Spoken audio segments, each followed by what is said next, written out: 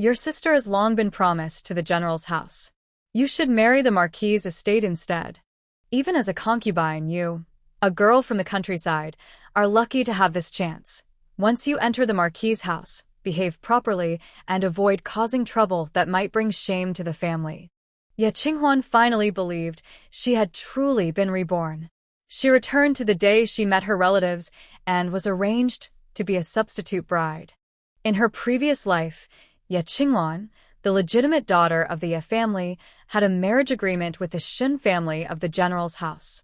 But a few days before, she accidentally fell into water and was saved by Jiang Shiming, the heir of the Chongning Marquis. Since they had skin contact, she was forced to marry him.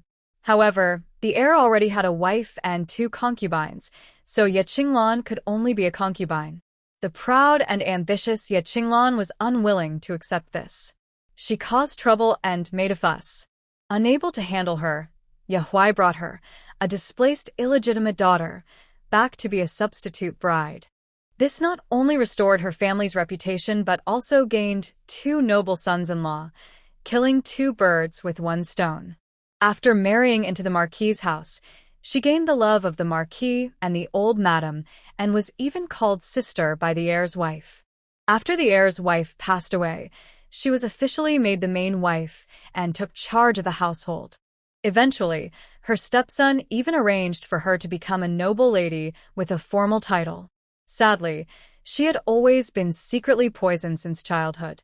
She died from poisoning just days after receiving her noble title. In her second life, if she could first remove the poison, she would live a long life and enjoy the honor of being a noble lady. Ye family couldn't keep her. It was better to marry out first. Ye Qinghuan was about to agree when Ye Qinglan ran over screaming, "The person saved from drowning by the heir is me. I should marry into the Marquis's house. Qinglan, are you crazy?" Ye Huai's face changed. "What's so good about being a concubine? General Shenlin has a bright future." Cough, cough. Ye Qinghuan coughed twice, reminding her biased father. The future concubine of the Marquis's house is still here. Dad, if the Marquis finds out about the switch, the family might be punished. Qinglan is willing to marry into the Marquis's house for the family's sake. Ye Qinglan acted sweet and gentle, pretending to care for her family, but her eyes were full of hatred when she looked at Ye Qinghuan. Not only did Shenlin have a side wife at home, but he also brought a close confidant from the border on the day of their wedding. The old madam gave the steward's authority to the side wife, and Shenlin favored his mistress. She, who was officially married, was left alone in an empty house and couldn't manage the household. Eventually, she was dismissed for being jealous. Meanwhile, the heir's wife in the Marquis's house would die of illness after half a year. Marrying into the house was only temporary hardship. After half a year, she would become the main lady of the Marquis's house. She had missed such a good opportunity in her previous life because she was confused. How could she let it slip away again? She wanted to become the main lady of the Marquis's house and have Ye Qinghuan suffer in the general's house. Dad, Mom. My mind is made up. Ye Qinglan knelt on the ground, tears streaming down her face. Madame Yi hurried forward, distressed, and helped her up.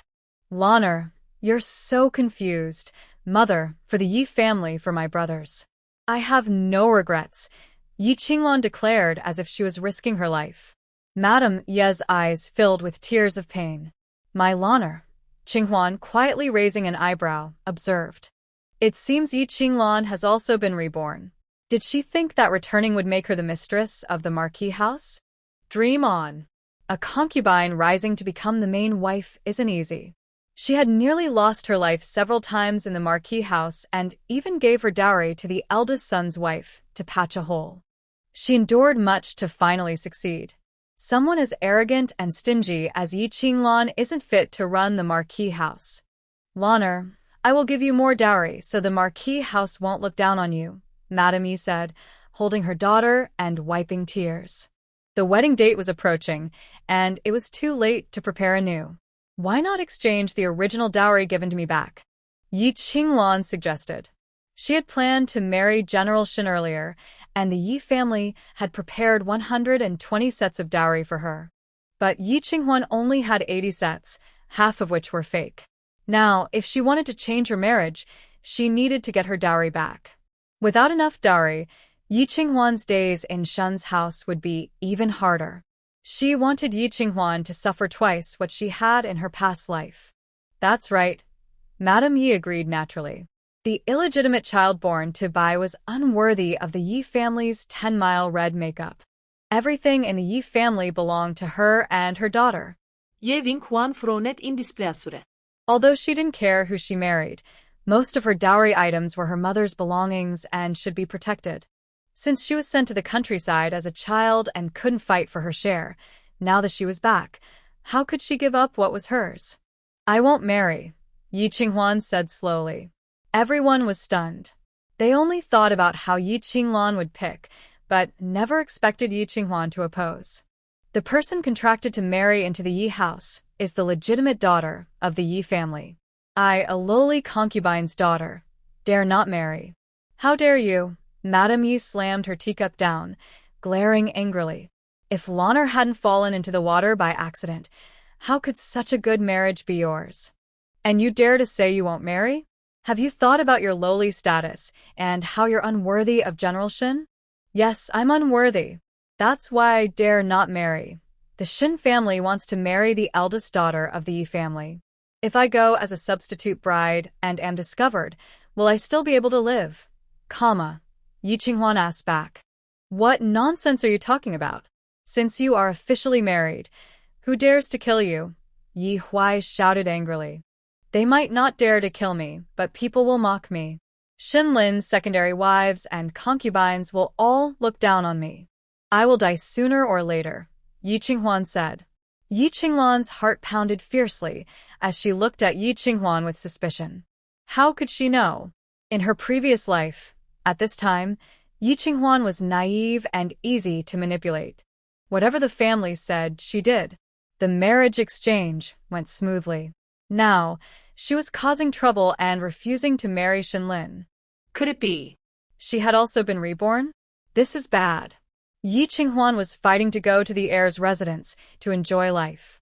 Mother, why don't you acknowledge my younger sister? As the legitimate second daughter, she won't be criticized for marrying out, Yi Qinglan suggested. Madame Yi frowned. Among Yi Huai's 3 concubines, she hated Bai Linglong, Yi Qinghuan's mother, the most.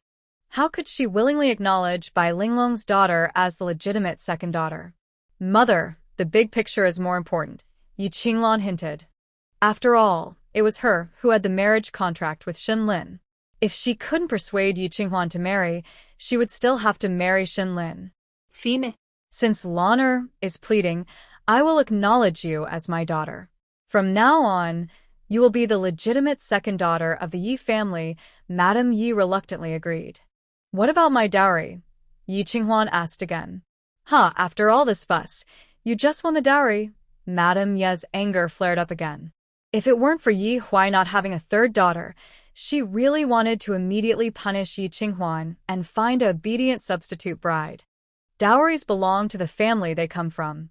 When I married into the Marquis's residence, I didn't complain about the 80 sets of dowry. Now I am marrying General Shin and the 120 sets prepared for Shin's family should be mine, Yi Qinghuan said. What kind of thing are you? Do you also want a grand wedding with 10 miles of red silk? Madame Yi gritted her teeth in anger. Yi Huai also turned to scold Yi Qinghuan. Have you had enough trouble, since the dowry suddenly changed? Isn't father afraid that General Shin will say that the Yi family is trying to climb up and look down on the Shin family? Is the status of the general's wife higher, or is the concubine of the Marquis's residence more respected? Yi Qinghuan retorted. Yi Huai shivered. Of course, the formal wife of the general, with her high status, was more important. The wedding of the Marquis's concubine had no ceremony at all. He had to muster up courage and discuss with Lord Chongning for a long time before they just had a simple send-off. No wedding banquet, just a bow to the main wife when entering the house. But the Shin family was different. The Shin family had a long history of military achievements, and their reputation was known throughout the land. The new head of the Shin family, Shin Lin, had an unlimited future. He not only doesn't want to offend but also plans to marry into the Shin family and seek their support for his sons. Yi Qinglan saw Yi Huai hesitating and felt very anxious. As reborn people, only fools would abandon the marquee house for Shinlin. The wedding is in 3 days, and the Yi family must marry off 2 daughters. If Yi Qinghuan insists on fighting to the end and reveals the truth to the Shin family, canceling the engagement, it would ruin the Yi family's reputation. This wouldn't be good for her, who is going to marry the heir's residence. More importantly, how can she take revenge? She must make Yi Qinghuan marry into the Shin family and make her suffer twice the pain she endured in her past life. Little sister, don't be angry with our parents. We are doing this for your good, Yi Qinglan said hypocritically. Since you want to fight for it, let her have the dowry, she added. Mother? Yi Forn exclaimed. Mother, right now the Yi family is in a tense situation. It's better to keep peace, Yi Qinglan said. Yi Huai stroked his beard and asked Yi Qinghuan, is it okay now? It's fine. Yi Qinghuan finally agreed. Yi Qinglan secretly breathed a sigh of relief. It seemed Yi Qinghuan hadn't truly been reborn, just heard rumors about Shin's family affairs. Are there really so many rebirths? Only someone like her, chosen by fate, deserves a second life. Yi Qinghuan observed Yi Qinglan's reaction and secretly chuckled. Did she think this time, winning the marquee house, would make her a glamorous mistress? How naive. After being placed in the most dilapidated Haitang courtyard of a Yi family, Yi Qinghuan wanted to find a doctor to see what poison she had ingested and who poisoned her. But she left the village in such a hurry that she forgot to take out her money. Now she had no money at all. Second miss, have some tea, said 2 young maids named Chunlan and Chunyan. They were temporarily assigned by Madame Yi from the miscellaneous servants and were honest and sensible. In her past life, they accompanied her to the marquee house and never betrayed her. Yi Qinghuan asked, do you have any money? Half an hour later, Yi Qinghuan appeared at the clinic. She had 10 copper coins borrowed from Chunyan and Xunlan in her purse. It was a little short, but better than nothing.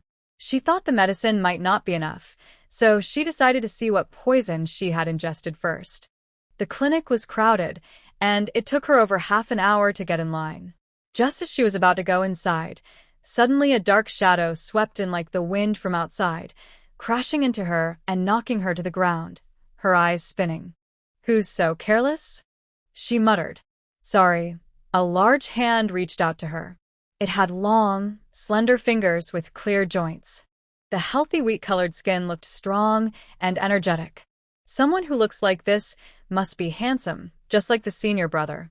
She wondered if he was kind and easy to talk to like him. Yi Qinghuan was planning in her mind, reaching out with her small, delicate hand. You bumped into me. You need to pay. Suddenly, the air fell silent, and everyone's eyes focused on Yi Qinghuan, including the old doctor, who was checking a patient's pulse. Je vinkuan bilinket nervosli. Faking injury in a medical clinic might require a medical exam. But she wasn't worried. This was a small matter. As long as she insisted she was dizzy, anxious, and had a concussion, the doctor couldn't say she was fine. If she managed to get some money, she could buy medicine today. Doctor, I feel anxious, dizzy, and I want to vomit. Yi Qinghuan supported her head with one hand and pushed herself up with the other, looking weak and helpless, as if she might collapse at any moment. Bang! A piece of paper slapped her face. Yi Qinghuan brushed it off and looked, eyes wide. A banknote. A full 100 taels. Is that enough? A cold voice sounded above her. Yi Qinghuan tilted her head back and saw a handsome face. Sharp eyebrows, bright eyes, a high nose, and dark, piercing eyes like black stones. His aura was commanding, steady, and firm like blue stone. He looked very handsome, more handsome than her senior brother. How long are you going to stare? The man opened his thin lips, his tone cold and impatient. Where did this little flirt come from? Staring at him so openly. How shameless. Yi Qinghuan snapped back to her senses, pocketed the money, and got up. I wasn't looking at you. I just have a pain somewhere and can't get up. Humph. The man snorted softly, walking past her toward the doctor. General Shun is here? Please, have a seat. Yi Qinghuan suddenly turned around. General Shen? In her previous life, the only general returning to the capital at this time was Shen Lin. Could it be a coincidence? Shen Lin was already seated, but he wasn't checking a pulse. Instead, he said, Nian Nian has a fever again. Nian Nian, Zhou Nian Nian. Shen Lin, the beautiful confidant he brought back from the frontier. It was definitely Shen Lin. Trying to extort money from her fiancé was a bit too much. Yi Qinghuan hurriedly ran away like the wind. She hoped Shen Lin wouldn't remember her. In Shengjing, a bustling city, there were no shortages of medical clinics. Yi Qinghuan found her answer on another street. Mrs. Poisoned with a strange toxin. I am unable to cure her. Strange toxin? Yi Qinghuan's heart sank. She changed clinics again. But she visited all the clinics in Shengjing, and the answer was always the same. Unknown strange toxin, no cure. If she couldn't detoxify the poison, no matter how hard she tried, she couldn't change her fate of dying from the poison or suffering a bad end. Who was the one who poisoned her? When did they do it? When she returned to the Yi family, it was already completely dark. The Haiding courtyard was dark and silent, with a tense atmosphere. Yi Qinghuan became alert, standing at the gate and calling out, Chunlan? Chun Yan. No one answered. Suddenly, the yard was brightly lit, almost blinding her. You still remember to come back. Lady Yi sat calmly in the corridor, surrounded by more than 10 maids, nannies, and guards. Chun Yan and Chunlan knelt on the ground, trembling. Yi Qinghuan, how bold of you, Lady Yi said coldly. You want to be the legitimate daughter and get a dowry? We've already agreed to that. And now you want to run away? No. Still dare to talk back? Come here, hold her down. Yi Qinghuan wanted to explain, but Lady Yi interrupted quickly and gave orders. 2 nannies stepped forward, ready to take action. Seeing their skilled gestures, Yi Qinghuan understood immediately. This was a punishment only used in the palace, twisting soft flesh to cause pain without leaving obvious marks. In 3 days, she was supposed to marry Shen Lin. If she got hurt now, what about the wedding night? Would the groom feel pain with every touch? Would he suspect she was not pure and had been with another man? If so, she wouldn't need to wait for the poison to take effect. On her wedding night, Shen Lin would be the one to suffer. Lady Yi was truly malicious. There's no need for you to hit me. I'm already poisoned and about to die, Yi Qinghuan said. The 2 nannies looked at each other in confusion. What did you say? Poisoned. Lady Ye's expression changed drastically. She hurried over to Yi Qinghuan. I've been to all the medical clinics in Shengjing today, but no one can save me. How could you be poisoned without reason? I don't know. It just happened. The poison in Shengjing isn't detectable. Lady Yi looked at Yi Qinghuan's hopeless expression and suddenly remembered 15 years ago. Could it be? Yi Qinghuan stared at Lady Yi. Could she be the one who poisoned her? Mother. Qinghuan, do you feel uncomfortable? Is anything hurting? Lady Yi snapped back to her senses, nervously interrupting Yi Qinghuan and showing concern. I don't feel anything right now. That's good. Lady Yi let out a heavy sigh of relief. There were only 3 days until the wedding. As long as Yi Qinghuan held on until then, whatever happened afterward wouldn't matter to the Yi family. Mother, well, the poison I took hurt very much. Yi Qinghuan pretended to be scared and asked. Whether you say it or not, you're too delicate. You have no symptoms, so stop overthinking. Maybe the doctors misdiagnosed. Lady Yi almost said of course, but quickly changed her words at the last moment. Her awkward way of speaking confirmed one thing to Yi Qinghuan. Her stepmother knew what poison she had taken and was sure it would hurt when it acted. Perhaps this poison was even placed by her stepmother. Mother, I am not daydreaming. I am about to marry into the Shen family, and I am afraid I might cause trouble for my family on my wedding night. Yi Qinghuan pinched her thigh, tears quickly filling her eyes. Her pitiful look really resembled Bai Linglong from back then. Madam, Yi was touched again. She looked away to hide her rising anger and said, It won't happen. Are you so sure, mother? Yi Qinghuan asked again. Is there anything wrong with you now? Rest early and don't worry too much, Madame Yi replied, then hurriedly left with her people. The grand scene didn't even have a single blank shot. It's strange. Yi Qinghuan stared at Madame Ye's back and loudly said, Mother, today I visited all the medical clinics in Shengjing. They all know that the second Miss Yi is poisoned with a strange toxin. Madame Yi staggered and nearly fell. How could the girls spread her poisoning everywhere? If the Shin family finds out, they might come to break off the marriage. Wouldn't the Yi family be laughed at all over Xingjing?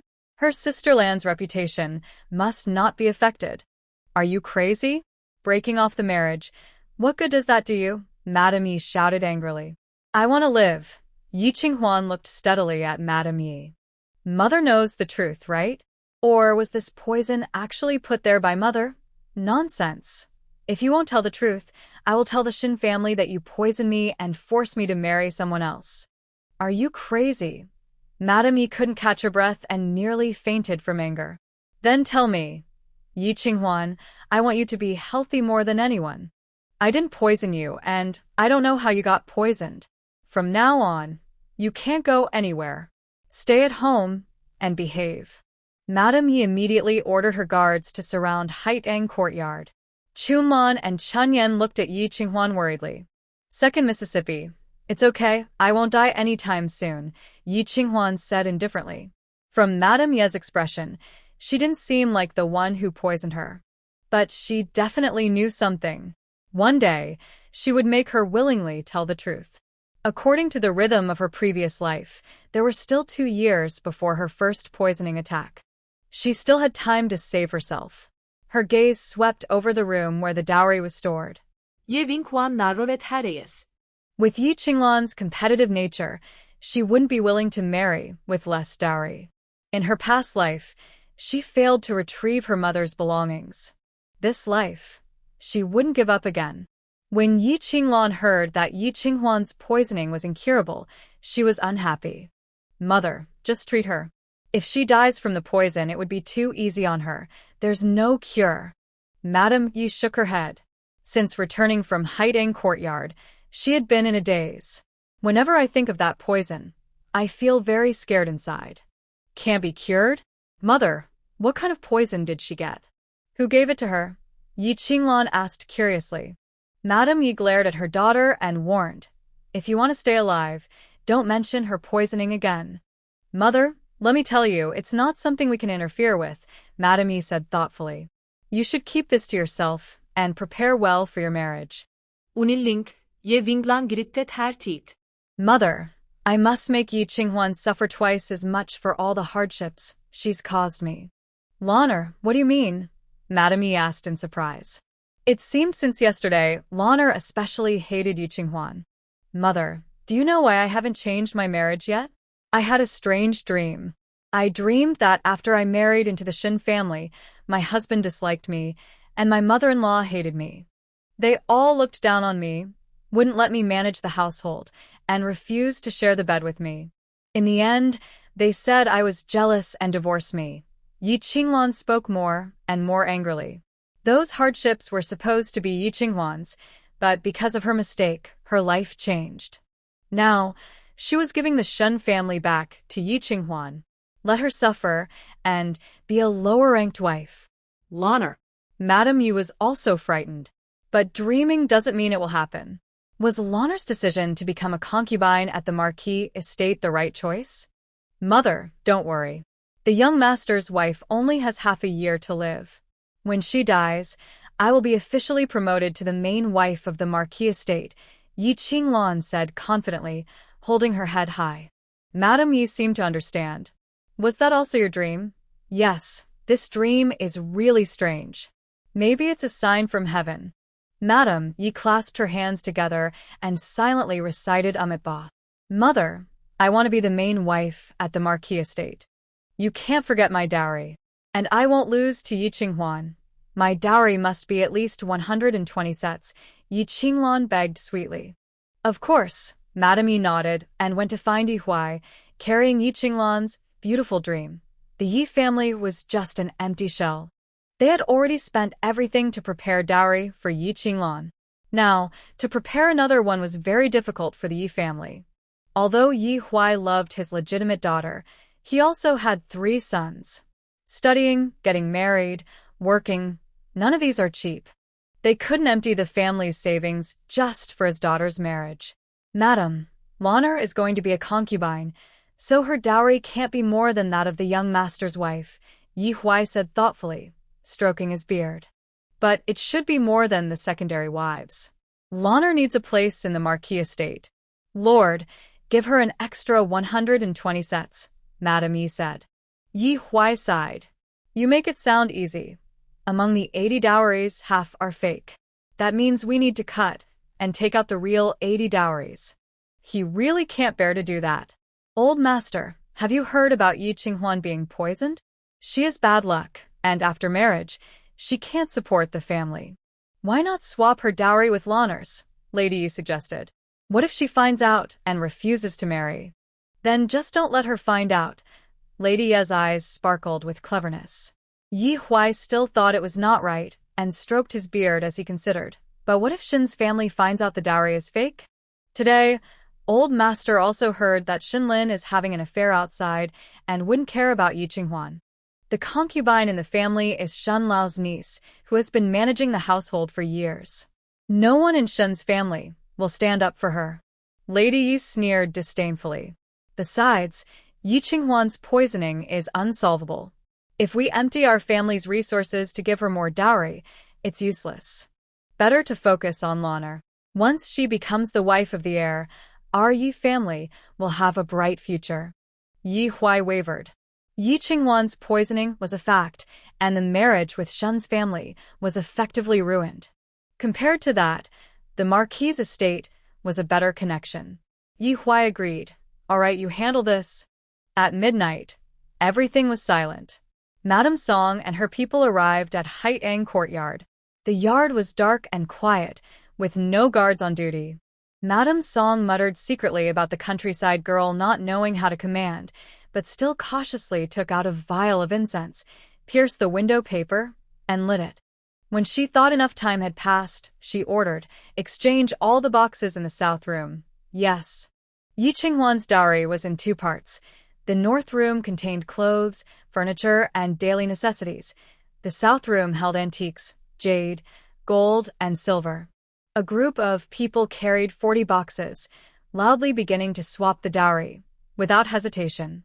As each box of real dowry was carried out of the yard, Yi Qinghuan's room remained silent. Madame Song was satisfied and turned to report to Lady Yi. Suddenly, a loud shout. Daring thief! Lights turned on in Haitang Courtyard, and Yi Qinghuan appeared refreshed, followed by 2 officers. Madame Song, how dare you bring people here to swap my dowry? Yi Qinghuan scolded loudly, then said to the officers, Officer, arrest them all. Madame Song looked at Yi Qinghuan in disbelief, then at the incense tube stuck in her bedroom window. Why wasn't she affected by the incense? When did she leave the room? The door was still tightly closed. Bold thief, how dare you steal the lady's belongings? Come with us to the yamen for questioning.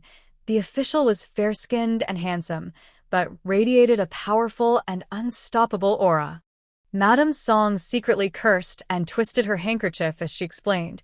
Miss Second misunderstood. I am here to deliver some items. Deliver what? These boxes. Yi Qinghuan sneered coldly, playing with a large red flower attached to one of the boxes. Yes, Madame Song forced herself to speak. These are new cosmetics for you. Because Haitang Courtyard is too small to hold everything, we moved some to another place.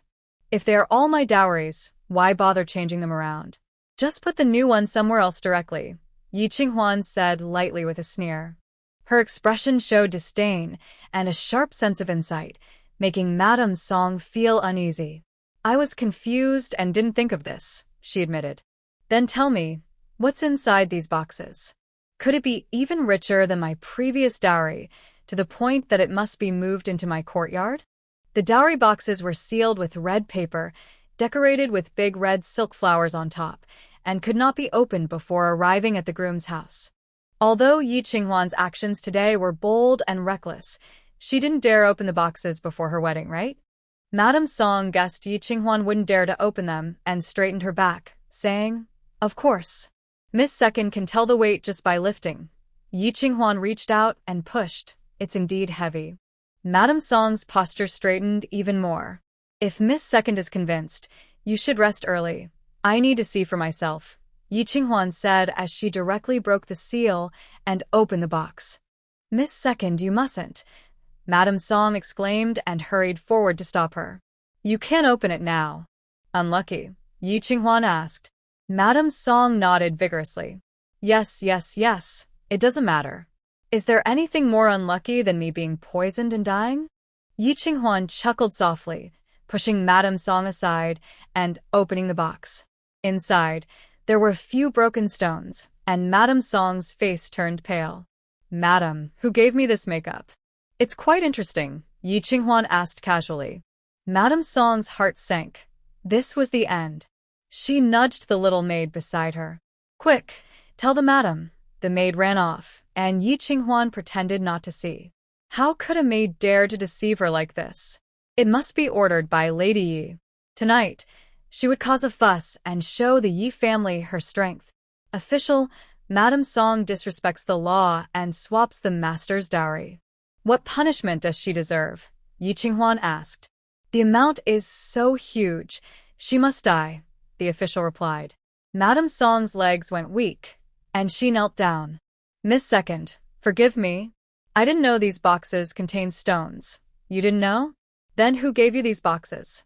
And who ordered you to swap them?" Yi Qinghuan pressed. Madame Song dared not reveal Lady Ye's whereabouts. She could only stay silent and wait anxiously. Lady Yi must have a way to save her. Soon, Yi Huai and Lady Yi hurriedly arrived. Seeing the scene before them, both their faces looked grim. Being confined still led to trouble, worse than Bai Linglong's past mistakes. Lady Yi raised her hand and slapped. "You bold servant! How dare you deceive your master and swap the dowry?" Madame Song was stunned. "Madam, who gave you the courage to do such a despicable act?" Lady Yi was furious and panting. "Come here, drag this servant down and punish her with 30 strokes." Madame Song sighed in relief. It turned out the madam was protecting her. Facing punishment at home was better than dying at the yamen. "Mother, this matter is serious. I have reported it to the officials," Yi Qinghuan said. Lady Yi took a deep breath and tried to soothe her tone. "Qinghuan, family shame should not be made public. Let mother handle this. Madame Song is the wet nurse of the family, respected by everyone. Now she has committed theft, which not only damages my mother's reputation but also sets a bad example. If the authorities do not punish her strictly, the entire Yi household might lose their courage and become unruly," Yi Qinghuan said passionately, with reason in her words. A plain-clothed officer stepped forward and bowed. "Master Yi, Qin Baochen." Yi Huai was surprised. Qin Baochen, the son of Qin Feng, Deputy General under Shen Lin. He saw the Yi family's disgrace. Didn't that mean Shen Lin also knew? This can't happen. It must be resolved smoothly. Yi Huai's eyes suddenly changed, and he drew Qin Baochen's sword to stab Madame Song. "Evil servant deceives her master. She must be punished." "Master, no." Lady Yi was terrified and wanted to stop him, but Yi Huai kicked her aside. "It's all your fault for not managing your subordinates well." The sword was raised and swung down. Madame Song's blood splattered, and she died on the spot. Lady Yi's vision blurred, and she fainted. This was her wet nurse. Yi Qinghuan looked at the plain-clothed officer in shock. Was it really him? She had already guessed that the Yi family wouldn't truly give her 120 dowry chests. That night, she secretly hired 2 officers to guard her dowry. She didn't expect to really cause a fuss, just wanted to scare the Yi family so they wouldn't dare to touch her dowry.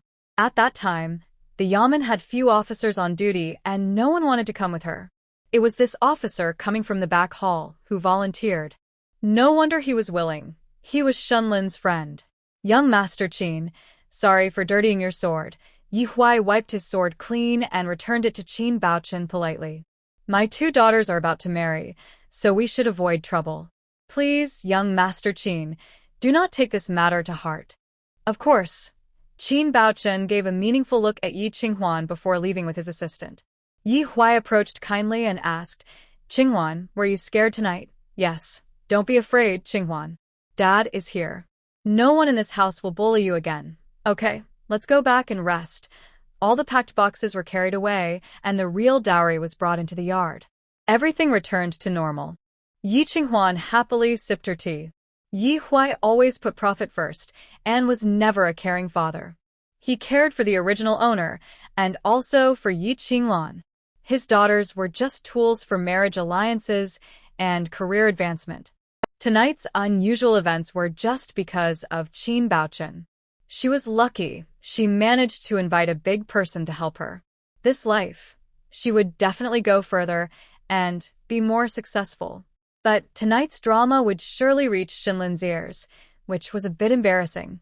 The death of Granny Song served as a warning, and the Yi family became quiet, no longer interested in the dowry. Yi Qinghuan was very satisfied. She ate, drank, and slept as she pleased. When bored, she counted her dowry. From the hand warmer to the chamber pot, from clothes to coffins, everything was prepared thoroughly. Most of these belonged to her mother. About her biological mother, Bai Linglong, she only learned about her after her marriage in her previous life. Bai was a wealthy girl from Jiangnan who brought a huge dowry north to marry Yi Huai. But she died of a difficult childbirth after just a year. She also lost contact with the Bai family for some reason. She never saw anyone from Bai before she died from poisoning. There must be secrets. Second miss, the auspicious time has come. It's time to put on the bridal veil, Chen Yan cheerfully reminded. Yi Qinghuan withdrew her thoughts. Okay. Joyful music played and Yi Qinghuan, supported by two joyful matchmakers, stepped towards her new future. It didn't matter who she married. What mattered was that she wanted to live well this life. So, as soon as Yi Qinghuan got into the wedding sedan, she started to doze off. In her previous life, on her wedding night, she waited in the bridal chamber for the heir until midnight, then was exhausted and finally fell asleep. The next day, she woke up late for tea greeting and was scolded by her in-laws. Luckily, the heir's wife was kind and helped her out. Now that she was married to the Shin family, she didn't know what to expect. She needed to rest well and definitely couldn't be late tomorrow morning. The wedding sedan swayed rhythmically, and Yi Qinghuan was sleeping deeply inside. In her dream, she was being bullied on her wedding night. Her clothes were torn, and she had countless bite marks, feeling utterly miserable. Suddenly, a violent jolt shook the sedan, causing it to fall heavily to the ground, waking her up. Chen Yan, what's going on? Yi Qinghuan shook her head, feeling a painful bump on her head, and asked. The wedding sedan cannot stop before reaching the bride's family. Something must have gone wrong. Does Yi Qinglan not want to change anymore? Second miss. A girl in red is blocking the sedan. Chen Yan said nervously, clearly unfamiliar with such a scene. Ye Ving Quan Fronet. A girl in red? Who is she? She said her surname is Zhou. Zhou Nian Nian. It must be her. Yi Corporation, you are just relying on your good background and family status. The general doesn't like you at all. Zhou Nian Nian's shouting drew more onlookers, and everyone started talking. They were waiting to see how the future wife would fight with the outsider. Another wedding procession also stopped. It was Yi Qinglan. She sat in the wedding sedan, smiling happily, listening and waiting. This Zhou Nian Nian, relying on her martial skills and Shunlin's favoritism, was very arrogant and domineering. In her past life, she was knocked off her bridal sedan and couldn't accept it, so she got out to argue. But she ended up getting whipped by Zhou Nian Nian. This life, she deliberately changed the route of the sedan to walk the same path as Yi Qinghuan, just to see her embarrassed and beaten. Let the whip come harder. Yi Corporation, I advise you to turn back early and not insist on things that don't belong to you. Zhou Nian Nian, riding on her horse, waved her long whip fiercely. She was stunning and commanding. Wearing a dazzling red dress, she clearly came to compete with the bride for attention. Yi Qingwan's anger turned into a smile. She thought Zhou Nian Nian was a powerful character, but she was so impatient. Today, the wedding sedan was forced to stop, and it wasn't just her face that was lost, It was also the Shun family's. The Yi family's marriage was personally requested by old Madame Shen. Zhou Nian was not favored by old Madame Shen to begin with, and now she was causing trouble publicly. Will she still be able to officially enter the Shun family in the future? Yi Qinghuan sat in the bridal sedan, calmly saying, "Marriage is a matter decided by parents and matchmakers. Miss Zhou, why not go talk to old Madame Shen? Are you trying to use old Madame Shen to pressure me?" Zhou Nian was furious, swinging her long whip to hit the sedan. The Vice General Yu Wu, responsible for welcoming the bride, held her back. "Miss Zhou, please don't. Yu Wu, let go. Today, I want her to taste my power," Zhou Nian shouted. People started talking. "That woman is really arrogant. Vice General Yu calls her miss. Maybe she's not even an outsider. It's just a pity for the Yi girl, suffering such humiliation on her wedding day." Yi Qinghuan wanted the public opinion. In the Great Xia customs, brothers usually escort the bride. Shenlin's half-brother was married, and his younger brother was disabled. So, today the escort was Vice General Yu Wu. Shenlin was not present, so there was no bias, giving her more room to act. "Miss Zhou, could it be that the old lady cannot control you either?" Yi Qinghuan sat in the bridal sedan, further provoking Zhou Nianian. "Yi family, you're asking for trouble. Miss Zhou, this is not allowed." Zhou Nianian and Yu rushed forward and pulled back respectively. Everyone knew that Zhou Nianian was not favored by old Madame Shen. If she dared to argue with Yi Qinghuan in front of everyone today, she would never be allowed into the Shun household again. Not arguing would be like admitting defeat. How could she accept that? Zhou Nianian angrily glared at the bridal sedan, wishing her gaze could pierce through the curtain and destroy Yi Qinghuan. "Miss Zhou, you should go back quickly.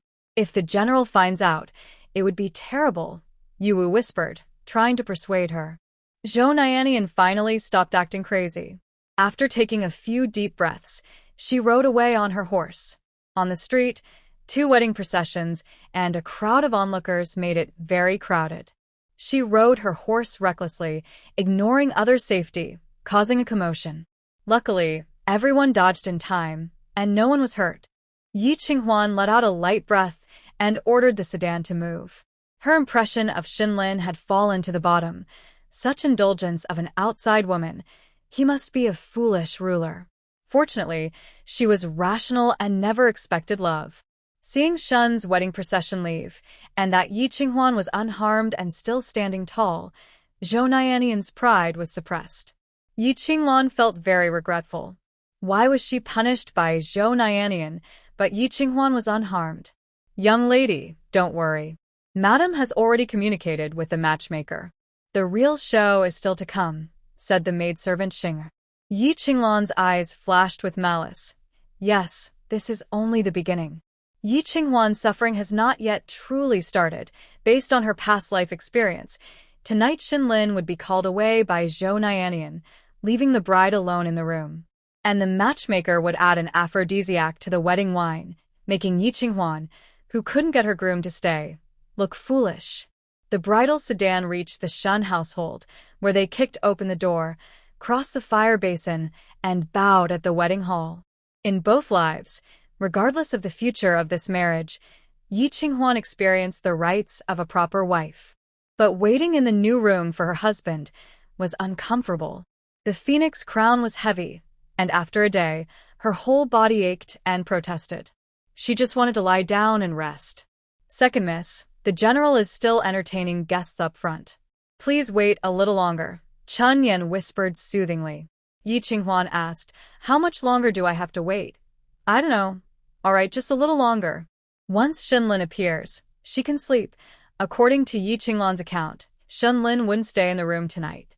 The process of removing her veil hadn't even finished when Zhou Nianian called her away. On her wedding night, she was alone in an empty room, which became a lifelong emotional burden for Yi Qinghuan. But she didn't care. She never wanted Shenlin to stay in their marriage. In her past life, on the wedding night with the heir, only one word could describe it. Painful. So painful. Love and intimacy were so uncomfortable that she didn't want to experience it again. In the future, Shenlin was not to touch her. Miss Second, today's matchmaker said Miss Zhou might not be easy to deal with. When the general arrives later, you must make sure he stays, said Granny Wang, the matchmaker. Ye Wing Huan Frovnet. Both matchmakers were sent by Madame Yi, meant to look out for her. Surely, they had hidden motives. Finally, Shunlin arrived.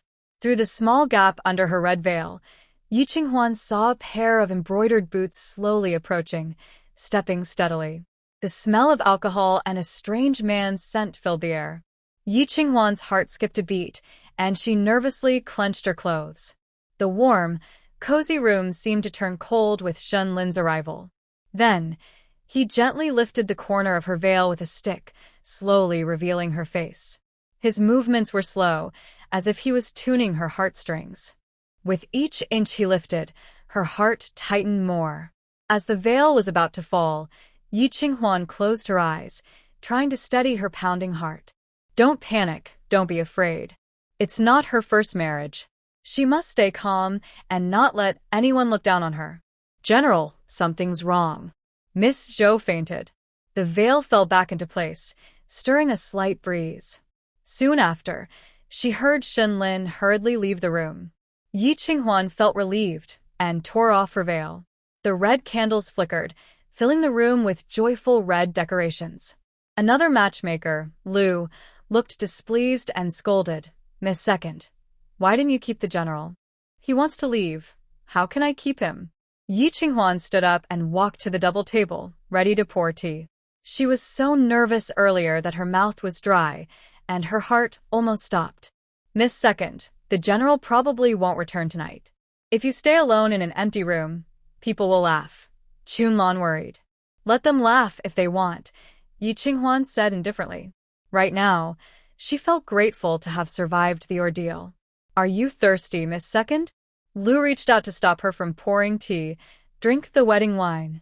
Otherwise, if someone comes tomorrow morning and sees it untouched, it won't look good. Who would let the bride drink all the wedding wine alone? Thinking about how these two matchmakers had been so kind earlier, Yi Qinghuan became more cautious. I don't handle alcohol well. Tea is fine. No. Tomorrow morning Madame Shun will send someone to check. If they see the wedding wine untouched, they'll be angry, Lu insisted. Then just pour it out. Yi Qinghuan raised her wine cup, pretending to pour it out. Mrs. Lu, nervous and ignoring manners, grabbed her hand. Second miss, what are you really doing? Doing, Yi Qinghuan sneered. Maybe you're the old fool trying to cause trouble by adding something to the wine? Mrs. Lu and Mrs. Wang's faces changed drastically. Second miss, how can you falsely accuse someone with such words? I want to find Madame Shun to settle this.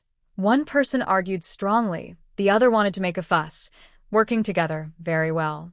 In her past life, Yi Qinghuan might have been scared by them. To hide the shame of not having a groom on her wedding night, she swallowed her pride and drank the wedding wine silently. But now, beneath her 15-year-old appearance, is a 30-year-old soul. Fine. Let's make a scene. Yi Qinghuan suddenly moved, releasing Mrs. Wang's arm. While she wailed, she poured the wedding wine into her mouth. By the time Mrs. Wang realized what was happening, it was too late. Second miss, what are you doing? Mrs. Wang shouted. The wine had a large dose of a love potion, making it impossible to resist. Second miss, please let her go. We should leave now, Mrs. Lu urged, eager to take Mrs. Wang away. Don't think you can leave either. Yi Qinghuan picked up another cup of wedding wine. Mrs. Lu was terrified and ran out the door. Someone's attacking. Second miss is attacking. Chun Lan and Chun Yan were stunned, trembling. Second Mississippi, it's fine. No point sitting around tonight. Let's tidy up the household. Yi Qinghuan sat down calmly, steady as a mountain. The potion was very strong. Soon, Mrs. Wang's face turned red, and she was breathing heavily. She wanted to stand up, but her legs felt like they were filled with lead, unable to move. She could only glare at Yi Qinghuan angrily, like a trapped beast roaring. You know martial arts? Aren't you our second miss? I don't know martial arts, but I can do other things, Yi Qinghuan sneered. Besides releasing arms, she also knew how to break bones and tendons, taught by her senior brother. She hadn't used her skills in a while, so her hands were a bit stiff. She decided to practice a little more. Soon, Mrs. Wang was screaming loudly, attracting the entire Shin residence. Old Madam Shun hurried over, accompanied by Su Jinxiu, who was in the side room. Seeing the scene in the bridal chamber, both were stunned. Where's Shinlin? What's going on here? Mother, Yi Qinghuan stood up to greet her. The general had to leave for an urgent matter. The wedding lady in the bridal chamber drugged me to make me drink the wedding wine. That's why I dealt with them. Old Madam Shun's face changed drastically as she looked at Mrs. Wang. Mrs. Wang twisted uncomfortably, whimpering softly. The effect of the drug was obvious. Su Jinxiu's face was complicated, her hand clutching an embroidered handkerchief tightly. Unlike Zhou Niannian's bright and charming appearance, Su Jinxiu looked plain and delicate, her figure weak and gentle. In her past life, Yi Qinghuan became the wife of the heir. She was entrusted by Yi Huai to support Yi Qinglan at the Shin family and had met Su Jinxiu once. She seemed delicate, but was actually clever and resourceful, not to be underestimated. Currently, she hadn't officially drunk the side consort tea, so she pretended not to know. Mother, the Yi family's governance is poor, and you've been made a fool of. I'll send them away to prevent tonight's incident from damaging the reputation of Shun and Yi families, Yi Qinghuan said. Old Madam Shin looked displeased and grim. They are part of the Yi family. Just handle them as you see fit. Thank you for your understanding, Mother, Yi Qinghuan said with a gentle bow. Then she ordered, send someone to make her mute. Take her contract from the Yi residence and sell it to the pawn shop. Also, deal with Lu who ran out of the courtyard just now. Yes, the guards immediately carried out the orders, dragging away the confused Wang. Their decisive and ruthless attitude made the servants of both the Yi and Shin families very afraid. Su Jinxiu lowered her head silently, thinking that the matriarch was so ruthless that she might be difficult to get along with later.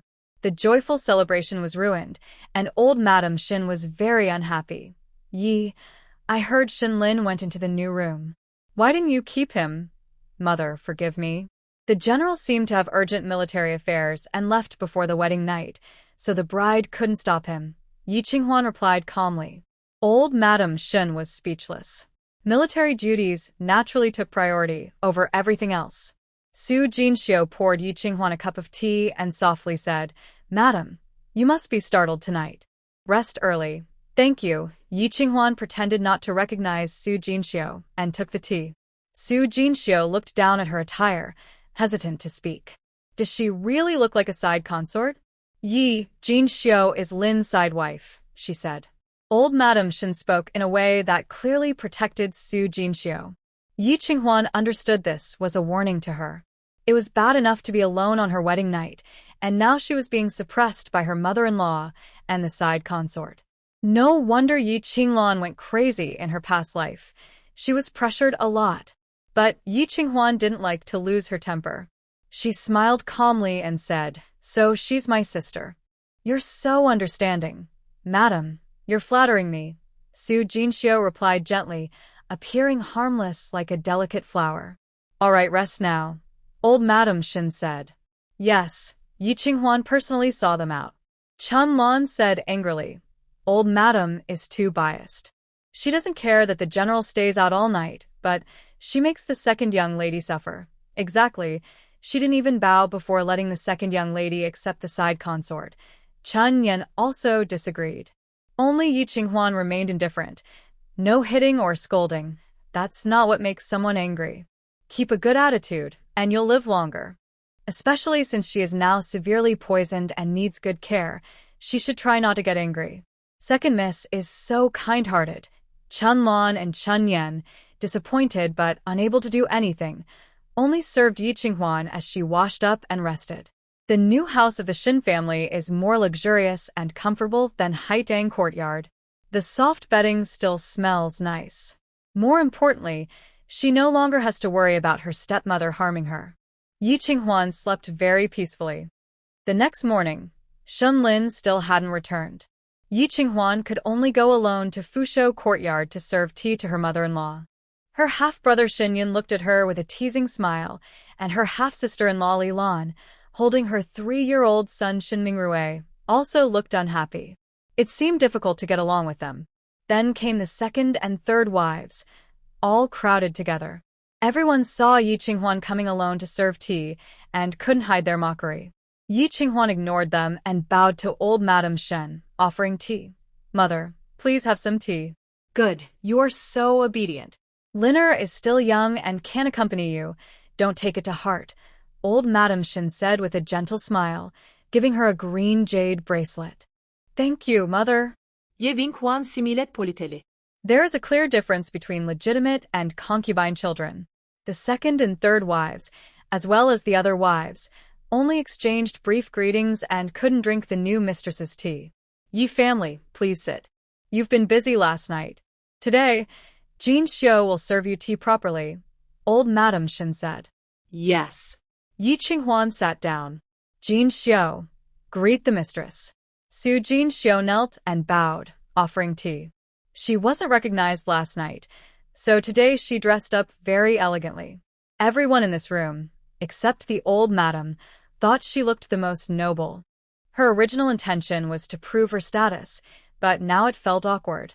Because Yi Qinghuan hadn't dressed up deliberately. Her makeup was simple and elegant, with only 2 pearl hairpins in her cloud bun. How could a concubine look better than the main wife, who just entered? Su Jinxiu maintained a proper smile, feeling very angry. Yi Qinghuan must have done this on purpose, trying to embarrass her publicly. "Sister, please get up." Yi Qinghuan sipped her tea and placed a fine white jade hairpin on the tray. Such a valuable gift made everyone jealous. Is Yi Qinghuan foolish? She entered without showing her strength, and now she expects the concubine to be superior? Su Jinxiu also found it strange and dared not get up from kneeling. Until Yi Qinghuan said again, "Sister, the ground is cold. Please don't kneel anymore." "Thank you, madam." Su Jinxiu finally stood up. Seeing that Yi Qinghuan didn't seem to want to embarrass her, she took off her waist badge and offered it. "Madam, this is the family's token. In the past, there was no mistress in the house, and the old madam asked me to assist with managing the household. Now that you've entered, the authority of the head of the family should be returned to you." Sister-in-law Li Lan looked enviously at the card game and subtly stepped on her husband Shenyan's foot. Shenyan felt the pain but dared not complain. Clearly, he was afraid of his wife. Yi Qinghuan pretended not to notice these small actions and smiled softly, saying, "I just arrived at the mansion and am not familiar with the household affairs. I will leave the management of the household to my sister." "Really?" Su Jinxiu looked up in surprise. Everyone else was also surprised. The new wife letting her secondary wife continue managing the household? Is she crazy? Old Madame Shen also asked, "Yi, what do you mean?" "Mother, let the daughter-in-law get familiar with the house first."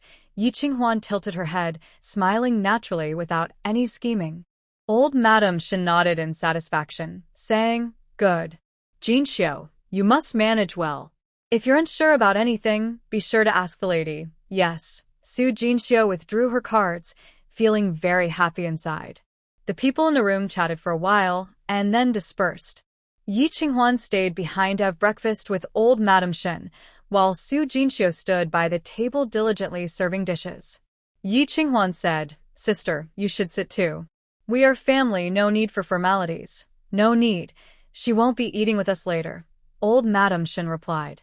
Yi Qinghuan didn't insist and politely finished her breakfast before returning to Jinfeng courtyard. As soon as she entered the yard and closed the door, Chunlan complained, "Second miss, why didn't you accept the cards? Do you think she genuinely handed over the management authority?" Yi Qinghuan asked. Chunlan and Chunyan looked at each other. Su Jinxiu was carefully chosen by old Madame Shen to manage the household.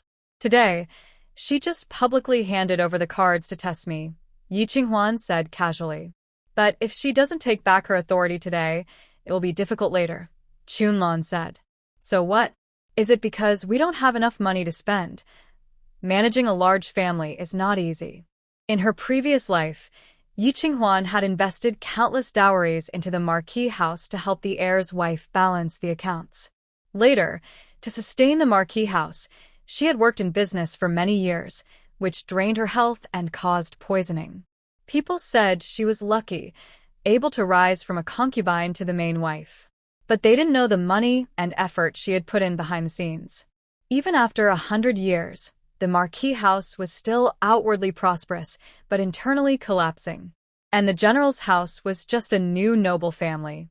From Shunlin's father, Shinhe, being appointed general, to now, only 30 years had passed. How much reserve funds could they have? Maybe they weren't even richer than her. Instead of spending her own money to help others manage the household, it was better to guard her own small treasury. At that moment, the butler came to report, "Madam, someone from the Yi residence is here." "Who is it?" "Madam Li," saying she was sent by Lady Yi. "Let her in." "Yes." Madam Li, no longer as arrogant as usual, respectfully offered the item with both hands. "Second miss." Madam asked the old servant to deliver the contract of Spring Orchid and Spring Swallow. "This small matter is not worth troubling, mother. Please tell Madam that Qing Huan is very grateful." Yi Qing Huan sat calmly and said lightly. Madam Li lowered her eyes in response, then asked, "Madam also wants to hear something from Second Mississippi." "What is it?" "Last night, how is Second Miss's health?" "Did she sleep with the young master?" "I'm fine. However, the young master wasn't home last night, so they didn't sleep together." Madam Li seemed to breathe a sigh of relief and took her leave. Yi Qing Huan waved the contract to her hand and smiled at the two maids. "I said I would take back your contracts. Do you believe me now? Second Miss is incredibly clever. The maidservants believe in you. From now on, we will only serve Second Mississippi." Chun Lan and Chun Yen happily knelt down and kowtowed to show their loyalty. Yi Qing Huan also smiled. From now on, she had her own people. She planned to buy a few capable young men to gradually strengthen her influence. Already telling her family about this so quickly, suddenly a tall figure stepped in. After exchanging a meaningful glance with Yi Qing Huan, he asked with a deep tone, "Is it you, General?" Yi Qing Huan's smile froze on her face. What was coming still came. Shameless woman. Shenlin's face, usually tired, now looked icy. The wife his mother carefully chose for him was actually that greedy, lustful woman from the clinic. Shenlin directly bypassed Yi Qing Huan and went into the inner room. Whether it was an illusion or not, Yi Qing Huan smelled a hint of blood. Shi Jojo nose, staring at Shenlin's back. It was no longer last night's wedding dress, but a dark-colored outfit. Some areas seemed darker, as if soaked with blood. Was it blood? Did he go to see Zhou Nian last night, or did he get into a fight? On their wedding night, instead of staying for the wedding celebration, he hurried to get hurt. She had seen this kind of thing only once before in her life. Quite fresh. Shenlin found a set of clothes and changed without hesitation. Under his dark clothes, his wheat-colored skin was strong and powerful. Yi Qing Huan's heart suddenly pounded wildly. Embarrassed, her face turned red, and she quickly turned her back. Because of his presence, the atmosphere seemed to change. Unlike last night's coldness, each breath now carried heat. Not feeling lustful today, Shenlin turned to look at Yi Qing Huan, crumpled his old clothes into a ball, and threw them away. Immediately, a guard took them away. Then he lay down and went to sleep. Yi Qing Huan's lips twitched. This was her bed. She was about to take a nap. "I heard that there was a lot of noise at home last night," Shenlin asked with his eyes closed. "It was just a small matter, and it's already been resolved." Yi Qing Huan paused, then added, "With the military affairs busy, I can understand that." "Pretending to be generous?" Shenlin sneered disdainfully. Yi Qing Huan cursed silently in her heart. "If you can find a mistress on your wedding night, should I pretend to be generous, or would I have to argue with you? Wasn't it Yi Qinglan who lost out on her wedding night?" Unable to stop Shenlin, she went to complain to her mother-in-law, only to be scolded. Even if the mother and son didn't get along well, they were still family, and naturally, she would protect her son. She wasn't stupid, so she didn't want to bother with this unpleasantness. "Rest assured, General, I am not jealous and won't interfere with your life. From now on, do as you please, without worrying about me. When necessary, I can also cover for you." Yi Qinghuan carefully and seriously chose her words. The man on the bed didn't reply for a long time. Just when she thought he had fallen asleep, Shenlin responded with 2 words. Very good. Yi Qinghuan breathed a sigh of relief. On the first day of their marriage, she finally got through the 2 hurdles, her mother-in-law and her husband. She wouldn't compete for power with a concubine or seek favor from outside women. She just wanted to get rid of the poison and live well. Shenlin slept soundly, and Yi Qinghuan was also feeling sleepy. But she didn't dare to fight for the bed with him, so she took her maid outside to walk and wake herself up. Just at the front yard, she encountered a lively scene. Zhou Nian, you forced me to death. Die. If you dare, crash into the wall or jump into the lake. Show me. Zhou Nian, don't push people too far. I will push you as far as I want, so what? The unreasonable Zhou Nian and the crying Su Jinxiu. What a lively scene. Yi Qinghuan planned to go around, but she was called out. Qinghuan, go deal with this. Mother? Yi Qinghuan's face darkened. She didn't manage the household and wondered why she had to handle such trivial matters. Besides, since she was standing here, why didn't she go and take care of it? Qinghuan, you are Shen family's bride. From now on, this family will be yours, old Madam, Shen said meaningfully. Yi Qinghuan felt a headache. Mother, the general is back. Why not let him handle it? He's busy. Besides, women's matters shouldn't trouble him. All right, you all think you're so special. Yi Qinghuan sighed and was forced to join the scene. When Su Jinxiu saw her, she immediately ran over to complain. Madam, you need to control her. She's so unreasonable. She's controlling me? That's a joke. If you hadn't stopped me yesterday, I would have whipped her face. Zhou Nian puffed up her chest proudly, with disdain in her eyes. Su Jinxiu trembled with anger. How can you treat Madam like that? I have been wild for a long time. You should get used to it. Zhou Nian said this to Su Jinxiu, but her eyes kept looking at Yi Qinghuan with a teasing smile. Yi Qinghuan asked, should I call you Miss Zhou or Mrs. Shen? Zhou Nian's face immediately turned red with anger. She is not really Shenlin's official wife. She is the most unimportant person in this family. She doesn't even get the title, Mrs. Shen. The special kind of love she receives is something only she knows the truth about. Now, being questioned by Yi Qinghuan, it felt like a heavy knife was stabbing her heart, hurting deeply. If it's inconvenient for you to answer, I will just call you Miss Zhou, Yi Qinghuan said kindly. She cares a lot and favors her, but she refuses to give her the status of a wife. Perhaps Zhou Nian is not as favored as the outside world says. What's inconvenient? I don't want to answer. Zhou Nian sneered to hide her pain. Yi Qinghuan nodded. Anyway, this is the Shen residence. Sister Su is a concubine listed in the family tree and helps her mother manage the household.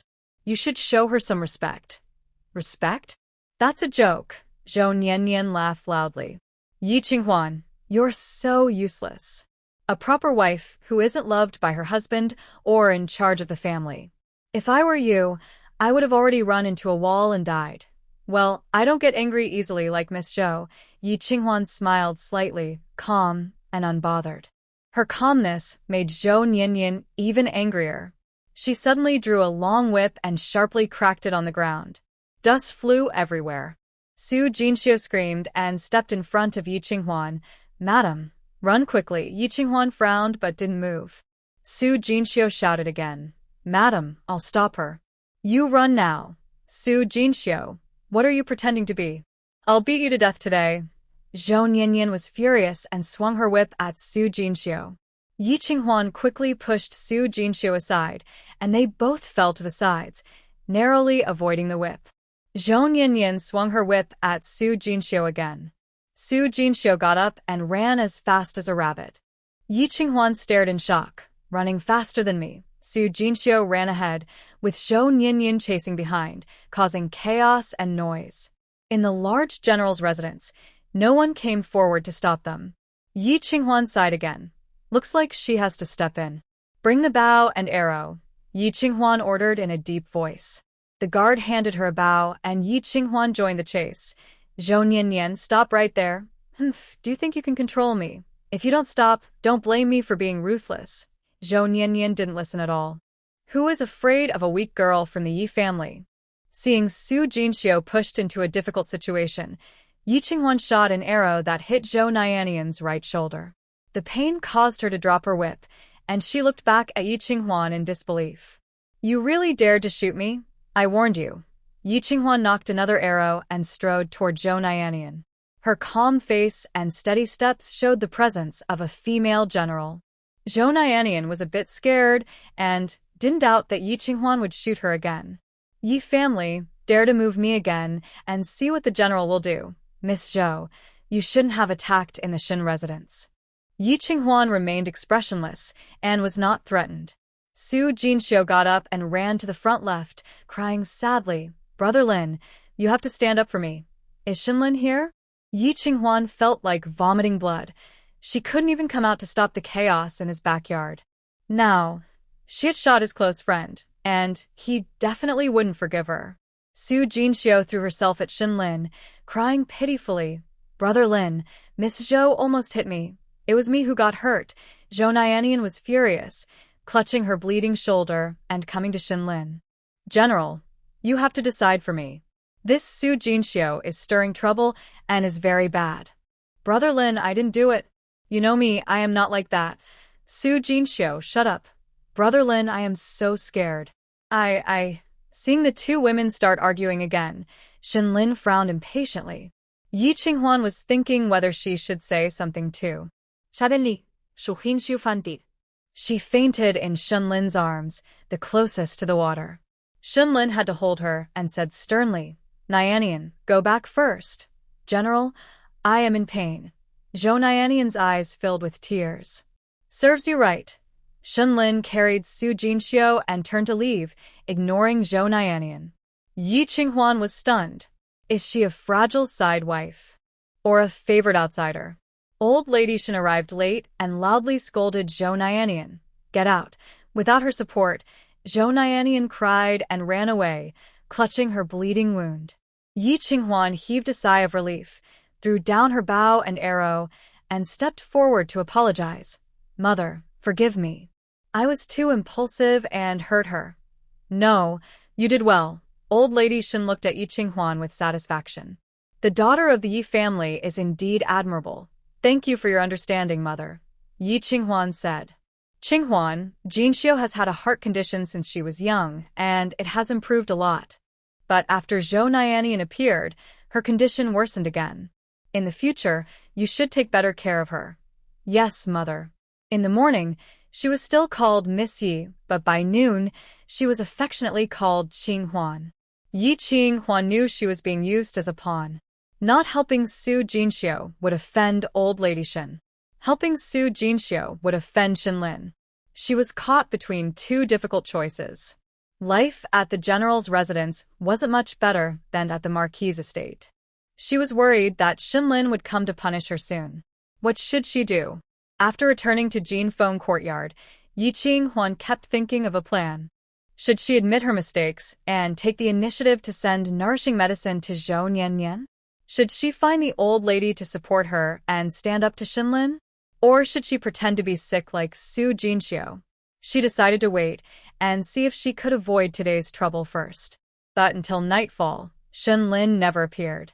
Chen Lan went to ask around and returned to say, Second Miss, Su sure has already woken up. And the general? He has left. Left? Didn't he get angry? No, he didn't. Yi Qinghuan breathed a sigh of relief. She hoped Shinlin was giving her face as the legitimate wife, or that the old lady had suppressed him. As long as he didn't bother her anymore, that was enough. Second Miss, Zhou Nianian is very vengeful. She will definitely cause trouble, Chen Yan reminded sadly. Yi Qinghuan only regretted that in her 2 lives, she never had the chance to learn martial arts. Thinking for a moment, she said, Have someone make a small bow so I can carry it with me. Chen Lan. She couldn't shoot an arrow every time she saw Zhou Nianian, could she? Protecting yourself at any time is the most important. Yi Qinghuan had already made up her mind. If Zhou Nianian's actions become too much, she wouldn't mind shooting her down. Shinlin never returned. Zhou Nianian also didn't appear. Su Jinxiu.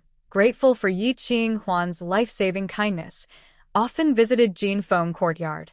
Soon, it was the day to return home for the 3 visits, but Shunlin still hadn't come back. Su Jinxiu prepared generous gifts. "Madam, the carriage is ready. Please wait a moment. I will send someone to Huaxi Villa to invite the general." "No need, I can go back by myself," Yi Qinghuan said. Su Jinxiu was surprised. "But that might harm your reputation. What's there to be afraid of? Anyway, everyone in the capital now knows I am living alone." "Really? Who dares to speak badly of the general's estate?" "There are plenty of people who dare. For example, Yi Qinglan. When Li Mamu came to deliver the deed, she specifically asked if Yi Qinghuan and Shunlin had consummated their marriage. She was just asking on Yi Qinglan's behalf. Yi Qinglan knew very well what might happen at Shen's residence at this time. She wouldn't miss the chance to mock her. Su Jinxiu looked at Yi Qinghuan with sympathy. "You've been wronged, madam. It's all Zhou Niannian's fault for being spoiled and arrogant, thinking she's the only one. She even wants to monopolize Shengiji's return day." Yi Qinghuan smiled but said nothing. The ways concubines compete for favor are familiar to her from her past life. She refuses to be manipulated. According to tradition, Yi Qinglan, a minor concubine in a marquis's household, has neither a wedding ceremony nor a family visit after marriage.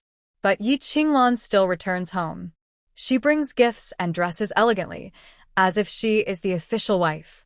At the gate of the Yi family, she sees Yi Qinghuan returning alone. She deliberately asks loudly, "Oh, why didn't General Shen come back with you?" Everyone looks over and whispers. Good.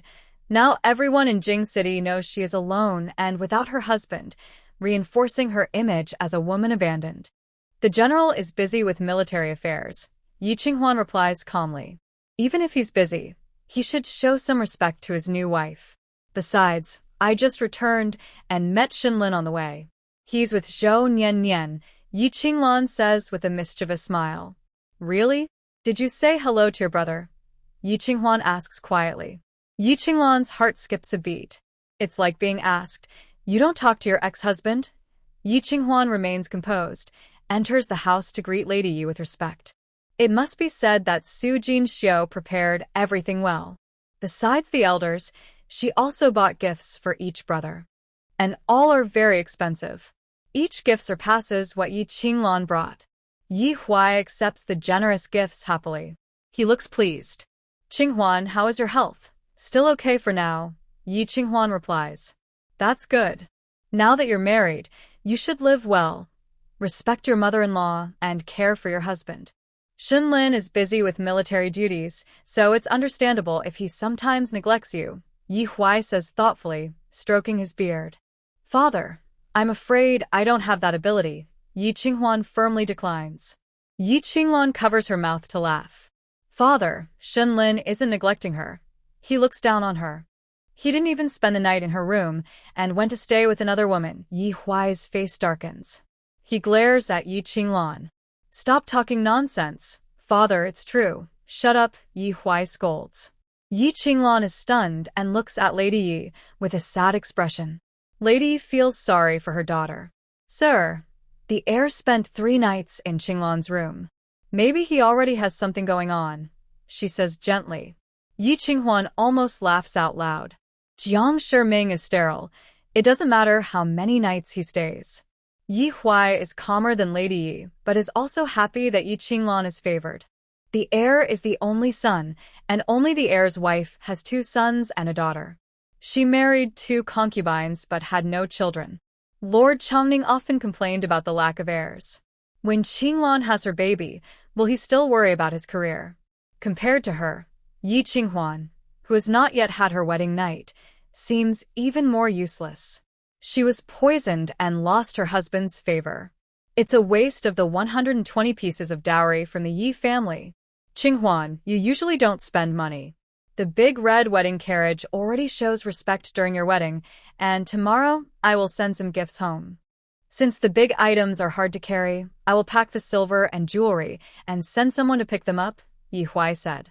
Yi Qinghuan was amused and angry. Father, How can you say such things? How do I talk to you? Do you still see me as an elder? Lady Yi scolded. Yi Qinghuan put down her teacup and said slowly, most of the dowry is probably my mother's belongings, which I should inherit. If I die, I will leave it to the Shin family. Lady Yi was shocked. Who spread rumors about the Bai family? You unfilial girl. I am your father. Yi Huai was furious, puffing out his cheeks and glaring. Unless my mother can tell me the truth about the poisoning, I don't know anything. Before Yi Qinghuan finished her threat, Lady Yi quickly interrupted. Mother, it's the entire dowry, okay? I've told you I don't know, I really don't know. Giving me mountains of gold and silver is useless, Lady Yi said, raising her hand to her forehead. Oh, this stubborn girl is giving me a headache. Yi Qinghuan, you'd better leave now, you're not welcome here, Yi Qinglan scolded. Yi Qinghuan's heart was filled with turbulent waves. What kind of truth could make the greedy Lady Yi give up money? At that moment, Xinger hurried in. Young lady, the heir is here. Lanner, the heir values you so much. Even though it's not proper, he personally came to visit. Lady Yi still hadn't realized the problem and smiled happily. Her daughter was truly capable. Just after her wedding, she overshadowed the concubines and was almost equal to the heir's wife. Her future was promising. Yi Qinglan's face suddenly changed, and she instinctively clenched her embroidered handkerchief. Lana, what's wrong? Lady Yi asked in surprise. Nothing. I'm fine. Yi Qinglan took a deep breath, slowly calmed down, and forced a smile. Mother, I have to go. You haven't eaten yet. Lady Yi found it even stranger. The returning banquet should be after dinner at her mother's house. They had just come back and hadn't even sat down comfortably. Mother, I promised the heir to go flower viewing, so I won't be eating at home. All right then. You're newly married, and it's a good time to build your relationship, to show her importance. Lady Yi and Yi Huai personally saw Yi Qinglan off. Spring Lan was angry and said, My lady and the master are too unreasonable. We brought so many gifts for the family visit, but they didn't even let us eat. They deliberately didn't prepare food, and I bet they'll send someone to gossip at the general's residence. What should we say when the old lady asks why we didn't eat at home? Chun Yan was also worried. Just tell the truth. No need to hide anything, Yi Qinghuan replied. Chun Yan and Chun Lan looked at each other. It's so embarrassing not to have food at home. Can face really be enough to eat? Besides, the Yi family doesn't do things properly. Why should I swallow my pride and pretend to be happy for them? Let the general's residents know that my relationship with the Yi family isn't good. Only then can I refuse their requests in the future, Yi Qinghuan said. Chun Yan and Chun Lan suddenly understood, but they still felt sorry for their young lady. It's hard to balance between her husband's family and her own. How will she manage in the future? Second miss, we still need to find a way to invite the general to stay at our house for a few days. Yes, yes. If the young lady gains favor and has a son, she will have a solid footing in the general's residence. Yi Qinghuan just smiled. She had other plans. As the main wife, the children born to Zhou Nian and Su Jin Xiu must call her mother. Children are innocent. As long as she raises the illegitimate children well, they can also be loved and supported. Just like in her past life, the 3 children born to the heir's wife all treated her as their real mother. Having children is painful and dangerous, and it involves suffering before and after. Why endure hardship for nothing? The servant and the lady arrived at the gate. Yi Qinglan hadn't yet gotten into the carriage and was leaning on Jiang Shiming like a delicate bird. Madame Yi was very pleased with her son-in-law and was softly giving instructions. Yi Qinghuan saw Jiang Shiming and instinctively wanted to avoid him. Jiang Shiming had already seen her. Little sister-in-law, are you going back too? He was dressed in a blue brocade robe over a dark green embroidered crane cloak, with a jade belt around his waist. His lips were red, teeth white, and his charming eyes revealed an irresistible allure. Wherever he went, women couldn't help but stop and admire his handsome appearance. Only Yi Qinghuan knew what lay beneath this dazzling exterior. What a mess it was. She simply bowed and kept her head down, not looking at Jiang Shiming. Greetings, young master. Don't be so formal, just call me brother-in-law, Jiang Shiming said, studying Yi Qinghuan with interest. Her makeup was simple, like a lotus flower emerging pure from the mud. Her lowered eyes and obedient look made people want to tear her petals apart.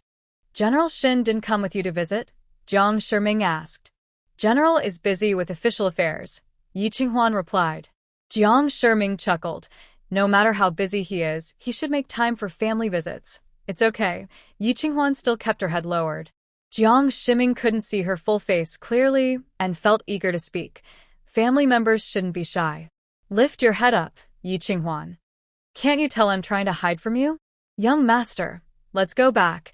Yi Qinghuan finally sensed something was wrong and called softly to hide her nervousness. Why is the young master staring at Yi Qinghuan so intently? Could he have fallen for her? The little troublemaker. She deliberately dawdled just to attract his attention. Jiang Shiming finally looked away, affectionately pinching Yi Qinghuan's face. Aren't you staying for dinner at home? Yi Qinghuan was surprised. Isn't it you who wanted to go home soon? Family reunions are rare. Let's stay for dinner with the father-in-law and mother-in-law first, Jiang Shiming said. Yi Huai was very happy and hurriedly welcomed them into the house. Madame Yi was even happier. A concubine not only received the family's favor to visit home, but also had the young master personally accompany her. Her Launer is really capable. Young master, please. The family of four entered the house happily, while Yi Qinghuan quietly went down the steps. Jiang Shiming looked back. Little sister-in-law, aren't you coming in? No, I have something to do first, Yi Qinghuan replied with a respectful bow and then left in her carriage. Jiang Shiming's smile disappeared from his face as he watched the carriage leave and didn't look back for a long time. Yi Qinghuan was very nervous. Young master? I remembered I have something urgent to attend to, Jiang Shiming said and prepared to leave. But just now he seemed very relaxed and wanted to stay for dinner. It must be for Yi Qinghuan. Yi Qinghuan grabbed his sleeve. Young master, you can come back later, it's fine. Jiang Shiming shook off her hand and walked away quickly. And the direction he took was indeed the same as Yi Qinghuan's. Yi Qinghuan felt terrible and stomped her foot, cursing. Bitch. Bitch, Launer. Madame Yi was surprised by her daughter's strange behavior. Yi Qinghuan took a deep breath, full of hatred. In my dream, Yi Qinghuan likes the young master. Oh my god, Madame Yi was shocked. How dare that little troublemaker. Mother, I must be careful of her. Do you still have the medicine you gave Wang Mama that day? Hua Manlu Yi Qinghuan ordered 7 or 8 dishes, ready to enjoy a good meal, when suddenly a whip swung down. Crack! The table instantly split in half, and all the dishes and plates fell to the ground. Chunlan and Chunyen pulled her back to hide, but they still got splashed with soup and dirted their skirts. The shopkeeper hurried over. Oh dear, what's going on? Mind your own business. Zhou Nian waved her whip proudly. It's her again. Yi Qinghuan signaled the shopkeeper to wait, then looked at Zhou Nianian's shoulder. Is Miss Zhou's injury healed? How dare you mention it? If you hadn't caused trouble, General wouldn't have punished me. Zhou Nianian said angrily. Punished? Did Shunlin punish Zhou Nianian because of yesterday's matter? It seems that although Su Jinxiu was just a pawn of old Madame Shin, she still held some importance in Shunlin's heart. Yi Qinghuan, aren't you returning to your family today? Why are you at the restaurant? Could it be that the general didn't accompany you home, and your family doesn't welcome you? You didn't even get to eat at home. Zhou Nianian deliberately spoke loudly so that all the diners could hear Yi Qinghuan's embarrassment. Oh, so you're a beautiful young lady? Shin General really is. How could he let you stay alone? The lady in red is the general's true love. I heard he was with her on their wedding night. How sad. Miss Yi from the Yi family can't enjoy true happiness. I think it's you who wants happiness, haha. Everyone in the hall was watching the joke, even shamelessly making jokes. If it weren't her previous life, Yi Qinghuan would have cried already. But now she was a 30-year-old soul, the mistress of the Ho family, for 15 years. They saw her as a joke, but she saw them as insignificant ants. Sik, ye Wing Huan siket softly. As the saying goes, family shame should not be exposed. To protect the general's reputation, I wanted to eat outside before returning home, but Miss Zhou caused trouble, making everyone think the general wronged me. No wonder my mother-in-law doesn't like you. The scene suddenly became quiet. They dared to mock Yi Qinghuan, but no one dared to insult Shenlin. Zhou Nianian didn't expect that Yi Qinghuan not only felt no shame, but also boldly accused her. She was so angry she waved her whip to hit again. I'll tear your mouth apart, but halfway through, she suddenly felt a sharp pain in her shoulder. The whip softened and struck her back. It hurt so much. Looking at her shoulder, a short arrow had pierced her right shoulder, blood flowing freely. Yi Qinghuan held a tiny bow, looking powerful. The bow looked small but was made of fine iron, with great power. Zhou Nianian shouted defensively, "How dare you? She had just been shot in the left shoulder yesterday, and now again in the right shoulder. Did Yi Qinghuan see her as a target? If you don't learn your lesson, it won't just be your shoulders next time. Get lost." Yi Qinghuan's cold voice was firm and clear. Zhou Nianian, in pain and feeling wronged, had her shoulders pierced twice in 2 days. How could Yi Qinghuan dare? She really wanted to kill her right now. But thinking of Shenlin's warning, Zhou Nianian could only endure. Yi Qinghuan, you're hurting me like this. The general won't forgive you. Go ahead and complain to the general. See if he immediately divorces me, his wife. Yi Qinghuan remains fearless. In her heart, I hope he divorces me tomorrow, then I will be free. Everyone is stunned. The delicate Miss Yi from the Yi family actually used force to subdue the outsider. It's strangely satisfying. What should I do? Just you wait. Zhou Nianyan is furious and tries to leave. Yi Qinghuan blocks her. You can only leave after settling the bill. Settling the bill. This table of food is spilled by you, and the table is broken by you. Shouldn't you pay for it? Today, Yi Qinghuan is in a good mood and chooses the expensive items. The total compensation for the food and the table amounts to 30 taels of silver. Zhou Nianyan doesn't have that much money on her, so she says to the shopkeeper, "Charge it to General Shen's account." The shopkeeper doesn't dare to refuse and nods in agreement. Zhou Nianyan, wounded, hurriedly leaves. Suddenly, someone claps.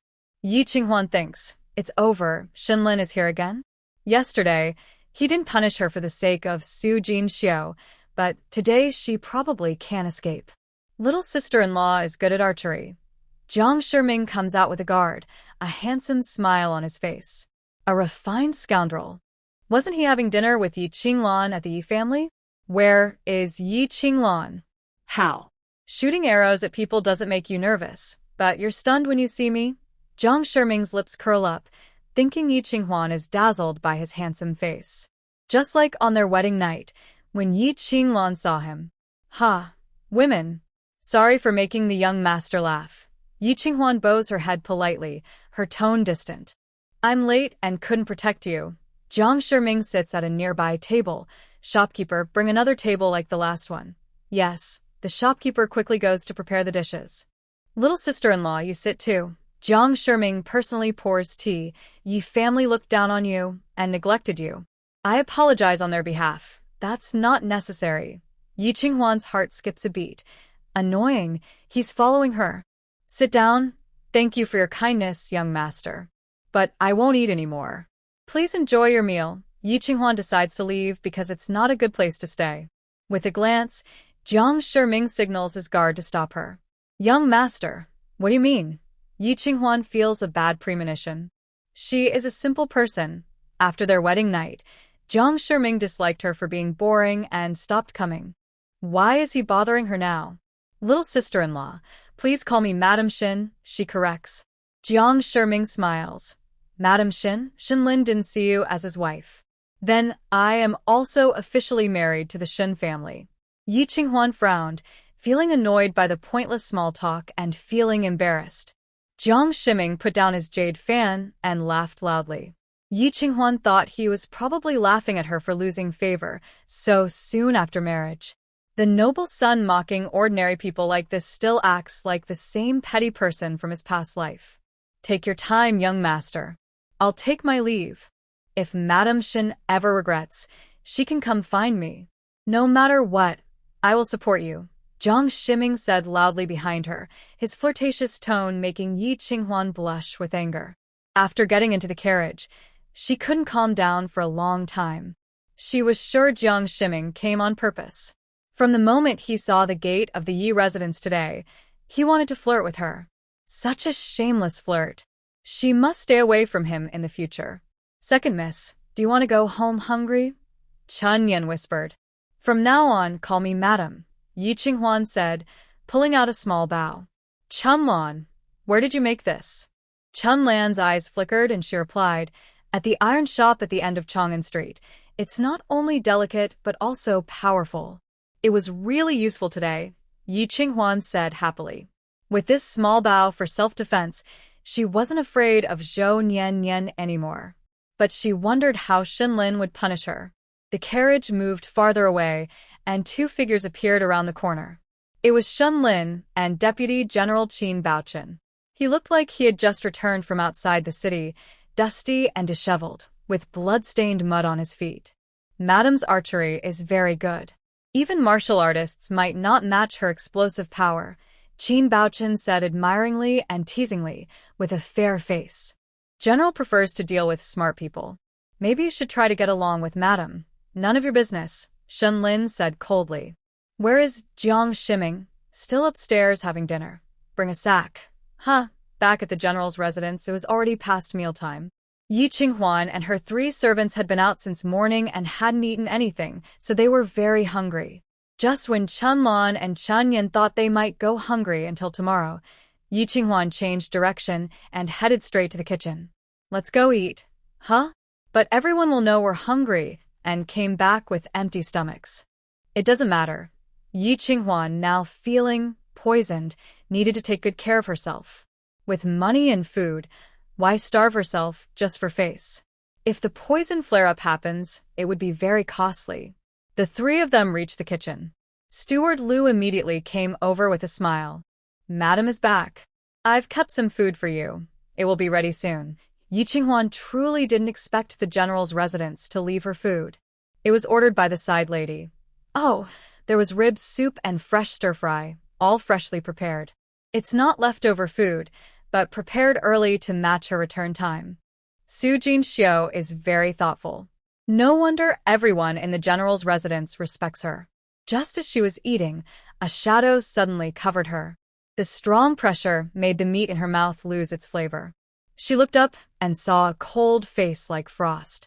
General, Chun Lan and Chun Yen quickly put down their bowls and stepped back respectfully.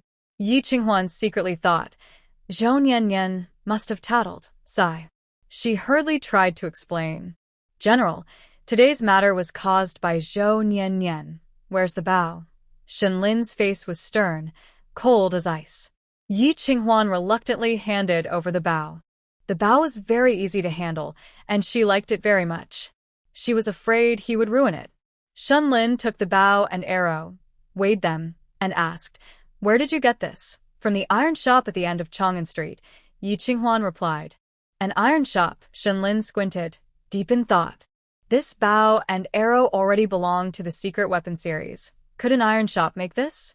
General, I didn't want to hurt your close friend.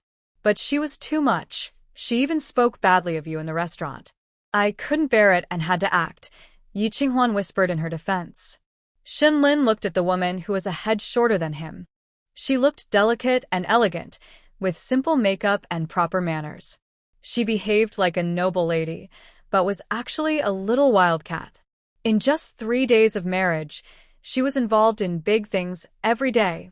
On their wedding night, she was poisoned by the Joy lady-in-law. The next day, she was arrowed. Today, she was shot again. General, if you think I did wrong, you can punish me. From now on, I won't interfere with her. But if she tries to hurt me, I will protect myself. Yi Qinghuan's head drooped lower and lower, revealing a white neck. She looked clearly wronged, but she didn't speak. Is she really that wronged? Whose bride in Shengjing has such ruthless methods?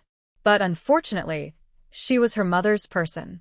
Shenlin suppressed the unworthy fantasy in his heart, lowered the bow, and said, I will keep her in check. Ah, thank you, General. Yi Qinghuan was overjoyed. He didn't punish her, great. However, Shenlin suddenly changed his tone, and the atmosphere grew tense.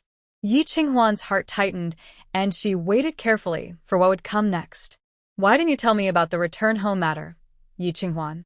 Does this have anything to do with her fighting Zhou Niannian? Yi Qinghuan, speak up. Yi Qinghuan snapped back to herself, frowning. The third day after returning home, doesn't the general know? I've never been married. How would I know? Shenlin replied impatiently, raising his eyebrows confidently. Yi Qinghuan was silenced by his words. Could it be that she was still at fault? Every time she argued with the heir in her past life, she ended up being beaten. Forget it.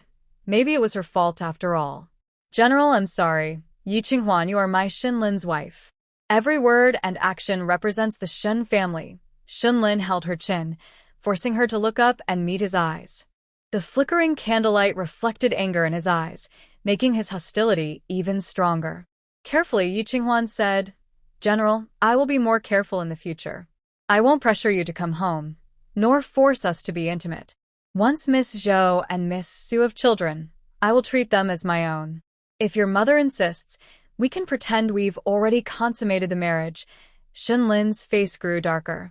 Yi Qinghuan dared not speak further. General, he was indeed difficult to deal with. She had been so understanding. What more could he be unhappy about? Shenlin suddenly let go and turned to leave. Madam, since the general is rarely back, you should let him stay overnight. Pretending to be married, I've never heard of such a thing, Chun Yen said with frustration. Ye Winghuan Rubet Herchin. She didn't care about that. Back at Jinfeng courtyard, Yi Qinghuan asked Chunlan to take 2 bolts of silk from her dowry to give to Su Jinxiu. She also gathered all the silver from her dowry, a total of 3,000 taels. 1,000 was the bride price from the Shen family. The Yi family doubled it according to tradition. They were a bit poor, probably not enough to buy medicine. Ye Winghuan Fronet. She needed to find a way to make money grow. Chun Yen, do you trust someone who also knows how to do business? Yes, madam. My cousin sells rice and grain in the countryside. He lost money and couldn't keep running his shop, so he just came to Xingjing for work. Good. Have him come see me tomorrow, Yi Qinghuan said. This winter will have heavy snowstorms, causing a shortage of coal in Xingjing. In her past life, because of the coal shortage, she, a low-ranked concubine in an unimportant marquis household, almost froze to death. Even the marquis estate couldn't buy coal, let alone ordinary people. Now, at the start of autumn, it's the perfect time to stockpile coal. She would definitely make a good profit. Yi Qinghuan took out her abacus and began calculating how much coal she could stockpile with her silver. By the time she finished, it was already the hour of the pig, around 9 to 11 p.m. Shenlin was probably either comforting Zhou Niannian or resting at Su Jinxiu's place. Ye Winghuan slept peaceful. Spring Swallow carefully tucked her quilt, then turned around and saw Shenlin standing behind her, which startled her. Generals, get lost. Shenlin growled in a hoarse, restrained voice, like a wounded beast. Spring Swallow happily thought that the general was here to be with her lady, and quickly left. Shenlin walked step by step toward the red bed. It was their wedding night, and the bed curtains and sheets were all bright red with happiness. The person on the bed was described as having skin like Ningzhi, smooth and white, and was as lovely as jade and snow.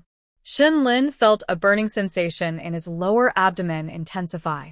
Damn it, he just thought this woman was okay, and now he was caught up in her trap. Yi, Qinghuan, Shenlin shouted angrily, each word sharp. The person sleeping on the bed woke up suddenly from her dream. General? Why are you here? You did this yourself. Shenlin's sharp gaze fell, his pupils tinged with desire. Qinghuan was confused. What do you mean, General? You drugged me to get us together. How despicable, Shenlin shouted. As he got angry, the medicine in his body circulated faster, making it harder for him to control himself. I didn't, Qinghuan frowned. You drank there. Qinghuan remembered. Shenlin had just drunk a cup of tea in the dining hall. It was prepared by Spring Swallow for her. She had eaten enough of the pork rib soup and didn't drink it. Was that cup of tea laced with medicine? Qinghuan looked at Shenlin carefully. He looked very much like Wang's face after taking medicine, could it be? Damn. The Yi family had actually arranged for someone to harm her through the general. Spring Swallow, go call the doctor. Qing Huan got out of bed and ran toward the door. This place was dangerous. Leaving was the best choice. Before reaching the door, she was grabbed and lifted into the air by a pair of hands. The feeling of weightlessness made Qing Huan scream in fear. Madam, what's wrong? Spring Swallow and Spring Orchid rushed in. Seeing Shun Lin throwing Qing Huan onto the bed, they wondered, are generals usually so violent? It was obvious this would be a rough wedding night. Should they stop him? Or not? Help! Help! Qing Huan struggled hard and shouted loudly, go call the doctor, go call the side lady. The general has taken medicine. Spring Orchid and Spring Swallow finally reacted and turned to run. One went to call the doctor, the other to call Su Jinxiu. Shun Lin forcefully pressed Qing Huan onto the bed and asked in a hoarse voice, where is the antidote? I don't know. I didn't give him the medicine. I don't know where the antidote is. Still denying? Shun Lin pressed one hand on Qing Huan's right shoulder and grabbed her neck with the other. He is very strong, like steel and iron. Yi Qinghuan, with her delicate body, cannot resist at all. She can only cry and beg. General, please understand it's not me. Still dare to argue. Shun Lin's eyes turn red, gradually blinded by desire. His rough hand slides down from her neck, uncontrollably. So white, so smooth, so fragrant. Shun Lin feels like a wild beast inside him about to break free and swallow her whole. General, please. Yi Qinghuan clutches her chest, trembling with fear. Now you say no, but it's too late. Shun Lin waves his hand, and with a ripping sound, her clothes are torn apart, and a wave of fear from her past torment floods her mind, making her almost faint. No, please, I beg you don't. Brother Lin, Su Jinxiu rushes in and splashes a bucket of cold water over him. Shun Lin sobers a little. Seeing her embarrassed and distressed state, he pauses briefly and quickly gets up. Yi Qinghuan hurriedly hides under the blanket, tears blurring her face, looking pale and helpless, silently crying. Su Jinxiu rushes to hold her and softly comforts her. Madam, it's okay now, it's okay. Soon after, the doctor arrives. General has been drugged. Who dares to be so bold? Su Jinxiu exclaims. Shun Lin's dark eyes stare at Yi Qinghuan, filled with a fierce redness caused by trying to suppress the drug's effects, which looks frightening. Yi Qinghuan shakes her head. It's not me. I understand. Madam is a noble lady and would never do such despicable things. Someone must be causing trouble tonight. Su Jinxiu says gently. Do you believe me? Yi Qinghuan is surprised. If she can be turned against, Su Jinxiu will hold the power over the housekeeper. Tonight, she asked the maid to invite Su Jinxiu, but she felt Su Jinxiu didn't want her and Shun Lin to be intimate. She didn't expect Su Jinxiu to help extra. Of course. If Madam wishes, you won't have to spend your wedding night alone. Su Jinxiu smiles, then turns to Shun Lin softly. Brother Lin, Madam is shaken. You should stay at my place for the night. No need. Shun Lin tidies himself up and leaves with the doctor. Su Jinxiu's eyes show a hint of disappointment, but quickly hide it. Rest well, madam. Tomorrow I will give you an explanation. Thank you. Yi Qinghuan can't fully trust Su Jinxiu. Perhaps tonight's incident was caused by her. Maybe Su Jinxiu wanted to make her disliked by Shun Lin and also get close to him. But her fear from Shun Lin's shock has not yet faded. Her limbs are weak, and her mind is foggy. She will keep observing and decide tomorrow. No matter who wants to harm her, she will not let it happen. Su Jinxiu hurried to comfort Shun Lin. Brother Lin, are you okay? At this moment, Shun Lin was still feeling uncomfortable from the doctor using silver needles to suppress the medicine's effects. Gentle and caring like water, Su Jinxiu is the best remedy. He should enjoy this perfect cure. But he only coldly asked, how do you manage the household? Su Jinxiu was stunned, then knelt down. Brother Lin, I'm sorry for what happened. If you can't handle it, let someone else take over. Shun Lin threw out harsh words and left alone. Su Jinxiu felt wronged, twisting her handkerchief with tears in her eyes. Is Zhou Nian Nian really that good? What is she lacking compared to Zhou Nian Nian? That night, Yi Qinghuan kept waking up from nightmares. Sometimes it was Jiang Shiming acting wildly, sometimes Shenlin tearing her clothes. In the morning, she woke up with obvious dark circles under her eyes and a pale face. "Madam, rest a bit longer. The maids are watching over you, it's okay," Chunlan said with concern. Yi Qinghuan looked out the window. The sun was already high. "Did they find the person who caused trouble last night?" "Yes, they found him. The side wife is waiting for your summons." Yi Qinghuan nodded. "Wash up." "Yes." When Yi Qinghuan arrived in the front hall, Su Jinxiu pushed Lu's steward, tied up and thrown to the ground. "Madam, it was him who drugged the tea last night." Yi Qinghuan looked at the honest-looking Lu's steward and asked, "Who ordered you?" "Isn't it all arranged by Madam?" "I was just following her instructions." Lu's steward not only denied it but also threw dirt. "Madam, he has a contract with the general's residence, and he's been loyal for over 10 years. There must be something suspicious about last night." Su Jinxiu took the initiative to present Lu's steward's contract.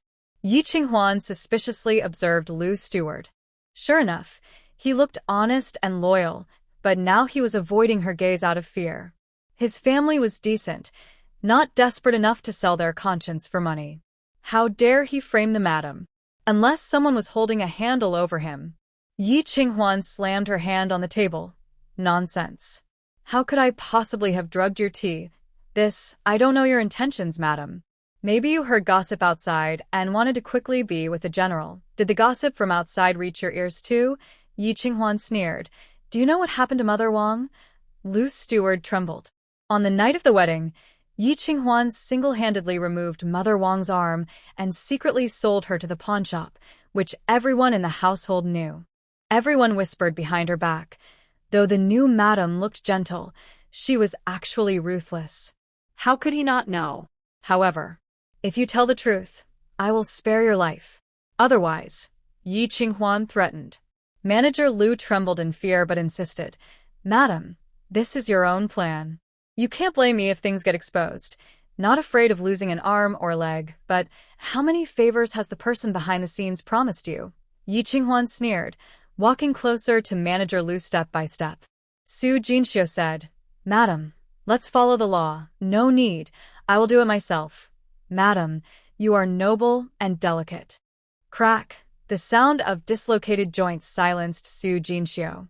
Everyone watched in shock as Yi Qinghuan easily dislocated Manager Lu's arm, then his leg, hand bones, and shoulder. Where her small white hand touched, there were sounds of joints and bones cracking and shifting. Manager Lu screamed in pain like a pig being slaughtered. "Yes, yes, Missy." At the home mansion, Yi Qinghuan was soaking in a medicinal tub, grimacing in pain. "Ow, it hurts. Miss, bear with it." Xinger sighed as she looked at Yi Qinghuan's bruised body. "Sigh. The young master is too careless. He always makes you like this every night." "It's okay. As long as I am loved, a little suffering doesn't matter." Yi Qinghuan closed her eyes, enduring the pain from the medicinal bath. Yesterday, Jiang Shiming had a fight with someone and came back with a swollen face, being especially harsh to her. She couldn't take it anymore, crying and begging for mercy, but was met with even fiercer attacks. Today, her whole body was sore and she was injured downstairs, swollen badly. Every step she took felt like a knife stabbing her. It turns out that Yi Qinghuan had endured such earthly pleasures in her previous life. No wonder she was willing to change her marriage. But she didn't regret it. This pain was better than a lifetime of being a widow, mocked by others and bullied by concubines. As long as she survived these 6 months, she would be the noble wife of the heir, the head of the household. In a few years, she could even receive a noble title, and Yi Qinghuan's days would only get harder until she was finally dismissed. Thinking of this, Yi Qinghuan felt happy. On the night of the wedding, the mother-in-law failed to poison Yi Qinghuan, so this time she changed tactics, targeting Shenlin. With such strong medicine, Yi Qinghuan probably didn't have an easy night. Shenlin's cold personality wouldn't forgive Yi Qinghuan after being schemed against. She might be punishing Yi Qinghuan right now. And after her body was broken, Jiang Shiming wouldn't be interested anymore, right? Yi Qinghuan was thinking about how to let Jiang Ximing know that Yi Qinghuan had been compromised. Lear, the head maid, hurried and panicked. Miss, someone delivered a message saying the secret is out. Steward Liu has betrayed you. Yi Qinghuan was startled. How could that happen? Miss, the second young lady has already tied up Steward Liu and is bringing him to the Marquis's residence to confront him. What should we do? Has Yi Qinghuan gone mad? Yi Qinghuan was shocked and suddenly stood up from the water.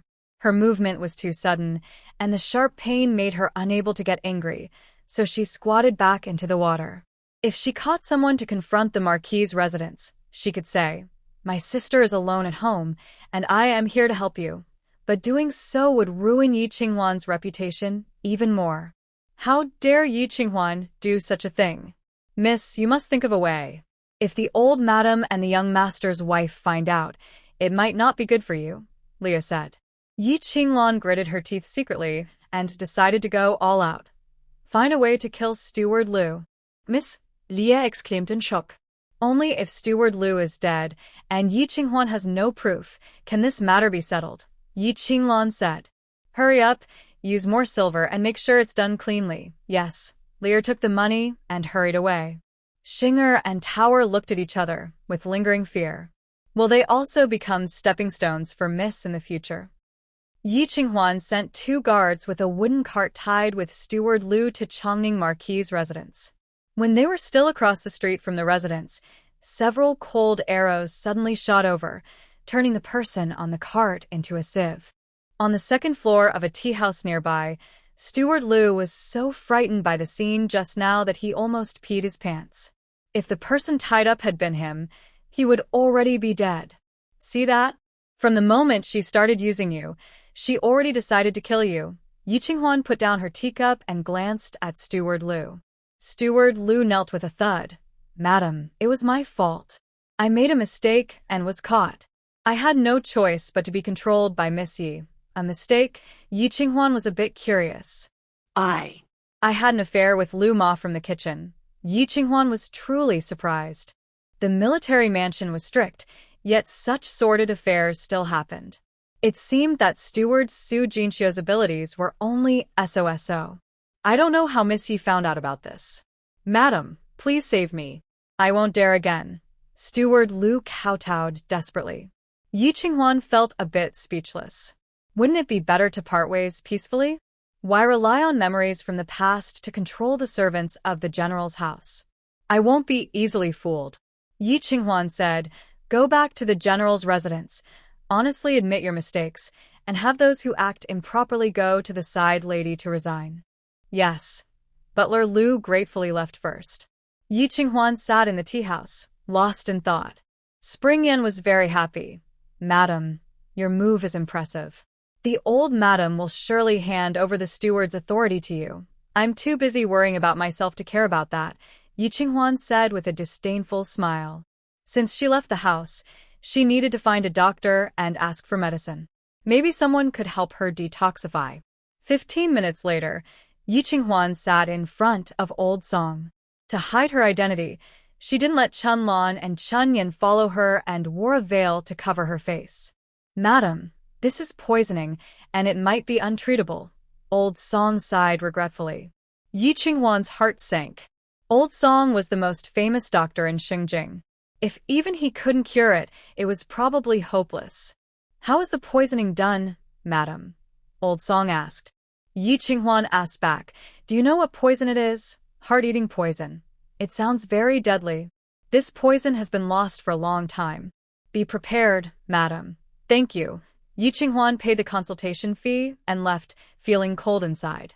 Could she really not escape her fate of dying from poisoning? Old Song watched her back and suddenly remembered a woman with heart-eating poison who came to him over 10 years ago. The smell of medicine filled the clinic. Old Song was lost in his memories until someone knocked on the table. Old Song, are you thinking about some rare remedy again? It was Shinlin. He had stayed at Old Song's clinic since last night after taking medicine. Now he was ready to leave. General Shin, you've been on the frontier for a long time. Have you heard of heart-eating poison? Old Song asked. Shin Lin's face suddenly changed. Who was poisoned with heart-eating? A young woman. Nian Nian's older brother died from it. Shenlin seemed to recall something, his eyes filled with unspoken anger and pain. His hands on his lap unconsciously clenched into fists. Old Song took out a prepared medicine bag from the drawer. This is the last dose. Miss Zhou can recover. Thank you. Shenlin quickly suppressed his emotions. When he left the clinic, he was again the cold, expressionless general. Heart-eating poison. Heart-eating poison. How could it appear in the capital? Yu Wu. Shenlin called out softly. The deputy immediately appeared. Any instructions, General? Check if that person has also come to Xingjing. Who? Yu Wu hesitated. Is it that person? Shenlin looked at him coldly, without speaking. Yu Wu's face changed dramatically. He saluted. I will check immediately. Yi Qinghuan walked sadly along Chang'an Street for a long time before she managed to calm her mind. Since no one in Xingjing could cure the poison, she decided to issue a bounty in the martial world. As the saying goes, where there's a large reward, there are brave men. Surely, someone would come to help her for money. But she couldn't do it in her own name. Chunyan, take 1,000 taels of silver to He Lutang and tell the shopkeeper to secretly offer a reward for the antidote to the heart-eating poison. If successful, I will reward generously. Remember, do it secretly and don't involve me. Yes, ma'am. Based on her past life memories, He Lutang had been involved in the martial world for 100 years and had some connections. However, it was now almost closing down. The shopkeeper, Xiao He, urgently needed money and would definitely help her find the antidote. Back at the general's residence, Qin Mama, a trusted servant of old Madame Shen, approached and said, Madam, old Madam requests your presence. Oh? Does Mama know what Mother wants? Yi Qinghuan asked. Qin Mama respectfully smiled. It must be good news. Please lead the way, Mama. Yes, Madam. On the way, the servants saw Yi Qinghuan and looked at her with fear, bowing very respectfully. Yi Qinghuan understood. The case of Steward Liu had exposed many dark and shameful secrets of the general's residence, which also served to strengthen her authority. When they arrived at Fushou Hall, old Madame Shen looked serious, and Su Jinxiu was kneeling on the ground with red eyes, clearly having cried.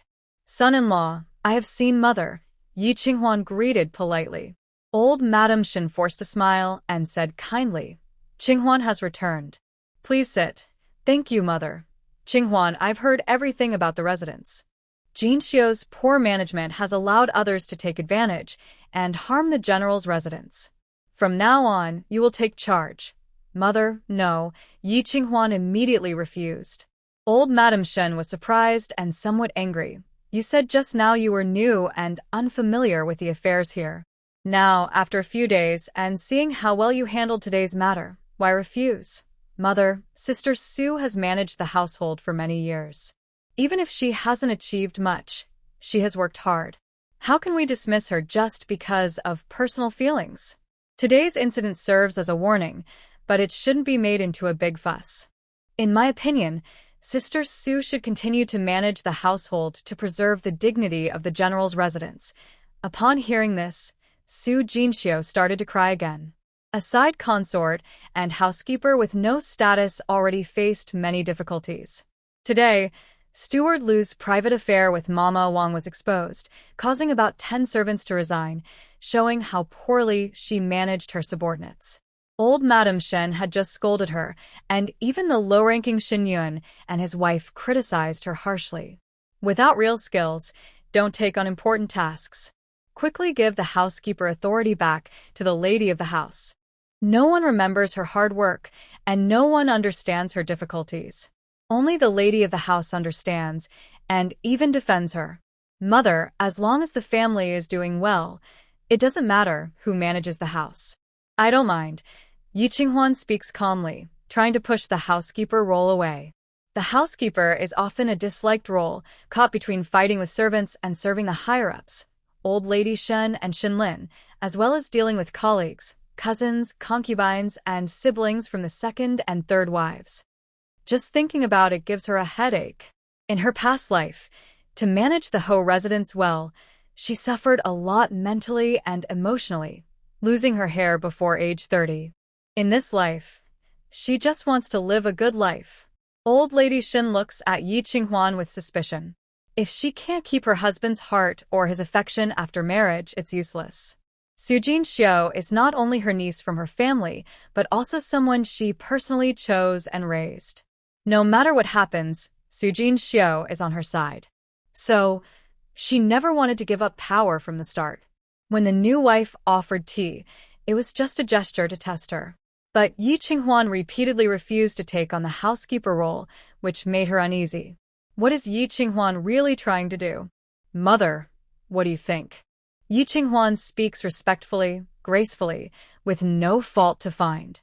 Old Lady Shen's anger slowly calms, and she says thoughtfully, since you say so, I'll agree. But you should learn to manage the house.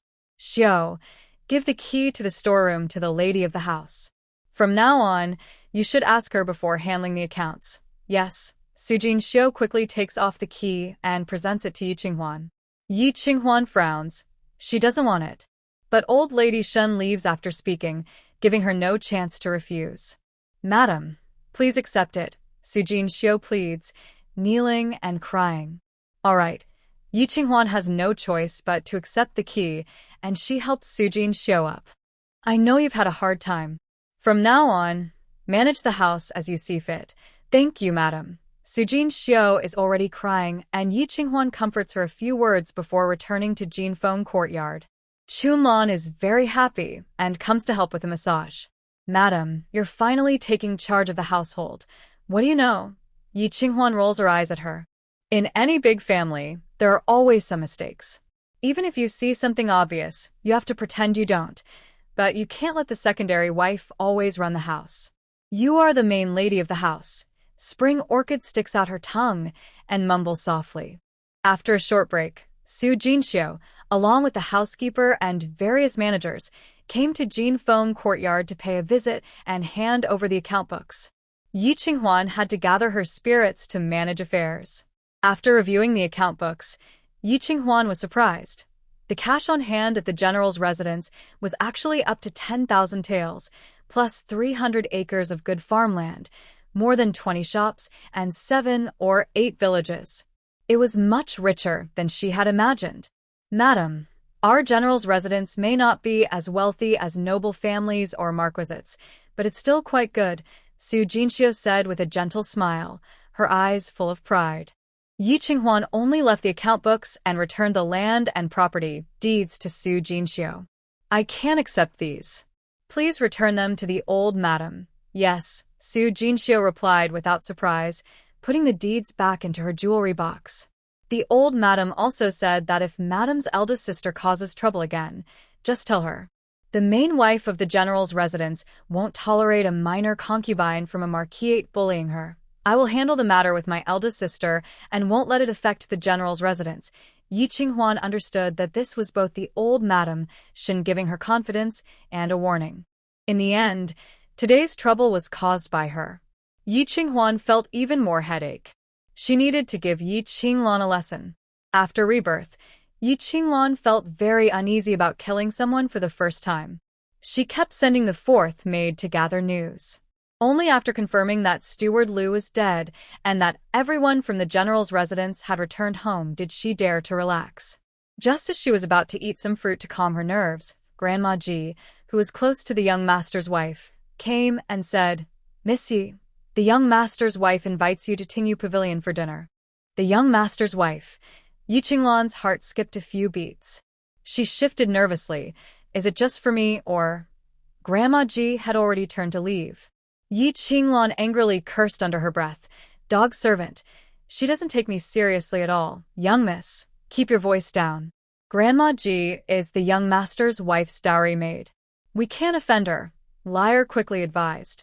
Yi Qinglan really couldn't afford to offend Grandma Ji now. She could only wait until the young master's wife was gone to deal with her. While dressing up, Liar put a precious jade hairpin in Yi Qinglan's hair, but she stopped her. Since you're going to see the young master's wife, keep it simple. Then she changed into a plain, elegant light blue dress. Young miss, your style is a bit like Second Mississippi. Xing'e hadn't finished speaking when she quickly knelt and apologized. Please forgive me, young Mississippi. I spoke out of turn. It's fine. Yi Qinglan surprisingly wasn't angry. Xinger looked at her nervously, not daring to stand up. From now on, besides in front of the young master, dress and style yourself according to Yi Qinghuan's taste, Yi Qinglan said. In her past life, Yi Qinghuan became close friends with the wife of the heir before she was promoted to the main wife. It seems her way of handling things is related to this. She has lived again, so she must learn a bit. Yi Qinglan, thinking she is clever, quietly comes to visit Yu Xian to pay her respects. But she sees a table full of meat dishes: braised pork, sliced boiled pork, steamed meat soup, pork rib soup. People from the Marquis's house say that the heir's wife is weak and doesn't like to eat meat. Today's grand feast, could it be to entertain her? Thinking of this, Yi Qinglan feels excited. I humbly greet the wife, wishing her good health.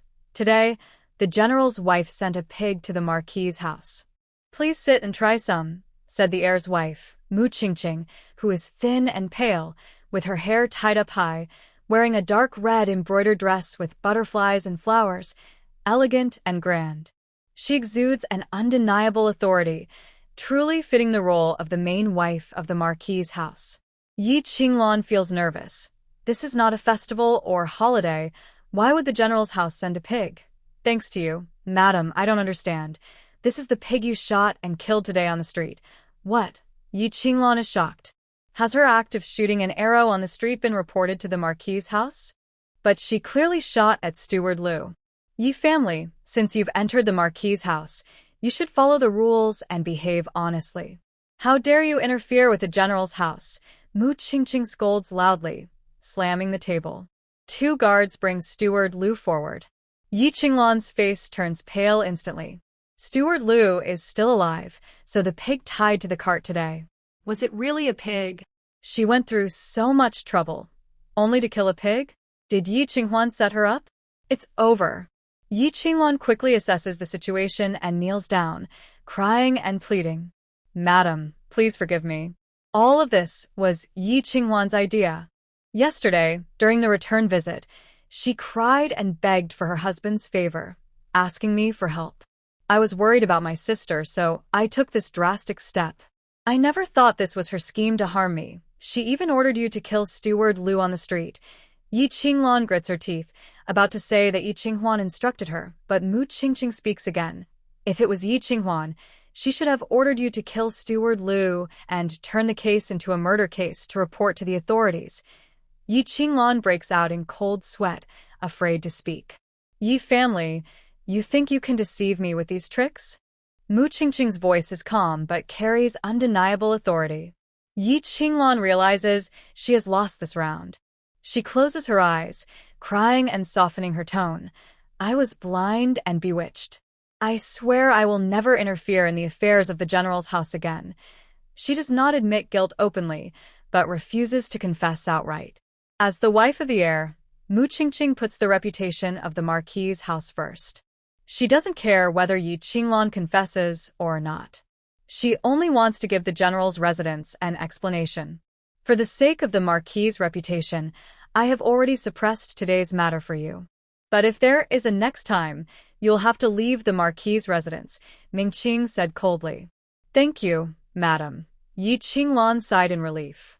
Eat all the pork on this table, then copy the family rules 100 times and send it to me tomorrow. Yes. Mingqing left and Yi Qinglan's legs went weak, unable to stand.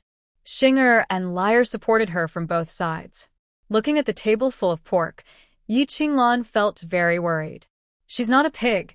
How could she eat so much? But under the orders of the young lady of the house, she had no choice but to comply, unless the young master spoke for her. Yi Qinglan was about to ask Chen Yan to invite Jiang Shiming, but Jiang Shiming had already stormed in with a fierce look. Did you do this? Jiang Shiming grabbed Yi Qinglan's hair and forcefully slammed her onto the table. Dishes and bowls fell to the ground, scattering everywhere. Rib soup splashed onto her face, scalding her, and Yi Qinglan screamed, Young master, it hurts, it hurts. Vile woman. Jiang Shiming slapped her hard, making her dizzy. Her already burned face from the rib soup hurt so much it felt like a layer of skin was being torn off. A wave of fear rose in her. In her past life, Shunlin didn't dislike her, but he never hit her. This young master, though, he hits women? Do you know why I married you? Yi Qinglan covered her face, tears streaming down, too scared to speak. Because you are Shunlin's fiancé, Jiang Shiming said fiercely. Yi Qinglan's eyes widened in shock. A memory flashed through her mind, sailing on a lake when suddenly someone pushed her from behind. She fell into the water, and immediately someone jumped in to save her, moving so quickly that her maid couldn't react in time. Could it be that Jiang Shiming was the one who pushed her into the lake? Yes, it was me. That day, I made you fall into the water, Jiang Shiming said viciously. Young master, why? Yi Qinglan asked in terror. Because I hate Shinlin. You are his fiancé, so of course I want to take you. Such a truth was shocking. Yi Qinglan almost fainted. This forced marriage and the affection over these past few nights. No. That wasn't affection, it was Jiang Shiming's one-sided revenge. For her, only pain and suffering remained. Realizing she was just a lowly pawn in the Marquis's residence, Yi Qinglan hurriedly knelt and begged, Young master, I'm sorry. I will listen from now on, and I won't cause trouble again. That's best. Jiang Shiming stormed out angrily. Yi Qinglan's makeup was ruined, her hair disheveled, and she still had 2 greasy pieces of braised pork on her head, pitiful and comical. The 4 maids knelt and came over, both afraid and feeling pity. Mississippi. How could this happen? Yi Qinglan cried loudly, feeling wronged. She had worked hard to win this marriage, only to find out it was all a trick by Jiang Shiming to scheme against Shinlin. But Yi Qinghuan had clearly climbed from a concubine to the main wife since childhood. In her past life, Yi Qinghuan always looked proud when returning to the Yi family, never heard she was beaten by the young master. Why is it different now? Miss, what should we do? Lear asked crying. Yi Qinglan wiped her tears and clenched her teeth tightly. No, she can't panic. No matter what the truth is, she must keep moving forward. In her past life, Yi Qinghuan was also schemed against by Jiang Shiming to marry into the Marquis's house, and she eventually became the main wife with a noble title. What Yi Qinghuan could do, she could do too. Just half a year more of patience, and she would be the young master's wife, the future noble wife. And Yi Qinghuan would eventually be trampled under her feet. Lear, inform the spies in the general's mansion not to act rashly for now. Just report on Yi Qinghuan, Yi Qinglan ordered through her pain. Lear hesitated. Yi Qinglan was furious, grabbing a teacup from the ground and throwing it at Lear. Are you watching me get insulted today and not listening to me? Miss, I dare not. It's just that we no longer have spies in the general's mansion. Leo covered her sore arm, feeling wronged. Yi Qinglan was stunned. How could that be? I gave you so many contacts in the general's mansion. All those people resigned today. How could this happen? Yi Qinglan's heirs buzet. Thanks to her rebirth, she turned the general's house into her backyard, hiding behind the scenes to control everything. She had thought out dozens of tricks against Yi Qinghuan. She wasn't afraid Yi Qinghuan wouldn't suffer. But now, everything was ruined. The maid went to ask some of them, but couldn't get any answers. They clearly hate us and avoid us. Even Steward Liu said, Miss is ruthless and cruel. She'll burn herself someday. How dare he curse me? Yi Qinglan gasped with anger. Miss, don't get angry. Your health is more important. Yi Qinglan's face hurt, her body hurt, her heart hurt. Everywhere hurt.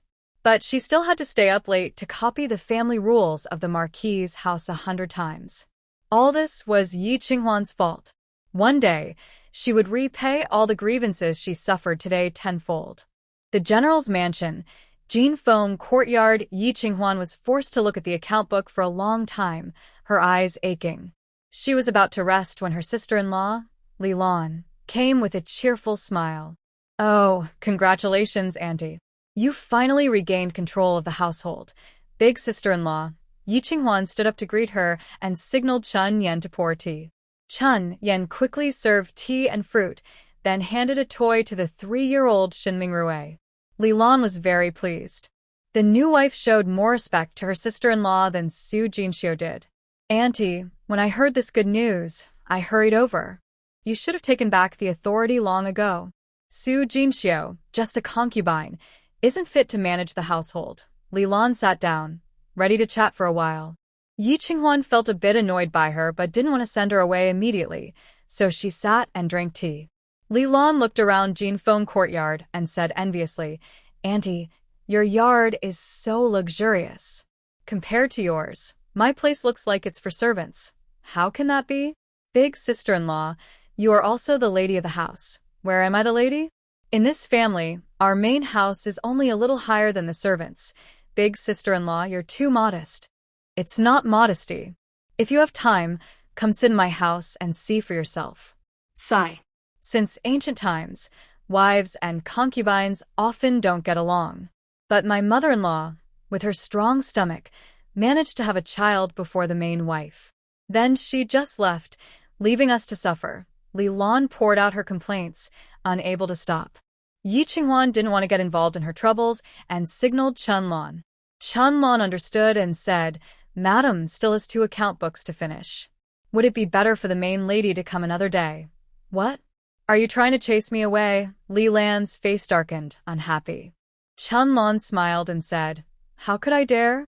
It's just that Our Lady just took charge today. She needs to finish reviewing the accounts before she can do anything else. Please understand, madam." "Humph." Li Lan glared at Chen Lan. "Your name is Chen Lan? Like the orchid?" "Yes. That's a lucky name, the same character as my own," Li Lan said coldly, raising her chin. Chen Lan's face changed dramatically, and she hurriedly knelt down.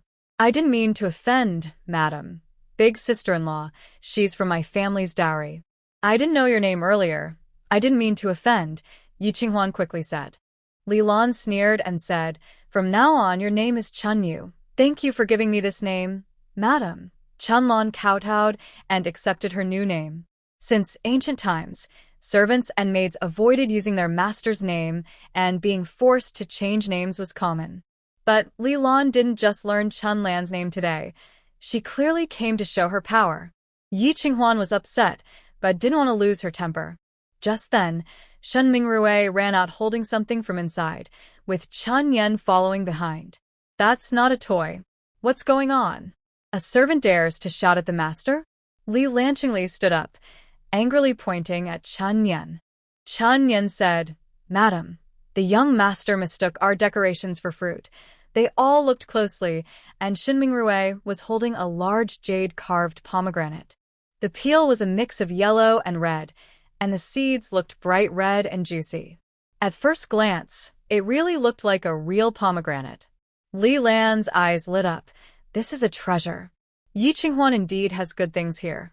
I should visit more often and life will be easier. Mother, I want this. Shen Mingrui looked up eagerly at Li Lan. Li Lan was pleased and said with a smile, "Little sister-in-law, your nephew really likes it." Chen Yan was so angry she almost rolled her eyes, but Yi Qinghuan stopped her with a look. "Big sister-in-law, sorry. This is my mother's dowry, symbolizing many children." Li Lan didn't expect to be refused and immediately became unhappy. "Little sister-in-law, why are you arguing with a child over something?" "Big sister-in-law, this is originally my thing," Yi Qinghuan reminded with a gentle smile. But Li Lan didn't accept her reasoning and said firmly, "You only have this one nephew. If he likes something, can't you let him have it?" "No, how can you be so stingy?" The head of the Shin family wouldn't even give a small item to his nephew. "If this gets out, won't people laugh at us?" "I'm not afraid." Yi Qinghuan kept a proper smile, but her tone and attitude were firm. Li Lan was furious and squatted down to grab Shen Mingrui. "You careless kid, see if I don't beat you today." Shen Mingrui cried loudly. "No, I want it. Little brat, let go." Li Lan tried hard to snatch it. What does a 3-year-old understand? He just thought it was a tasty fruit and clung tightly. Li Lan slapped him. "Let go." Bang! The jade pomegranate fell to the ground and cracked in half. Li Lan was stunned, but quickly continued hitting Shen Mingrui. "Are you trying to kill your mother?" Mother. Shen Mingrui wailed loudly, startling old lady Shen passing by the Jinfeng courtyard. "What's going on?" "Mother, it seems the young master is crying," Su Jinxiu said. Old lady Shen frowned. How could he be in Jinfeng courtyard? Go check. Yes. Yi Qinghuan protected Shinming Rue in her arms and sternly scolded Li Lan. If you don't hit him, will he drop the thing? Little sister-in-law, I was just trying to help you get it back. Li Lan wiped her tears, looking aggrieved. Ye Winghuan similet bitterli. You're not helping, you're hitting and snatching. You've scared the child to this state. Sister-in-law, speak with your conscience. Rueer is flesh of my flesh. I have never dared to lay a finger on him. If it weren't for that worthless jade pomegranate, would I have hit him? Li Lan spoke confident. She was crying so hard she was breathless, yet her words were clear and logical. Yi Qinghuan has lived 2 lives and has seen many shameless people, but she has never seen such a despicable person. She took several deep breaths to calm her emotions, then sneered. So, according to big sister-in-law, is it my fault? I didn't say you were wrong. It's just that forcing me to hit the child over a trivial thing is too much. Sister-in-law, you don't have children, so you don't understand how painful it is for a mother to hit her own child. The pain in the child's body is the pain in a mother's heart. Children don't understand and often take things they shouldn't, Yi Qinghuan asked. Li Lan hesitated but still argued. You said he doesn't understand. If he doesn't understand, then as a mother, aren't I also clueless? I hit him. Yi Qinghuan picked up Shenming Rue. So, hitting children is your way of teaching, big sister-in-law? That's utterly ridiculous. Since you don't know how to teach children, don't take Rueer for now. What? On what grounds? Li Lan was shocked and immediately tried to rush forward to take the child. This is my child. You have no right. Shenming Rue, frightened by the hitting, kept hiding in Yi Qinghuan's arms. Auntie, save me. Little brat, don't you know whose belly you crawled out of? Li Lan scolded. Yi Qinghuan sneered, because I am the head wife. Her words instantly deflated Li Lan's arrogance. She turned pale, glaring at Yi Qinghuan but dared not speak. In a noble family, the head wife controls the inner courtyard. As a low-status, powerless sister-in-law, she can only obey the head wife's arrangements. Today, she came to please the new head wife and to slander Su Jinxiu. She never expected that she would risk her son's safety. Old Lady Shen smiled with satisfaction. Good. Very good. Mother? Li Lan's face changed drastically. Turning around, she saw Old Lady Shen approaching. Her legs went weak, and she knelt down. Mother, listen to my explanation. Shut up. I saw everything. Old Lady Shen scolded angrily. Since you can't discipline him, Rueer will stay in Fusho Hall from now on. Mother, coming from a small family with no manners at all, you and that dead mother-in-law are just alike. Rueer might be spoiled by you. Now, get out of here. After scolding Li Lan, Old Lady Shen, feeling unfulfilled, also cursed her former rival, Mrs. Wang. Li Lan looked like a withered eggplant, walking with her head lowered, too afraid to argue. Su Jinxiu suppressed the turbulent emotions in her heart and picked up the broken pomegranate, saying, What a pity for such a good thing. Old Madame Shen ordered the servant to take Shenming Rue away, then frowned and scolded Yi Qinghuan. How can you let the house be so noisy? It's not proper. After all, she's the eldest sister-in-law. She's not worthy. If your father-in-law hadn't been drunk back then, her son wouldn't have been the eldest. Talking about the past, old Madame Shen's eyes still held resentment. Yi Qinghuan couldn't comment on her elder's matters and softly said, Mother, the wife managing the household isn't doing well. Maybe. Today is just a learning experience. You're handling it quite well. Old Madame Shen immediately changed her tone. I know skilled craftsmen who can help repair the pomegranate. Thank you, Mother. But I think it looks good on repair, like a natural ripe pomegranate with cracks. Yi Qinghuan smiled. Chen Yan quickly brought a light blue jade plate and placed the pomegranate on it. The jade plate, the red pomegranate, and a few bright red seeds scattered around looked quite beautiful. Old Madame Shen's expression eased a little. If you think it's good, then that's fine. Please sit, Mother. Yi Qinghuan personally arranged the seat and poured tea. Have you looked at all those account books? Yes. Is there anything you don't understand? No. Old Madam Shun was very satisfied. Good, no wonder you're a child of the Yi family. I made the right choice when I picked you. Yi Qinghuan could only smile. The Yi family was nothing special. If she could choose, she wouldn't want to be a daughter of the Yi family.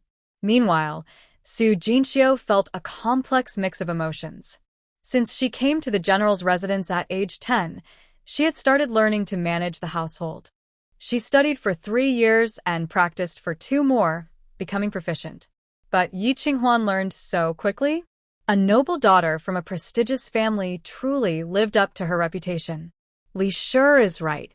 Qinghuan, you should have your own children now, Old Madam Shen said. Yi Qinghuan's face flushed. This embarrassment was not from shyness. First, she didn't want to.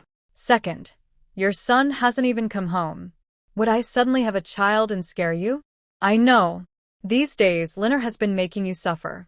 I've already sent someone to call him. Tonight, you should seize the opportunity. Don't let that outside woman have a legitimate son before you, Old Madam Shen said meaningfully. Yi Qinghuan felt bitter inside. They've only been married a few days. Can't they wait a bit longer? Madam, Ruer is already 3 years old. Mother is very anxious, Su Jinxiu softly said. Yi Qinghuan suddenly remembered something. Su Jinxiu has been acting as Xinlin's concubine for over 2 years, but her belly hasn't moved at all. I'm a person without good fortune. Su Jinxiu sensed Yi Qinghuan's confusion and gave a self-deprecating smile. Yi Qinghuan heard this and thought she was just feeling unwell. It wasn't until a long time later that she realized Su Jinxiu was just a decoration, a tool for the housekeeper, and had never truly received Xinlin's affection. That night, Yi Qinghuan went to bed early to rest, but found it hard to sleep. She was frightened at the thought of Xinlin returning to be with her in that way. No, she needed to find an excuse to refuse to share the bed with Xinlin. Chen Yan, prepare cold water. I want to take a bath. Cold water? Yes. I caught a cold, so the general can't come near me. Chen Yan sighed and touched her forehead. Madam, what are you thinking? Just do as I say, Yi Qinghuan thought. Chen Yan asked, you can't pretend to be sick every time the general wants to come, right? It's only for now. Yi Qinghuan gritted her teeth. Reluctantly, Chen Yan went to prepare the cold water. Autumn in Xinjiang was cooling down, with large temperature differences between day and night. The well water at night was very cold.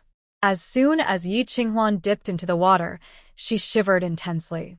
Madam, don't persuade me. Chen Yan closed her mouth. Yi Qinghuan gradually adapted to the cold water and stopped trembling, but then she started sneezing. Achoo, achoo. It must have been enough time in the water. Chen Yan was sincere. She saw Yi Qinghuan soaking and still didn't try to stop her. Yi Qinghuan stayed in a bit longer, but couldn't bear it anymore and stood up. Chen Yan, quickly bring me a towel. I'm freezing. Not staying in a bit longer. A deep male voice sounded. Yi Qinghuan's eyes widened in surprise as she slowly turned around. Ah! She screamed and fell back into the water with a splash, cold water splashing onto Xinlin's face. Her heart was pounding wildly, her face flushed, teeth chattering fiercely. You, how are you here? She wasn't wearing any clothes. He saw everything. How could he do this?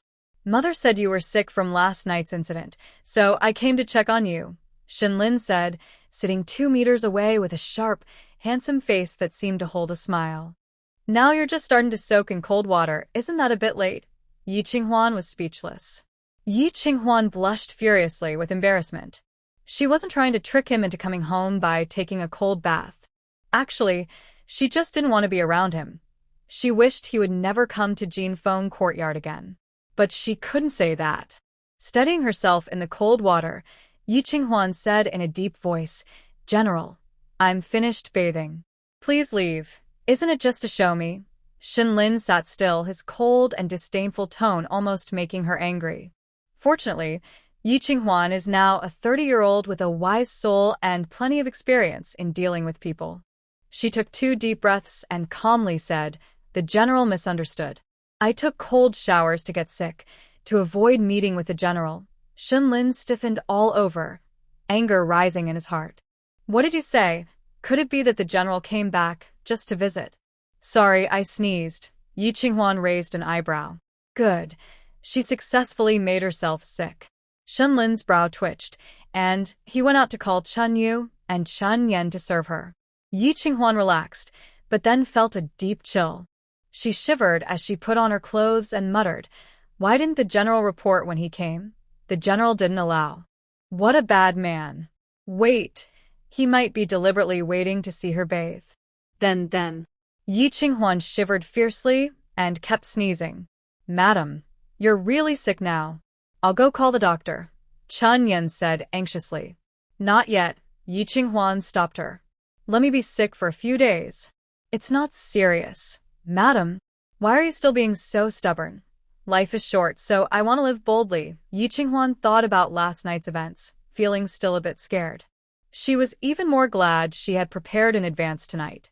Since she was like this, Shenlin probably wouldn't insist anymore, right? Back in the bedroom, Shenlin was still there. Yi Qinghuan asked nervously, "The general, are you not returning to your own courtyard to chase him away?"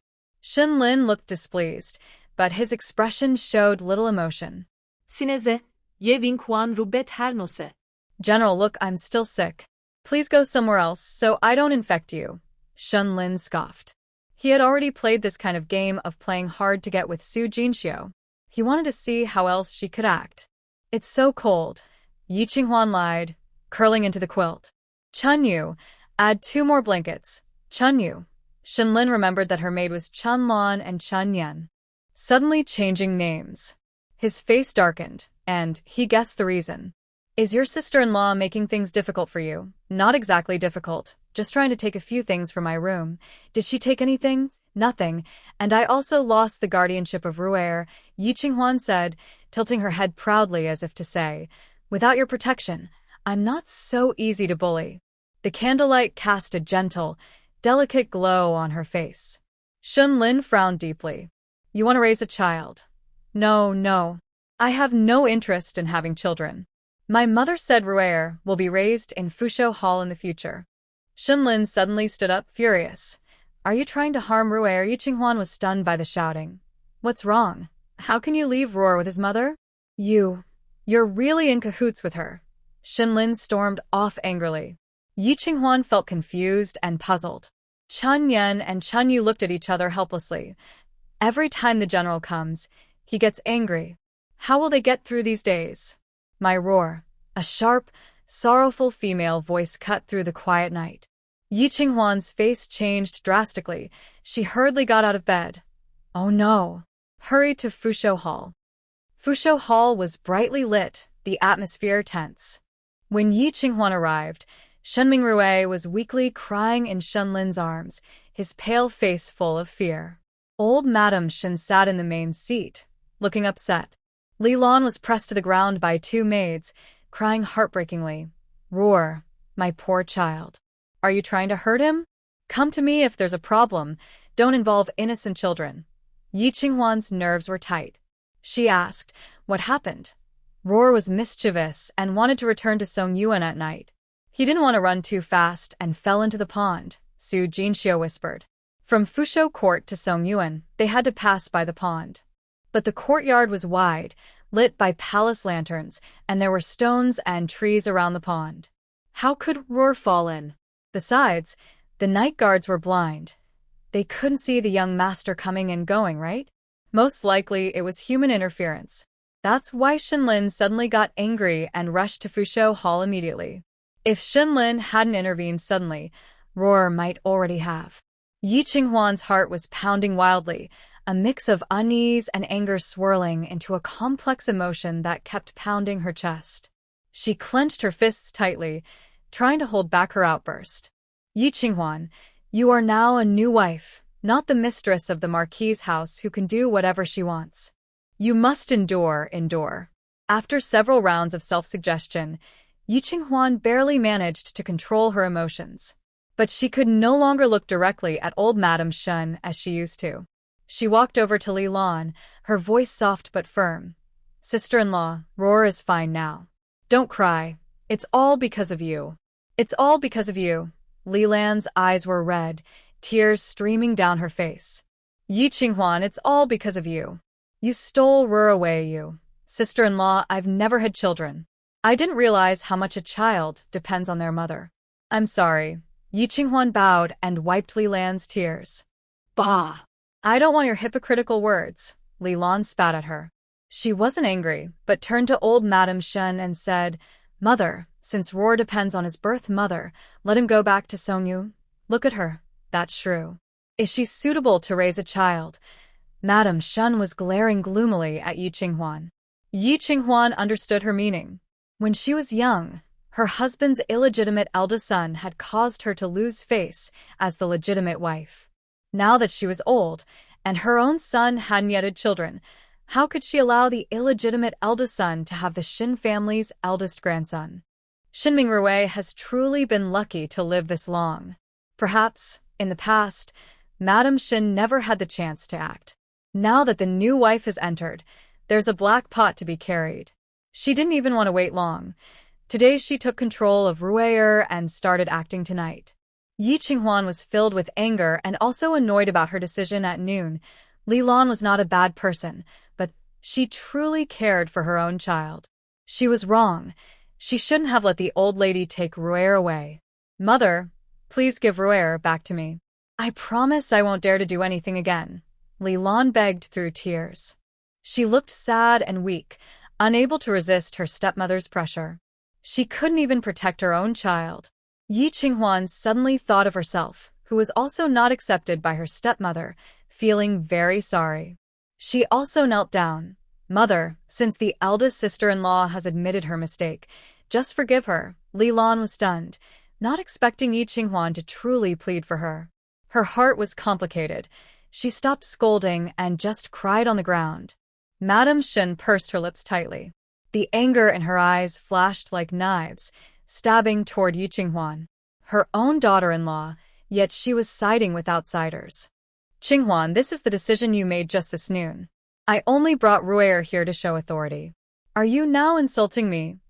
Madame Shen's furious question was like a heavy stone pressing down, making it hard to breathe. Li Lan trembled like chaff, and no one dared to make a sound. Shenlin was angry and about to speak, but saw Yi Qinghuan straighten her back, fearless, and meet Madame Shen's gaze. Mother, I was careless with my decision this noon. Please forgive me, Mother, for my inexperience. I am willing to hand over the key to the storeroom and will no longer participate in managing the household. Madame Shen's face grew darker, and everyone held their breath.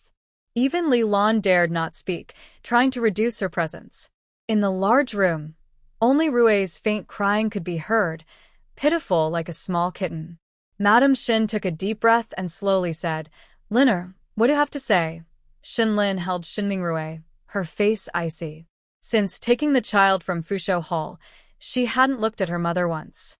Until now, she remembered she was being called out. Ruer is my older brother's child. Anyone who dares to hurt him, I will not forgive. Shenlin made a harsh remark, then hugged Shinming Rui and left. Li Lan wanted to follow but didn't dare. It was Shenlin who called her. Elder sister-in-law, get up. She hesitantly glanced at the old Madame Shen, then stood up and hurriedly chased after them. Su Jinxiu lowered her eyes, walked behind the old Madame Shen, and massaged her shoulders. The old Madame Shen was furious. Her son was disobedient, and the new wife threatened her. How could this be?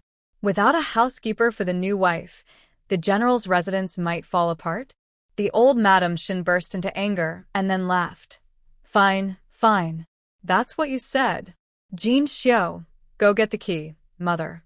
Su Jinxiu's eyes welled with tears, and she said to Yi Qinghuan, Madam, just admit your mistake. No need. Yi Qinghuan stood up herself, took the key, and handed it to Su Jinxiu. If there's nothing else, mother, I will leave you to rest. Yi Qinghuan left without waiting for the old Madame Shen's approval. Su Jinxiu was stunned, and the maids and servants in the room looked at each other in confusion. Was the main wife going to have a falling out with the old madam? How bold! Probably the confidence given by the general. Everyone was speculating silently. The old Madame Shen was furious, her chest rising and falling violently. Su Jinxiu quickly tried to comfort her. Mother, your health is the most important. She's perfectly fine. The old Madam Shin slammed the table hard, making the teacup clink loudly. Seeing her lose her temper, Su Jinxiu secretly breathed a sigh of relief and dismissed everyone. Everyone leave now. Yes, the old Madam Shin drank half a cup of tea before calming down and asked, Jinxiu, do you think they are plotting against me together? That can't be, right? Madam and Brother Lin haven't even consummated their marriage yet, Su Jinxiu whispered. What if she's trying to win Shinlin's favor? The old Madam Shin snorted coldly. Tonight, they came from Jinfeng courtyard one after the other. That's hard to tell. But, Mother, if the Madam can win Brother Lin's favor, that's a good thing too, Su Jinxiu whispered. What I want is a obedient daughter-in-law, not one who comes back and argues with me. The old Madam Shin sharply placed her teacup back on the table. Jinxiu, send someone to keep an eye on Jinfeng courtyard. Find out what they're doing. Yes. As night deepened and the autumn wind grew cold, Yi Qinghuan took a cold bath, which made her uncomfortable. After going out and feeling the wind, she developed a fever when she returned. Chunyu, go call the doctor. Do it quietly. Don't disturb Fusho courtyard. Chunyen, add more blankets to my bed. Alas, madam, you shouldn't have taken a cold bath, Chunyen said as she placed 2 hot water bags on Yi Qinghuan. And you shouldn't be involved in the affairs of the main house. I don't care. The blame will eventually fall on me anyway. Better to clear my name early. Yi Qinghuan forced a smile. She said, being the main wife of a wealthy family is not easy. Today is her first day in her new position, and so many problems have already arisen. Luckily, she was clever and returned the key to the storeroom by using Roar's matter. I'm afraid that if I and the old madam grow apart, life will become difficult, Chun Yen sighed.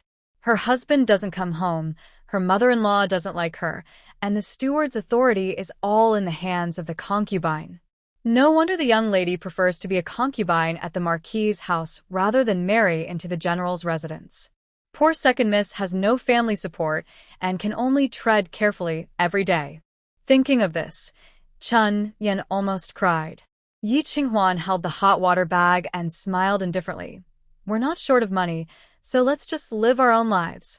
But, it's okay. I don't need my husband's love, nor do I need my mother-in-law's protection.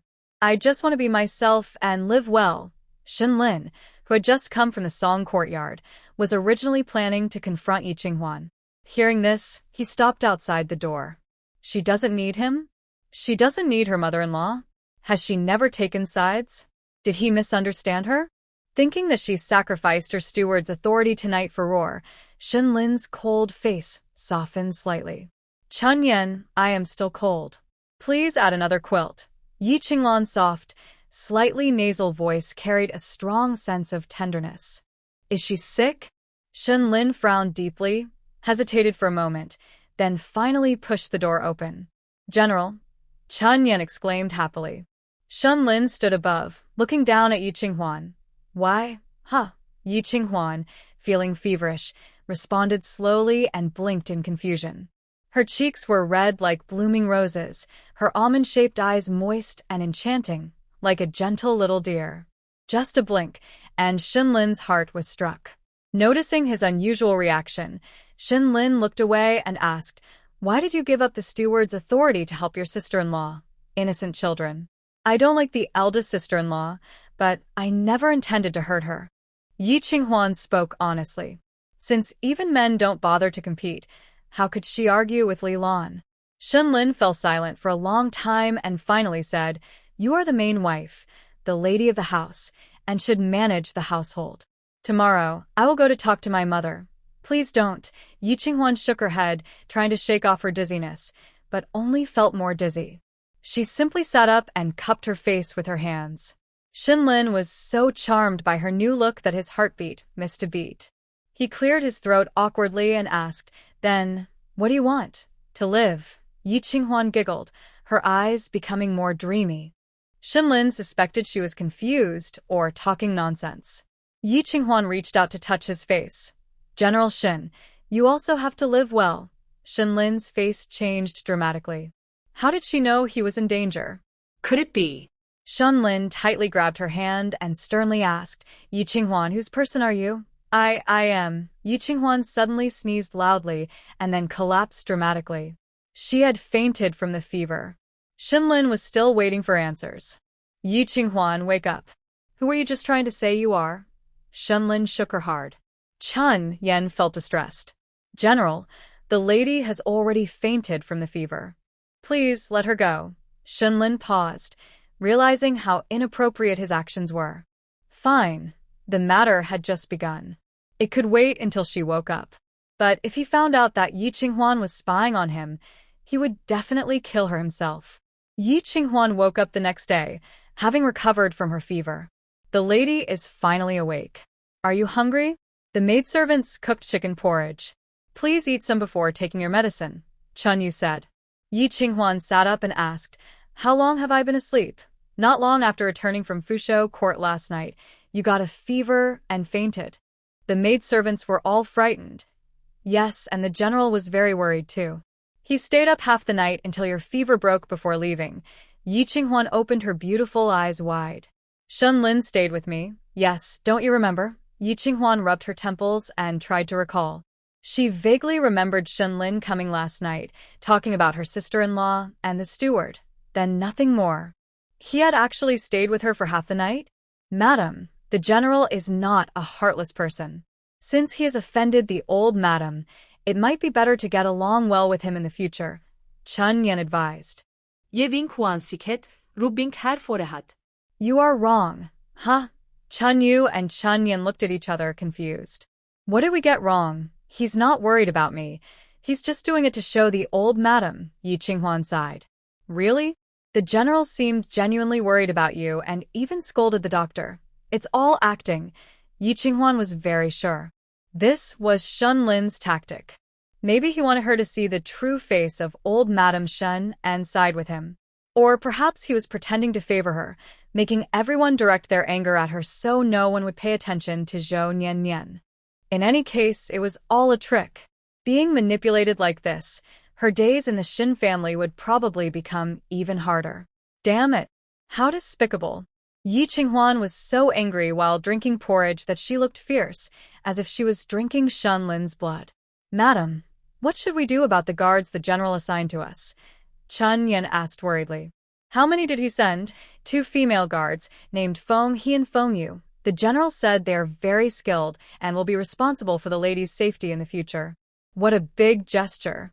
Is she afraid she will die too soon and can't protect Zhou Nian? Yi Qinghuan became even angrier. Madam, don't be upset. We are just the 3 of us in this deep courtyard, and being protected is also good, Chun Yu said. I can only think like that, Yi Qinghuan sighed.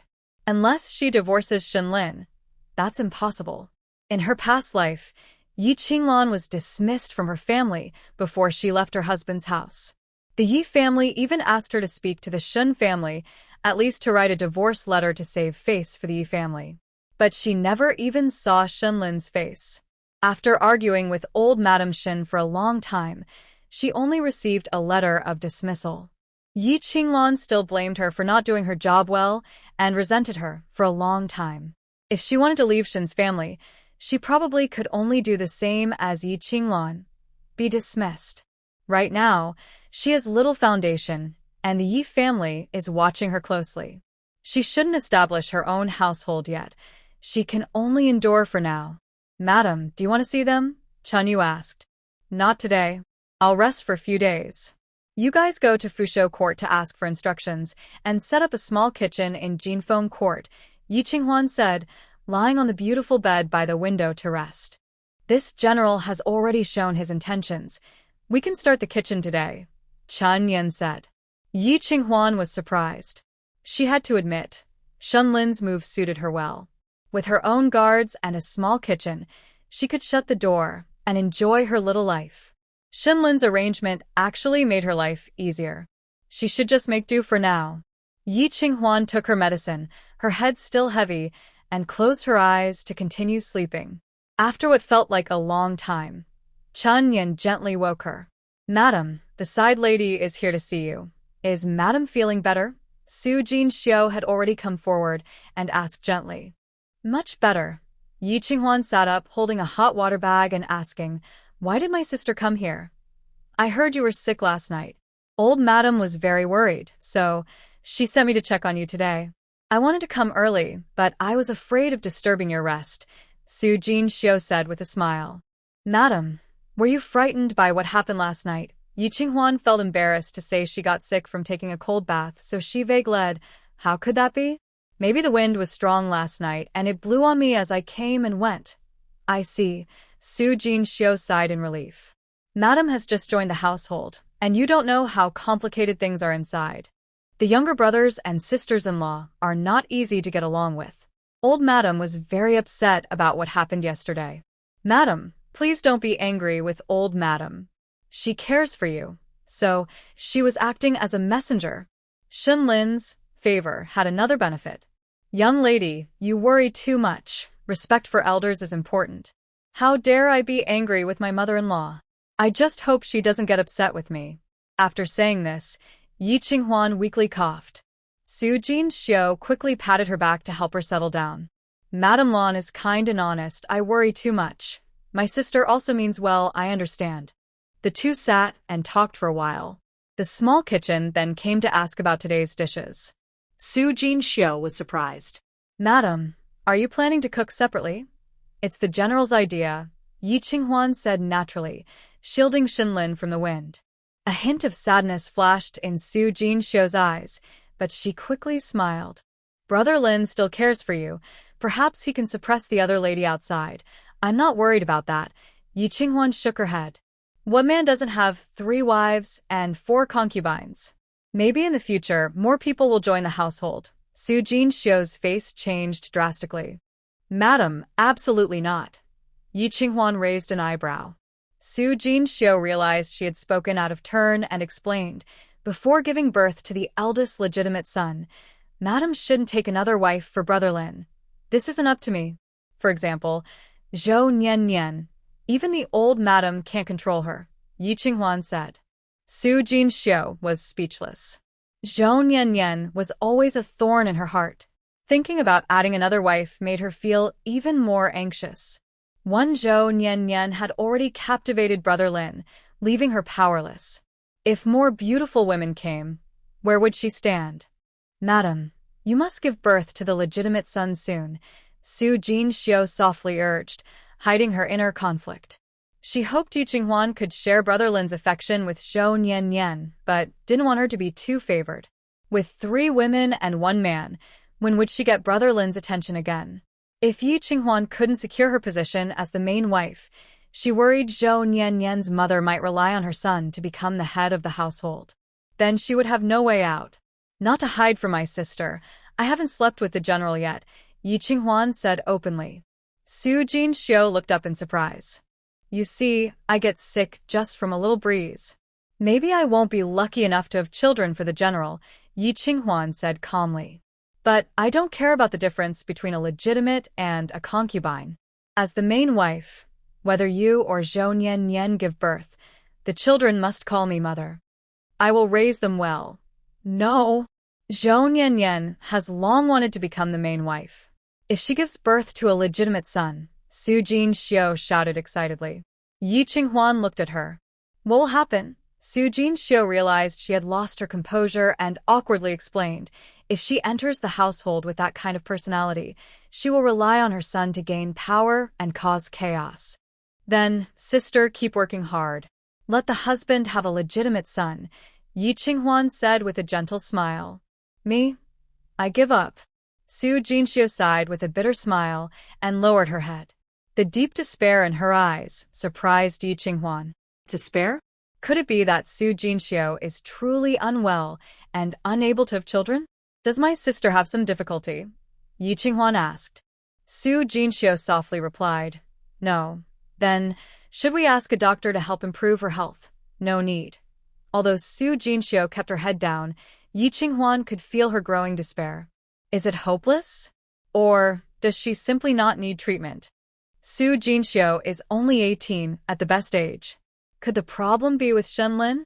Maybe. Zhou Nian Nian is very favored, but she also hasn't gotten pregnant. It must be Shenlin's problem. Wow, I didn't expect that. She looks healthy and strong, but she's just a fragile shell. Madam, the Yi family sent a carriage to invite you back, the butler reported. Yi Qinghuan refused without hesitation. I won't go, but the Yi family says there is an important matter. I still won't go. What good could the Yi family have? Most likely, Yi Qinghuan was punished and came back to complain. They wouldn't dare cause trouble at the general's house and bring her back for scolding. Only fools would do that. Seeing the situation, Su Jinxiu smiled at the butler and said, "Tell the Yi family that Madam is sick and cannot leave the house." At the Yi family, Yi Qingluan was curled up in Madame Ye's arms, crying until her eyes were red and swollen. "Mother, look at me.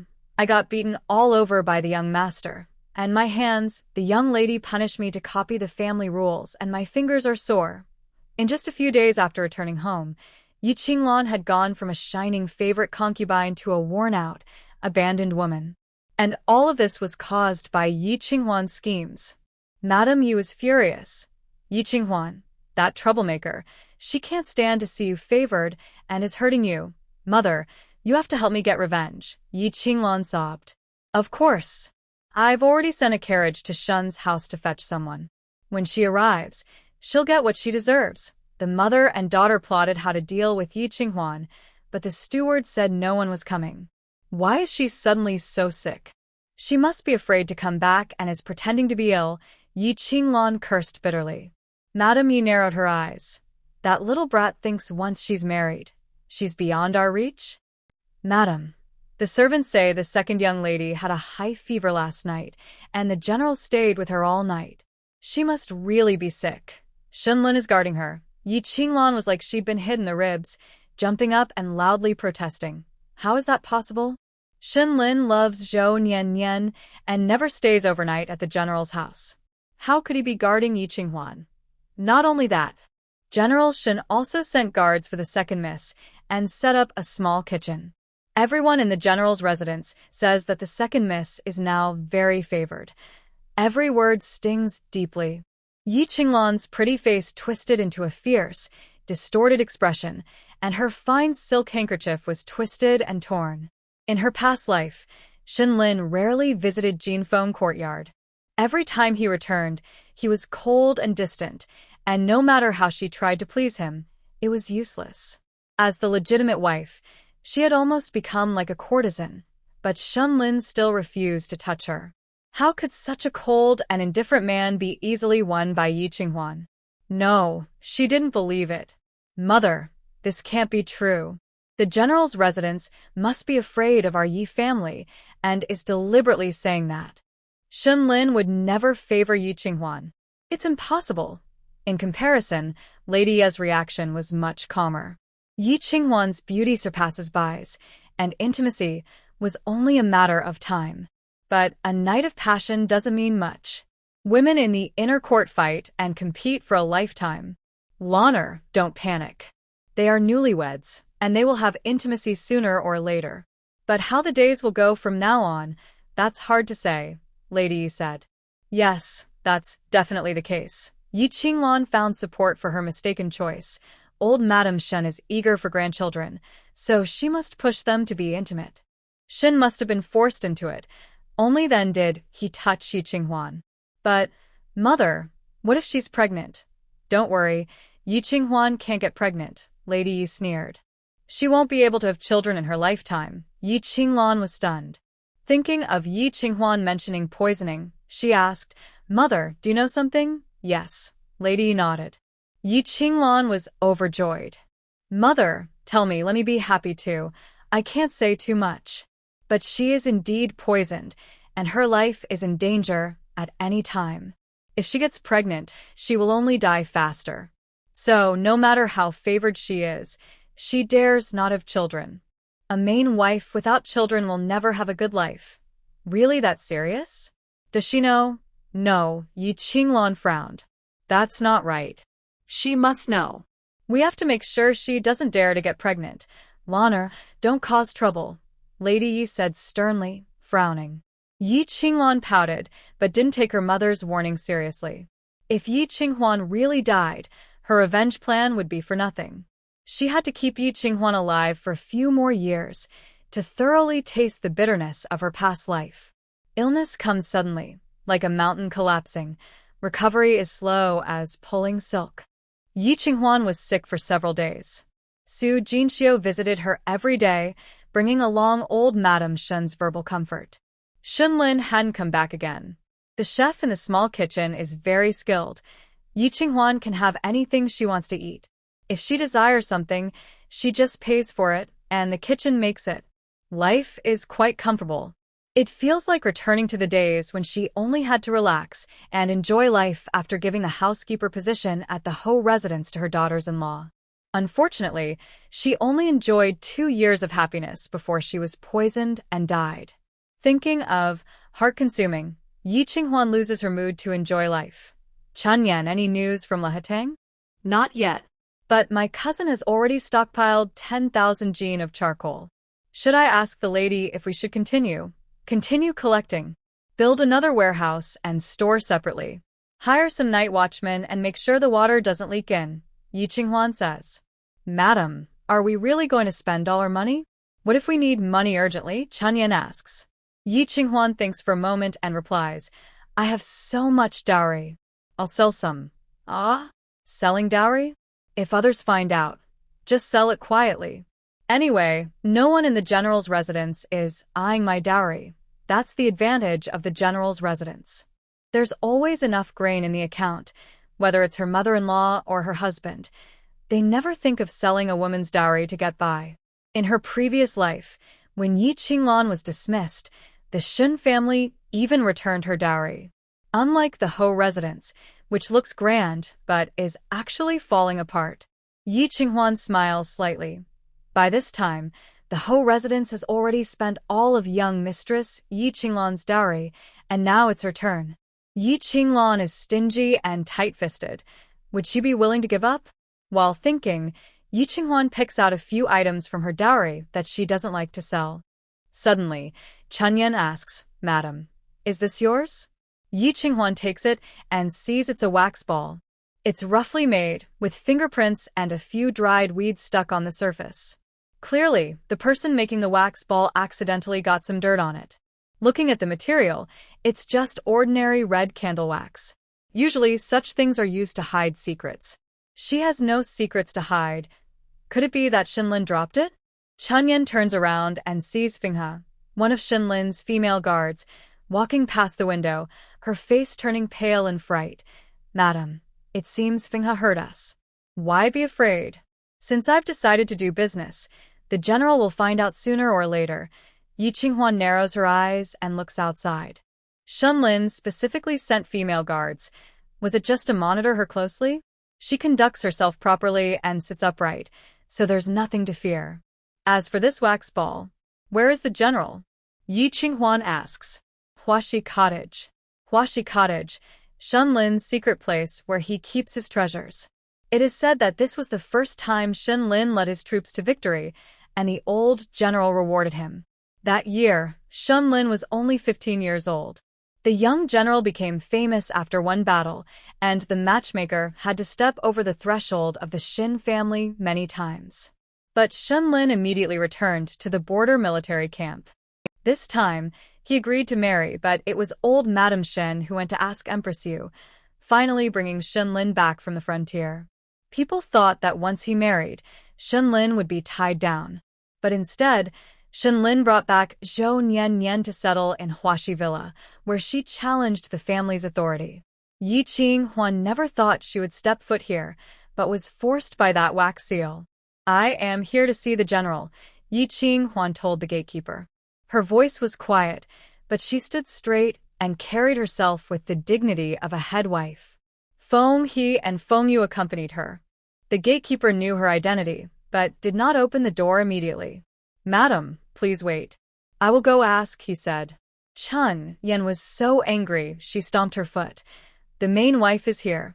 Who else do you need to ask? Is it that we, madam, cannot come in? Chun Yan, Yi Qinghuan signaled her not to cause trouble. It's not that she was afraid of Zhou Nian, but she didn't want to cause more problems. Soon the door opened. But the visitor was not Shinlin, it was Zhou Nian. She still wore red, dressed beautifully and richly, like a thorny rose. "Ye family, how dare you come here?" Zhou Yan sneered from the steps, looking down at her challengingly. Since being shot twice by Yi Qinghuan at the restaurant, she had been sharply scolded by Shenlin. Shenlin told her not to bother Yi Qinghuan again, but today, Yi Qinghuan came to her door herself, so she couldn't be blamed. "Huaxi Villa belongs to the general. Why can't I come?" Yi Qinghuan replied calmly and coldly. "Is the general here?" "No." Zhou Yan sneered. "Fighting for favor brought me here. Ye family, is that all you can do? The general has already stayed in your room for half the night, built you a small kitchen, and sent guards. Aren't you satisfied?" Yi Qinghuan said, "I have something important to give to the general. If he's not here, then forget it." But she turned her tone serious and commanding. "If you lie and cause the general trouble, no one can save you." "Ha, who are you threatening?" Zhou Yan scoffed. "You," Yi Qinghuan said, pulling out the wax seal. Zhou Yan's face changed color quickly. Then she sneered again. "Ye family, you really stop at nothing to see the general. Everyone here today is a witness." Yi Qinghuan put away the wax seal and turned to leave in her carriage. Zhou Yan was anxious and shouted, "Leave the item." "Top secret item? For you? Do you deserve it?" Yi Qinghuan sat calmly in the carriage. "Go back to the mansion." "Yes, madam." The carriage is about to leave. Zhou Nianian raised her whip, then seemed to think of something and reluctantly put it away. "Feng you shouted. "Are you two dead?" Still not stopping. "Miss Zhou, I ask you again, is the general here?" Yi Qinghuan asked. "Humph." Zhou Nianian stomped her foot and turned to run into the side garden. The gatekeeper immediately stepped forward with a smiling face. "Madam, please." Yi Qinghuan kept her eyes straight ahead and followed the guide to the study.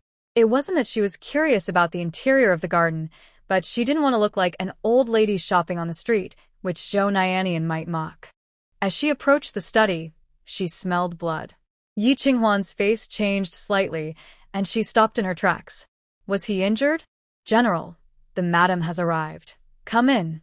The door creaked open, and the smell of blood grew stronger.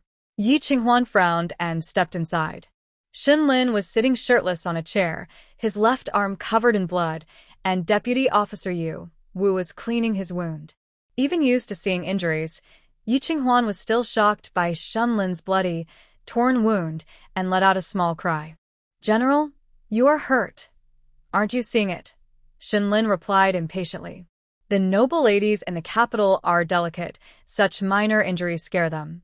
Out on the frontier, there are much worse injuries. This arrow wound is too deep, and the arrow has poison. Cleaning the wound isn't enough. It needs bone scraping therapy," Yi Qinghuan said, staring at the wound. Shenlin's eyes suddenly sharpened, and his killing intent flickered as he looked at Yi Qinghuan. Did she betray him by knowing his injury? Is she really from that side? Yu Wu hurriedly asked, "Madam, do you know medicine?" "No, I don't. I've just seen similar injuries before, so I guessed."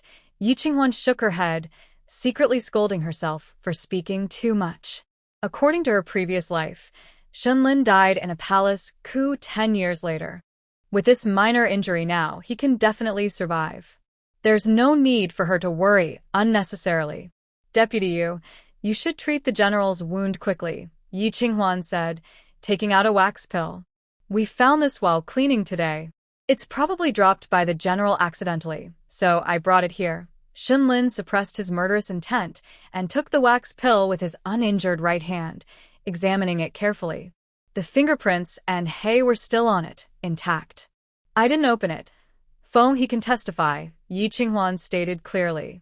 "Aren't you curious about what it is?" Shenlin asked, holding the wax pill with 2 fingers, with a meaningful look. Yi Qinghuan smiled. "I've never been very curious since I was a child." Then he asked, "And you, what do you like?" "Making money," Yi Qinghuan honestly replied.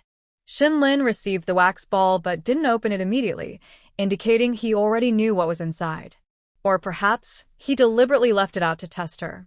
She plans to sell her dowry and stockpile coal, and Feng he must have already told him. She decided to admit it herself first. Are you short of money? Shinlin squinted and asked. I'm not. But money is good. Who doesn't want more? Yi Qinghuan sat down confidently. Would the general like to make some money together? Invest in me, and you'll be sure to profit by winter. Shinlin was amused by her small greed and raised his handsome eyebrows. Investing in stockpiling thousands of pounds of coal is a big business. But if it fails, the loss would be significant. She has courage. How about this? If the general is afraid of losing, you can invest less, Yi Qinghuan said, noticing his good mood and trying to persuade him. How much less? Shinlin asked. Yi Qinghuan held up 2 fingers. 200 taels, 2,000. Yu Wu gasped and stopped his bone-scraping operation. Shinlin looked at him displeased. Hurry up. Yes. Yu Wu continued cleaning the wound. Although he used anesthetic, bone scraping still hurt. But Shinlin suddenly realized that when he was talking to Yi Qinghuan just now, he didn't feel any pain.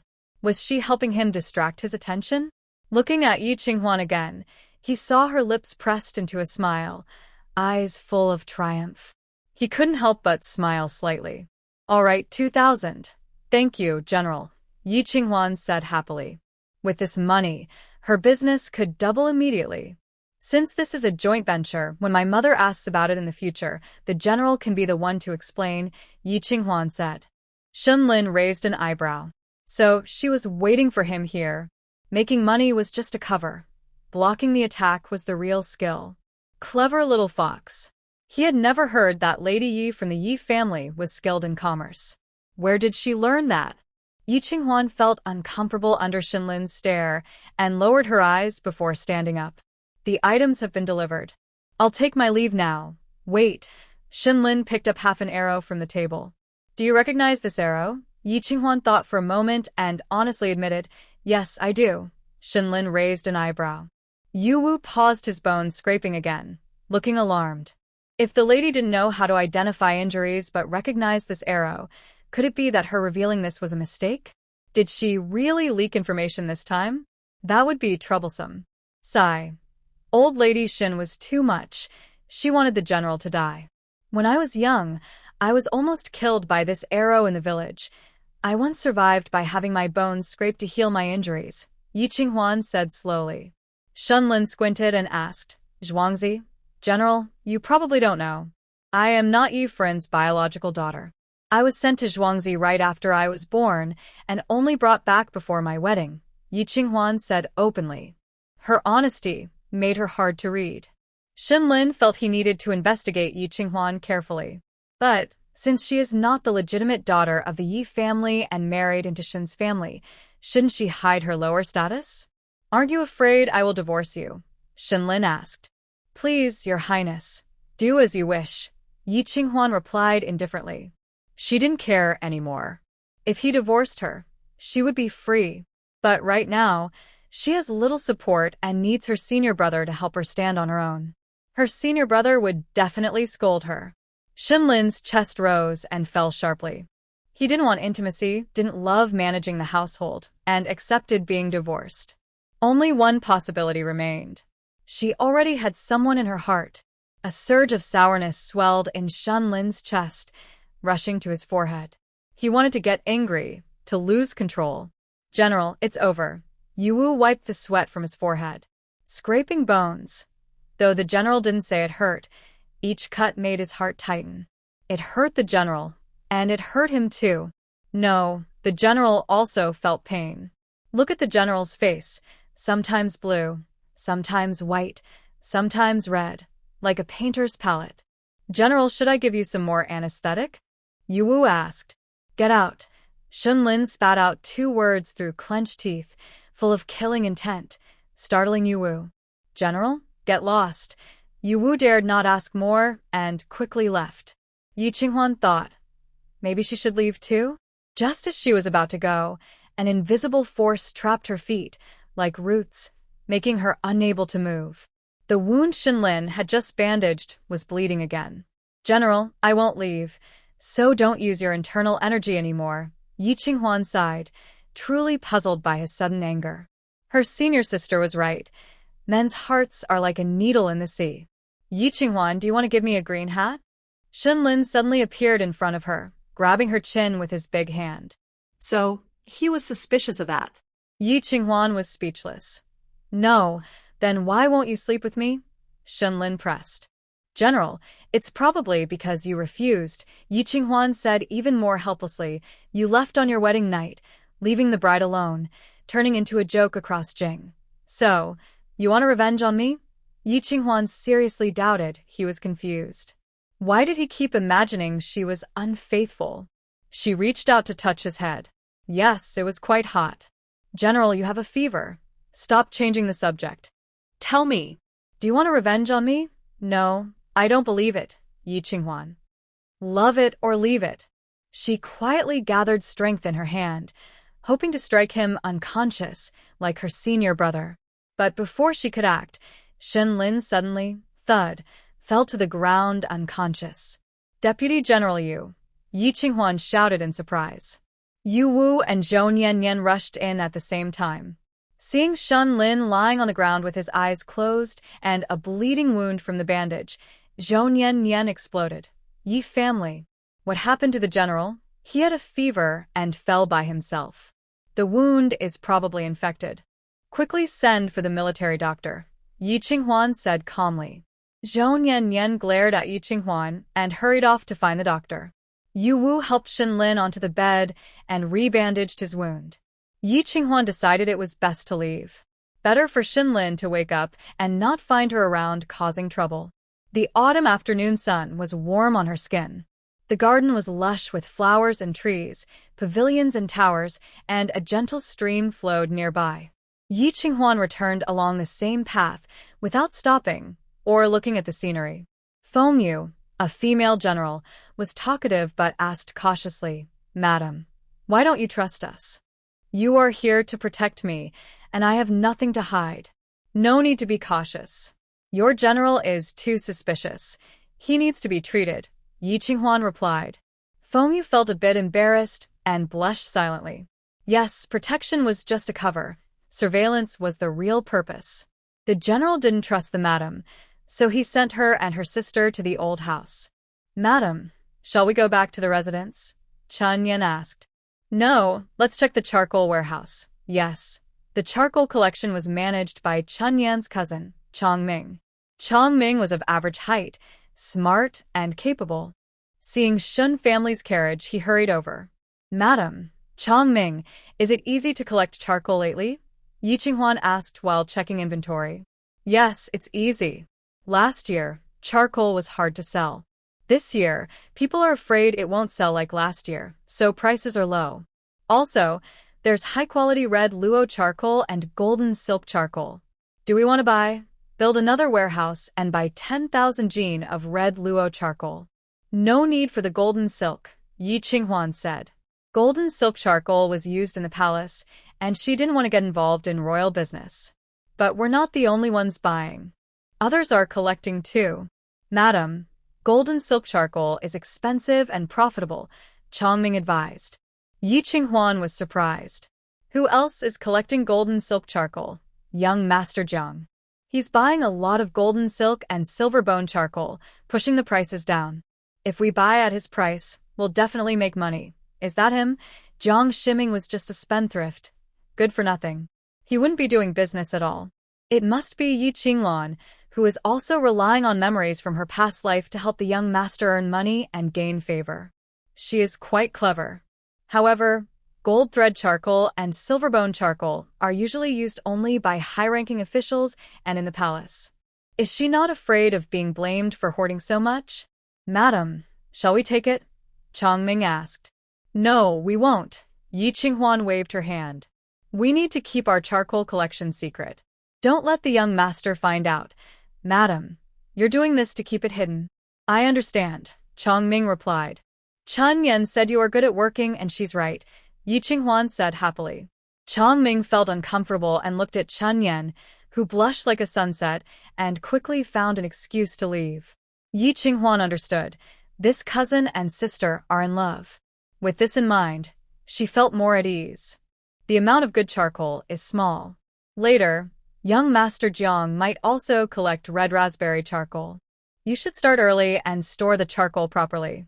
In the next few days, I will send Shan Yen to bring money. Yes, madam. After inspecting the charcoal, Yi Qinghuan went to the street to browse around, planning to buy some fresh fruit to show respect to old Madam Shen. As a daughter-in-law, she couldn't keep a stiff attitude all the time. She was the younger one, so she should soften her tone first and give old Madam Shen a way to step down. Hey, sister, what a coincidence, Yi Qinglan said with a gentle smile, blocking her way. Feng He and Feng Yu immediately stepped forward, holding swords to stand in between. Oh, the general still assigned guards for you. Yi Qinglan's eyes flashed with jealousy. In her past life, she married Xinlin for many years but never received any guards from him. Yi Qinghuan only arrived a few days ago and already had Xinlin's protection. What's wrong? The young master didn't send anyone to protect sister? Yi Qinghuan knew how to hit the nerve, and her words made Yi Qinglan's face change drastically. She took 5 deep breaths before calming down. She reached up to touch the pearl hairpin in her hair and sneered. So, what if you're favored? You will never have children in this life. That statement carried a lot of weight. Yi Qinghuan's eyes brightened with interest. Does Xinlin really can't have children? That's great. She won't even need to help with raising children this lifetime. Do you know why? Yi Qinglan pretended to be mysterious. Yi Qinghuan thought that a man's pride was above everything, especially since that man was her husband in this life. She shook her head. I don't know, and I'm not interested. Yi Qinglan looked mysteriously lonely, feeling a bit frustrated, and then said, It's related to your poisoning. Are you not interested? Ye Qinghuans pupil suddenly constricted. Honestly, once you get pregnant, you will die from the poison, Yi Qinglan said, swinging her fan and smiling proudly. Under the bright sunlight, her gold-inlaid silver fan shimmered dazzlingly. Yi Qinghuan's hands and feet felt cold. The poison in her heart was so cruel and deadly. Who was harming her? After a brief burst of anger, Yi Qinghuan calmed down. Feng He, hold her down. Yes. Feng He immediately restrained Yi Qinglan. Yi Qinglan was terrified. How dare you? I am from the Marquis's household. No need to show off. Everyone knows you're a concubine, Yi Qinghuan said coldly, like icy frost. Yi Qinglan blushed and turned red in embarrassment, feeling extremely humiliated. Her maid, Xinger and Lear, wanted to step forward to help her, but Feng Yu blocked them with a sword. Second miss, please let go of the young lady. If she gets hurt, the master and madam won't forgive you, Leah said. Yi Qinghuan ignored her and stared at Yi Qinglan. Tell me who told you. Why should I tell you? If you have the guts, kill me in the street, Yi Qinglan shouted. Since I am poisoned and close to death, could my blood also carry the poison? Yi Qinghuan asked. Yi Qinglan's eyes widened. What? What are you trying to do? Are you crazy? She wanted to cut herself and poison herself along with Yi Qinghuan? Will you tell me or not? Yi Qinghuan opened her palm, enjoying the sunlight. In her other hand was a shiny dagger. Yi Qinglan was shocked and angry, but mostly scared. After the young master beat her, he no longer entered her courtyard. She had to work hard to persuade him to leave some coal for winter sales, promising it would make money. Only then did he start to show her affection again. If the poison meant she couldn't get pregnant, what was her future? Would she raise someone else's children? She didn't want that. She wanted her own son to be the legitimate heir, to become a noble and a minister. Fine, I'll tell you. Yi Qinglan trembled. It was my mother. Again, it's her. Yi Qinghuan narrowed her eyes, a hint of disappointment. Madam Yi knew some things about her poisoning, but she wouldn't tell her everything. So? Yi Qinghuan cut her finger, squeezed out her blood, and pressed it into Yi Qinglan's mouth. Yi Qinglan was terrified and struggled hard. Yi Qinghuan, you're not honest. Feng He grabbed Yi Qinglan's chin, forcing her to open her mouth. The smell of blood spread in her mouth.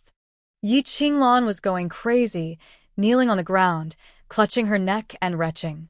Useless. The poison has entered your muscles and veins. To detoxify, go back and ask your mother properly, Yi Qinghuan said, and left. The maid helped Yi Qinglan up. Young lady, hurry, go home. Yi Qinglan swayed unsteadily and was helped onto a carriage, rushing back to the Yi family. Yi Qinghuan ordered Feng He, "Follow her quietly and listen carefully." "Yes, madam." The Windfug obeyed the command and left. Feng He looked at her wife with sympathy.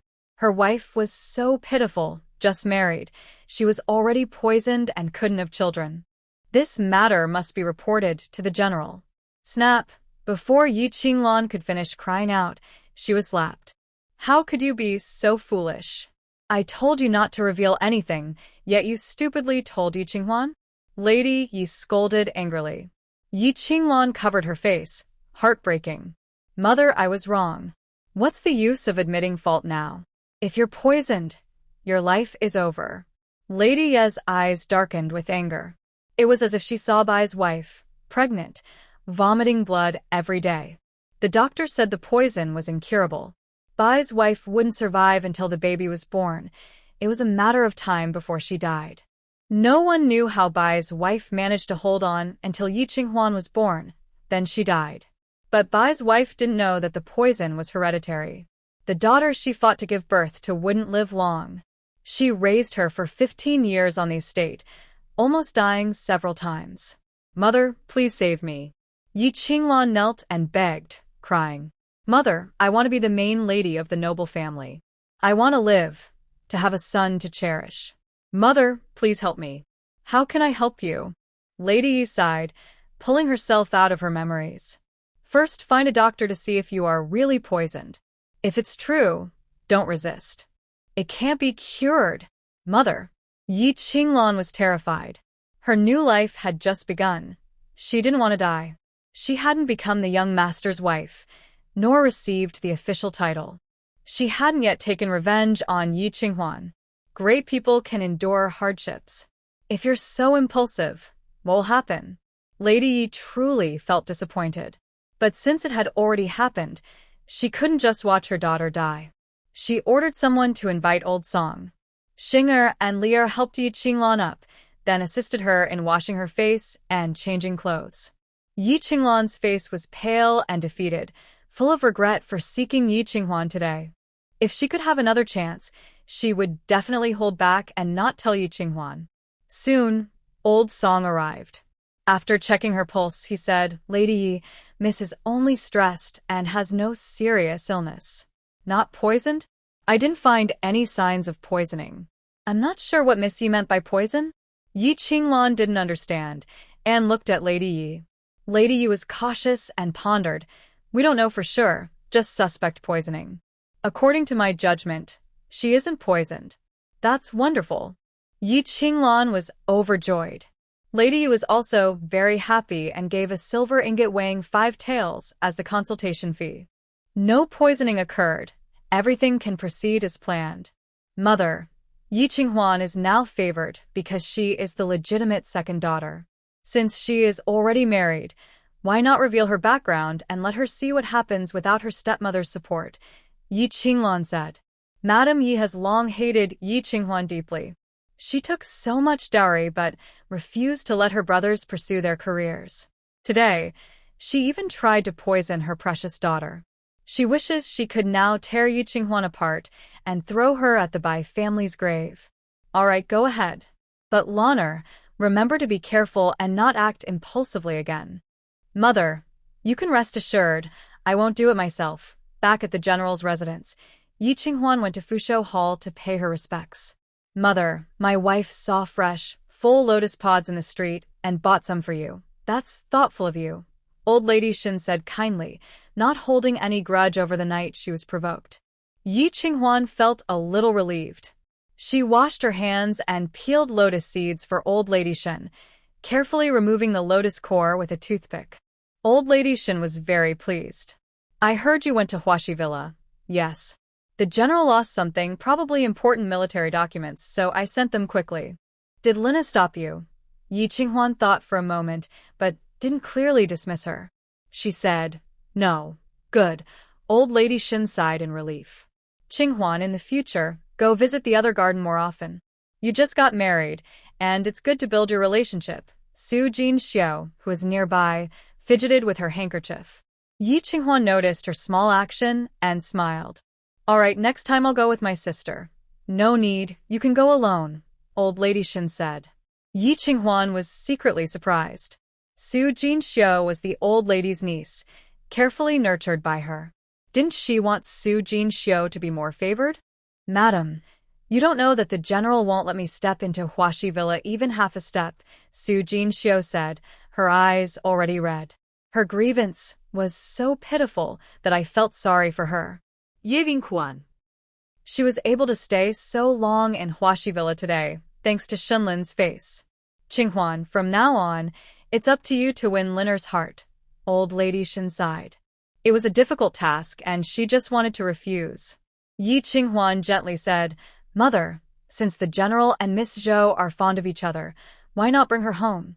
Su Jinxiu's face changed dramatically. Even old lady Shun looked displeased. Qinghuan, are you stupid? Miss Zhou is arrogant and spoiled. How can she be brought into the house? Maybe, once she has a proper status, she won't cause trouble anymore. Yi Qinghuan hesitated and observed carefully. She's just a wild girl from the frontier. She doesn't deserve my son Lin, old lady Shin snorted.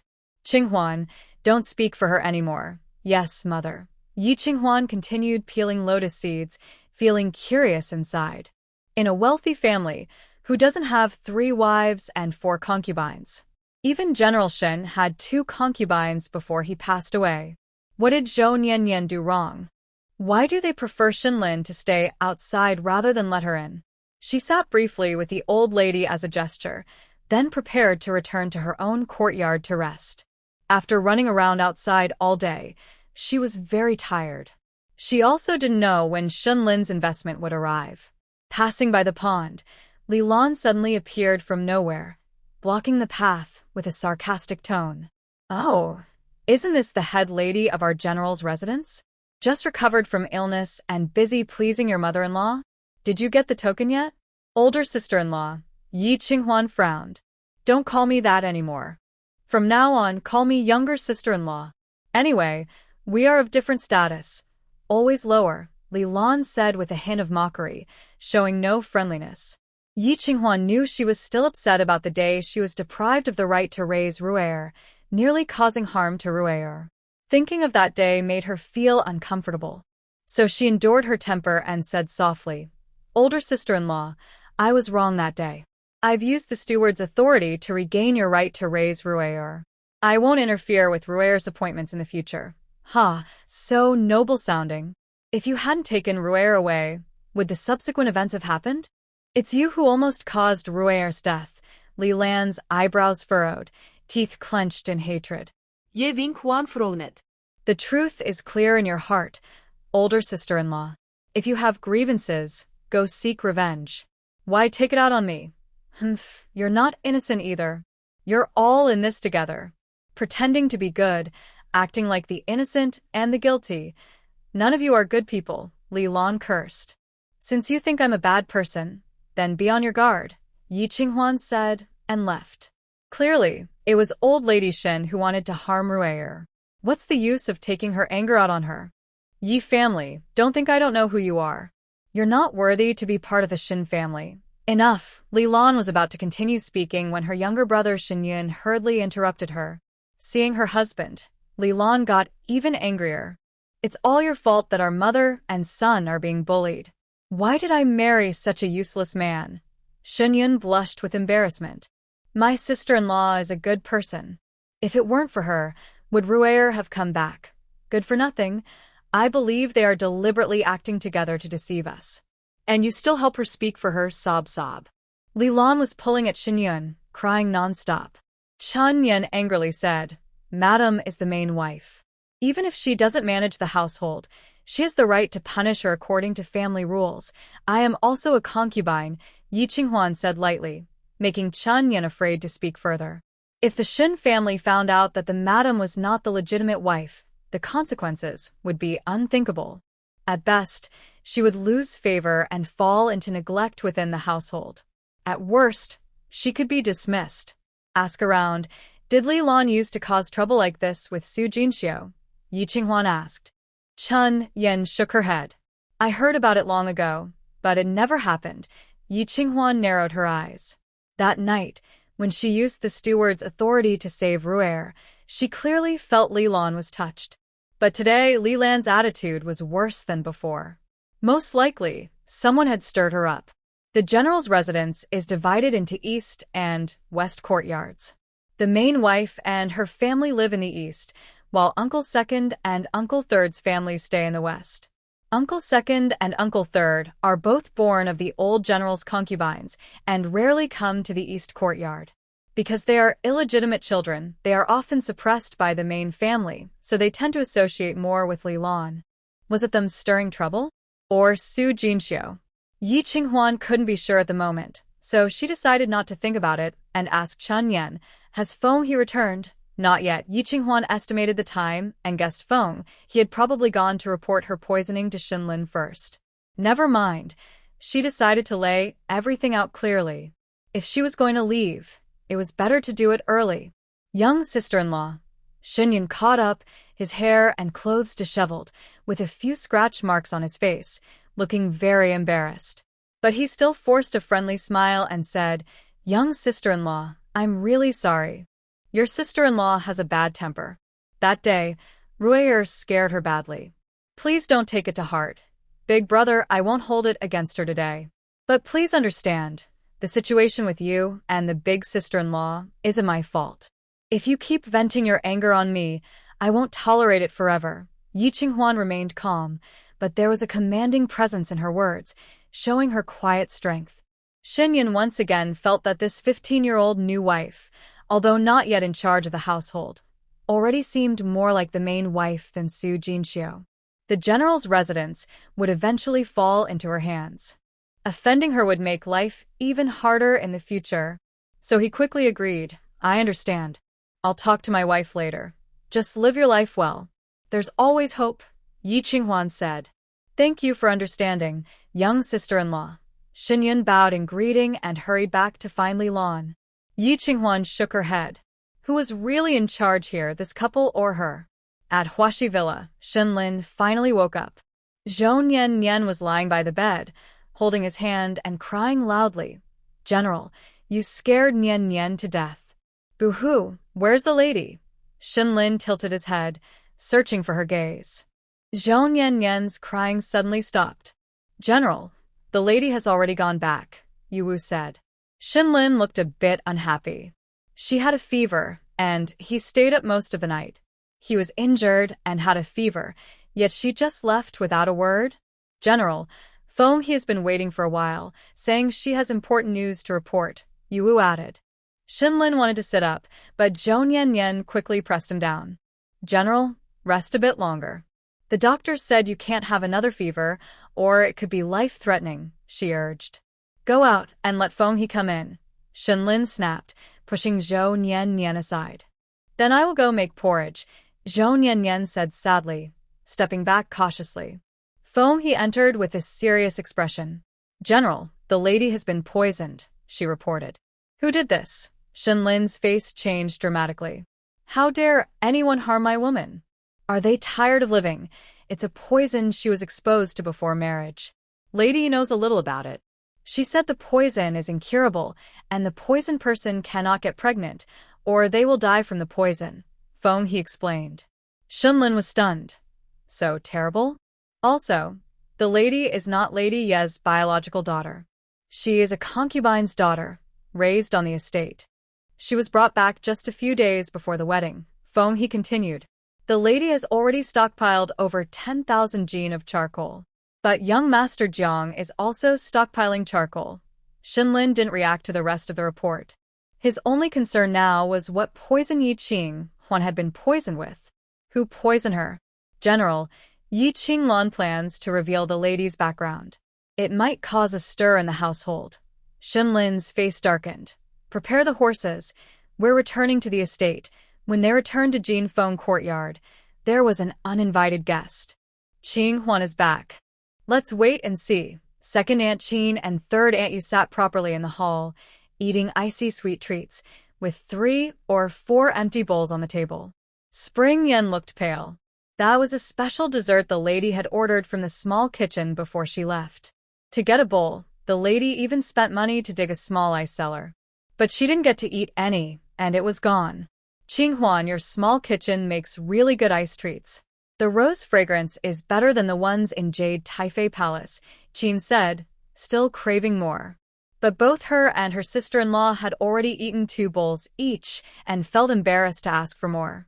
Why did you two come here to visit me? Yi Qinghuan asked with a smile, hiding her displeasure. I heard you were sick for a few days. We wanted to come see you, but we were worried it might affect your recovery. Today I heard you are feeling much better, so I came to visit. Qin smiled, with wrinkles forming at the corners of her eyes. Look at how thin you are. You need to eat more so you can have children for Brother Lin in the future.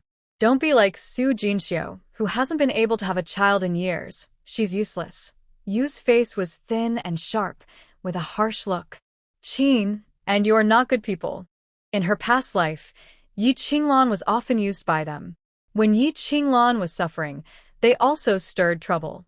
Now they come to her. It's probably not for good reasons.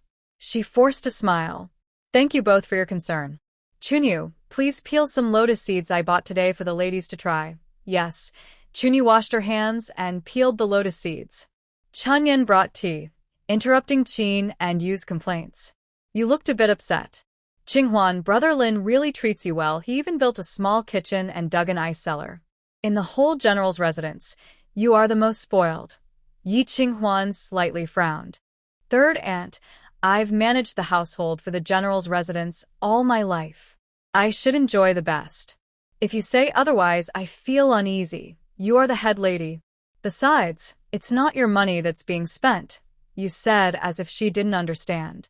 Third aunt, the household's main management is handled by Su, Yi Qinghuan reminded her. You snorted in disdain. What is she? She doesn't deserve to be in charge. Exactly. The matter with Steward Liu is because she didn't manage things strictly. Coming from a small family, her outlook is limited. I don't know what the eldest sister-in-law is thinking. She let her continue in charge after you married in. Qin agreed. Good, both are trying to sow discord. If they had the ability to overthrow Su Jinxiu, they would have done it already. Now they're just causing trouble. Who are they trying to deceive? Yi Qinghuan remained calm. Sister Su manages such a big household. It must be exhausting. If there's anything not done properly, please forgive her, both of you. Qinghuan, do you know why you haven't been able to take charge of the household after so many days? Qin asked. The new wife isn't familiar with the family yet and has no experience managing a household. She needs time to learn, Yi Qinghuan answered smoothly. No, that's not it. It's because your mother-in-law doesn't want to give you power, Qin said. Su Jinxiu is her niece from her family. She's been learning to manage the household since she was young, mainly to control Brother Lin and ensure Ronger inherits the general's residence in the future. Yi Qinghuan was secretly shocked. Such a thing could be true? Her younger uncle, Shen Rong, was the youngest son of old lady Shen. Yi Qinghuan had never met him in both her lives. She only knew he had a disability in his leg and disliked appearing in public. Even at her and Shen Lin's wedding, he didn't show up. According to the rules, Shen Lin is the eldest legitimate son. He has official rank and military achievements, but Shen Rong has nothing. No matter how you look at it, Shen Lin should inherit the general's residence. Old Madame Shen surprisingly favors the younger son and suppresses the eldest son. She is truly biased, to the point of favoritism in her own family. No wonder Shen Lin refuses to return home. I thought she was an illegitimate child and therefore not favored by her biological mother. But it turns out even the legitimate daughter isn't loved by her own mother. Yi Qinghuan suppresses her surprise but remains calm on her face. Cousin Su is deeply devoted to the general. She manages the household with the general's approval. Of course she is devoted. Lina used to take care of her so well. What a pity. She's ungrateful. Madame Yu pouts. Luckily, Liner has sharp eyes and saw early on that she's not a good person. Yi Qinghuan. Such a lot of information. But before judging what's true or false as a new wife, she shouldn't speak out. Yi Qinghuan can only stay silent. Spring Rain notices well and offers peeled lotus seeds. Madam Old Lady, Madam Third Lady, please taste. Madam Qin frowns. The mistress is speaking. Why is this lowly maid interrupting? But Yi Qinghuan takes the lotus seeds, eating and praising. Very sweet. Tomorrow, I'll ask the kitchen to make lotus seed soup. Madam Qin can't say anything more. After all, these are Yi family's dowry maids. She has no right to discipline them. But this Yi Qinghuan, looking frail and weak, hides her sharpness. She doesn't accept their kindness. Humph, ungrateful. Qinghuan, don't mind us talking so much. We're doing this for your good. This family will depend on you in the future. When you meet Ronger, you'll see we're not lying. Just that some words are hard to say directly, Madam Qin says earnestly. Second aunt, I understand. Yi Qinghuan replies vaguely. In her previous life, she had become a lady of noble rank and was quite skilled at playing the game in the back house. Seeing that her words are airtight, Madam Qin signals to Madam Yu. All right, we've stayed long enough. We should go now. Madam Yu stands up. In any case, a wife must be united with her husband. You'll understand when you meet Ronger. I'll see you two off. Yi Qinghuan stands, escorting Madam Yu and Madam Qin outside the yard. Just then, she bumps into Su Jinxiang. What a coincidence. Miss, I heard you have some icy pastry here and wanted to try a bowl. Yi Qinghuan asks with a smile. Su Jinxiang respectfully replies, Second young master has some accounts to settle. I need the lady's guidance. Madam Qin's face changes drastically, clutching her handkerchief tightly. Yi Qinghuan smiles. You're good at managing the household. Once you handle it, it's done. No need to ask me, but it's gambling debt. Su Jinxiang hesitates. Yi Qinghuan frowns. Second uncle is gambling. Second young master owes 700 taels at Chang Lefang and 530 taels at Zhu Baolu, total of 1,230 taels. Such a large sum. It could cover half a year's expenses for the general's household. Mrs. Qin's face turned pale. She leaned back, trembling, and supported herself against the wall. It's a sin. That scoundrel went gambling behind my back. And owes so much money. I can't go on living. Mrs. Qin cried, and Mrs. Yu tried to comfort her. Su Jinxiu waited nervously for instructions. Yi Qinghuan understood. All those preparations, it turns out they were waiting here for her. Did second uncle ever owe gambling debts before? Yi Qinghuan asked. Su Jinxiu said, a few times a couple of years ago. Then, how was it handled before? Just do the same now. I don't have experience with this, Yi Qinghuan replied. Su Jinxiu looked more troubled. In the past, Brother Lin paid it off. Oh, then go talk to the general. But this time the amount is too large. Brother Lin might not be able to help, Su Jinxiu said, reluctant to ask her beloved Brother Lin for more money. 1 year's salary isn't much, and there's also Zhou Nian Nian to support. Brother Lin hasn't bought new clothes in a long time, nor has he added anything to the household. Then we can only ask the old madam for advice, Yi Qinghuan said. Mrs. Qin screamed, No, that's not possible. Second aunt, if big sister-in-law finds out second uncle gambled, she'll kick us out of the house. Mrs. Qin rushed over, grabbing Yi Qinghuan's hand and pleading, Qinghuan, you're kind-hearted. You even helped Li Lan. Please help us too. Being kind-hearted doesn't mean you're a fool. Yi Qinghuan pulled back her hand, took a step back, and looked troubled. Second aunt, I don't know how I can help. You should go talk to the general. He probably has a way. Everyone knew that all the family's assets were in Madame Shen's hands. Shen Lin only received his official salary and occasional gifts from the emperor. Besides supporting Zhou Nian Nian, he often helped the orphans of the Shen family soldiers who died in battle. Shen Lin simply couldn't produce that much money. That's why today's situation happened. The Yi family provided 120 bridal dowries. Besides the large items that couldn't be pawned, there were many fine silks, brocades, and valuable jade decorations. For example, the jade pomegranate that Shin Mingrue asked for a few days ago could sell for 1,000 silver taels. If Yi Qinghuan just took out 1 or 2 items, she could cover the shortfall for the second house. It's such an easy thing. Mrs. Yu said, Qinghuan, I think you shouldn't trouble Liner about this. Just add to it yourself. Third aunt, I'm surprised by your words. The general's household is prestigious. How could they use the bride's dowry? That wouldn't sound good if it got out. Yi Qinghuan firmly refused. Mrs. Qin's face flushed with embarrassment. There is a saying in Xinjiang, only men without ability would think of hitting women or taking their dowry, but her irresponsible husband had spent all her dowry. This has always been a sore spot for her.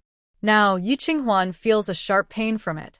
Qinghuan, why do you let them use your dowry to cover debts? You just lend it to your second uncle. It's a loan, Yu Shi firmly states. Lent it? When will they pay it back? Yi Qinghuan asks. Yu Shi naturally replies. Whenever they have it, they'll pay it back. And what if they never have it? Yi Qinghuan asks again. Suddenly, the air becomes quiet. Second Uncle Shen Yongxing and third Uncle Yongji are both helpless and rely on the main family for support. Since the old general passed away, no one has managed them. They've become even more reckless, indulging in food and gambling. When will they ever repay the money? It's clearly like throwing a bone to a dog, lending without expecting repayment. And once they borrow once, there will be a second, then a third. Yi Qinghuan refuses to give them any chance. Qinghuan, who do you look down on? Your second uncle's family is in trouble, and they ask you for a loan. Why make it sound so harsh? You sure is angry. Qin Shi also says, everyone faces difficulties sometimes. Families should help each other. Qinghuan, we will definitely repay you this money. Since you can repay, I'll introduce a place where you can borrow money, Yi Qinghuan offers. Qin Shi and Yu Shi exchange angry glances. Yu Shi says, why borrow from outsiders? Just take out your own money. I have no money, Yi Qinghuan replies. Who would believe that? We all know your family brought 3,000 taels of silver as dowry, Yu Shi loudly claims, thinking she's exposing Yi Qinghuan's lie. Yi Qinghuan shakes her head. All my money was lent to the general. If you don't believe me, ask him. They call their joint investment a loan, but Shenlin would understand, right? Never mind, saving the money is more important. Not only Qin Shi and Yu Shi, but even Su Jinxiu doesn't believe it. How could Shenlin possibly spend a woman's dowry? Unless... Su Jinxiu suddenly thinks of a possibility and turns pale. It turns out Shenlin is in trouble, and Yi Qinghuan is using money to gain favor. How despicable. How could she rely on her wealth to force Shenlin to stay at Jinfeng Courtyard? Su Jinxiu's anger nearly shows on her face as she clenches her embroidery cloth tightly. Second aunt doesn't want to lend outside. Then I guess I can't help, Yi Qinghuan says, and prepares to leave. Qin Shi specifically came today to strengthen their relationship, just to settle gambling debts. If she doesn't get the money, how can she let Yi Qinghuan leave? She made a teasing face, and Madam Yu stopped Yi Qinghuan. It's not hard. Just take out 2 of your belongings, either pawn them or use them as collateral, and that will solve the problem. Since there's no name on the items, no one will know they're yours, right? That's even worse. Everything is registered, and if my mother-in-law asks later, how can I answer? Yi Qinghuan frowned coldly. You're not very clever at all. Madam Yu also got angry. Forget it, you're still young, and we elders won't argue with you. Just bring the items here, and later we'll return them to you. Yi Qinghuan looked at Su Jinxiu. What do you think, sister? The lady's belongings are her own to decide. Su Jinxiu lowered her head and looked down. Yi Qinghuan sneered inwardly. They're all vampires. Unfortunately, she was no longer a 15-year-old bride and had already seen through their tricks. Since I am the one in charge, I won't lend them, Yi Qinghuan said. Madam Yu and Madam Qin stared at her in disbelief. They had already said so much, and she still refused to lend? How unreasonable. Madam Yu angrily said, You're too stingy. With your carefulness, how will you ever become the head lady of the Shin family? Exactly. Your second uncle risked his life to save your father, and he almost lost his life. You're so ungrateful. Madam Qin wiped her tears, crying sadly. If he hadn't been injured and lost his ability to work, how could we have fallen into this situation? A mistress like this is a disgrace to the Shin family. How could Liner marry someone so heartless? The Shin family is finished. We can't go on like this in the second and third branches. Madam Yu and Madam Qin kept crying and complaining, while Su Jinxiu felt a headache coming on, silently watching and waiting. The hardest people to deal with in the general's residence were these two women. She wanted to see how Yi Qinghuan would handle this. Second aunt, don't cry. The general is very grateful. He will definitely step in to solve this, Yi Qinghuan said. Sister, report this matter to the general. Su Jinxiu's face changed dramatically. Xunlin was very tolerant of the second and third branches. Even if they had no money, he would find a way. But if he did, his own life would become even harder. No, she couldn't let Brother Lin get involved in this. Madam, I haven't seen Brother Lin for a long time, she said. That's simple. I'll take you to Huaxi Villa to find him, Yi Qinghuan replied. Madam, that's not appropriate. I have no other options. You're the head of the family. You figure something out. I'm tired. She turned and headed back to Jinfeng courtyard, and Chunyan quickly closed the door behind her. Wait. Madame Qin suddenly stopped crying, her face turning fierce. I have something to tell you. Ye Vinghuan posed. Second aunt, please speak. If it's about borrowing money or items again, there's no need to say more. This is about your secret. Qin's eyes flickered with scheming intent as she moved closer, lowering her voice. I heard you're not Yi Fu's biological child. Yi Qinghuan's heart sank, and her face grew colder. Under her youthful appearance, she exuded a calm and unshakable aura. Qin was stunned for a moment before continuing. What if your mother-in-law finds out? Are you threatening me, second aunt? Yi Qinghuan calmly responded. It's just a little over 1,000 silver coins. You help me, and I will keep your secret, Qin said. Yi Qinghuan surprisingly smiled, but her smile didn't reach her eyes. Who told second aunt? I have my sources. Anyway, the evidence is solid. If Madame and Linner find out, you won't have a good ending. Really? Then let's see what happens. Yi Qinghuan straightened her posture and took a step forward. Qin felt a bad premonition and hurriedly asked, Where are you going? Fusho courtyard. Qin clutched her chest, shocked enough to almost faint. Yi Qinghuan, are you crazy? Secrets can't stay hidden forever. Sooner or later, they'll come out. Today, I will help second aunt. Yi Qinghuan really led people to Fusho courtyard, leaving Qin too weak to stand. You sure helped her up, puzzled, and asked, Second sister-in-law, you said you had a trump card that would make her submit. Why are you still scared? She's so ruthless. She gets fierce enough to hurt even herself.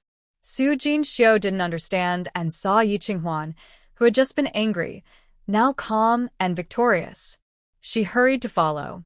Madam, it's better not to tell Brother Lin about this. You don't want him to spend money, I understand. Yi Qinghuan didn't look back. Su Jinxiu's feet seemed rooted to the ground, unable to move forward. What a clever and sharp daughter of the Yi family, she had already seen through her thoughts. No wonder Brother Lin was so easily controlled by her. Qin, and you didn't dare follow to Fusho courtyard. Yi Qinghuan loudly called out, Second aunt, aren't you coming? Qin.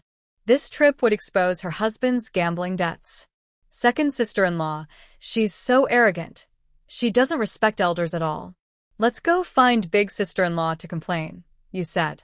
Qin trembled and said, Big sister-in-law will definitely scold her. So what if she does? We've been suppressed enough these years. As long as we can pay back second brother's debt, you replied. Qin's scalp tingled at the mention of huge debt. You pulled her along. Either way, it's a matter of settling the debt after a fight. Mother, daughter-in-law comes to apologize. Yi Qinghuan knelt straight and respectful. Old Lady Shen asked in surprise, What did you do wrong? Your daughter-in-law is not actually Lady Ye's biological daughter. She is the daughter of Lady Bai, the favored concubine of the Yi family. Before marriage, Lady Yi only recognized me as her legitimate second daughter, Yi Qinghuan explained. Old Lady Shen's face changed dramatically, and she felt betrayed. The Yi family dared to deceive me? You sure looked at Qin Shi in shock. Second sister-in-law, is that true? Qin Shi nodded. I only found out today. Then she. You sure spoke without thinking. To avoid threats, Yi Qinghuan even revealed her family background. She was crazy. My mother wanted me to marry the legitimate daughter of the Yi family. But Yi Qinglan had an accident before the wedding and fell into water, then had an inappropriate relationship with young Master Jiang. The Yi family took advantage of this and made this plan. If my mother thought it was wrong, she could have just broken off the engagement. When Shinlin entered the room, he heard this. He was already angry, and now he was even more furious. His handsome face darkened like a pot bottom. Su Jinxiu, who arrived a moment later, saw him and smiled happily. "Brother Lin, you're back." Yi Qinghuan's heart pounded twice, and her confident attitude suddenly weakened a little. He has woken up. Judging from the time, he must have hurried back to see her. Yi Qinghuan knelt on the ground without turning around. Shinlin strode into the hall and looked at the small woman kneeling in the middle. She was so thin, yet seemed to have 1,000 pounds of strength. She could calmly handle any trouble. She scolded when needed, fought when necessary, and was never soft. Even her family background, which concerned her for life, she was willing to openly confess. This kind of courage was no less than that of a female general in the army. "Liner, just as you've returned. The Yi family deceived us. What do you think we should do about this?" Old Lady Shin was very angry. Su Jinxiu quickly went to pat her to calm her down, feeling shocked herself. The Yi family had pretended that a concubine's daughter was the legitimate heir, deceiving the military family. "Everyone has married her now. What else can we do?" Shinlin's voice was icy, commanding authority without anger. Old Lady Shin was stunned and squinted at him. "You knew about this long ago? Just heard about it now." Shinlin lied. Yi Qinghuan thought he was probably too lazy to explain and just blurted out nonsense. "Then, what do you mean? The wedding with the matchmaker and 6 ceremonies can't be cancelled now. Since Lady Yi recognizes her as her daughter, she's also considered legitimate. If she truly marries Yi Qinglan, who has lost her reputation, the Shin family would be ashamed," Shinlin said. Old Lady Shin thought along his line of reasoning and felt much better. Compared to reputation, the status of being the main or a concubine was not important. But when she looked at Yi Qinghuan again, she found her less pleasing to the eye than before. A daughter born from a concubine, daring to oppose her, simply too bold. "From now on, I won't indulge anymore. I need to show Yi Qinghuan some consequences. Since Liner has already accepted it, this matter is considered settled," Old Lady Shin said firmly, glancing at everyone. "No one is allowed to mention it again." Yes, Su Jinxiu felt unhappy inside. It turns out she's just a concubine daughter and not worthy of being Lin Ji's main wife. But the Yi family is really generous. The concubine daughter married, with a dowry of 120 carts. If it were the Su family, not only the concubine daughter, even the legitimate daughter wouldn't have so much dowry. Thinking about her own background, Su Jinxiu felt a wave of sadness. If the Su family had the status of the Yi family, she would be Lin Ji's main wife. Unfortunately, she was born to be inferior to the Yi family. If her aunt hadn't intervened, she wouldn't even be a side consort. Lost in her sadness, Su Jinxiu didn't notice what was happening in the hall. When she finally came back to herself, Yi Qinghuan had already taken her seat. Old Lady Shin asked Qin and Yu, "Why have you two also come here?"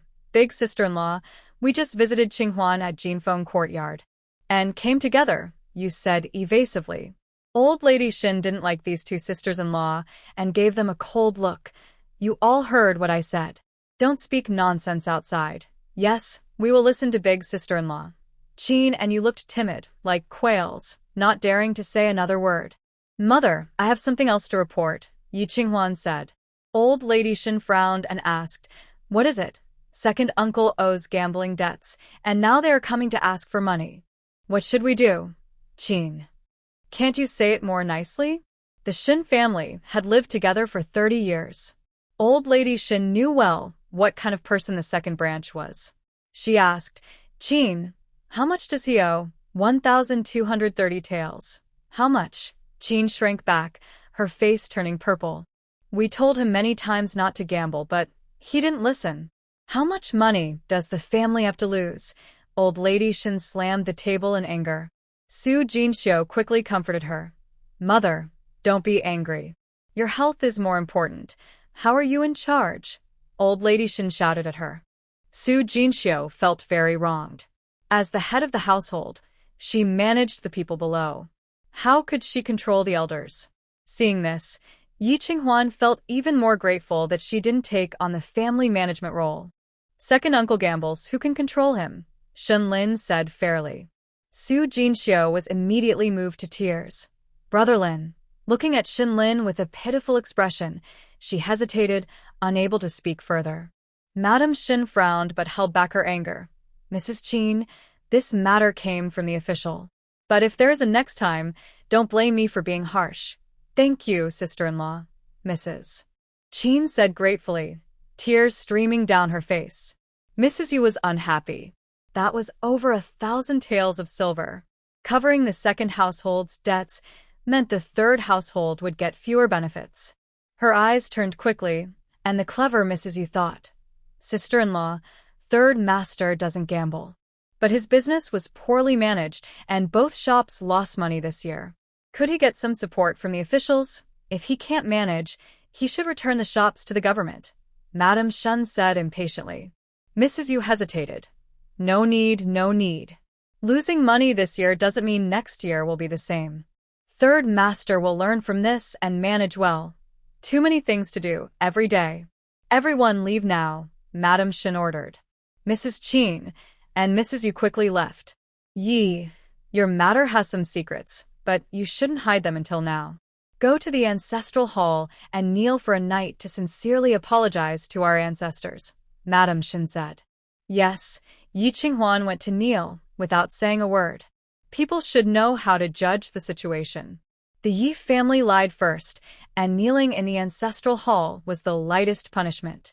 She accepted this punishment, and in the future, she would secure her position as the main wife in the general's residence. Whether she would become the main lady later was another matter. For now, it was more comfortable without any woman above her. At this moment, Su Jinxiu saw Shen Lin's left arm bleeding and shouted, Brother Lin, you're hurt? It's nothing. Shen Lin lowered his arm, expressionless. Madame Shen saw his injury and felt distressed. You're not fighting at the border, so why are you hurt? You're using your left hand. What if there are lasting effects? Shen Lin's dark eyes, like an ancient well, showed surprise and complexity. When he spoke again, his voice trembled slightly. Mother, it's nothing. Just stay at home to recover in the next few days, Madame Shen said with a complicated look, sighed deeply, and left. Su Jinxiu happily ran to Shen Lin. Brother Lin, Mother still cares about you. She's worried I'll be crippled too and no one to lead the Shen army, Shen Lin replied coldly. Su Jinxiu's warm face was met with a cold response, and her eyes reddened with sadness. Brother Lin, you can't think that way. Mother really cares about you. It's just that you don't come back often, so we're a bit distant. I know what's in my heart, Shen Lin said impatiently, dismissing Su Jinxiu and walking away. Tears fell from Su Jinxiu's eyes. Brother Lin still wouldn't forgive her. Unknowingly, she arrived again at Jinfeng Courtyard. It's quite funny. Despite the Grand General's residence, Shen Lin doesn't have his own home. Since old Madame Shen made Su Jinxiu his concubine, the crane tower where he used to live has been under repair. Officially, it's to prepare for the wedding. The repairs have taken 5 years. If Shen Lin goes home, he can only stay at Su Jinxiu's place, which makes sense. Every time he thinks about this, he finds it very amusing. In the Golden Wind Courtyard, a meeting of the wind and dew, can it surpass countless others in the world? He clearly understands his purpose in marrying. Shen Lin's softened heart is once again frozen solid. Turning to leave, Chun Yu, who is responsible for guarding, opens the door and greets him. General, Shen Lin considers for a moment and steps into the Golden Wind Courtyard. His wound hurts, and the medicine makes him sleepy. Today, he's unusually tired. Anyway, tonight Yi Qinghuan will kneel at the ancestral hall, so this place is empty. He might as well rest here.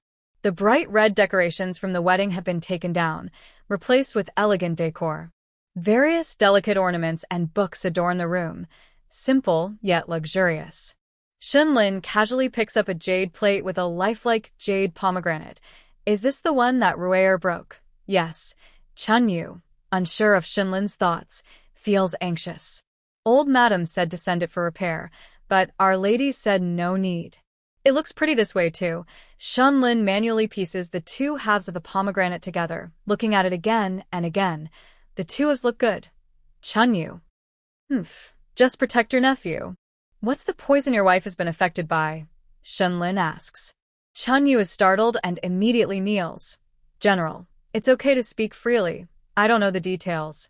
But the lady hasn't shown any symptoms so far. Her health is good. Chunyu is very frightened. After revealing her background and almost being dismissed, now she says she's poisoned. Does the general still want to divorce his wife? General, I beg you not to divorce your wife. She's already looking for an antidote. She'll get better. Really, once she recovers, she can have children for you. Shinlin is not interested in having children. However, he's curious about the poison in Yi Qinghuan. Where can I find it? He Tang. The lady is worried someone might interfere, so she keeps it secret. Shunlin's face changes drastically, and he doesn't hear the rest. Last night during a mission, he heard that He Tang issued a bounty in the martial world, looking for an antidote for Heart Devourer. Could it be that the poison in Yi Qinghuan is the Heart Devourer? Is she the young woman who consulted Old Song? Shunlin's eyes swirl with stormy clouds, his aura fierce. Someone has actually targeted his wife. Damn it. Chunyu is terrified. Oh no. Did she say the wrong thing? She only wanted to help her lady stabilize her position and avoid being dismissed. Is there anything to eat? Spring Rain suddenly looked up, doubting if she heard correctly. I'm hungry. Can't you understand that? Shunlin said impatiently, frowning. Yes. The maidservant will go get some right away. Spring Rain quickly got up and brought the last bowl of icy cheese dessert from the small kitchen. The blue and white porcelain bowl held a white, smooth cheese dessert, decorated with rose petals, looking very beautiful. Tasting a bite, the rich, milky flavor melted in her mouth. Unfortunately, the bowl was almost empty, only enough to fill a small gap between her teeth. General, tonight the kitchen is making lotus seed and pork rib soup. It will be ready soon. Spring Rain said carefully. Shinlin put down his bowl and said, Take a bowl quietly and send it to the ancestral hall. Spring Rain's eyes widened. Can it be like this? If someone finds out, it means it's my order, Shinlin replied. Thank you, General. I will go do that now. Spring Rain stepped back. Shinlin got up and checked around the inner and outer rooms before lying down to rest. The belongings from the Yi family's dowry were all good things, and the bedding was soft, like the embrace of a caring mother from his childhood. That deep-seated affection, hidden in his heart for many years, was like a sprouting seed, constantly growing and expanding. Yi Qinghuan was kneeling in the ancestral hall, but she didn't find it very hard. She had experience with kneeling. She had knelt her way through the Chongning Marquis estate in her previous life. When someone came, she would pinch her thigh to stay alert. When no one was around, she would sit crooked, stretch her legs, or take a nap. She endured until she outlasted the heir and the old madam, and after being promoted to the highest authority in the Marquis' estate, it was her turn to make others kneel. No one dared to move against her. Before entering the ancestral hall this time, she secretly hid some fruit on herself, both to hydrate and to stave off hunger. Late at night, when it was quiet, she was about to eat the fruit when she suddenly heard footsteps. Yi Qinghuan quickly hid the fruit back and sat up straight, kneeling properly. Madam, it's me. The door creaked open, and Su Jinxiu entered with a food box.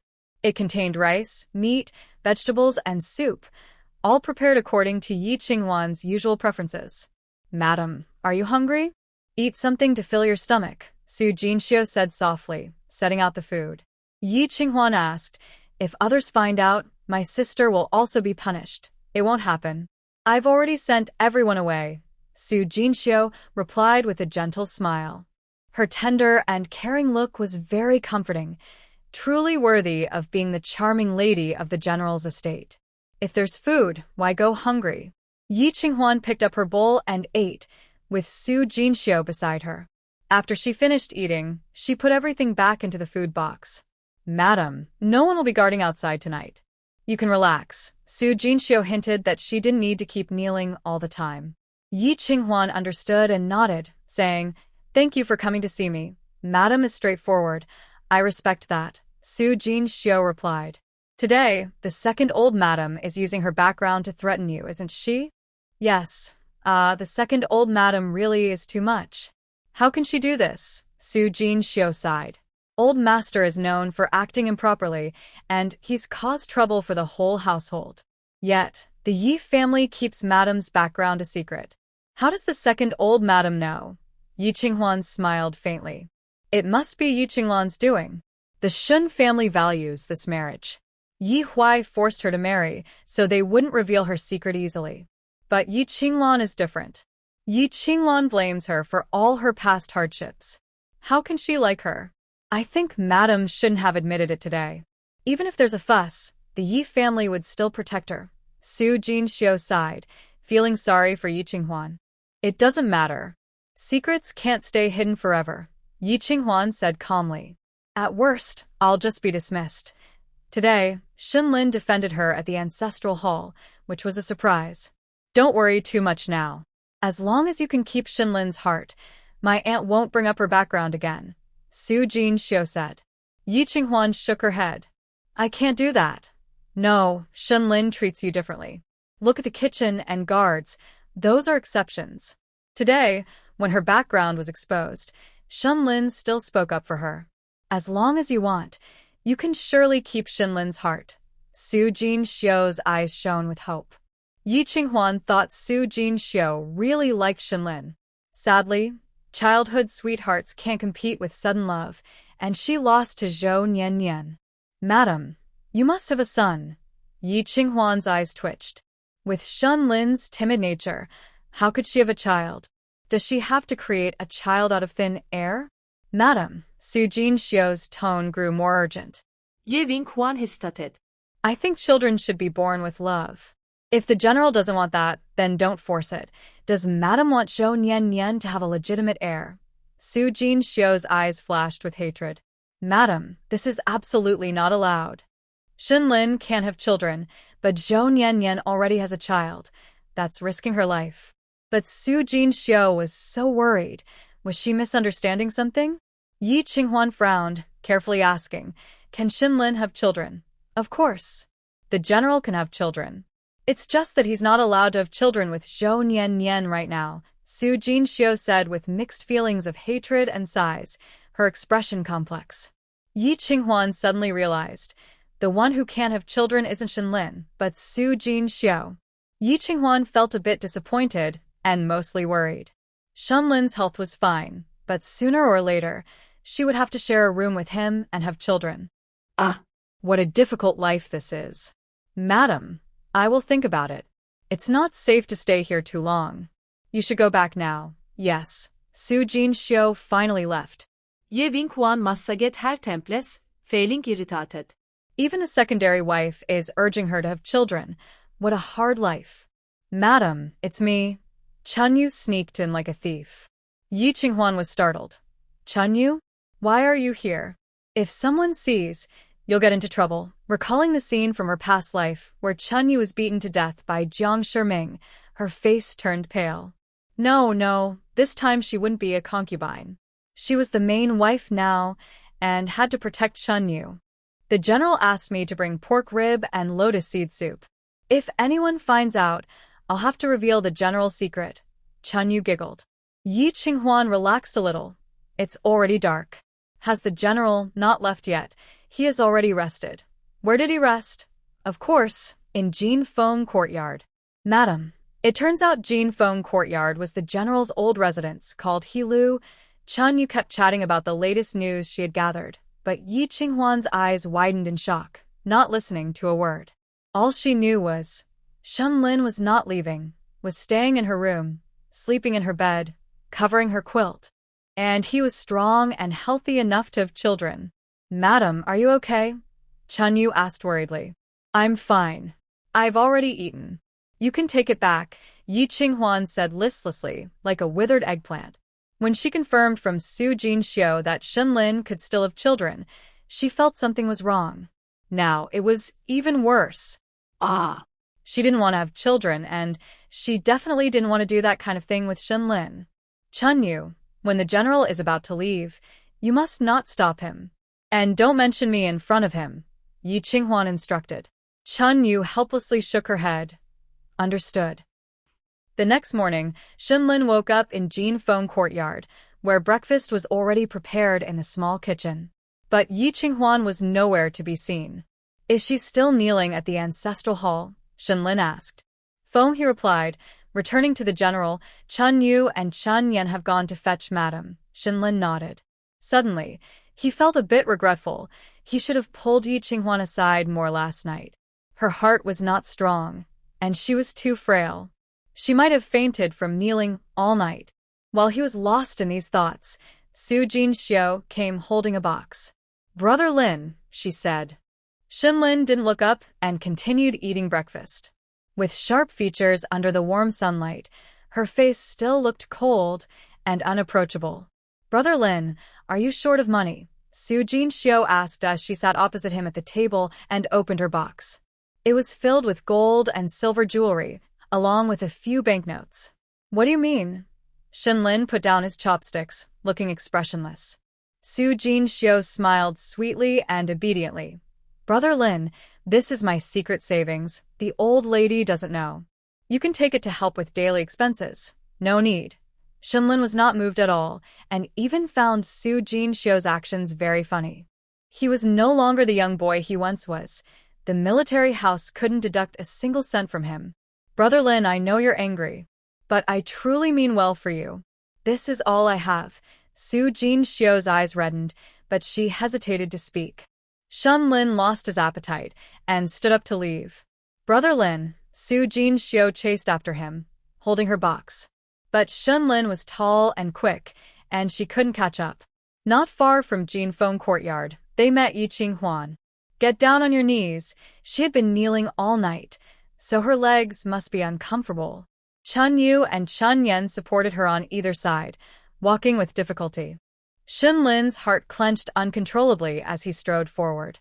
Everyone step aside, but Chun Yu and Chun Yan hesitated and let go.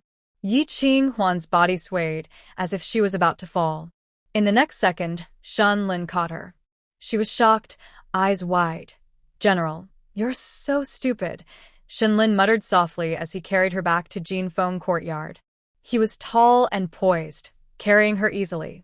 But he still had wounds on his arms. Yi Qinghuan didn't dare struggle, fearing she might fall, so she hooked her arms around his neck. Chun Yu and Chun Yan looked at each other and smiled, slowing their steps. Meanwhile, Su Jinxiu, clutching her secret savings, watched this scene in shock. Then, jealousy filled her heart. Today, to attract Shenlin's attention, she had specifically changed into an old dress he had given her 5 years ago.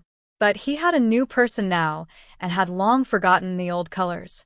It was Yi Qinghuan who saw her and shyly asked, Sister, is something the matter? No. Su Jinxiu shook her head pale, forcing a smile that was painfully strained. Shenlin looked straight ahead, as if he hadn't seen Su Jinxiu at all. Back in her own courtyard, she closed the door and asked Yi Qinghuan, unable to hold back, Why is the general so cold to my sister? You're so stupid. Last night, the shrine was left unguarded, and you didn't realize to relax. Shenlin disdainfully set her aside. Yi Qinghuan smiled cunningly and gracefully took a few steps. How do you know I didn't relax? Shenlin underestimated her courage. General, what is in the box your sister's holding? Yi Qinghuan asked in a different way. It looked like she was saving money, and Su Jinxiu came early to give money. Perhaps Shenlin's investment funds are not enough? While she was thinking, Shenlin already handed over a banknote worth 2,000 coins. Remember to share the profits. Give it directly to you, or to Sister Su. Why should I share my money with her? Shenlin's face darkened with anger. Yi Qinghuan smiled. I thought Sister was here to give money to the general. Since she invested, she should get a share. Who cares about her money? Shenlin snorted coldly, looking even more displeased. And you? Why didn't you say anything about being poisoned? I didn't want to trouble the general, Yi Qinghuan said as she picked up her chicken and shredded porridge to drink. The morning sunlight shone in, illuminating her delicate, fair face with gentle beauty. But behind this gentle appearance, she had a strong, independent heart. She didn't want to rely on him. She preferred to have the shopkeeper of Heedle issue a bounty in the martial world rather than ask him for help. Was she still holding a grudge from the night of her wedding, when he left her behind? Shenlin raised his eyebrows slightly and said, "That night after the wedding, I went to fight. I know. When you came back the next day, your clothes had blood on them." Yi Qinghuan continued to drink her porridge, without looking up. Although she wasn't hungry last night, the heavy feeling of guilt in the ancestral hall made her prefer to sit properly at home and eat comfortably. Shenlin squinted. Such keen observation. Is this wife really just an ordinary young lady from a noble family? He suddenly pulled her hand, checking her pulse. No internal energy, and even her pulse was weaker than usual. "General, Yi Qinghuan wanted to say that men and women shouldn't touch, but she felt it was inappropriate and swallowed her words. They were husband and wife, close and intimate. A little touch of her hand was nothing. Shenlin frowned, his fingers sliding from her wrist to her palm. No cayuses. She wasn't someone who often practiced archery, but she had astonishing archery skills. "General." Yi Qinghuan felt embarrassed by his touch, her heart pounding, her cheeks flushing. Shenlin finally withdrew his hand, cleared his throat, and kept a stern face. "You know you're still angry?" "I'm not angry." Yi Qinghuan retracted her hand and lowered her head to regulate her breathing. Oh, how useless. She's no longer a naive girl, yet he's still teasing her. From Shenlin's perspective, he could see her smooth, jade-like neck and her reddening ears and side face. Suddenly, he also felt a bit shy. Her skin is really beautiful, soft and smooth to the touch, like warm jade. Both of them have their own thoughts, until a few yellow leaves are blown down by the autumn wind, hitting the window frame with a soft sound. Yi Qinghuan has calmed her mood and looks up seriously, saying, "I told you. The general has complete freedom. I will not compete for favor or power." Seeing Shenlin's face darken again, Yi Qinghuan quickly adds, "I'm already like this, and I don't know how much time I have left. It's better to rest quietly and avoid unnecessary worries. Maybe I can live a little longer." "Right, General?" Shenlin nods, his expression softening a bit. "I will help you find an antidote." "An antidote?" Yi Qinghuan's eyes brighten, leaning forward. Has the general heard of heart devouring? A quick flash of pain crosses Shenlin's eyes. "I've heard of it now. I can look into it." "Thank you, General." Yi Qinghuan is very happy. Shenlin has been fighting outside for many years and has many acquaintances, so he might really help find some information. "Who poisoned you?" Shenlin asks. Ye Qinghuan says. "I don't know. I only found out I was poisoned before I got married. Did you go to find old song about this?" "Yes." But Shenlin scared her away. Shenlin feels guilty and says, "That day, Nian Nian. I understand. She was sick and you were worried. Also, at that time, we didn't know each other's appearances. Otherwise, I wouldn't have scolded you for money." That he didn't mean it that way. "General, will you come back often in the future?" Yi Qinghuan asks cautiously. Shenlin is silent for a while. "Yes, then I will tidy up a room for you," Yi Qinghuan immediately responds. "I heard that Shenlin slept in her bed last night. Ultimately, it's because Shenlin doesn't have his own room at the general's residence. She gives him a room so he won't have to sleep in her bed when he returns." "You are quite understanding." Shenlin is a bit angry but also finds it absurd. Since he's back, he can't sleep in her bed anymore. Giving him a room is reasonable. Why is he angry? "General, I can't get pregnant and have children or I will die immediately from poisoning. I've heard about it. So, you and Sister Sue or Miss Zhou should have a child. Registered under my name so I can take care of it. If I unfortunately die from poisoning, I will give all my dowry to you." Shenlin feels a surge of frustration swelling inside him. He doesn't want to talk to her. Shenlin turns and walks away quickly. Yi Qinghuan looks confused at his back, wondering why he's angry again. "Madam, why did you make the general leave again?" Chen Yu asks helplessly. Yi Qinghuan glared at her. "Nonsense. How could I be angry with him? Clearly you are." The general isn't heartless. To support his wife, he stayed overnight at Jinfeng Courtyard, but you want to give him a separate room. Is that so? Yi Qinghuan suddenly understood. Women in the inner courtyard feel more confident when they have a husband to support them. Since he is willing to support her, she has no reason to refuse. All right, then place his room in Jinfeng Courtyard and say nothing about it to outsiders. Yi Qinghuan lay on the temple floor all night, feeling sore and tired. After breakfast, she fell asleep. She woke up in the afternoon. Chunyan brought in some icy cheese pudding. Madam, you finally ate today. Yesterday, the kitchen steamed several bowls, but they were all eaten by the second and third madams. Didn't you hide a bowl for me? Yi Qinghuan asked playfully. Chunyan always protected her. Whatever delicious food there was, she kept it for her. During their hardest times in the past, Chunyan fed her the only rice porridge, while herself eating tree leaves. Chunyan would definitely leave her some of the good treats like icy cheese pudding. I left one. Later, the madam was punished to kneel in the temple, so I gave it to the general. See? She left some for her. Yi Qinghuan looked at the 13-year-old Chunyan and said seriously, Good girl, when you come of age, I will decide to marry you to your cousin, huh? Maid, I will always serve the madam. Your cousin is honest and also helps me with chores. Marrying him won't interfere with serving me. Hearing this, Chunyan shyly asked, Madam, when did you realize this? When you went to look at the charcoal. You and he kept secretly watching each other. Chunyan blushed immediately and knelt down. Madam, I am absolutely loyal to you. I would never betray you for personal feelings. Get up. Work well with Changming for me.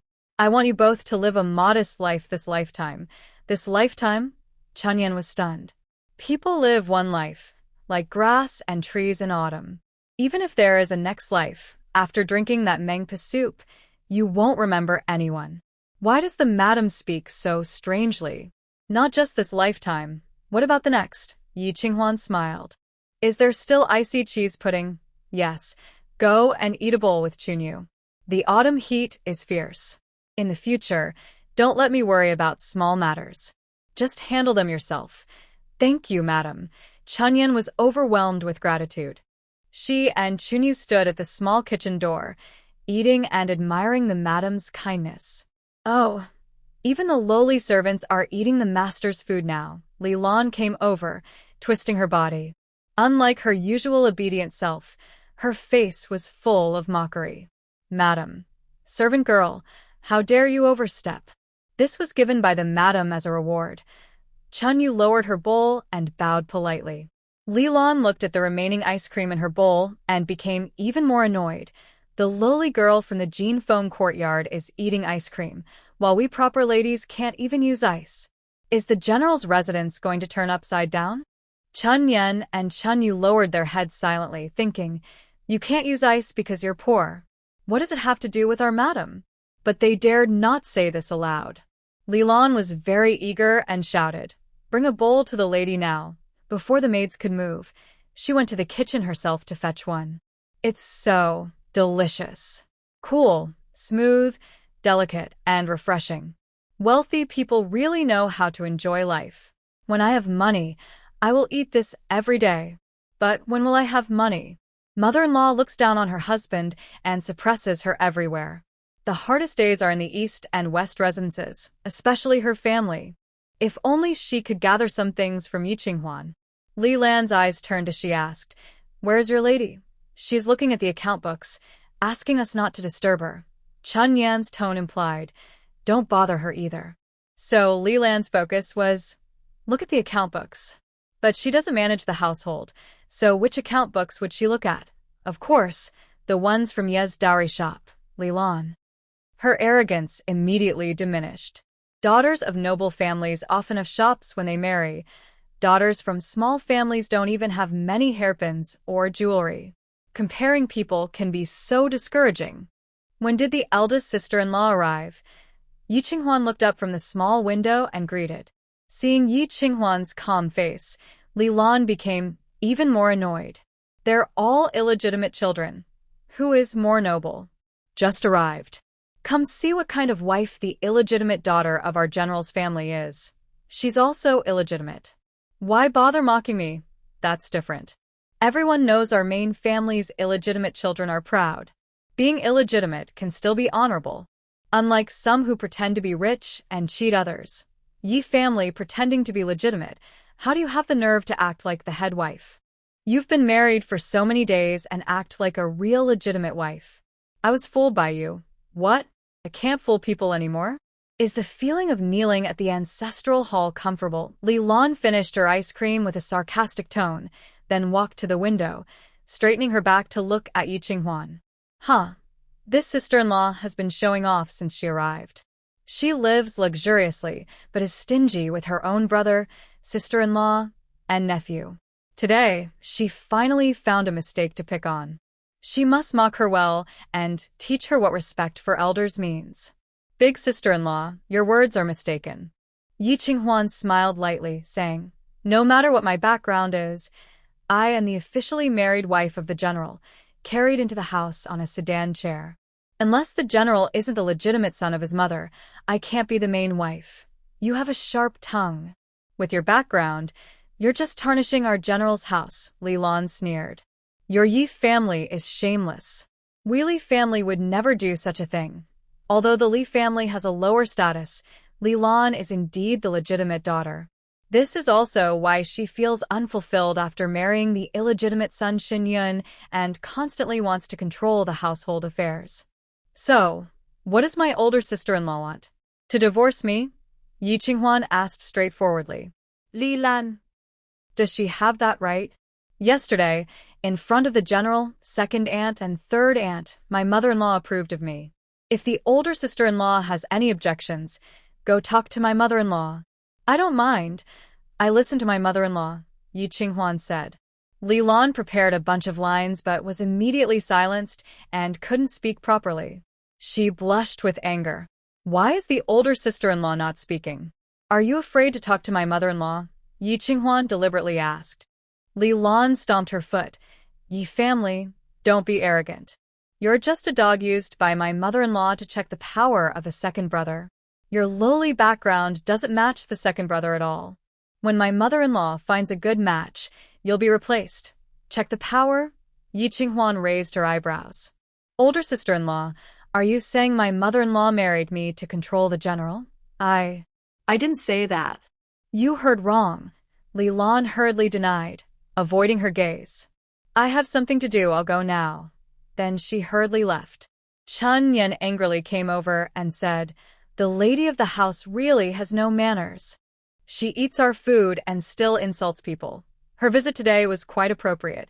Yi Qinghuan looked in the direction Li Lan left, thoughtful. Chen Yan, go quietly find out about the general's background. Huh? I mean, ask if the general is the biological son of the old lady. Chen Yan's face turned pale. Madam, that's impossible, no matter if it's true or not. Just ask. Yes, Yi Qinghuan pursed her lips. She originally thought that old lady Shen wanted to marry a proper wife to suppress Zhou Nian. But now it seems that what the old lady truly wants to suppress is Shenlin. Shenlin also understood this clearly. No wonder in the previous life, no matter what Yi Qinglan did, Shenlin refused to be with her. Whose mother would treat her own child like that? Could Shenlin and she both be born from a concubine? Late at night, under the romantic starlight, several dark figures chased a white silhouette, running along the rooftops of the city. After several clashes with swords and blades, the white figure fell from the sky. The straw hat fell off, revealing a very handsome face. He struggled to stand up and said, General Shen, Zhou Jing'an's poison was definitely not for me. How many times do I have to explain? Then who did you poison in Xingjing? Shenlin asked sternly. I didn't. General Shen, you misunderstand. I was passing through Xingjing fleeing from danger. Then how could someone in Xingjing be poisoned by your heart-eating poison? What? Someone in the capital was poisoned too. Bai Chong hurriedly begged. I really didn't poison anyone. Besides, heart-eating poison is very expensive. Ordinary people wouldn't use it. Maybe someone stole the medicine and used my name to harm others. Please, your general, investigate clearly. All right, I'll give you a chance to live. Make the antidote, and I won't kill you. Bai Chong's face fell. General Shun, you know there's no antidote for heart-eating poison. I'll make it. I'll make it. All resistance ended when Shunlin's sword pierced into his flesh. 3 months. Don't even think about running. I won't let you go, no matter where you hide. Shunlin snorted coldly and withdrew his sword. Bai Chong covered his bleeding wound with a bitter smile. Being targeted by you, the battlefield demon, who can run? I want to ask, who else was poisoned by heart-eating poison? You don't need to know. And you're not allowed to ask. Anyway, if I don't find the antidote in 3 months, you'll meet the king of hell. Yes, Bai Chong sighed, only able to accept his bad luck. But making the antidote. If he's dead, he can't make it either. He could only pretend to cooperate and think of a way to escape Shinlin's pursuit. General, are you really not going to kill Bai Chong? Deputy Commander Yu Wu asked. Shinlin's face was cold. If I kill him, who will make the antidote? But the general promised Miss Zhou that he would definitely kill Bai Chong to avenge Brother Jing'an. Waiting a few more months won't hurt. A few days later, the Marquis of Chongning's residence held a chrysanthemum appreciation banquet, and the invitation was delivered to Yi Qinghuan. She had wasted her life in the Marquis's residence in her past life, and didn't want to step foot there again. But old Madame Shin spoke up, saying, the new wife doesn't need to manage the household. She can learn slowly. Socializing is necessary. Reluctantly, Yi Qinghuan had to bring Chen Yu, Chen Yan, Feng He, and Feng Yu to attend the banquet. The servant of Marquis Chongning saw the invitation and looked troubled but still accepted it. Madam Shun, please. Yi Qinghuan sensed something was wrong.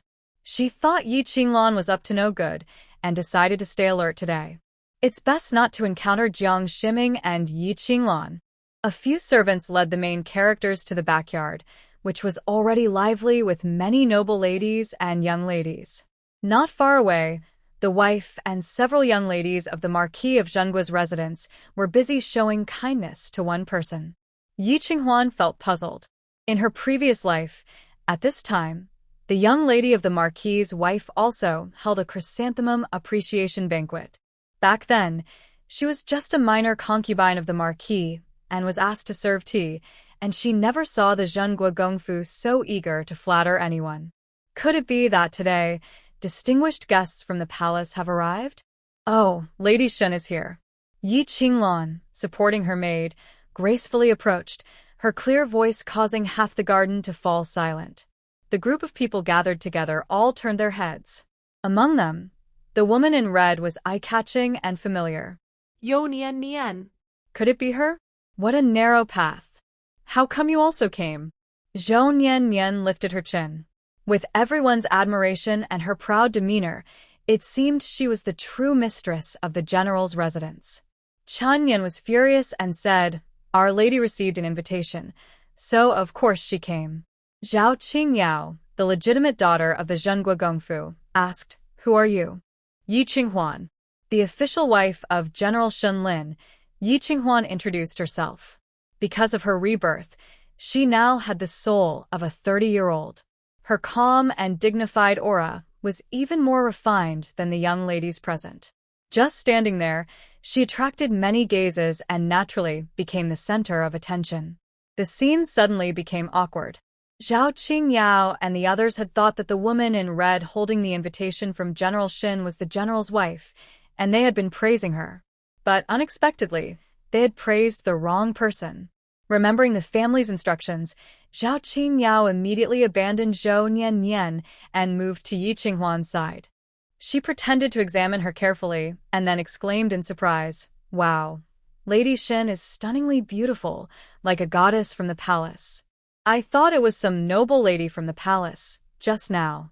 Miss Zhao, you're too kind, Yi Qinghuan replied with a gentle smile, unaffected by Zhou Nian Nian's presence.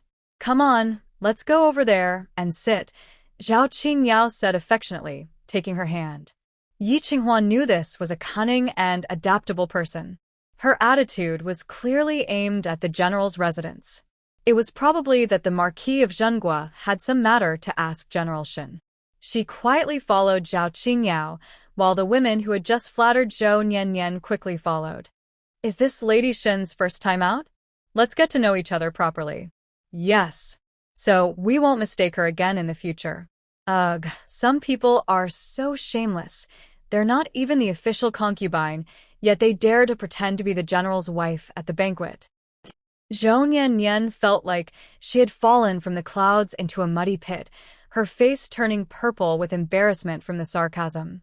I really want to slap Yi Qinghuan, but her shoulders ache faintly, reminding her of past hurts and Shun Lin's warnings. Do you hate me? Yi Qinglan walks over and asks. Zhou Nian glares at her with disgust. You also get lost. Looking down on people. One day, you'll see who truly owns the general's mansion. I know it will be you. Yi Qinglan smiles. Zhou Nian is stunned. What do you mean? In her past life, Su Jinxiu managed the household, but was always looked down upon by Shenlin. After old Madam Shen couldn't entertain guests, all banquets at the general's mansion were attended by Zhou Nian. She was always in the spotlight, acting like the official wife despite being a concubine, which made her so angry she vomited blood several times. So, Yi Qinghuan's current glory is only temporary. Zhou Nian will replace her soon. Miss Zhou, you are the general's favorite, the only one who can handle his social obligations. Yi Qinghuan is not fit to attend the banquet, Yi Qinglan says, hitting the mark in Zhou Nian's heart. How should I address you? Zhou Nian asks. Just call me by my name, Yi Qinglan. Zhou Nian's face changes slightly. Are you and Yi Qinghuan sisters? Yes, I am the legitimate daughter of the Yi family. She was born a concubine, and to marry General Shen, she begged my mother to recognize her as a daughter. Yi Qinglan explains. Using a concubine to pretend to be the legitimate daughter? How shameless, Yi Qinghuan. Zhou Nian despises Yi Qinghuan even more. Her general was deceived into marrying a concubine as the main wife. How outrageous. No, she must expose her. Fuming with anger, Zhou Nian rushes into the crowd, and Yi Qinglan smirks proudly. Yi Qinghuan, just wait for your reputation to be ruined. In the pavilion, Yi Qinghuan and several ladies are drinking tea and chatting when Zhou Nian approaches again. She immediately becomes alert. Fengyu, stop her. Yes. Fengyu quickly steps forward, sword in hand, blocking Zhou Nian. Miss Zhou, please stop. Get out of my way. Who do you think you are, daring to stop me? Zhou Nian is furious at the thought of Shenlin being deceived, and she forgets everything else. Miss Zhou, you shouldn't be here, Fengyu says. I was sent by the general. That woman who used a concubine to pretend to be the legitimate wife deceived the general, and I need to teach her a lesson. The mention of using a concubine to pretend to be the legitimate wife shocks everyone present. Is Yi Qinghuan a concubine? Is the Yi family involved in a marriage scam? Yi Qinghuan, tell us, what is your identity? How dare you sit there pretending to be the main wife? Zhou Nian shouts loudly, making sure everyone hears. Yi Qinghuan's face darkens, ready to speak. Madame Mu Qing, the wife of the heir, arrives with a grand entourage. What is going on here? The young lady seems to have been too bold with her words. Both of them brought official notices from the general's residence to the banquet. Zhao Qingyao quickly took a neutral stance. Zhou Nian acted first. I came on behalf of the general. Without an invitation, I wouldn't bother with someone like you. Manager Zhou, how are you hosting the banquet? Mu Qing asked sharply. The manager looked at Yi Qinglan, feeling awkward. The young master sent another invitation to Huaxi Villa. Yi Qinghuan thought. So, it was Jiang Shiming causing trouble again. That fool is up to something sneaky. The ladies' banquet is usually not managed by the young master, and this mistake happened because of that. Mu Qing apologized to Yi Qinghuan. Madam Shen, sorry about this. It's fine. Miss Zhou is my husband's close confidant and will marry into the family sooner or later. Since everyone is here today, let's all meet, Yi Qinghuan said with a gentle smile. Madam Shan is generous. Mu Qing replied softly. Zhou Nian was unwilling. Madam Yi Qinghuan is just a daughter of a minor family. So what? She married Shenlin, and she is now the lady of the general's residence. She is a distinguished guest invited by my marquis house. Who are you? Mu Qing interrupted Zhou Nian unhappily. Everyone suddenly understood. Yes. No matter Yi Qinghuan's background, as long as Shinlin is willing, she is the lady of the house. Zhao Qingyao's eyes flickered, and she sat back beside Yi Qinghuan. Some people just rely on a little favor to act arrogantly. Madam should teach her a lesson. The noble ladies looked at Zhou Nianian with disdain or mockery, waiting for Yi Qinghuan to give an order to punish her. Zhou Nianian felt humiliated, as if her clothes had been torn off in front of everyone, but she could only endure it. She could freely insult Yi Qinghuan, but couldn't insult these noble ladies from Shengjing. After all, she wanted to marry the general's wife in the future and maintain good relations with these people. It's better to leave some room for future encounters. Anyway, Yi Qinghuan dared to punish her on the spot.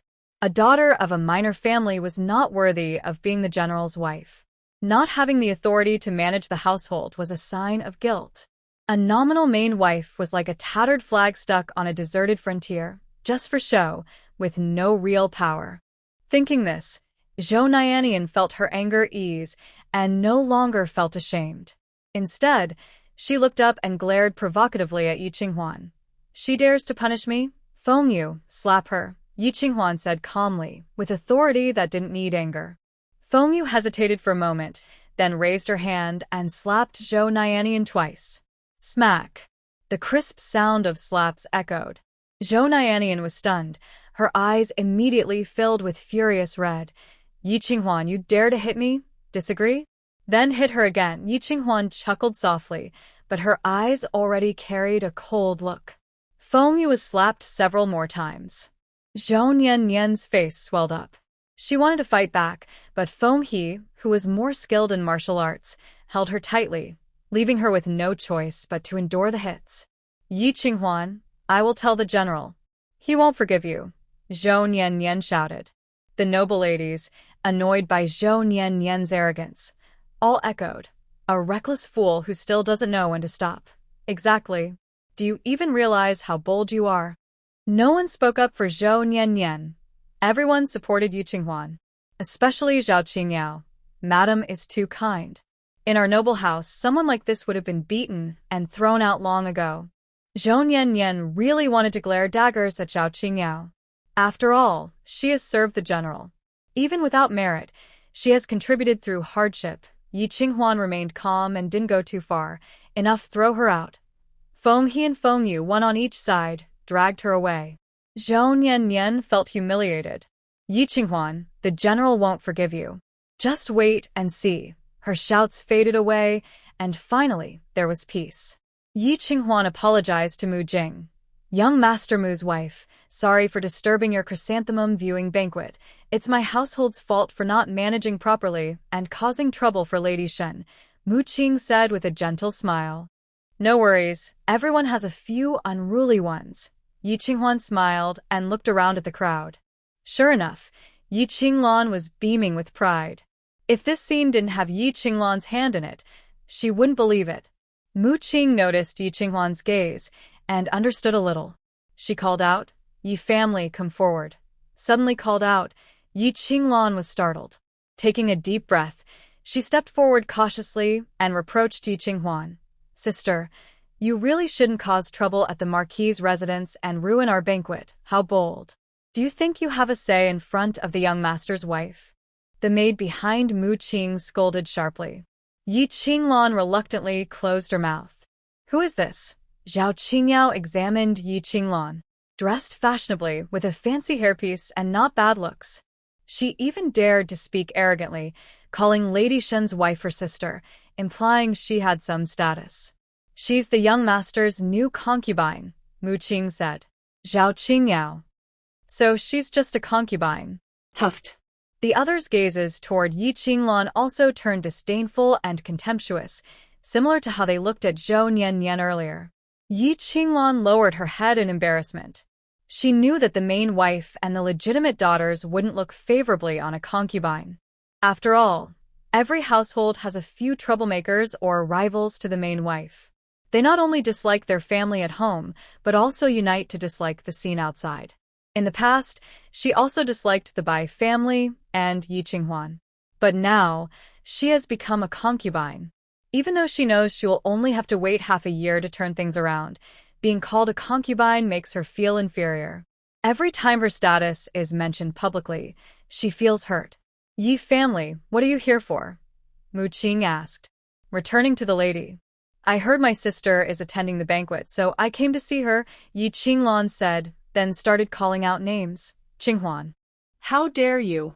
As a concubine, how can you call the general lady by her name directly? Before Yi Qinglan could speak, Zhao Qingyao interrupted her sharply. She looked upset and teary-eyed. Miss Zhao, you don't understand. Qinghuan and I are biological sisters. Really? Zhao Qingyao looked at Yi Qinghuan with disbelief. Madam Shen, is that true? Yes, Yi Qinghuan nodded.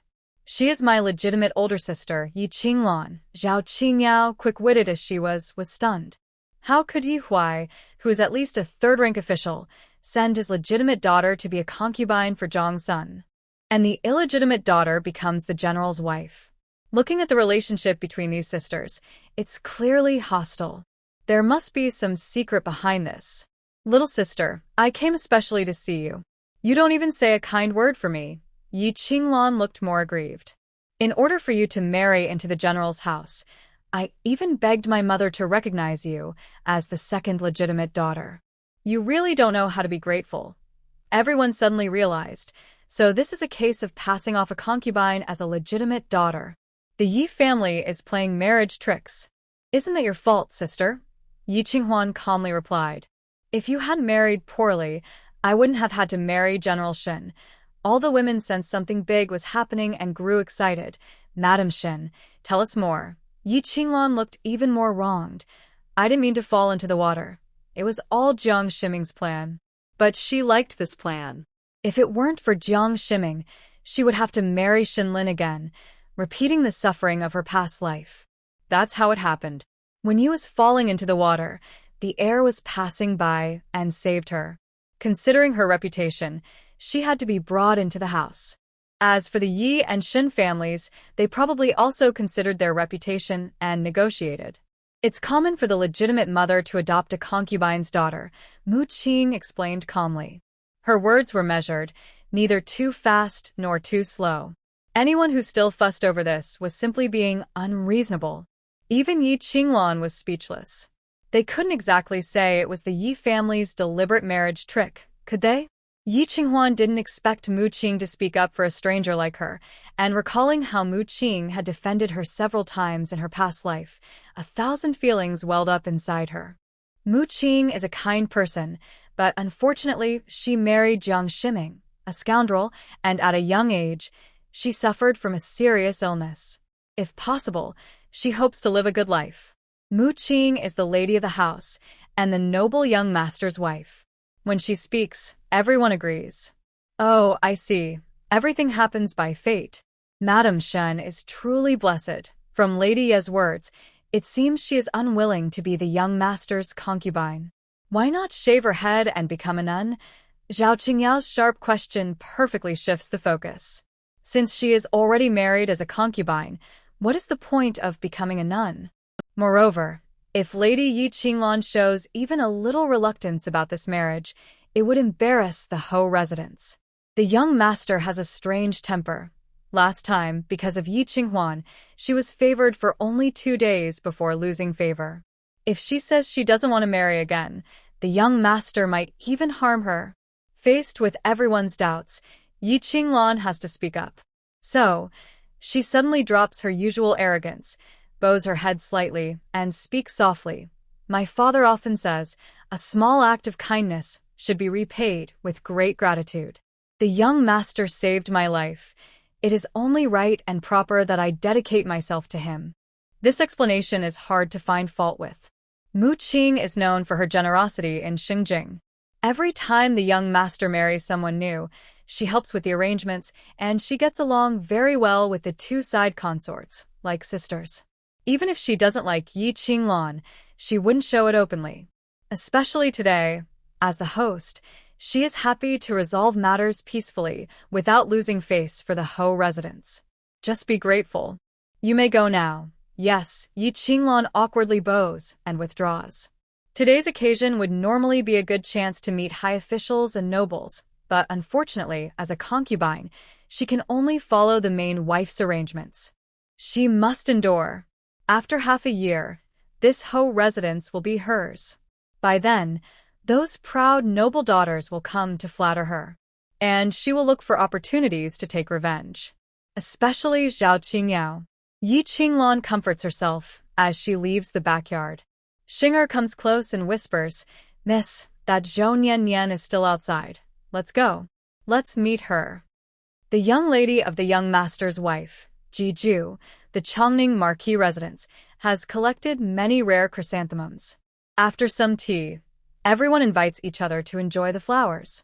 Zhao Qingyao follows Yi Qinghuan, smiling brightly. Madame Shen was wrong today.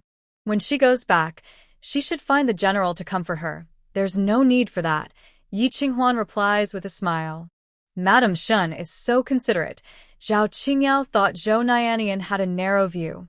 Even while General Shen was recovering, she caused trouble and was not considerate at all. She sighed softly. Yi Qinghuan immediately became more alert. The news about Shunlin's injury had not been spread. To keep it secret, they didn't even ask a doctor. Only Yu Wu scraped the bone to treat the wound. How did Zhao Qingyao find out? Madame Shen, don't you agree? Zhao Qingyao smiled as she looked at Yi Qinghuan.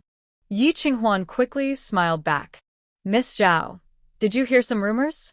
My general stayed in my room for a few nights, and I didn't see him injured. Oh, I must have heard it wrong.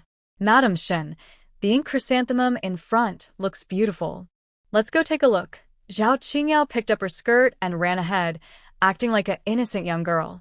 Yi Qinghuan laughed and went with her to admire the ink chrysanthemums, discussing poetry and literature in a refined way.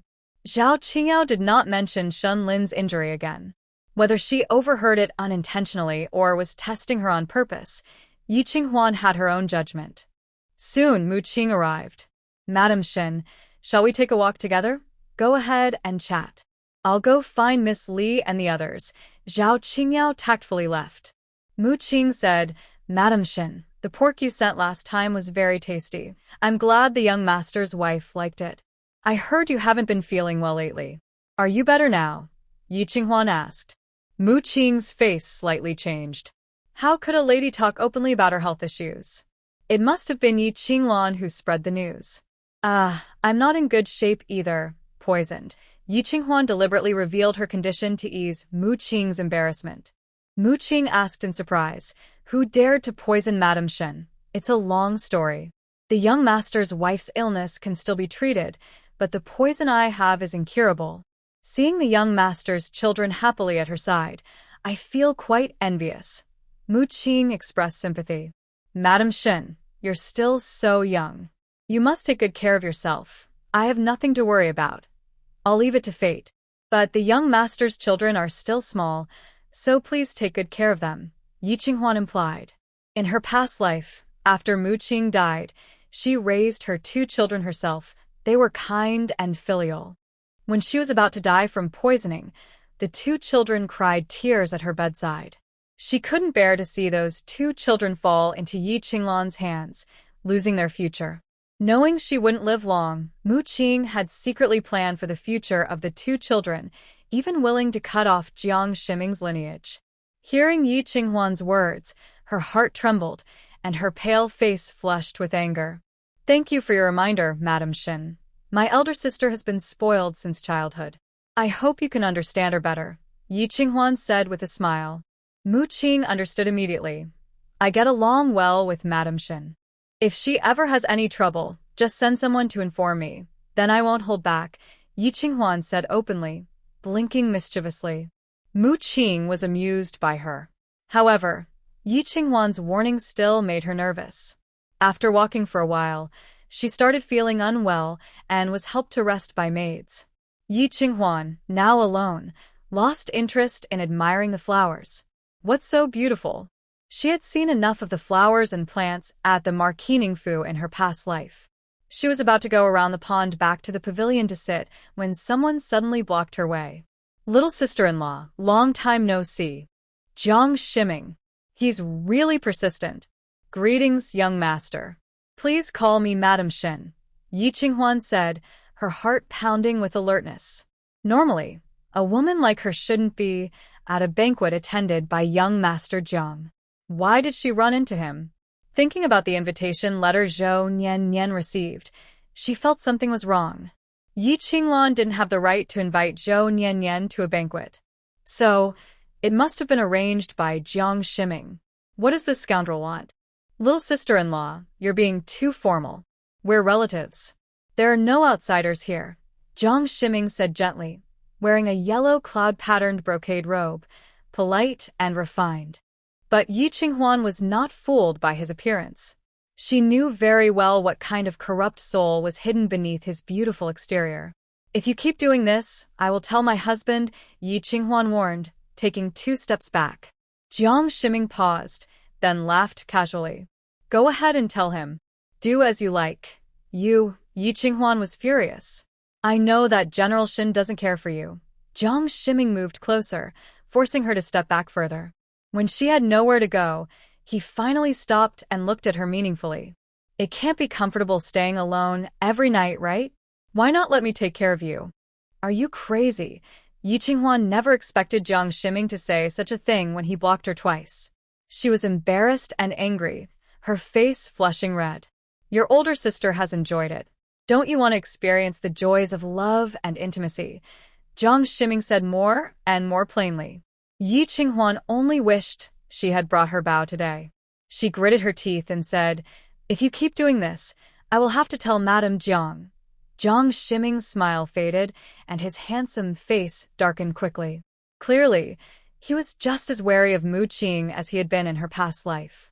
Young master, please leave quickly. I can't pretend today's events never happened, she said coldly. Jiang Shiming's lips curled into a cold smile. He looked at Yi Qinghuan deeply, then turned and left with a flick of his sleeve. Yi Qinghuan let out a heavy sigh and leaned against a large rock by the pond, feeling a cold shiver run down her back.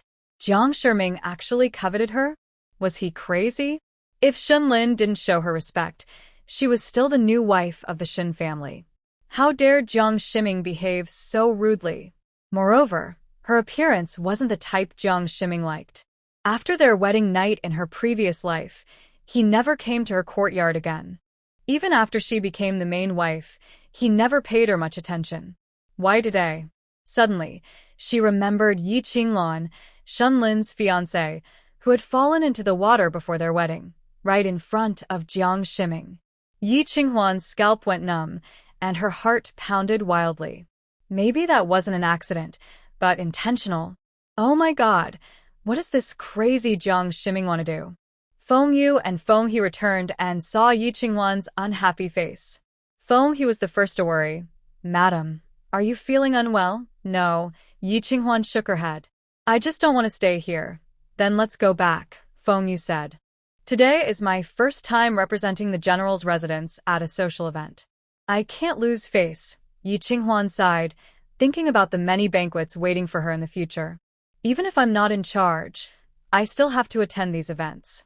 So annoying. Feng Yu, usually serious, showed a slight maternal smile. Madam, you just need to get used to it. I suspect that the general married me just to make me attend these events. And deliberately let Zhou Nian come to the banquet to embarrass me. Yi Qinghuan closed her eyes, feeling helpless and tearful. Feng He and Feng Yu looked at each other. Madam, the general doesn't know anything about tonight's banquet. Really? Yi Qinghuan was a bit skeptical. It's true. Actually, the general respects Madam very much. Miss Zhou was warned several times, Feng He explained. Yi Qinghuan was stunned for a moment, then sneered disdainfully. He only cares about the reputation of the residents. That's not true. The general has long stopped caring about the family's reputation, Feng Yu added. Why? Because of the old madam. Feng Yu was interrupted by Feng He pulling her sleeve. She quickly stopped speaking, trembling as she knelt down. Madam, please forgive us. All right, I won't tell the general, Yi Qinghuan said, feeling a bit disappointed but not blaming them. One day, she would uncover the truth.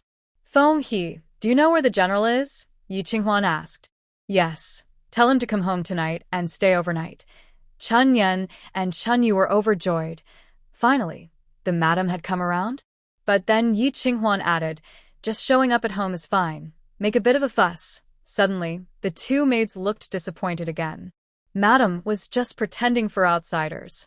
On the way back home, Yi Qinghuan took a short nap in the carriage. Then she went to Fusho Court to report on today's banquet attendance. She heard that Zhou Nian appeared again at the chrysanthemum viewing banquet and caused trouble, embarrassing the Shen family.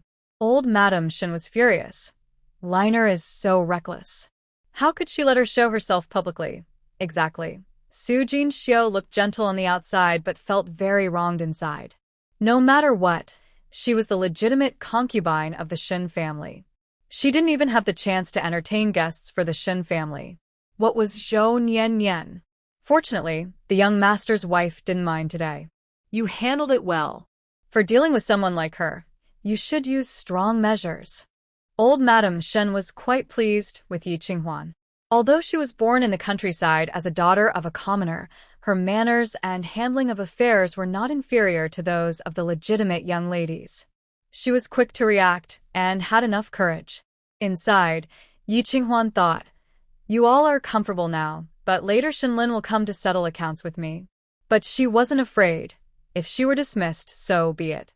"Qinghuan, you still need to find a way to keep Lina here. Don't let him go back to the other courtyard," Old Madam Shen said earnestly. "Yes, I will try my best." "Not just try, you must do it. Otherwise, Mother, I understand my humble background. If a new person needs to take my place in the future, I won't say a word," Yi Qinghuan replied firmly. Old Madam Shen was about to get angry. "What are you talking about? Because I am a child born of a concubine, it's understandable if the general doesn't like me." Yi Qinghuan lowered her eyes, making her own excuses based on her background. Old Madam Shen wanted to say more but was instead threatened. Her face turned pale with anger, and after enduring it for a while, she irritably dismissed her. "Go back and rest." "Yes." Yi Qinghuan was eager to leave. As she left, Old Madam Shen sighed. "Yi Qinghuan is useless, too unambitious. Mother, the young master just married and not long ago. Give her some more time." Su Jinxiu stepped forward to massage Old Madam Shen's shoulders. "If she can't make progress soon, we might have to take a concubine for Lin." Old Madam Shen's eyes, clouded but sharp, flashed with cunning.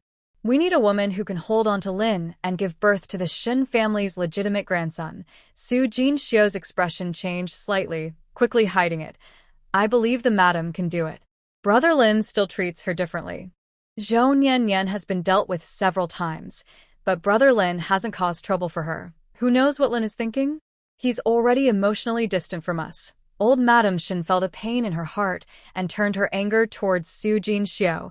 "It's all your fault for not being ambitious enough, wasting my efforts in raising you. Not only did you mess up, but you also made Lin angry for so long." Burning with anger, Su Jinxiu's eyes reddened. She knelt down, tears welling up as she said, "Auntie, I'm sorry." Old Lady Shen felt a pang in her heart when she heard her calling her Auntie. She gently took Su Jinxiu's hand and said softly, "Jinxiu, you are my niece, and the Su family has high hopes for you. If you had a bit more spirit, you wouldn't be worried about Zhou Nian. It's my fault. I am not strong enough," Su Jinxiu cried out. "Forget it. Let's not talk about the past. Just get along well with Yi Qinghuan. I think she's quite broad-minded. If she has her meals, she won't forget your soup. Maybe in the future, you and Liner can still have a chance." In the evening, Shen Lin returned home. As Yi Qinghuan wished, he rode his horse and stayed outside the door for a while so the neighbors could see he was back. Shen Lin took off his coat, and Yi Qinghuan instinctively looked at his arm. It was no longer bleeding. She felt a little relieved and said, "Today, I met Zhao Qingyao at the Chrysanthemum Appreciation Banquet at the Chongning Marquis residence. She was asking about your injury." Zhenguogong's residence. Shen Lin's eyes darkened, and he immediately understood why Yi Qinghuan called him home. "I said you've been staying here recently and haven't shown any wounds." Yi Qinghuan observed Shen Lin's expression. "General, am I right?" "Very good." Shen Lin returned to his usual calm. "From now on, if anyone asks, just reply like that." "Yes." Yi Qinghuan didn't ask more. Xiaoyan brought in some chilled dessert, and Shen Lin finished a bowl quickly, still wanting more. Women's food is quite tasty, sweet, and delightful. Seeing that he liked it, Yi Qinghuan handed him her bowl. General, eat more. Eat yours, Shunlin said, not taking it. Since you'll be going to the frontier soon, you won't be able to have this anymore. Take advantage of being at home and eat more. Shunlin's sharp features suddenly looked like frost and snow. How much do you know? I know that the Western Pass is only a ceasefire, and I don't know when fighting will start again. Won't the general go back? Yi Qinghuan peeled an orange and casually threw the peel into the incense burner, releasing a fresh, pleasant citrus scent into the air. Shunlin relaxed and finished her bowl as well. Of course I will go back. But not right now, Miss Zhou. Zhou Nianyan's note was left by Yi Qingluan. Be careful of her in the future.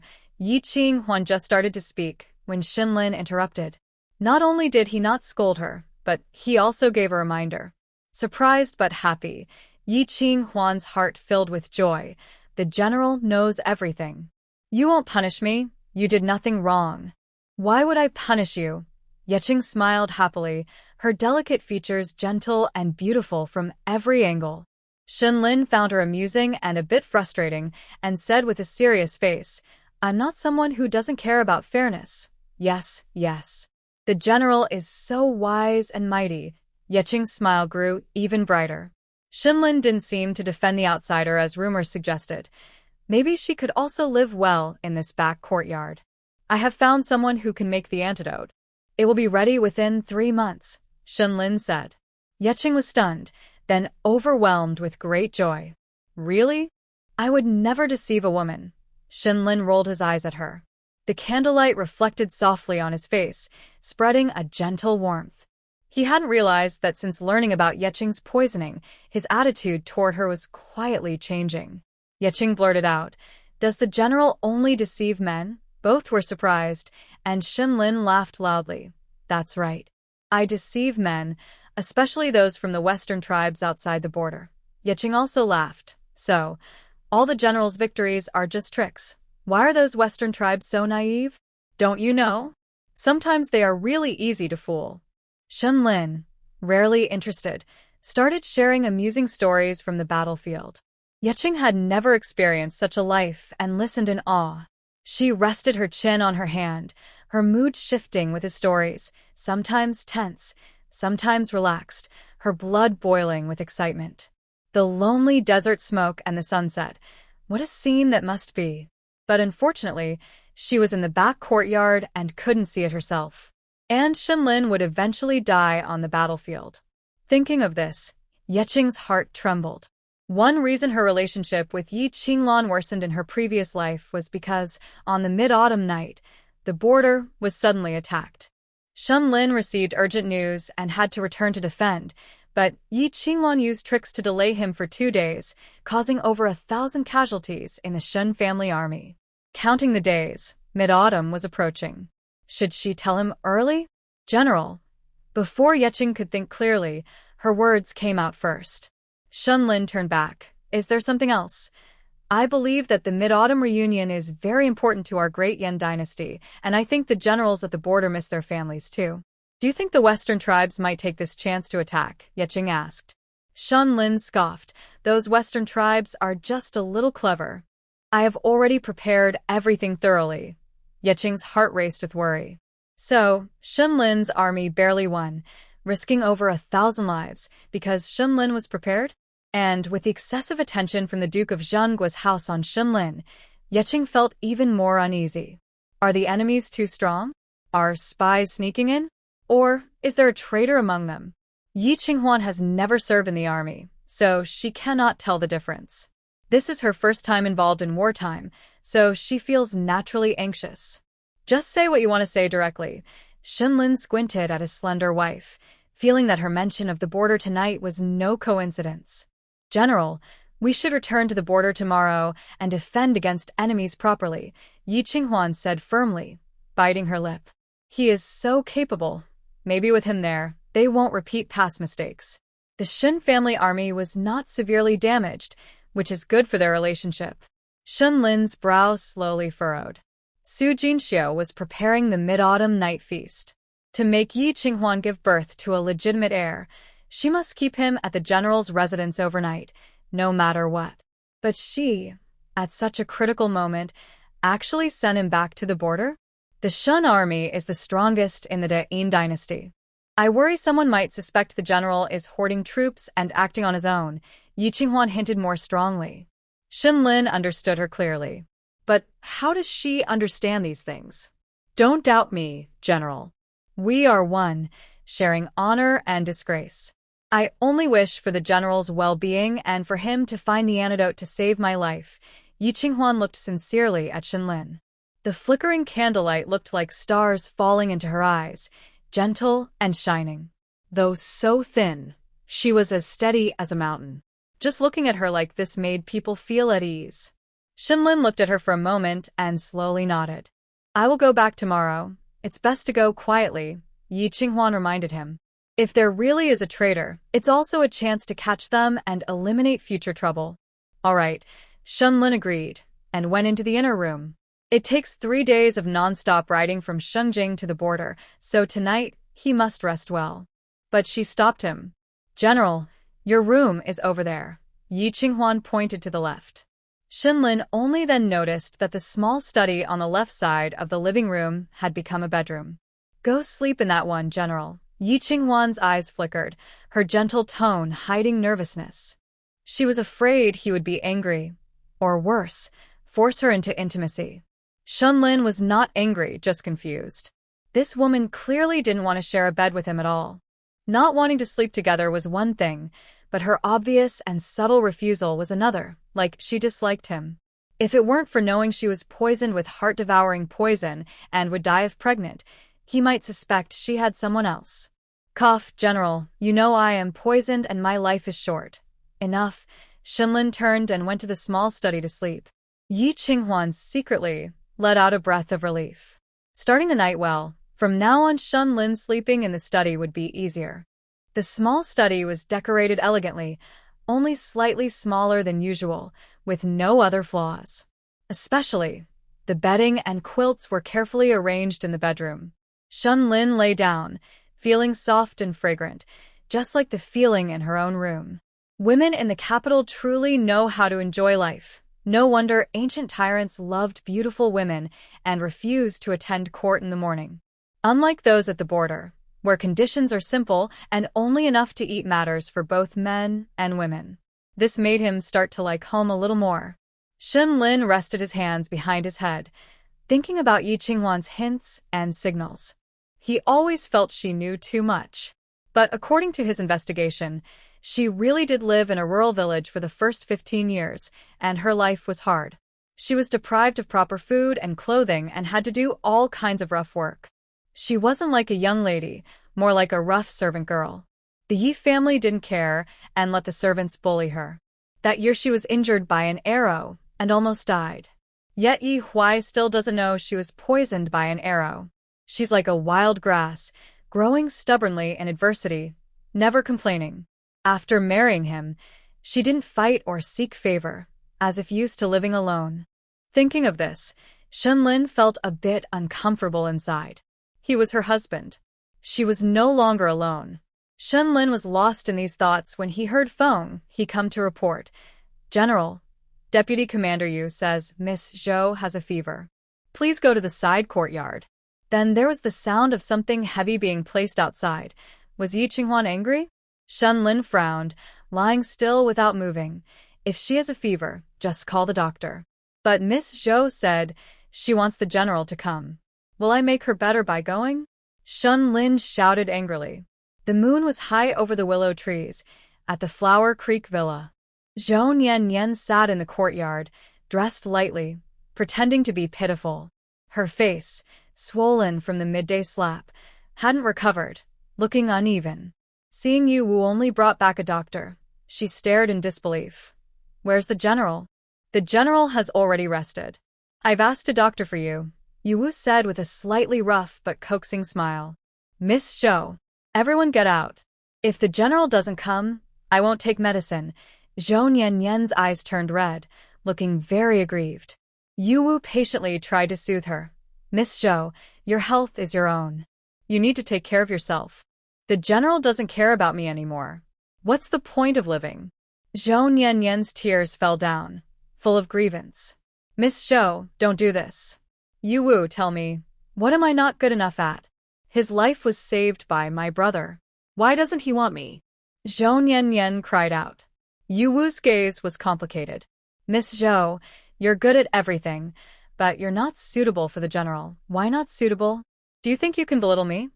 Before Yu Wu could finish speaking, Zhou Nianyan fiercely interrupted him. He was not good with words, and now he couldn't say anything, only nervously fidgeted with his hands. But he didn't leave immediately. He stayed and kept company. Miss Zhou is also a kind person. 5 years ago, Zhou Nianyan followed her brother Zhou Zheng and to join the Shen family army. At that time, she was only 12, disguising herself as a boy to stay with them. Just like he watched his sister grow up, he naturally couldn't bear to see her suffer. But she was too stubborn.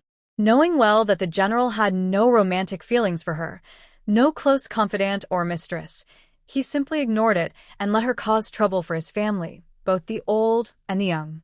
It would be better if Zhou Zheng were still alive. Maybe he could persuade her. Thinking of his close friend, Yu Wu came up with an idea. Miss Zhou, don't you want to avenge Brother Zheng? Zhou Nianyan trembled all over, her lips trembling. Yes. Of course I want to. Then live well. Zhou Nianyan finally agreed to see a doctor. Yu Wu heaved a sigh of relief and showed a genuine smile on his rough face. The next morning, Su Jinxiu arrived. Madam, the Su family sent the new bird's nest for this year. I brought some to help you nourish your health. Su Jinxiu smiled gently, harmless and kind. But her eyes kept flicking toward the screen behind her. Everyone knew that last night, Lin Ge had returned and stayed at Jinfeng Courtyard. Did they sleep together?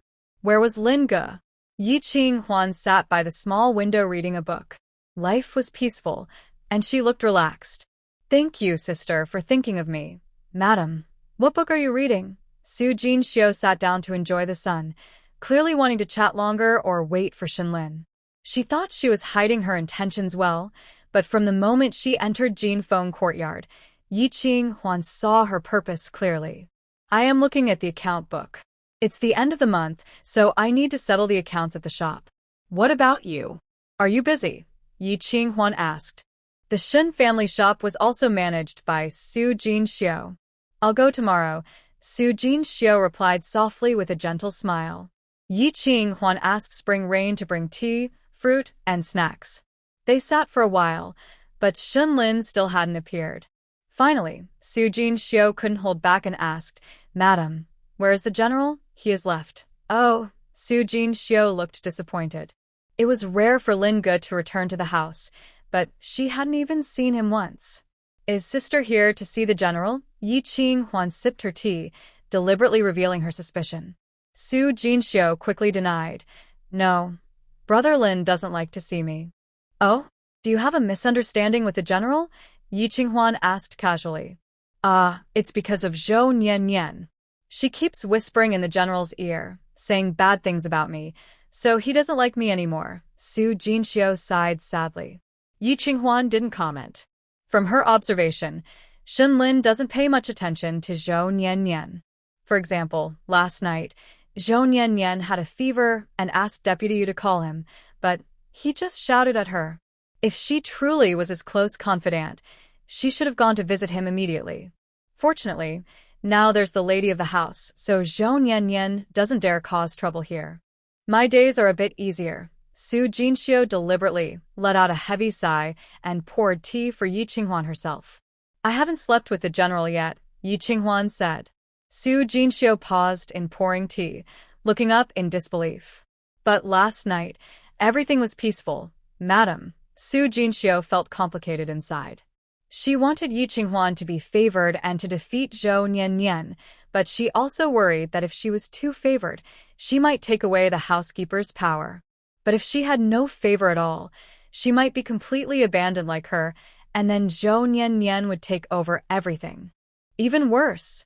Madam, actually, you can use some tricks. Su Jinxiu lowered her voice and suggested, if it's inconvenient for you, I can help.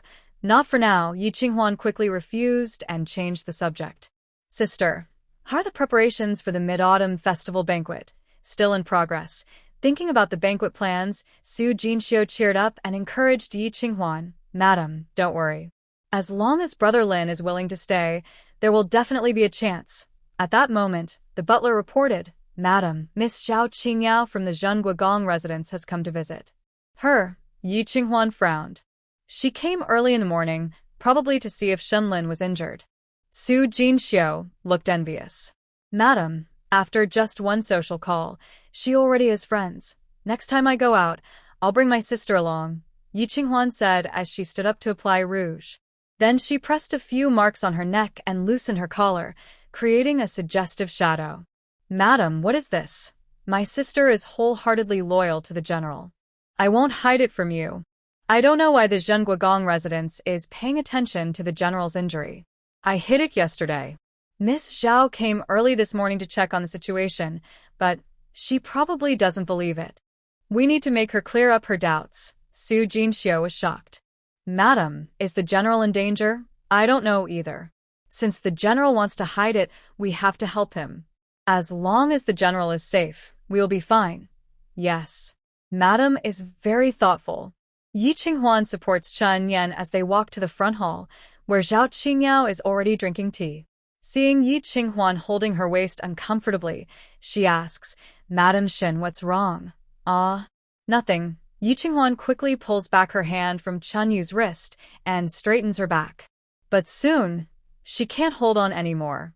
She leans slightly and sits down, occasionally rubbing her lower back. When she rubs her back, her collar shifts, revealing faint red marks. It's obvious she's trying to hide it, but it's too obvious. Zhao Qingyao understands and smiles. I was passing by the general's residence and came to see Madam Shen. It looks like I interrupted your rest? No, it's nothing. Yi Qinghuan blushes and hesitates, showing a shy, charming expression. Chen Yu laughs and smooths things over. Our lady was tired yesterday. She just got up when she heard Miss Zhao was here. It's quite a rest to sleep until midday. If Shenlin is really hurt, he definitely wouldn't want Madam Yi to be so exhausted. Madam. Su Jinxiu appears at the right moment. Yi Qinghuan asks, what does my sister want? Madam. Today the kitchen prepared your husband's favorite pigeon soup. Old Madam asked the small kitchen to stop cooking and to eat together at Fusho Court. Got it. When the general returns, I'll go there later. Yes, I'll take my leave now. Su Jinxiu bows and leaves. Zhao Qingyao says, Madam Shen gets along well with her concubine. But I've heard that the main house of the general's residence is still run by the Su family? Yes, Yi Qinghuan nods. I just moved in and am not familiar with everything yet. I'm not feeling well, so I have to let the Su family continue managing the household. The phrase not feeling well sounds quite meaningful. Zhao Qingyao becomes more convinced that Shenlin isn't hurt and that Yi Qinghuan and he are happily together. After sitting for a while, Zhao Qingyao stands to leave. Yi Qinghuan breathes a sigh of relief, straightening her posture, with no more back pain. Chen Yu uses a handkerchief dipped in water to wipe the rouge from her neck. Su Jinxiu comes in to take credit. Madam, did I do well? Very good. Yi Qinghuan smiles. But is there really pigeon soup today? Yes, I arranged for someone to buy it. We've been having pigeon soup every few days lately, Su Jinxiu says. Great. Yi Qinghuan thinks to herself that she's managed to hide things for now. She wonders if Shenlin can turn the tide during the Mid-Autumn Festival. Yi Qinghuan, come out. General! General! The shouting from Zhou Nian continues from outside the main gate to the front hall. Su Jinxiu's expression changes at the sound. She's come again? No problem. Her coming is just right. Yi Qinghuan's eyes were calm, and her delicate face looked serious. Where is the general? I want to see him, Zhou Nianian said as she tried to force her way in. The guards at the general's residence had received orders from Shenlin and stopped her. Miss Zhou, without the general's command, you can't go in. Get out. Do you know who I am? The general would never refuse me. Miss Zhou, please don't make things difficult for the young ones. Su Jinxiu saw this scene and sighed sincerely. In the past, She could enter the general's residence freely and often cause trouble. The general tolerated her, and the old madam couldn't do anything about her. Now, she can't get in anymore. Miss Zhou, what are you doing now? Yi Qinghuan asked as she came out with her people. I want to see the general. Zhou Nianian was angry when she saw Yi Qinghuan. She was 2 years older than Yi Qinghuan. But every time they met, Yi Qinghuan acted like a noble lady and suppressed her. Last night was even worse. She was sick with a high fever in Huaxibi Yuan and didn't even see the general. If it had been before, the general would have stayed up all night for her. All because of Yi Qinghuan. It must be her beauty trick that made the general fall for her. Shameless. The general doesn't want to see you, Su Jinxiu said happily, standing tall. Thanks to the madam, she finally had a chance to be confident in front of Zhou Nianian. Su Jinxiu, shut up. This is not your place to speak. Zhou Nianian waved her whip, ready to hit someone. Su Jinxiu hesitated for a second but saw the whip and instinctively shrank back, hiding behind Yi Qinghuan. Yi Qinghuan crossed her arms and looked commanding without anger. Miss Zhou, this is not a place for you to cause trouble. If you don't stop, don't blame me for being ruthless. Spring Rain cooperated by taking out a finely crafted small bow. Seeing the bow, Zhou Nianian's shoulders started to ache again, and she lowered her voice, trying to tone down her anger. I have important matters to see the general. Let me in. No, you can't. Yi Qinghuan shook her head. Until you have a proper status, you can't come in. Zhou Nianian's face turned purple. The word, status, was her eternal pain. Others had titles and treatment as a concubine, but what about her? She had nothing. She was just Miss Zhou, Miss Zhou. It's about military secrets, Zhou Nianian lied. The general said he doesn't want to see you these days. Go back. If you cause trouble again, it won't just be a warning, Yi Qinghuan said firmly. Zhou Nianian had wanted to endure, and she did for a while. But when she heard the general wouldn't see her for days, she exploded. You this mean person. It was you who seduced the general and ignored me. Your older sister was right. You are a low-born person, always showing off in bed. Slap. No one saw how Yi Qinghuan made her move. By the time everyone reacted, Zhou Nianian had already received a harsh slap. Then, Yi Qinghuan grabbed her chin. Crack. Zhou Nianian's chin was dislocated. Tell me, if I kill you today, do you think the general will care? Yi Qinghuan's gentle voice carried a wicked tone, making people feel chills. Especially those who had seen Yi Qinghuan break Lu Steward's bones at the general's residence, silently swallowed their saliva. Su Jinxiu tried to stay calm, but was very jealous. If she had this kind of skill, she wouldn't worry about others bullying her. She wouldn't be afraid of that mean person, Zhou Nianian, anymore. Yi Qinghuan, how dare you? Zhou Nianian's chin was dislocated, and she spoke unclearly. Saliva mixed with blood dripped out, and Yi Qinghuan pulled her hand back, disgusted by the mess.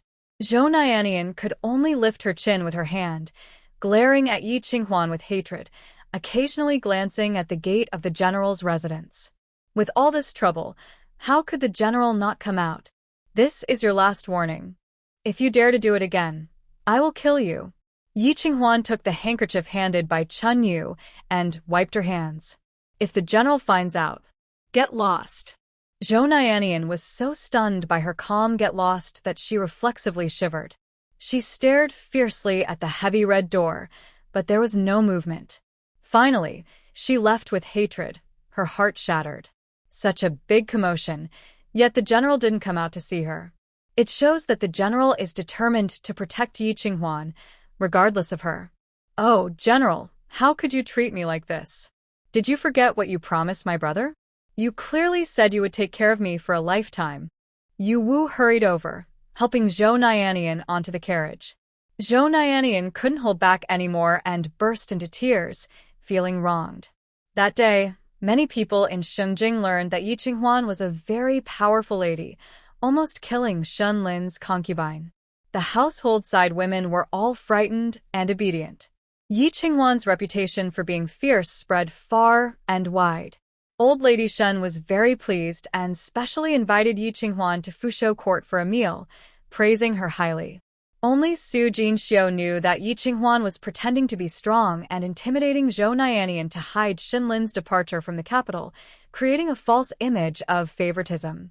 She had to admit that Yi Qinghuan was smarter and more broad-minded than her. She only fought for favor and power in the back house, but Yi Qinghuan thought about the bigger picture. Maybe that's why Xinlin treated Yi Qinghuan differently. She should learn from her too. Once she learned, Brother Lin would be happy. Therefore, Su Jinxiu grew to respect Yi Qinghuan even more. She was afraid that one day she might anger Yi Qinghuan and be dealt with forcefully. She was even more afraid of losing her authority as the housekeeper. Chongning Marquis residence Yi Qinglan was in pain from last night's rough treatment by Jiang Shiming. She woke up late today and was scolded for kneeling all morning by Mu Qing. Just exhausted and returning to her courtyard to rest, she heard Yi Qinghuan showing off her power, furious. She's so capable. How come I didn't know before? Second Miss probably has been doing hard work on the farm for a long time, so she has some strength, Exiner said. Zhou Nianyan is very strong, and she was defeated by her. Is that just some strength? Yi Qinglan didn't believe it. Lyre thought for a moment and said, that means Zhou Miss is all show. Exactly. Yi Qinglan firmly believed that Yi Qinghuan wasn't capable, blaming Zhou Nianyan for everything. It's a pity I suggested she pretend to be sick, but it's useless. Right. I heard Zhao Qingyao went to the general's residence early today, talking about how favored Yi Qinghuan is, which makes the general neglect official duties. If this continues, she might soon become pregnant with the main heir. Then the second miss will secure her position as the main wife. The maidservants echoed each other, adding fuel to the fire. Ah. I don't believe it. Yi Qinglan suddenly shouted in despair, startling them. Mississippi Xinlin has no heart. How could he possibly favor Yi Qinghuan? How? Yi Qinglan tore at her fan with force, her teeth clenched and eyes wild. In her previous life, she used every trick she knew, even learned the ways of courtesans, but Xinlin remained unmoved. Yi Qinghuan looked thin and uninteresting, so why did Xinlin like her? The maidservants. Prepare the carriage. I want to see Zhou Nianyan. Yi Qinglan threw her torn fan on the ground and stomped on it fiercely, her voice cold and commanding. She would not let Yi Qinghuan be favored. How she lived in her past life, Yi Qinghuan would suffer the same in this one. Zhou Nianyan was drinking alone in Qingyi Lane, cursing Yi Qinghuan countless times. Yi Qinglan, dressed in fine clothes, looked down at her with a false look of pity. Miss Zhou. Zhou Nianyan, tipsy, raised her head. Yi Qinglan? Why did Miss Zhou fail? Yi Qinglan sat down and personally poured her wine. But she didn't drink herself. The general doesn't care about me anymore. Zhou Nianyan's face filled with sadness and resentment, like a rejected wife. Yi Qinglan looked at her and almost laughed. In her past life, she wasn't like this. Among all the women around Xinlin, she was the most proud. She spent her days wielding a whip to show off, and even the main wife had been whipped several times. She fought hard but lost badly each time. The worst part was Xinlin didn't care at all. He watched her and Su Jinxiu being bullied and unable to fight back. But in this life, everything was reversed.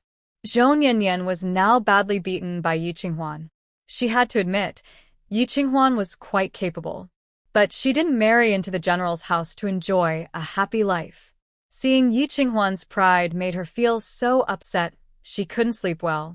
Miss Zhou, are you hurt like this and the general doesn't care? Yi Qinglan asked on purpose. She knew how to poke at her pain. Zhou Nianyan drank another glass of wine and slammed the cup down heavily. The general refuses to see me. Oh, Yi Qinglan raised an eyebrow, surprised, then understood.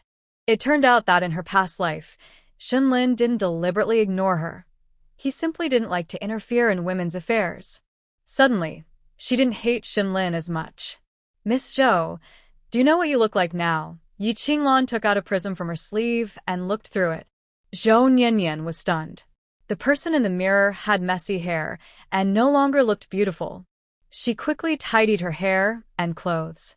Miss Zhou is beautiful and skilled in martial arts, and you've been through life and death with General Shin for so many years. There's no need to worry, Yi Qinglan said slowly, then suddenly changed the subject. But what? Zhou Nianyan seemed to have found a weak spot and hurriedly asked. Miss Zhou is too straightforward.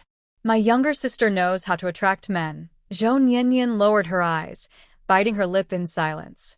Actually, she had tried many ways to attract Xinlin, but none worked. She knew Xinlin didn't like flirtatious tricks, and she never doubted herself. She just didn't do it well enough. But it's not your fault, Miss Zhou. My sister is too charming. You can't learn her tricks. Yi Qinghuan sighed regretfully.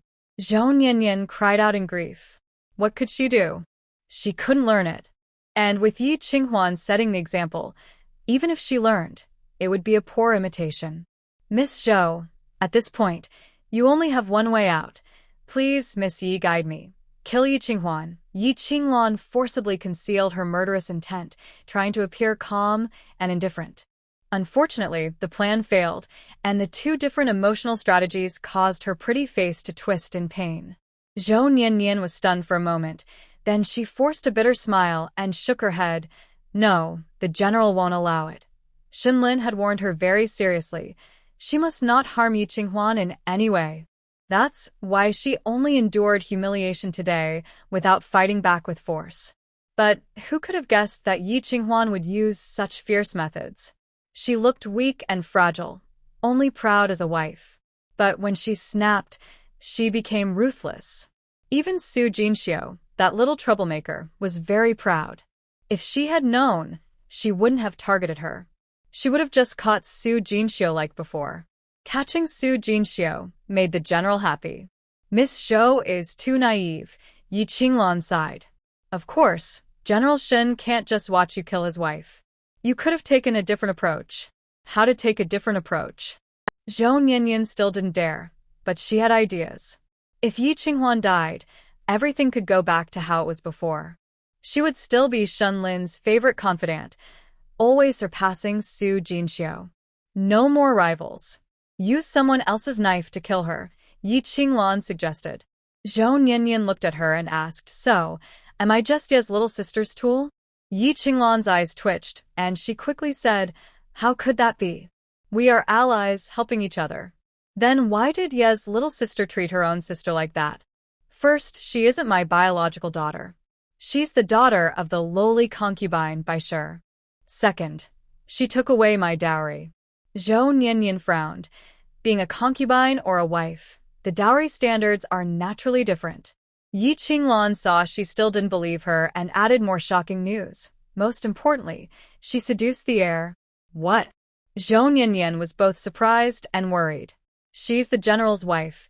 How can she seduce other men? Sigh, Miss Zhou. That day at the chrysanthemum viewing banquet, you saw how much the heir valued her, right? It's all because of the heir. On my wedding day, my mother first drove her away, but she deliberately lingered to meet the heir. The heir, for her, didn't even eat at home and chased after her to Wamaluo.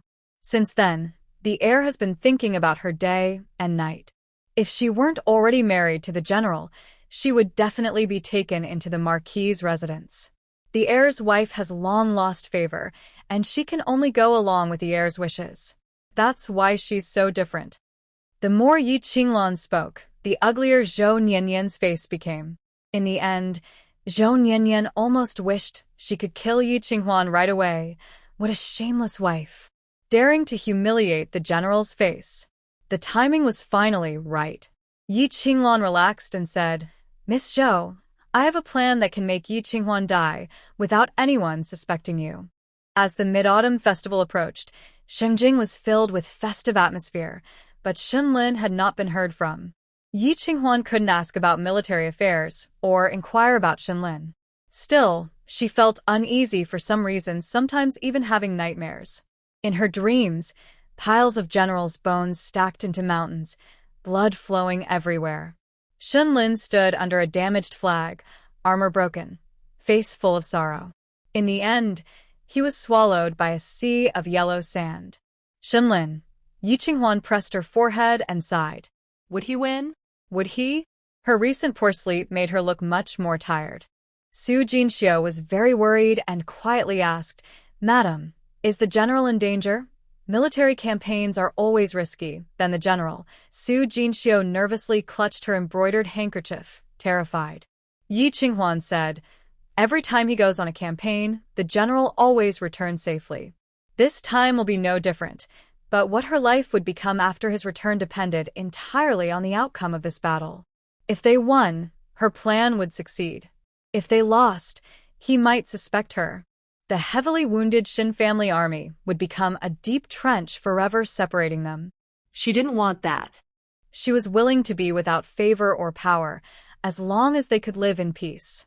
Also, the heart-eating poison in the Hall of Harmony hadn't been found a cure yet.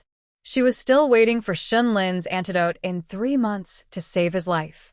"Madam, tomorrow is mid-autumn. The second and third wives will come to reunite. When they see the general isn't here, they'll surely cause trouble," Su Jinxiu reminded her. Yi Qinghuan asked, "Did the general always return during mid-autumn in previous years?" "Yes, then it would be troublesome." With so many people, it was inevitable that the Duke of Zhengguo's estate would notice Shinlin was no longer in Xingjing. Yi Huai had already received a letter. Hearing Shinlin was coming to deliver mid-autumn pastries, he happily took his 3 sons home to wait. His flattering attitude annoyed Madame Yi. "Sir, it's customary for a married daughter to send gifts to her family during festivals. Why make such a fuss? Madam, General Shun is coming in person. I miss seeing him during his visit home, and I regret it. Today, I'll introduce Yuanji to him." Yi Huai was a civil official. It took 10 years for him to be promoted from a minor position to the 3rd rank. His promotion was too slow. He wanted his son to become a military general. Military officers could be promoted quickly with military achievements, possibly even holding the Tiger Talisman in the future. Shun Lin had outstanding military achievements, and it would be perfect for Yi Yuanji to serve under him. No need for hard training, just get a civil job. When the Shin family earns military honors again, the Yi family can also benefit. Yi Yuanji is Lady Ye's son, and she naturally hopes for a bright future for him. But she knows better than Yi Huai. Yi Qinghuan is unlikely to help them at all. Today, she brought Shinlin to deliver mid-autumn festival cakes, mainly to show off her favor. Yi Qinghuan is actually favored. Lady Yi feels anxious just thinking about it. Lanner clearly said that once Yi Qinghuan married into the Shin family, she would lose favor, being mistreated by her mother-in-law and the concubines, living a very hard life. Why is it different now? Not only is Yi Qinghuan favored, but she also manages the concubines well. I heard that old Madame Shin often invites her to eat at Fusho Court. To help her conceive a legitimate heir early, they often cook pigeon soup to win Shinlin's favor and keep him close. In contrast, her Lana, who married the Marquis's residence a month ago, doesn't seem to be very favored and is still the lowest-ranked concubine. Lady Yi regrets more and more. She even feels she made the wrong decision to marry her off. She should have let Yi Qinghuan become the Marquis's concubine and let her Lanner become the general's wife. If Yi Qinglan received Shunlin's affection, she would have already taken Yi Yuanji to the military camp for training. Why bother asking the elders? Father, mother, Yi Qinglan also came to deliver mid-autumn festival cakes. But she came alone. Yi Huai frowned displeasedly. Why didn't the heir come too? His Highness is busy. Yi Qinglan smiled brightly, dressed elegantly, and brought valuable gifts. He said I'm not the main wife, so he can't come often. He only sends good things. Lady Yu is very happy. Lanner always brings good things when she visits. His Highness is really generous. Actually, all these things were bought with Yi Qinglan's own money. You should hurry and have a child soon, so you can be valued for your son's sake, Lady Yi said. Mother, this can't be rushed. Yi Qinglan blushed and smiled. But don't worry, mother. Father, the heir now favors only me. Yi Huai nodded silently. Jiang Shiming, though the heir, has no official duties. Yi Qinglan is under the control of the heir's wife, and the Marquis's residence isn't helping Ye's family much. Right now, their best reliance is Shinlin. Seeing her father's cold attitude, Yi Qinghuan quietly asked why. She heard Yi Qinghuan was coming too, and she snorted. Mother, don't worry. After tomorrow, Yi Qinghuan will be gone from the world. Lanner, what are you planning? Lady Yu was shocked. I've agreed with Zhou Nian to kill Yi Qinghuan. Although killing her is too easy, it will give us peace afterward. Lady Yu looked serious and thought for a moment, then said, All right. If she is gone, everything is over. No one will ever know that Madame Bai died from the heart-devouring poison. The Shen family's carriage passed through Chang'an Street and proudly arrived at the Yi residence. Occasionally, passers-by saw Shen Lin's arm extended out the carriage window. His unique black iron wrist guard reflected a cold shine in the sunlight. Yi Huai excitedly brought his eldest son, Yi Yuanji, out to greet them. Chen Yan pulled aside the curtain, and Yi Qinghuan first peeked out. Father, I came with the general to deliver mid-autumn festival gifts. Oh, General Shen, you're too kind, Yi Huai said with a face full of wrinkles, smiling. Just as he was about to step forward, someone suddenly rode up quickly on a horse, blocking the way between him and the carriage. General, the old lady suddenly fainted, and Madame Side asked the servants to invite you back quickly. How could this happen? Yi Qinghuan's face changed drastically. Inside the carriage, Shen Lin's stern and cold voice was heard. Return to the estate. Yi Qinghuan immediately retracted her head from the carriage and called out loudly, Father, I've delivered the gifts, so I won't go inside. Chen Yu and Chen Yan put down the gifts and hurried to follow the carriage. Yi Huai. Realizing what had happened, he angrily patted his thigh. He had missed the best opportunity. But Shen Laozi had fainted, so he couldn't force anyone to stay. Besides, he couldn't keep them anyway. Dad, when can I go to the military camp? Yi Yuanji asked with a grievance. Next time, Yi Huai sighed. And when you see your second sister, be nicer to her. Don't learn from your eldest sister or your mother, understand? Got it. Yi Yuanji didn't know much about the inner secrets, but he learned to be flexible from Yi Huai, who knew how to adapt. As long as it helped him rise quickly, he was willing to kowtow to Yi Qinghuan. The Shen family's carriage hurriedly crossed the street. Zhao Qingyao sat on the second floor of a nearby tea house, watching everything unfold just now. Shen Lin was still in Xingjing, so her father could rest assured. Inside the carriage, Feng Yu carefully took off his wrist guard and stored it away. Madam, is this okay now? Yes, Yi Qinghuan nodded. Your voice sounds pretty much like the general. Feng Yu smiled shyly. I can only imitate a few words, more than that isn't good. Learn more in the future. Who knows, it might come in handy someday. Yi Qinghuan joked happily. But she didn't expect her words to become a prophecy. Later, Feng Yu really would need to imitate Shen Lin. In the borderlands, with yellow sands stretching for thousands of miles, Shen Lin sat in Qin Baochun's tent, looking at the old General Wang Yingyong, who was tied up with 5 flowers, his anger suppressed despite the exhaustion from days of non-stop travel. The general is accused of betraying the country by King Yingyong. Qin Baochun's fair and handsome face looked very serious. There really is a traitor in the Shen army, and it is the oldest trusted officer of General Shen. King Yingyong has already leaked the enemy plan for tomorrow to the Western barbarians. If not for the warning from the lady of the house and catching the traitor in time, the Shen army could suffer heavy losses or even lose Fengming Pass. Fengming Pass is the first line of defense for the country. If it falls, the Western barbarians could quickly move south and invade the land. King Yingyong, do you admit your guilt? Shen Lin asked sharply. King Yingyong's face turned pale as he muttered, Isn't the general in Xingjing? How could you still have contact with Xingjing? Tell me, who is it? Qin Baochun angrily demanded, pulling out his trusted interrogation tool, the bone-piercing lock. Qin Baochun looks gentle and refined, but he is actually very ruthless. That's why Shen Lin didn't bring you Wu, but secretly returned to the border with him. Under the bone lock, no one dares refuse. Just after the first pin was inserted, King Yingyong couldn't hold on and confessed, It's the Duke of Zhenghua. Zhao Yu. Very good. Very good. Shen Lin sneered with anger. Zhao Yu's reach is too long. He must be stopped. Qin Baozhen forced King Yingyong to send a message to the Duke of Zhengguo via carrier pigeon before locking him up. Shun Lin summoned 2 young soldiers he trained himself to reinforce the defenses and change the battle plan. By the time they finished, it was almost dawn. Shun Lin stood with his hands behind his back, looking at the distant horizon where a faint red glow was about to appear in the deep yellow sands. His mood was heavy. Fortunately, the general was wise and returned early, Qin Baozhen said behind him.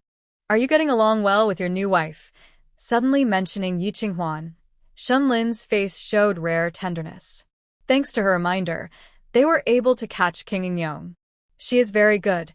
I also think the lady is a wonderful person, Qin Baozhen smiled. Shun Lin rolled his eyes at him. Flattering has its limits. You haven't even spent much time with her. General, you don't know. Before you and the lady married, she asked me to handle a small case at Ye's residence, Qin Baozhen said. Shun Lin raised an eyebrow, interested. Tell me more. That night, the lady came to the office requesting someone to be sent because someone was trying to steal her dowry. I happened to pass by and thought since the dowry was being moved to your house, I went over. By midnight, Lady Ye's maid actually went into her courtyard to cast a sleeping powder. Then they replaced the real dowry with some boxes that looked like stones. Normally, the guards should have acted when the powder was cast, but the lady didn't allow it. When the real dowry was stolen and the crime was confirmed, they started making trouble, making it impossible for them to deny it. Lady Yi really had no choice but to kill her wet nurse herself to protect herself. Since then, she dared not think about dowry anymore. After hearing this, Shun Lin was stunned and murmured. She never mentioned, not only about the dowry, she had never told him about herself, not even about being poisoned. He had to ask before she spoke. Suddenly, he felt that as a husband, he was quite negligent. Madam is brave, clever, independent, and wise. Nothing like the old lady, Qin Baozhen said. Shun Lin thought about how she repeatedly refused to sleep with him and couldn't help but look at her with a hint of mockery. Her wisdom is beyond measure. It's like an ocean, limitless. The next day, Mid-Autumn Festival, the 2nd and 3rd branches arrived early in the East Courtyard to celebrate together. The whole family was gathered, lively and cheerful. But they ignored Yi Qinghuan. This niece-in-law is not only stingy, but also sneaky. She hurt them all over her body over a debt of just over 20 silver coins. Anyway, the current head of the family is Su Jinxiu, so they didn't care about her. Mrs. Qin and Mrs. Yu tried their best to flatter Su Jinxiu. Jinxiu, you've had a busy day today. Thank you for your hard work. It's a big family, and we're lucky to have someone like you to manage it. If everyone only thought about enjoying themselves and didn't want to work, what would this family become? Look at our Jinxiu, her talent, appearance, and ability. When the eldest sister-in-law asked you to be a concubine, it was really unfair to you. Jinxiu is the legitimate daughter of the Su family, raised by the old lady herself. Of course, she's better than the illegitimate children. Mrs. Yu and Mrs. Qin played their parts, belittling Yi Qinghuan with words and tone, looking down on her. Su Jinxiu looked embarrassed, but inside, she was actually pleased. Everyone saw her contributions to the family. Maybe someday in the future, Brother Lin will also see her efforts and forgive her, ending their misunderstandings. Thinking about her future with her beloved, Su Jinxiu became even more motivated. Until old lady Shun came out to scold them, Mrs. Yu and Mrs. Qin stopped. Big sister-in-law, will Ronger come back this mid-autumn festival? Mrs. Yu asked. No. When mentioning her youngest son, Shun Laolao's eyes filled with deep sadness. Mrs. Yu sighed. Sigh. It's been years, and Ronger still refuses to come home. Poor Ronger, if he hadn't hurt his leg, he would be like Linner, galloping on the battlefield. Mrs. Qin pretended to wipe her tears with a handkerchief. Su Jinxiu's expression changed drastically. She quickly forced a smile and said, You two, please don't mention third master anymore. Let's talk about something else. Mrs. Qin and Mrs. Yu exchanged knowing glances and apologized to old lady Shen. Big sister-in-law, we spoke too much. We also miss Ronger. He hurt his leg and is alone far away, which is really sad. Su Jinxiu's forehead suddenly throbbed. Still talking. Still talking. Suddenly, she saw familiar figures of Li Lan and Shen Ming Rui. She took the opportunity to change the subject.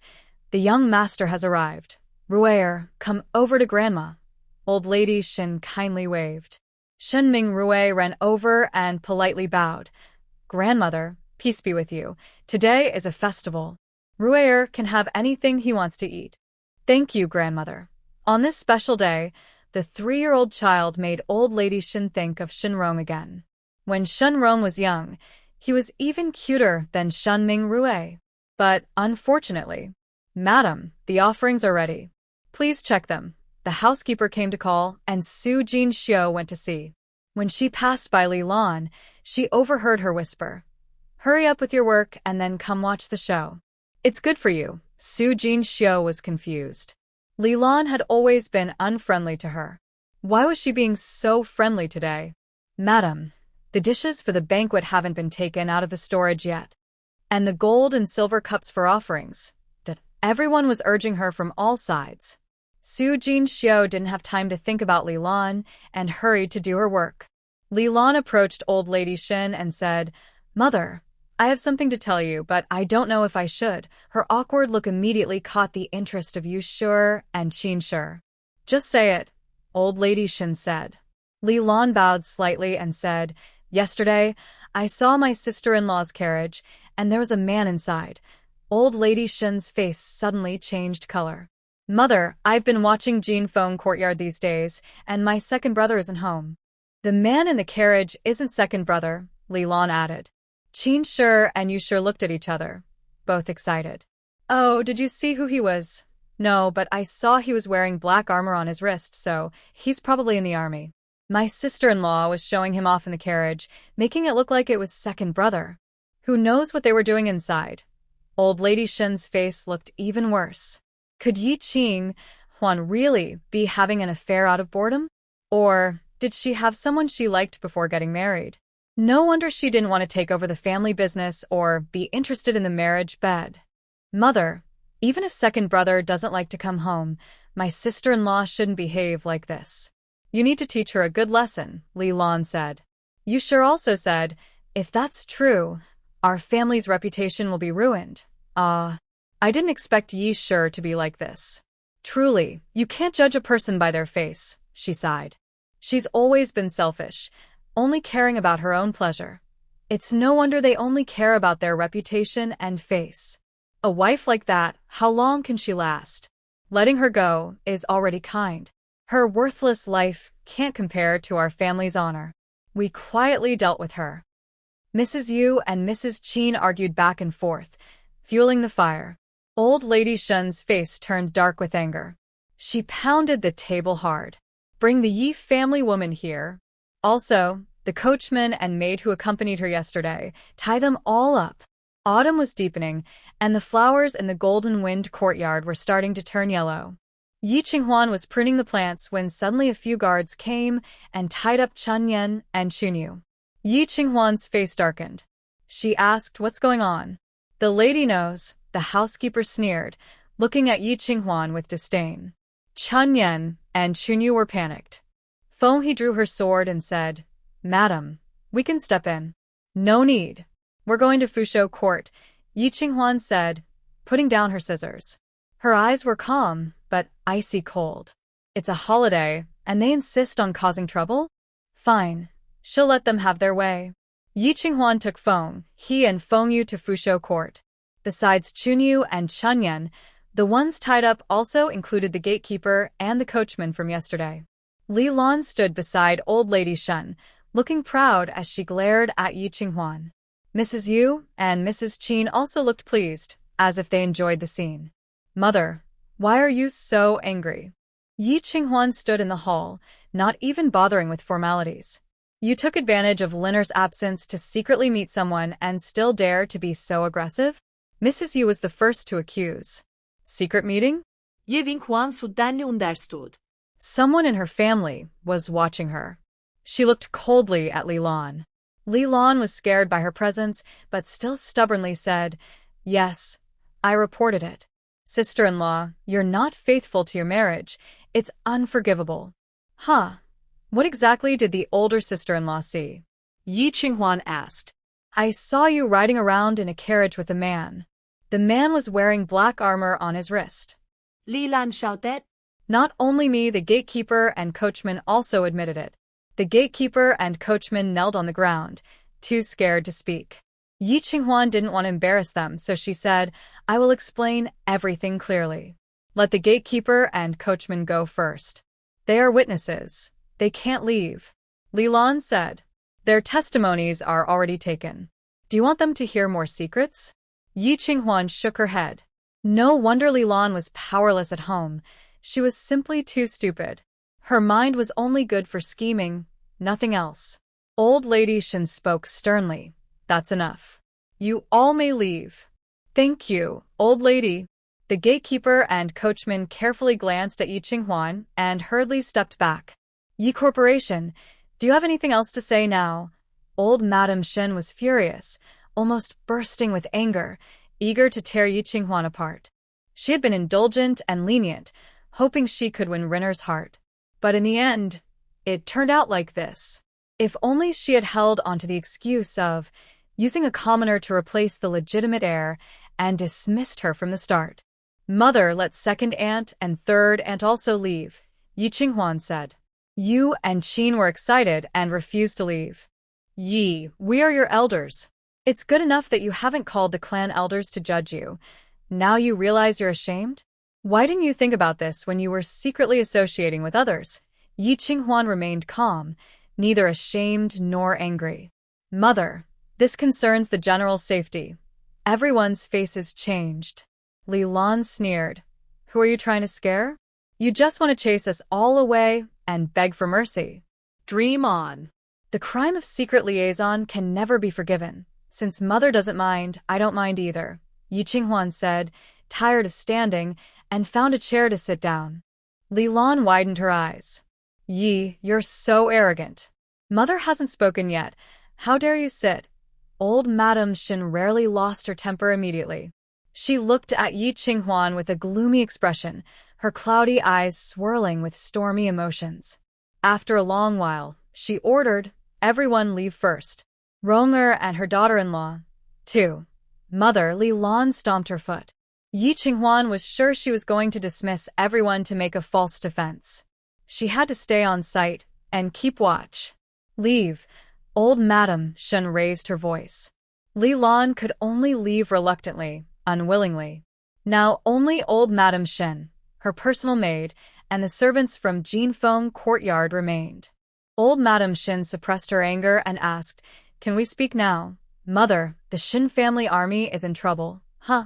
Old Madame Shen was so shocked she stood up. To hide the truth, I had Fengyu pretend to be the general and parade around. I didn't expect the eldest sister-in-law to use this matter to make trouble, nearly ruining everything, Yi Qinghuan explained. Fengyu stepped forward. Old Madam, the man in the lady's carriage yesterday is me. Fengyu was Shen Lin's trusted aide, so her words carried weight. Is this true? Old Madame Shen no longer cared about the man, only worried about Shen Lin. If Shen Lin was in trouble, the Shen family army would be finished. Whether it's true or not, old madam, wait until tomorrow, Yi Qinghuan said. But before tonight's westerny attack, no one must know the general is not in Shengjing. Old Madame Shen's chest heaved violently. At that moment, Su Jinxiu, who had just learned the news, hurried back and said, Aunt, the lady did not have an affair with anyone. In her urgency, she used an old respectful term, making her seem even more sincere. Old Madame Shen's face eased a little, and she asked, Do you know the truth? Someone has been watching the general's residence these days, trying to find out about Brother Lin. Everything the lady did was to protect him. Su Jinxiu knelt down and said, Especially the day Miss Zhao came, the lady even deliberately drew rouge on her neck. Is the Duke of Zhangguo also watching the Shen family army? Old Madame Shen looked unsteady, and the maid quickly supported her. Mother, a message from Shengjing can reach the border in just 6 hours, maybe even faster. So we must hide everything until nightfall. You're right. Old Madame Shen took deep breaths and took a moment to recover. She took a few steps forward and held Yi Qinghuan's hand. Qinghuan, It's thanks to your cleverness. Mother, I am the wife of the general's residence, sharing honor and suffering together. Yi Qinghuan also softened her tone. But what about second aunt and third aunt? How can we hide things from them? They are useless. They can't accomplish anything and only cause trouble. Don't worry, I have my ways, old Madame Shin said with a sharp, cold smile. Yes. Old Madame Shin leaned on her cane and left. Su Jinxiu stood up to pour tea for Yi Qinghuan. Please forgive the lady for her trouble. It's okay. We must hold on a little longer, Yi Qinghuan sighed. With so many people in the two houses, it's hard to keep everything secret. Rest assured, the old madam can handle it, Su Jinxiu said. Yi Qinghuan nodded but couldn't fully relax. After all, this concerns the survival of the Shin family army and Fengming Pass. She still didn't understand the stakes inside the general's residence. It's all because of Li Lan.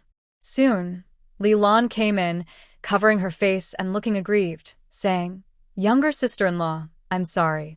I misunderstood you." Yi Qinghuan's expression was calm, and she said nothing. Li Lan had to continue. I was mistaken. The man on the carriage was my second brother.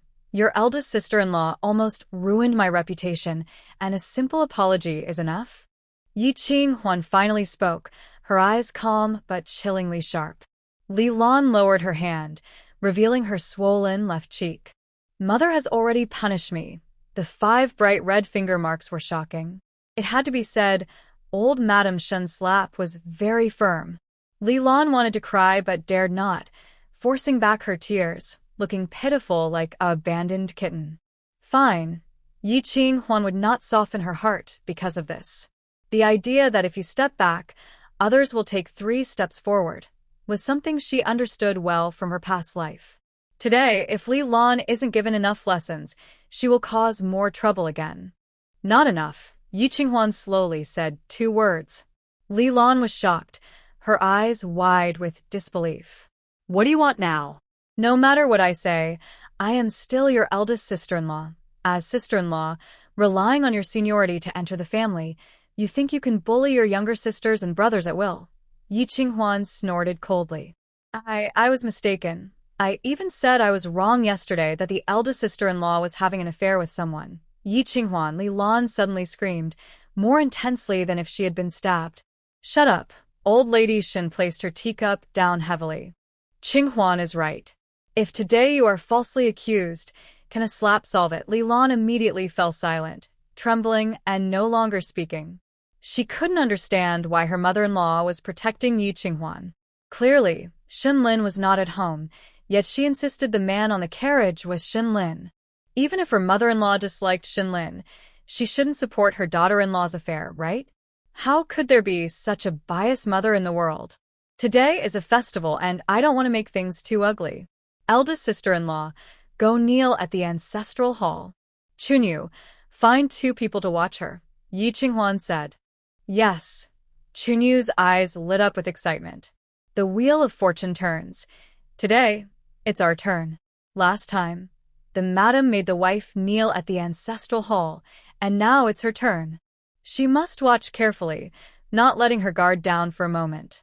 Mother, today is Mid-Autumn Festival, Li Lan weakly pleaded, unwilling to give up. Do you think it's appropriate to cause trouble on a festival day? Take her away. Old Lady Shin was unwavering. Thinking of Shin Lin and the Shin family soldiers almost being harmed, she felt scared. Fortunately, Yi Qinghuan was clever and set up a trap early on. But Old Lady Shin didn't feel entirely at ease. Did she do the right thing by giving Shin Lin such a clever daughter-in-law? One Shin Lin was already hard enough to handle. If he and Yi Qinghuan worked together, Rong'a wouldn't have a chance to inherit the family business. No, she had to find a stronger daughter-in-law for Rong'a. Oh, I never expected Li Shi to be like this. Fooling us all. Big sister-in-law has been restless ever since she married in. She's a concubine's daughter and dreams of managing the household. She deserves more lessons.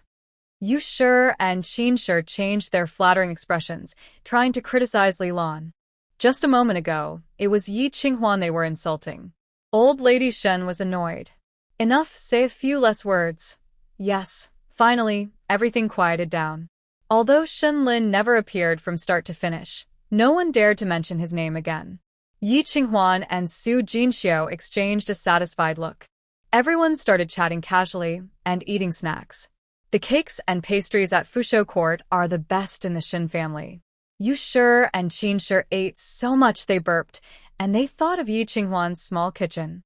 Qinghuan, your rose ice cream and cheese are very delicious. Do you have any today? No, Yi Qinghuan said calmly as she leisurely ate her food. Home is just good. During festivals, just enjoy it. Looking at Su Jinxiu, the busier she is during festivals, the less she has time to rest. Qinghuan, you should make something nice for the elders today. Quickly prepare the ice cream and cheese so everyone can enjoy it, Qinshi said, mentioning Shen Laolao specifically. Big sister-in-law also likes sweets. Oh, so mother also likes them. Starting tomorrow, I will send 2 bowls to her every day, Yi Qinghuan said politely with a smile. Shen Laolao always thought about what kind of daughter-in-law she should marry her young son Shenrong to surpass Yi Qinghuan. She had no mood to care about food. She directly refused. No need. Yes, Yi Qinghuan nodded. Yu Shi hurriedly said, since big sister-in-law doesn't need it, let's send it to the Western Mansion. My second aunt and I love to eat it. When your 2 aunts also marry, they will have their own children to serve them. I can't take the spotlight early and make it hard for future sisters-in-law, Yi Qinghuan said. Yu Shi and Qin Shi's sons are also of marriageable age. Their 2 families had been suppressed by the main family for a lifetime, dreaming every day of marrying into a noble family to raise their status. If outsiders knew they made their nephews' wives serve sweets every day, there would surely be gossip, affecting the matchmaking. Forget it, I won't eat anymore. Madam, the wife of the Marquis of Chongning sent a few pots of rare chrysanthemums to wish the general's residence unity and harmony, the gatekeeper reported. Muching. Yi Qinghuan was stunned, not expecting her to show goodwill proactively. She quickly said, Chun Yen, prepare a gift in return. Yes, 9 pots of precious chrysanthemums, each with a different shape, were brought in, their fragrance subtly filling the air. Not only Yu Shi and Qin Shi, who had seen many things, but even Shen Laolao was attracted.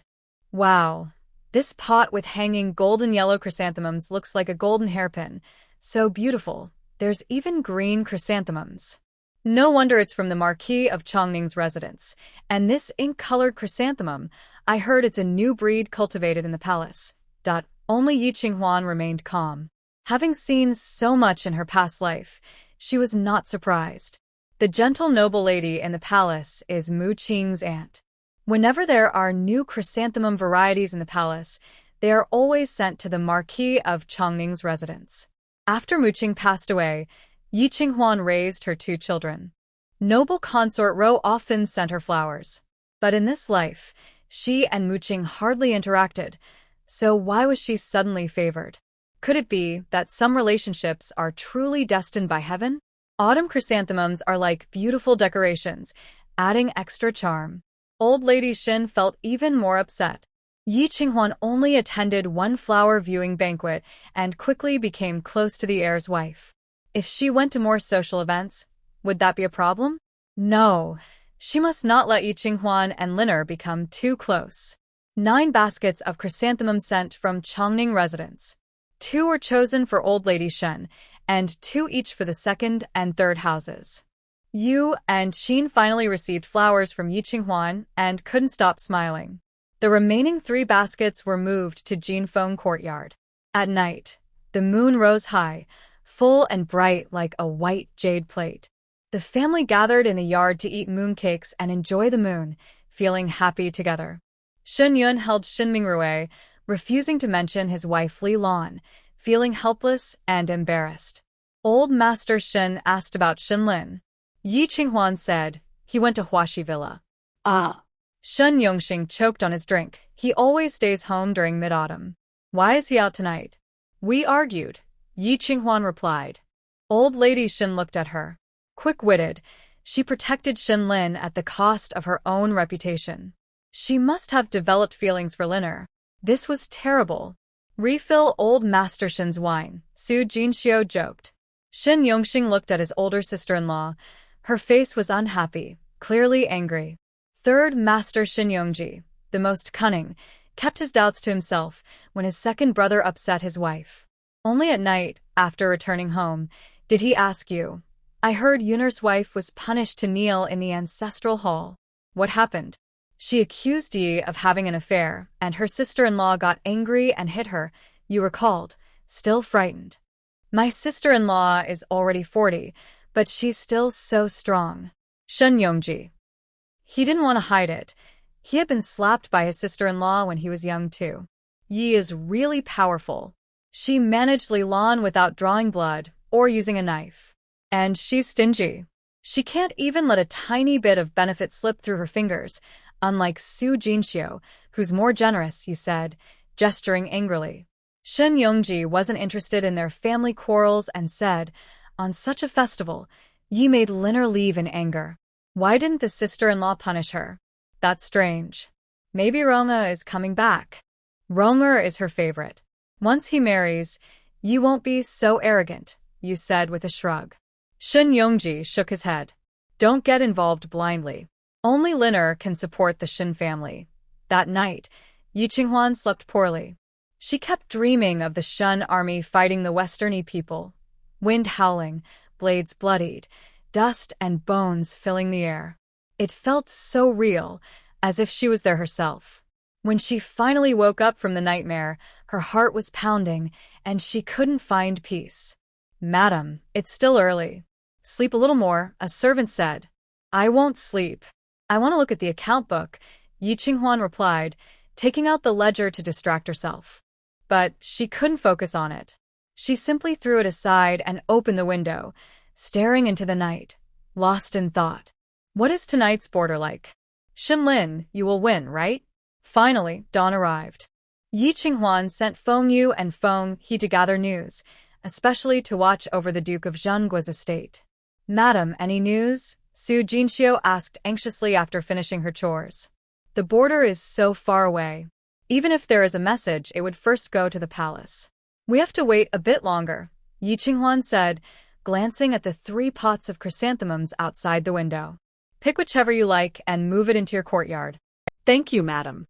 But will Lin Ji be in danger? Su Jinxiu looked at her with urgent eyes, her face devoid of any flowers. Yi Qinghuan saw clearly. She loved Shinlin deeply, but couldn't win his love in return. I think he won't be, she said, though she wasn't sure herself. In her past life, Shinlin didn't participate in the Mid-Autumn battle. Only Shun's army suffered casualties. But this time was different. He had joined the fight. Once on the battlefield, surrounded by danger, who could guarantee safety? As her senior brother said, when you wander in the rivers and lakes, you can't avoid getting hurt. Madam, I'm scared, Su Jinxiu said, starting to cry. Yi Qinghuan. She was scared too. Shinlin was dead, and who could guarantee she would find an antidote? Yet she still comforted Su Jinxiu. Don't worry, sister. The general is skilled in martial arts. He will be fine. By noon, Feng He and Feng Yu returned with news. Last night, the Western Yi people launched a surprise attack on Fengming Pass. The general led Shin's army into a fierce battle all night. Many Western Yi soldiers were killed or wounded. Our Shin army won. We protected Fengming Pass. Hearing this good news, Yi Qinghuan and Su Jinxiu felt relieved. They went to Fushou Court to share the joy with Old Lady Shin. I'm glad we won. Old Lady Shin was burning incense, her face hidden in the smoke. Difficult to see her true expression, just like her deep and unfathomable heart. Mother, the madam is truly virtuous. Since she came to the estate, military affairs have gone smoothly, Su Jinxiu said happily. Madam Shin glanced at her with a look of disappointment, feeling she was hopeless. As for Yi Qinghuan, Madam Shen waved away the smoke and, supported by Su Jinxiu, walked toward Yi Qinghuan. Yi Qinghuan clearly felt that today, the old lady was not very kind to her. But she didn't show it, lowering her eyes and saying, Mother can now rest assured. Yi family, you did very well this time. I will reward you. Madam Shin said, from now on, you will take charge of the household. Su Jinxiu's smile froze on her face. Ye Wing fronet in disgust. Mother, I don't refuse anymore, Madam Shin said. You've been married for over a month, and everything has been handled very well. I trust you. Mother. Jinxiu, bring the chess piece and the key. Yes. Su Jinxiu, unwilling, could only swallow her disappointment and respectfully handed over the chess piece and the key. Please, madam, take charge of the household. Yi Qinghuan didn't immediately accept them, trying to think of a reason to refuse. Qinghuan, is Lin asking you not to manage the household? Madam Shen's face darkened, and everyone felt the pressure. Especially Su Jinxiu, who lost her unwillingness to give up control and signaled urgently for her to accept. Yi Qinghuan had no choice but to reluctantly take the chess piece and the key. Thank you, mother, for your trust. As a new mistress of the household, if I do anything wrong, please forgive me. Everyone has a first time. Just learn well. All right, go and hand over the responsibilities to Jinxiu. Yes. From entering Fusho Court to leaving, it took less than 15 minutes. They didn't even sit down once. Yi Qinghuan understood clearly. Her mother-in-law looked down on her. But why? Yesterday's matters, she handled very well. Today, Shin Lin won a victory. Shouldn't she be happy? Madam Shin was worried about the general last night and slept very late. Today, she was not feeling well. Su Jinxiu forced a smile and explained. Is my sister blaming me? Yi Qinghuan asked. Su Jinxiu shook her head gently, her voice soft like water. Since I became Lin's concubine, I knew one day I would hand over the household management to the mistress. Madam has been so kind to me. How could I have any complaints? I am naturally calm and don't like Zhengchong or Chenli. Today's management was out of necessity. In the future, I hope my sister can support me more. As long as the madam needs me, Jinxiu will come at once. Thank you. The two women chatted peacefully. When they finished handing over all the household matters, it was almost dinner time. The steward of Huaxi Villa came pale to report, Madam, Miss Zhou is about to die. Please go and see her. Her life and death have nothing to do with me. Yi Qinghuan brushed off her sleeve indifferently. But the housekeeper hesitated for a moment before saying, Madam, if Miss Zhou dies, the general will blame you. Su Jinxiu's eyes lit up. Miss Zhou is going to die? That's great. Housekeeper Li, what are you talking about? The lady doesn't control her life or death. What does that have to do with her? Su Jinxiu said sternly. Usually gentle and soft, she suddenly turned sharp like a thorny rose. Yi Qinghuan's lips curved with a meaningful smile. Consort Miss Zhou is really in serious condition, hanging on by a thread. I can only come to you for help. Housekeeper Li looked anxious and worried. Yi Qinghuan asked coldly, if you're looking for someone, it should be the general. The general isn't here, Li replied. How do you know the general isn't here? Feng Yu interjected in surprise. Miss Zhou said so, Li answered. Yi Qinghuan looked at Feng Yu, her eyes full of questions. Feng Yu understood her meaning and shook his head. This matter is very important. The general only took Qin Baochen to the frontier and didn't tell anyone else. So far, the good news from the Shin family army has only reached the palace and hasn't been announced publicly. With Miss Zhou's status, she wouldn't have access to such information. There is only one possibility, Yi Qinghuan told her. According to the previous life's pattern, early this morning, before dawn, Shin Lin received urgent news from the frontier and hurriedly left the capital. Yi Qinghuan, oh Yi Qinghuan, do you really think you're the only chosen one? Chunyan, get some money and ask housekeeper Li to invite the best doctor in Xingjing, Yi Qinghuan said. Money in the villa is naturally abundant. Even if it's not, it doesn't matter. Who in Xingjing wouldn't give Shin Lin face? Today, housekeeper Li's task is to invite Yi Qinghuan to the villa. While housekeeper Li was thinking about how to persuade Yi Qinghuan, old Madam Shin arrived. Qinghuan, go take a look, she said. Mother? Yi Qinghuan turned back in surprise. Isn't she the one who hates Miss Zhou the most? Everyone knows she's Shin Lin's concubine, and Shin Lin isn't here. As the acting mistress, you should take care of the family. old Madame Shen said. Even Su Jinxiu was stunned and looked at old Madame Shen in disbelief. If she didn't seize this chance to remove Miss Zhou, the thorn in her side, what was she waiting for? Old Madame Shen's face remained calm. Go quickly. Don't delay her condition. If she dies, Shen Lin will be very sad. Mother, let's go together, Yi Qinghuan said. You love the general and want to do everything for him, so everyone should know. Su Jinxiu also wanted to see what Miss Zhou was up to, so she said, Aunt, let's go together. Lady Shen. I'm tired. Lady Shen really didn't want to see Zhou Nian.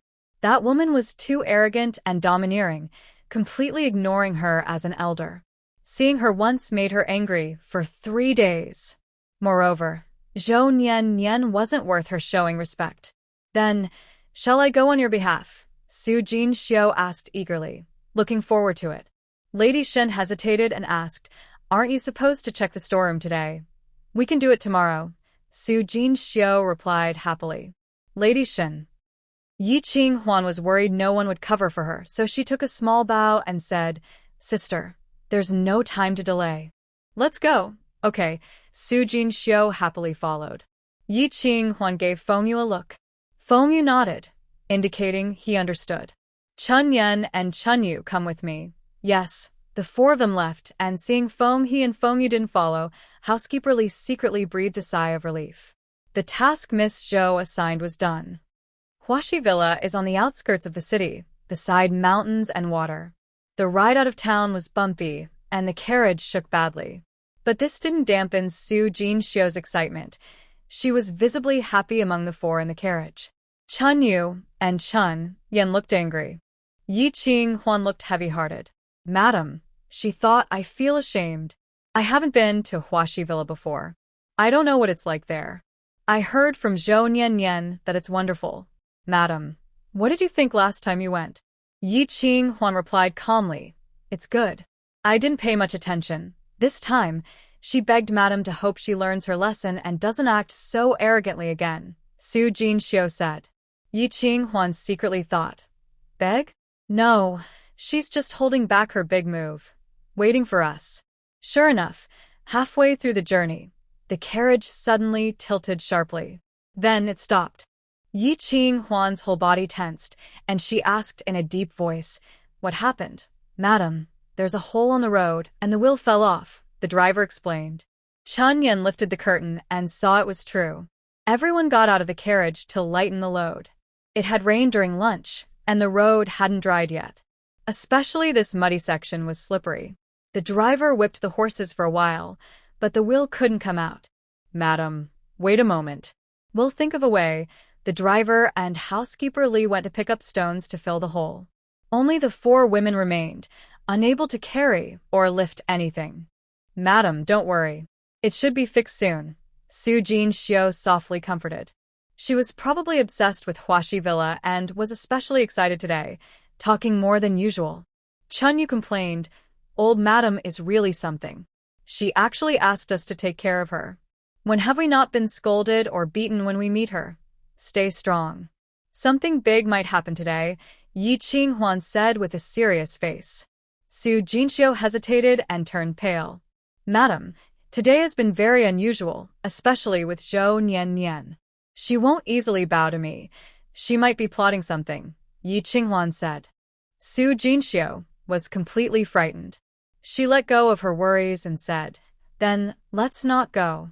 Let's go home quickly, but if she really dies, Shen Lin and the Shen family will blame us. Yi Qinghuan frowned slightly. She is the wife of a general and the young lady of the Yi family. Zhou Nian would never openly kill her. However, there are many ways to make her commit suicide. For example, ruin her reputation. Solve her perfectly without bloodshed. Madam, Su Jinxiu was often bullied by Zhou Nian, but that was only in the general's residence. No matter how powerful Zhou Nian is, she wouldn't dare to harm her life openly. But now, outside the general's residence, without guards, Zhou Nian might kill her, right? The more Su Jinxiu thought about it, the more scared she became. She regretted coming along. Madam, let's go back. Even if the general blames us, we will accept it. It's too late, Yi Qinghuan narrowed her eyes. Sure enough, the rustling sounds came from the trees on both sides of the road, and faint figures moved quickly. Su Jinxiu had never seen such a scene before. Her legs went weak, and she couldn't stand steadily. Chun Yu hurriedly helped her, so she wouldn't fall. Madam, what should we do? Chun Yen was also scared but bravely stepped in front of Yi Qinghuan. Today, we should also bring Feng Yu and Feng He. Yi Qinghuan clenched her bow tightly. If it really came to it, she would have to fight. Butler, coachman, come back, quickly. There are bandits, Su Jinxiu shouted with tears. But she received no response. Yi Qinghuan said, no need to shout. They've already been controlled. Then let's run quickly. You go first, Su Jinxiu. Her legs were so weak she couldn't stand, let alone run. Why did she follow along? Madam really was, if she knew there would be danger. Why did she bring her? In the blink of an eye, the people in the woods had reached the road. No village ahead, no shop behind, and no passing carriages or horses. It was just the 4 women and 6 masked men facing each other. Yi Qinghuan took a deep breath, raised her bow, and aimed at one of them. Robbing money is fine, but don't hurt anyone. Take the carriage and the money inside. The beautiful ladies are so charming. How can we only take money? The man in the middle looked at Su Jinxiu with a mischievous gaze. Delicate, elegant, and graceful. That's the type he liked. Su Jinxiu felt overwhelmed by his gaze and begged, Hero, please show mercy. We can pay you a lot of money. After we sleep with you, you'll pay us too. Brothers, attack. Su Jinxiu almost fainted, clutching her clothes with tears in her eyes, determined not to give up. Even if I die, I won't let you touch me. Chun Yen and Chun Yu were also scared. Madam, we'll hold them off. You run. If anyone chases you, shoot with the bow. The small bow was meant for Zhou Nian Yen, and it only had 6 arrows. The 2 women each held onto a dying man, giving the lady a chance to escape. These 2 silly girls, Yi Qinghuan softly sighed. A woman's honor is above everything. Even a lowly servant cannot survive without it. But they didn't show as much fear as Su Jinxiu and still tried to protect their mistress with all their might. Just like in the past, they acted with great loyalty. To protect their master, they were always ready to sacrifice. Yi Qinghuan drew her bow and shot an arrow. With a whoosh, the man who had just spoken indecent words was hit in the chest and fell straight down. No one expected that the seemingly weak woman could shoot and kill them. First surprised, then angry, they all rushed forward. Damn woman, today we won't let you go. First assault, then kill. Revenge for our boss. And we won't spare the jewelry on them either. I want to see that little white flower crying. The little white flower, Su Jinxiu, immediately stopped crying, afraid to make a sound. Yi Qinghuan shouted, You all go first. Su Jinxiu somehow found the strength and ran toward the city. Chun Yu and Chun Yen looked at each other but didn't leave. Suddenly, there were a few whoosh sounds as 2 more men in black fell with arrows, all shot accurately. The remaining 3 looked at Yi Qinghuan, who kept knocking arrows, and dared not move forward. Get lost. Go back and tell your master that I, Yi Qinghuan, won't let her go, she growled. Her slender figure radiated a strong presence, her eyes firm and filled with killing intent. The men in black hesitated, unsure how many arrows she still had. She has no arrows left. Catch her. She's yours now, someone in the woods shouted. That voice was hard to tell if it was male or female. The hesitant men in black suddenly regained their fighting spirit and moved closer to Yi Qinghuan. Only 1 arrow remained. Why haven't Feng He and Feng Yu arrived yet? Yi Qinghuan didn't dare shoot immediately. She called out into the woods. Miss Zhou, come out. I know it's you. No one responded. Madam, run. If you don't, it will be too late. Chun Yu and Chun Yen stood up and headed toward the men in black. As she walks, she unfastens her collar and buttons her sash. Everyone, come back, Yi Qinghuan shouts, her palms sweating as she grips her bow. Spring rain and spring swallows seem not to hear her, continuing to move forward. They try to seduce the 2, but when close, they hold on tightly. The lady's last arrow will eliminate the third man and bring hope. Dirty woman, you killed our brothers. Today, we will play you to death. The bandits are clear about their goal, ignoring the maidservants. They line up in a straight line, advancing toward Yi Qinghuan. Spring Rain and Spring Swallow try to block her, but are kicked away. Yi Qinghuan's breathing tightens, and she steps back carefully. Behind her is the forest. Once she enters, she believes she can escape. But Spring Rain and Spring Swallow, she's reluctant to leave them behind. Seeing the bandits get closer and closer, Yi Qinghuan knows she can't wait any longer and prepares to shoot her last arrow. Bold thief. Feng Yu and Feng He finally arrive, quickly knocking the bandits to the ground. Phew! Yi Qinghuan puts down her bow, gasping heavily. You finally arrived. Our lord is sorry for being late. Please forgive us, madam. Feng He says respectfully, quickly tying up the bandits. They need to keep one alive to testify against Zhou Nian. Or perhaps Yi Qinglan. Feng Yu, your light skills are good. Use the fastest speed to return to the side courtyard and see if Zhou Nian is there, Yi Qinghuan quickly orders. Yes, Feng Yu immediately uses her light skills and heads to the side courtyard. Yi Qinghuan turns her head to look back along the way they came, but Su Jinxiu has already run out of sight. She's pretty fast, just like when she saw Zhou Nian's whip. Yi Qinghuan mutters, then suddenly stops, her pupils shrinking sharply. Could it be that Su Jinxiu isn't just fast, she's skilled in lightness techniques? Feng He has already brought out the carriage. Madam, please get on the carriage. I promise there will be no more danger. Okay. Yi Qinghuan and her two maids get into the carriage, Feng He driving. As for the three captives, they are dragged along like dead dogs. Madam, it's so scary. Madam, why didn't you run? What if they hadn't arrived in time? The two girls cry in fear, still complaining. After surviving the danger, Yi Qinghuan feels a chill in her back. Her clothes are soaked with sweat. Today was too hasty. Next time, she needs to bring more arrows or write to her senior brother for some hidden weapons. Soon, they arrive at Huaxi Courtyard. Feng Yu is already waiting at the door, looking serious. Madam, Miss Zhou fainted. However, she returned after I did. That means Zhou Nian wasn't in the courtyard when the carriage was attacked. A person so sick they could barely stand, yet she was wandering around? It is clear that she is the person commanding the bandits in the woods. All right, let's go inside and take a look first. When the general returns, you can report as you see fit. Yi Qinghuan enters the private garden. This time, she can also enjoy the scenery. Madam, this way. Feng Yu suddenly points to the left. Yi Qinghuan is surprised. Not on the right. The right side is where the general lives. No one is allowed to enter, including Miss Zhou. Feng Yu replies. Yi Qinghuan? That rule is quite interesting. She always thought Xinlin and Zhou Nian were living a happy married life in the garden. But now, it seems that's not the case. Following the left corridor, they finally arrive at Zhou Nian's place. The decorations and furnishings are very masculine, not at all like a lady's boudoir. General, help me. Zhou Nian lies on the bed, moaning. Her face is pale, lips bluish, looking quite sickly.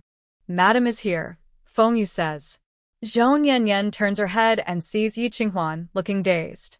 It's you. Stop pretending. I don't buy your act. Yi Qinghuan sits down on a stool, expressionless, watching Zhou Nian. Zhou Nian struggles to sit up. What are you here for? I don't want to see you. Leave. Didn't you ask Steward Li to invite our madam? Chun Yu questions angrily. I didn't. Zhou Nian looks annoyed, but because she is very sick, she appears pale and weak, no longer as confident as before. Could it be that Steward Li gave the wrong message? He came to the general's residence asking for me, and the old madam saw it too. Yi Qinghuan sneers. Also, during the ambush earlier, Su Jinxiu was there too. Zhou Nian's expression changes slightly. How did Su Jinxiu get involved? Miss Zhou, is today's matter something you voluntarily confessed, or are you waiting for the general to return? Yi Qinghuan continues to pressure her. Her gaze is cold and oppressive, very intimidating. Not at all like a 15-year-old bride. She looks more like an experienced, powerful matriarch of a noble family. Zhou Niannian is trembling under Yi Qinghuan's intimidation, but she absolutely refuses to admit anything. As long as she doesn't admit, the general won't do anything to her. After all, the general owes the Zhou family a life. Yi family, are you trying to take advantage of my illness to force me to death? Aren't you afraid the general will come back and kill you? I think you're poisoned. Yi Qinghuan sneers and calls out, "Old Song, please come in." Zhou Niannian almost reflexively shivers twice. You're inviting Old Song? Master Li said you are very sick, so what is the point of me coming? I can't treat illnesses. Of course, I need to call a doctor for you. Yi Qinghuan stood up and moved aside. Old Song stepped forward, but Zhou Niannian refused to have her pulse checked. Old Song just prescribed the usual medicine, she said. Miss Zhou, I can't prescribe medicine without checking your pulse, Old Song replied, looking uncomfortable. From looking, listening, asking, and feeling, Zhou Niannian didn't seem truly sick, but appeared to have taken some wrong medicine. Old Song. Zhou Niannian looked at him with a plea. They were all familiar, so Old Song decided to give her a break. I think Miss Zhou has been poisoned. Old Song, you should check her quickly. Otherwise, if she dies, the general won't be able to explain. Yi Qinghuan gave a subtle signal to Feng He. Feng He held Zhou Niannian's hand. Old Song, please. Zhou Niannian had just taken poison and was now too weak to break free. After checking her pulse, Old Song confirmed his suspicion. Zhou Niannian had taken Luli water, and now she looked like she was about to die. But in fact, in half a day, Luli water would be metabolized out of her body, and she would recover. Old Song, the general has come to get medicine from you many times. You know my condition. Zhou Niannian tried to hint subtly. Everyone understood what she meant. She was using the general's favor to make Old Song side with her. Old Song thought she was someone Shinlin valued, so he nodded politely. Madam Shin, Miss Zhou is seriously ill, but not fatally. I will prepare a prescription immediately, and the medicine will cure her. Thank you. Zhou Niannian heaved a heavy sigh of relief. Old Song, your medical skills are truly impressive, Yi Qinghuan sneered. Old Song had been practicing medicine for many years, saving countless lives. He never lied about his skills. Today, he was covering for Zhou Niannian, but Madam Shin saw through it, and his face turned red with embarrassment.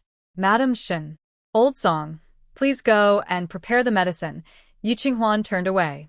Old Song, respected and honorable, was only protecting Zhou Niannian to please Shinlin. Whether Shinlin truly loved Zhou Niannian or just pretended, he was seen as someone very important by others.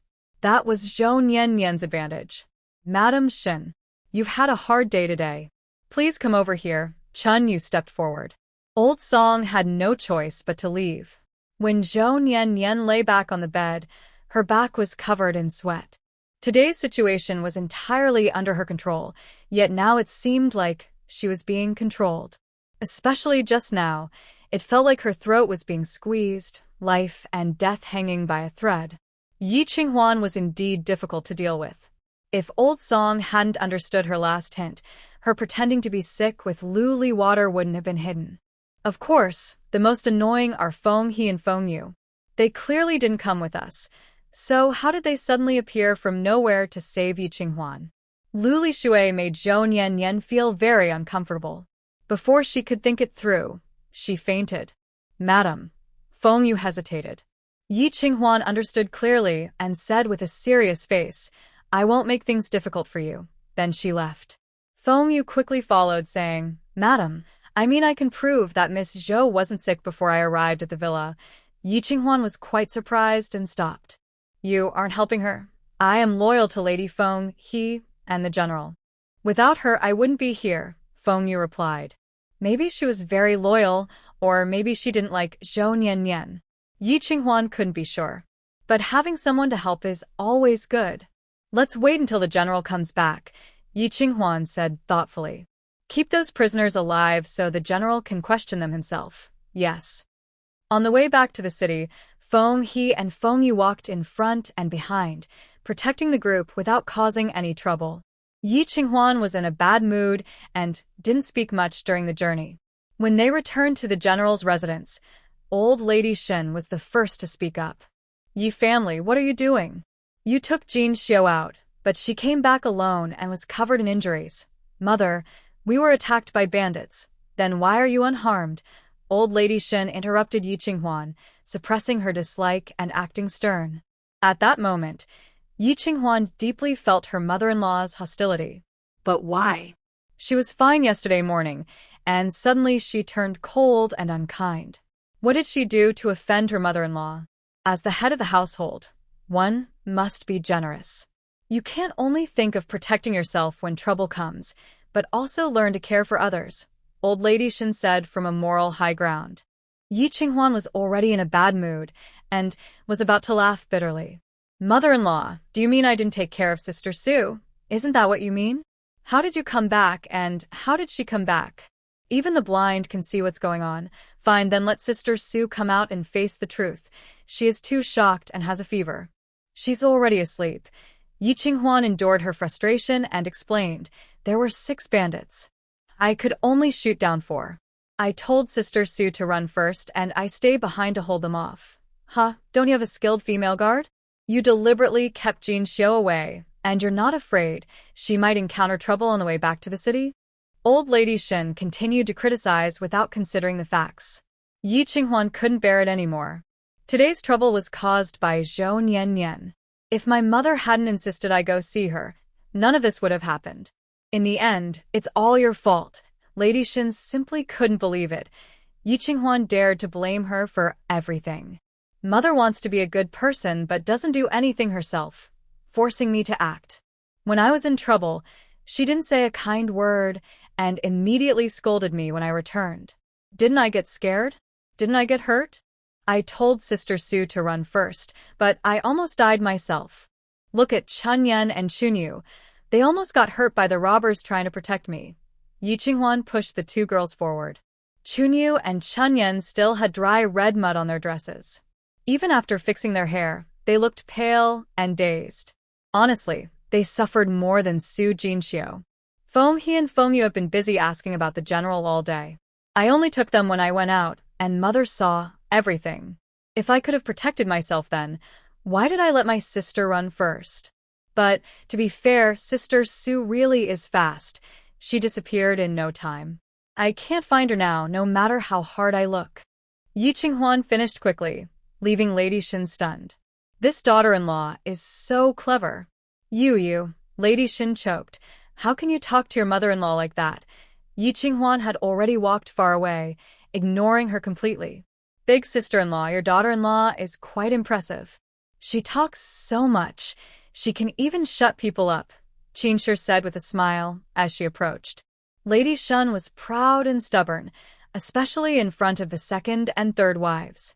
Now, after being scolded by her daughter-in-law and with someone watching, she felt even more upset. Why are you here? Word is that Sue is sick, so I came to see her. Unfortunately, I ran into. Qinshi covered her mouth and chuckled. Her smile was more uncomfortable than outright mockery. After you finish, go watch over the 2nd son. Don't cause any more gambling debts. Lady Shen's face turned pale as she considered whether to punish Yi Qinghuan severely. Qinshi's smile froze on her face. Big sister-in-law, you should discipline Yi Shi first. She just arrived and she already doesn't respect you. Yi Shi, stop right there, Lady Shen shouted. Yi Qinghuan acted as if she didn't hear and kept walking. Someone, take Yi Shi down and give her 10 lashes, Lady Shen ordered. Qinshi smiled with satisfaction. Hit her. Beat her hard. The household servants rushed forward. Feng He sternly said, Who dares, madam? Yi Qinghuan turned back calmly and looked at Lady Shen. Mother, do you want to finish off all 3 women of the general at once?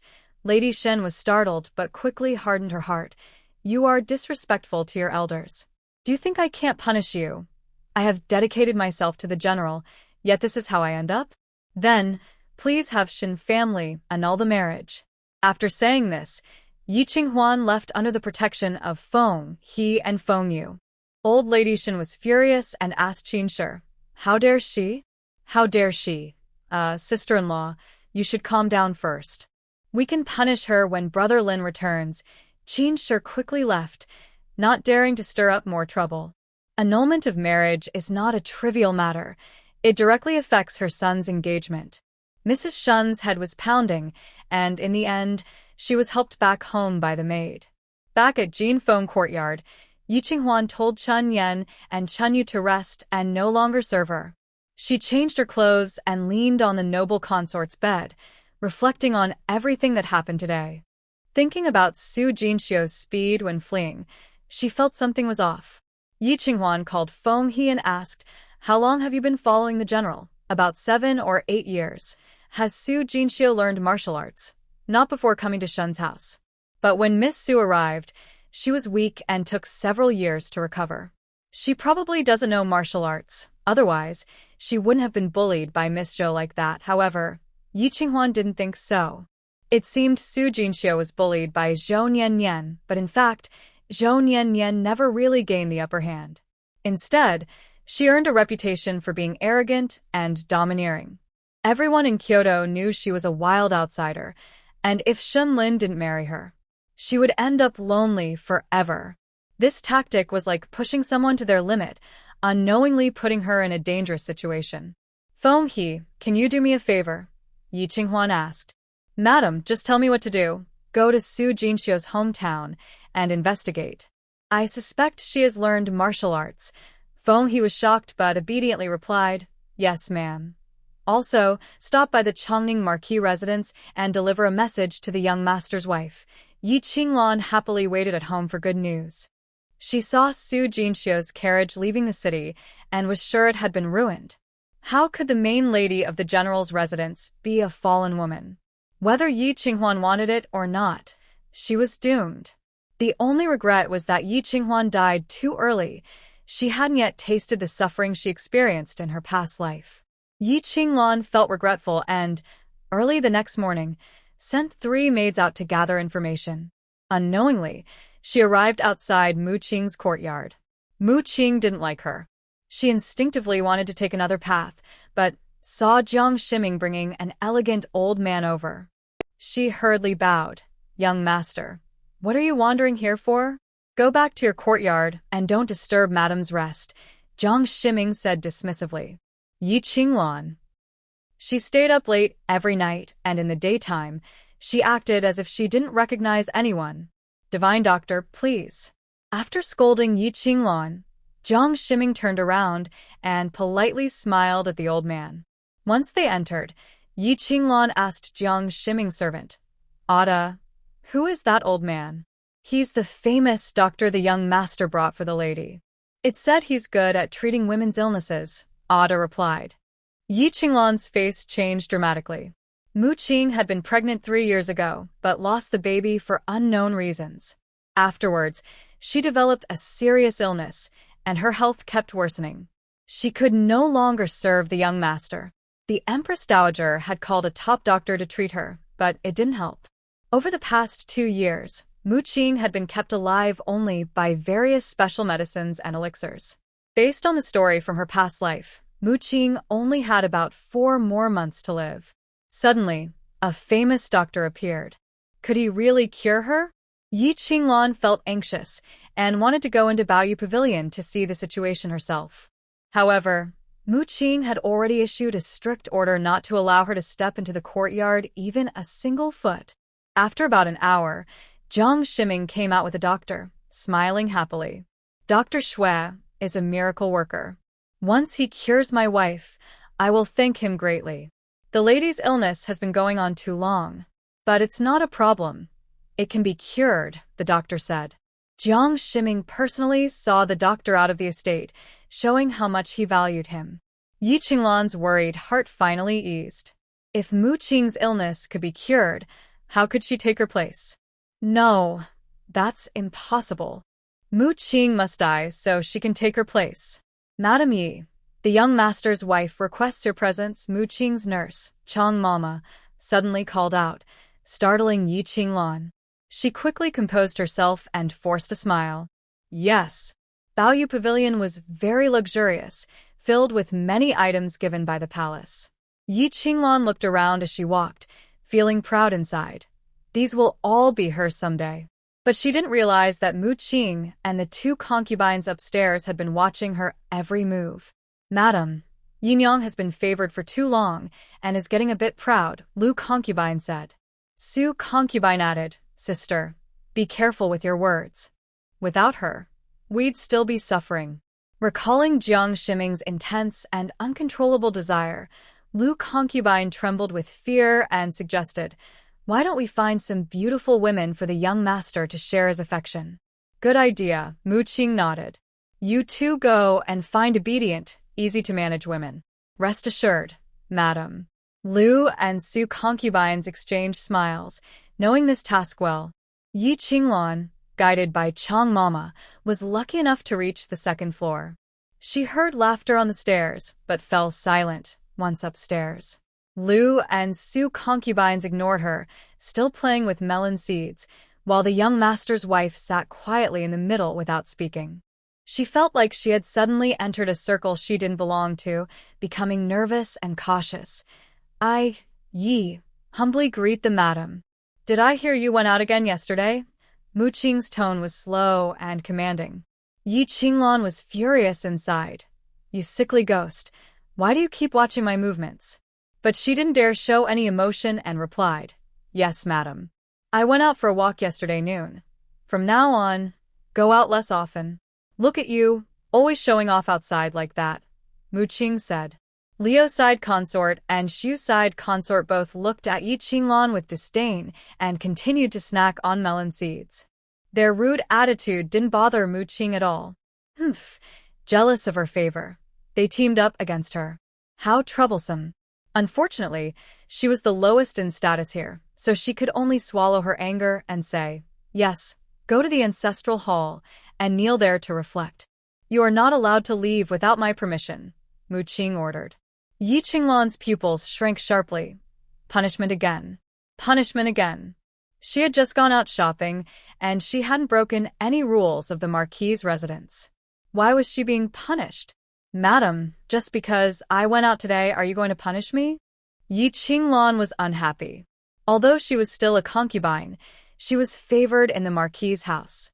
How could she be punished so easily? Punishing her was like embarrassing the heir, but the three women above her in rank didn't seem to realize this at all. Liu's side consort smiled. You asked that knowing the answer, but I didn't know before that I couldn't go out.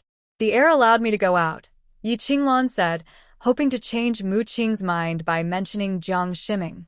Unexpectedly, even Xu's side consort laughed loudly. Haha, Yi Qinglan felt uneasy and nervous from their laughter. Do you really think that being favored by the heir means you can do whatever you want in the Marquis's house? Let me tell you, in this house, the heir's favor is the least valuable. We don't fight for it. Yi Qinglan stared in disbelief. How could this be? In this world, only her husband's favor mattered most to a woman. She understood this clearly, both in her past and present life. For example, Yi Qinghuan. In her past life, with Jiang Shiming's favor, she became an official wife. In this life, with Shunlin's care, she lives a prosperous life. They clearly disliked her being the only favored one and teamed up to bully her. And they said it nicely, not fighting for favor? What a joke. Madam, since Aunt Yi has been here so long and still doesn't understand the rules, let her get familiar with them. Agreed. After kneeling in the ancestral hall, she will copy the family rules 100 times. Without my permission, she can't go out. Yi Qinglan wanted to cry, but had no tears. Her resistance failed, and her punishment only worsened.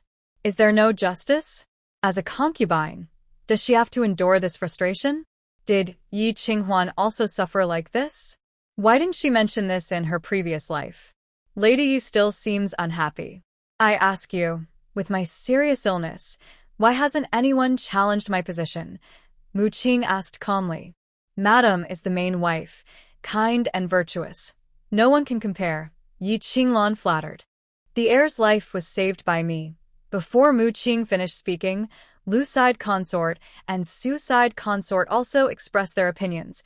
Our lives were also given by Madam, Yi Qinglan was extremely shocked and even considered going to complain to the heir, but she held back. What is really going on in this marquis's residence? One after another, people need Mu Qing to save them? Still not kneeling? If you make Madam angry, you'll have a bad ending, Suicide Consort said disdainfully. Following Madam's orders, Yi Qinglan left the Treasure Moon Pavilion feeling wronged. Behind her, the sneers of Lucide Consort and Suicide Consort could still be heard. Really thinking too highly of yourself. What kind of person dares to argue with the heir's wife? Yi Qinglan clenched her handkerchief tightly, not even feeling the pain when her nails pressed into her palm. Why didn't Yi Qinghuan ever reveal these internal truths? If she had known the heir's wife was so formidable, she wouldn't have just flattered Jiang Shiming. Anur was trembling with fear. Miss, should we go tell the heir? Let him stand up for you. Would that help? She just started treating her illness, and the heir values her greatly. Now going to complain will only bring trouble. Yi Qinglan finally woke up. From now on, the person she wanted to please was the heir's wife. After Anur and Yi Qinglan were locked inside the ancestral hall, Lan Yuan was left empty. Mu Qing calculated that it was almost time and summoned Jiang Shiming to enter Lan Yuan together. Jiang Shiming didn't know what she was planning, but he always respected the madam. Now, during this critical time of treatment, he gently accompanied her. Not long after, Lier and others returned. Seeing the steaming hot bath behind the screen, with water rippling occasionally, Lier thought Yi Qinglan was soaking to heal herself, so she reported outside the screen. Miss, I found out. The people we sent were killed and 2 were captured alive. Miss Zhou said that second miss was unharmed and even scolded her. If she hadn't drunk the mercy water you gave her, it wouldn't have been so easy to hide. On the Shen family side, Madame Su fell ill. Old Lady Shen wanted to punish second miss, but Shen General's guard stopped her. The 3 maids acted separately, gathering information in the shortest time. But they didn't realize that their power would push Yi Qinglan into an irreversible abyss. Heir, did you hear that? Mu Qing chuckled softly. Jiang Shiming's face darkened like a pot's bottom, and he slammed the table. Bold Yi Qinglan, outside the screen. Liar and the others were stunned. They hurriedly knelt down. Young master. Mu Qing ordered the guards to remove the screen. Liar. Their master was not even there. There was no one in the bathtub. All just tricks.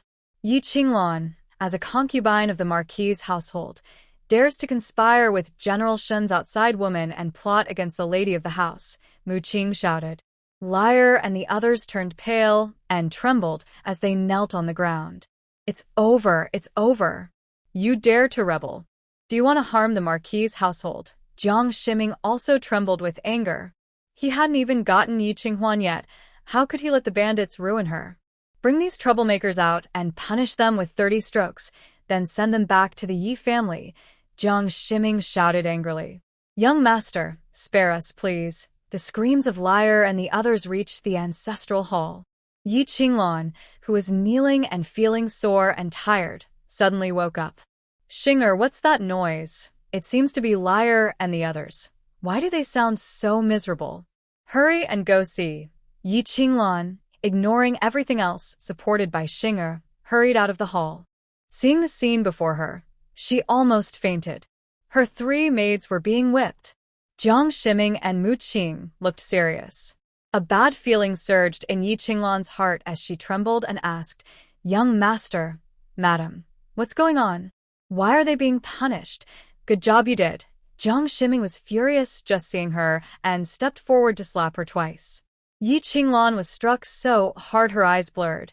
Young master, you and Zhou Nianyan's actions are known not only to me, but also to the general's household. Yi Qinglan nearly fainted. Who leaked the information? She looked at Mu Qing. Was it her? But why would she know? When your maid returned to report, she spoke very clearly. Both I and the young master heard it, Mu Qing said. Miss, I'm sorry. The servant didn't know. Liar cried out and explained. Yi Qinglan collapsed to the ground, her face as pale as paper. So, this was the real reason Mu Qing punished her to kneel in the ancestral hall. Her schemes and tricks were all uncovered easily, even though Yi Qinghuan couldn't find any fault with her. Bring this wicked woman back to the Yi family. I, the young master, want to divorce her, Jiang Shiming ordered. Xinger trembled like a leaf and shook Yi Qinglan. Miss, you must beg the young master. Yi Qinglan suddenly woke up as if from a dream, crawling to kneel. Young master, I was wrong. Please forgive me this time.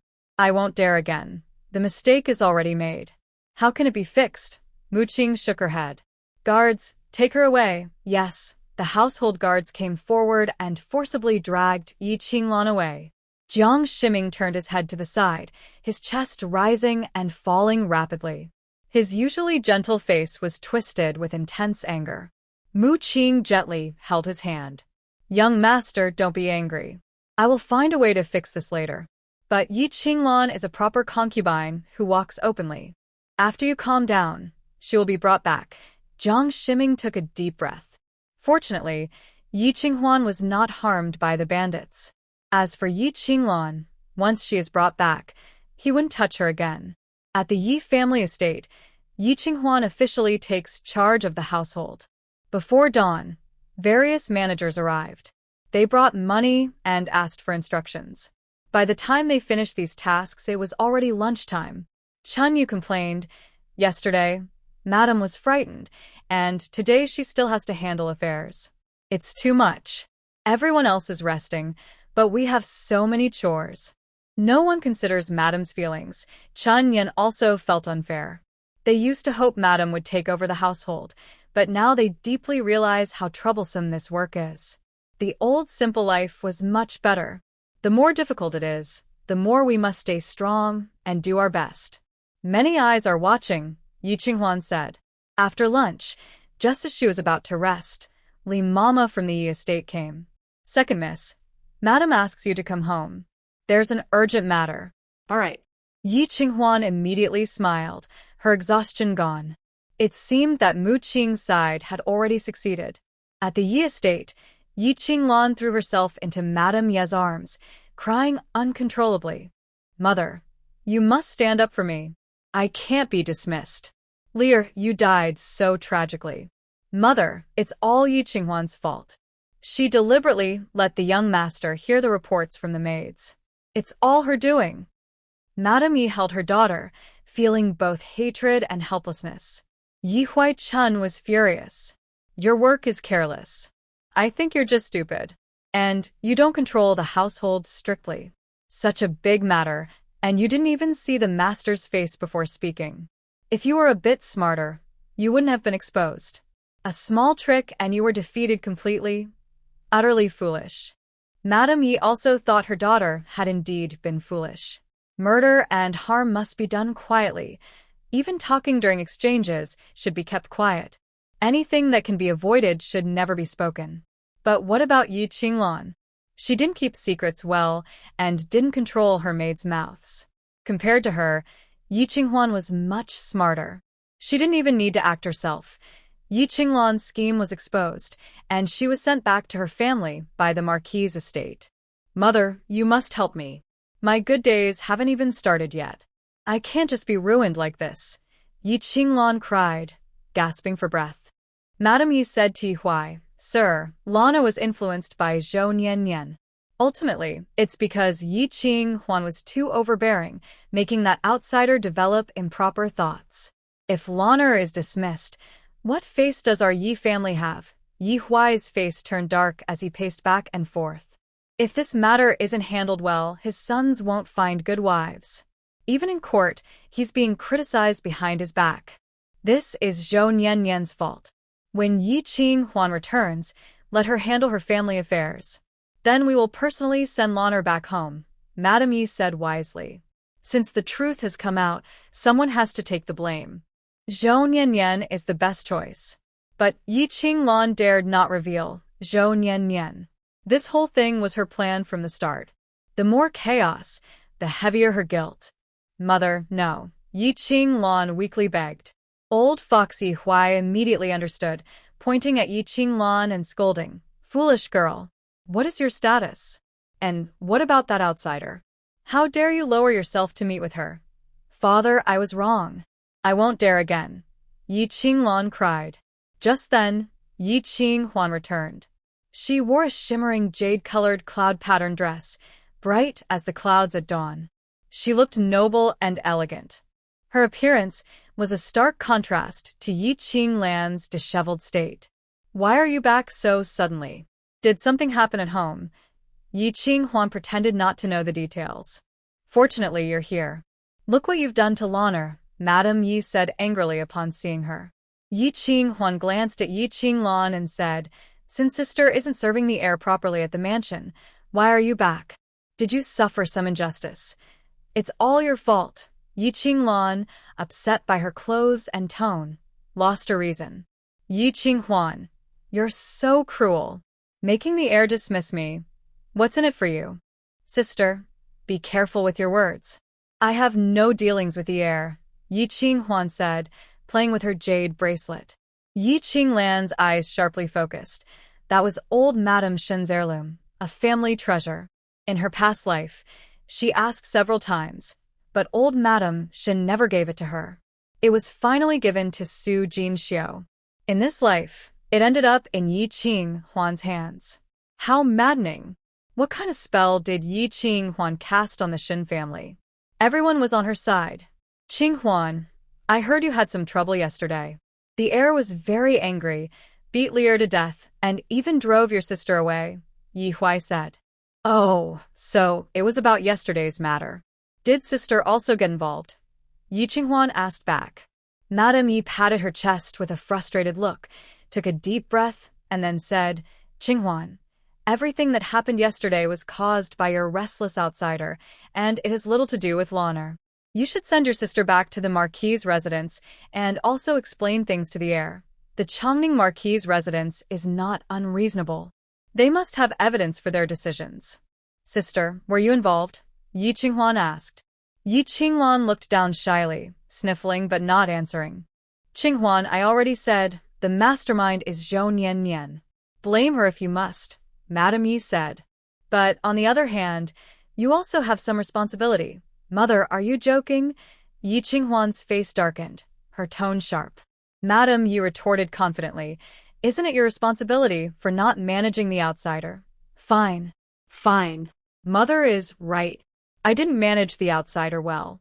I will discipline her now. If she reveals anything else, sister, dear sister. Just as Yi Qinghuan stood up, Yi Qinglan rushed over to stop her. We're sisters. Let's pretend nothing happened, okay? I almost got assaulted by bandits yesterday. If I hadn't defended myself successfully, you wouldn't see me today, Yi Qinghuan said coldly, pushing past Yi Qinglan and walking out. Aren't you fine now? Madame Yi yelled in anger. What do you want? Give me the antidote. Yi Qinghuan stopped and slowly turned around. Her delicate face looked as cold as frost, emotionless. Madame Ye gaspet sharply.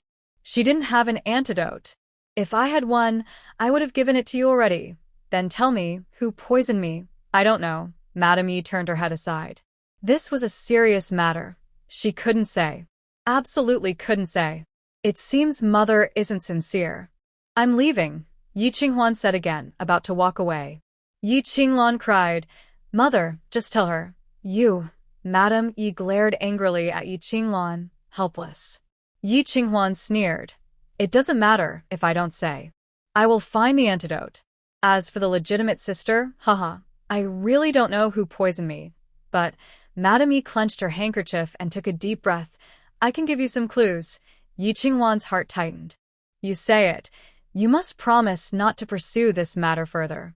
And send Lanner back to the residence with us. Okay, I promise you. After agreeing to Madame Ye's conditions, she said, the poison was given to your mother. Ye Qinghuan's pupils suddenly constricted. Mother? This matter can be testified by the master. I didn't lie to you, Lady said, then angrily turned her head aside. Yi Huai stroked his beard and nodded. That's right, the poison in your body was inherited from your mother, but that poison, isn't it impossible to get pregnant? Yi Qinghuan asked. That's generally true. Pregnancy would trigger the poison. Your mother only discovered she was poisoned after she became pregnant with you. So how come? After the poison activated, she vomited blood every day and sometimes rolled in pain. I don't know what method your mother used, but she insisted on giving birth to you. Is it really like this?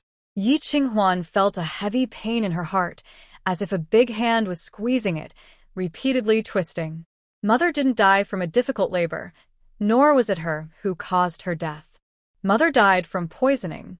For 10 whole months, she endured great pain, struggling on the brink of death. Until she gave birth to you, and the strength in her heart faded, she passed away. Oh, Mother.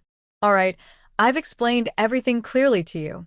Now you should take Lanner back to the mansion. I heard you have some connection with the Crown Prince's wife, so say a few kind words later, Lady Yi said stiffly. Even now, she was unwilling to show weakness to the illegitimate daughter. Yi Qinghuan could change her mind. She had long passed the stage of strictly following rules and doing what was proper. She preferred to be flexible. But she knew deep down that this time, the Crown Prince wouldn't really divorce Yi Qinglan. The Yi family couldn't afford to lose face. Yi Huai and Lady Yi would do everything possible to persuade the Marquis's mansion to settle this quietly. However, Yi Qinglan's chance of gaining favor again was impossible. From now on, she would suffer alone in the Chongning Marquis's mansion. All right, let's go, Yi Qinghuan said, and moved forward. Outside, Chunyu and Chunyan Marquis saw her come out and hurried over. Madam, are you all right? Quite well.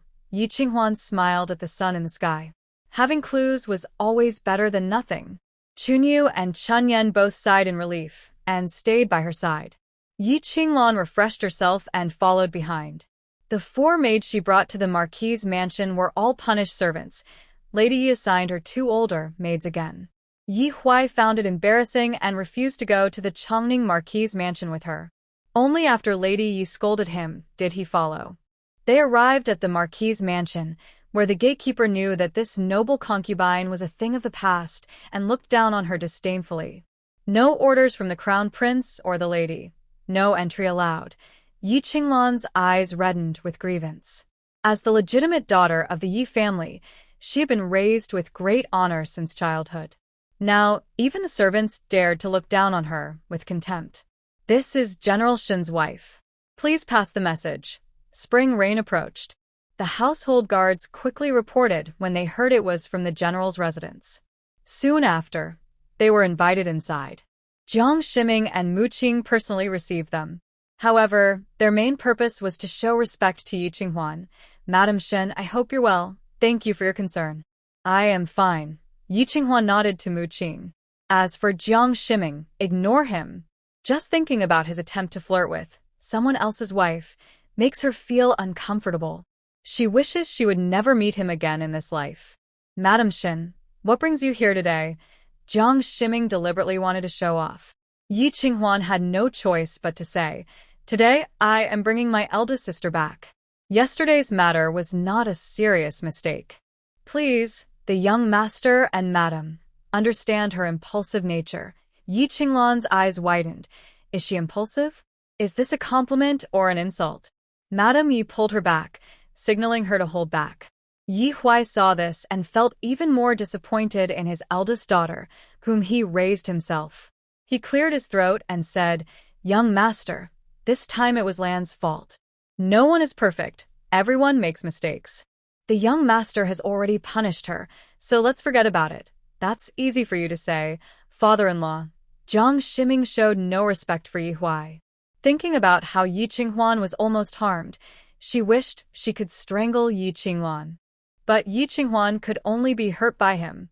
Young master, please show mercy and forgive her. Mu Qing unexpectedly spoke up for Yi Qinglan. Yi Qinglan was shocked and quickly knelt down. Thank you, madam. Thank you, madam. Since madam has spoken, we will listen to her, Jiang Shiming said reluctantly. The Yi family members finally relaxed.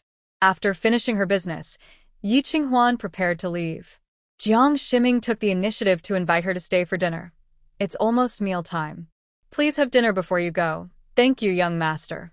Yi Huai and Madam Yi expressed their thanks. Since the young master was willing to stay for dinner, it seemed he still cared about Lan. With time, Lan might regain his favor. Yi Qinghuan frowned and said, I just took charge of the household today, and there are many chores. I will take my leave now.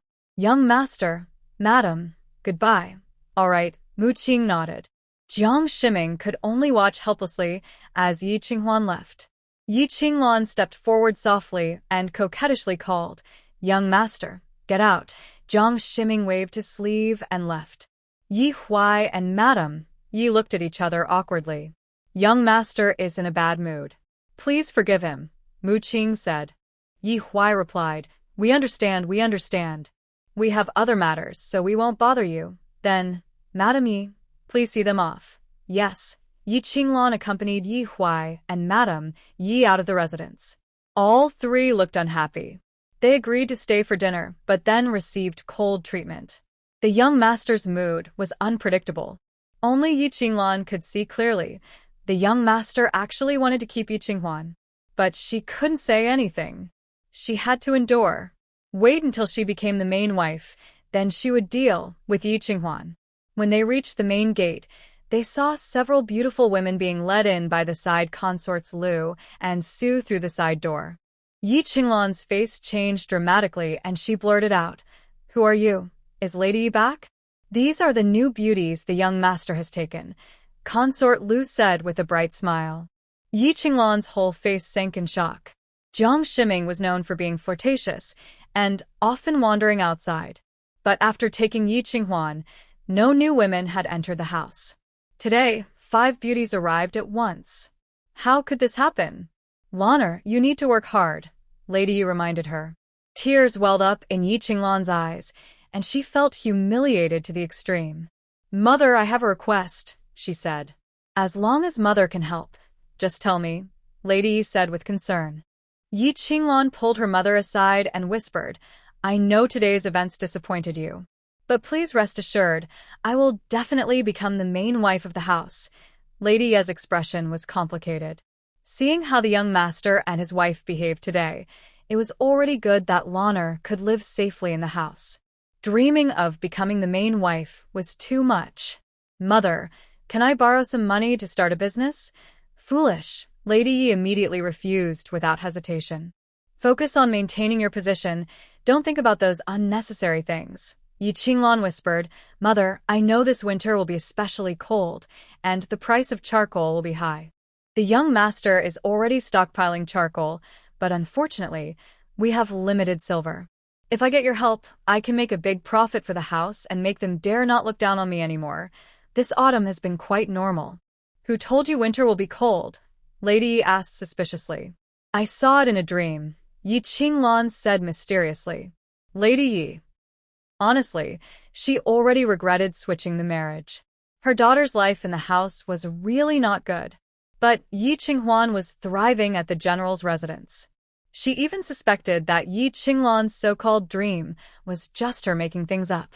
Mother, lend me 5,000 taels of silver. I will pay you back after winter. Yi Qingluan continued to persuade.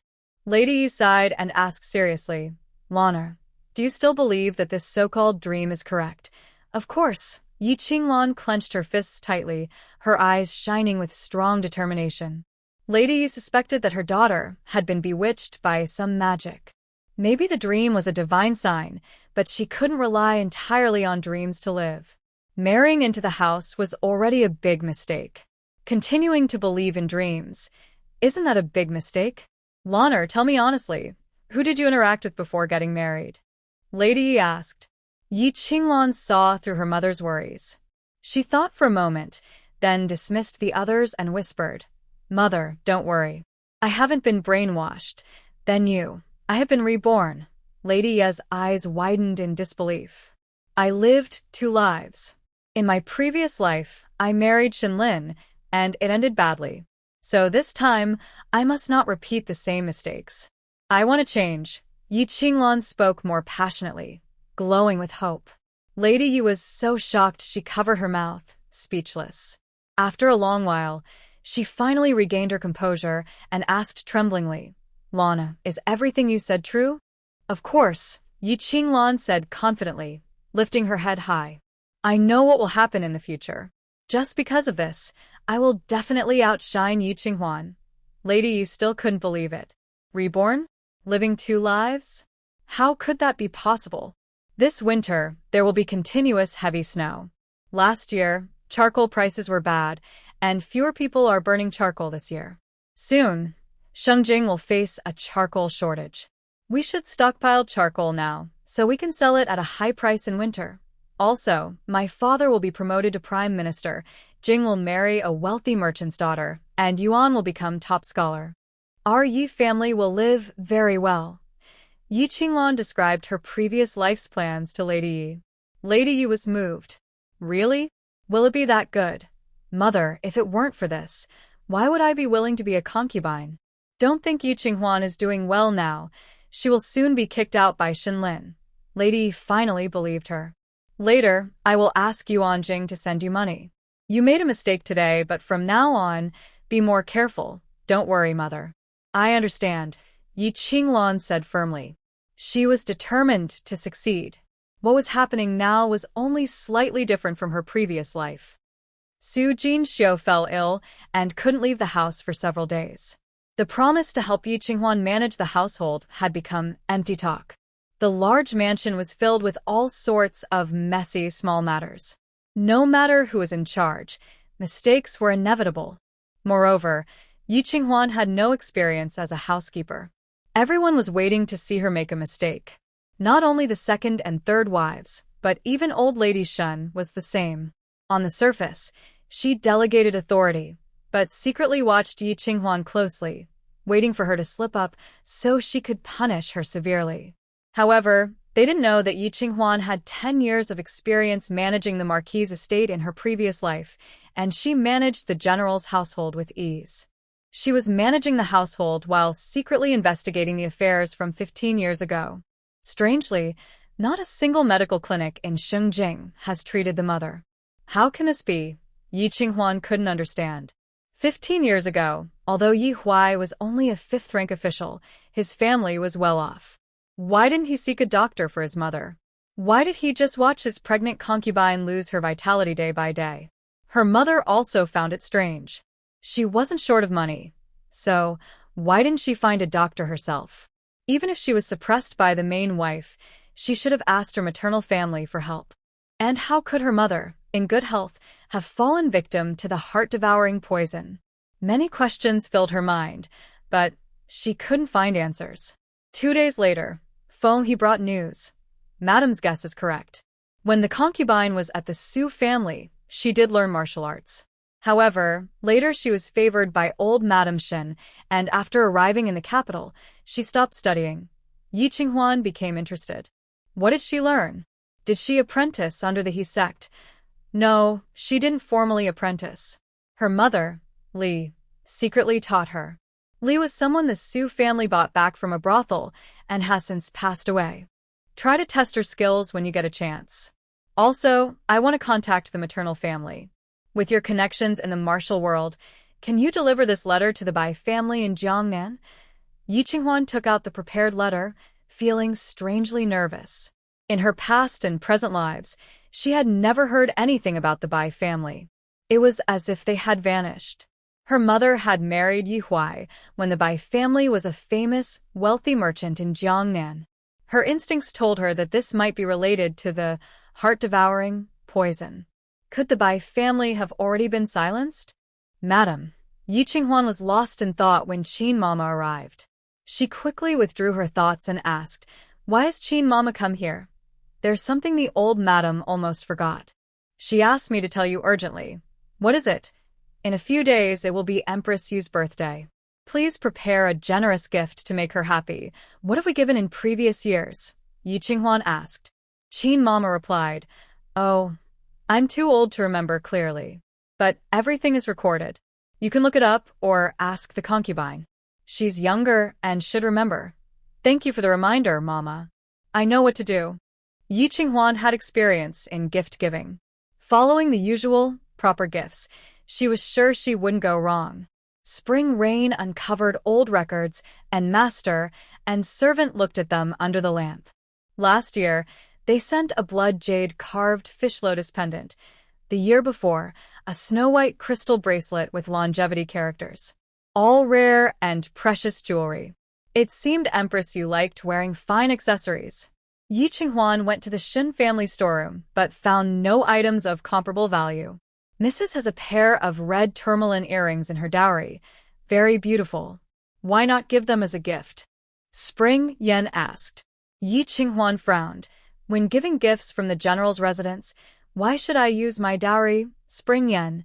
But there's nothing suitable here.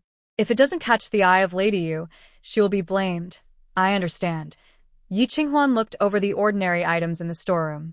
Her housekeeper had only recently encountered such a big event like Lady Yu's birthday. Yet, in this storeroom, there's not a single item worth giving. This trap is too obvious. No rush. When the general returns, let him choose. Yi Qinghuan decided to pass this hot potato to Shinlin. But the birthday banquet is only 2 days away. The general can come back in time. Yi Qinghuan was confident. That person at Huaxi Villa had already complained about her many times. At Huaxi Villa, Zhou Nian burns Yi Qinglan's letter on a candle. Yi Qinghuan is really impressive. Without using a knife or sword, she has completely dealt with Yi Qinglan. Once a favored concubine of the Marquis's house, she is now hated by everyone. Jiang Shiming has completely ignored her, only mingling with the new beauties in the house. The young master's wife looks down on her, and no matter how she tries to please, it's useless. The two side consorts mock her every time they see her. Relying on their high status, they treat Yi Qinglan as a servant. Thinking about it, Zhou Nian feels scared. Fortunately, she kept a secret. She still has the bottle of Lioli water Yi Qinglan gave her. If Shinlin investigates thoroughly, she will shift all the blame onto Yi Qinglan. Miss Zhou, the general will be back tomorrow, Yu Wu said, carrying a basket of persimmons, his dark face full of smiles. Zhou Nian's eyes lit up, then she felt nervous again. Did the general receive my letter? Of course. After receiving it, he was furious and immediately set out. Don't worry, Miss Zhou, he's definitely coming to help you vent. Yu Wu said. Zhou Nian still felt uneasy. After the incident, she wrote 3 letters to the frontier to complain, listing Yi Qinghuan's wrongdoings. But will the general believe her completely? Did Yi Qinghuan also write a letter to complain? Miss Zhou, everyone knows about your illness. The general cares about you so much. He will definitely support you. Yu Wu took a persimmon and handed it to her. This crystal small persimmon is very sweet. Try it. Thank you, Brother Yu. Calling him Brother Yu made Yu Wu very happy. When the general returns, tell me immediately. Of course. But actually, you don't even need to notify him. He'll definitely come to the villa first when he returns to the capital. Ningning also felt the same way. The general's residence had long since no longer had Shinlin's bed. If he didn't come back here, where else could he sleep? Early the next morning, old lady Shin sent Qin Mama to ask, Madam, are the gifts for Empress Yu ready? Not yet. Please hurry, madam. If you're unsure, you can show the gifts to the old lady once they're chosen. All right. Yi Qinghuan responded but sat still, not moving. There was nothing suitable in the storeroom for Empress Yu. Whatever she sent would be wrong. On the surface, it was to show the old lady, but she was afraid it might end up on her dowry. She wouldn't fall for that. Madam, Su Jinxiu finally arrived, looking so fragile that a gust of wind could knock her over. Her face was unadorned, her simple appearance making her seem even more delicate, like a small white flower battered by wind and rain. If she hadn't been sure that Su Jinxiu had martial arts skills, Yi Qinghuan might have been fooled. Since sister isn't feeling well, she should rest. Why did she come here? Yi Qinghuan forced a habitual fake smile. This was a skill she had learned after taking over the Marquis's estate in her previous life. I wanted to help Madame manage the household, but I didn't expect to be sick for several days. With Empress Yu's birthday coming soon, I came to see if Madame had prepared the gifts. Su Jinxiu first acknowledged her mistake and then made a request, very tactfully. Everyone was probably curious about what gifts would be given. Yi Qinghuan smiled softly and said casually, I haven't chosen yet. I'll decide when the general returns. Brother Lin is coming back. Su Jinxiu's eyes lit up as if she had been given a strong tonic, no longer looking sickly. Foaming Pass has been successful. The general will return to report. But I don't know if he'll come straight home or go to Huaxi Villa first. He can't go to Huaxi Villa. Su Jinxiu interrupted Yi Qinghuan excitedly, losing her composure as she grabbed her hand. Madam, he can't see Ningning first. She'll surely tell on us. But the general is the one with the authority. I can't stop him, Yi Qinghuan said, pretending to be troubled. Sister, do you have any good ideas? Stop him at the city gate, Su Jinxiu suggested. Ye Vinghuan. She couldn't do such a thing. Or maybe, Madam should pretend to be sick. Su Jinxiu added another idea. Yi Qinghuan was even more speechless. Why not just tell the general that sister is sick? Me? That's useless. The general doesn't care about me at all. Su Jinxiu sighed bitterly. Just as she was feeling helpless, Chun Yan excitedly reported, Madam, the general is back. Brother Lin, Su Jinxiu was overjoyed, instinctively trying to go outside. After taking a few steps, she remembered she wasn't well liked here and covered her face before running away. Yi Qinghuan truly couldn't understand Su Jinxiu's behavior and shook her head as she went to greet Shenlin. Under the bright autumn sun, Shenlin was dressed in black armor, looking vigorous and heroic. His handsome features were as perfect as if carved by a knife. He appeared calm and steady, like a mountain, with no sign of dust from a long journey. The general is back. Yi Qinghuan guessed he had arrived home first and hadn't yet gone to see Zhou Nian. A wave of happiness rose in her heart. I heard you're safe, so I feel at ease, Shenlin said. Yi Qinghuan raised her eyebrows playfully and asked, Who did the general hear that from? Zhou Nian. Mentioning her, Shenlin's eyes flashed with icy coldness. Oh, she complained to the general, right? Then the general should scold me, Yi Qinghuan said with a gentle smile. Shenlin's anger was slowly soothed by her soft and sweet tone. He took off his hat, and Chun Yan hurried to take it. Chun Yu was busy brewing tea and preparing snacks, including Shinjun's favorite ice cream cheese. She did complain, but I also investigated. She's too confused. The general is wise, Yi Qinghuan said with relief, sitting down across from Shenlin at the table. Although this was instigated by Yi Qinglan, she is easily misled, which is really hateful. I will send her back to the frontier, Shenlin said. Good, Yi Qinghuan was even happier. Once Zhou Nian was sent away, her days would be more peaceful. Since the general is back, we should pick a gift for Empress Yu's birthday. I really don't know what to give, Yi Qinghuan said. Shenlin frowned. I usually don't involve myself in these matters, but if I give the wrong gift, it will embarrass the general. Mother will also scold me. Yi Qinghuan blinked, full of expectation. Gentle sunlight poured over her, making her look so kind and approachable that no one could refuse her. Shenlin finished the ice cream cheese in one bite and stood up. All right, I'll go with you to choose. Thank you, General. Yi Qinghuan bowed happily, a bright smile on her lips. The 15-year-old girl looked even more innocent and harmless. Shenlin felt a strange surge of emotion inside him. It was like two different worlds. One was the rough, bloody, desolate frontier life. The other was a peaceful, beautiful, gentle world, full of luxury and pleasure. He was going crazy. His heart's balance was tipping toward her. It must be because of the long journey, making his mind foggy. General, we've arrived. Yi Qinghuan ordered the maid to open the storeroom, and they went inside together. Shenlin was a bit dazed. Are these the belongings his father left behind? There were quite a few. But, not knowing what he was thinking, his gaze dimmed. General, I have looked into the gifts sent in previous years and guessed that Jade Consort prefers beautiful jewelry. There might not be a suitable one here, Yi Qinghuan said. Shenlin nodded. That's right. Consort likes fresh and pretty items. What should I do then? Yi Qinghuan's heart tightened slightly. He wouldn't be thinking of taking her dowry, would he? I'll have someone find something. You just wait, Shenlin said, turning to pick up a wine cup and gently rubbing it before setting it down reluctantly. Curious, Yi Qinghuan asked, does the general like this wine cup? This was a gift I gave to my father on his last birthday, Shenlin replied. It's a nice item. The general has good taste. I believe the old general liked it very much at the time. Hearing this, Shenlin's heart was touched. His gaze softened, full of memories of the past. Yes, he liked it very much. Then I will also ask the general for a gift, Yi Qinghuan said with a light laugh.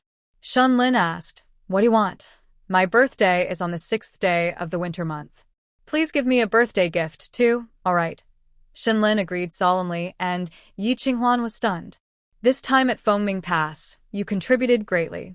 Don't say just a gift if you want me. Shenlin suddenly stopped. Yi Qinghuan understood immediately and blushed. She just wanted to make him happy, but didn't expect him to take it seriously and care so much.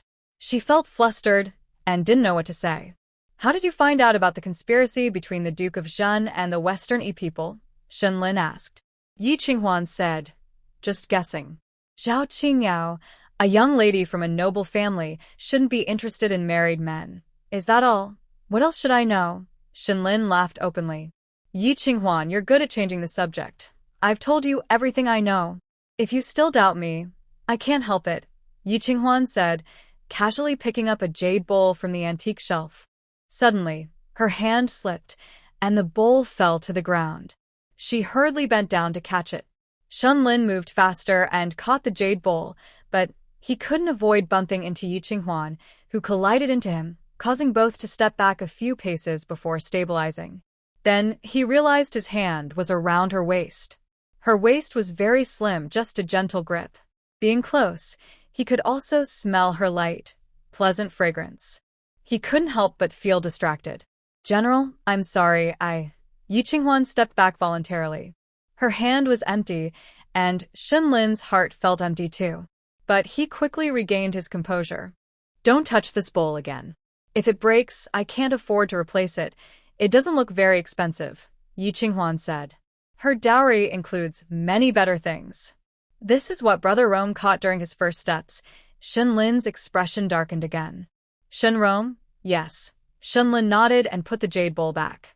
In her previous life, Yi Qinghuan only knew that Shinjun was led by Shenlin, who was very brave. She had never heard of Shen Rong, and he didn't even attend his brother's wedding, which was rude. There must be a reason for this. Yi Qinghuan was curious and wanted to ask, but she saw Shenlin's unhappy face and held back. They didn't stay long in the storeroom when Lianer, a maid beside Jin Xiao, reported, Madam, it's not good. The side lady fainted again. Yi Qinghuan couldn't help but laugh inwardly. When she came to her courtyard earlier, she seemed energetic. Clearly, she was just pretending to faint so Shenlin would come to see her. Yi Qinghuan told Shenlin, Miss Zhou caused trouble the other day, and Jin Xiao was frightened and sick for several days. You should go see her too. No. Shenlin's expression turned cold instantly, like flipping a page. Yi Qinghuan had no choice but to go see her herself. As for Shenlin, he sat alone in the storeroom for a long time, finally muttering, Brother Rome. When Yi Qinghuan returned to Jin Feng courtyard, Shenlin had already left. Feng, he said, Madam, I told the general the truth that day. Thank you. Yi Qinghuan nodded. I thought you only served the general faithfully, but I was wrong. Feng, he smiled. The general asked us to protect Madam, so we naturally stay loyal to you. At Huaxi Garden, Zhou Nian had been waiting eagerly and finally saw Shenlin. She rushed forward stumbling. General. Her red dress fluttered in the wind, like a butterfly. Stand still properly, Shenlin scolded sharply, and Zhou Nian hurried to steady herself, feeling wronged. General, is Lu Li Shui very tasty? Shenlin's cold gaze made it hard to look directly at him. Zhou Nian lowered her head. General, I was wrong. Sigh. Yi Qinghuan's tattling was successful. But it didn't matter. The general wouldn't punish her too harshly. As long as she admitted her mistake, everything would be fine. General, I won't dare again. No more. Pack your things and go to the border. Zhou Nian's face changed drastically. General, are you kicking me out? Or do you want to stay and continue doing bad things with Yi Qinghuan? Shenlin's face was as cold as frost, and he strode into the garden. Zhou Nian hurriedly followed him. General, this is all Yi Qinghuan's fault. I didn't know it would be so serious. Not knowing doesn't mean you're innocent. Shenlin stopped and looked coldly at Zhou Nian. Zhengyan never taught you to behave like this before. Suddenly mentioning her brother, the situation remained the same. Zhou Nianyan's heart sank lower and lower. It seemed there was no way to turn back. Why? She wasn't making mistakes for the first time. In the past, whenever she caused trouble for the general, he was happy. Why is he so angry this time? General, why? You clearly dislike all the women arranged for you by the old estate, Zhou Nianyan asked nervously. Shunlin still replied coldly, she is my legally married wife. Then she is also a pawn chosen by Madame Shen used to win your favor. She and Madame Shen are working together, both scheming against you. Zhou Nianyan became more and more emotional, finally screaming in frustration. Yu Wu was anxious and distressed, unable to help but speak up for her. General, Miss Zhou didn't hurt Madam. Shut up. During my absence, you cared for her like this. Shunlin was even angrier. Take her away, 30 military lashes. Yes. Yu Wu had no choice but to step back. Tears filled Zhou Nianyan's eyes. General, why won't you face reality? No matter how good she is, she's not your person. My affairs don't concern you, Shunlin said coldly, immediately instructing the servants to pack her things. Soon, all of Zhou Nianyan's belongings were packed up. General, everything is ready. Go now. Shunlin went straight to the study, ignoring Zhou Nianyan. Zhou Nianyan looked at his back with tears in her eyes, finally crying out loud, sniffling as she got into the carriage. Yu Wu, after receiving 30 lashes, saw her truly being driven away. He covered her bottom and advised, Miss Zhou, go back first. When the general's anger subsides, he will come to get you. Brother Yu, please remind the general to come and pick me up. All right. At the general's residence, Su Jinxiu had been preparing with anticipation all morning. To make Shunlin feel pity, she even changed it into an old dress from a few years ago. The faint pale yellow gown made her look delicate and pitiful. But only Yi Qing Huan came to see her. Su Jinxiu was so upset she almost broke apart. Madam, where is Brother Lin? The general went to tidy up the side courtyard for Zhou Nianyan. Let me see you. Yi Qing Huan couldn't bear to see her sad, and brought her some good news. When she heard Zhou Nianyan was being disciplined, Su Jinxiu was genuinely happy. How did Brother Lin punish her? He said he would send her back to the frontier. That's wonderful. Su Jinxiu's face lit up with joy, and she relaxed completely, feeling refreshed and happy. Shunlin was biased. She had been fighting with Zhou Nianyan for years, and she always lost. This time, she not only won but also forced Zhou Nianyan to leave Xingjing. A thorn in her side, a splinter in her flesh, finally removed. How is your health? Yi Qinghuan asked. No secret, madam. I've always had a heart palpitations issue. This scare has left me unsure how long it will take to recover, Su Jinxiu sighed. Just rest well. Your health is the most important. Thank you for understanding. But after this, I've realized something. Really, people's potential is endless. As long as you have faith, you can burst with strength. Yi Qinghuan smiled silently, thinking, just making things up, keep pretending. For example, that day outside the city, I somehow had the strength to run back myself. Isn't that amazing? Su Jinxiu looked serious. I was so scared. I just wanted to die to keep my innocence. After returning to the mansion, I remembered Madam and reported to the old Madam before I collapsed. Your sister truly has extraordinary willpower. Yi Qinghuan nodded in agreement, but didn't expose her. Nonsense about faith and strength. Who could run so fast without practicing light skills? Madam, I hope you don't blame me for escaping alone, Su Jinxiu asked nervously. Yi Qinghuan smiled. Why would I? In that situation, anyone who could run was lucky. Better than all of us getting caught. I came back quite embarrassed. If I had known Feng He and Feng Yu could arrive so quickly, I wouldn't have run. Even Yi Qinghuan's patience was wearing thin with Su Jinxiu. Does she still blame her for arranging guards without telling her? If she had spoken up, would Zhou Nianyan and Yi Lan dare to attack? Besides, she wasn't sure if Feng He and Feng Yu could be stopped by Zhou Nianyan. I grew up in the general's mansion and never experienced such a thing. It was terrifying. Yes, my sister was truly frightened. When I tell the general, I'll also assign 2 guards for her. But the guards are paid by the general, so they don't fully listen to us. No, it's fine. Su Jinxiu quickly refused. Actually, she knew the guards were sent to monitor her. She definitely didn't want to be watched day and night. Then rest well, sister. I'll go see the old madam. I'll accompany you. No need, just lie down and rest. Madam, take care. Reluctantly, she finally stayed in bed and didn't get up. After this round of Tai Chi, Su Jinxiu got the answer she wanted. That day's events were indeed Yi Qinghuan's plan to counterattack and narrowly defeat Zhou Niannian. Because Feng He and Feng Yu didn't fully obey Yi Qinghuan, they only appeared at the last moment after waiting so long. Madam, please rest. Don't worry about it. Lotus brought the medicine and advised her. Su Jinxiu smiled proudly.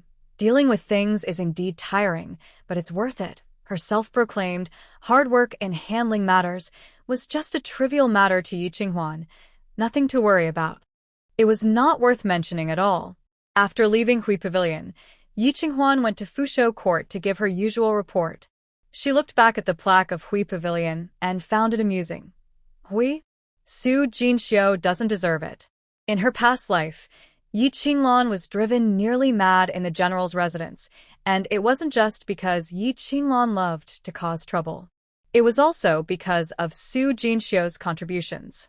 She just didn't know if, in the end, Shunlin and Su Jinxiu had rekindled their relationship. Madam, no matter what, we will have one less rival in the future, Chen Yan said happily. Yi Qinghuan was indifferent, because she didn't care how many women Shunlin had around him.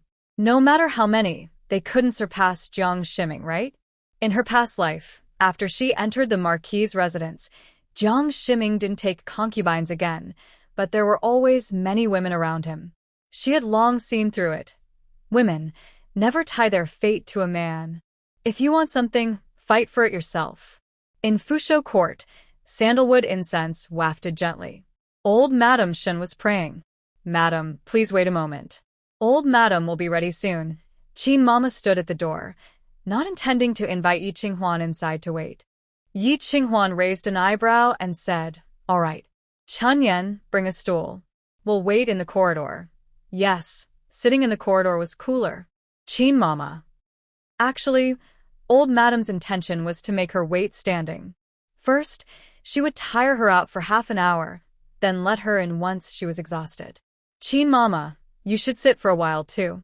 We can wait slowly. Yi Qinghuan leaned back on the round chair, happily fanning herself and enjoying the garden view. After the Mid-Autumn Festival, the trees and flowers withered faster. Only the chrysanthemums sent by Muqing bloomed brightly. She hoped that in this life, Muqing could also bloom like these flowers, year after year. Old Madam Shen closed her eyes, counting her prayer beads, but her mind was restless. Yi Qinghuan was happily admiring the flowers in the corridor. She was too relaxed. But she hadn't done anything wrong, so she couldn't scold her again. She had to end the prayer early. Qin Mama, let her come in. Yes. Qin Mama respectfully bowed at the door and smiled at Yi Qinghuan, saying, Old Madam really cares for Madam, ending early. Okay. Yi Qinghuan put down her teacup and fan, then got up and went inside. Mother, the general has returned today. He has already punished Zhou Niannian severely. I don't think she will be allowed into the capital for a while. I also visited Sister Su. She needs more rest. That's good. Madam Shen nodded expressionlessly. Is the gift for Empress Yu's birthday ready? The general said he'll handle it. Just wait for his instructions. He will take care of it. Madam Shen was surprised and widened her eyes. Over the years, what has Shun Lin managed at home? Now he is personally preparing a birthday gift for Empress Yu? Have you checked the storeroom? Madam Shen asked. Yes, we checked. The general didn't like any of the gifts. Madam Shen's heart sank. So, it is true. Shinlin saw through her plan. Trying to cause trouble again in the name of the gift is no longer suitable. She needs to think of a new plan to make Yi Qinghuan make a big mistake. Alright, Liner has been raised by the Empress. The gift he chose will surely please her. Go ahead and get busy. Yes, Mother. After Qin Mama saw Yi Qinghuan walk away, she shook her head. Madam, she has a thick skin. I don't believe she didn't hear what the old lady meant. She thinks pretending not to understand will work? Humph, just wait. The Shen residence will always be under my control, Madam, Shen said gloomily. Will the old lady go to Empress Yu's birthday tomorrow? Of course. There will be many lovely girls at the banquet. I need to pick one for Ronger, thinking of her youngest son Shenrong.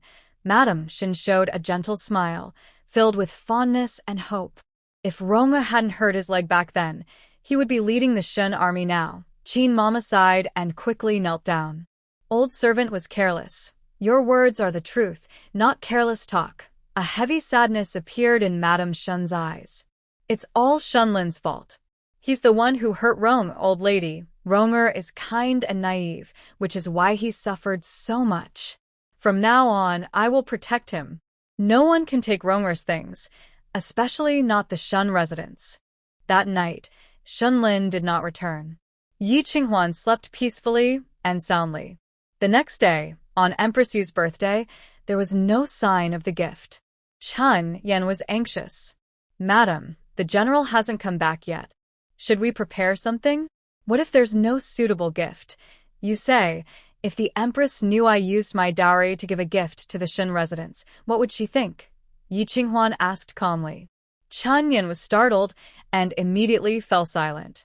That would be a slap to the Shen residents' face.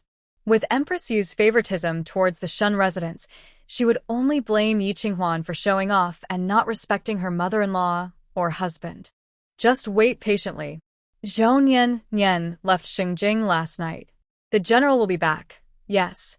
The banquet was scheduled for early noon, and by the time the hour of tea arrived, Madame Shen had already sent someone to urge them to leave.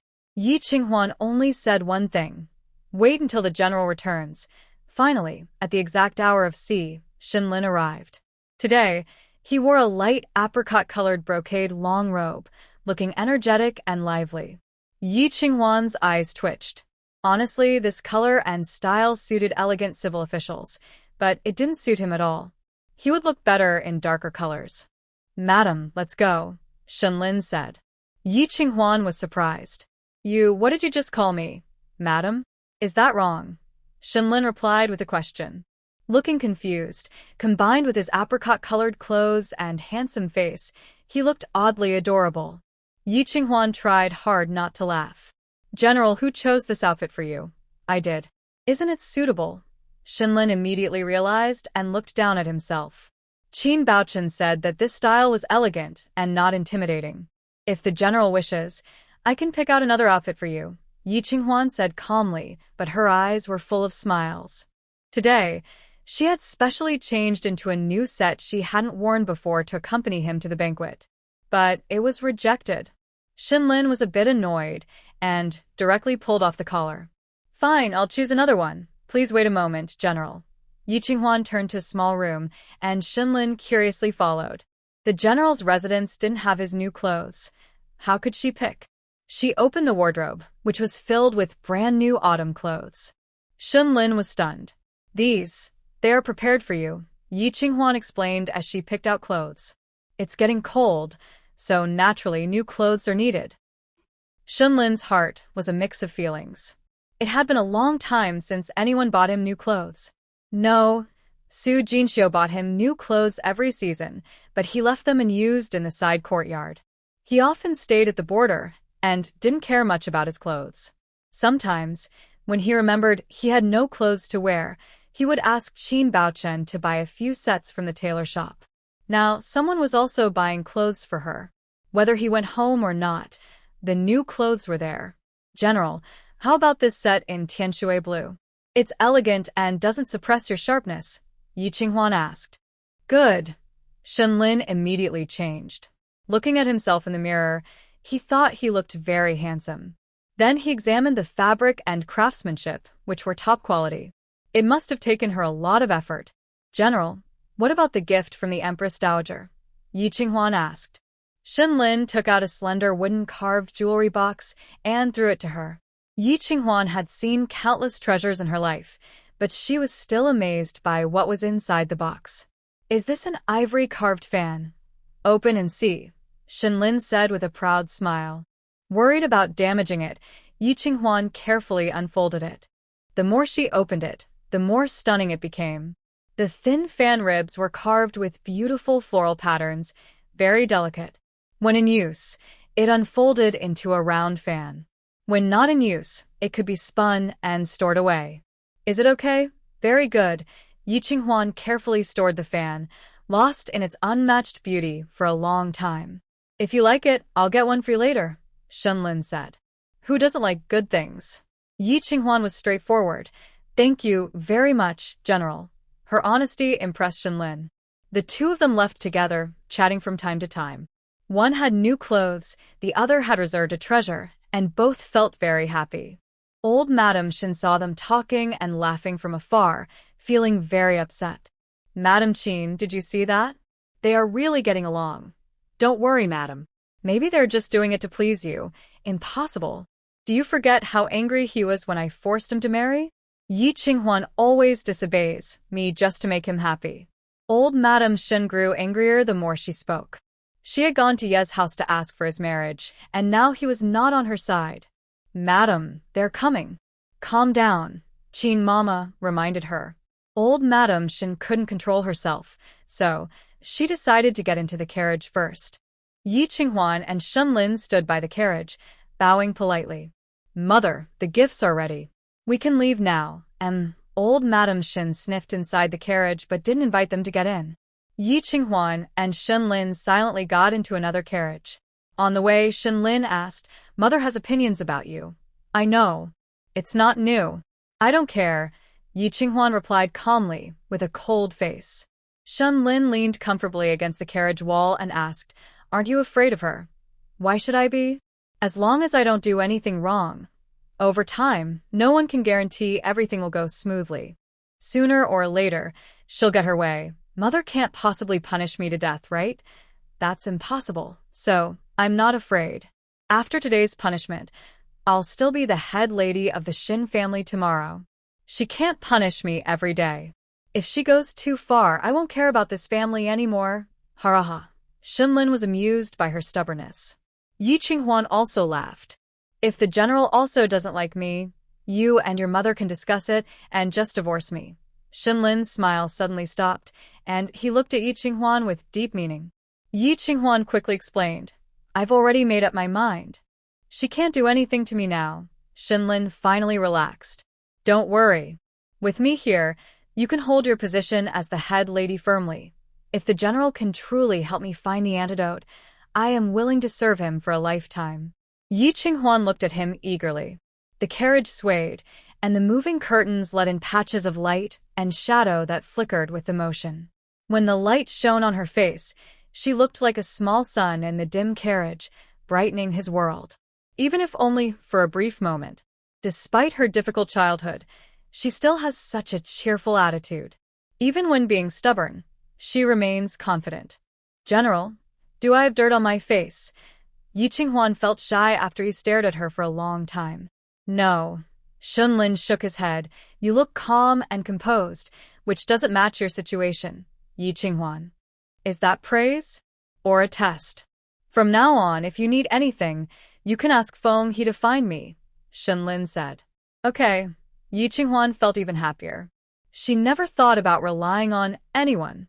So she chose independence between her mother-in-law and husband. Unexpectedly, she received her husband's support. This life is much easier than the last one. She is sure she can live better. General, we've arrived. As Chun Yen reported, the carriage stopped. Shunlin was the first to get out and gallantly helped Yi Qinghuan down. Prince Rui, the son of Consort Yu, once injured his descendants while protecting the emperor, so he received the emperor's favor, and he and his mother lived together. They had more honor than other princes. Now the banquet was about to start, and many guests had just arrived at Prince Rui's mansion. Everyone was complimenting each other and chatting happily. When they saw Shunlin's carriage arrive, they gathered around. Old Lady Shun has come. Please come down. Everyone thought only Old Lady Shun was here for the feast. But when they turned their heads, they saw Shunlin helping his new wife out of the carriage. Immediately, some people abandoned Old Lady Shen and came over to flatter him. General, is this your wife? You two are a perfect match. Your wife is so lucky to have such a caring husband, haha. Old Lady Shin looked grim, and Yi Qinghuan didn't listen to the fake compliments that insulted her dignity. But she didn't bother to argue. She maintained a proper smile, all the way. However, Shinlin felt that everyone's praise was a bit too much. He said, I, Shinlin, am simple and don't know how to please my wife. I only know that husband and wife should respect and honor each other. If any of you have experience, please share it with me. No one responded. Queen Mother Yu's birthday banquet was mainly for women, so no one would openly show how they might mistreat their wives. Yi Qinghuan, walking ahead, heard Shinlin speak and couldn't help but smile. She was secretly happy to encounter Jiang Shiming unexpectedly. What a small world. Old Lady Shen, young master. Old Lady Shen was experienced in social situations and stopped to politely greet him. But in truth, she didn't take Jiang Shiming seriously. Jiang Shiming also smiled awkwardly. Both families were more courteous and polite to others than to each other. Yi Qinghuan wondered, did the Marquis of Chongning's house and the General's house have some old grudge? Old Lady Shen, I haven't seen Shinrong in a long time. That was a sensitive topic. Old Lady Shen's face changed dramatically. Jiang Shiming continued, oh, I haven't seen Shinrong for years. I was hoping to meet him today at Queen Mother's birthday celebration. What a pity. Has Shinrong's leg still not healed? I tell you, Shun's army has tens of thousands of soldiers, but managing them all might be too much for Shenlin alone. It would be better to bring Shenrong back. The more he spoke, the uglier Old Lady Shen's expression became. Even Yi Qinghuan, who didn't know the full story, sensed an impending storm. Her curiosity deepened. What kind of person was Shinrong? Why did he make Old Lady Shen so angry every time his name was mentioned? At that moment, Shenlin approached. He looked serious, with a hint of hostility. Young master, since you care so much about my brother Shinrong, why don't you go to the northern border to see him? General Shen is also here? Truly rare. Jiang Shiming's eyes flashed with hidden resentment. Yi Qinghuan caught this and frowned. Do they really have a grudge? And what about Shinrong? It's so cold in the northern border. Why would he go there? I'll find the young master to drink together later, Shinlin said, taking a couple of steps forward and patting Jiang Shiming's shoulder. He seemed to use quite some force, causing Jiang Shiming to sway and cough loudly. Cough, cough. Is the young master ill? You should get it treated. Shinlin withdrew his hand. Mother, let's go see the Queen Mother. Old Lady Shin's face was stern as she strode ahead. Yi Qinghuan had to quicken her pace to keep up. Jiang Shiming looked back at them, a sinister smile on his lips. What a kind mother and filial son, and a wise matriarch. Young master, the lady told you not to cause trouble today, Ada reminded him. Jiang Shiming glared at him. Can't you just not say anything? Yes, yes, yes. Today is Princess Yu's birthday, so the heir should be more careful. There will be other chances for revenge. Humph. The master and servant walked away, talking. When Shinlin looked back again, Jiang Shiming was gone. His cold eyes narrowed. He went to Yi Qinghuan and whispered, from now on, when you see him, go around him. Why? Yi Qinghuan asked. I have a grudge against him. Shinlin said, 6 months ago, he forcibly took a girl from the people and I stopped him. That man is all show. He's dark inside and vengeful. He holds a grudge against me. I see, Yi Qinghuan suddenly understood. Shinlin stopped walking. Why do you ask, madam? During the chrysanthemum appreciation banquet, the heir's wife was stopped by him in the backyard. It seems he still hasn't learned his lesson. Shinlin was furious. Yi Qinghuan was surprised. Last time? You already fought him. Yes. When? I didn't know. On the day you met him, at Wamanlu. Yi Qinghuan was stunned, but then slowly smiled. So the general was there that day. He was there, watching Zhou Nian insult her and Jiang Shiming tease her. How wonderful! Don't smile so creepily. I was investigating Bai Chong that day and couldn't show myself, Shinlin said, feeling uncomfortable about her smile. Yi Qinghuan didn't know who Bai Chong was. But anyone Shinlin secretly investigated was probably not a good person. One fight isn't enough to teach him a lesson. The general needs to find him several times. Haha, yes, Shenlin was amused by her clever smile. Old Lady Shen, walking ahead, turned around and looked at them with displeasure. Are you two still not leaving? We're coming, Shenlin said, taking big steps and quickly catching up. Yi Qinghuan felt a wave of sweetness in her heart. He wasn't as bad as Yi Qinglan said. No need for love or romance. Just giving her the dignity of a lady of the house was enough. At this moment, Empress Yu was surrounded by noble guests in the main hall, talking. The guests were very noble, much more grand than the banquet at the Marquis of Chongning's residence.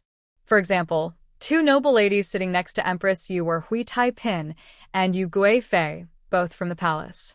They each had several palace maids and eunuchs, making a grand scene. Even someone like Mu Qing, with her status, could only stand to the side. After a few days apart, Mu Qing looked much better. It seemed Dr. Shue's treatment was effective.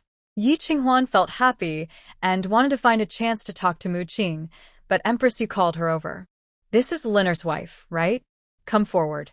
Shun Yes Qinghuan, bow to the Empress. Wishing the Empress longevity and happiness, Yi Qinghuan bowed, took the birthday gift from Chen Yan, and presented it. Sweet mouth, good at talking. Queen Yu smiled warmly as she looked at Yi Qinghuan, becoming more pleased the longer she observed her. Beautiful, calm, dignified, and with the strength of a female general, she was not an ordinary noble lady. Queen Yu said to Old Lady Shen, "You have good taste. You chose a good wife for Liner. Your Majesty, please take a look at the gift." "Let me see it too," Old Lady Shen said with a smile. Everyone was surprised. Old Lady Shen didn't even know what the gift was. Even if the bride is in charge of the household, she should respect her mother-in-law. When attending a banquet together, the gift should be reported in advance. Especially since Queen Yu and Old Lady Shen are close friends, the gift should be shown to Old Lady Shen first. How could Yi Qinghuan be so disrespectful to her elders? Immediately, the others looked at Yi Qinghuan differently. Queen Yu's smile also faded. Hui Tai-pin chuckled softly. The Shun family's traditions make people afraid to comment. That's wrong. It's the Yi family's tradition. She is the legitimate second daughter of the Yi family, so it's not right to blame the Shin family, Yu Gui-fei said. Someone chuckled softly. Your Majesty, you don't know. Yi Qinghuan is not the daughter of Madame Yi. She's a concubine's child pretending to be the legitimate second daughter to deceive the Shen family. The voice sounded familiar. Yi Qinghuan looked calmly in that direction. The speaker was a richly dressed woman, Zhao Qingyao, standing behind her. It was undoubtedly the wife of the Marquis of Zhengua. Regarding her background, Mu Qing from the Marquis residence had explained clearly that day at the Ho residence, and Zhao Qingyao was present. But the Marquis wife deliberately revealed this now to make everyone laugh, likely part of a long-planned scheme. Oh, the new bride looks upset, glaring at me. The Marquis wife immediately pretended to be scared. So scary. Yi Qinghuan was good at controlling her expressions. When had she ever glared at someone? But no one there defended her, not even her mother-in-law. Your Majesty, please first look at the gift, Yi Qinghuan said calmly. Queen Yu was annoyed but loved Shenlin. She held back her anger and opened the gift. Everyone stretched their necks to see what Yi Qinghuan had sent. If it was not good, they could continue to mock her. What is this? Queen Yu exclaimed. An ivory fan. Yes. Queen Yu took out the ivory fan, slowly unfolding it along the silk, revealing a beautifully carved round fan. Really beautiful. Yu Gui-fei blurted out in praise. Hui Tai-pin also said, such a fine item, probably not even in the palace. The ivory is as white as jade, with exquisite carvings. It's also easy to fold and carry around. Mrs. Shen, where did you find such a precious gift? Old Mrs. Shen didn't expect the gift from Yi Qinghuan to be so impressive. She had already stored away all the items in the warehouse that the jade consort might like. Wait, didn't Yi Qinghuan say the gift was chosen by Shenlin? Then, that credit shouldn't go to Yi Qinghuan. The consort likes it, which is what matters. Shenlin specifically found this for you, Mrs. Shen said kindly. Everyone's envy quickly turned to disdain. So, it was Shenlin who picked it. Yi Qinghuan is so good at flattering others. She gets all the praise without mentioning Shinlin. Shameless. The Jade consort was moved to tears. Where is Shinlin? Why isn't he here? Respectfully, young men can only wait outside to be summoned. Hurry, let Shinlin come in. There's no need to be formal here. Yes, soon Shinlin was brought in. The Jade consort said, Shinlin, I really like your gift. I'm glad you like it, Your Highness. My family was worried the gift might not suit you, so I waited until I returned home to check before giving it to you. Shinlin bowed. This clearly means Yi Qinghuan chose the gift. Old Mrs. Shun's smile froze on her face.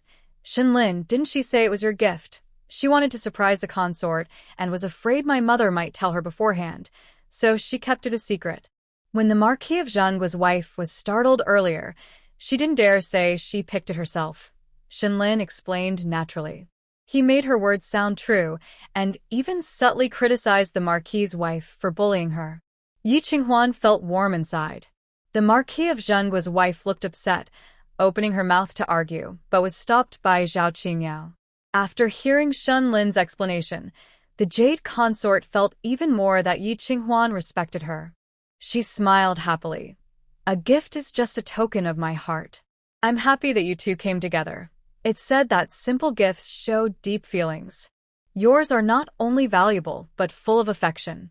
You've truly put in effort. Come, sit beside me. Everyone was shocked. Even Princess Rue could only stand, but Yi Qinghuan was allowed to sit next to the consort. Yi Qinghuan was never one to hold back. She obediently sat down and said, Thank you, Your Highness. You are the carefully chosen daughter-in-law by your mother-in-law, and Shinlin likes you. From now on, you must have a good life together. The Jade consort took off her purple jade bracelet from her wrist and put it on Yi Qinghuan's hand. Your Highness, this isn't right. Yi Qinghuan quickly refused. It's fine. You didn't attend the wedding ceremony, so consider this bracelet as a supplementary gift, the Jade consort said with a gentle smile. Shinlin rarely showed a faint smile. The Queen consort appreciates it. You can keep it. Thank you, Your Majesty. Yi Qinghuan lowered her head slightly, acting shyly. Seeing that she pleased the Queen consort, everyone showed kindness and even tried to flatter her. The earlier disdain and mockery seemed to have disappeared. Old Madame Shin felt like her feelings were a mix of many emotions. She had to admit that Yi Qinghuan was indeed good. Unfortunately, she was Shinlin's wife, and it was very difficult to find a wife better than Yi Qinghuan. Sigh, she felt like she was shooting herself in the foot. Mu Qing watched from nearby with a gentle, soft smile. She wanted to be friends with the kind and talented Yi Qinghuan, but unfortunately, she was Shinlin's wife. Your Majesty, the prince said the banquet is ready. Please, Your Majesty, and your distinguished guests come to the feast, a palace maid announced. Queen Mother Yu nodded. Today, everyone has to come along and play with my old lady. Come, let's go to the table and chat slowly. Yes. A group of people headed toward the banquet hall, chatting and laughing happily. Throughout the event, Queen Mother Yu kept holding Yi Qinghuan's hand. Even the noble consort from the palace had to step aside. Such honor laid a solid foundation for Yi Qinghuan's reputation among the ladies of Shengjing. No one dared to mock her background anymore. Even Shinlin was praised. General Shin married a good wife. General Shan is so lucky. Shinlin tried to stay calm but couldn't hide his bright eyes and smile. It turned out that a man's honor wasn't only on the battlefield. His wife could also bring him a different kind of glory. Jiang Shiming watched from afar, filled with resentment. Why didn't he know that the Yi family had a daughter? Young master, what are you looking at? Mu Qing appeared beside him softly, asking. Jiang Shiming quickly suppressed his emotions and put on a charming smile. Madam, what do you think of Madame Shin compared to Yi Qinglan? Both in appearance and background, they are not as good as Yi Qinglan, Mu Qing replied. Jiang Shiming suspected that Mu Qing's eyesight had worsened after being ill for so long. Clearly, Yi Qinghuan was more beautiful. Fortunately, it was Yi Qinglan whom the young master saved back then. If it had been the illegitimate daughter, Yi Qinghuan, I would definitely not allow her into the house, Mu Qing said with a faint smile. Jiang Shiming felt a bit upset. Madam, you're usually so tolerant. Why do you still favor the legitimate daughter? She only deserves someone like Shinlin, rough and unrefined. The young master is elegant and gentle, and even the concubine is a noble daughter from a prominent family. Madam, you make a good point. Jiang Shiming was pleased by Mu Qing's praise but also felt something was off. Young master, I'm tired. Let's go back first, Mu Qing said weakly, holding Jiang Shiming's hand. Jiang Shiming hesitated. He still wanted to stay at the prince's residence for dinner and find a chance to get closer to Yi Qinghuan. Young master? All right, let's go. The banquet hall at the Rui Palace has separate sections for male and female guests. Shenlin couldn't stay inside. Among the many distinguished guests, Yi Qinghuan, as a general's wife, was not considered very prominent. Shenlin worried someone might bully her again and whispered, "Don't be afraid. The Empress Dowager is gentle. If you need help, just ask her. When I was young, I spent half the year with the Empress Dowager. General, you should go now." "I'm fine," Yi Qinghuan said softly, smiling quietly. She was not afraid. Having experienced similar situations many times in her past life, she was confident. Empress Dowager, you saw them talking and smiled at Shinforen, saying, "Seeing them get along like this, you can rest assured. Romer isn't married yet." Old Lady Shin frowned worriedly. Empress Dowager Yu's smile visibly faded. "Romer is not in Xingjing. When he returns, you'll have time to worry. By then, it will probably trouble the Empress Dowager again. Let's wait and see." It seemed Empress Dowager Yu didn't want to spend more energy on Shinrong's matters and ordered the banquet to begin. There are rules for formal seating. Hui Taifei and Yu Guifei sat on either side of Empress Dowager Yu, followed by Princess Jiwei of Ruwei and the Duchess of Zhenghua. Old Lady Shen and Yi Qinghuan could only sit in the middle. Actually, she wanted Empress Dowager Yu to find a princess or county lady for Shinrong, someone from a noble background to suppress Yi Qinghuan and help him seize control of the family in the future. But this seating arrangement left no chance to speak about it, so she could only swallow her disappointment. "Mother, try the 8 treasures duck." Yi Qinghuan offered dishes proactively. Old Lady Shin secretly disliked it, but deliberately chose her favorite dish. She was hungry too. Forget it. Today there are too many guests, so she would give her some face. After 3 rounds of wine, the atmosphere became lively. Yi Qinghuan wanted to find Mu Qing to talk, but was surprised to find she hadn't sat down. "What are you looking for?" Zhao Qingyao approached with a wine cup. "Madam Shen, my mother just misspoke earlier. Don't take it to heart." "Really?" Yi Qinghuan looked serious. Zhao Qingyao paused, then mischievously pinched her nose. "You're playful. I'm serious." Yi Qinghuan frowned. "Miss Zhao, we don't know each other well. Please don't make any moves." Zhao Qingyao. "Madam Shen, that means she's still upset. How about my younger sister drinks 3 cups to apologize for her mother?" Zhao Qingyao smiled confidently and, before Yi Qinghuan could reply, drank 3 cups herself. Many people watched as Ruo Yi Qinghuan hesitated, thinking she was being too petty. She could only say vaguely, "Miss Zhao, you have a good tolerance for alcohol." "Madam Shen, that was just a penalty drink. Now I am officially toasting you." Zhao Qingyao poured 2 cups and handed one to Yi Qinghuan. Yi Qinghuan was annoyed by her pushy attitude and suddenly smiled. "Miss Zhao, why don't we change the way we drink?" "Good idea," Zhao Qingyao happily agreed. Her drinking ability was well known among the noble ladies. Lowering her stance to apologize was really just a trick to distract. Unexpectedly, Yi Qinghuan took the bait quickly. If she could get Yi Qinghuan drunk today, things would be easier to handle. "Bring 2 unopened jars of wine," Yi Qinghuan ordered. Everyone was surprised, and the scene gradually quieted down. "Yi family, don't cause trouble," Madam Shen scolded. "Mother, Miss Zhao is sincerely here to apologize. We shouldn't let her down. I want to have a good drink with Miss Zhao, so people won't think our family doesn't respect the Duke of Zhen's family," Yi Qinghuan said boldly, lifting the wine jar. "Miss Zhao, cheers." The clay jar was as big as her head. Zhao Qingyao was stunned. Who would drink like this, especially women? Other noble ladies also looked stunned. Old Madam Shen's temples throbbed with anger, holding back her fury. who would openly drink like this. Did Yi Qinghuan want to embarrass her intentionally? Only consort Yu looked approving and asked, "What are you two playing at?" "Respectfully, Your Majesty, Miss Zhao is apologizing on behalf of the Duchess of Zhen. To show our generosity, we decided to drink like this," Yi Qinghuan said calmly, so everyone in the inner hall could hear. Her speech was slow, not like Zhao Qingyao's quick talk to dominate the conversation, but she still carried a commanding presence. Madame Shun's eyes sharpened, ready to be angry. "Consort Yu said, young people like to have fun. Go ahead and drink. My noble consort and I will be witnesses to see how sincere you are." "Yes." Yi Qinghuan tilted her head back and continued drinking boldly, even shocking Madame Shen. Still drinking. Still drinking. What if she got drunk and made a fool of herself? In no time, the jar was emptied, and everyone clapped. "Miss Zhao, it's your turn." "Okay." Zhao Qingyao had no choice but to join in. But before she finished half, she couldn't take it anymore and stopped to rest. "Madame Shen, you have a good tolerance for alcohol. I admit defeat. That's not acceptable." Yi Qinghuan had long expected her to behave this way and prepared her words. "You want to be sisters with me, and you drank a whole jar to cheer me up, but you didn't drink yourself. Is that fair?"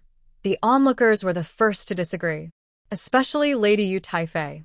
She still remembered how the Duchess of Zhenghua previously made things difficult for her. Yi Qinghuan wanted revenge.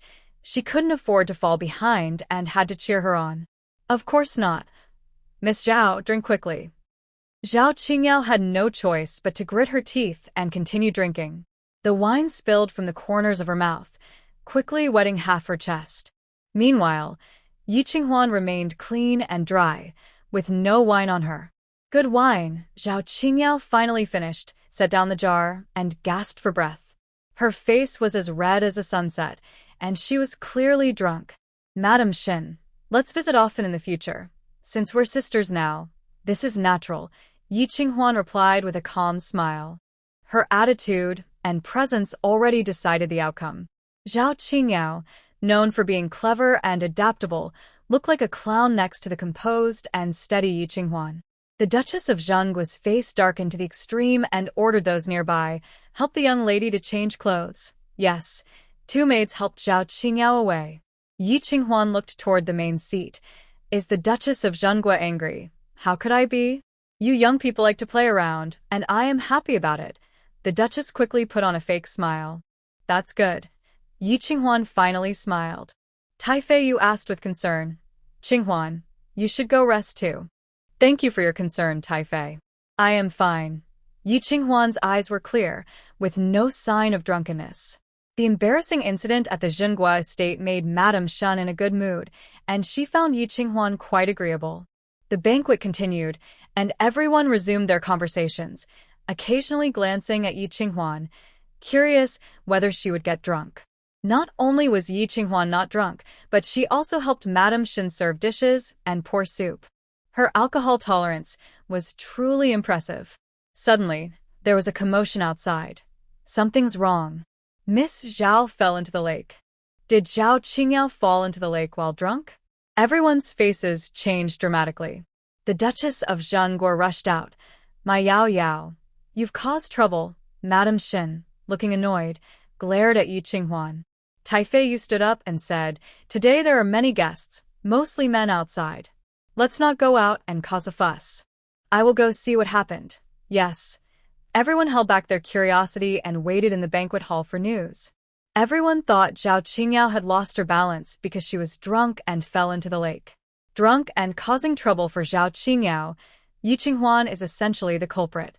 Everyone came to the banquet to socialize with family. As soon as Yi Qinghuan arrived, she stole the spotlight, which annoyed some people. Now that something has happened, someone is happily gossiping. "Oh no, will Miss Zhao be in trouble?" Miss Zhao is usually very calm. She must have been drunk today. This is serious. Miss Zhao is the beloved daughter of the Duke of Zhenghua and just got engaged to the third prince. Old Lady Shen, afraid of being blamed, scolded Yi Qinghuan. "It's all your fault. What should we do now? The Duke's family is fine, but we can't afford to offend the third prince." Yi Qinghuan's heart beat faster as she tightly clenched her wine cup. Miss Zhao was supported out by her maid. Could it be that all three of them fell into the water? Are you suggesting? Old Lady Shin suddenly understood. Mother, the incident at Foaming Pass is related to the Zhao family. If the Zhao family tries to cause trouble later, you must stand firm, Yi Qinghuan quietly warned. Old Lady Shen's face changed drastically. Soon after, Consort Yu returned with a bright smile, accompanied by the Duchess of Zhenghua, who looked awkward but polite. Everyone misunderstood. It wasn't Miss Zhao who fell into the water, but Miss Zhao's second sister. Consort Yu said with a smile. Old Lady Shin breathed a sigh of relief, but was reminded by Yi Qinghuan. Mother, be careful. Miss Zhao's second sister is a concubine child, so it's not a big deal. Relatives. Old Lady Shin finally relaxed, but then the Duchess of Zhenghua approached and called her relatives, making her tense again. What does the Duchess mean? Thanks to General Shin's help. Otherwise our second young lady would have been lost, the Duchess of Zhenghua said with a fake, tearful look. Now, with the approval of the Empress Dowager, we plan to send Qingju to the general's residence as a concubine on an auspicious day. Yi Qinghuan sneered inwardly. So this is Zhao Qingyao's ultimate goal. Old Lady Shin suddenly looked constipated. This isn't appropriate. They already have a physical relationship.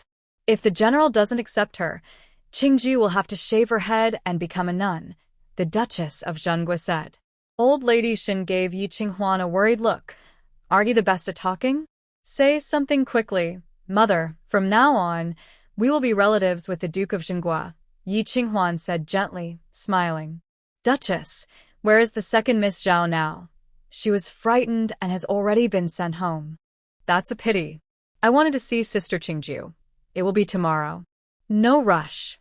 All right, my main wife will prepare a welcoming gift. We'll wait for Sister Qingju to come in. Yi Qinghuan and the Dowager Lady of the Marquis of Zhenghua talked happily, with no sign of displeasure. Old Lady Shen was about to go crazy, tugging at her sleeve. Are you crazy? Mother, from now on, I will have a sister who respects you. Yi Qinghuan smiled warmly, as if she was proposing to take a concubine. Empress, you only thought that this girl was generous and broad-minded, showing the demeanor of a main wife. But getting a concubine so soon after marriage felt unfair to her, so she said, Qinghuan, today's matter is all fate. Don't blame Liner. It's not his fault. The general is a good man. Yi Qinghuan shook her head. No matter who falls into the water, the general will go to save them. Luckily, it was Miss Zhao Heir, who is not yet married. If it had been someone engaged or already married, that would be really troublesome.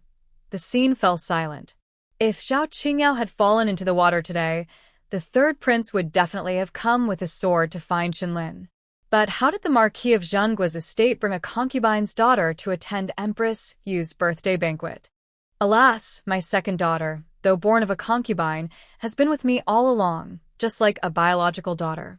When I brought Qingyao here today, I saw her crying alone in distress, so I brought her along. I told her not to offend the noble guests, but I didn't expect that she would fall into the water when I wasn't looking. The Marquis of Zhengua's explanation sounded like a coincidence to the sharp-eyed onlookers. But since the incident had already happened, and Empress Yu had decided that Zhao Qingju would become a concubine, everyone felt they shouldn't say more. Some kind-hearted people wanted to sympathize with Yi Qinghuan, but found her acting perfectly composed. All right. Let's not let this small matter ruin everyone's mood. Let's continue, Consort Yu said. Everyone cooperatively resumed chatting and laughing, as if nothing had happened. Old Lady Shin was furious inside, but had to keep smiling. Madam, the general is looking for you, Chun Yen whispered. Yi Qinghuan raised her eyebrows and followed her out. They crossed the corridor and finally saw Shenlin. He had changed clothes but looked very angry. Seeing Yi Qinghuan, his anger grew. Why didn't you stop it? The general has a new person now. Are you upset? Can't you see I'm very angry? Shenlin clenched his teeth, never having wanted to tear off Yi Qinghuan's gentle, professional smile more than at this moment. If the general doesn't like the new person, just say so. Everyone is watching. The Empress Dowager is in charge. You agreed to. What else can I do if you don't want her? Yi Qinghuan saw he was truly angry, so she withdrew her smile and asked, "What does the general think about today's matter?" Shenlin said irritably, "Do I need to ask? I was set up. The Zhao family wants to plant spies around me. Did the general hear about me getting Zhao Qingyao drunk?" Yi Qinghuan asked. "Everyone knows your skill." Shenlin rolled his eyes at her. "Are you not afraid of poisoning yourself by drinking so much?" If she weren't worried about Zhao Qingyao drowning in her drunkenness, she wouldn't have gone into the water to save her. "It's all her fault." "Don't worry, General. I won't let Zhao family get their way," she said. "What's your plan?" Shenlin's expression softened a little, and he added angrily, "Anyway, I don't want to take a concubine. Not taking one today just means the general doesn't like it. There will be new ones in the future," she teased. Shenlin gave her a big eye roll. "Is my wife a big elephant in her past life?" Huh? "With such a big capacity, if you give birth to a boy, he'll be destined to be a prime minister," she joked. "Haha." Yi Qinghuan was amused. Shenlin snorted. "You haven't told me your plan yet. If the general trusts me, then don't ask." All right. "But, Yi Qinghuan, I warn you, if you can't get rid of Zhao Qingjiu, I won't return to the general's house in this lifetime," Shenlin threatened fiercely. Ye Winghuan shuruk. Shenlin looked embarrassed. She never cared where he was, so that reason couldn't threaten her at all. So frustrating. "Think about your antidote." Shenlin grumbled as he left. Chen Yan anxiously asked, "Madam, are you really going to let the general take a concubine?" No. "The general's house can't afford scheming," Yi Qinghuan said coldly. "Tonight, you take Feng Yu to find someone. He can stop Zhao Qingjiu." "Who?" Back at the general's house, Su Jinxiu, who had been bedridden for many days, had been waiting at the door for a long time. Seeing Yi Qinghuan, she hurried over and asked, "Madam, is the general really going to take a concubine?" "Empress, you will decide," Yi Qinghuan said tiredly, massaging her temples. Shenlin thought she was drunk, and with his tall figure, he quickly appeared behind her, ready to catch her at any moment. "Linji." Su Jinxiu looked at Shenlin sadly. She was still wearing that yellow dress with beautiful memories, looking pale and fragile, as if a gust of wind could knock her down. So pitiful. But Shenlin showed no expression and didn't even acknowledge her. "Jinxiu, go back and rest," Shen old madam said, giving her an exit. "Yes." Tears in her eyes, Su Jinxiu left. Shen old madam's face darkened and asked, "Yi Qinghuan, are you really going to let Zhao Qingju come in?" "Mother, don't worry. She won't be able to get in," Yi Qinghuan replied confidently. Everyone agreed at the banquet of Lady Yu Tai, and no one dared to regret it. Madame Shen's face turned cold. "You shouldn't have agreed. Mother, could we have refused at that time?" Yi Qinghuan asked. "The Zhao family came prepared. If we didn't agree, Zhao Qingyao might have died on the spot." Madame Shen gasped in shock. "Liner, why does the Duke of Zhenguo want to do this? I have evidence that Zhao Yu is colluding with Western barbarians," Shenlin said. Yi Qinghuan thought Madame Shen would be scared, but she was not. Instead, she stayed calm. "I see. Mother, let Qinghuan handle this." "You don't need to worry," Shenlin said. Madame Shen nodded and told Yi Qinghuan, "This is also a chance to test you. Do your best." After a pause, she added coldly, "If you don't do well, you shouldn't be the main wife anymore." "Yes." Yi Qinghuan bowed slightly, thinking to herself, "Who cares about your test? Who cares about being the main wife? If I could leave the Shen family now, I would pack my things and go immediately." Shenlin watched her pretend to be respectful on the outside but disdainful inside, and he wanted to laugh. Qin Baochen was right. Mother chose the wrong person this time. She is a disobedient one. As evening fell, Yi Qinghuan, tired from socializing, returned to her room and lay down. Shenlin was not in the mood to sleep. Tomorrow, Zhao Qingju would be brought into the house, and there would be no turning back then. He was waiting for her to speak her mind. "Yi Qinghuan, how confident are you?" "About 90%. That was a good chance, and Shenlin felt more at ease. But he was curious. What was her plan? He wanted to ask more, but Yi Qinghuan had already fallen asleep. Thinking she had drunk a whole jar of wine today, He ordered the kitchen to prepare a sobering soup and sat on her bed reading a military book. Is the general not resting? Chun Yu asked. I'm not sleepy, Shenlin said, yawning. Chun Yu stifled a laugh and quickly brewed tea. The general cares so much about his wife. Perhaps a happy, peaceful life is near? The person in bed was not sleeping peacefully, tossing and turning. Sometimes her white arms stretched to the edge of the bed. Sometimes her thigh was out. Shenlin suspected she drank too much and was feeling uncomfortable. He considered calling her to drink sobering soup. Chun Yu said, the general, the lady usually sleeps like this. He found it hard to connect her bold sleeping posture, which looked like a martial hero, with the dignified, steady wife of a noble family he saw during the day. It's not that he disliked her being unrefined, but the contrast was too great. He had never seen anyone with such extreme two sides. At night, she was unguarded. Perhaps this was her most genuine self. Such an interesting woman. Shenlin's lips slowly curled into a smile. When she was forced to return home from the border to marry, he disliked her. Later, he thought that mutual respect was also good. Now, he has started to think about living with her. Cough, Madam doesn't usually do this.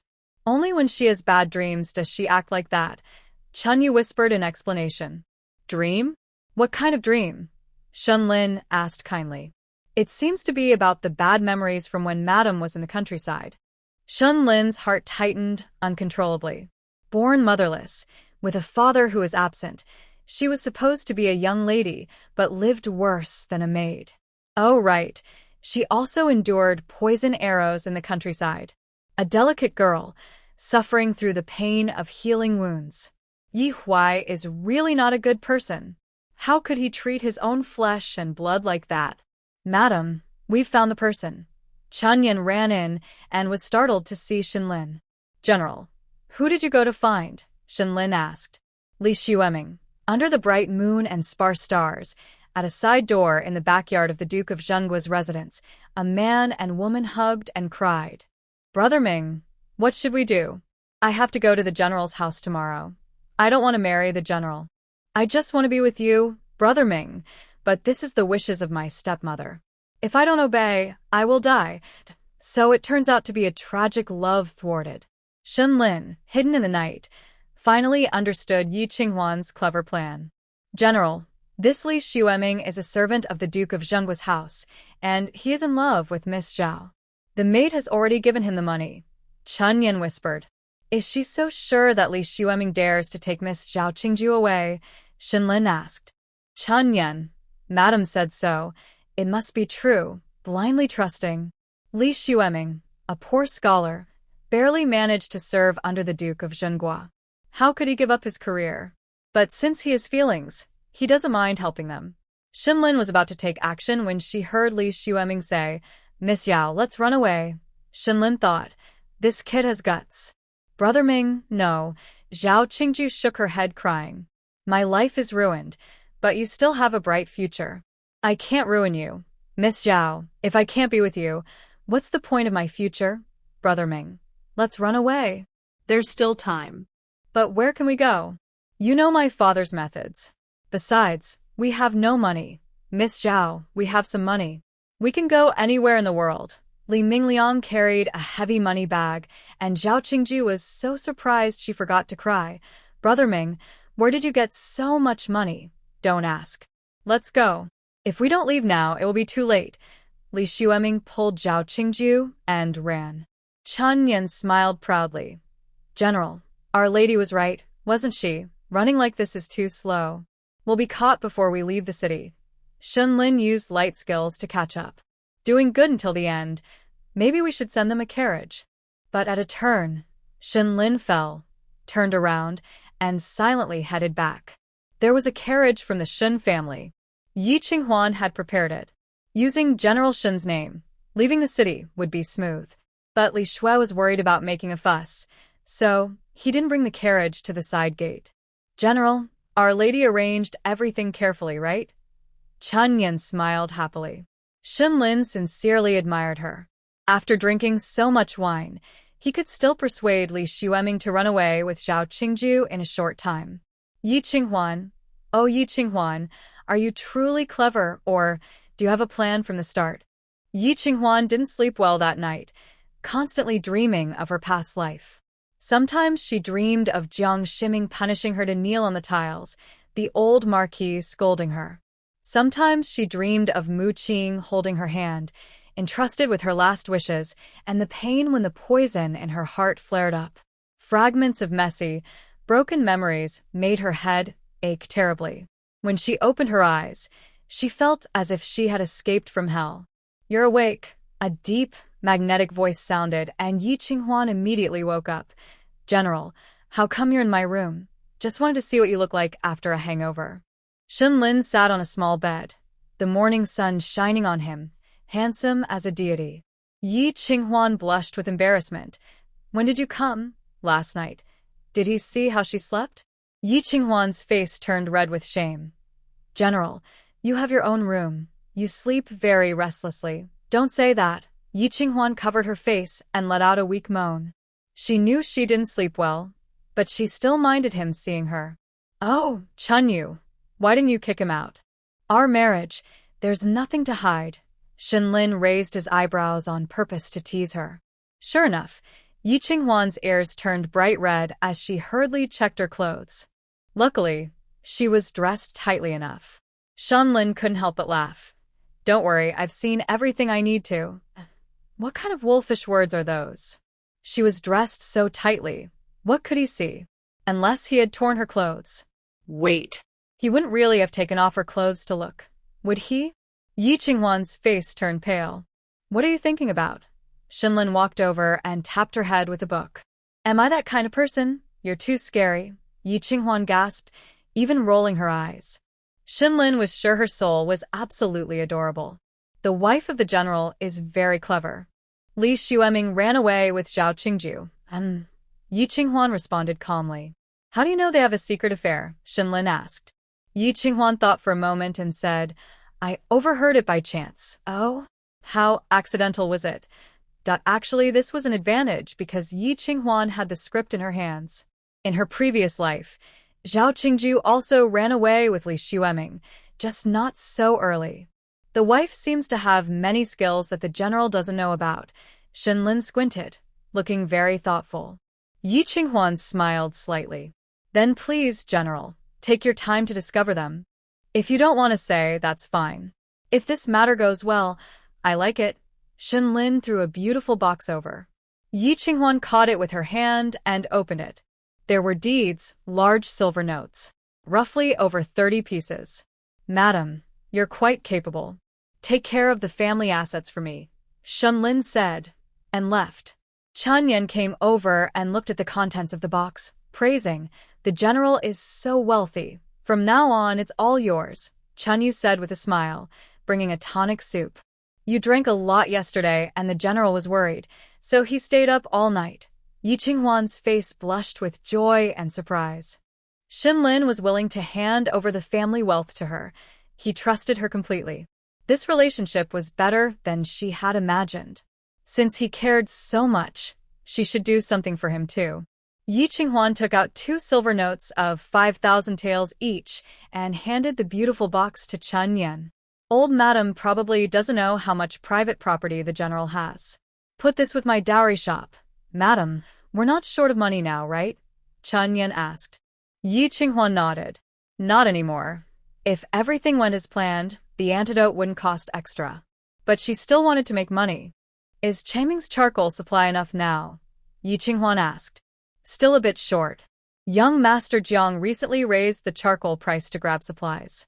Changming offered a higher price, but they still can't get enough. Then stop buying.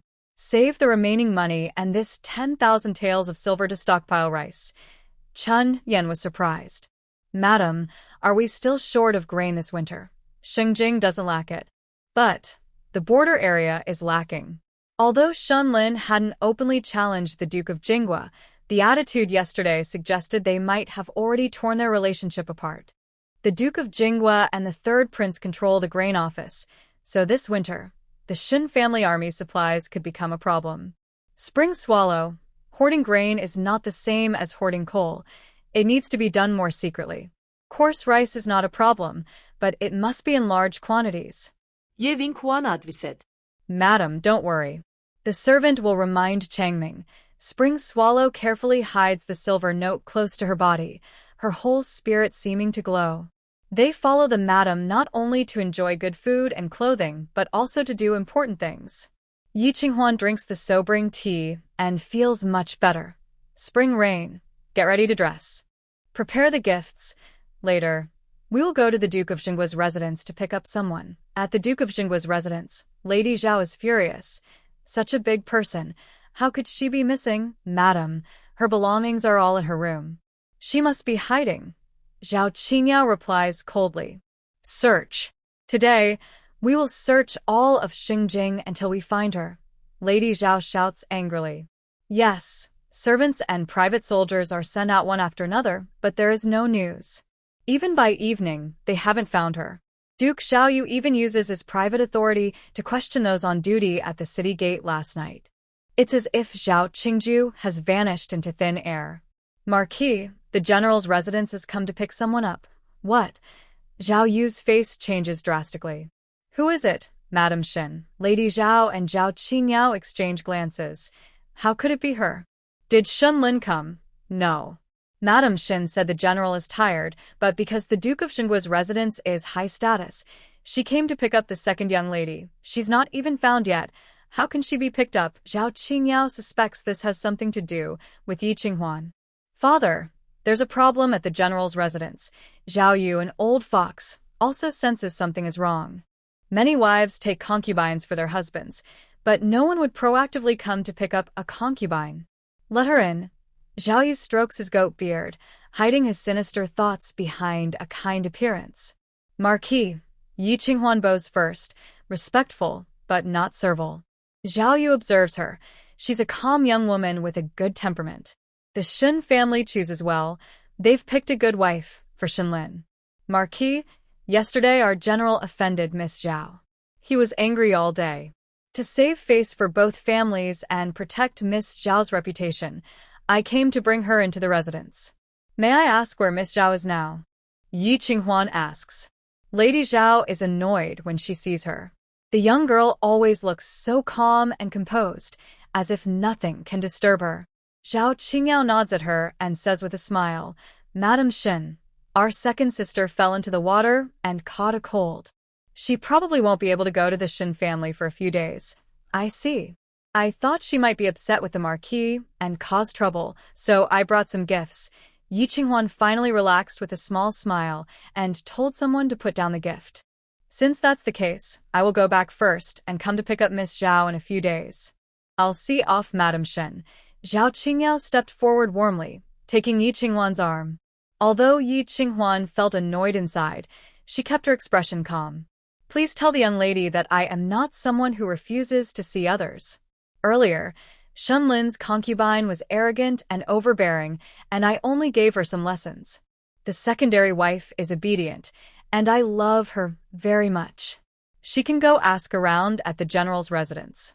Miss Zhao will not be wronged. Madam Shun is generous. Qingyao admires her. Don't worry, I will tell my father. Once second sister is feeling better, I will send her over. Zhao Qingyao originally wanted to respond politely, but when she saw the big red wedding sedan outside the residence, she nearly exploded. How could Yi Qinghuan be so ostentatious, coming to pick up a little wife?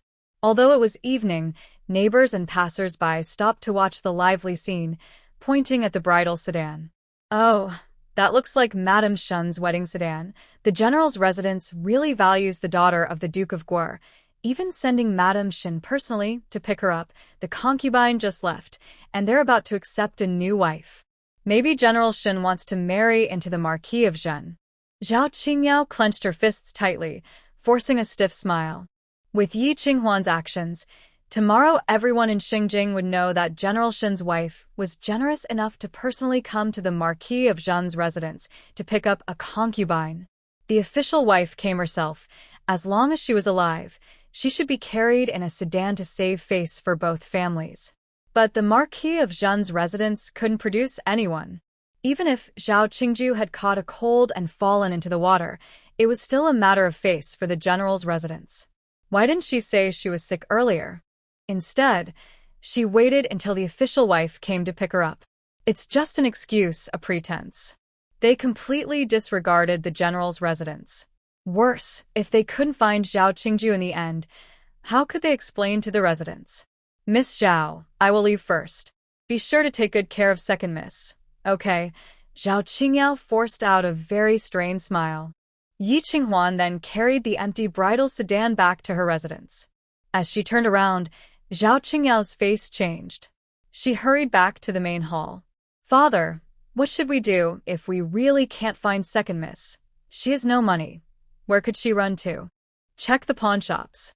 Even closed ones, check them. Zhao Yu paced back and forth, veins bulging on his forehead.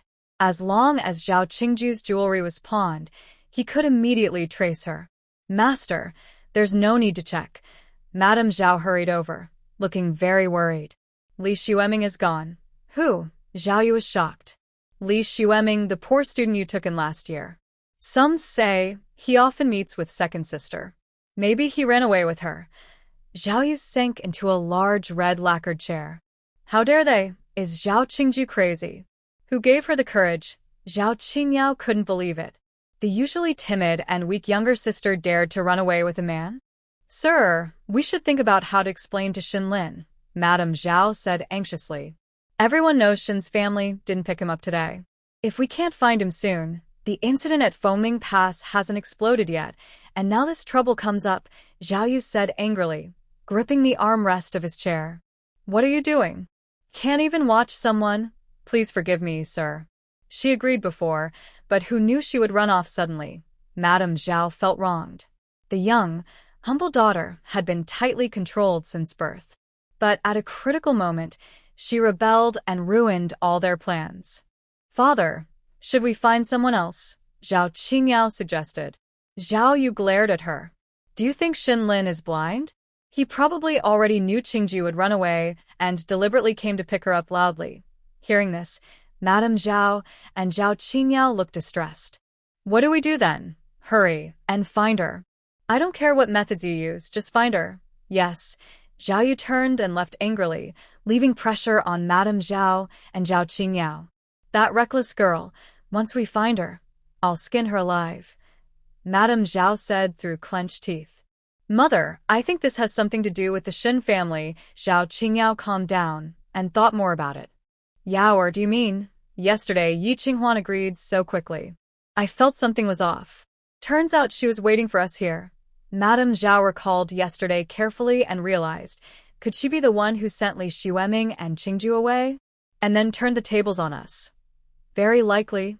When I catch someone close to her, I'll interrogate her thoroughly. As night fell, old Madame Shen and Su Jinxiu sat in the main courtyard drinking tea, anxiously waiting. Yi Qinghuan was going crazy. She actually took a sedan chair to the Marquis of Zhenguo's residence to pick up Zhao Qingju. If they didn't send her back, that was one thing. But she kept acting as if nothing had happened. She even went to pick her up herself. Was she impatient with the speed of her concubinage? Is this how she handles things? It's simply foolish. Old madam, the lady has returned. Grandmother Qin happily returned to report. No one was caught. No one was caught, sigh. Old Lady Shen and Su Jinxiu both let out a deep breath of relief. But why was no one caught? What exactly is the Duke of Zhenguo's household up to? Mother, Miss Zhao was soaked in water and caught a cold, so she can't come now, Yi Qinghuan said cheerfully as she approached. It was clear she was also happy that no one was caught. Inside, Su Jinxiu thought silently. This must be the true feelings of the lady. Who likes to give her husband concubines? Who doesn't want to be the only one loved? Then she started to worry. Since Zhou Nian had already been driven away, maybe it was her turn next? When will the Duke of Zhenguo send someone? Old Lady Shen asked. Not sure. Probably in the next few days. It can't be delayed too long, Yi Qinghuan smiled. Mother, I've already arranged for the Jinyu Pavilion to be cleaned. When Miss Zhao comes into the household, she will stay there. Su Jinxiu looked sadly at Old Lady Shen. Jinyu Pavilion is right next to Hui Pavilion, which means she will have to watch Xinlin and Zhao Qingju walk together every day, right? Yi Qinghuan, didn't you say they wouldn't succeed?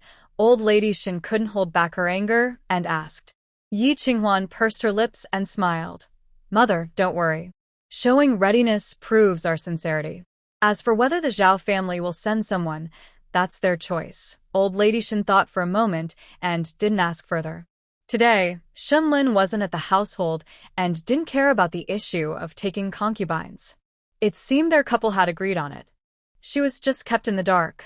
Annoying as it was, old lady Shin knew that fighting against the Zhao family together was the right move. Madam, are you really going to accept a concubine for Brother Lin? Su Jinxiu asked with tears in her eyes, holding on to her last hope. The young lady, the general's household can't be only you and me. Taking a concubine is bound to happen sooner or later. Even if the general doesn't want it, old lady will step in, Yi Qinghuan said. Su Jinxiu's thin body trembled, as if the evening breeze might blow her apart. Your sister doesn't look well. She probably hasn't recovered yet. You should go back and rest, Yi Qinghuan said, busy and not in the mood to chat, as she led her maid back to Jinfeng courtyard. Su Jinxiu stood alone in the evening breeze, her mind in chaos. Yes, what man doesn't have 3 wives and 4 concubines? There was Zhou Nian before, now Zhao Qingju, and more women will come to live in the general's household in the future. If she remains unloved, after old lady Shin passes away, she will be the most pitiful side wife. No, this won't do. She can't keep relying on others. She must find a way to have a child of her own. In the Golden Wind courtyard, Shenlin leaned on his bed eating icy cheesecake, feeling very relaxed. Seeing Yi Qinghuan return, he slightly lifted his eyelids and asked, Is the fight over? Not yet. The Zhao family is still struggling to survive. Thank you, madam. Shenlin put down his bowl and said seriously, From now on, you're not allowed to drink alcohol. Huh? If the poison's toxicity is released, what will you do? Shenlin's expression grew colder as he spoke. That was a heart-consuming poison. Once it acted up, it would be more than just painful, it could be deadly. Even tough men like Zhou Jing'an would scream in pain. Why are you bringing this up now? If you care about me, you should have said something earlier. Yi Qinghuan was in a good mood, smiling as she leaned on the other side of the bed, letting Chun Yen bring her more icy cheesecake to eat. Shenlin said, I went to see Bai Chong today. He told me it's best if you stop drinking. Bai Chong, Yi Qinghuan frowned.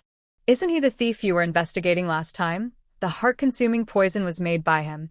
Yi Qinghuan's face changed drastically, and she sat up straight. And the antidote you mentioned? He's working on it. Is it reasonable that a poison maker has no antidote? Yi Qinghuan asked softly, her hope gradually fading. No antidote? Does that mean she might die from the poison someday? Why bother trying anymore? Just wait for death. Don't worry. He promised me he would make an antidote. Shenlin held her hand as she leaned on the small table. So cold. Did she get scared? Sigh, who wouldn't be shocked in this situation? She was only 15, just out of the Yi family. He really can do it, Shenlin emphasized. Yi Qinghuan didn't believe him. If Bai Chong could make the antidote, why didn't he have any stock? Bai Chong is greedy and lustful. He has accumulated a lot of wealth through his poison-making skills. He wouldn't want to die because he hasn't spent all his money, Shenlin said casually. Since he was talking so much, Yi Qinghuan took a deep breath and slowly smiled. I believe in the general, Shenlin. She clearly didn't believe him. General, tonight the Duke of Zhenguo will definitely strike. Are you ready? Yi Qinghuan asked. Of course, Shenlin narrowed his eyes. As long as Chun Yen is tied up, Qin Baochen will come with the officials. Good. I'll leave the forceful part to you. I'm tired now, so you can handle it yourself. His slender back, dressed in fine clothes, couldn't hide his loneliness. Shenlin's heart ached uncontrollably.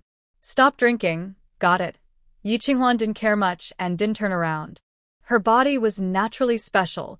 Drinking alcohol was no different from drinking water. In her past life, she often drank with others. The most she ever drank was 2 jars, and she was fine. If nothing unexpected happens, the poison will stay in her body for another 15 years. She is just upset, wondering who is harming her and her mother. Shenlin frowns deeply. feeling that she hasn't really listened to him. Chunyu, Shunlin calls. Servant is here, she replies. From now on, keep an eye on the lady. Don't let her drink alcohol again. If anyone tries to force her, report my name. Yes. As night falls, the city of Shengjing falls into sleep. The side door of the general's residence opens quietly. Chun Yen comes out with 2 guards, telling the gatekeeper, "We're going to get medicine for the lady. Please watch over the house carefully." Yes. Not long after, several skilled fighters drop from above and quickly knock out the guards. Help! Help! Chun Yen is knocked out and carried away. Hiding in the dark, Qin Baochen quietly follows with some people. After winding through many turns, Chun Yen is taken to an abandoned house near the Duke of Zhengguo's residence. Tell me, where is Yi Qinghuan with Li Xueming? Zhao Qingyao, disguised as a man, whispers harshly. Who is Li Xueming? I don't know. And Zhao Qingju? Where is she? Huh? Miss Zhao Qingju?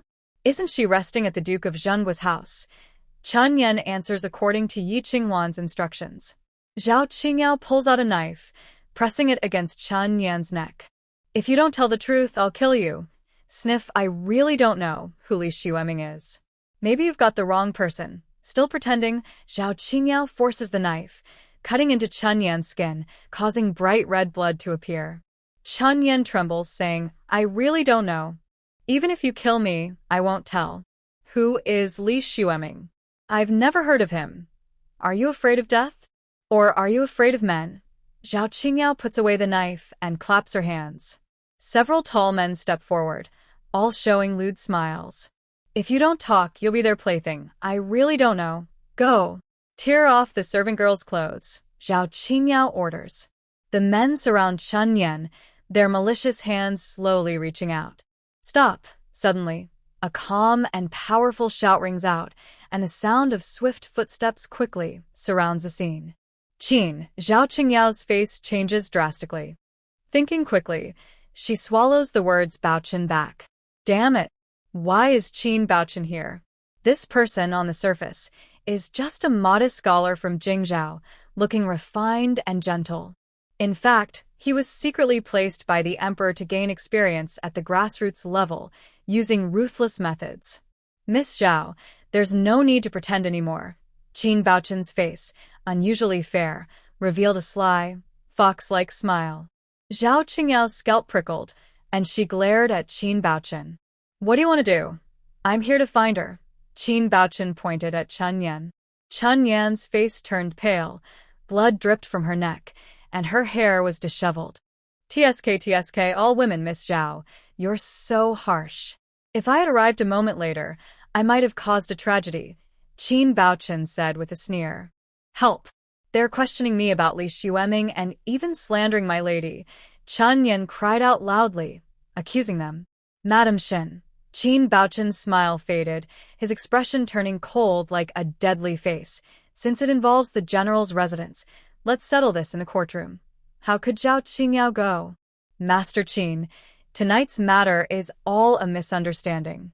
Please show mercy. Sorry, I can't show any leniency. Qin Baochen clearly left no room for Zhao Qingyao. Zhao Qingyao was so angry her teeth itched. For secrecy, she chose this abandoned, unclaimed house and disguised herself as a man to interrogate personally. Yet she was still exposed. Her identity was seen through at a glance. If it wasn't for setting a trap intentionally, she wouldn't believe it. Master Qin, could you do the third prince a favor? Zhao Qingyao had no choice but to mention her fiancé, the third prince Gao Yu. Hearing this, Qin Baochen raised his eyebrows. What kind of favor? What does Master Qin want? Zhao Qingyao asked through gritted teeth. Qin Baochen pretended to think, exhausting Zhao Qingyao's patience before saying, I want the resurrection pill. Sure, Zhao Qingyao gasped in shock. The resurrection pill was a treasure that extended life and could bring someone back from the dead. Gao Yu, as a prince, had only managed to get one. Not willing to give it? Fine, forget I asked. Qin Baochen waved his hand. Bring everyone involved back to the yamen. I'll do it. Zhao Qingyao had no choice but to agree. Qin Baochen's lips curled into a sly smile, like a fox full of tricks. I'll send the girl from the general's residence back. Miss Zhao, please feel free. Wait, Zhao Qingyao stopped them. We must kill this girl. That's not possible. The Shin family reported that their guards were injured and their maid was taken. I need to give the Shin family a proper explanation, Qin Baochen said. You let her go. How will you cover for yourself? Zhao Qingyao asked. Qin Baochen smiled cunningly. The Zhao family admits that the second miss is missing. The general's residence will no longer interfere in this matter. You. Zhao Qingyao was so angry her face turned red and her neck thickened with fury. It turned out Qin Baochen and the Shin family were in cahoots. Is this a private settlement, or are we going to court? Everyone listens to Miss Zhao. Zhao Qingyao was so angry she gasped for breath, then finally found her voice. Private settlement. When Yi Qinghuan woke up, she found herself with a treasure, smelling the medicinal scent. Thinking about how he had secretly watched her sleep again, her face turned red. General, why do you keep sneaking into my room? This is a soul repair pill. If you have a relapse before detoxing, take it. Shinlin, dressed in dark clothes, clearly just returned from a night out doing something big. Really? How long can it last? Yi Qinghuan's eyes lit up, and she stopped blaming him. Anyway, she was dressed tightly, so she couldn't see much. At least 3 days. Ah? Only 3 days. Yi Qinghuan felt a bit disappointed. What she wanted was to live long and forever. 3 days is the minimum, not the maximum. This pill is supposed to bring someone back from the dead. No matter how strong the poison, it can last 3 days, Shunlin patiently explained. Yi Qinghuan was happy again. Did the general go steal last night? This is the third prince's treasure. Don't tell anyone. You stole from the third prince. Shinlin rolled his eyes. How could that be? It was Zhao Qingyao who brought it. While they were talking, Chen Yan came to report progress. Madam, last night the Zhao family indeed kidnapped me. Lord Qin only came out after she personally accused you of sending away Li Xueming. Are you hurt?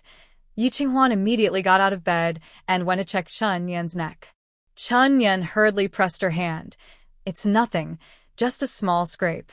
The general said that if there are visible injuries, they can't deny it. Yi Qinghuan glared at Shinlin. Is this how you use your strength? It's just a small scrape. She will hurt and be frightened. Yi Qinghuan was both angry and regretful. If I had known you would do things like this, I would have handled it myself. Shinlin was stunned by her words. Last night's work was so perfect. It forced the Zhao family to reveal Zhao Qingji's disappearance and gave the soul repair pill such a big success. Was she really angry just because she got a small scrape? I said I would protect you all. Yi Qinghuan's voice trembled, afraid to look at the injury on Chen Yan's neck. It reminded her of the tragic scene in her past life, where Chen Yan was beheaded. Servant girl scared the madam? Sorry, silly girl, don't say that. Yi Qinghuan clenched her fists, forcing herself to stay calm. All past events are just clouds. From now on, everything will be in my favor. After several rounds of self-hypnosis, she finally regained her composure. Go rest now, no need to serve me today. Thank you, madam. Once Spring Swallow left, Shinlin had a strong feeling he was about to be scolded again. So, he also prepared to leave. Please stay, General, she said. Shinlin chuckled awkwardly. Madam, is there anything else? I want to protect those 2 girls for their whole lives, Yi Qinghuan said seriously. Shinlin was momentarily stunned. Besides his brothers on the battlefield, he had never seen someone in a high position care so much about their servants. His mother used to say, they're just bought slaves. Besides serving their master well, they sometimes have to take the blame for them. And that's called loyalty. Yi Qinghuan was very different. She cared about her soldiers. Her home was like another battlefield. Though a woman, she had the spirit of a man. Understood. Shinlin nodded and agreed. Madam. Su Jinxiu ran in happily. Seeing Shinlin, she immediately shrank back. Brother Lin, I didn't bother you, did I? It's already past noon. Shinlin rolled his eyes. Su Jinxiu looked sad. Brother Lin, you wouldn't have been like this before. Huh. Rolling your eyes. Yi Qinghuan also noticed his little habit. It seems so. The general used to be very distant, but lately he does roll his eyes. I wonder who he learned it from. Shinlin felt his chest tighten with frustration. Couldn't it be because she made him so angry he learned it on his own? She had no sense of being a wife at all, always trying to push him away and giving him the cold shoulder. Thinking to himself, Shinlin not only felt better but also became happier. Qin Baochen was right. Yi Qinghuan's appearance made his life lively and hopeful. The general's residence in Shengjing was no longer a suffocating prison. He even started to enjoy going home. Su Jinxiu, being Shenlin's childhood friend, sensed his mood change. Could it be that Madame changed Brother Lin? Although they hadn't officially married, they had already reached this level of closeness. What about her? Oh, my chest hurts. Su Jinxiu cried out, leaning toward Shenlin. Shenlin frowned in displeasure and reached out to steady her. If you're sick, stay in your room. Why are you wandering around? Brother Lin, my heart palpitations are acting up again. Su Jinxiu's eyes filled with tears, looking at Shenlin pitifully. Her fragile body seemed about to collapse. Shenlin was most annoyed by her acting like this. Feng Yu, go get the doctor. General, take your sister home quickly. I'll come after I wash up. Chun Yu, bring some water. Yi Qinghuan ordered sharply. Shenlin felt even more annoyed inside. Brother Lin, Su Jinxiu fainted perfectly into Shenlin's arms. Shenlin had no choice but to carry her away. Spring Rain watched clearly from nearby and couldn't help but complain, Madam, the side lady is really good at pretending. Yes, I see through her. Yi Qinghuan calmly washed her hands and face. Then why did you let the general carry her away? She came early in the morning just to stay close to Shenlin. I am happy to help her. Madam, if she bears the eldest son, the old madam will make her a secondary wife. If that happens, it's her good fortune. Yi Qinghuan smiled indifferently. Before, she wasn't sure about Su Jinxiu's tea skills, but now she was clear Shenlin wouldn't let Su Jinxiu succeed. He liked to oppose the old madam. If she hadn't chosen the right side, she would now be the second lady. Shenlin would never look at her twice. Madam, even if you're kind, the side lady might not appreciate it, Chun Yu reminded. Yi Qinghuan laughed, playing with a purple jade bracelet given by the Empress. I'm not kind. Sometimes helping a little can lower her guard. Since Zhou Nian just left, someone is eager to send a concubine to the general. Su Shi feels very insecure and won't wait foolishly like before. She will try every way to attract the general. If I oppose her now, the old madam won't be able to keep her favor. Whether she can regain her status doesn't threaten us at all. Chun Yu suddenly understood. Madam, you have a long-term view. The morning sun was bright, and the air was filled with the scent of osmanthus. This autumn passed so quickly. Yi Qinghuan slowly finished her makeup and then went to Fu Shouyuan to pay her respects. Compared to the calm of the general's residence, the Duke of Zhenghua was like the center of a storm. What is Shenlin, causing trouble for me? The Duke of Zhenghua started scolding as soon as he returned from court. Zhao Qingyao didn't dare speak after messing things up last night. Madame Zhao said, Sir, that girl Qingju can't be found anymore. Just make it public. King Rui told me this morning that I looked down on Shenlin and deliberately took the concubine away. He's really accusing me first. The Duke of Zhenggua's beard was trembling with anger. Will the emperor punish you? Madame Zhao asked. The Duke of Zhenghua sneered. The emperor scolded me and then granted Shenlin a woman as compensation. At Huigo, after the doctor gave acupuncture, Su Jinxiu slowly woke up. Brother Lin, since you're awake, let go, Shenlin said bluntly. He really didn't understand women. She fainted but still clung to his hand, making him sit by her bed for a long time. Su Jinxiu let go of his hand, and Shenlin immediately stood up. If you're not feeling well, you should go out less. Brother Lin, can you give me a child? Su Jinxiu sat up eagerly and asked. Her dress naturally loosened, revealing a bright red undergarment. Shenlin frowned and turned away, scolding her. Do you remember what you said before? I haven't forgotten. I said, as long as Brother Lin marries me, I will be faithful for life, Su Jinxiu said, tears falling down. Brother Lin, I was arranged by my aunt to be with you. But I truly love you. I don't just listen to my aunt. I also think of you in everything I do. Enough. I've heard these words too many times, Shunlin said coldly, like ice and frost. Bringing up the past made the atmosphere in the general's residence tense again, each breath feeling sharp and painful. He didn't want to stay even for a moment longer. Brother Lin, if you give me a child, I promise to cut ties with my aunt, Su Jinxiu said, getting out of bed and pleading. Her clothes were half undone, revealing her spring-like beauty. She looked fragile, like a delicate flower. But she also longed for a storm to destroy her. This scene was deadly for a man. He couldn't control himself. She was nervous, palms sweating, heart pounding wildly. Just once, she thought. She could get pregnant. Just once. Brother Lin, please. Su Jinxiu bit her lip lightly, moving her left hand to let her dress slip a little more, revealing her smooth, white shoulders. Su Jinxiu, you don't need to drag me down with your downfall, Shinlin said sharply, pushing her away. Su Jinxiu fell to the ground, her eyes wide with shock and tears. Brother Lin, a proper miss of the Su family, acting like a courtesan. Do you still respect your mother? Shinlin shouted angrily. Su Jinxiu quickly turned pale and trembled. Brother Lin, if it weren't for your aunt helping Shinrong, I would have kicked you out of the Su family long ago, Shinlin said sternly, his tone serious. Suddenly, he felt dizzy, and his legs wobbled as he took a few steps forward. A familiar warmth rose from his stomach, and he stared at Su Jinxiu in disbelief. Did you dare to drug me? Brother Lin, I'm sorry. I really want to have your child, Su Jinxiu cried, slowly removing her clothes and pressing herself against Shinlin.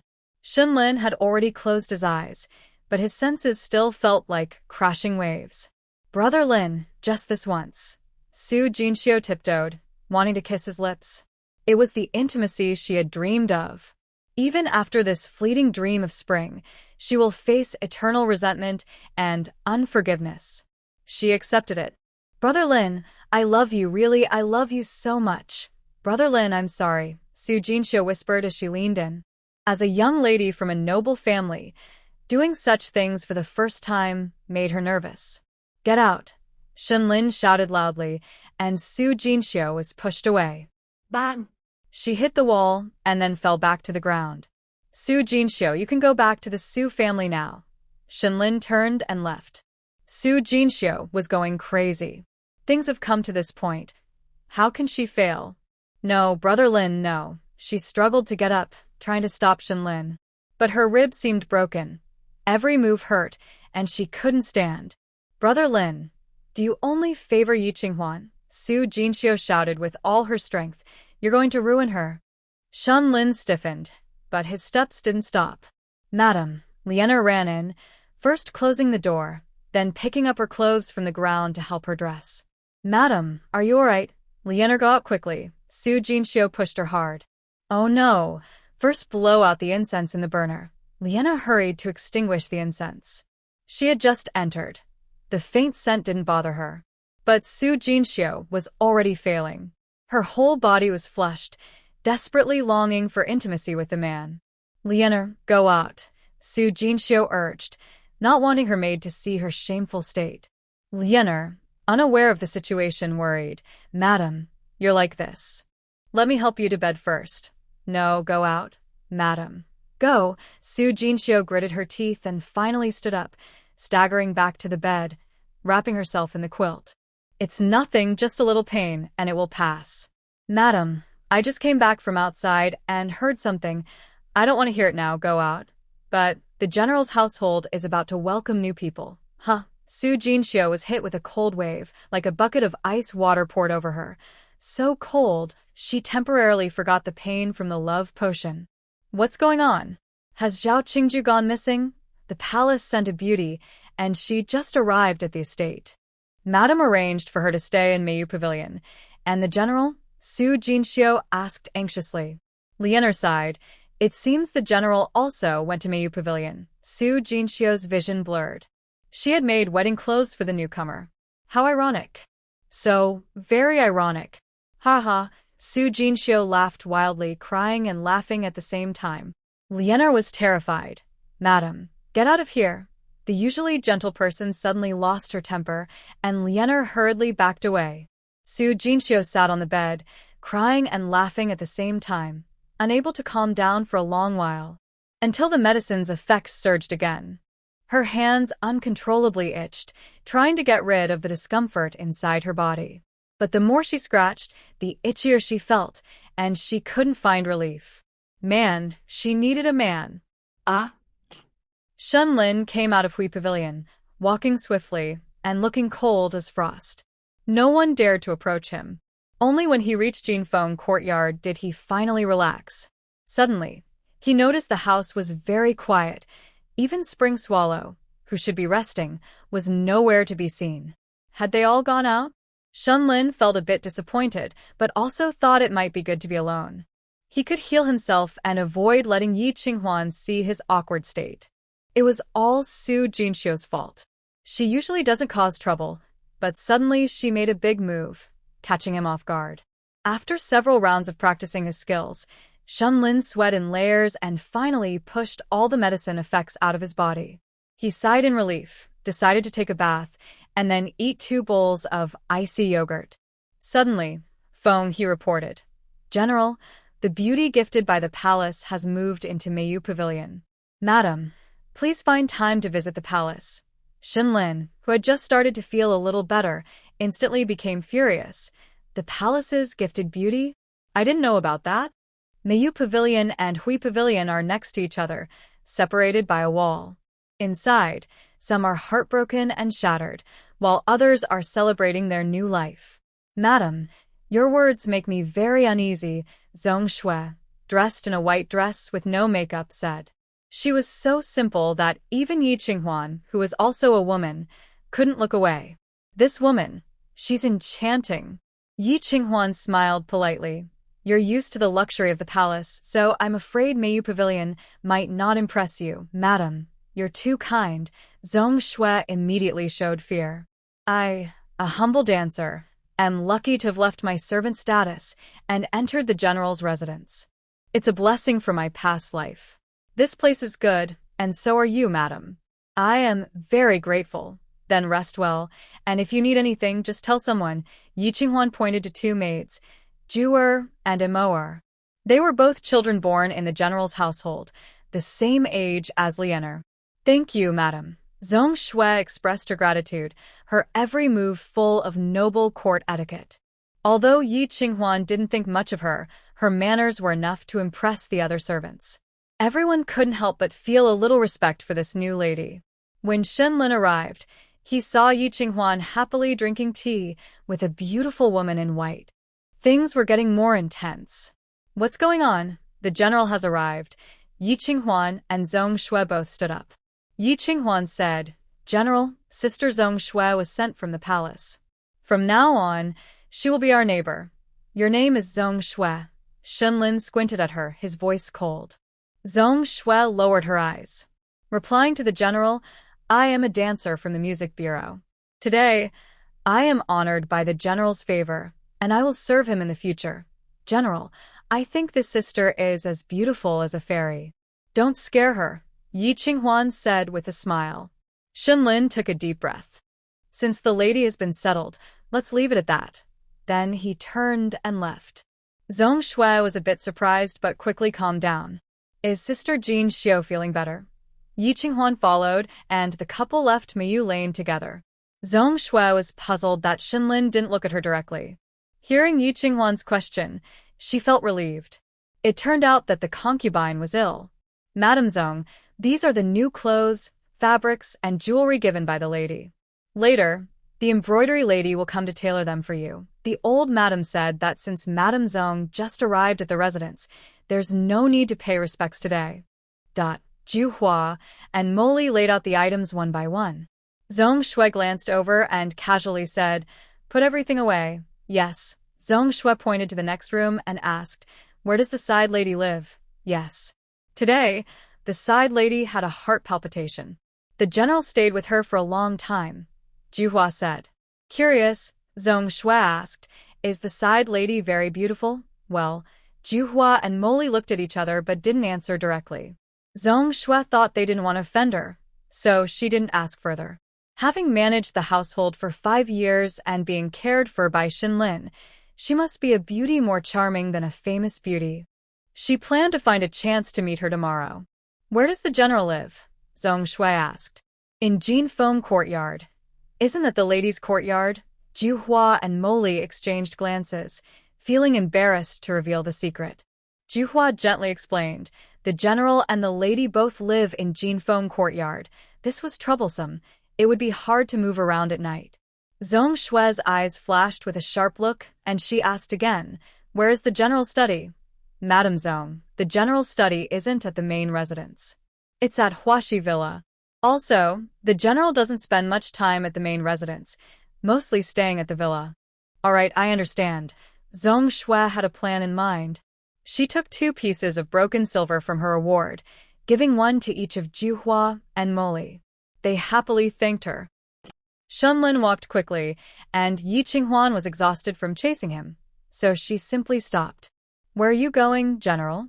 To the private garden, Shunlin answered angrily without looking back. Is running away useful? Shunlin paused and turned to glare at Yi Qinghuan. Do you like to keep giving me women? The third prince is sending women here. What does that have to do with me? Yi Qinghuan looked at Shunlin with a smile. In the past, Shunlin never took concubines. Even after divorcing Yi Qinglan, he never remarried. In this life, maybe because she interfered in the Fengming Pass Mid-Autumn event, Zhao Yu kept sending women to Shunlin. Yi Qinghuan, are you so happy that I take concubines? Shunlin's sharp face twisted with anger. Yi Qinghuan blinked. Does the general not like beautiful women? Beauty? She is the trusted assistant of the third Prince Gaoyu, Shunlin shouted. Yi Qinghuan sighed and stepped forward to comfort him. I understand. Even knowing that, you still accept her. Can I refuse? Shunlin's chest rose and fell violently, his thin lips curling into a cold smile. Who dares disobey the heavenly emperor's will? If you want to blame someone, blame the despicable third Prince Gaoyu. He specifically played this trick when Shunlin wasn't in court. There was no chance to refuse. So, do you have any clever ideas? Shunlin asked. Just keep her for now. I haven't thought of what to do yet, Yi Qinghuan sighed. General, I think you should give me a raise. Your women are too many. As the main wife, I have a hard time managing. Shunlin looked completely speechless. He hadn't even started with other women yet. Where did all these women come from? First Zhao Qingju was dealt with, and now there's Zhong Shui. It's really headache-inducing. Yi Qinghuan sighed exaggeratedly. Shunlin's eyes twitched, and his anger slowly faded. Deal with her, and you can have whatever you want. What if the concubine murders the main wife? Yi Qinghuan asked. Shunlin's pupils suddenly contracted. Under the moonlight, Shunlin and Qin Baochen sat on the roof of the Huaxi Villa, drinking wine and unable to understand something. Between Yi Qinghuan and him, it was only that they didn't dislike each other and could get by living together. She kept helping him again and again, which could be seen as being on the same line as a grasshopper. But to help him eliminate Zhong Shui, risking her life. Was that necessary? What if she accidentally lost her life? Shunlin couldn't help but ask aloud, what do you think she's thinking? Having a wise wife at home, why worry that the future won't be bright? Qin Baochen teased with a sly smile. Isn't it nice to have someone who understands your cold and hot feelings? Shunlin nodded. Yes, I really am not used to it. Madam He kind-hearted and clever, brave and resourceful. I support her, Qin Baochen said. Shunlin glared at him.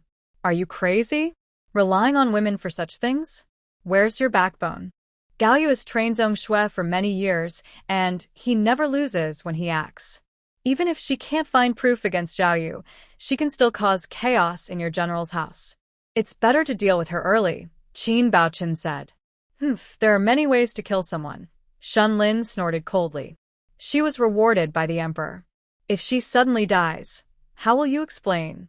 Can you be sure Gao Yu won't find clues? Qin Baochen asked. Shunlin clenched his wine cup. He couldn't guarantee. Gao Yu's clever trick was right here.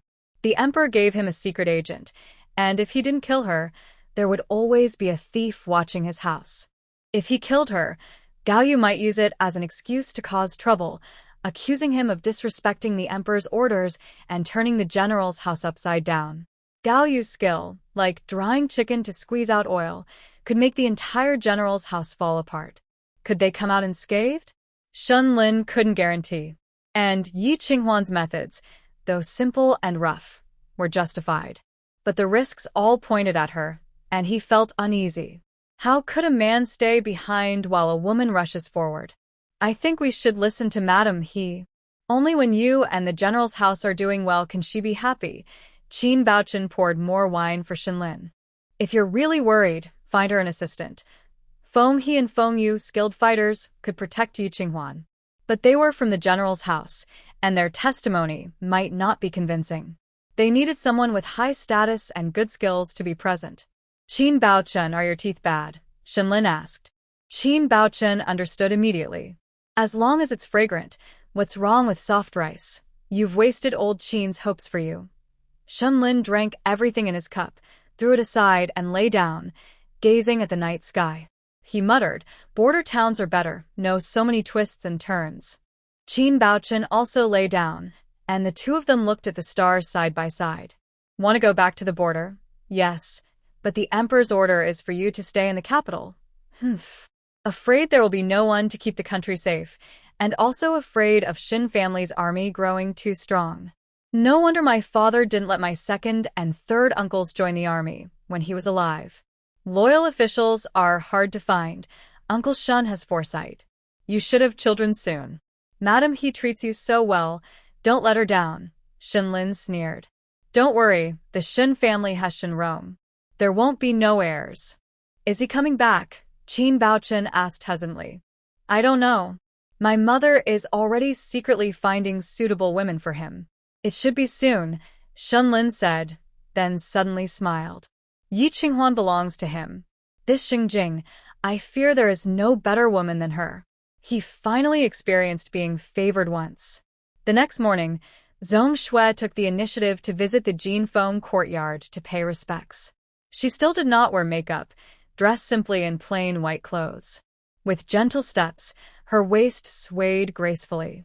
Truly, she moved like a delicate willow swaying in the wind, calm and beautiful like a flower reflected in water. Is he such a beauty, not only men but women also find pleasing to look at?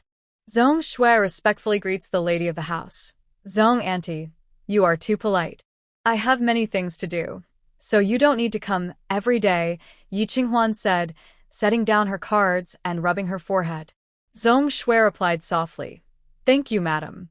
May I ask where the general is? TSK looking for a man so openly. Not letting her give up. She's afraid she'll come to Jinfeng courtyard every day to find him. The general did not return last night. Oh. Then I will go to the other courtyard to look for him. Zhong Shui, gentle and soft, said this and was about to leave, showing she didn't take the head lady of the house seriously at all. Yi Qinghuan angrily called her back.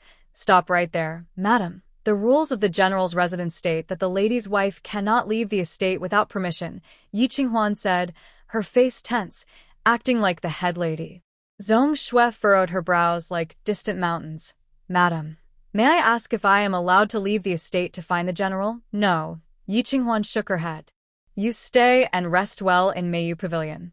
When the general has time, he will come to see you. But when will that be? Zhong Shui thought to herself. Miss Zhao was right. The more clever the head lady, the harder she is to deal with. Fortunately, she came from the palace. She lowered her eyes and said softly, The emperor has ordered me to serve the general well, so you no longer listen to me. Yi Qinghuan's face suddenly darkened. A dancer from the Xifeng Pavilion, once favored, should live quietly. Do you still want to threaten the head lady with the emperor? Zhong Shui dares not. Then go back and wait for the general. After speaking, Feng Yu and Feng He stepped forward with fierce expressions. Zhong Shui didn't expect that the gentle head lady from yesterday would suddenly turn hostile today. She was so frightened she took a few steps back. Madam, I actually have something important to tell the general. Wait until the general comes back. I am busy now, you may leave. Yi Qinghuan waved her hand and continued checking official matters with the housemaids. What could an undercover agent want? Probably just to seduce Shenlin, or say some fake words of loyalty, to steal Zhao Yu's evidence or the continuation of the soul pill. Anyway, it's not good news. Shenlin is so alert, he definitely won't be fooled. But this woman is too tricky, so she must be cautious. Thinking of this, Yi Qinghuan paused. Why did she trust Shenlin so easily? Madam, the general's birthday is coming soon. In previous years, the general was at the border. This year, he's at home. Is it because he's feeling unwell, or something else? The housekeeper asked. Yi Qinghuan quickly regained her composure and said, Let me ask the general first. All right. After finishing her work, she routinely went to Fushou Court to pay respects to Old Lady Shen. The person serving Old Lady Shen was not Su Jinxiu, but a strange-looking woman. Her clothes didn't look like a maid's or a young lady's. She looked odd. Seeing Yi Qinghuan arrive, she smiled politely and stepped forward. Baizhi, greetings, madam. Baizhi? Yi Qinghuan looked past her and at Old Lady Shen. Old Lady Shen had a stern face and said seriously, Qinghuan, you're just in time. This is someone I recently hired for Liner. Her treatment is the same as the one at Mayu Pavilion. Yi Qinghuan's eyes twitched slightly. Zhong Shui forced her way in, and Shenlin was so angry he didn't come home all night. Now there's a new person. Won't Shenlin be furious again? Good things come in pairs. Baizhi, consider this my birthday gift to Liner. Since Jinrong and Zhong Shui are already living in the south, I think Baizhi should stay in Lianlong Pavilion. Old Lady Shen said. Lianlong Pavilion is very close to Jinfeng Courtyard, and it's on the way back. Much more convenient than Hui Pavilion. By arranging this for Baizhi, it shows that Su Jinxiu has been abandoned. Unfortunately, she had dedicated her life to Aunt, but in the end, she was discarded. Seeing that Yi Qinghuan didn't reply immediately, Old Lady Shen frowned displeasedly. What? Do you want to disobey me? How could I dare, wife? Yi Qinghuan quickly restored her smile. I'll follow mother's arrangements. Old Lady Shen was satisfied. Baizhi stepped forward confidently and bowed. Thank you, madam. Her demeanor was more like a noble lady from a prominent family than Su Jinxiu's delicate girl. It was clear she wouldn't be easy to deal with. Yi Qinghuan silently apologized to Shenlin 3 times in her heart. Because of her, his love life had been changed. Zhong Shui and Baizhi. Zhong Shui was easier to handle and would only stay at the general's residence for a while. But Baizhi was here to stay forever. General, you better prepare yourself. All right, I won't need any more service here. Take Baizhi and settle her properly. Yes, mother. Yi Qinghuan assigned 2 maids to Baizhi and gave her the same generous gift as Zhong Shui. Baizhi was very pleased and kowtowed 3 times to Yi Qinghuan. Spring Yen was so angry she almost exploded. Old lady is too much. The main wife just moved in a little over a month ago, and she's already starting to bring in concubines for the general. She's clearly not respecting the madam. She's old and probably has poor eyesight. Yi Qinghuan also had a headache. A small change could affect everything. Her and Yi Qinghuan's rebirth really changed many things. She wondered how many things would still be different from her past life. Madam, you should take advantage of the general's good mood and settle down early to secure your position, Chun Yan advised. No, Yi Qinghuan reflexively trembled twice. She didn't want to face such a terrible thing. Madam, stop persuading me. The wound on your neck has just scabbed over. Be careful it doesn't open again. Chun Yan touched her neck and sighed. She couldn't persuade the madam, so she had to let others try. Chun Yan and Chun Yu secretly discussed for a while and decided to send a young girl to Hui Pavilion to reveal the old madam's plan to make the general take another wife. The side lady was related to old Madam Shen and was always favored. Maybe if she caused some trouble, she could send away the lady from Linglong Pavilion. Hui Pavilion, it was almost lunchtime, but Su Jinxiu still refused to get out of bed, wrapped in a quilt. She looked blank, as if her soul had been taken away. Fortunately, Lian Er had already washed her face and combed her hair, making her look a bit more refreshed. Thinking back to how she looked when she entered the room, disheveled hair and ragged clothes, Lian Er still felt scared. The general was too harsh on the side lady, showing no mercy at all. But she dared not say it aloud. "Side lady, it's time for your medicine," Lien Air whispered. Su Jinxiu didn't move. "Side lady, your health isn't good. You must take your medicine." Lien Air, "I won't take medicine anymore." Su Jinxiu finally spoke, her dull eyes slowly gaining some life. "I'm hungry." "Go get some hot porridge." "Yes." Lien Air happily went to prepare the porridge. Su Jinxiu slowly lifted the quilt, looked down at the bruises and purple marks on her body. So this was what it felt like to enjoy intimacy. It was pleasurable, but also painful, and mixed with a bit of revengeful pleasure.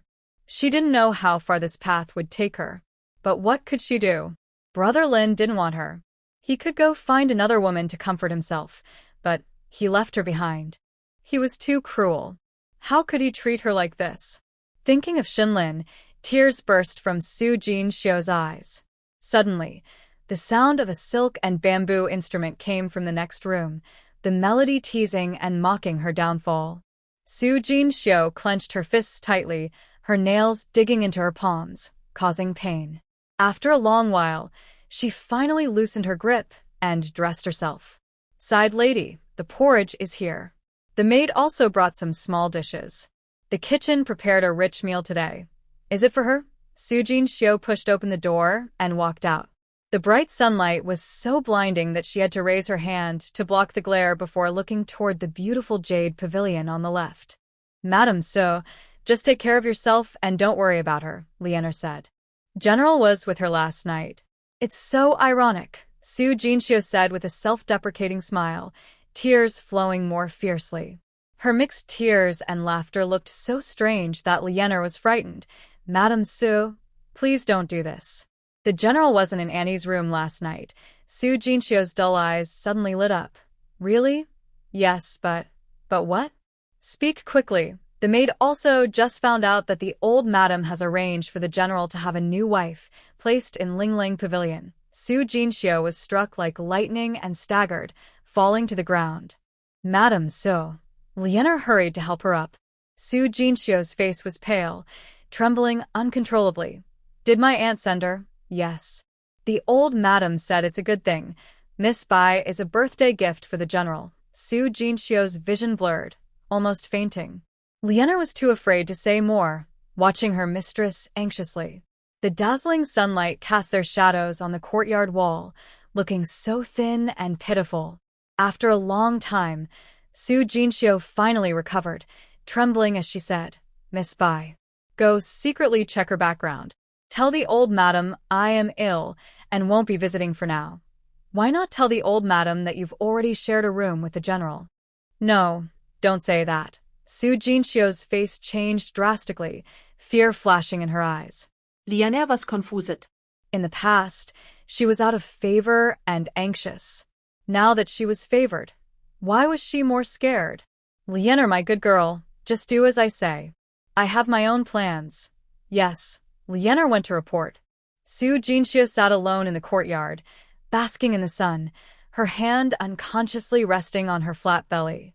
Love potions, fertility pills. She had worked hard to get these precious things. But she had shared a fleeting moment with someone else. If others found out, she would be thrown into a pig cage.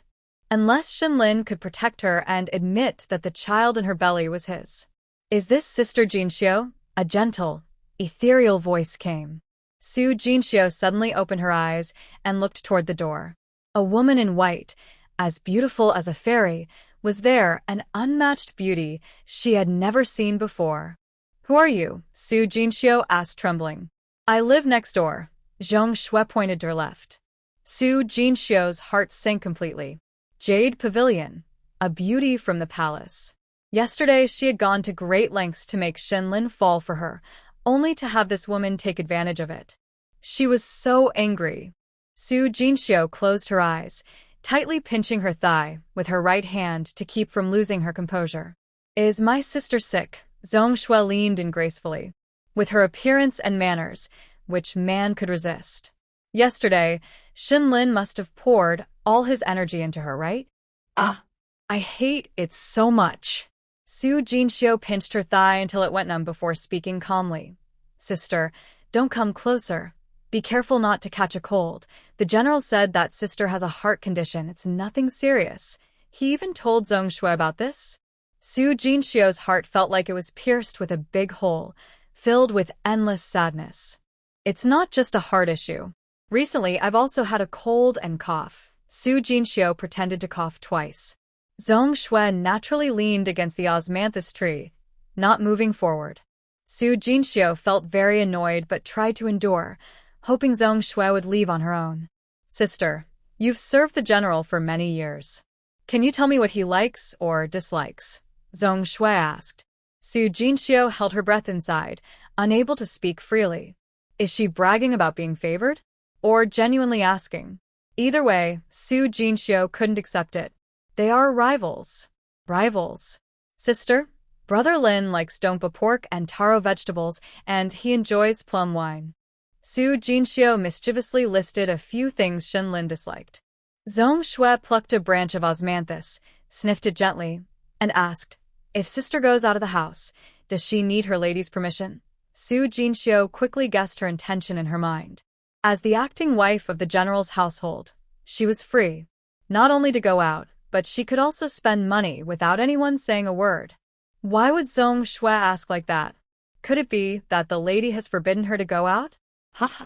Good restriction. Very good. In this grand courtyard, someone can still control the new favorite. Su Jinxiu felt much more relaxed. Of course, we are all concubines, and we must listen to the lady. Is there no other way to go out? Yes, only with the general's permission. Zhong Shui, what's the difference if I ask or not? Madam Zhong, I'm tired and need to lie down. You can go now. Su Jinxiu stood up and returned to her room. Zhong Shui wandered elsewhere to familiarize herself with the environment. Thus, everyone in the general's household saw the new lady wandering alone around. She was beautiful, but a bit plain. Unlike the lady, who was down-to-earth and approachable, no one paid her much attention. Shenlin returned home and naturally headed toward Jinfeng courtyard. When he saw Zhong Shui's figure, he quickened his pace. But unexpectedly, outside Linling Pavilion, someone stopped him. The general is back. Who are you? Shenlin frowned as he looked at the woman before him. She appears unfamiliar, bold, and exists somewhere between a master and a servant. Who is she? General, my name is Baiji. I am serving you on the old madam's orders, Baiji said politely and confidently. Shenlin was caught off guard. Another new person? General, I prepared some rose ice cream for you, Baiji said with a smile, inviting him to try. Shenlin's chest rose and fell sharply, and he turned to go toward Jinfeng courtyard. Just then, Yi Qinghuan came out, and they met face to face. Shenlin pointed at Baiji and asked, what is she doing here? The old madam gave her as a birthday gift to the general. It's just my birthday. I don't want gifts, Shenlin shouted angrily, not caring about the new person's feelings. Baiji was still standing at the entrance of Lingling Pavilion. She could hear clearly and see everything. The old madam was right. The general disliked her arrangements, especially for women. Calm down, general. Bai Yinyang is still standing there watching. Come inside and talk, Yi Qinghuan said softly, trying to soothe him. Baiji sneered inwardly. So, all the high-class manners are just for show outside? Behind closed doors, they're just petty and affectionate with the general? You, go inside. Shenlin turned his head and shouted at Baiji. Yes, sir, Baiji replied and went inside. Yi Qinghuan also stopped pretending and walked back, mocking. It seems the general's love life is blooming. Maybe he went to some temple to make a wish. Yi Qinghuan, can you laugh even louder? Shenlin said with a dark face. Can you be a proper wife? When others send in concubines, you accept happily. What else can I do? One is from the palace, and the emperor's orders are hard to refuse. The other is arranged by my mother. If I oppose, I'd be disrespectful. Between kneeling at the ancestral hall and enduring your scolding, I choose to keep myself safe. Shenlin was furious. She chose to protect herself. What could he do? He could not favor the concubine, but seeing her still made him annoyed. He thought, better to see nothing and forget. YG, also deal with her, Shenlin said after drinking a cold tea to calm himself a little, his sharp features tense. This is not easy, Yi Qinghwan said, supporting her chin with one hand and looking at Shenlin across the small table. General, you handle it yourself. Any conditions, just say them, Shenlin rolled his eyes. This little fox always wants to gain benefits from her work. No wonder she's from the Bai family, born with a business mind. General, you're rarely home. If you cause trouble, just walk away. If I oppose my mother, I'll be punished. Don't worry, I'll cover for you. Whatever you want to do, just go ahead. What if I have a conflict with my mother? I will protect you. Yi Qinghwan blinked and smiled softly. Like a gentle spring water, it made Shenlin's heart feel light and sway. Someone once said, a wife is like clothes. If they don't fit, change them. But a mother is the only one. Yi Qinghwan carefully teased Shenlin to test his bottom line. Shenlin's gaze turned cold. Humph. If I can't change her, I'll just leave her be. It's not worth the trouble. General, do you have a conflict with your mother? Yi Qinghwan asked softly. Why? Has no one told you? No. Shenlin's expression darkened, and the air in the room seemed to grow colder. He was about to report her work when she overheard the conversation between the wife and the general. Her heart immediately tightened. The relationship between the old lady and the general is a forbidden zone. The wife asked directly, which was very dangerous. He hurried to find Chun Yu. Is there any ice cream today? Quickly send a bowl to the general. There is, but the general probably doesn't want to eat it. Aunt Bai used the ice cream, and it went bad. Chun Yu hesitated. He was anxious. Is there any other snack the general likes? None left. He clenched her teeth, deciding to take a risk and save the lady, even if it meant the general might scold her. She hurried back, but overheard Shenlin saying at the hall, Rong's injury still hasn't healed. He relies on a wheelchair every day. If he can't recover, my mother will never forgive me in this lifetime. His pupils trembled. Did the general really reveal that past? That's how it is. But the general was only 12 at the time. You did your best to save your second brother. You can't blame the general. Yi Qinghwan looked at Shenlin with sympathy. It turns out that the conflict between Shen's mother and son was because Shen Rong was injured and crippled after an accident. How ridiculous. Shenlin had already done his best to save him, yet he was still blamed? If Shenlin hadn't risked his life to save Shen Rong, he would have died long ago. She blames me for taking Rong out that day. Did you force Shen Rong? Did you know it was dangerous to go out? Of course not. So, you can't be blamed. Yi Qinghwan had unknowingly held Shenlin's hand and looked sincerely into his eyes. Shenlin, stop blaming yourself. Move on and live for yourself. Her hand was soft and a little cold. Every word she said struck his heart, pushing away all confusion. Shenlin's eyes reddened slightly. Yi Qinghwan, are you so protective that you forget what's right and wrong? You are not at fault. It was your mother's favoritism. Yi Qinghwan sighed. Taifei also said the same, Shenlin said, playing with Yi Qinghwan's purple jade bracelet. But she couldn't convince her mother either. Why try to convince her? If she loves wrongly, let her be. We just need to stick to our own choices. Yi Qinghwan laughed. General, you kill so easily on the battlefield, but at home, you're so indecisive. You don't know how harsh the battlefield is. The brave soldiers at the border care deeply about their families. That's what keeps them going, Shenlin explained. Yi Qinghwan didn't fully understand but agreed. Yes, because they care, they feel sad.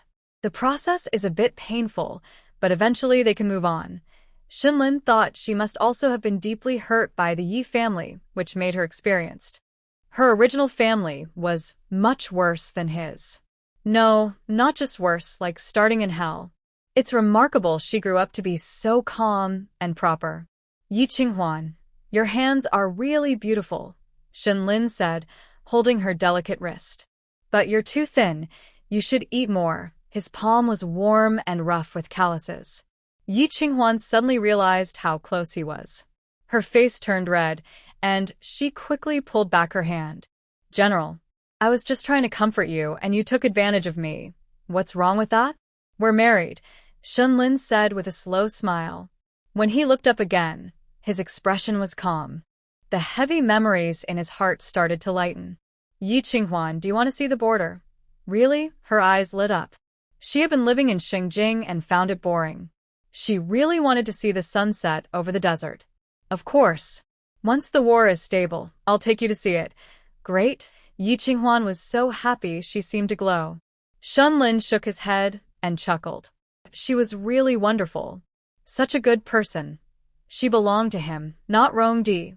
Does the general not want to keep Bai Ji because she was arranged by the old lady? Yi Qinghuan returned to the main topic, and Shunlin's good mood disappeared instantly.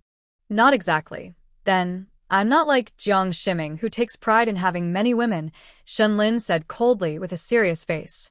If it's Jiang Shiming, no matter who sends a spy, as long as she's a beautiful woman, he will first satisfy his desire before dealing with anything else. General, it's not good to chase people away without reason. Let Bai Ji stay for now. We'll deal with Zhong Shui later, Yi Qinghuan said. Shunlin replied gloomily, any way you handle it, I'll cover the back. All right. Yi Qinghuan smiled happily. She has plenty of experience in dealing with concubines. Outside, Feng, he was shocked beyond words. Not only did the general share his inner pain with his wife, but he also asked her to send away all the concubines. Feng, you should also eat. This thing, kept cold, can only last a day. It would be a waste not to eat it, Chunyu said, handing over a bowl of icy dessert. Feng thought for a moment and said, send one to the general and the lady as well. Is that okay? The general was quite angry just now. It's fine, you can go deliver it. All right. Chunyu brought in 2 bowls. Shunlin didn't get angry but looked thoughtful as he held the icy dessert and asked, did the lady also pass on her dessert-making skills to the main kitchen?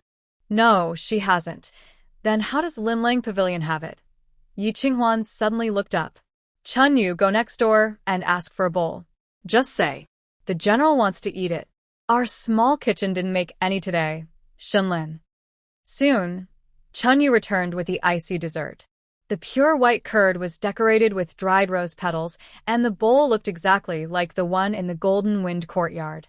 Placed side by side, they were indistinguishable.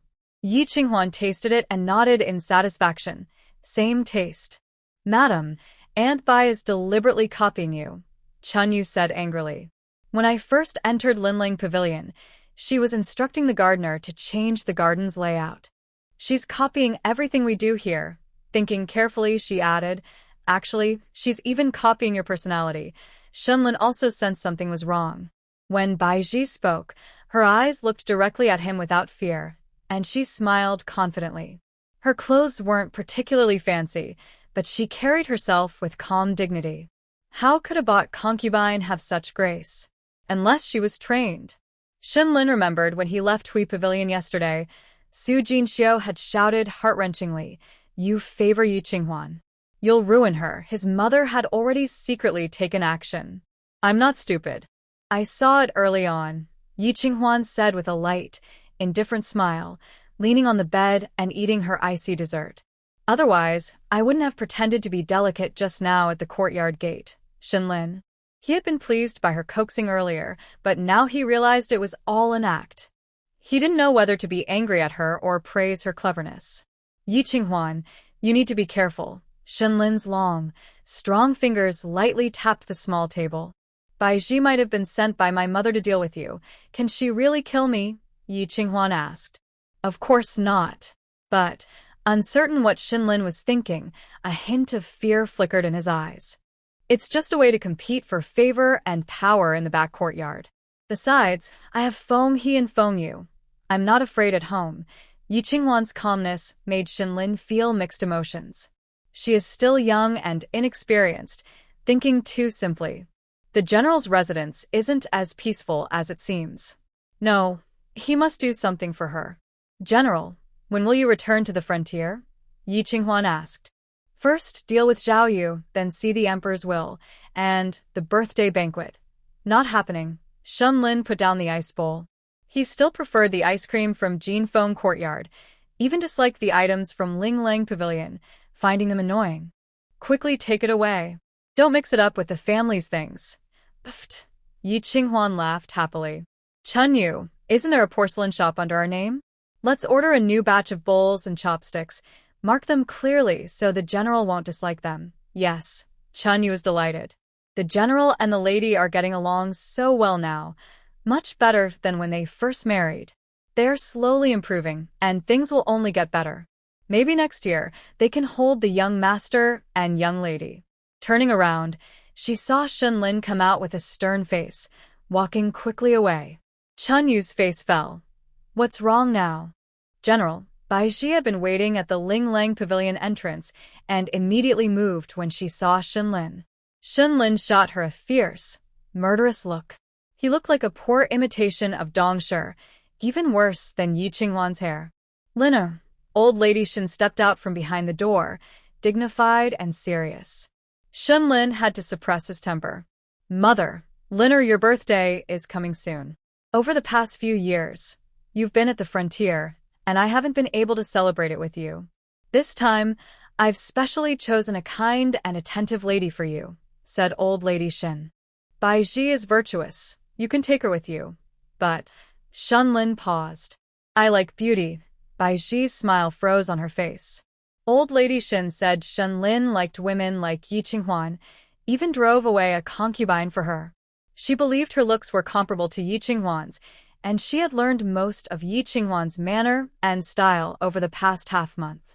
Now, Shenlin found her not pretty enough?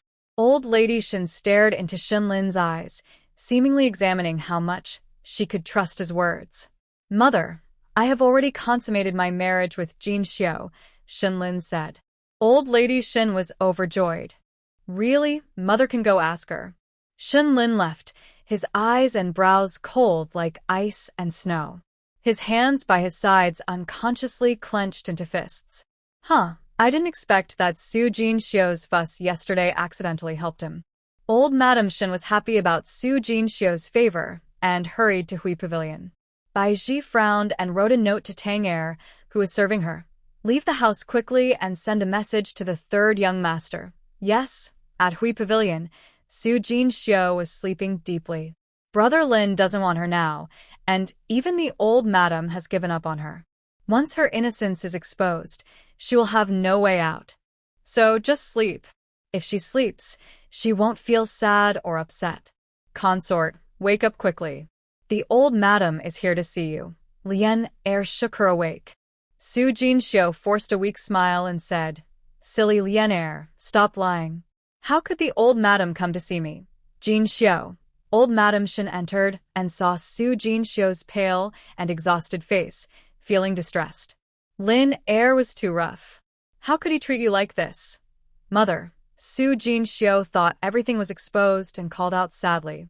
She didn't want to be thrown into a pig cage, nor did she want to ruin her reputation.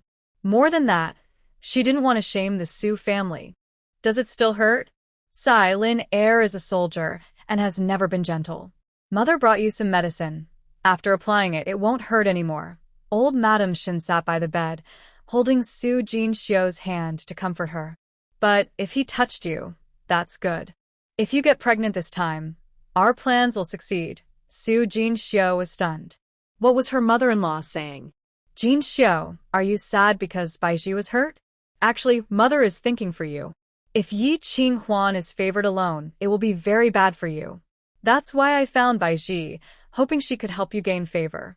But now that you are favored, you won't need her anymore. I have already given her a title, so I can't send her away immediately. In the future, you and Baizhi should support each other.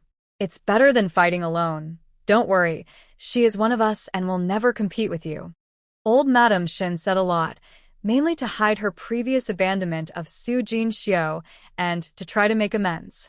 After all, she was her niece, blood relatives who should be closer and more trustworthy.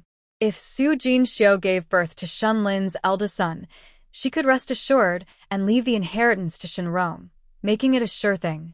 Su Jinxiu listened for a long time and finally understood. Old Madam Shen misunderstood. She thought it was Shenlin who touched her. Su Jinxiu's heart was pounding with hope for a better life.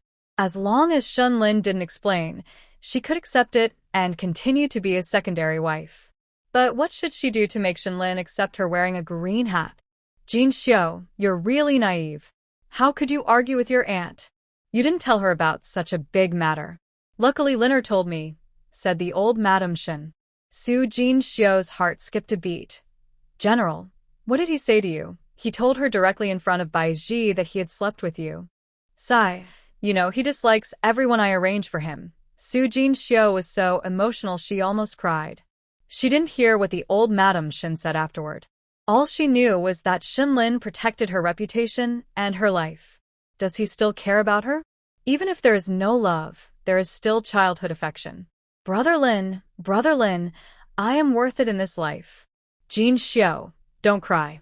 It's my fault, said the old Madam Shin kindly, wiping Jin Xiu's tears, just like when she took her from her biological mother in the Su family years ago.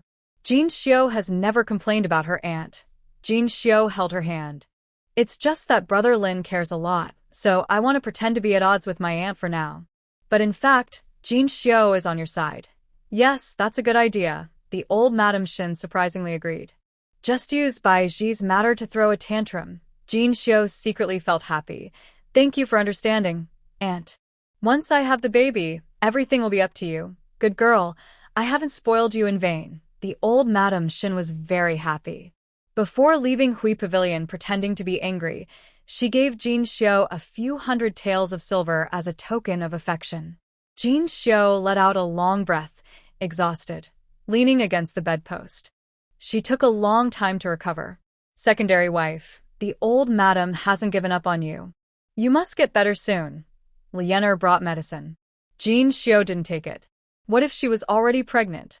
After leaving, the news of the disagreement between her and her nephew spread quickly in the general's residence. Shinlin moved back to Huaxi Villa. Since he was not at home, the women in the general's house also calmed down. Jin Xiu was sick, and Zhong Shui was under house arrest. The only remaining Bai Ji had to serve the old Madam Shin diligently every day. Yi Qinghuan felt much more relaxed. After finishing her work that day, she borrowed the excuse of checking her shop to visit Chongming for supplies. Madam, the charcoal is almost enough. Luckily, we acted first. Now, the price of charcoal has started to rise, and it's hard to even sell at a profit, said Chongming. It's not winter yet, so the rise in charcoal prices must mean someone is hoarding a lot. Do you know how much young Master Jiang has hoarded? Yi Qinghuan asked. Chongming Dao, Madam Hui, I have already inquired. Young Master Jiang has invested another 7,000 or 8,000 taels of silver, all used to stock good charcoal. Does he have that much money? Yi Qinghuan was surprised. The money from the home mansion is managed by Mu Qing. She remembers that by this time, Jiang Shiming had little private wealth left. I heard that the Yi family lent him several thousand taels of silver. Also, the Yi family is secretly stockpiling charcoal, but not as much as young Master Jiang, Chongming Dao. Yi Qinghuan pondered. Yi Qinghuan used her family's money to regain favor and passed her business skills to Madame Yi. 3 groups stockpiling charcoal at the same time is very noticeable. Chongming, stop stockpiling charcoal. Keep the warehouse secure.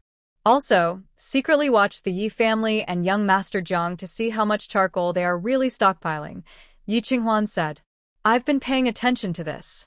Young Master Jiang raised the price of charcoal and collected quite a bit. But he's inexperienced and only built 1 warehouse. All the charcoal is piled together. If there's a flood, it will all be lost, Chong Mingdao laughed. Yi Qinghuan also smiled upon hearing this. Does Yi Qinghuan not realize the risk of putting all her eggs in one basket? It seems her wisdom after rebirth hasn't grown much. How about the rice? How is the stockpile? Chen Yan asked. This year's harvest was good, and rice prices are 10% lower than last year. 2 taels of silver per stone of rice.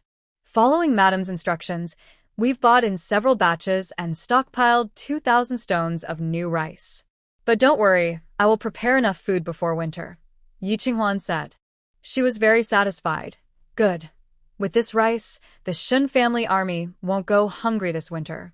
But spending 1,000 taels of silver so easily feels a bit frustrating. There's still next year. If the Shin family army continues to be maliciously excluded, their grain supplies will never be enough. Shin Lin's family wealth can't keep supporting them forever. She still needs to find ways to make money. Chun Yu, let's go to the fabric shop, Yi Qinghuan ordered. Since it's for the court, she might as well make money from the court to cover her expenses. The court's money is the easiest to earn. For example, designing new patterns for fabrics for the noble ladies. Yi Qinghuan's previous fabric shop did exactly that, always profitable. Just as she was thinking about which new patterns to start with, someone suddenly blocked her way. "Oh, sister, still in the mood for shopping?" Yi Qinghuan asked sarcastically. "I heard General Shen took 2 beautiful concubines, and one is a stunning palace lady. Aren't you worried? Young Master Jiang has more beauties. You should be worried about yourself," Yi Qinghuan said, eyeing Yi Qinglan. Her clothes and jewelry are not as luxurious and exquisite as before. Did she pawn her jewelry? Why are you looking at me like that?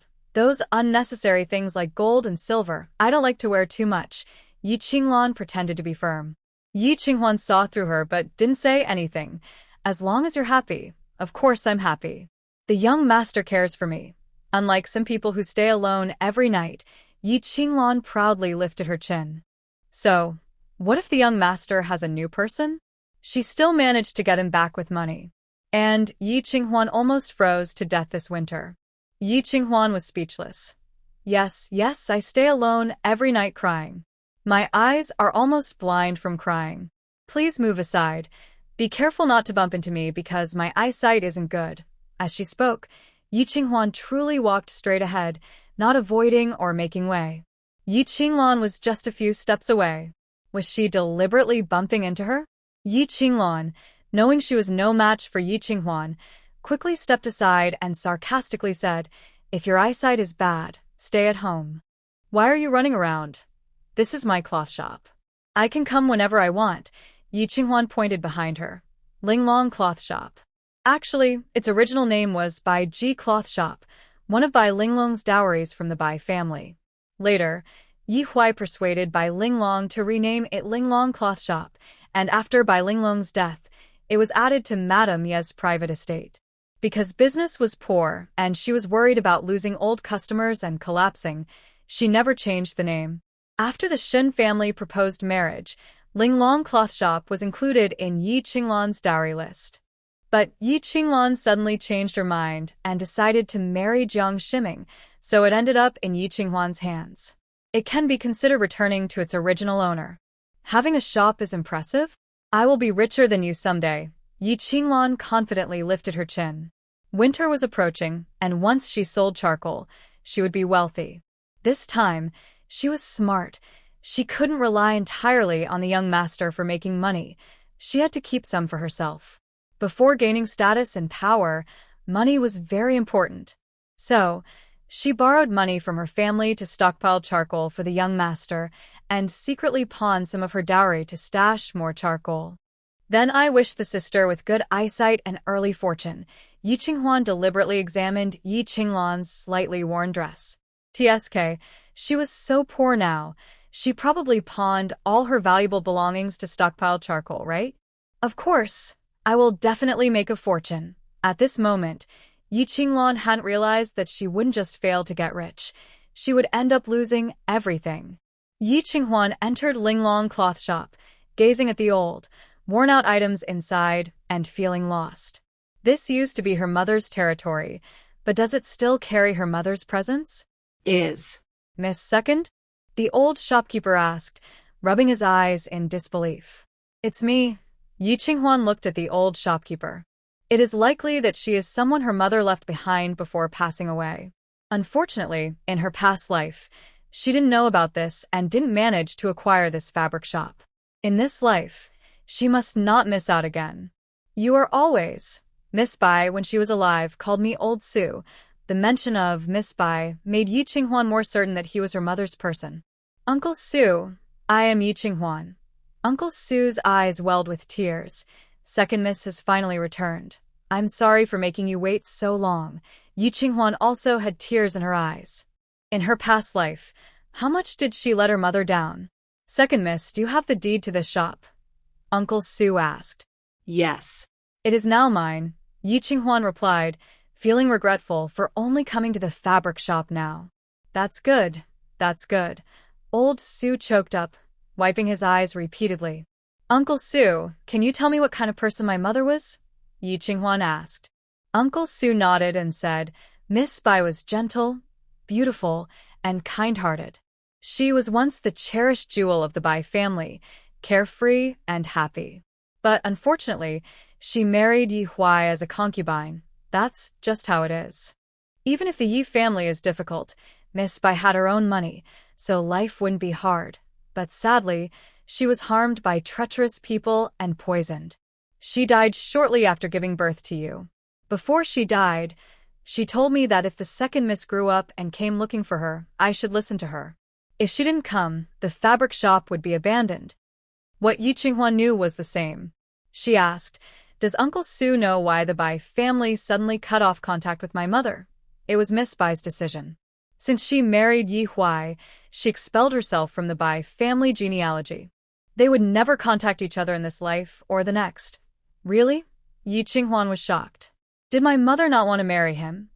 Uncle Su said, I don't know the full story. After the shop in Shengjing was registered under Miss Bai's name, she also cut off all business dealings with the Bai family, cut off so completely.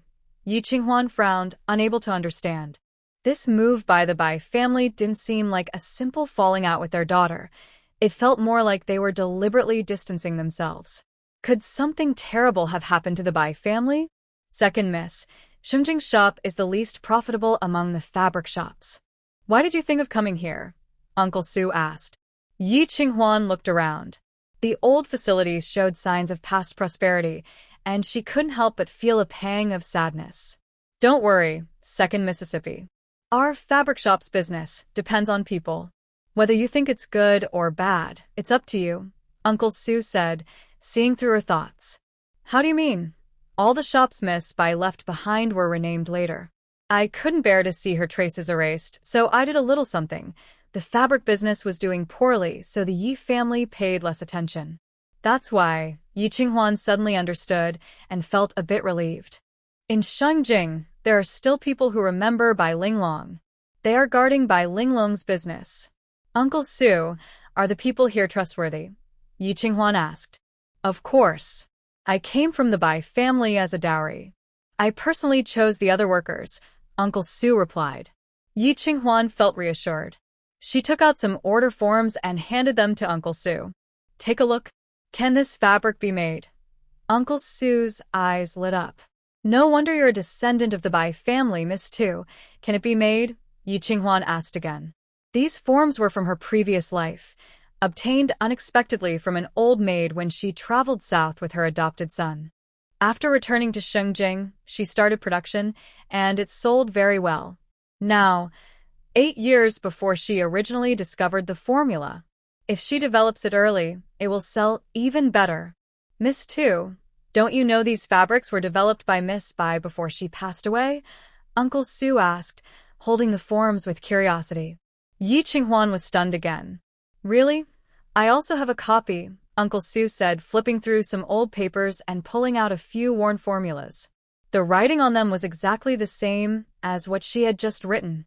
In that moment, Yi Qinghuan's breathing became rapid. Uncle Su, how many people know about these formulas?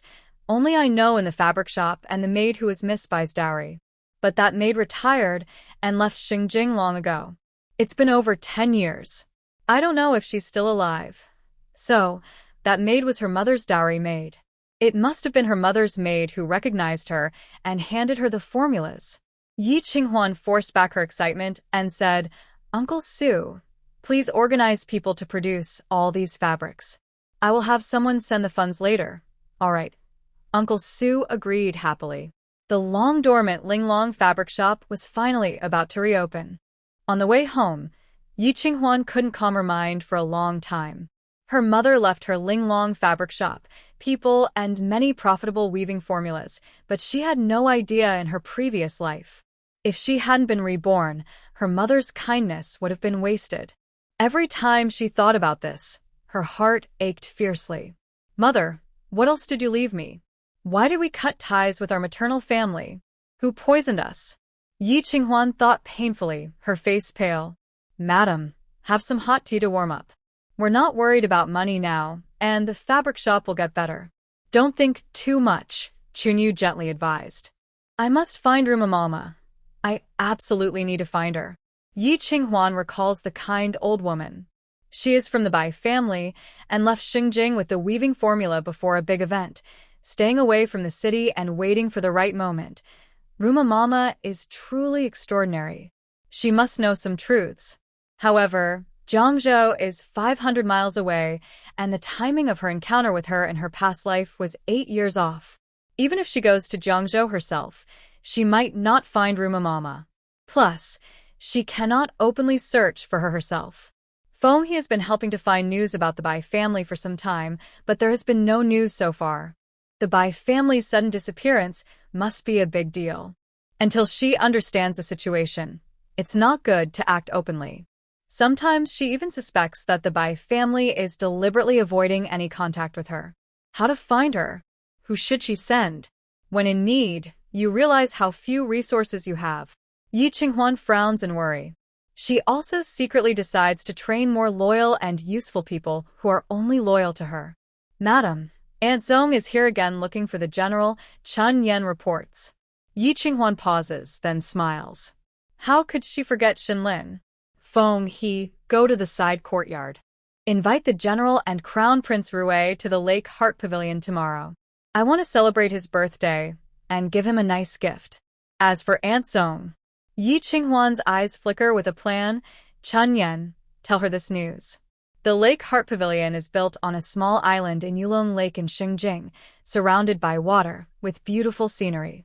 Yi Qinghuan arrives early and arranges everything.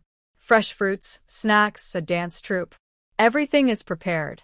Xinlin and Crown Prince Rui Gaoli arrive on the island and start playing music and dancing. The atmosphere is lively and well set. Gaoli praises, General Shen's birthday this year is quite special. Madam's ideas are clever. Her ways of pleasing me are quite good, but unfortunately, she's not pretty enough, Xinlin says loudly as he walks past the dancing courtesans. Gaoli laughs loudly. The main wife doesn't care about looks. The one the palace gave you is a true beauty, isn't she? Why aren't you satisfied? Zong Shui? She's beautiful, but the madam is unhappy. She's confined in the general's residence, and I haven't had a chance to see her, Xinlin replies. Haha. The general is afraid of the wife? Why not take today's birthday celebration as a chance to ask her for a favor? Gaoli jokes. Zong Shui, hidden among the courtesans, hears this and is overjoyed. So, it's Yi Qinghuan secretly stopping her from having the general's favor. No wonder she's been kept under house arrest, unable to see the general. Even for such a big event as the general's birthday, she's left out and secretly sneaks outside to celebrate. Luckily, she got the news and secretly mingled among the courtesans. Today, she was determined to win Xinlin. With her beauty and skills, she believed she could make Xinlin fall for her in just one night, and he would never leave her. By then, she wouldn't have to worry about sneaking into his study to steal things anymore. Madam, I told you it was just a birthday. Why are you still causing trouble? Xinlin's angry voice sounded. Zhong Shui calmed herself and looked to the side. Yi Qinghuan was smiling happily while being scolded.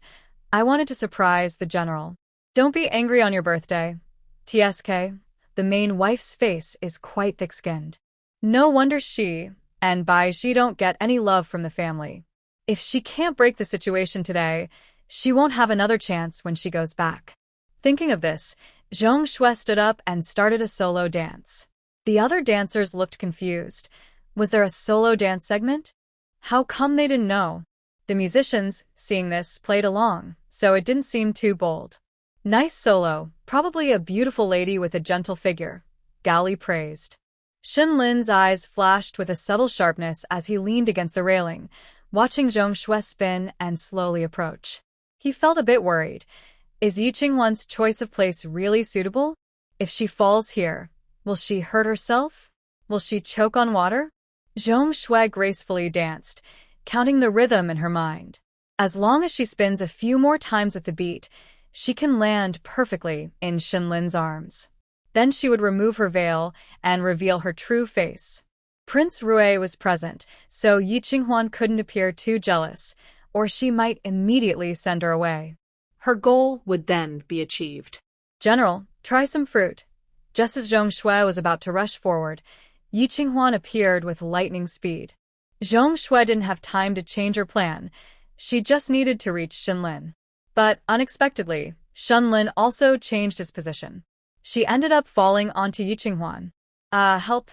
Yi Qinghuan, overwhelmed by gravity, leaned back, losing her balance, and tumbled over the railing, falling toward the lake. Madam, quick, save her. The scene was chaotic. By the time Zhong Shui reacted, she had already been kicked to the ground by Shinlin. Who dares to kill my wife Shinlin? With a swift slash, Zhong Shui's veil was torn off, and Shinlin ended her life with a sword. She stared in disbelief, eyes wide, her face full of unfulfilled regret. Who is so bold? Gao Li said grimly, pulling off the veil. It's her? Seeing Zhong Shui's face, Shinlin showed no surprise. He threw his sword and leapt into the lake. Foam He and Feng Yu splashed and shouted on the water, acting frantic to save her. The scene drew passing boats to stop and watch. Meanwhile, Yi Qinghuan was underwater, holding her breath, waiting for him. Seeing Shinlin, she blinked and asked with her eyes, "Did it work?" Shinlin made a gesture across his neck, then one arm wrapped around her slim waist, pulling her out of the water. Yi Qinghuan closed her eyes, pretending to faint. Right now, she was the main wife who had been harmed by a jealous concubine's failed plot and was injured from choking on water. Spring Yen waited on the shore, and as soon as they came up, she quickly covered herself with a large coat. Madam, wake up. Prince Rui, I need to take the madam to see a doctor. You saw what happened today with your own eyes. When we report to the emperor, I will be the one to testify. Shinlin, soaked all over, held Yi Qinghuan as she fainted. Gao Li nodded seriously. That's only natural. And you all? Shinlin looked coldly at the dancers and musicians present. Did you see everything clearly? The dancers, unable to return to the boat, all knelt on the ground, trembling and huddling together. Yes, we saw. She pushed the madam into the lake. Our performance didn't include a solo dance. She arranged it herself. She isn't one of our sisters. We don't know where she sneaked in from. Good, all witnesses. Shinlin hurriedly carried Yi Qinghuan onto a boat and left. Gao Li picked up her wine cup, looking thoughtfully at Zhong Shui, who had already died. What? Zhong Shui is dead. Zhao Qingyao stood up in disbelief. Shinlin is so bold. Isn't he afraid of punishment from the emperor? Women given by the palace can be killed just like that. Shinlin not only killed Zhong Shui on the spot but also reported it to the palace. The jealous concubine tried to kill the main wife, and the emperor shouldn't blame him. He must be well taken care of. Marquis Zhao Yu, feeling frustrated, paced while stroking his beard. He had thought that with Zhong Shui's skills, capturing Shinlin would be easy. But unexpectedly, Zhong Shui hadn't even touched Shinlin's sleeve before he was dead. A single sword strike, killing him instantly. Zhong Shui couldn't have murdered Yi Qinghuan. She was in such a public place. She's not that stupid, Zhao Qingyao said, clutching her embroidered handkerchief tightly. We all know that, but Prince Rui and the dancers and musicians saw it with their own eyes. Zhong Shui pushed Yi Qinghuan into the water. And the passing boat near the lake pavilion also saw Yi Qinghuan fall in. Couldn't Yi Qinghuan have been plotting against Zhong Shui? Zhao Qingyao still refused to accept it. Marquis Zhao sneered. Of course that's possible. But what about the evidence? Can you say everyone was bought off by Yi Qinghuan? She's just a woman. Does she have that much power? Would she risk her life to scheme against an unpopular concubine? Zhao Qingyao was speechless. The lake at the end of autumn was cold enough to freeze people. I heard that after Yi Qinghuan came up, she ran a high fever that wouldn't go away, even alarming the imperial doctors. With so many witnesses, the truth is clear. Public opinion is powerful. Zhao Yu angrily slammed the table. The third prince investigated secretly, but found nothing. Shinlin's open plan was flawless. Father, What should we do? Zhao Qingyao panicked. If the Zhao family's alliance with the Western people were exposed, it would be a crime punishable by the severest penalty. If I become guilty, how can I still be the third prince's consort? Qingyao, we have no chance left to send women to him. We need to prepare for the worst, Zhao Yu said. Father, if anything happens to the Marquis of Jingguo's house, what about your marriage with the third prince? We need to think about that. Father, I will go and detain Yi Qinghuan, forcing Shenlin to hand over the items. Our Zhao family must stay safe. Zhao Qingyao turned and left quickly. Stop. Can Shenlin give evidence that I am betraying the country? Zhao Yu sharply questioned. Zhao Qingyao stopped abruptly. Because of her, there was no hope. Women are just tools for men to climb to power. Moreover, everyone in Xingjing knew that Shenlin had a favored concubine and a trusted lady before his wedding. After the concubine returned to the frontier, Shenlin quickly took a new one. Yi Qinghuan was just a nominal mistress. How could a ruthless man like Shenlin fall into their trap for Yi Qinghuan? Qingyao, right now we only have one way. Zhao Yu stroked his beard, eyes cunning. What way? Sometimes you have to risk everything to catch the wolf. We should learn from Shenlin. You go undercover. Either make Shenlin hand over the items or have the third prince kill Shenlin first. Qingyao's face instantly turned pale as paper, and her legs gave way, collapsing to the ground. General's residence, Golden Wind Courtyard. After the imperial doctor left, Yi Qinghuan stopped pretending and comfortably lay on the bed. Her high fever was real, but so was her happiness. She was now in a state of excitement. How did you fall into the water? What happened with Zhong Shui? Old Madame Shen, along with Su Jinxiu and Bai Ji, came over. It seemed like a visit of concern, but it felt more like an interrogation. The biased old mother. She was ungrateful for saving the Shen family and even criticized her. Yi Qinghuan sighed silently. Maybe she thought I was the one stopping the general from going to her room, so she resented me. She's too bold, Su Jinxiu said angrily. Where the general wants to go. Has the lady ever interfered? She's not favored, yet she blames others. Who knows? That collision. Oh. Yi Qinghuan covered her stomach and said, that was really harsh. My stomach still hurts. If I were pregnant, I might have a miscarriage. Su Jinxiu's heart tightened, and she instinctively placed her hand on her belly. Someone sent her from the palace, but she doesn't seem like a good person. Old Lady Shen thought suspiciously, feeling that this matter was unusual.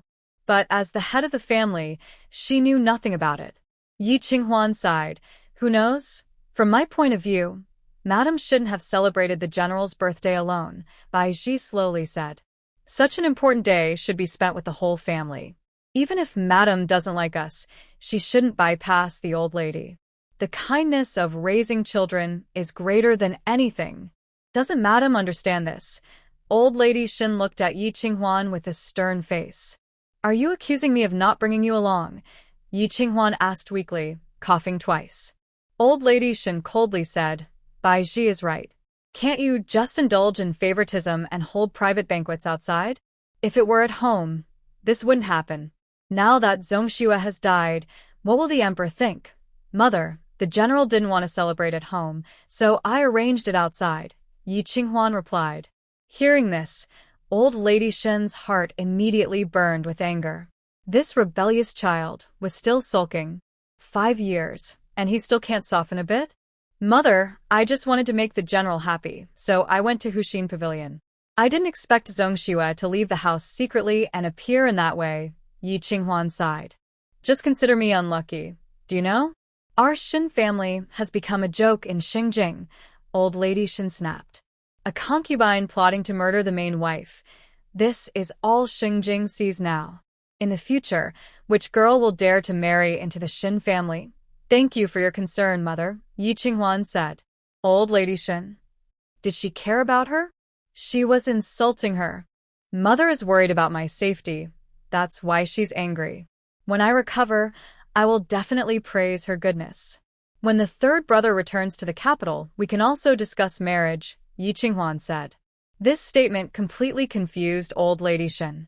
No one noticed the fleeting anger in Bai Ji's eyes. Mother, when will the third brother return to the capital? Yi Qinghuan asked casually. Mentioning Shen Rong, old lady Shen's tone softened a little.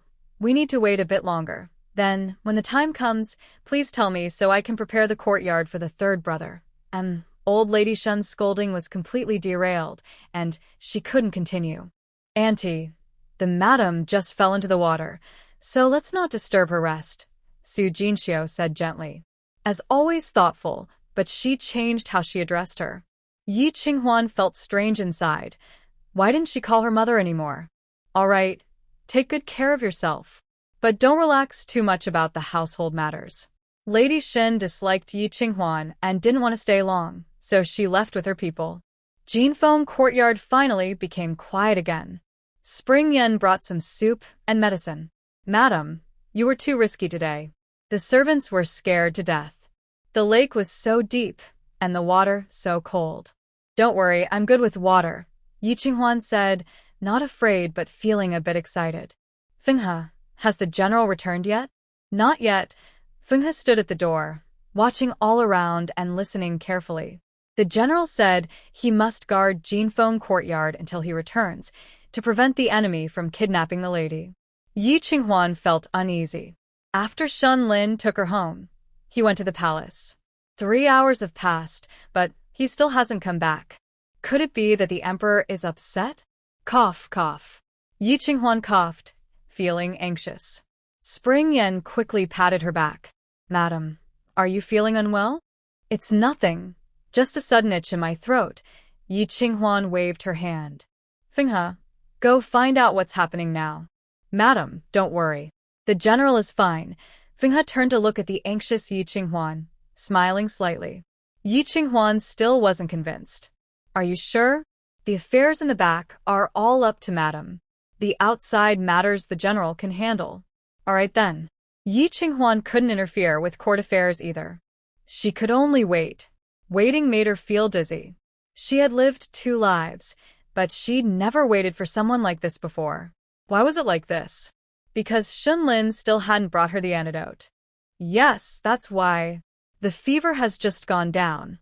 Sleep for a while, Spring Yen advised. How could Yi Qinghuan sleep? She waited anxiously until it was dark. Finally, Shen Lin returned. General, how is it? Yi Qinghuan forgot. She was still sick and hurried barefoot to him.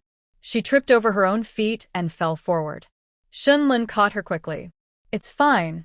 Everything is going as planned. That's good. Yi Qinghuan finally relaxed, feeling weak and leaning on Shen Lin. Shen Lin's heart tightened. He gently picked her up and placed her softly on the bed, tucking her in. Just a little longer, and we'll have the evidence to expose Zhao Yu for treason. After reporting his work, Shen Lin asked, and you? How are you? Only now do you remember to care about your wife, Spring Yen said with some annoyance. Shen Lin smiled. What do you know? If I don't mention what your wife cares about most, how would she listen to anything else? Yi Qinghuan also smiled. He actually understood her. Keep talking about your matter. Why do you refuse to provide evidence and still hold on to something dangerous? Because Zhao Yu has captured Wang Yingyong's family. He is guilty, but his wife and children are innocent. I promise to protect them. Yi Qinghuan seemed to understand and didn't ask further. Right now, Zhao Yu is cornered. He will definitely make a move. During this time, stay home and be careful, Shen Lin advised, noticing Yi Qinghuan's hand peeking out from under the blanket and quickly pushed it back inside. Today, you've had a hard day. We are husband and wife. It's right to help you. Yi Qinghuan smiled, finally able to sleep peacefully. After all, late autumn water is cold, and a high fever is not a joke. Soon, Yi Qinghuan fell into deep sleep. Shen Lin's hand rested near the edge of the blanket, unable to pull it away. The bed was so warm, he also wanted to lie down. Has the general eaten yet? The kitchen is ready, Chun Yin said. Shen Lin asked, has the lady eaten? No, keep it warm. When she wakes up, we can eat together. Shen Lin took off his shoes and socks, squeezing onto the bed. Chun Yu widened her eyes. General, the lady is sick. I know, Shen Lin said. I'll lie with her. If she gets a fever again, I can notice it in time.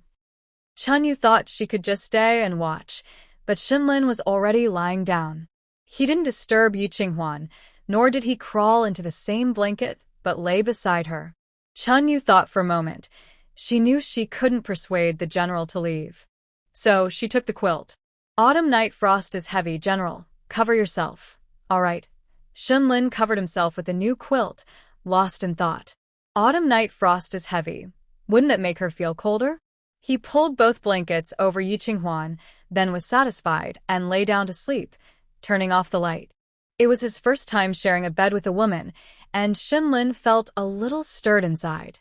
This feeling was natural, yet wonderful.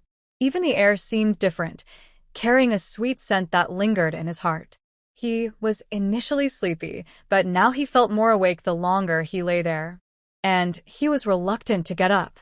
Shinlin turned to his side, watching Yi Qinghuan sleep. In the faint moonlight, her beauty was even more dazzling. Her delicate features looked more attractive the longer he looked. Her eyelashes cast beautiful fan-shaped shadows, fluttering occasionally like butterfly wings. She seemed to have a faint fragrance, which was very pleasant. Shinlin gradually became mesmerized, unconsciously reaching out to touch her face, then slowly sliding his hand to her lips. His heart beat fiercely. Her lips were so soft. Hot.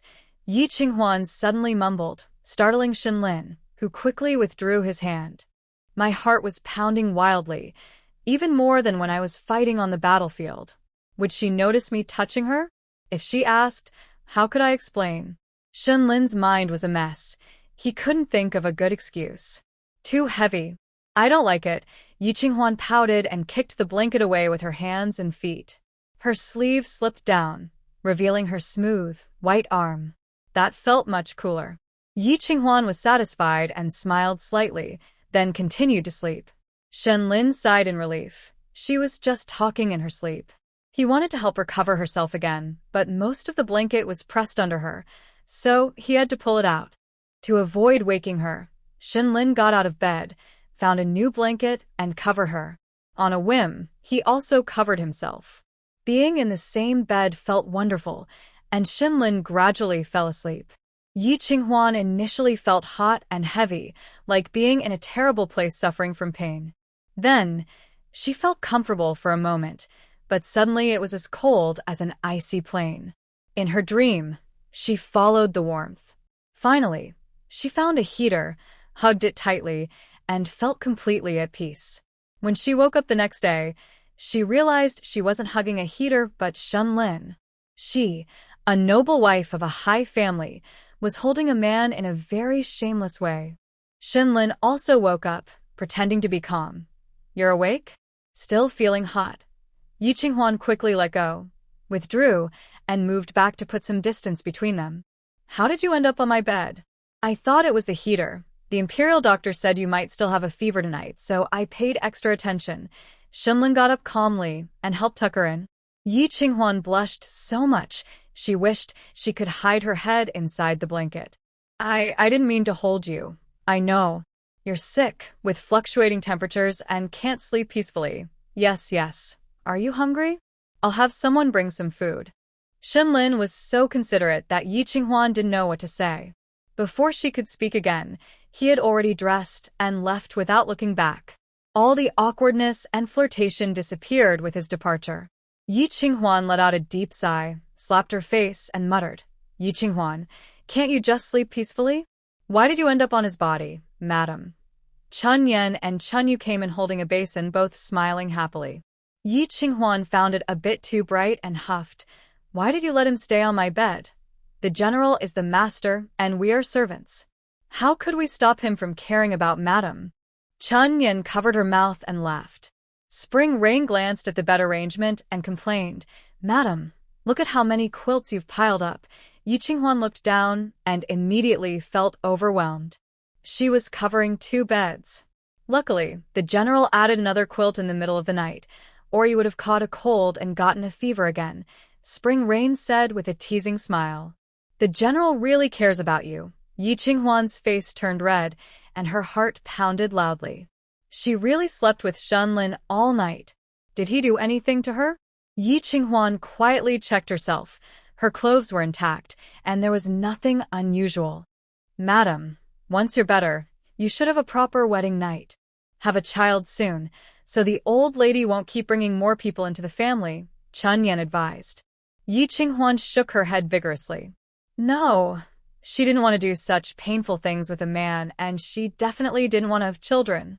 Having children was too scary. Mu Qing only fell ill because she gave birth. And when noble consort Ro was in labor, she saw so much blood, she almost lost her life. She didn't want to have children. With money and power, why risk her life? Madam, the general treats you very well. I heard Feng, he swear that the general has never shared a bed with any woman, Chun Yan whispered. Yi Qinghuan was stunned. Never? But Zhou Yan had been with Xinlin for 5 years. And Su Jinxiu, they grew up together. Even if there's no feelings now, there must have been before, right? It's true. Foam he swore on the heavens, Chun Yan confirmed. Yi Qinghuan's heart raced. Her mind told her not to believe it, but her heart believed. Xinlin, are you really a pure-hearted man? Madam, are you ready? Have you eaten breakfast? Xinlin's voice came from outside. Yi Qinghuan's heart skipped a beat, and she blushed and gasped softly. Spring Yan answered for her. General, just a moment, it will be ready soon. Spring Rain quickly helped Yi Qinghuan dress, and then led her out. Xinlin had someone set breakfast in the courtyard.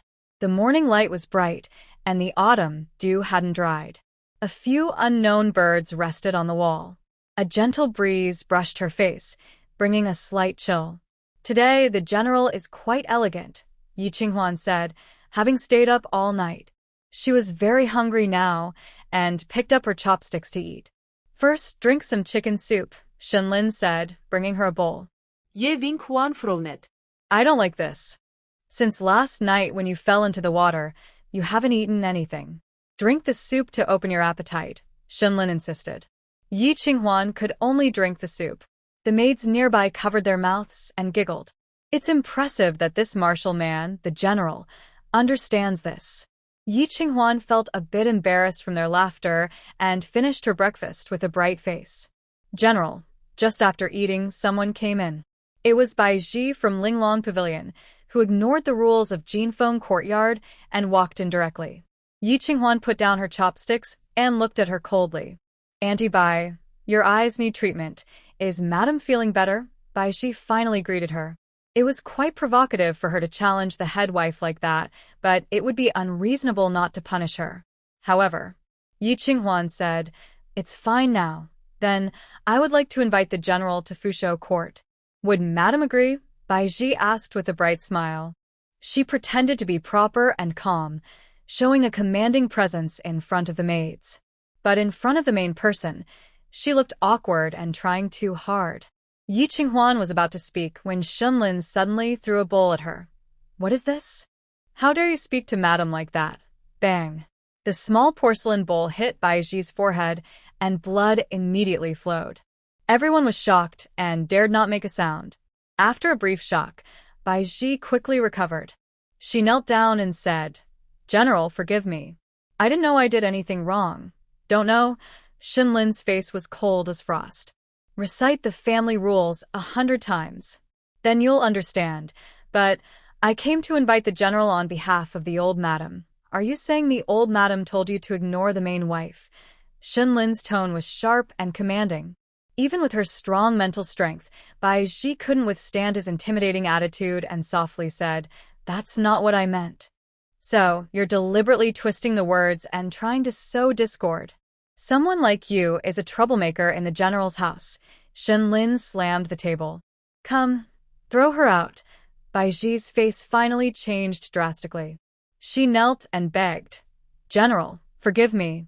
Please don't throw me out. Don't want your hands anymore? Xinlin looked at Bai Ji's extended hand with disgust. Bai Ji quickly retracted her hand, thinking to herself, Xinlin is indeed a violent person, just as third young master said. General, for the sake of mother, let her go this time, Yi Qinghuan said. After all, Bai Ji was there for her birthday gift. Kicking her out now would be too disrespectful to old Madam Shen and not good for harmony between mother and son. Shunlin finally endured and said, "Get out." "Yes." "Thank you, General." "Thank you, Madam." Bai Ji then bowed properly, hurriedly left. Yi Qinghuan said, "We just finished dealing with Zhong Shui. Bai Ji should stay a bit longer to avoid gossip that I am jealous." Shunlin suddenly felt guilty and lowered his eyes. "As you say, does the General have any other matters today?" "Yes." "Then go ahead and busy yourself. I'll rest a little more." Shunlin suspected she was rushing him, but seeing that she had just recovered from illness, he didn't want to argue with her. After giving a few instructions, he left. If he didn't leave now, he would soon be scolded at the Fushou court. Yi Qinghuan took her medicine and rested for a while before starting to do housework. By the time the maids and servants left, it was noon. Old Madam Shen came with a stern face, followed by Bai Ji, who looked quite aggrieved. "You sure? What's going on?" "Mother, what do you mean? Bai Ji came to deliver a message for me, and you treated her so badly? You even threatened to kick her out. Do you still see me as your mother?" Yi Qinghuan felt helpless. What was coming had finally arrived. She steadied herself and said, "Mother, I am surprised by your words. Everything was the General's idea. If I hadn't tried to persuade Mother, Bai Ji would have already been kicked out. Isn't it all because of you?" Old Madam Shen glared angrily at Yi Qinghuan. Yi Qinghuan was speechless at the unfair accusation. "Mother, Bai Ji was disrespectful first," she said. "You just dislike Liner having a concubine and are deliberately making things difficult. Zhong Shui is an example," Old Madam Shen said. "Yi sure, I warn you, no more meddling with the women in the back courtyard, or I will divorce you." Chun Yen, overhearing this, couldn't help but kneel and say, "Old Madam, you have misunderstood. Slap her," Old Madam Shen ordered, and Qin Mama gave Chun Yen 2 big slaps. Yi Qinghuan's face darkened as she stood up. "Mother, you're angry with me. So this is how you usually indulge them. No wonder they dare to talk back to me. Yi sure, do you still see me as your mother-in-law? Don't think that giving you control of the household means you can do whatever you want," Old Madam Shen scolded. According to Yi Qinghuan's usual temper, she would definitely say she didn't care about the household. Old Madam Shen waited, her eyes dark with scheming. In the past, she gave Yi Qinghuan control to win her over. Now that she was disobedient, that authority should be taken back. It would still be handed over to Jin Xiu, with Bai Ji assisting and learning. Eventually, it would be returned to Shenrong. "Since Mother said so, I will no longer manage Bai Yinyang's affairs," Yi Qinghuan said calmly. Old Madam Shen was momentarily stunned. Why didn't she mention the household authority? "Everyone in the courtyard, listen up. From now on, anything outside Jinfeng Court involving Bai Yinyang is none of our business," Yi Qinghuan declared, only mentioning Bai Yinyang and not the household authority. What a joke. In the past, she didn't want to bother with managing the household, finding it troublesome. Now that she and Shunlin are in this situation, handing over household control again would be foolish. Everyone responded, yes. Today happened to be the day for the monthly allowance. The money-giving maid had just received the funds and hesitated before asking, "Madam, is Bai Yinyang still receiving her monthly allowance?" "I don't care about Bai Yinyang. I won't give it," Yi Qinghuan replied. Old Lady Shen and Bai Ji both looked upset. "Yi, what do you mean? Bai Yinyang is directly under her mother's control. Let her mother handle the allowance," Yi Qinghuan said. Old Lady Shen's face darkened. "Humph, you threaten your mother-in-law now? Do you think the Shen household can't manage without you? Hand over the steward's key. You won't be in charge anymore." "I'm sorry, I cannot obey," Yi Qinghuan dared to refuse. Old Lady Shen was stunned. She couldn't believe she dared to disobey. Who would dare to argue with their mother-in-law like this? Initially, the daughter-in-law said she wouldn't manage the household and refused several times. "It was my mother who insisted I take charge. Now, for Bai Yinyang, you want to take back the steward authority? If this gets out, it would be seen as favoring the concubine and neglecting the wife. What about the mother-in-law? What about the family traditions of the Shen household? How will the third son choose his bride in the future? Of course, the daughter-in-law knows this isn't my mother's true intention. Bai Yinyang is causing trouble. I don't blame my mother. I asked my mother to reconsider. Yi Qinghuan spoke firmly, every word reasonable. Old Lady Shen's chest rose and fell rapidly. She was clearly angry but was stopped by the words, favoring the concubine and neglecting the wife. How will the third son choose his bride? Madam, you misunderstood. Old Lady was just angry and speaking out of frustration. She didn't mean to truly take away the steward's authority, Bai Ji quickly said. The third young master's marriage prospects are important. The steward's power can be taken back gradually. Old Lady Shen took a deep breath. You're sharp-tongued. I say one thing, you say 10. Mother praised me. Yi Qinghuan smiled slightly. Old Lady Shen's eyes twitched. She really couldn't handle her and angrily left. She regretted it. Why did she marry Shenlin to such a formidable daughter-in-law? Not only did she control Shenlin, but she also kept her mother-in-law in check. Old lady, don't worry. Once the third young master returns, everything will be fine, Bai Ji softly comforted. Old Lady Shen thought of her youngest son and felt a pang of pain. If I had known Rongo would come back so soon, I wouldn't have given up the steward's authority. Old lady, I was reckless today. Next time, I will find a better opportunity, Bai Ji promised. Seizing power is necessary. Do you understand? I understand, Bai Ji replied. Only then did Old Lady Shen feel a bit more at ease. No matter how formidable Yi Qinghuan was, her strength still depended on Shenlin's influence. Once she loses favor, let's see how she still tries to show off. Su Jinxiu stepped out from around the corner, looking thoughtfully at their distant figures. Mrs. C, the servant said the general just returned home. Su Jinxiu clenched her embroidery handkerchief, feeling nervous as she went to find Shenlin. Shenlin had just come back from the palace, holding a beautiful box, looking very happy.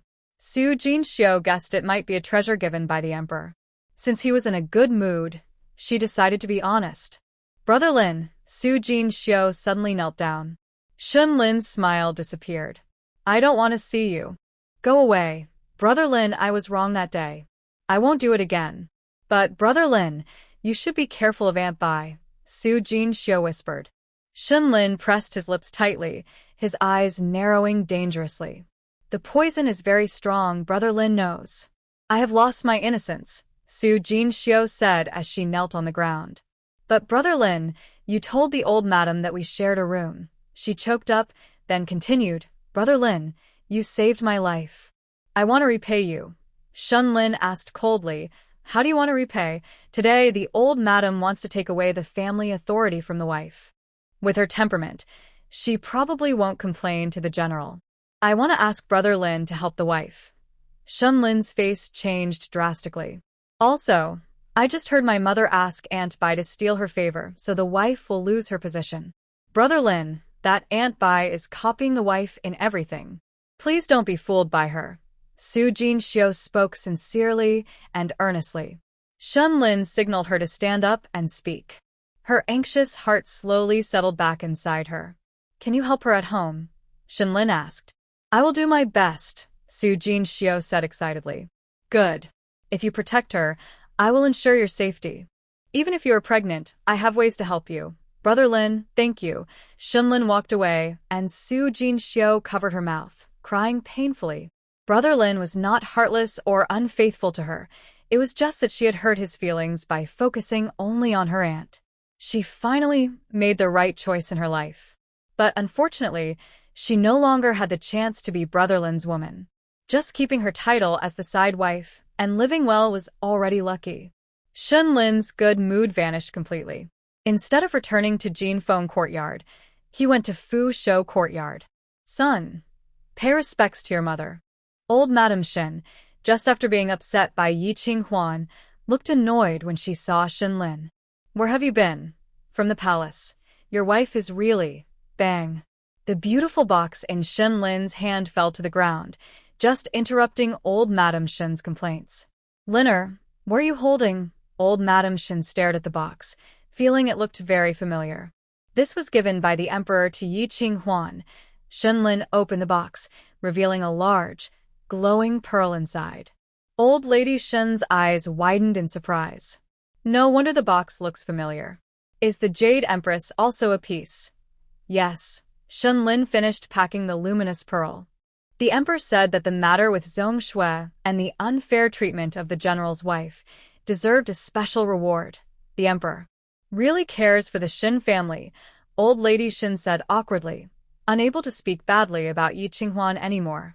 Shunlin said, Mother, you don't know. Zhong Shui is loyal to the third prince, and also to the Duke of Zhen. Really? Old lady Shin was shocked.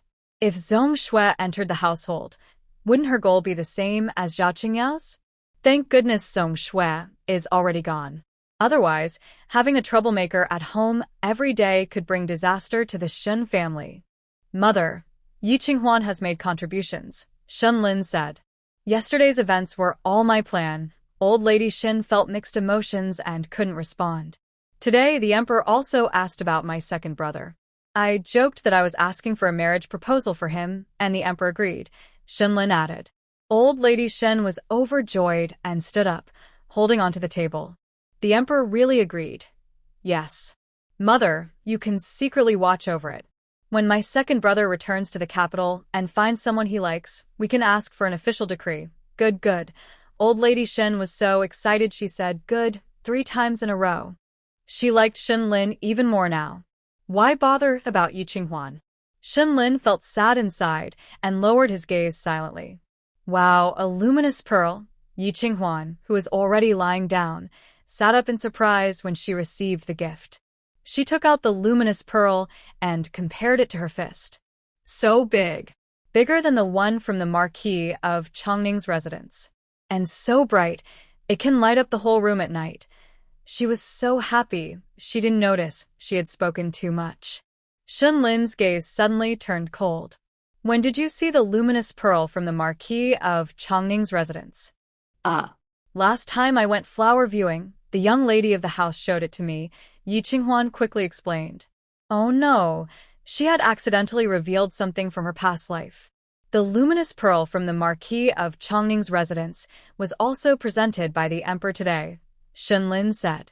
Yi Qinghuan. In her past life, after raising her stepson, the Marquis rewarded her with a luminous pearl. So she didn't know when the Marquis's luminous pearl was obtained. She told a lie, but it wasn't convincing.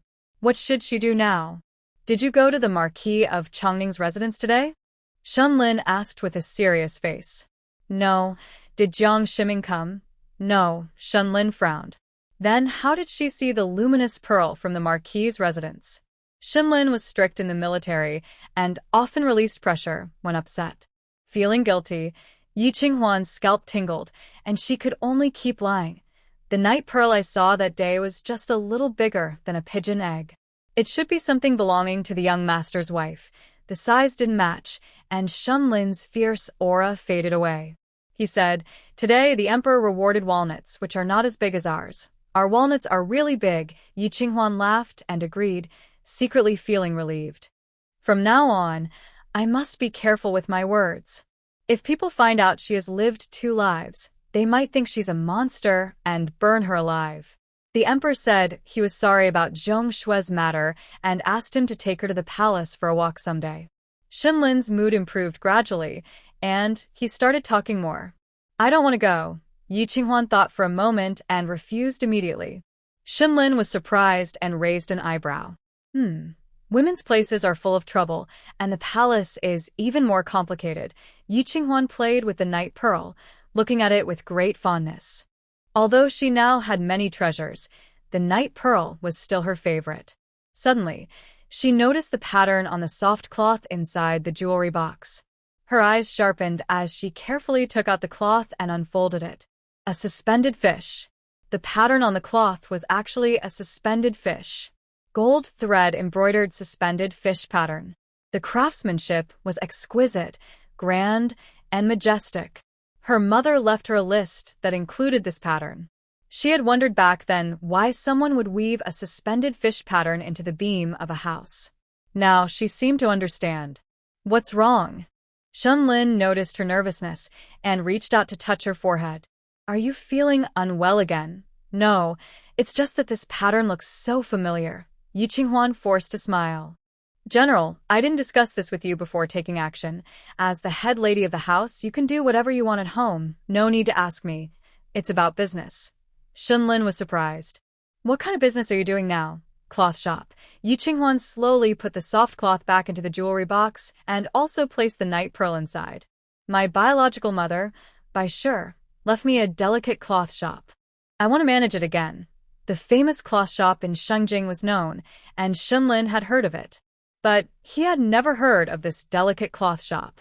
However, if she wanted to do it, she would. It wasn't a big deal. I've given you everything I have, so spend it freely. Shenlin paused and added, It's okay if you lose some. I can make it up.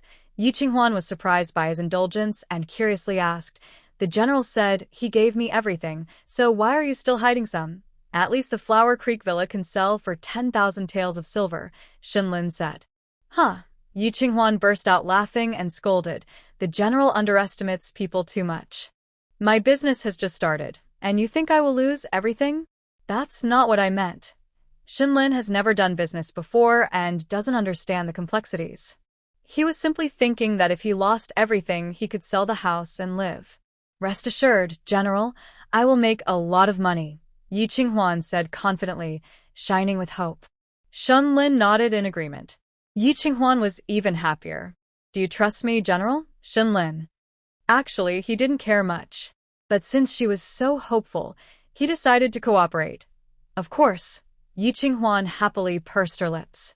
She decided that no matter how much the Shen family army needed in the future, she would give it to him. How is your health? It's already better.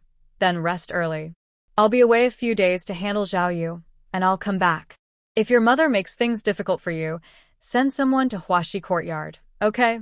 After Shenlin's tall figure disappeared, Yi Qinghuan took out the soft cloth under the glow of the luminous pearl and pressed it to her face, whispering, Mother, are you guiding me? As the weather grew colder, Yi Qinghuan's affairs increased. Various farms returned with their autumn harvest, ready for inspection and rewards. After finishing these, winter arrived. In winter, many people sought marriage and matchmaking, and the second and third wives took the opportunity to take young masters and misses out for socializing. Yi Qinghuan had been caught in the rain. She proactively increased her younger cousin's monthly allowance by 20% and also gifted fabrics, jewelry, and toys. Both the second and third wives were very satisfied, and Madame Qin and Madame Yu greeted Yi Qinghuan with smiles. Madam, since you've taken over the household this year, it's important to win the trust of the servants. Why not give some face to the respected matron and maidservants with winter clothes? Su Jinxiu often came to Jinfeng Courtyard to help. She was very proactive and sincere, which made Yi Qinghuan unsure of her true intentions. But this was also part of Yi Qinghuan's plan. This winter had a heavy snowstorm, and the thin cotton clothes distributed in previous years were not enough to keep warm. Everyone in the household received thick new winter clothes made of fresh cotton. Everyone was happy and praised the madam's kindness. Yi Qinghuan's good reputation made old Madame Shen unhappy. But thinking about Shenlin's plan to ask the emperor for a marriage for Shenrong, she held back. Marrying off Shenrong was such a great honor. The Shen family's ancestors had never enjoyed such privilege. Even Shenlin didn't have the emperor's concern. Although Shenrong was crippled, she had already entered the ranks of noble young ladies in Xingjing. Old Madame Shen turned a blind eye to Yi Qinghuan, and Bai Ji could only stay quiet. Anyway, everything was for the third young master. On this day, the long overcast sky finally cleared. Good news also came from the Linglong cloth shop. The embroidered silk with gold thread and fish patterns was now in mass production. Yi Qinghuan decided to go see it. But unexpectedly, she overheard some gossip on the way. Look, that's Madame Shen. She's both beautiful and commands respect as the head wife. She also has influence. She drove out the concubine and outshined the secondary wife. No one in the household dares approach General Shen. Yi family's second daughter is much better than the eldest. Miss Yi can only be a concubine, while they are already managing the little concubines. Yi Qinghuan listened in confusion and asked Chen Yan, Am I that famous? Madam, don't you know? There are rumors in Shengjing that the madam is very jealous and won't allow the general to stay overnight in the concubine's room. Who spread that? Yi Qinghuan looked blank. Everyone's talking about it. Ye Wingquan. When did she ever stop Shenlin from sleeping in others' rooms? She even encouraged Su Jinxiu to have children. It seems the source was the dancers who attended the birthday banquet that day. They heard directly that the general and Prince Rue said the madam was very jealous. Shenlin. Yi Qinghuan rubbed her forehead and clenched her teeth. That day, Shenlin said he would cooperate with her plan and definitely provoke Zhong Shui into making a move. Later, she caught a cold from the lake water and forgot what clever trick he used at the time. She didn't expect it to be such a provoking method. Ruined her reputation. Humph. Madam, don't be angry. Actually, this is good. Let those women see how formidable you are. Chen Yan smiled. As the saying goes, ghosts fear the wicked. With this fierce reputation, no new women will come into the household in the future. Yi Qinghuan chose not to comment.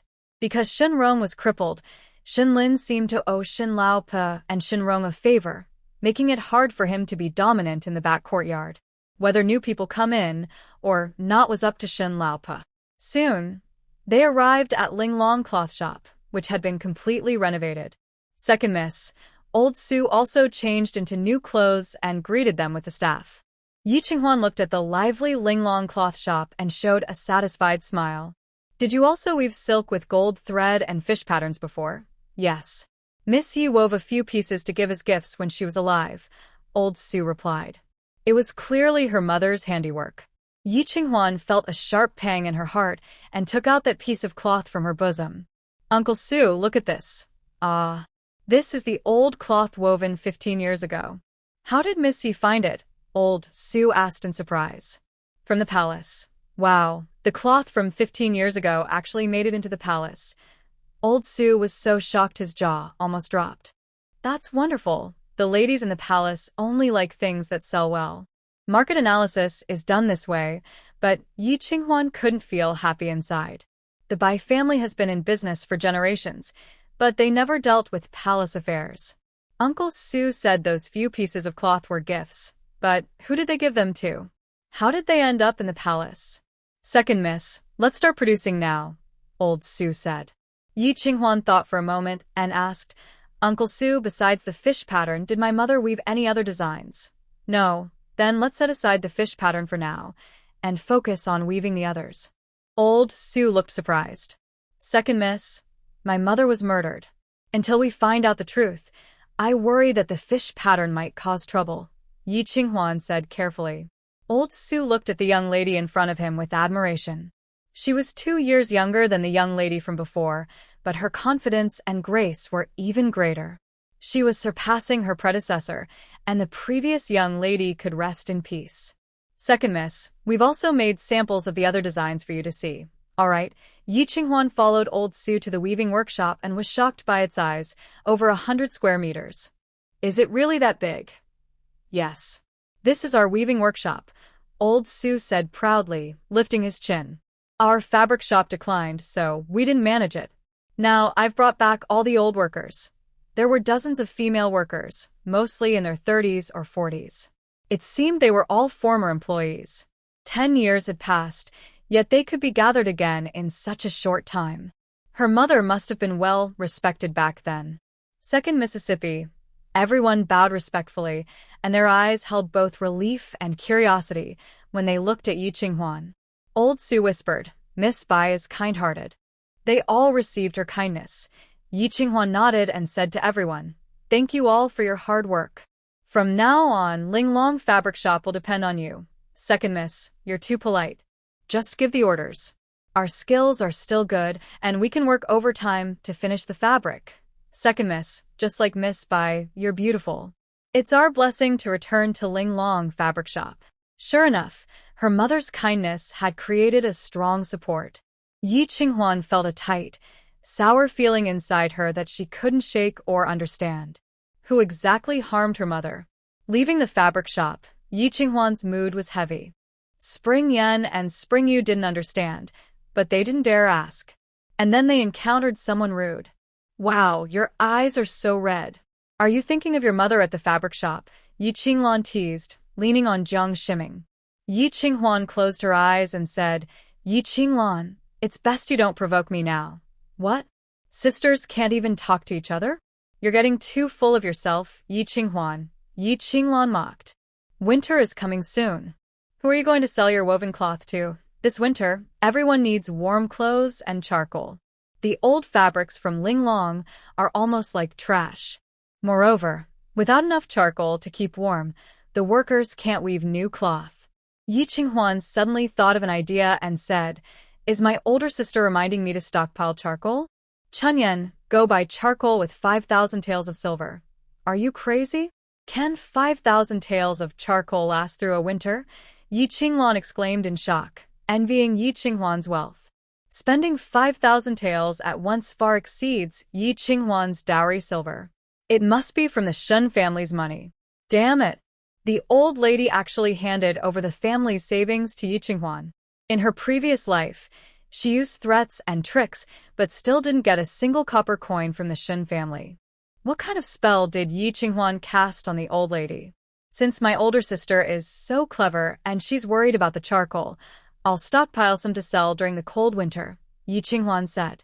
Jiang Shiming's face immediately darkened. He released Yi Qinglan and pushed her a little. Stop talking so much, young master. Yi Qinglan quickly moved closer and whispered, I was wrong. Let's go see the charcoal. Forget about her. Only then did Jiang Shiming stop pushing her and said to Yi Qinghuan, Madam Shin, as long as the charcoal is enough, it's fine. Storing too much is risky. Thank you for the reminder, young master. Chunyan, add 5,000 taels worth of charcoal. If it's hard to buy, raise the price, Yi Qinghuan replied. Jiang Shiming. Ye Winglan. She only regretted not having more money to invest. Madam Shin, don't regret it. Jiang Shiming looked deeply at Yi Qinghuan and took Yi Qinglan's hand as they left. As soon as they got into the carriage, he slapped Yi Qinglan. What do you think we should do now? Young master, I'm sorry. Yi Qinglan knelt at Jiang Shiming's feet, tears in her eyes, apologizing. Who knew Yi Qinghuan was so clever? From now on, she would have to be more careful when scolding Yi Qinghuan. Charcoal is already hard to get, and now she's paying so much extra to buy it. What should we do? Jiang Shiming asked sharply. Yi Qinglan shrank her neck and said, I still have some dowry. I can use it first. I know you don't like her.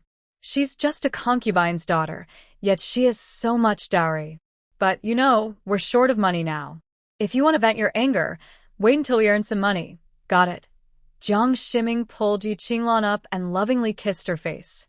Yi Qinglan bit her lip in frustration, feeling like her heart was breaking. He didn't truly care for her. He only acted this way because he heard she could still provide money. She felt so helpless. How much money would it take to win the prince's heart? Why does she always lose when she fights with Yi Qinghuan? Even just mocking her a little seems impossible. Yi Qinglan felt humiliated, and even Chun Yan and Chun Yu were happy. Chun Yan asked, Madam, do you really want to raise the price of coal again? No, I am lying to her. Tell Chong Ming to keep some coal for himself. The rest should be disguised as small traders selling coal to the prince in batches, with a 20% price increase, Yi Qinghuan said. So that's your plan, madam. Brilliant. We will make money directly from the prince. But, madam, winter hasn't arrived yet. If we sell all the coal now, aren't we just giving them a cheap deal? Yi Qinghuan smiled. Stockpiling coal maliciously and artificially inflating the market price. Do you know what crime that is? Chun Yu and Chun Yan looked at each other. We don't know. At least confiscation of the profits and at worst execution. The autumn wind swept through the street, leaves flying like withered butterflies dancing in the wind, beautiful yet desolate. Winter was approaching, but Shun Lin still hadn't returned home. It had been 13 days. Why hadn't he dealt with Zhao Yu yet? Yi Qinghuan wandered casually on the street, suddenly catching sight of a familiar figure. Zhao Qingyao? She was debating whether to avoid her, but Zhao Qingyao had already secretly entered a guest house. Then she saw an even more familiar figure, Shen Lin. He seemed drunk, staggering unsteadily. The two guards accompanying him looked unfamiliar and seemed unconcerned about his safety. Something was wrong. "Madam, it's the general," Chun Yen shouted. Feng Yu quickly covered her mouth.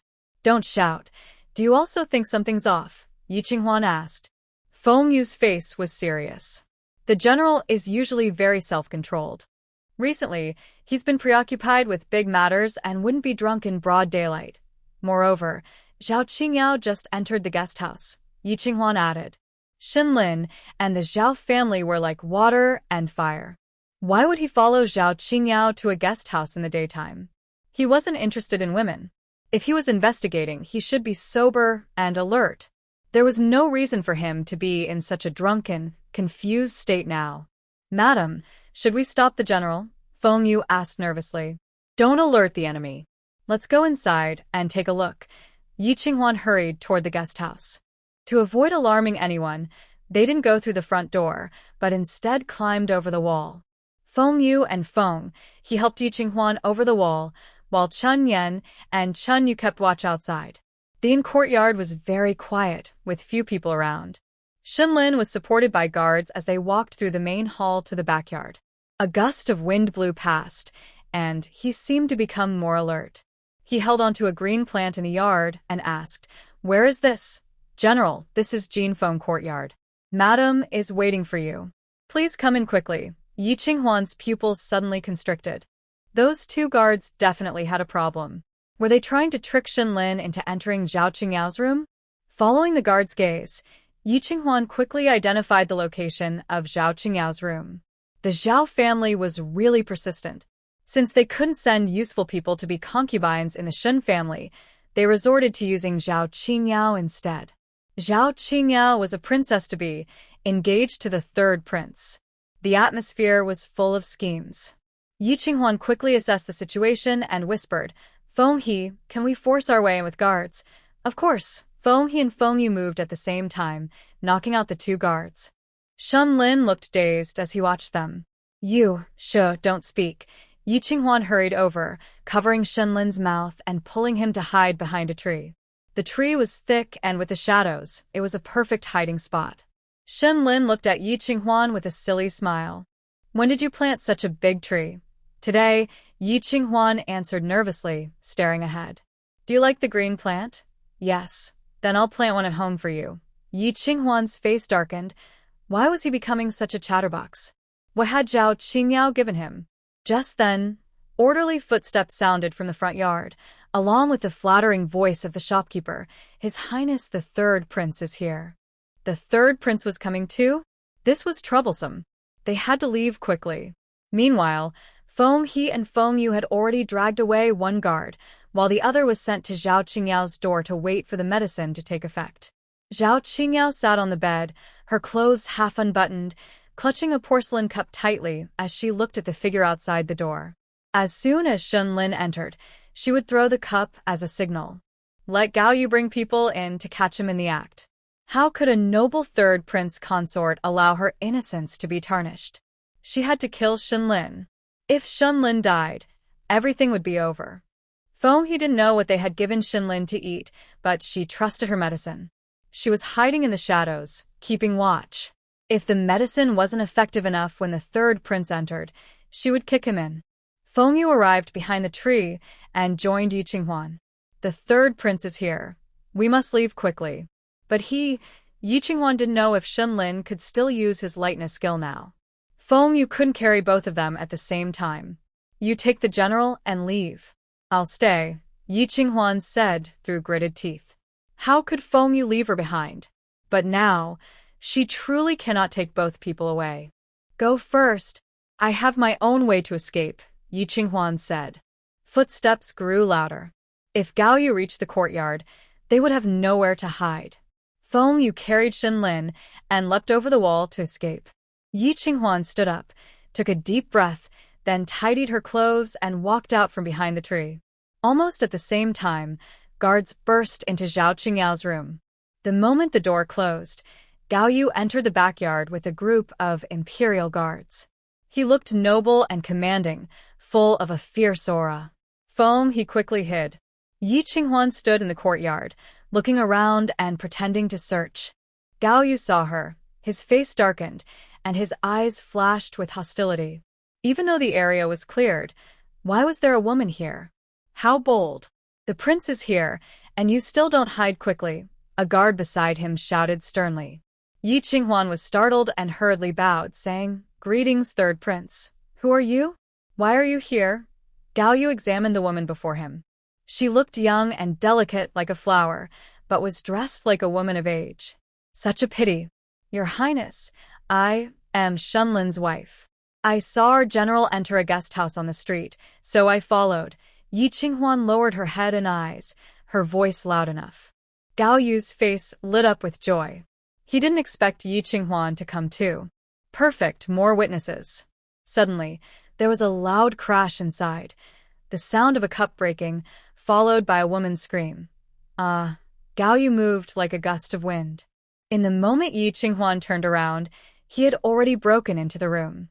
Next, a man was thrown out like trash, quickly stained with blood. Yi Qinghuan was truly frightened now.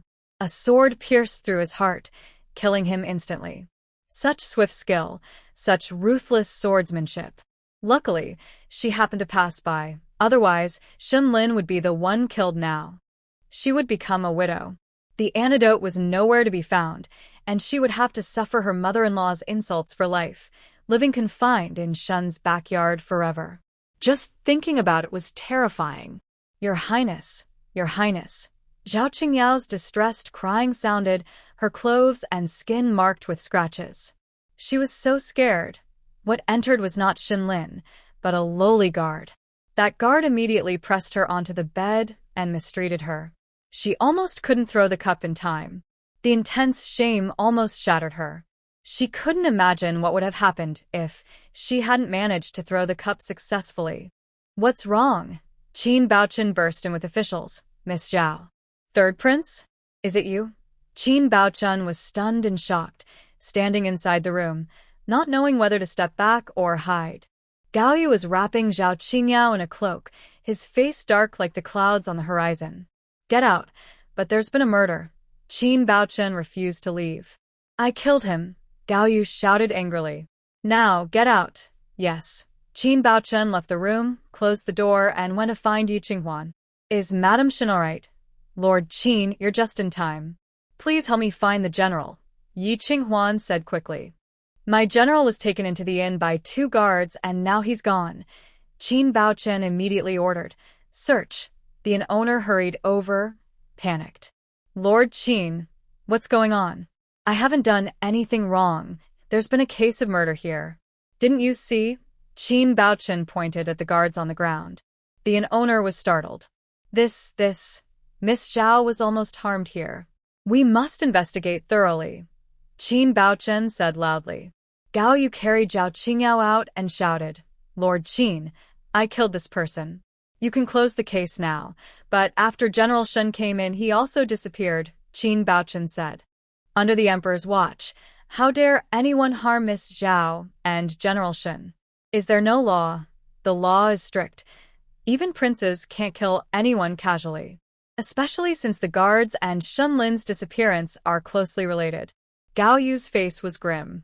Qin Baochen, do you want to make this a big deal to embarrass me? No, I have no such intention. But the situation is already big and can't be hidden, Qin Baochen said sincerely, with a fair face. But this honest-looking face was known as the Jade-Face Judge.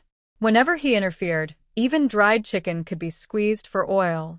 Last time, because he mistakenly barged into Qingyao's place and falsely accused him of taking the soul renewal pill he had just obtained.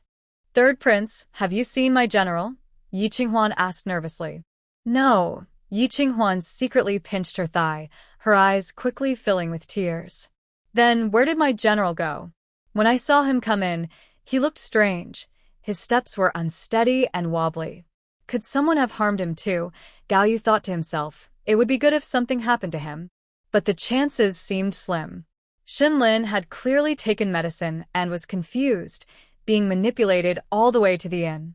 How could he suddenly disappear? He didn't break into Qingyao's room as planned, but was replaced by guards escorting him. There must be a trick.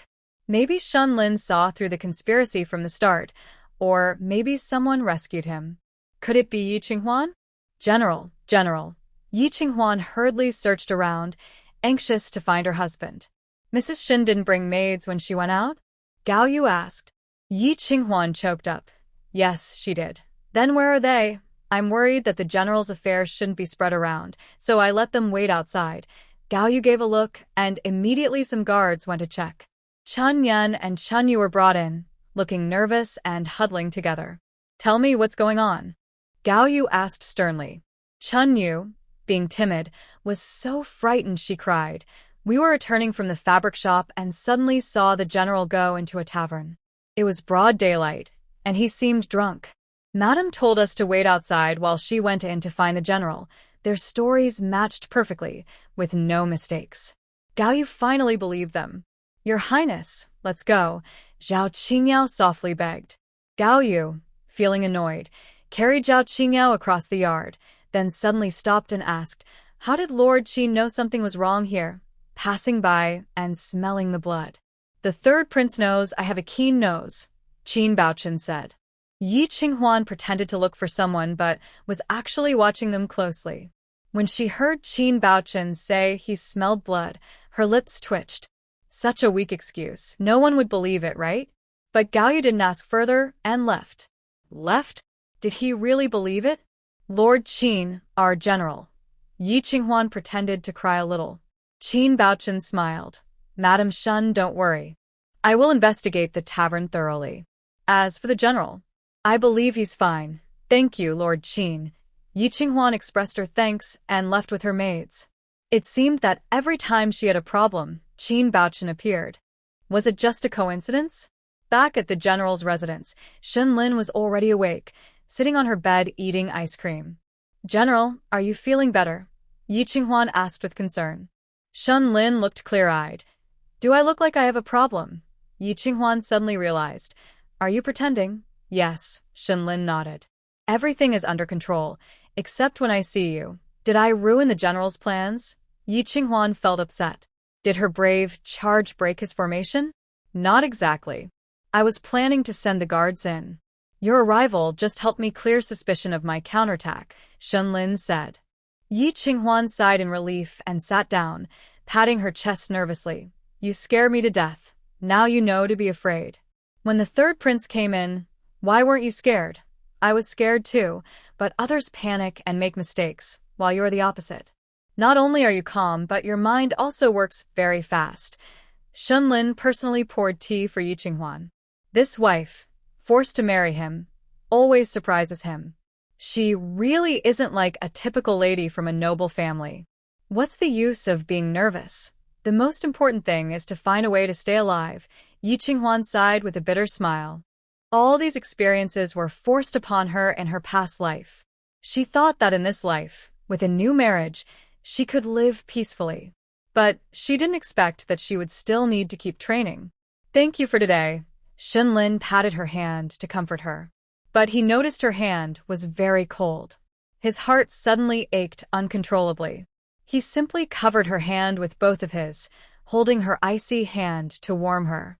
Don't be afraid, it's all over now. His hand was large and warm, with calluses from holding swords for many years. They brushed against her delicate skin, making her feel a tingling sensation. Yi Qinghuan's ears turned red with shyness, and she tried to pull her hand back. I'm not afraid. But he held it tighter. Who gave you your name? Shunlin asked. My mother. By Linglong, Yi Qinghuan replied. It was only after living this life again that she understood her name had meaning. Pure and joyful like clear water, peaceful during flower-blooming season. Was this her mother's lifelong wish? Sadly, she died a tragic death from a poisonous heart, so she could only place her hopes on her daughter. That's a very good meaning. Qinghuan, Shunlin called softly twice, in a tender tone. Was he praising her or calling her? Yi Qinghuan's ears quickly turned red, and her whole face blushed like the sunset. Sunlight streamed in from outside the window, illuminating the fine hairs on her side face. The maids had already left, leaving only the two of them in the room. He looked at her. She looked at the floor.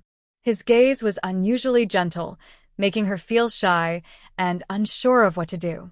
It felt like the air was burning, making her want to run away. But she also knew there was no escape. She took a few deep breaths silently, trying to find a way to break the awkward silence. What's the general's plan for today? Zhao Yu is really willing to set a trap, but I wonder if Prince Zhao Qingyao has any resentment after being assaulted by the guards, Shenlin asked in return. With a light laugh, he already knew the answer. After today, Zhao Qingyao would definitely be disliked. As for Gao Yu, Yi Qinghuan had heard about him in her previous life. Talented and ambitious, ruthless and cunning. He had been determined to build his career from a young age. Unfortunately, his biological mother was of low status, and in the end, he achieved nothing, only making wedding clothes for others. The one who eventually became emperor was the weak and sickly crown prince Gao Sun, who had little presence in court. If Shenlin supported Gao Sun, could he escape his fate and live a good life? Yi Qinghuan bit her lip lightly, thinking hard but ultimately holding back her words. Gao Sun was still recovering in Yan province and hadn't yet made a move in court. She decided to wait a little longer. If she couldn't leave her marriage, she knew she would have to bring him and the Shin family army to survive. Sigh, the pressure was so heavy. So, Yi Qinghuan asked again, what about the general reporting Zhao Yu for treason and betrayal? That will be settled today, Shenlin replied. Wang Yingyong's family has already been rescued. Zhao Yu's plan to involve Zhao Qingyao was just speeding up the fall of the Zhao family. Yi Qinghuan felt completely reassured. Once the Zhao family fell, Gao Yu would have more reasons to dislike Zhao Qingyao.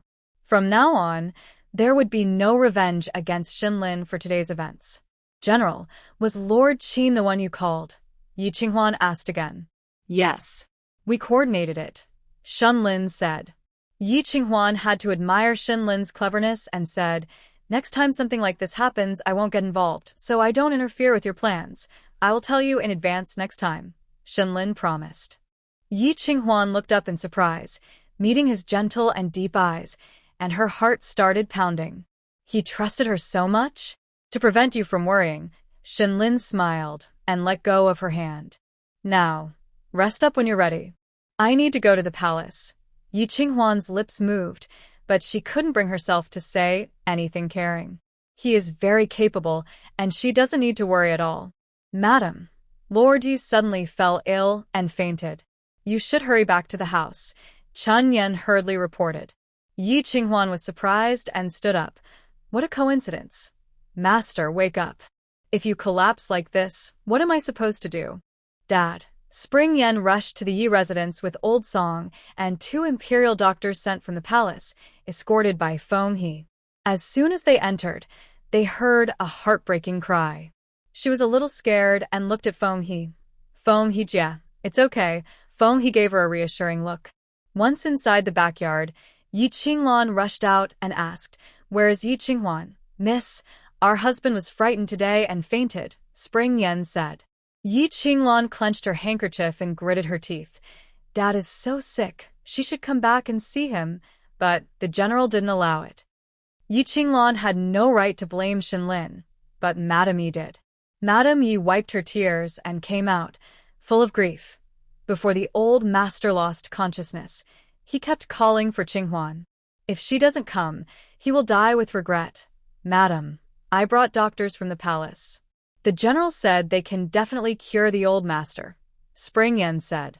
Madame Ye's eyes sharpened suddenly as she looked at Old Song and the doctors. Madame Yi, I am the chief of the Imperial Hospital. Wang Tai stepped forward politely, though with a hint of arrogance. What does a small official like him have to do with personally visiting to treat the patient? If General Shen hadn't asked for the imperial decree, he wouldn't have come. Madam, Wang Tai, he only came because the general requested the emperor. Hurry and have a look at the master, Chen Yan said. Madame Yi and Yi Qinglan exchanged worried glances. With Director Wang and Old Song here, could they hide it? Madame Yi, is Yi Shirling inside? Director Wang asked, carrying a large medicine box. They came prepared. Madame Yi hesitated. Madam, please don't delay. If Master Yi has an accident because of this, you can't take responsibility, Feng He said. Yes, we must act quickly, Old Song agreed. Madam Yi could only nervously allow them into the room. Yi Huai had been fully alert and heard the conversation clearly outside. Her heart pounded with fear. It was just a simple lie to the third prince to bring Yi Qinghuan home. What was so hard about that? Why did it turn into a doctor examining the patient? What should she do now? Master Yi, Director Wang had already entered. Yi Huai lay stiffly on the bed, eyes tightly closed. At this point, he could only pretend. If he didn't move, the doctor couldn't examine him. Why wasn't he waking up if he was healthy? As long as he stayed still, it looked like he was seriously ill. Thank you, Dr. Wang, Madame Yi said nervously, her hands clenched into fists inside her sleeves. Could they fool him? What kind of illness does Master Yi have? Director Wang asked. He suddenly said he felt unwell, then his limbs wouldn't move. After we laid him on the bed and said a few words, he fainted, Madame Yi explained. But I don't think Master Yi's pulse shows illness. Old Song, please take a look. All right. Old Song stepped forward to check the pulse, then they began whispering quietly. Yi Qinglan was so nervous her heart almost jumped out of her chest. She stayed close to Madame Yi, not daring to breathe heavily. Soon, Director Wang took out silver needles. Are they going to do acupuncture? That doesn't sound pleasant. It might hurt when inserting, but the real pain comes when they move the needles. It's sharp and sour. Even strong men would cry out. Could Yi Huai endure this? Mother, I feel faint too, Yi Qinglan whispered. Madame Yi said nothing, her palms sweaty. She didn't understand how a small harmless lie had turned into this. One silver needle after another was inserted into Yi Huai's arms and legs. To make the effect stronger, they deliberately inserted the needles deeply. When the needles turned in the acupoints, it was extremely painful. Yi Huai clenched his teeth and endured, not daring to move. Dr. Wang, if it's too much, stop. Chun Yan, better bring Qinghuan back and let the master pass away peacefully. Madame Yi couldn't help but step forward to stop them. Old Song said, Madame Yi, don't panic. Master Yi's breath is still steady. We're using the needles to stimulate the nerves and promote blood flow. If the acupuncture doesn't work, Lord Yi will never wake up again. Huh. Madame Yi is completely distressed. She strongly suspects that their actions might cause a healthy person to fall ill. But she has no way to argue. Seeing Yi Huai suffering non-stop, she can't bear it anymore. She rushes forward and shouts, Sir, please wake up. The whole family is waiting for you to open your eyes. Yi Huai must wake up. He weakly and slowly opens his eyes, saying, Madam. His voice is weak and feeble, as if he's seriously ill. Oh. The Lord is awake. That's wonderful. Quickly remove all the silver needles. Yes, Wang Yuanshou and Song Lao work together to remove the needles. Each time they pull one out, Yi Huai trembles. By the time they finish, he's sweating heavily, almost soaking his outer clothes. In just the short time it took for one incense stick to burn, he feels like he's been through hell. Thank you, great doctors. Thank you so much. Madame Yi says. Qinglan, stay with your father. I'll see the two doctors out. Yes, mother. Yi Qinglan quickly calls her three brothers to the bedside, pushing others aside forcefully. Madame Yi personally offers 2 heavy thank you gifts and sees Wang Yuanshou and Song Lao out. Our Lord's illness came on suddenly and scared us all. Thank you both today. Please tell the Emperor and General Shin that he is out of danger. Once he recovers more, I will go to the palace to thank them. Madame Yi, please stay. We still need to go to the General's residence to see Lady Shin.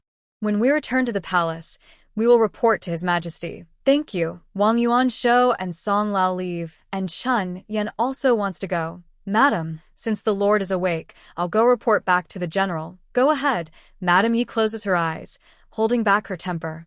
The heavy red door closes, and the Yi family returns to peace. Yi Huai has already been helped to sit up by his sons, looking exhausted and gasping for breath. Dad, how are you? Yi Qinglan asks. More uncomfortable than death. That feeling, tearing muscles and peeling bones, is nothing less.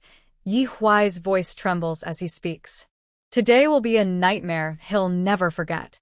Dad, if you're in life-threatening danger, Yi Qinghuan won't even come home to see you. She's really heartless. It's a pity Dad still gave her so much dowry, Yi Qinglan says. I think she sensed something was wrong long ago and deliberately let Wang Yuan show and Song Lao expose Dad, ruining us, Madam Yi says bitterly. The eldest son of the Yi family, Yi Yuanji, says, Mother, you might have misunderstood. The imperial doctor still needs to go see the general. If he was pretending, how could he explain to the emperor? What do you know? Madam Yi scolds her son. Don't speak for that ungrateful girl. Yuanji, Madam, I am being honest with you. I am just helping you analyze, not speaking for her, Madam Yi. Yi Wuji is her eldest son, now 17 years old. But he is a stubborn, slow-witted boy. Tell the third prince that we failed. Yi Huai waved his hand. He is too weak now to blame Yi Qinghuan, just wants to rest for a few days. He doesn't even care about Gao Yu's accusations. Father, rest well. No matter what happens, my brothers and I are here with you, Yi Qinglan said, trying to show filial piety. Yi Huai looked at his beautiful daughter and sighed. If only you would listen and marry Xinlin, how good that would be. Father, the heir, is also very good. My status at the Marquis estate is about to improve, Yi Qinglan said confidently.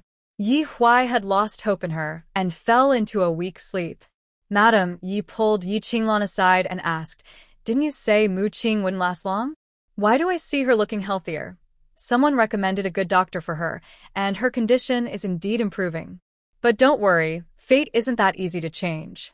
Winter is coming soon, and selling the charcoal we have will bring in a lot of money.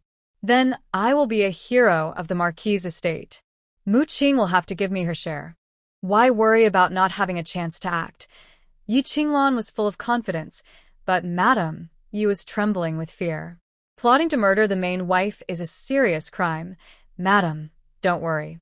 I will do it secretly and quietly, Yi Qinglan said confidently. Wang Yuan and Song Lao went to the general's residence and confirmed that Yi Qinghuan was genuinely ill from shock.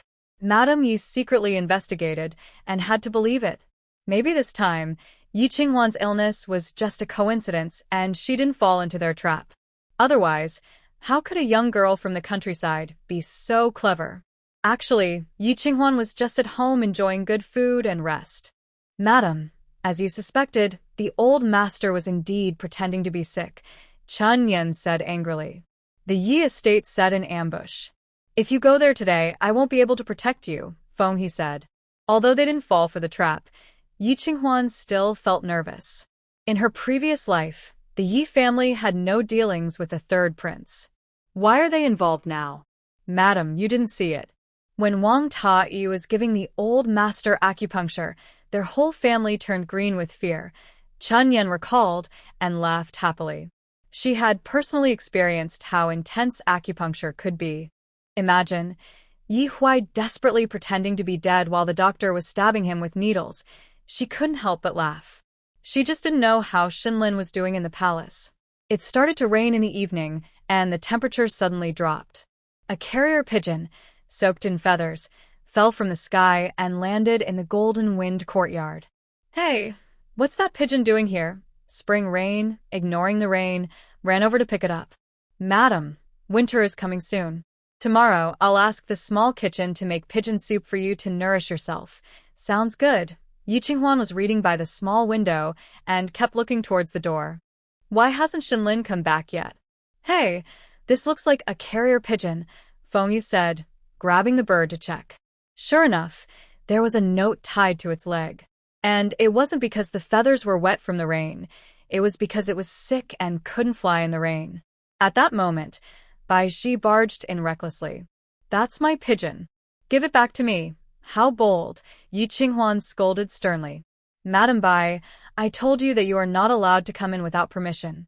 Have you forgotten? Please forgive me, madam. I haven't forgotten. This pigeon is mine.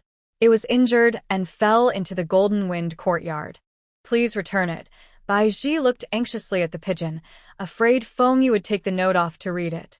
The more anxious she was, the more Yi Qinghuan found it strange.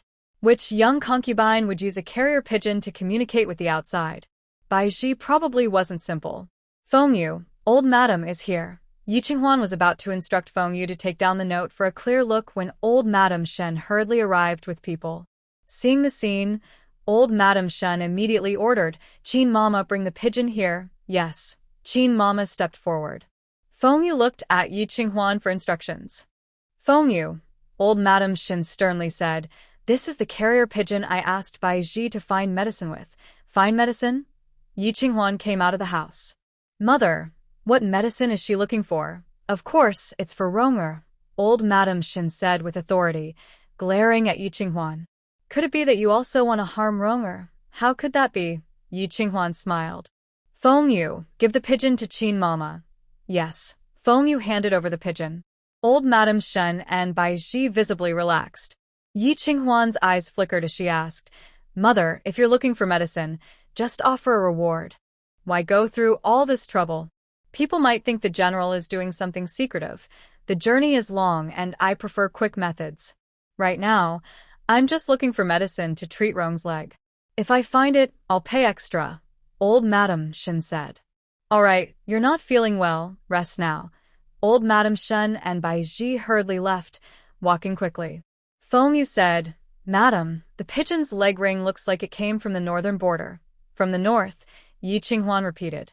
"Is Shen Rong there now?" "That's right."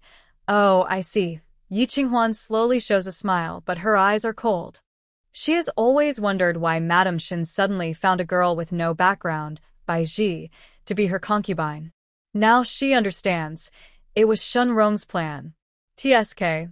Poor Shenlin, surrounded by bad romantic interests. Cough. She is the main wife, his true love star, not among the romantic troubles. "Madam, should we investigate this carefully?" Feng Yu asks. "Ask the general later. I won't interfere in this matter," Yi Qinghuan replies. Feng Yu pauses, then suddenly kneels down. Yi Qinghuan exclaims, "What are you doing?" "Madam, the general has always been gentle with third young master. Please let me handle this thoroughly." Feng Yu bows politely, acting as if he won't get up unless he gets his way. Yi Qinghuan ponders. "Do you have something to say?" "Madam, the leg injury of the third young master wasn't caused by the general." "I know, the general has already said so," she replies. "But the third young master blames the general. He always shows weakness with his leg injury, making the general feel guilty. Over the years, the general has been very wronged. We subordinates can't stand it anymore." Yi Qinghuan didn't expect Feng Yu to react so strongly. It seems Shenlin has suffered a lot of extreme grievances. "Madam, the general listens only to you. Please, I beg you, does Zhou Niannian know about this?" Ye Qinghuan asks. "Yes, but Miss Zhou can't persuade the general either. No one can convince him," Feng Yu says. "But madam, you are an exception." Yi Qinghuan's heart suddenly feels out of sync. "Me? An exception?" "Yes. The general never allows anyone to mention the third young master. But he personally told madam the whole story." "Really?" Yi Qinghuan feels a bit happy. "He trusts me to some extent. So, Feng Yu begs madam to help the general get out of this mess. Why do you think Shenrong has this goal?" "Shen family army." Yi Qinghuan's pupils widen. "The Shen family army? Shenrong actually has such big ambitions. Could it be that the downfall of the Shen family army in the previous life was partly revenge Shenrong couldn't get?" The rain is getting heavier. Granny Qin holds an umbrella for Madame Shen as they walk forward. Bai Ji can only get soaked in the rain, holding up her skirt and following closely behind. Until they enter Fusho Court, only then do they dare to relax. "Foolish! How could you let the carrier pigeons land in Jinfeng Court?" Madame Shen raises her hand and slaps Bai Ji, making her dizzy. Bai Ji kneels and pleads, "Old madam, the carrier pigeon's eye contact with the third young master have always been outside the estate. Today, the carrier pigeon was likely too injured and weak, so it fell into the Golden Wind courtyard. Fortunately, Yi Qinghuan still fears me. If her actions were exposed, our plan would be ruined." Madame Shen still feels scared and is panting heavily. "Yes, we owe today's safety to the old lady." Bai Ji dares not argue because she is also very afraid. She struggled to reach Shenlin's side. If the truth came out, she would face the same fate as Zhong Shui. After that, who else could help the third young master? Old madam. Let's see what the third young master says first, Qin Mammy advises. Bai Ji quickly takes the letter and presents it to Madame Shen. On the yellowed wax paper, written in elegant, strong handwriting, is Shenrong's script. But the content shocks her so much that her eyes widen in surprise. Old madam, what does the third young master say? Bai Ji hurriedly asks. Madame Shen's hand trembles, and the note falls to the ground. Read it yourself. Bai Ji also screams in shock. It's Qin Mammy who remains calm, quickly snatching the note and burning it over a candle until it turns to ash.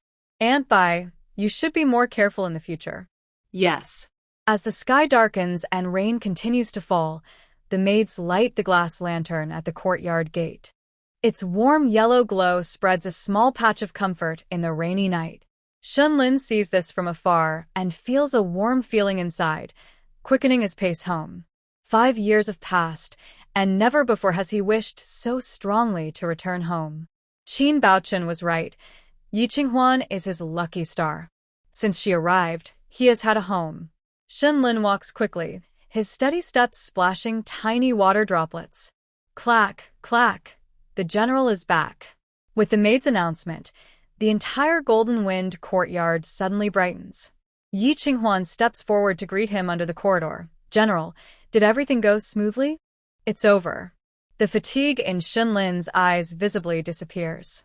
Wang Yingyong publicly accused Zhao Yu, and with their correspondence with the Western barbarians. The Marquis of Zhengua's estate has been raided. Zhao Yu has been sentenced to death, and an execution date will be set. The third prince, to clear himself, directly claimed that Zhao Qingyao had an affair with her guards and immediately broke off the engagement. Now, the Zhao family is despised by everyone like street rats. The emperor also sent some grain and supplies to comfort the Shen family army. Shenlin keeps talking nonstop, while Yi Qinghuan listens quietly, resting her chin on her hand. Did he always talk this much when he was with the soldiers at the border? Only when he returns to Shengjing does he become so closed off. Shenrong, what exactly do you want to do to poison your brother so badly? In short, the lady no longer needs to worry. Shenlin finished his summary, feeling very thirsty. Yi Qinghuan poured him tea. He smiled and took it, drinking 3 cups in a row. Seeing his bold attitude, Yi Qinghuan asked, Today is your big day. Would you like to have a toast? Yes. Shenlin happily patted his thigh, then suddenly remembered that Yi Qinghuan shouldn't drink alcohol and said, Tea is fine too. Today you have done a great job. I toast you with tea. Actually, I can drink alcohol. Yi Qinghuan felt a little tempted. On this cold, rainy night, having a drink would warm her up perfectly. No. Bai Chong said you can't drink anymore, Shenlin said seriously. Yi Qinghuan had to agree. All right. We'll drink tea, madam, please. Cheers. They clinked their teacups and drank together. Shenlin laughed happily, and Yi Qinghuan also smiled. The cold, rainy night outside and the warm indoor atmosphere felt like 2 different worlds. The candlelight flickered, casting their shadows on the window paper. Sometimes their shapes changed and seemed to stick together. Feng Yu and Feng He watched quietly outside, feeling very content. They hoped the lady and the general would get better and stay together forever.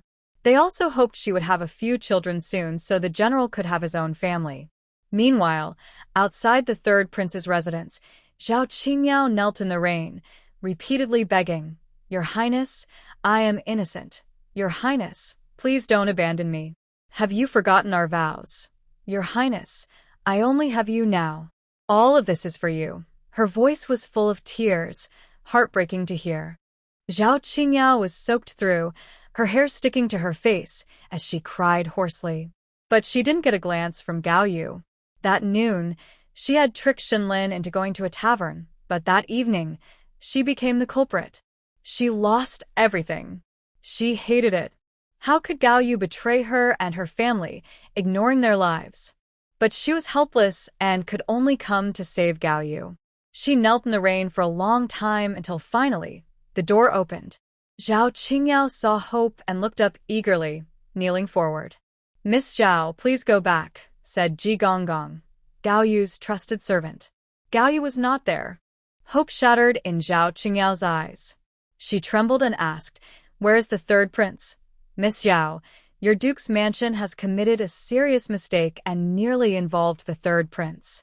Today's outcome is the best possible. No, I don't want this." Zhao Qingyao suddenly stood up and tried to break in. Grandpa Ji waved his fly whisk, and Zhao Qingyao fell to the ground in a clumsy manner. "Miss Zhao, you should think about the Zhao family's young masters, not just yourself." Zhao Qingyao trembled violently, like chaff being shaken. "Miss Zhao, please leave now. If you don't blame me for being harsh." Grandpa Ji waved his fly whisk again, and Zhao Qingyao was pressed down by a strong force, unable to move.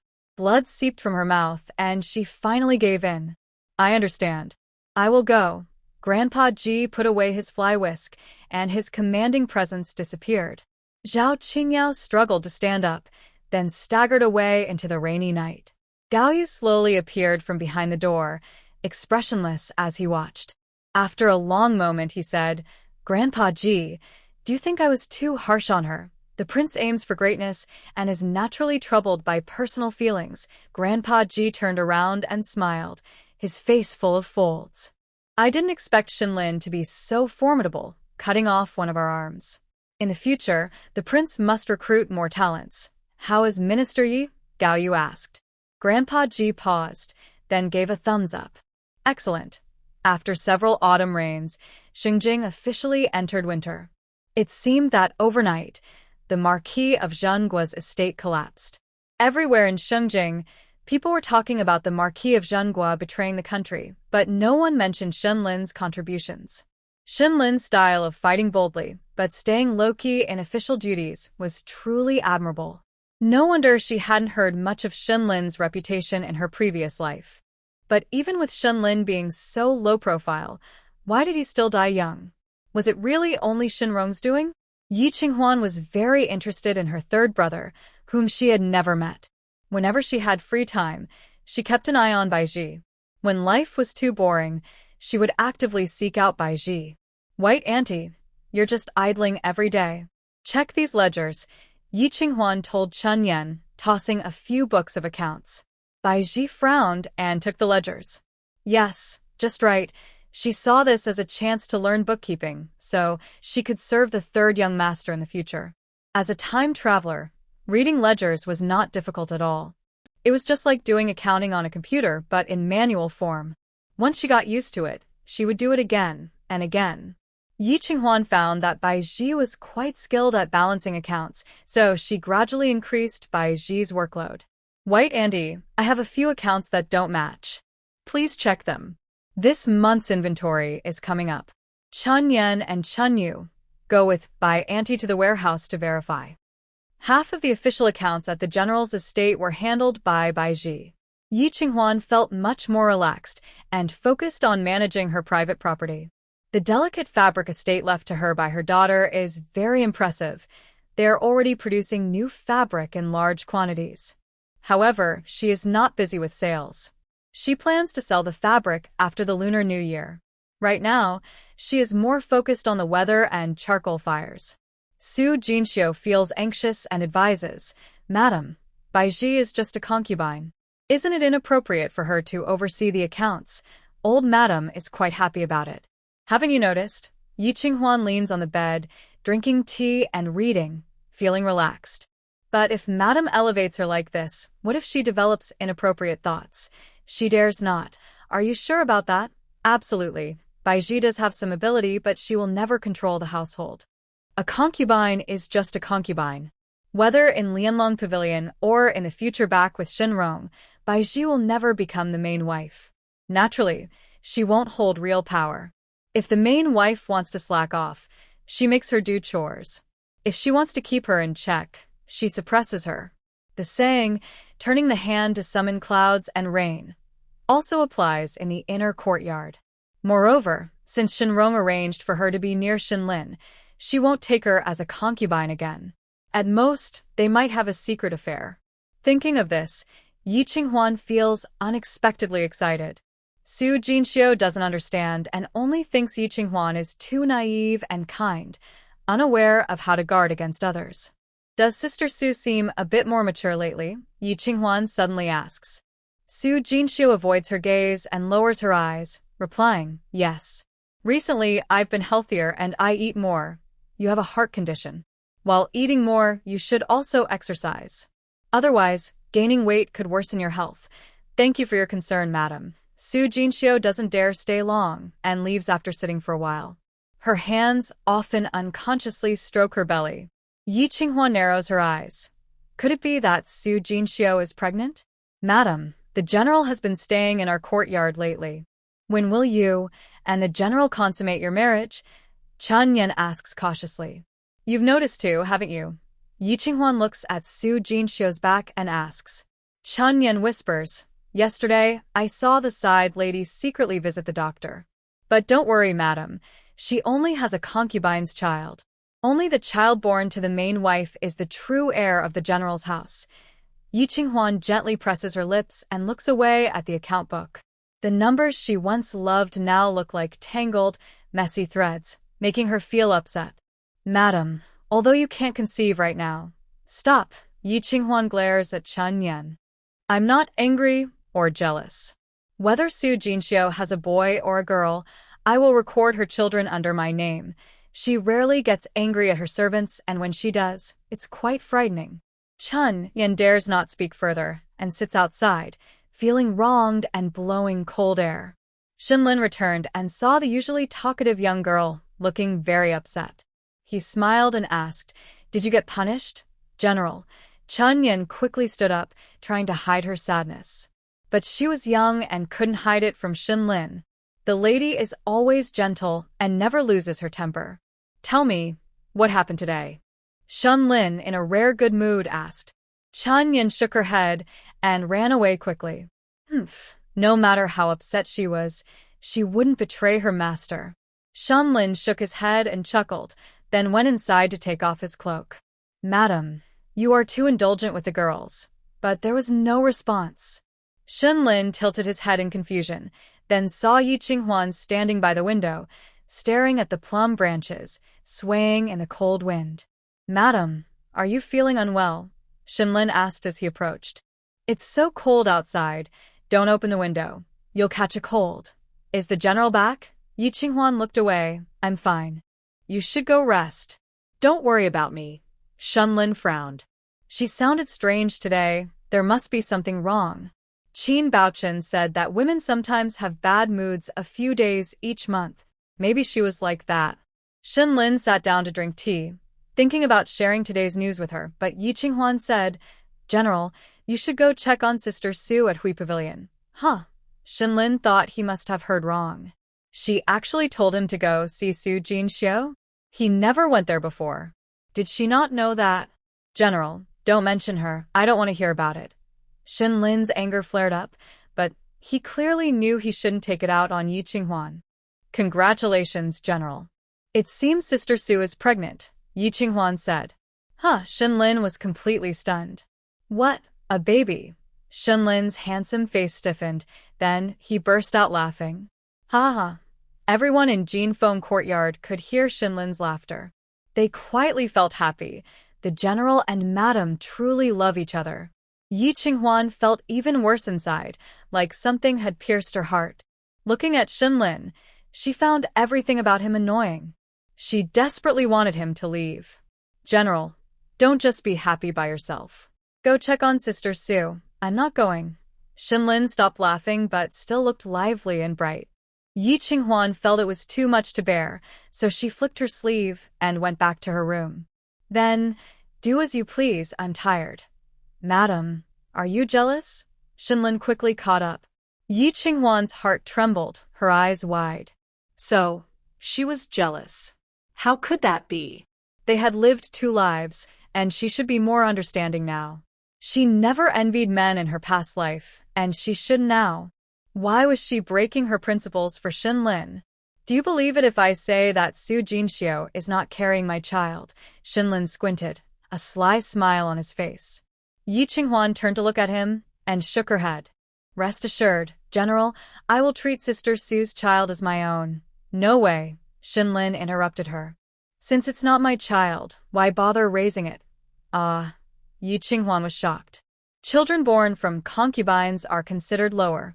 If they are not raised under the main wife's name, they won't have the chance to marry into a noble family in the future. Shinlin's actions are ruining Su Jinxiu's child's future. On the day Zhong Shui entered, I went to Hui Pavilion. She drugged me, but I used my inner strength to resist. As for her, I don't know what wild man she found to detox. Shinlin spoke casually, almost carefree. Yi Qinghuan was almost stunned and trembling as she reminded him, General, are you being cheated on? Not really. When I took her as a concubine, it was also forced by my mother, not my own choice. But I haven't touched her all these years. Now, it doesn't seem to have caused any harm to her. Yi Qinghuan couldn't believe that Shinlin allowed his concubine to be with another man and have children. General, is this really okay? What's wrong with it? If I support her, she can also help you. Shinlin shrugged, acting as if it didn't matter. Yi Qinghuan blinked and avoided the last part. She can help you. After a while, she finally realized, so it was her secretly helping me. Otherwise? Has your mother stopped bothering you for a while? Yes. Su Jinxiu is pregnant now, and your mother will be more tolerant of you. Shinlin was almost stunned and couldn't help but pinch her face. So soft, so fragrant. General, please mind your manners. Yi Qinghuan pushed his hand away and took a few steps back. Shinlin. They are husband and wife. Bai Ji from the neighboring Lianlong Pavilion is constantly trying to get close to him in various ways. But she acts as if they are strangers, truly putting a block between them. They only talk about work, not about personal matters. General, when will my antidote be ready? Yi Qinghuan also felt her behavior was inappropriate and deliberately mentioned the heart-devouring poison as a cover. Count the days, about a month and a half left. That's great. Shinlin thought she must be very afraid. Well, after she detoxes, they can talk then. Since he married her, he must be responsible for her. He can't treat her like Su Jinxiu as just a decoration. Next, Su Jinxiu's visits to Jinfeng Courtyard noticeably decreased. She is very discreet and won't reveal anything since she hasn't shown her pregnancy. Even old lady Shen is kept well hidden from her. In this way, Yi Qinghuan no longer cares about her. Bai Ji still wants to please Shinlin, but Yi Qinghuan has arranged many tasks for her. Plus, Shinlin doesn't return to the residence every day and deliberately avoids her when he does, so Bai Ji has no chance to get close. After struggling for a while, Bai Ji has become a work machine, Yi Qinghuan's helper. By the time Bai Ji realizes it, it's already snowing in Xingjing, half a month earlier than last year. This winter is so early. Doesn't that mean it will be colder in the north? Bai Ji thinks about the beautiful moonlight in her heart, Shenrong, and no longer cares about competing for favor with Yi Qinghuan. Besides work, she begins collecting goose down and duck feathers to sew winter clothes. Thick cotton clothes are heavy and uncomfortable. She wants Shenrong to feel the warmest in the world. The general's residence is unusually peaceful and harmonious. In contrast, the Chongning Marquis residence is quite lively. The early arrival of winter makes Jiang Shiming more convinced that Yi Qinglan's idea was good. He stocks up on coal even more eagerly. He also deliberately favors Yi Qinglan, almost staying in Lanyuan every night. This makes the 5 young concubines who just entered the residence quite unhappy. They often compete for favor and complain to Mu Qing. Madam, Aunt Yi doesn't understand the rules. She always occupies the heir's attention. Madam, we're supposed to help the Marquis's house grow, but she's the only one favored. We have no chance. I saw that the heir no longer stays in the madam's room at night. Please, madam, talk to Aunt Yi. Mu Qing early on used charcoal to warm Baoyu Pavilion, making it cozy and warm. She looked at the 5 young, beautiful concubines who didn't understand the Marquis's house and smiled knowingly at Lu and Su. Lu said, Aunt Yi can keep the heir interested, which shows she's capable. You all need to work harder. What ability does she have? She always wears old clothes and doesn't even wear proper jewelry. She's just lucky to have won the heir's affection. Where's the face of the Marquis's house? Even at home, she's like that. When she goes out, she looks the same. It's like our Marquis's house has fallen on hard times and can't even support concubines. The 5 beautiful concubines chatter and complain again. Mu Qing comforted them a little and gave them some small gifts before sending them away. Su smiled and said, "It's lively with so many people. Life is interesting, isn't it?" Mu Qing lazily leaned on a soft couch and smiled. Not only interesting but also profitable. "Madam, do you think Aunt Ye's encouragement for the heir to stockpile coal can really make money?" Lu asked. Probably, yes. The Yi family also invested money in storing coal, but it was a matter of earning more or less. "I hope she can earn more. As the new year approaches, the Ho family's finances are getting tighter," Mu Qing sighed. A skilled housewife cannot cook without rice. Even the best mistress cannot manage a family without money. Especially during the new year, there are more places to spend money. Her health was already poor, and she had made the worst plans. But now, the divine doctor recommended by Yi Qinghuan was slowly healing her. Forget about planning for Jiang Ximing's helpless son. At least, she must think more for her 2 children. Su Shi strongly agreed. Madam is wise. But what if Aunt Yi is pregnant? I heard she's taking medicine to help conceive. That's just her good luck. Mu Qing's eyes flashed with sharpness. Pregnant? Dream on. In the first days of winter, Yi Qinghuan sold all the coal she had, except for what she kept for herself, to Jiang Ximing. In just 2 months, she earned 4,000 taels of silver. Madam is wise. This money is really easy to earn. Chun Yan counted the silver notes happily. Yi Qinghuan said, "Take out 2,000. That's to be shared with the general. The general's family has entrusted everything to you. Why share?" Chun Yan smiled. "If you don't believe, ask the general later. He definitely won't refuse. Whether he accepts or not, he must see it. That's basic for investment cooperation." Yi Qinghuan looked out at the snowy sky, thinking of the soldiers at the distant border. People in the capital can still stay home to keep warm, but the tents outside can't hold up much longer. She really wanted to ask Yi Qinghuan how many soldiers from the Shin family's army froze to death last winter in her past life. "Madam, I heard from the people at Fusho Courtyard today that the 3rd young master will come back for the new year. That Bai Auntie is so happy. You'd think she's his concubine. She already is." Feng He strode in and handed Yi Qinghuan a letter. "Please, madam, take a look." Yi Qinghuan opened the letter, growing more surprised the more she read. She's actually from the northern border. Yes. When the general and madam got married, that was when she set out. After arriving in the capital, she first visited the old madam. Then she was arranged to stay outside, secretly learning the manners of the madam. Feng He said angrily, "Madam, the 3rd young master has suspicious intentions. We should tell the general about this." "Yes. Since there's evidence, go tell him. By the way, these 2,000 silver notes are the profit from selling coal. Give them to the general too," Yi Qinghuan said. "Understood." At Huaxi Villa, Shen Lin had just finished discussing matters with Qin Baochen. "I received a letter from Feng He." He simply frowned and then threw it aside. "I guessed it. Is the general still keeping her?" Feng He asked. "She has some connection with the 3rd brother in the northern border.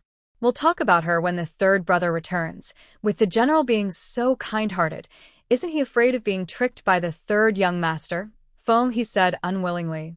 The lady had already given some advice, but the general still didn't realize it. Qin Baochen smiled. If the general was afraid, he wouldn't have kept Bai Ji. What else is he holding in his hand? "General, this is the dividend from the lady selling charcoal. I don't need the money. Let her keep it," Shen Lin said, not even touching the banknotes. Qin Baochen curiously asked, "Selling charcoal? What kind of charcoal?" "The lady collected some charcoal in autumn, and it's all sold now," Feng He explained. Qin Baochen was even more surprised and asked Shen Lin, "General, does your wife still do business?" "Yes. She plans to sell cloth later." "Lord Qin, you must support her," Shen Lin said proudly, with a handsome look in his eyes. "Of course I support her," Qin Baochen said loudly, patting his thigh. "But the border has already experienced 2 heavy snowstorms. We need to prepare the military supplies early. When mentioning military supplies, Shunlin also felt worried. The third prince still resented him for destroying the Marquis of Zhengua, and recently, he kept making things difficult for him regarding military supplies. If this winter turns out to be as cold as Yi Qinghuan said, Shun's army will have a hard time. General, why not use this money to buy grain? Foam he handed over the banknotes again. Just 2,000 taels, it's not enough. Shunlin shook his head. Go back. Don't tell the lady about the military supplies so she won't worry. Yes. Foam he left. Qin Baochen acted like a spoiled young master. The lady has so much dowry. Has the general ever been tempted? Shut up. That's her stuff. Only useless men spend their wives' dowry. Yes, yes, yes. Our Shin general is the most useful. Tomorrow, he will continue to argue with the third prince in the court to get the military supplies. The snowstorm grew heavier and kept falling non-stop. The price of charcoal in Shengjing unknowingly increased, and they started to run out of charcoal. From the initial buying and selling by cart to counting with burlap sacks, and then weighing by gene. Besides the gold-threaded charcoal provided by the palace, they also had to buy silver-bone charcoal themselves. Now, to buy enough silver-bone charcoal for her mother-in-law, the Rue Wang Fei personally went out to buy it. Yi Qinghuan saw her at the charcoal market and was surprised. Rue Wang Fei. Madame Yi, are you also here to buy charcoal? Sigh, I don't know why this year the weather is cold and charcoal is scarce. It really worries me, said the princess consort. Yi Qinghuan found it strange. The palace should be able to buy silver-bone charcoal easily, right? Not easy. It's expensive, and good charcoal is hard to find. The Empress Dowager is afraid of the cold and often coughs. I bought some at high prices, but it's not good enough. That's why I came personally, said the princess consort. Yi Qinghuan frowned. Jiang Shiming had collected a lot of black charcoal and silver-bone charcoal but refused to release it, deliberately causing a shortage in the market. He's just after money and doesn't care about the consequences. How is old lady Shin lately? Have you prepared enough charcoal fire at your house? The princess consort asked. Yi Qinghuan replied, Thank you for your concern, princess.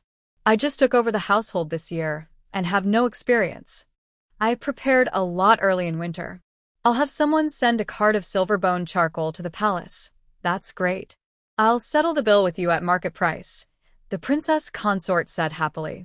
You're too kind, princess. The Empress Dowager is so good to the general, so this little bit of charcoal is just our way of showing respect to elders, Yi Qinghuan said with a smile. She was generous, and the princess consort was not pretentious. Although we are much older, we are equals. From now on, let's treat each other as sisters. If you need anything, just tell someone to come to the palace. Thank you, sister, Yi Qinghuan replied. All right, I'll go back now. It's too cold today. Take care, sister. After watching the carriage from the princess consort's residence leave, Yi Qinghuan took Chen Yan and Chen Yu for another walk around the market. The more she walked, the more she was shocked. Jiang Shiming was too ruthless. He doubled the price of even ordinary black charcoal. He was making money, but he was hurting the common people. Madam, didn't you say that maliciously raising charcoal prices is illegal? Why isn't anyone stopping Zhang Sun? Chen Yan whispered. Yi Qinghuan pondered. Maybe no one reported him, or maybe he has connections. That's really unfair. All the charcoal we sell to him is like giving away wealth. It's not true. Yi Qinghuan had been in business before and knew the bottom line of making money. Under the emperor's rule, even with corrupt officials, there were still righteous people. How could they allow him to exploit the people? Jiang Shiming would get into trouble sooner or later. Young lady, are you here to buy charcoal too? Yi Qinglan saw Yi Qinghuan from afar and came over to greet her. Today, she was not only rich, but also had charcoal. This winter was warm and prosperous. But Yi Qinghuan was different. She was worried sick about charcoal. The general's residence was so large that a few carts of charcoal couldn't satisfy it. Old Lady Shin was particular. She at least wanted red rattan charcoal. Now, the best charcoal in the market was concentrated in her and the heir's hands. Yi Qinghuan wants to buy charcoal, but she must ask if she is willing to sell first. The cold wind blows and snowflakes dance. Yi Qinglan pretends to adjust her fox fur coat. Waiting too long for Yi Qinghuan to speak, she takes the initiative to ask, "Sister, how much charcoal do you want? Although you haven't been kind to me, since we're sisters, I will still help you," she says. "I heard that old lady Shin prefers to use silver bone charcoal, right? There's less of it on the market and harder to buy. Luckily, I have some." At this point, Yi Qinglan should be asking her for help, right? She lifts her chin proudly, full of confidence. When Yi Qinghuan finally speaks, she plans to crush her sharpness and make her understand the difference between legitimate and illegitimate children and between respect and humility. In her presence, Yi Qinghuan can only kneel. "I don't want to buy." These two cold words sound like ice and snow freezing her ears. Her proud smile disappears, replaced by disbelief. "What did you say?" "I said I won't buy charcoal." What? "Sister, you don't understand human words." Yi Qinghuan mocks her, her calm and beautiful face showing no sign of panic over the lack of charcoal. "Then why are you here?" Yi Qinglan raises her eyebrows, her voice rising uncontrollably, attracting the attention of passers-by. "Just to look around. Is that a problem?" Yi Qinghuan responds with a question. Yi Qinglan is speechless for a moment. Right now, the most common item in the market is charcoal. Besides charcoal, what else could impress the heads of these noble families? "Please make way. A good dog doesn't block the way." Yi Qinghuan and Yi Qinglan shoulder to shoulder, slipping past each other. Yi Qinglan is bumped aside and stumbles a few steps, but luckily her maid quickly supports her. "Madam," the young master said not to provoke Lady Shin, her maid whispers. Her dowry maids, whether loyal or sold, now include Inger, sent by Jiang Shiming. While taking care of her daily life, they also watch her every move. Yi Qinglan dares not disobey Jiang Shiming's orders and can only endure for now. She doesn't believe Yi Qinghuan is just here to look. The entire market lacks good quality silver bone charcoal. Yi Qinghuan is so proud, she doesn't even ask for it. Then let the Shin family be without charcoal. With old lady Shin's bad temper, she will surely punish Yi Qinghuan harshly. "I heard that Su Jinxiu is pregnant, and the Shin family recently brought in a new concubine who is even more favored by old lady Shin. Yi Qinghuan is about to lose her favor and power. What right does she have to be arrogant?" "Madam, the young lady is following us," Chun Yen reports softly. Let her follow if she wants," Yi Qinghuan says indifferently. Today, she was just here to look at the market's charcoal and grain supplies. Yi Qinglan thought she wanted to buy charcoal and was waiting for her to ask for help. Let her keep dreaming. After walking around together, Yi Qinglan's legs were sore, but Yi Qinghuan didn't show any interest in buying charcoal. She didn't even stop to look at the charcoal. After browsing, she left in a carriage. Is she really not buying? Yi Qinglan gave up and glared angrily in Yi Qinghuan's direction. Forget it. Let her be scolded. Snowflakes drifted down as Yi Qinghuan sat in the carriage with a serious expression. "Madam, we don't lack charcoal. Even if the market price goes up, it doesn't matter to us." "Why are you still unhappy?" Chunyu asked. "The grain prices have also increased," Yi Qinghuan replied. "Last time, the grain prices were stable. Why have they risen this year?" "Don't worry, Changming has already stored enough grain according to your instructions," Chun Yen said. Yi Qinghuan nodded, but she still felt uneasy inside. Charcoal prices are affected by weather and human factors, but what about grain prices? If someone is controlling the grain prices, it could be a big problem. Once grain prices go out of control, there could be chaos among the people. The carriage stopped at the general's residence gate. Yi Qinghuan was about to get out when a slender, bony hand reached out. "General, come down." Shun Lin's tone was still gentle, but his face was cold as ice. Of course, he wouldn't be angry with her without reason. There must be something going on. "Where did the general come from?" Yi Qinghuan asked as she supported Shin Lin's hand to get out of the carriage. "From the palace. That was official business and had nothing to do with her." Yi Qinghuan steadied herself and tried to pull her hand back, but he held it tightly. "General, let's go back. It's too cold outside." Shin Lin pulled Yi Qinghuan's hand and led her into Jinfeng courtyard, his face cold. The young servants and maids couldn't understand. Was the general angry? Or not angry? A cold wind blew, and Yi Qinghuan sneezed. Achoo! Shenlin frowned and finally released her hand, but then took off his heavy cloak and draped it over her. General, there's no need. Resisting was useless. Shenlin firmly fastened her cloak. He was only wearing his robe, looking thin in the snow and wind. But his back remained straight, and his handsome face was tense with determination. Yi Qinghuan thought to herself, this official matter must be serious. They said nothing on the way back. When they arrived at Jinfeng courtyard, Shenlin didn't go to his room, but sat on Yi Qinghuan's soft bed out of habit. Yi Qinghuan chuckled and said, if the general is so fierce, should I find a place to sit? Shenlin finally realized he had scared her, but he really couldn't smile. That scoundrel Gao Yu keeps blocking the emperor from sending grain to the Shun army. If this continues, the Shun army won't survive the winter. If the Western barbarians attack while we're short on supplies, how can we fight? General, have a warm cup of tea to warm yourself. Yi Qinghuan personally offers the tea. Her delicate hands hold the porcelain cup, looking pleasing to the eye.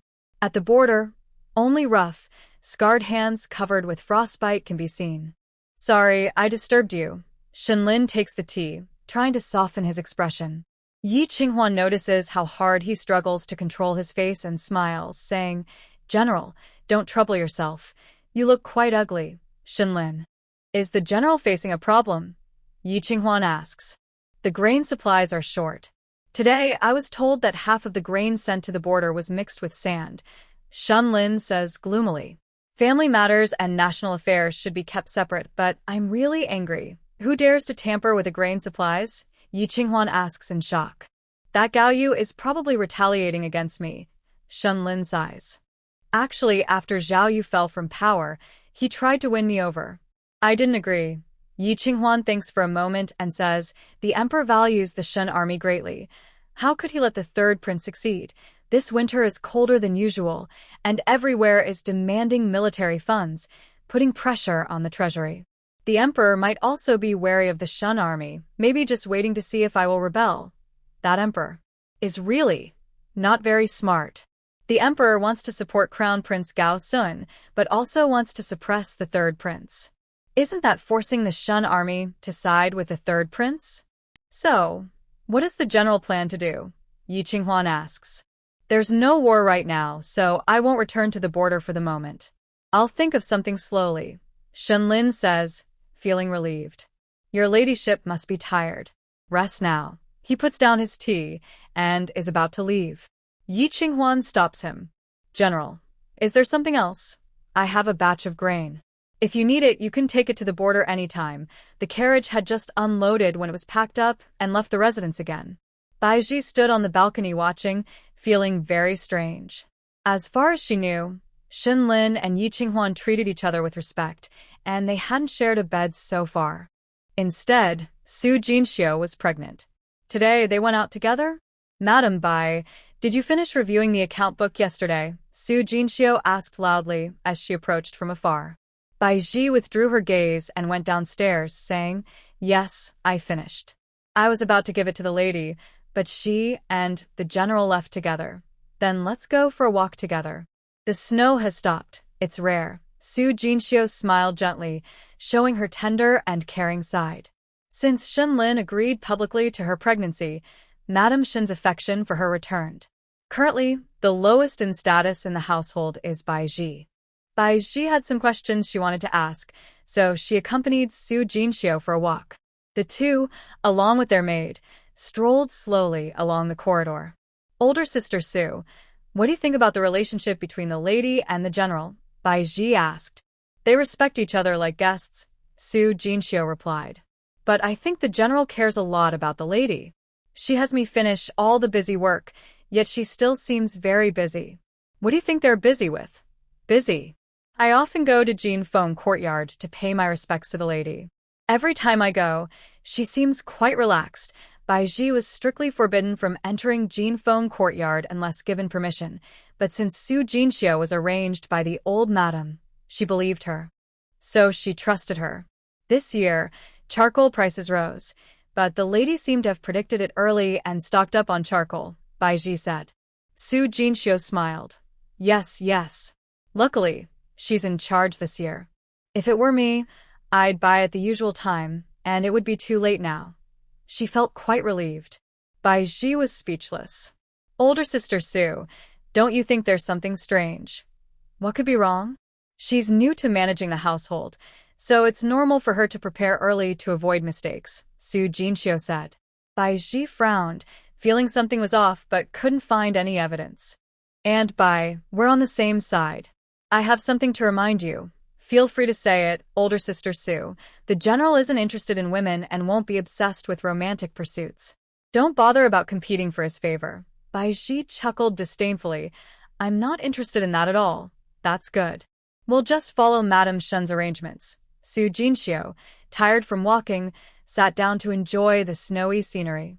After the new year, Rong will be back. When mentioning Shin Rong, Bai Ji's face lit up with a hint of happiness. Brother Lin and Rong have some disagreements. There might be trouble then. Sigh. Su Jinxiu sighed. I really don't know how we'll get through this new year. Bai Ji's expression changed slightly. Older sister Su, don't you want the third young master to come back? Not exactly. I just hope he and Brother Lin can let go of past grudges and be good brothers again. Huh. The third young master only has one leg left. Bai Ji's cold and resentful words made Su Jinxiu secretly alarmed and dislike her even more. Originally, convincing an old madam was difficult enough, but Bai Ji's added fuel to the fire, risking a complete falling out between Brother Lin and Rong. Older sister Su, you care deeply for the general. Maybe you don't want to hear what I have to say, Bai Ji said carefully, staring at Su Jinxiu. Su Jinxiu smiled gently and said, as long as my child can inherit the Shin family army, what else matters? Really, if Aunt Bai doesn't believe it, she can ask the old madam. Su Jinxiu showed no flaws, appearing delicate yet strong-willed. Although Bai Ji couldn't fully trust her words, she didn't say anything further. If Su Jinxiu's actions matched her words, she would let her go. Otherwise, she would be killed. In any case, no one can block the third young master's way. The carriage swayed as it arrived at the granary on the outskirts of the city. Shin Lin was stunned when he saw the full warehouse of rice, flour, and cotton. Is there so much? Not enough for 10,000 soldiers through the winter, but it can last a while, Yi Qinghuan smiled. If we eat sparingly, it can last half a winter. Shin Lin was overjoyed, looking eagerly at Yi Qinghuan. Madam, how did you think of stockpiling rice and flour? Yi Qinghuan smiled and said, I originally planned to stockpile and sell for money, but since you need it, I'll give it to you. After all, I bought it with your silver, Shin Lin. He thought she was stockpiling for him, but it turned out to be for making money. Well, that's okay. This little fox is indeed fond of money, and by a happy accident, she helped him a lot. All this grain can't be transported to the frontier all at once, or it will raise suspicion. Do you have any good ideas, General? Yi Qinghuan asked. Shin Lin said, as long as there is grain, everything else is not a problem. Good. Yi Qinghuan nodded and called Chongming. Come and meet the general. From now on, these supplies will be managed by the general. General, I will cooperate well, Chongming said excitedly, tears welling up in his eyes. Yi Qinghuan smiled and asked, Chongming, why are you so excited to see the general? Madam, you may not know, but my father and older brother joined the army early on. They later died of starvation in winter. Today, hearing that Madam is stockpiling grain for the soldiers, I remembered my father and brother. Chongming started crying as he spoke. Shin Lin asked, did your father and brother serve in the Northern Army? Exactly, Chongming choked out. Shin Lin sighed deeply and patted Chongming's shoulder. They are heroes. There was a special elite team called the Snow Wolves in the Northern Army. 5 years ago, during a heavy snowstorm and a shortage of supplies, 50 vanguard soldiers froze to death. General Shun, you are the real hero. The Shun family army are all heroes. Chongming knelt down, shoulders trembling. Yi Qinghuan had never experienced the battlefield, but was visibly moved. Chen Yan said that Chongming had once been involved in the grain business, but had lost everything later. It now seemed very likely that he was raising grain for his father and brother, even at the cost of his family. This Chongming is truly a man. Chongming, get up. Shenlin personally helped him up. What you are doing now is also a heroic act. Your ancestors in heaven are surely pleased. Chongming wiped his face and stubbornly straightened his back. Yes. Yes, tell me how you transported grain to the northern border back then, Shenlin asked. How could I secretly do that, General? Chongming was surprised. Yi Qinghuan also looked surprised. So, quickly to confirm? Back then, the northern border lacked military supplies, and a small group of people voluntarily transported grain to help. Though it was just a small effort, it became a good story in the north. Today, it seems that was you, Shenlin said cheerfully. Chongming awkwardly smiled. My strength is too small. A tiny spark can start a prairie fire. Come on, let's go have a drink. Yes, General. Shenlin turned around and winked at Yi Qinghuan. She shook her head with a smile and stayed in the warehouse to plan the next step. Chun Yan, your cousin is a real man, Yi Qinghuan said. Madam, forgive me. I didn't mean to hide it. I really didn't know how my cousin lost his family estate. I just felt sorry for him struggling alone and wanted to find him a job. Chun Yan hurriedly knelt to explain. It's fate, very good. Get up, Yi Qinghuan said gently, with a look of pity. Chongming had big ambitions, but with Chun Yan, it seemed unlikely they would become a proper couple. Shenlin and Chongming talked for over an hour before returning to the warehouse. Madam, let's go back, Shenlin said. All right. Yi Qinghuan didn't ask what they discussed. She handed over the grain, and nothing else needed her attention. She adjusted her thick coat and got on the carriage with him. Her gentle face was rosy and beautiful, like a rose. Shenlin leaned against the carriage and looked at her. In winter, the carriage was well padded, making it feel even smaller. Yi Qinghuan felt uncomfortable under his gaze and lowered her head. General, do you have something to say? No, I just want to look at you. How should she respond? Yi Qinghuan, do you know what Qin Baochen said about you? I don't know. Yi Qinghuan felt embarrassed. Maybe he said she was clever and scheming. Before her wedding, she had carefully planned against her stepmother to get the dowry. She specifically invited Qin Baochen. He said, marrying you is my good fortune. Yi Qinghuan looked up in shock, not expecting such a high compliment. I think he's right now, Shenlin said, holding her hands tightly. Once you are cured, we will truly be husband and wife. Yi Qinghuan's eyes flickered with panic, and she pulled her hands back. She pressed her back against the carriage wall, trying to create more distance. But the carriage was too narrow. No matter how much she shrank, it was useless. Are you unwilling? Shenlin raised his eyebrows, feeling a twinge of sadness. Do you have someone in your heart? No, I just am afraid. Shenlin paused, then laughed loudly. I won't eat you, Yi Qinghuan thought to herself. That might be scarier than being eaten. Don't worry, I won't let you follow your mother-in-law's example. Shenlin moved closer and sat beside her. Yi Qinghuan's heart raced uncontrollably.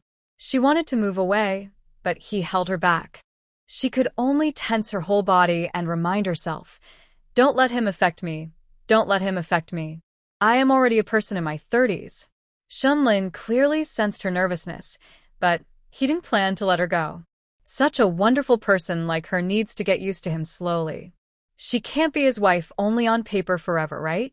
Because Shenlin was so close, the journey home felt especially long. Yi Qinghuan felt restless, counting every second as if it were years. Finally, the car stopped. General, we have arrived. Good. As Shenlin responded, Yi Qinghuan couldn't wait to jump out of the carriage. But she froze in place. Huaxi Villa. Tonight we stay here. Shenlin got out first, then helped her down. Yi Qinghuan was so scared, she didn't dare to reach out. General, we came out together so people might suspect. We'll stay here for the night and go back tomorrow. Shenlin smiled. Don't worry, it won't be tonight. Only then did Yi Qinghuan feel relieved and step out of the carriage. But his open words were so obvious. Everyone must have understood, right? How embarrassing.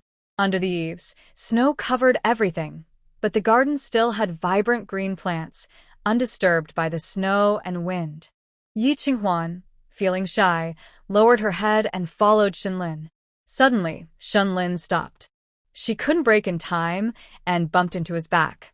Ow. So hard. Her nose almost broke. General, is your back made of iron? Yi Qinghuan asked, tears welling up from the pain. Shenlin felt both pained and amused. You don't look up when you walk. Lift your head and take a good look here. You'll come often in the future. Shenlin took her hand and walked beside her. Yi Qinghuan whispered, I prefer my bed. I don't like changing places. I don't want to come again. Don't say that too definitely. Shenlin laughed loudly. They had already eaten half the military rations, and he was very happy.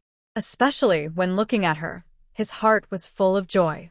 They crossed a corridor and reached the east side. Yi Qinghuan then realized that beside Shenlin's office, there was a backyard. Unlike the cold decoration elsewhere, this place was planted with a large number of plum trees. At this moment, the red plums just started to bud, pressed down by the white snow. The sparse red among the white was very elegant. Is this where the general lives? Yi Qinghuan asked curiously. Shenlin didn't answer and pushed open one of the rooms. It's a bedroom, fully furnished, but it feels very cold inside, not at all like a place where someone lives long-term. I don't come back to the capital often, and when I do, I just stay in the study. From now on, you can sleep here when you visit. Shenlin entered the room and lit the charcoal stove. Soon, the room warmed up. Yi Qinghuan wandered around, observing. Although it was quiet and empty, it was clean and tidy. Now with the charcoal fire, it felt warm and lively. What kind of tea would you like? Shenlin opened a cabinet, revealing a drawer full of tea. There were black, white, green, and other famous teas. Yi Qinghuan said, in winter, I like pear soup with white tea the most. All right. Shenlin placed the teapot on the charcoal stove to boil while chopping pears to make juice. Once the white tea was ready, he added the pear juice. His skill was so good that Yi Qinghuan was surprised. The general also likes to drink this. No, I don't. But it seems you've brewed tea more than once. Shenrong likes to drink it. Yi Qinghuan. Oops, I just hit a nerve. After his leg was injured, he searched for medicine everywhere. The various drugs hurt his stomach and his health weakened. Old songs said that pear soup with white tea was good for him, so I learned how to make it. Shenlin finished speaking as the tea was ready. He poured a cup for Yi Qinghuan and brewed black tea for himself. Yi Qinghuan held her tea, unsure whether to drink or not. Drink it, I'm not upset. Shenlin saw through her thoughts and smiled. But deep inside, a long-lasting pain flickered. In this life, neither he nor Rong Di could return to the brotherly and respectful days. This courtyard is quite different from others. I visited Zhou Nianyan's place, and it doesn't seem like a woman's home. Do I need to arrange it for her? She's just a guest staying temporarily. Shenlin was a bit angry. He had already said he and Zhou Nianyan had no romantic feelings. It was disappointing that she brought it up when things were so warm and peaceful. When she was tidying up Su Jin Xiao, you didn't say she was just a guest. Yi Qinghuan teased, taking a sip of pear soup with white tea, feeling the warmth spread from her mouth to her stomach and heart. I did it on purpose. Can't you tell? Shenlin rolled his eyes. I can tell. You're quite rebellious. No wonder mother worries. Who asked her to always want to control me? Fortunately, the person sent here had her own opinions, unlike Su Jin Xiao, who foolishly obeyed her mother. Yi Qinghuan smiled softly. And what about me? I was also arranged by my mother. You're different from them. Shenlin's gaze deepened, glowing with intensity. Yi Qinghuan dared not look directly and lowered her eyes to drink her tea. A strange feeling of happiness slowly grew in her heart. The shadows from her past life caused by men gradually drifted away without her noticing.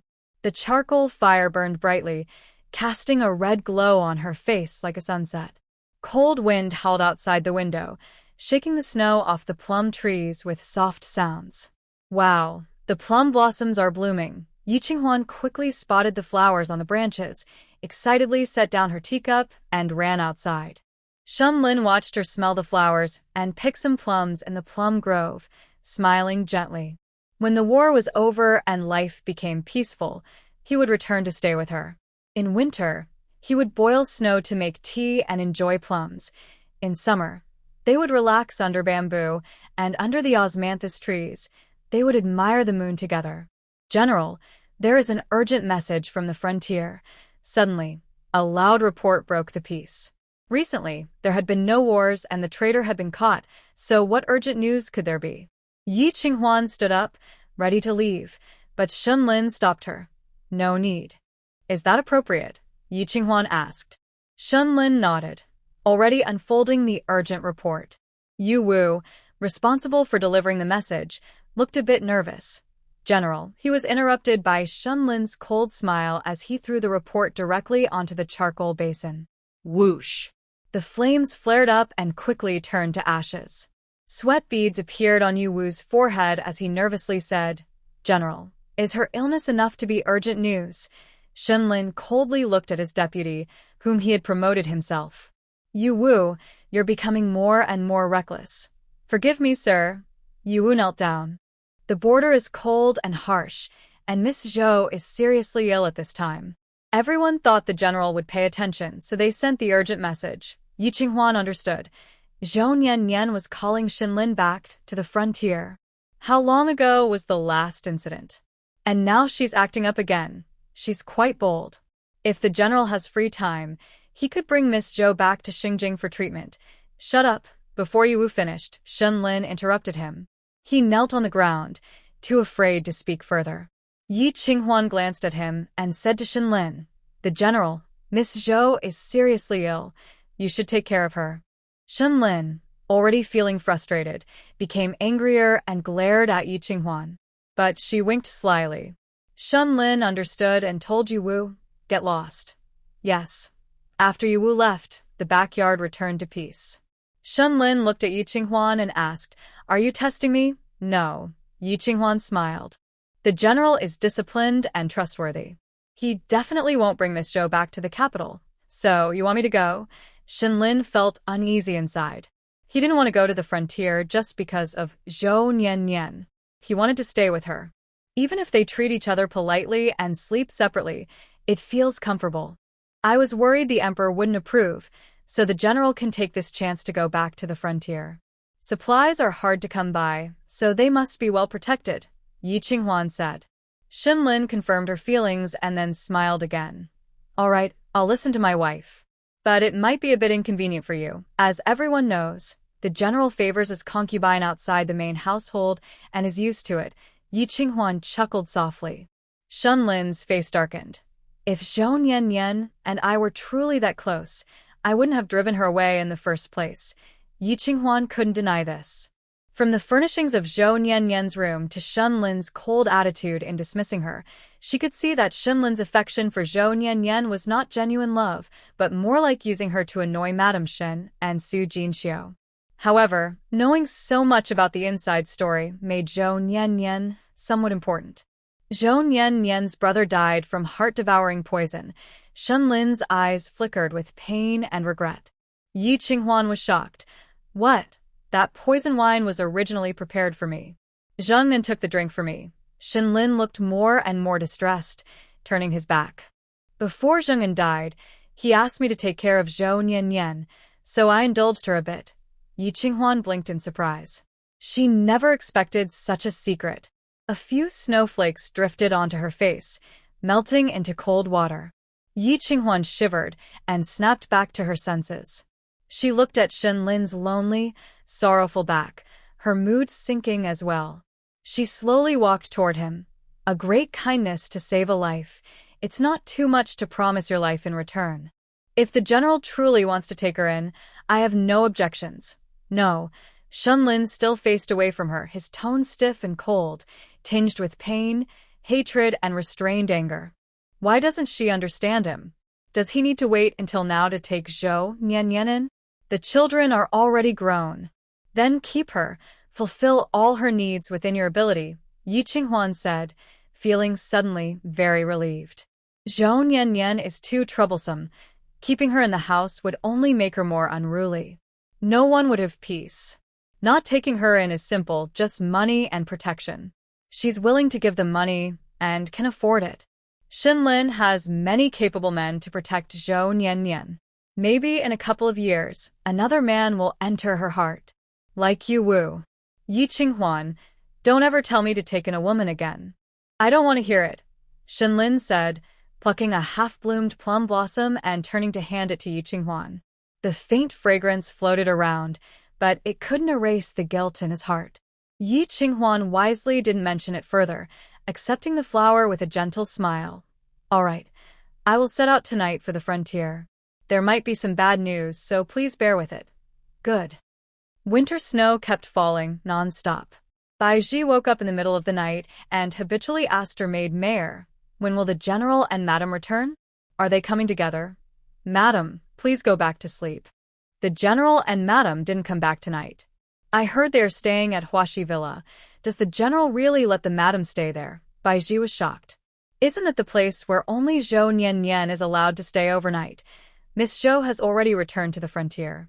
Now that the general and madam are close, it's normal for them to stay there. Also, Maya hesitated. I understand. The general doesn't want to see me, Baiji said as she lay back down. Actually, I don't want to please him either. It's all for third young master. Madam, go back to sleep. These words should be kept to yourself. Baiji rolled her eyes in disdain. You have so many taboos in your own house. Don't you find life tiring? Mayor blinked in confusion. Forget it. You wouldn't understand even if I said more. When third young master inherits the general's estate, there will be no more taboos. Baiji turned over and went to sleep. Winter without heating in ancient times was really cold. Could the third young master endure it in the northern border? Her heart was heavy, making it hard to sleep. She stayed awake until dawn. She got up and, out of habit, went to Fuzhou Court to pay respects to old lady Shen. On the way, she met Yi Qinghuan alone. Her face was pale, with a bluish tint, as if she hadn't slept well a night. Wait. This isn't a normal reaction after intimate moments. She should look radiant and refreshed. Could it be? Madam, good morning, Baiji greeted respectfully. Yi Qinghuan waved her hand, looking exhausted and indifferent. Baiji found it even stranger. Why didn't the general come back with you? Yi Qinghuan ignored her. Spring yen and spring rain. Madam and the general returned to the villa yesterday, but before midnight, the general left again. I heard that Miss Zhou was seriously ill, and the general hurried to the frontier to visit her. Maybe Madam was angry and argued with the general. She kept the lights on all night and didn't sleep. Early this morning, she set out to return. Seeing Yi Qinghuan's declining influence, she complained to old Madam Shen. Auntie, you must not let the general bring Zhou Niannian back. It's okay. Old Madam Shen gently looked at Su Jinxiu's belly. She's outside. You're at home. No one will bother each other. Su Jinxiu was surprised. Why has Annie changed her mind? Standpoints change with a situation, just like you call me Annie when you need something. Old Madam Shen smiled kindly. In the past, she was blind and encouraged Yi Qinghuan to win Shenlin's favor. Now, she wouldn't do that anymore. Yi Qinghuan is no longer on her side, so it's natural to be out of favor. Don't worry, Auntie will protect you and the baby. This pregnancy is hard to come by. Old Madam Shen gave some nourishing gifts like bird's nest and ginseng, then sent Su Jinxiu away. Someone must have leaked the news. Everyone in Shengjing now knows Yi Qinghuan has lost favor. Rumors are spreading wildly, with several different versions. Madam Shen has fallen out of favor.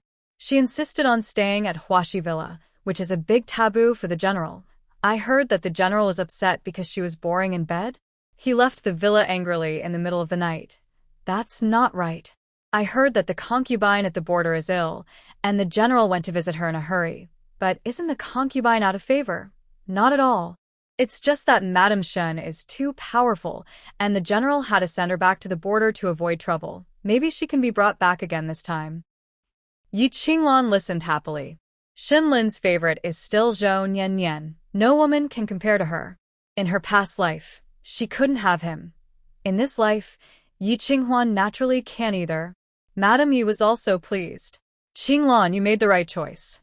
The Ho Mansion is the best place for you. Of course, Yi Qinglan raised her chin. Mother, I sold all the charcoal I had and earned 1,300 taels. My share is also gone. I earned 2,100 taels. Madam Yi thought regretfully. We didn't stock enough charcoal back then. If we had stocked more, we could have earned even more. The heir is also regretful. He keeps asking me if I have other ways to make money. I make big money for the home mansion. I'm a meritorious servant. The heir is treating me even better now. Yi Qinglan spoke more happily, full of hope for the future.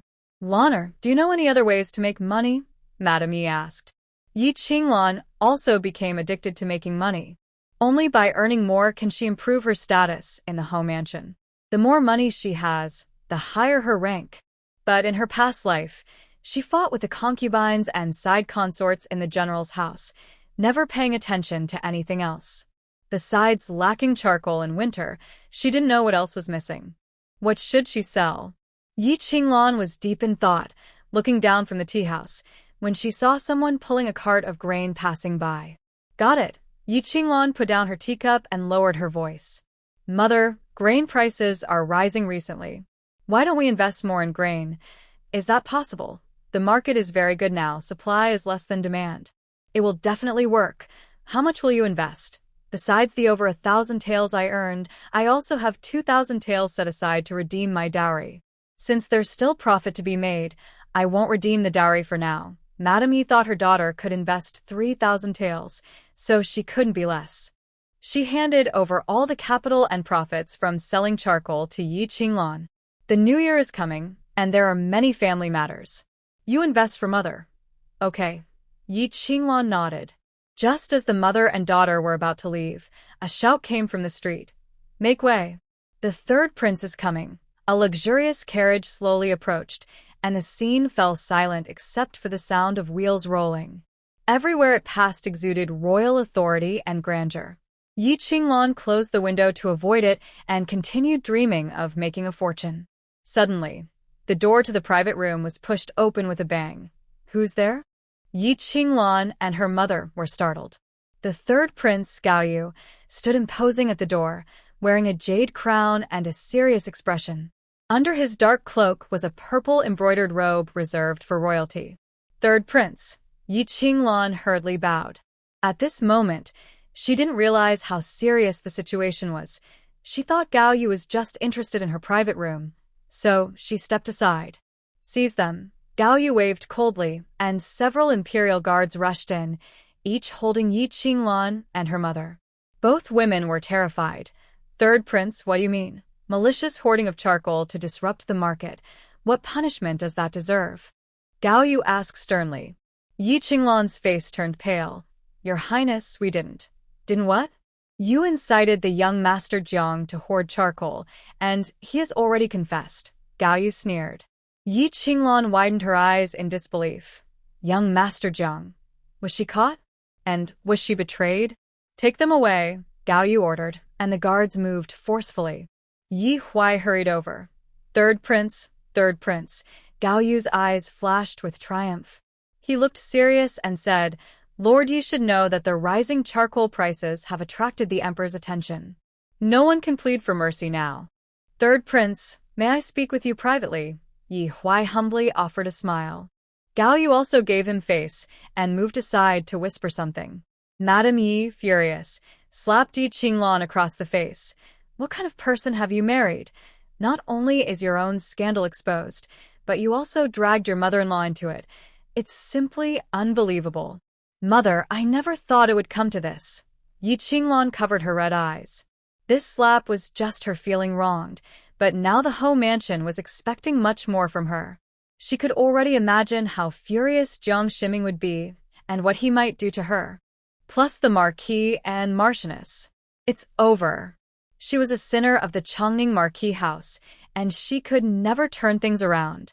Back then, I told you to marry Xin Lin, but you refused. You kept making up excuses to fool me, and now the Yi family is paying the price. Lady Yi kept scolding. Yi Qinglan didn't dare to reply, silently accepting her punishment. She didn't know what Yi Huai and Gao Yu discussed, but when they returned, the imperial guards had already retreated. Gao Yu's stern face showed some satisfaction. Master Yi, take care of your family and don't cause trouble again. Yes, yes, I will make sure they behave. Gao Yu left as suddenly as he had arrived. Lady Yi, feeling weak, supported herself on the table and asked, Sir, what exactly happened? What happened? Yi Huai suddenly looked furious, glaring at her. Ask your good daughter. Yi Qinglan knelt in grievance. Father, I just wanted to lead everyone to make money. I didn't know there would be trouble. Have you wasted the past 15 years? Don't you know that hoarding coal maliciously to disrupt the market is a serious crime? Yi Huai shouted. If I hadn't arrived in time and persuaded the third prince, would you still be alive? Yi Qinglan trembled. Father, I really didn't know it was so serious. Shut up. I raised you in vain. You fool. Yi Huai looked at Yi Qinglan, growing more annoyed. She was a clever and obedient girl before marriage, but now she was so foolish. She must be worse than Yi Qinghuan. Even if she was disobedient and unfilial, at least she didn't cause trouble. Sir, what did you say to the third prince just now? Lady Yi asked. Yi Huai closed his eyes and took a deep breath, besides surrendering. What else could I do? Lady Yi was shocked, but if we side with the third prince, it means opposing the crown prince. What else? It's all your fault for giving birth to such a good daughter. She caused such a big mess. If we don't surrender, not only will you all die, but the Yi family will also be implicated. Yi Huai's ears buzzed with anger. Having been in officialdom for many years, he knew the consequences of choosing the wrong side. So, no matter how the princes fought, he always stayed neutral. But now, he had to side with the third prince. What a sin! It's all Yi Qinglan's fault, that fool. After Yi Huai finished scolding, Yi Qinglan whispered, Father, how is the heir now? He has already returned to the marquis house. You should go back too. From now on, you are not allowed to come back without my permission. Yi Huai shouted angrily. Yi Qinglan felt cold inside, tears filling her eyes. Father, can I come home for a few days? If I go back to the marquis's residence now, Jiang Ximing might hurt me. No, Father, are you going to watch your daughter die? You caused this yourself. You have to bear it. Yi Huai turned and left without looking back. The situation was too serious, and Lady Yi could only give her daughter a look that said, Good luck to you. Seeing them leave, Yi Qinglan felt very scared. From now on, she had no family to rely on. There was nowhere to hide, so she had to muster her courage and return to the Chongning Marquis's residence. The atmosphere in the Marquis's residence was unusually heavy. Yi Qinglan hurriedly walked with her head down, hoping to hide in the orchid garden like a turtle. Lady Yi has finally returned, Mu Qing said, leading a group of maids and nannies waiting at the orchid garden. Seeing this scene, Yi Qinglan's legs went weak, almost kneeling down. Madam, aren't you resting to recover? How can you have time to come to the orchid garden? Take her to Songhua Tower. Yes, Mu Qing gave the order, and 2 strong maids carried Yi Qinglan away. Songhua Tower was where the marquis and the old lady lived. Yi Qinglan had been married into the family for a long time, but had never been lucky enough to visit. Today, she finally had the chance to go to Songhua Tower, but she was terribly scared. Madam, I was wrong. But I was just trying to earn money for the marquis's residence. I didn't know the third young master would target me. Madam, I beg you to see that I also contributed. Please spare me. I've earned money for the family. Yi Qinglan cried and kept begging. No one paid attention to her. At Songhua Tower, Jiang Ximing was scolded by the old lady and beaten by the marquis. He was feeling annoyed.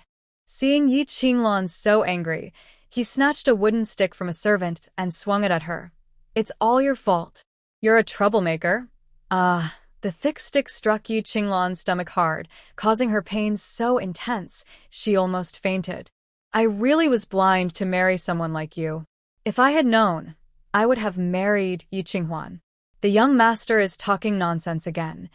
Mu Qing firmly interrupted Jiang Ximing and took the stick away. Despite being pale and sickly, Mu Qing didn't get angry at Jiang Ximing. It was like she was scolded by her mother. She dared not fight back. Instead, she pointed at Yi Qinglan and scolded, Madam, it's all her fault. She has caused me and the family trouble. I want to divorce her. Young master, calm down.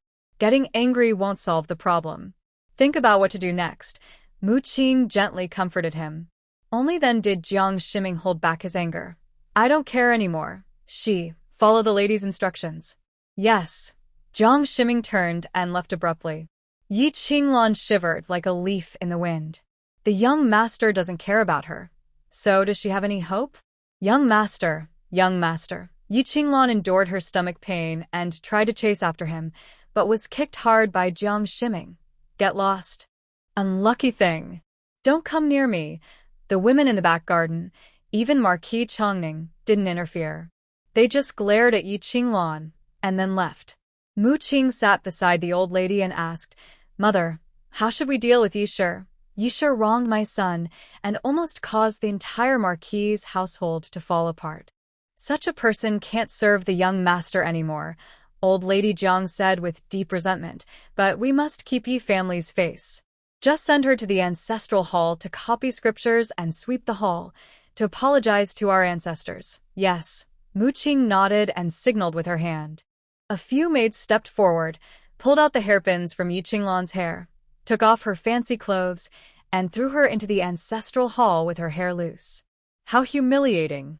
Yi Qinglan's face was pale as she trembled, silently crying on the cold floor. If she can't serve the young master anymore, how can she turn things around and become the mistress? All because she was a concubine for Jiang Shiming. Why could Yi Qinghuan rise smoothly while she struggled? Where did she go wrong? Concubine Yi, reflect carefully and don't cause trouble again. Otherwise, even Lord Yi can't save your life, Mu Qing said. Yi Qinglan looked up at the door slowly closing, her desire for freedom and honor fading. She asked unwillingly, Young master's wife, I have one more question. Did the young master escape this disaster? The Chongning Marquis family is a single lineage, so of course they want to protect the young master. But do you know what price the Chongning Marquis family paid? Mu Qing sneered. Yi Qinglan gritted her teeth and said, Was it being forced to surrender to the third prince? You're clever, Mu Qing replied. So it was like that. She had been focusing on dealing with Yi Qinghuan and Mu Qing, never thinking it would involve political struggles. She used Gao Yu to borrow coal, forcing the Marquis of Chongning and Yi family to pick sides and support him. But actually this wasn't wrong. Crown Prince Gao Sun was a sickly boy. If Gao Yulong ascended to the throne, the Marquis' household and Yi family should thank her for creating opportunities for them. So, she wasn't finished yet. She still had a chance. Everything happening now was a test from heaven. In the end, everything would return to the starting point. She would become the mistress of the Marquis' household and be granted a noble title. After comforting herself, Yi Qinglan became stronger. She was about to tidy up her appearance and burn incense to the ancestors of the Jiang family for protection when her stomach pain suddenly worsened, stabbing like a knife. Help, I am in so much pain. News about Gao Yu cracking down on the charcoal market spread quickly. Yi Qinghuan sat by the warm stove, listening to Feng He report what happened today. The Jiang family stock of charcoal was all confiscated, and the illegal gains were doubled and handed over to the court. Marquis Chongning knelt before the emperor for 3 hours to save Jiang Shiming. Yi Qinglan was fine to enter the ancestral hall, and apart from shaving her head, she was treated like a young girl. Yi Qinghuan frowned and muttered, It was actually the third prince who took action. Madam also finds it strange, right? Feng He asked. Yi Qinghuan nodded. He's not usually kind, and he often exploits the people. Why is he suddenly acting justly? A sudden idea flashed in her mind, and her face changed drastically. Oh no, madam. Gao Yu's actions are forcing the Marquis Chongning's household to choose sides. He just lost Zhao's support and is worried about having no one to rely on. The Marquis family is risking everything to protect Jiang Shiming, Yi Qinghuan quickly explained, her hands unconsciously clutching the stove. If she gets involved in political struggles, the only outcome for the Marquis Chongning's family is destruction. Madam, the Yi family might also be involved. It's better to find a way to distance yourself from them, Feng He advised. Yi Qinghuan took a deep breath. You're right, Yi Huai, a minor official, What value could he bring to Gao Yu? Gao Yu probably cares most about her husband, Shenlin, who is from the Yi family. According to Yi Qinghuan, since the Shun army was established, many royal relatives have tried to win them over. When General Shun was alive, he refused countless offers. He even declared, "The Shun army is loyal to the emperor and will never serve others." But which emperor isn't from among the princes? Whether it's Gao Yu or Crown Prince Gao Sun, they need the support of the Shun army to become emperor. That's why the emperor has recently become suspicious of the Shun army, worried they might secretly support a prince and overthrow him. It's time for her to cut ties with the Yi family. Second miss, help. While Yi Qinghuan was pondering how to cut ties with the Yi family, Li Mama, who is beside Madame Yi, came crying. Usually so proud and aloof, today she knelt and knocked her head fiercely upon entering. "What's wrong?" Yi Qinghuan asked impatiently. Every time the Yi family sent someone to find her, it was never good news. What trouble are they trying to cause now? "Second miss, the eldest young lady is dying. Please, second miss, save her. She's sick and you want a doctor." "What's the use of coming to me?" Yi Qinghuan frowned. "Are you asking for money?" "Please ask second miss to request Dr. Xue to examine the young lady," Li Mama said, tears of concern in her eyes. This was somewhat unusual. Yi Qinghuan asked, "Elder sister is enjoying her life at the Chongning Marquis' residence. The Marquis' estate will take care of her medical needs." But Dr. Xue said he only gives face to second Mississippi. No matter how others ask, it won't help. Besides, the Marquis' estate no longer cares about the young lady's life or death. Yi Qinghuan was surprised. Wasn't elder sister punished to guard the ancestral hall? Given the Jiang family style, she shouldn't be harmed. Moreover, Yi Huai already made Gao Yu, so hiring a top doctor shouldn't be difficult. Second miss, the young lady was first poked in the stomach by the young master with a stick, then she was kicked painfully. Not long after entering the ancestral hall, she had severe stomach pain, and she even started bleeding. Miscarriage? Yi Qinghuan was shocked. Can Jiang Shiming's body still allow a woman to become pregnant? If it's a miscarriage, then fine. But it's not. The palace doctors also examined her, but they couldn't stop the bleeding. The young lady said that the young master's wife also often sees blood, and Dr. Xue's treatment improved her condition. But when we found Dr. Xue, he refused to treat her. He said that seeing a doctor for the young master's wife was just a matter of face for second Mississippi. Second miss, please save the young lady. She has given up her best marriage prospects, and she didn't even argue over the dowry. Please, second miss, save her. Yi Qinghuan was moved at first, but Li Mama's subsequent words hardened her resolve. Mama really knows how to talk. Giving up my marriage? Giving up my dowry? Is that really true? This old servant spoke out of turn. Please forgive me, second miss. Li Mama kowtowed, bleeding from her scrapes. So that's how everyone in the Yi household sees me. I don't deserve to be your second Mississippi. From now on, I won't be part of the Yi family. Please, you may leave. Yi Qinghuan stroked her hand warmer, speaking coldly. Li Mama raised her hand to slap herself. Old servant was wrong, I apologize. Even if Mama were to die here, it wouldn't help. If you want me to act, I will. Second miss, but I have one condition. Please, second miss, just say it.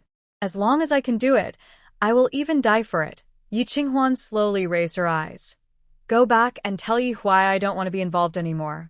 If you want to save Yi Qinglan, write a letter severing ties. From now on, I will have nothing to do with the Yi family. Li Mama was shocked, her mouth wide open. Sever ties? Is she crazy? Mama, you'd better go back quickly, don't delay. Chun Yu stepped forward, helping Li Mama up and pushing her out. Li Mama, only now realizing the situation, hurriedly returned to the Yi residence to report. Feng He was curious and asked, Madam, was Dr. Xue really the one you invited? Yes, Yi Qinghuan nodded.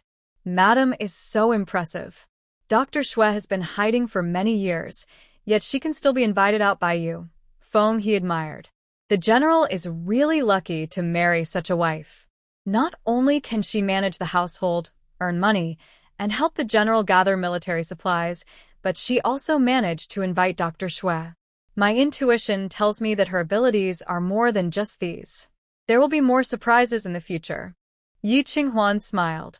If she hadn't been reborn, she wouldn't have the ability to invite Dr. Xue at 15. Dr. Xue's full name is Xue Ju, a famous expert in gynecology. She wandered the world searching for her missing sister, Xue Rong.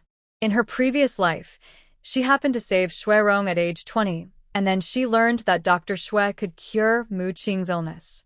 This life, she told Dr. Xue the whereabouts of Xue Rong in advance. Dr. Xue was very grateful and willing to help her. It's all a benefit of rebirth. Yi Qinglan also has the benefit of rebirth, but unfortunately, she doesn't follow the righteous path. Instead, she keeps walking further down a dangerous road. At the Yi residence, Yi Huai was stunned after hearing Li Mama's report. Cut ties? Yi Qinghuan wants to sever relations with the family? Yes. The second young lady said she wanted to see the severance letter before she would ask Dr. Xue to treat the eldest lady. Li Mama raised her hand to her hair, revealing a red, swollen forehead and 5-finger marks on her face. Madame Yi was both shocked and angry. Rebellious girl. Does she still respect her elders? Does she understand respect and hierarchy? Madam, saving the eldest lady is the most important thing. Li Mama truly caret for je vinklan. She had watched her grow up. The second young lady was just temporarily proud. Not being part of the Yi family might be better for her. Madame Yi was so angry she clutched her chest and begged Yi Huai, "Sir, Lanner is still waiting for help." Since Yi Qinghuan refuses to acknowledge us, just write to her. Yi Huai clenched his teeth and fists, unwilling. Severing ties? How could Yi Qinghuan have such boldness? Her biological mother died early, and her maternal family had cut ties. The Yi family was her only support. Severing ties was probably Shun's idea. They found out. Knowing that Yi Huai had sided with the third Prince Gaoyu, they feared being implicated and used Lan's illness to threaten him. Sir, don't hesitate anymore. Shaving Lanner is urgent. Madame Ye cried. Yi Huai took a deep breath and slowly spoke. Do you know why the third prince is forcing me to choose a side? Because the Lord is useful to him. No, because I am Shunlin's father-in-law. Madame Yi was stunned for a moment, then scoffed. Sir, you are still the father-in-law of the heir.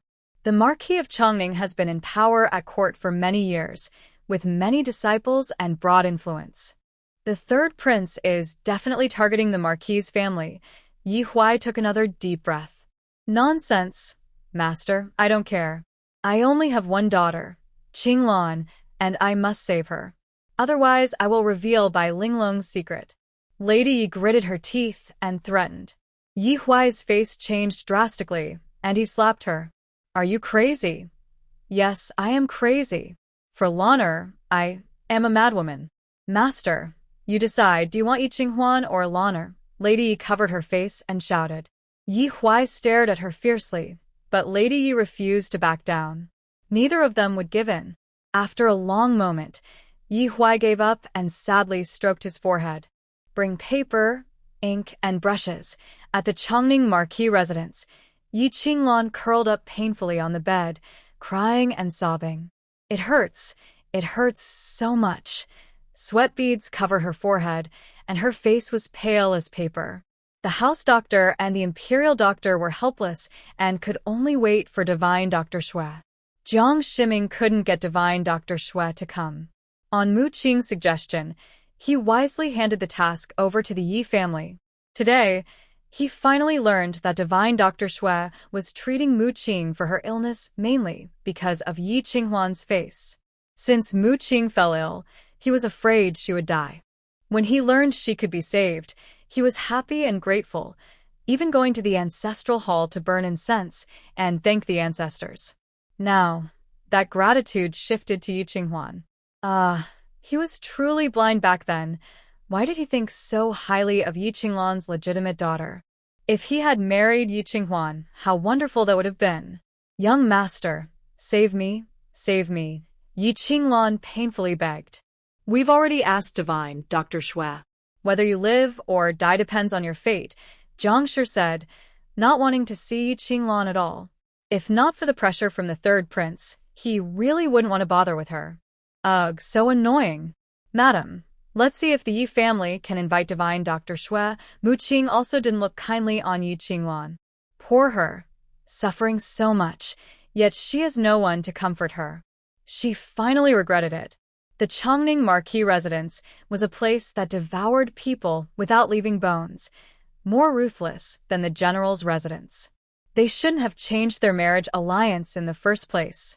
Marrying into the general's residence, even if not favored, at least wouldn't have suffered so much. Her stomach hurt so badly. Was she going to die? Yekinglan's consciousness gradually faded. After an unknown time, she heard a familiar call. Lana, wake up. Mother, Yi Qingluan doubted her ears, struggling to open her eyes. Lana, how are you? Mother is here. Lady Yi looked at her dying daughter, her heart shattered. Mother. Yi Qingluan tearfully cried out, but her weak body could only produce faint sounds. It's okay now. Dr. Shui has helped, and you will recover after resting for a while. Lady Yi gently wiped her tears and comforted her. It shouldn't have been changed back then. If not, today's disaster would have fallen on Yi Qinghuan. Her daughter was already the head lady of the general's house, in charge of everything, respected by everyone. Mother. Yi Qingluan kept crying. This was the path she chose, and she couldn't change it now. Forget it, it's too late to say anything now. I will stay with you these next few days, Lady Yi said. Yi Qingluan felt very insecure now. Hearing her mother would stay with her, she cried even harder, gasping for breath. Mother, I'm sorry. It's all right. Don't cry anymore. Being alive is the best. Lady Ye's eyes flashed with resentment. All of this was Yi Qinghuan's conspiracy to break the engagement. She definitely wouldn't let Yi Qinghuan go. Lady Yi, the room has been prepared. Please, just bear with us for now, Mu Qing said gracefully, showing her noble demeanor. Clearly, Lady Yi was her elder. Everywhere she went, she was respected. But unfortunately, because her daughter became a concubine, she could only lower her proud head at Chongning Marquis' house. The young lady arranged everything well. Thank you for your trouble. The young master was also frightened today. We will take our leave now. Let's go, young master, Mu Qing softly said, and Jiang Shiming obediently followed. Lady Ye's anger was stuck in her throat. She had never endured such patience in her life. Mother, am I really okay now? Can I live? Yi Qingluan quietly asked. Of course. Dr. Shui helped, so you are fine now. Thank you, Mother. Yi Qingluan wiped her tears and moved her body slightly. Sure enough, the pain had eased a lot, and she was slowly gaining strength. Sleep now, Mother will stay with you, her mother said softly. Under her mother's comfort, Yi Qingluan fell into a deep sleep. Lady Yi stayed by her bedside, watching her daughter closely, not daring to relax. What Dr. Shui said during the treatment still made her heart race. If she had delayed even half an incense stick, even a fairy couldn't save her. It was almost too late. Yi Qinghuan ignored her eldest sister's life-threatening threat and Yi Huai's hesitation about his daughter's life and death. All tangled into a thick tree root, making her teeth grit with hatred. At the general's house, a freshly sealed letter of disownment stamped with official seal was just delivered, and Feng, he was overjoyed. Great. From now on, the Yi family and the lady are no longer related. They can do whatever they want with the third prince. It doesn't involve the general. Yes, Yi Qinghuan was also very happy. With this letter of disownment, she wouldn't have to visit the Yi family anymore, saving her a lot of trouble. Really, everyone should be well and happy. Madam, Yi Qingluan has survived. However, I heard she can no longer have children, Feng he said. Yi Qinghuan didn't feel sorry. In Jiang Shiming's backyard, only Mu Qing can give birth. Sadly, everyone blames women, saying they are useless. Jiang Shiming himself never doubted himself. Sometimes, being overly confident is quite funny. Madam, the general has sent a letter. Feng Yu rushed in through the snowstorm. Yi Qinghuan's eyes lit up as she took the letter. Madam, read it as if you see him.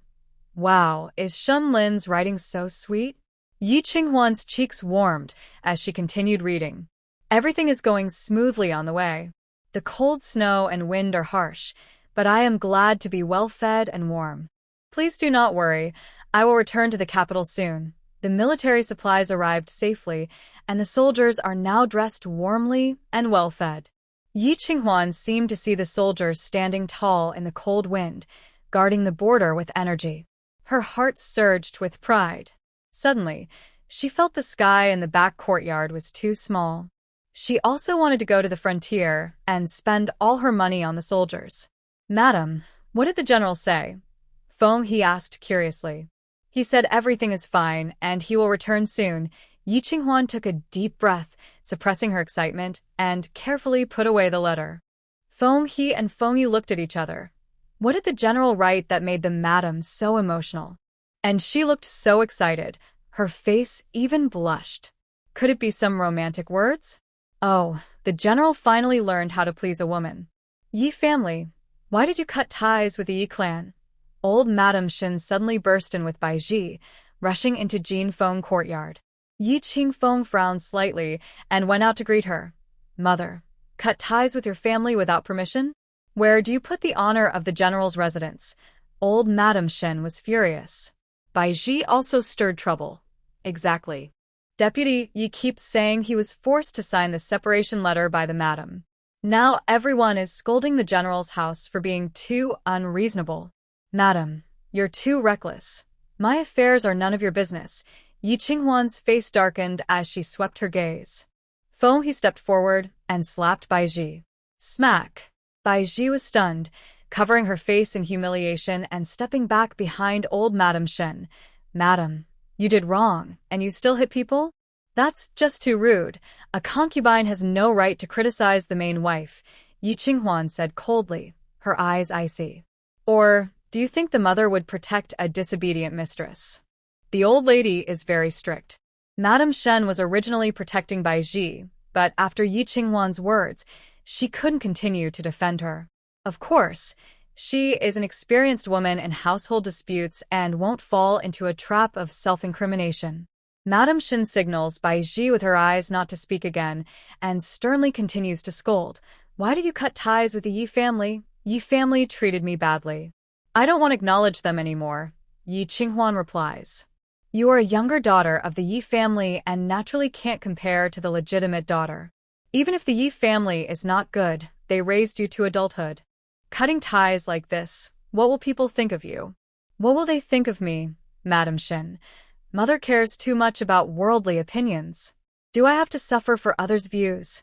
Yi Qinghuan's words shock Bai Ji.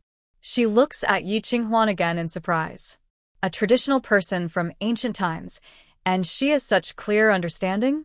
"If you think I have brought shame to the Shen family, Mother can divorce me. Otherwise, please support me a little." Supporting me is also supporting the reputation of the Shen family.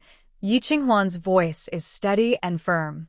"Yi family, you think too highly of yourself. Threatening your mother-in-law at every turn, sometimes refusing to manage the household, sometimes asking for a divorce. Do you really think I dare not? Your mother-in-law has that right."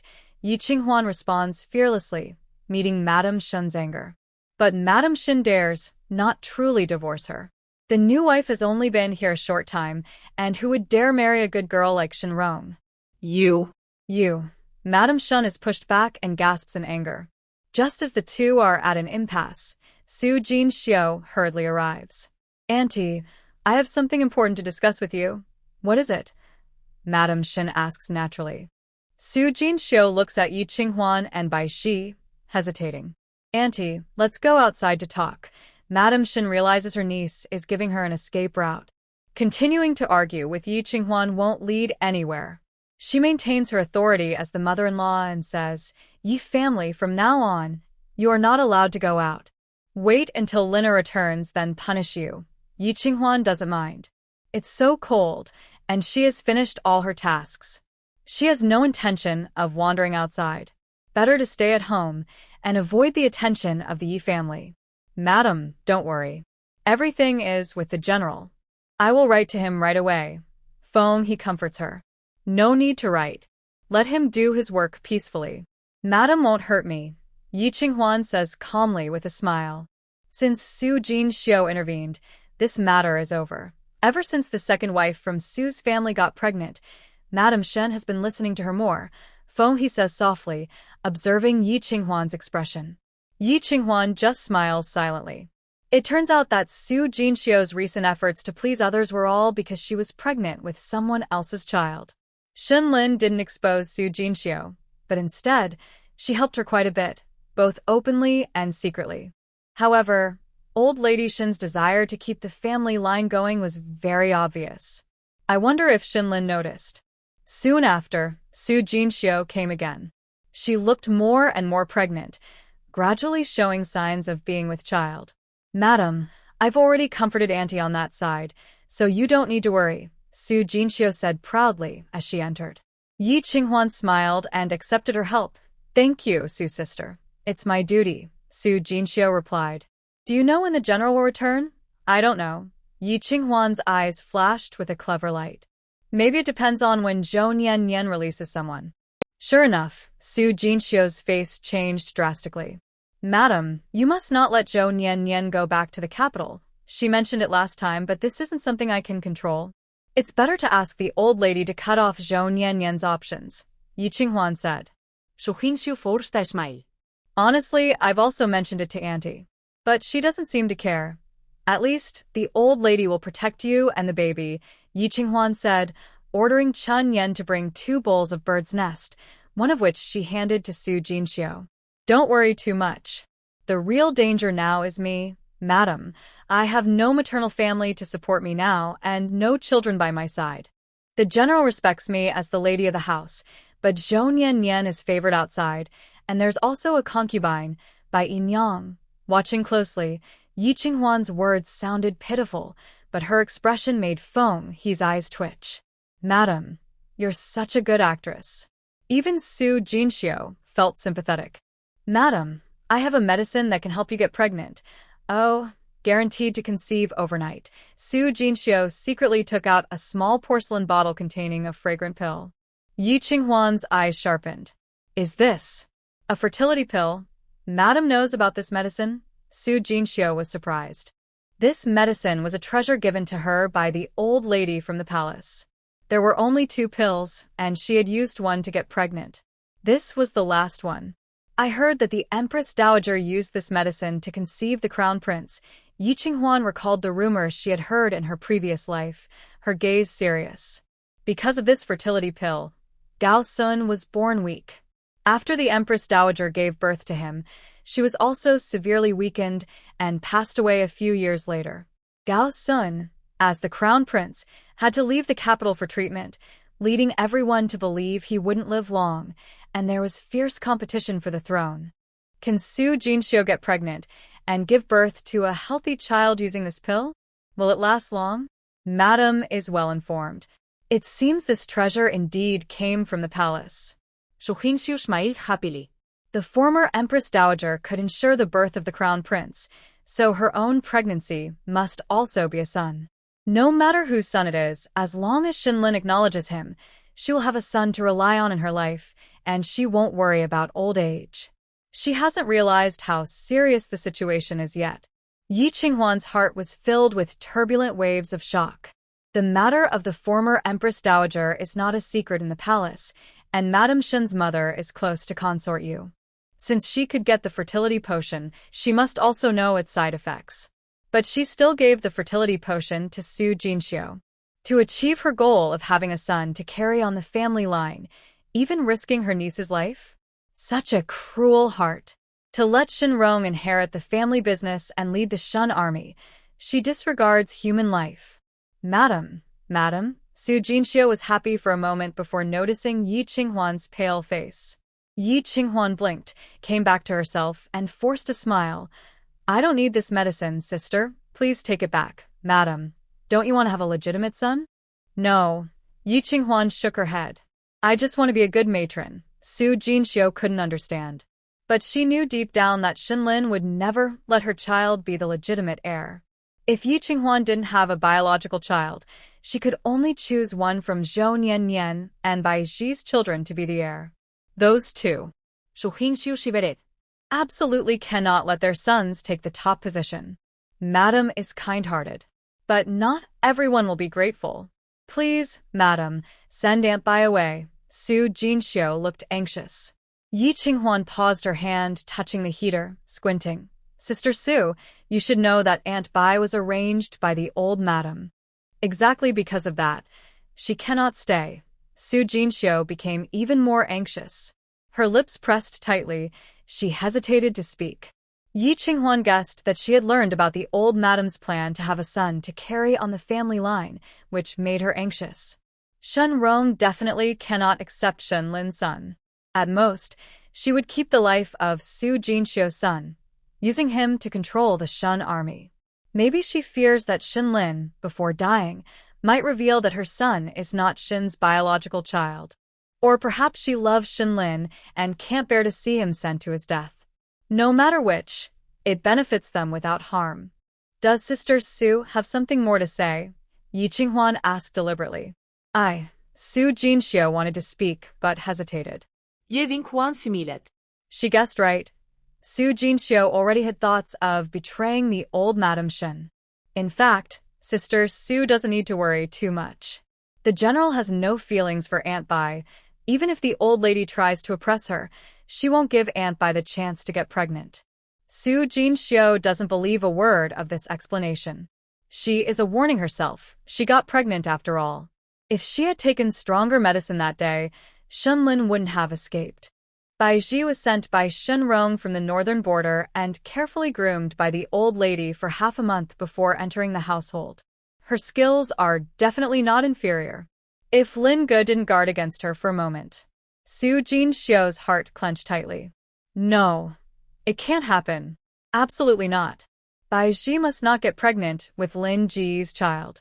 Shen Rong would kill Lin Ge, her, and their baby. Shen Rong.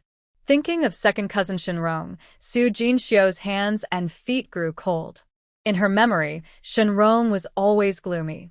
Since losing the use of his legs, he has become more obsessive and cold-blooded, sometimes crazier than a madman.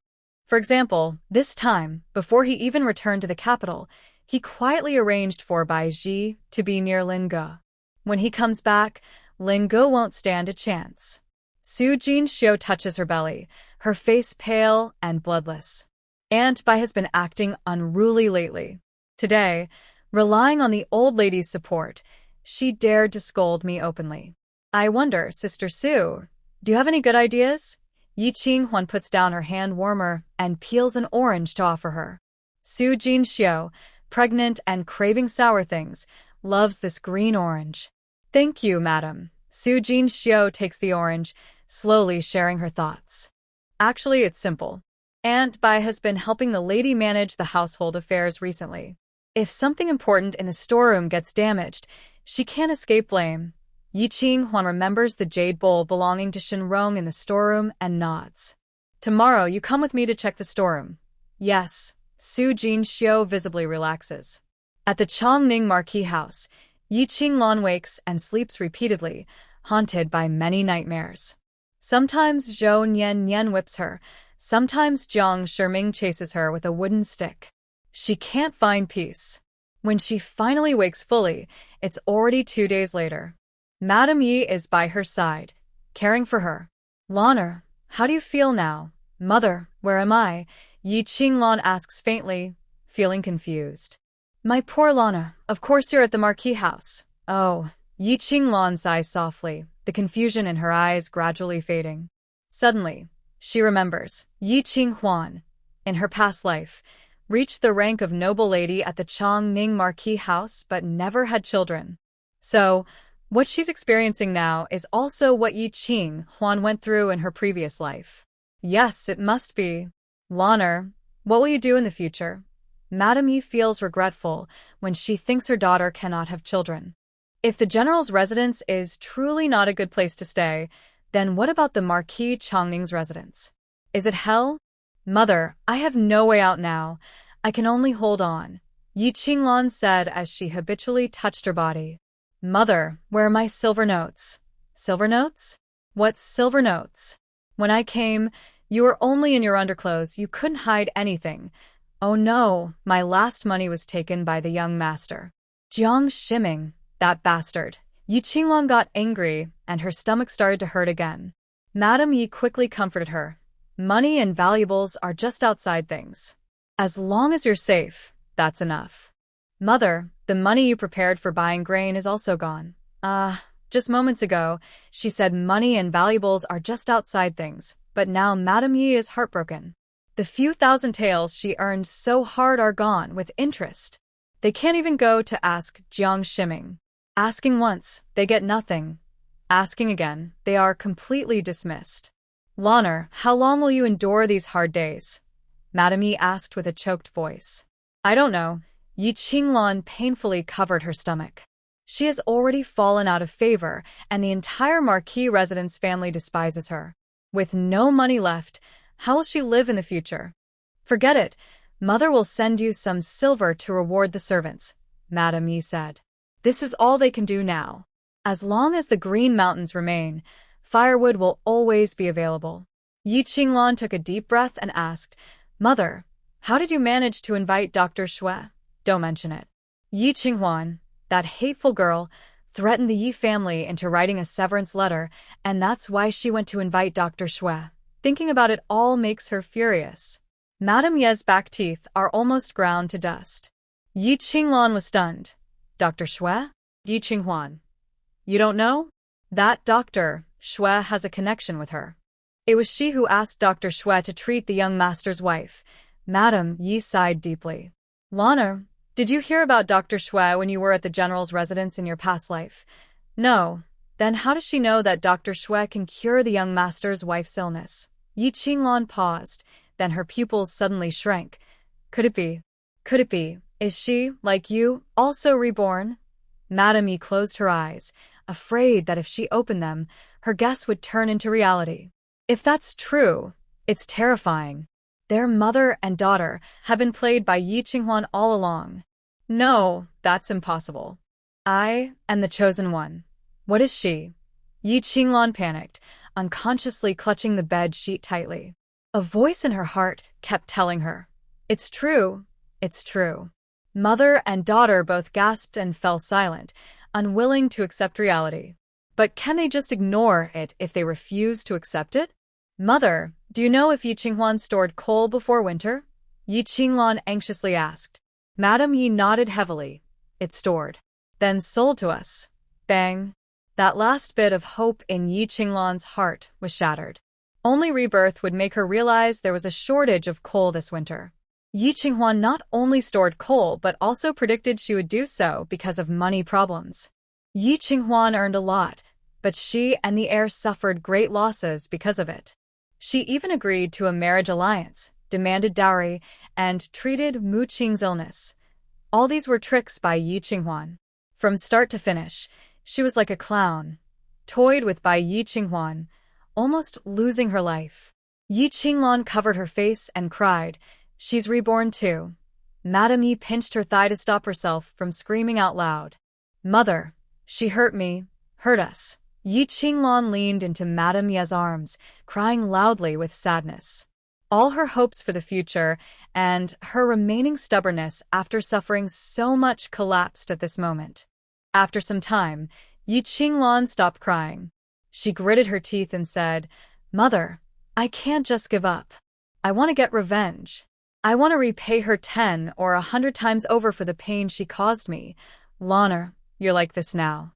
How can you fight her? Rest and recover first, Madame Yi said, feeling distracted. Most importantly, she lacked confidence. Yi Qinghuan was too powerful. Since the marriage alliance, she had been pushing them into misery. She, who didn't know what had happened in her past life, dared not act rashly again. Mother, isn't she poisoned? Tell the Shin family about this, and let them divorce her. Yi Qingluan said. Even if the Shin family doesn't divorce her, they will start looking for a new mistress. Anyway, I can't just watch. I have to do something. That's a plan. But Madame Yi hesitated. Although the Bai family had fallen, they were still dangerous. If things got out of hand and Yi Qinghuan connected with the Bai family, it could cause trouble for the Yi family. If you don't want to, I'll go myself, Yi Qinglan's eyes were full of hatred. No one could stop her from seeking revenge. Just let her raise her. I'll handle it. Madame Yi finally compromised. When she heard that the third young master of the Shin family was returning to the capital and that old Madame Shin was worried about his marriage, she decided to stir things up. The next day, Su Jinxiu went early to pay respects at Fusho Courtyard and stayed to talk with old Madame Shin. During the conversation, she praised Bai Ji's abilities. Aunt, Bai Nyang is doing very well. She will definitely be a good housekeeper in the future. Indeed. Her skills are impressive, old Madame Shen said proudly. The person Ronger chose is unlikely to be bad. Madam, Ronger is coming back soon and should be getting married. Have you decided which girl to marry him? Su Jinxiu asked. Hearing this, old lady Shen frowned slightly. Not yet. We'll wait for Ronger to come back and see for himself. Then, let Liner go to the palace to request an official decree. That's good. Let Ronger choose someone he likes. Exactly. While the uncle and nephew were talking, Bai Ji arrived. Su Jinxiu looked at her with a gentle, light smile. Aunt Bai has come. We were just praising you. Greetings to the old lady. Bai Ji bowed politely, every movement perfect. Su Jinxiu was momentarily stunned.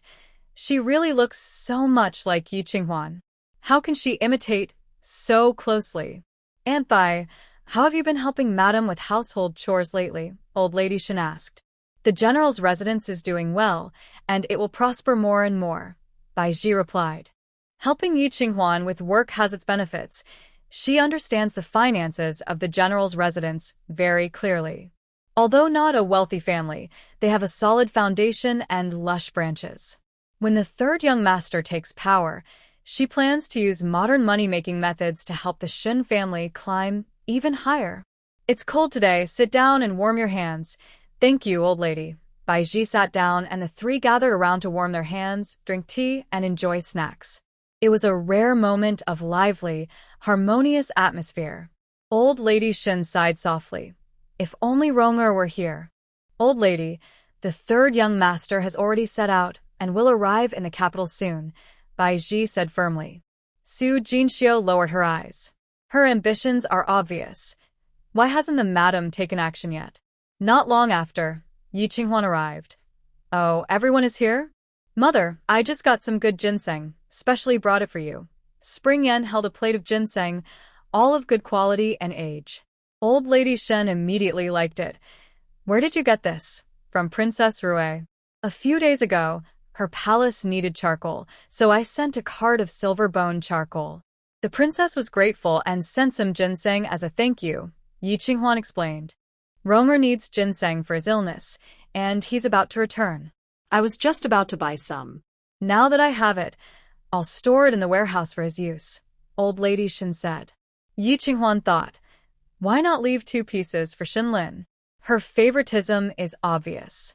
Mother is right, Yi Qinghuan said, removing her fox fur and sitting down. Aunt Bai, please record the ginseng and put it away. Also, help me find that set of white jade brush and inkstone. Tomorrow, I'll give it to the young master of the Shangshu residence for the traditional first gift. Yes, Bai Ji didn't mind and took the key to the storage room to handle it. Madame Shin said, you're the main wife, but you're so lazy, always letting Aunt Bai do everything. Aunt Bai is capable. She not only helps me manage accounts but also takes good care of the storeroom. I haven't been to the storeroom for several days. Yi Qinghuan smiled. Madame Shen was still worried about regaining control of the household, but Yi Qinghuan's actions suited her well. Bai Ji manages half the household, and after Ronger returns, everything becomes more convenient. She also doesn't worry about Yi Qinghuan and Shenlin shifting their family assets. Madam, have you been caught in the snow? Sit down and warm up, Su Jinxiu said, pouring hot tea herself. Yi Qinghuan took the tea, warming her hands while drinking, and the others chatted casually about family matters. Mother, I've been staying at home lately and don't like going out. I want to pick some fabric and make small clothes when I have free time, Su Jinxiu said, touching her belly shyly. Go ahead and choose. Just a little. Children have delicate skin, so use good materials, she replied. Thank you, Mother.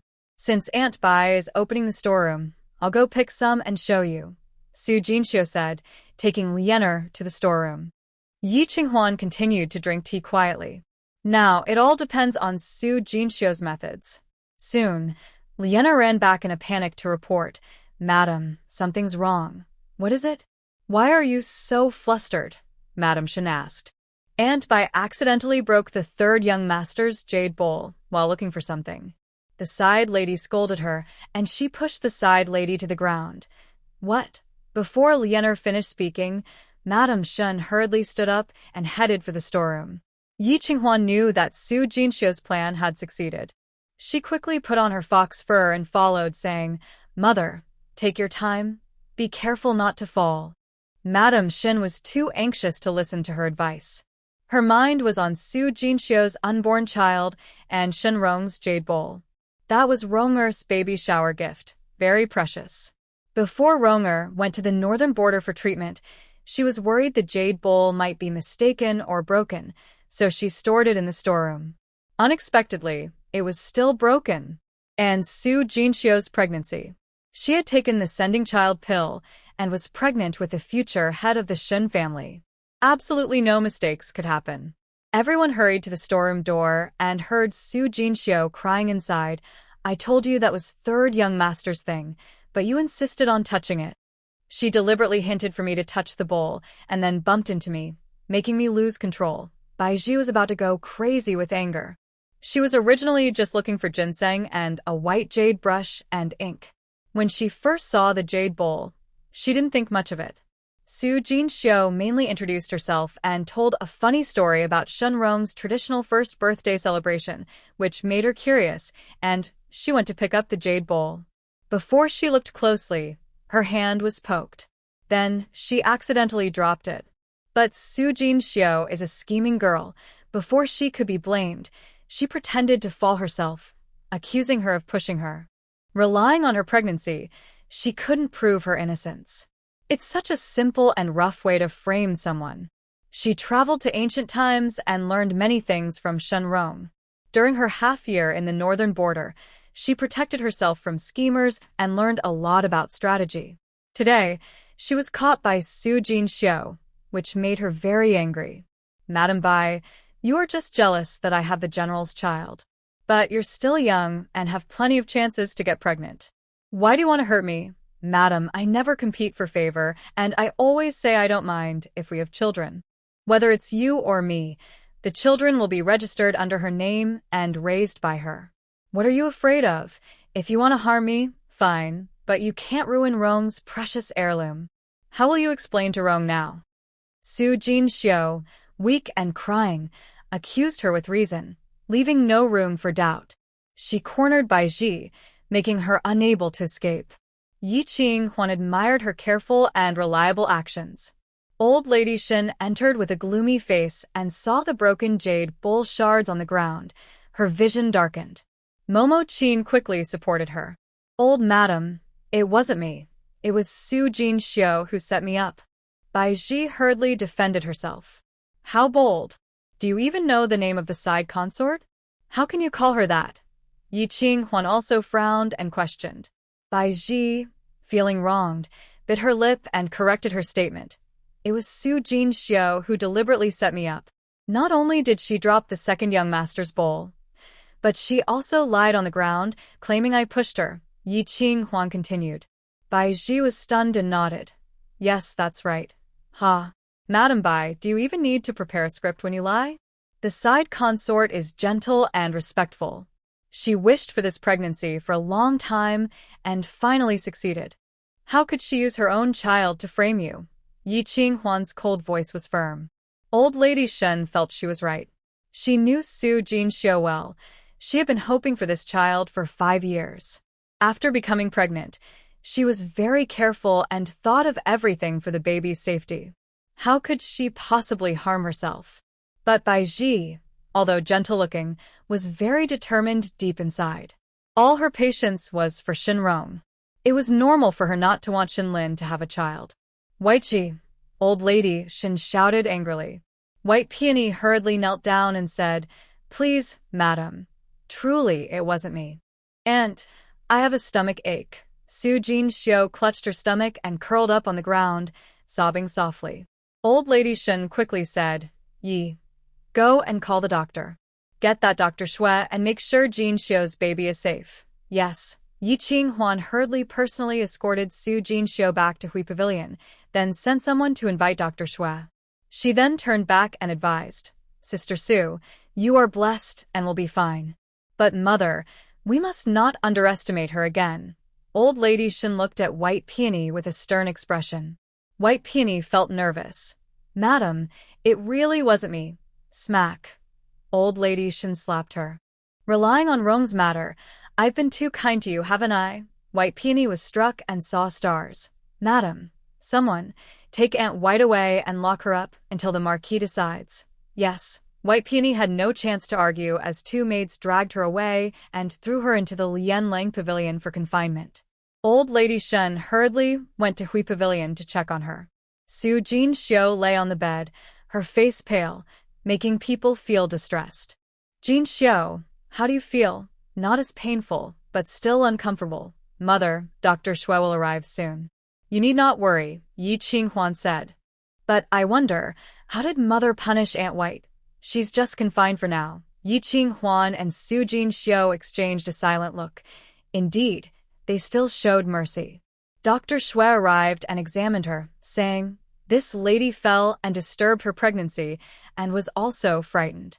If she doesn't recover well, the baby might be lost. Is it that serious? Old Lady Shen was frightened. Su Jin-shio sobbed and didn't know how strong Aunt White was. If Liener and the maids hadn't been outside waiting, I might have. Unbelievable. I must drive her out. Yi Qinghuan was furious. Old Lady Shen. Yi, Aunt White is Liener's concubine. If you kick her out, it will ruin your reputation even more. As long as it's for the general's good, I don't care about my reputation, Yi Qinghuan said. A concubine who dares to attack the side lady will cause more trouble in the future. Madam is right. Su Jin-shio agreed. Old Lady Shen remained silent. She knew White Peony was meant to deal with Liener. If she was driven away, they would have to make new plans. Aunt, I'm now afraid just thinking about her methods. Please, Aunt, drive her away. Anyway, Brother Lin hasn't married her yet. Just give her some silver to send her off. Su Jin-shio cried as she spoke. Madam Shin was anxious and worried. She cared about Su Jin-shio and the baby in her belly, but didn't want to ruin Shinrong's plans. So she decided to give this difficult task to Yi Qinghuan. If you can't send her away, think of another way, then just demote her to a rough maid and send her to the farm, Yi Qinghuan said. In the future, the family's fields and farms would also be managed by Shinrong. Let Baiji go early to get familiar with the work, which is also good. Madam Shin agreed. All right. Yi Qinghuan and Su Jin-shio looked at each other and silently smiled inside. Young lady, you have a good grip. Mother, stay with Sister Su a little longer. I will send the divine doctor out of the house. Go ahead. Snowflakes drifted down, making Xueju look like a wise immortal in plain clothes. But even this honest immortal lied to Yi Qinghuan. Yi Qinghuan felt sorry and said, Divine Dr. Shui, I've troubled you again recently. The messy affairs in the house have affected your good name. It's nothing, Xueju replied, but I must say, the lady's pregnancy doesn't seem stable, huh? Yi Qinghuan was surprised. Could it be related to the fertility pills? She took the fertility pills? Xueju was even more surprised. Yi Qinghuan nodded seriously. Yes. She's pregnant with this child because of the pills. No wonder. Xueju's eyes showed concern. Madam, be careful in the future so your reputation isn't affected, Divine Dr. Shui. Is her condition very bad? Yi Qinghuan asked.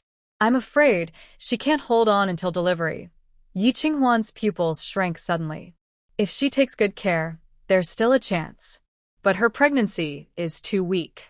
Even if the baby is born, it won't be healthy. That's all I can say. Madam Shen, you may go now. Thank you for your advice, Divine Doctor. Yi Qinghuan stood in the snowstorm, thinking about her own background. She was also a child brought into the world by her mother's insistence, ultimately costing her mother's life. Will Su Jin-shio repeat this tragedy? Should she help her? Madam, do you think I did well? Su Jin-shio happily took credit. Yi Qinghuan's mood was complicated. She forced a smile and said, "Very good. Baiji probably won't come back after this trip," Su Jinxiu said, relieved. Lianer brought the nourishing medicine for pregnancy.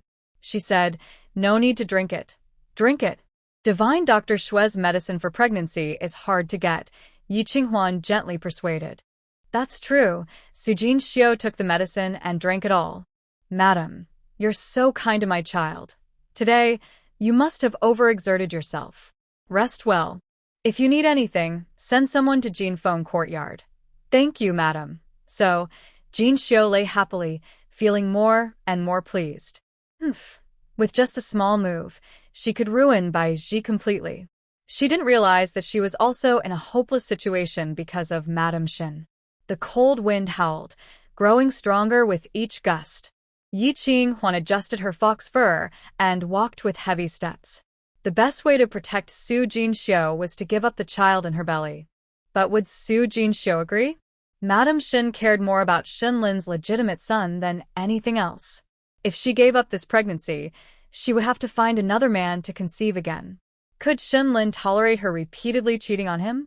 Yi Qinghuan didn't know. She didn't like or dislike Su Jinxiu. She felt sorry for her situation but knew she couldn't interfere easily in others' affairs. So, she felt conflicted inside.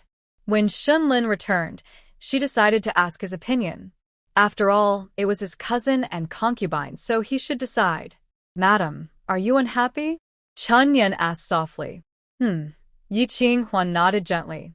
"Because you drove away Madame Bai and no one is helping with the accounts?" Chun Yan asked. Ye Vingquan. Did she seem so lazy in everyone's eyes? Really, she already had a bad reputation for not allowing concubines, and now she had to take the blame for laziness too.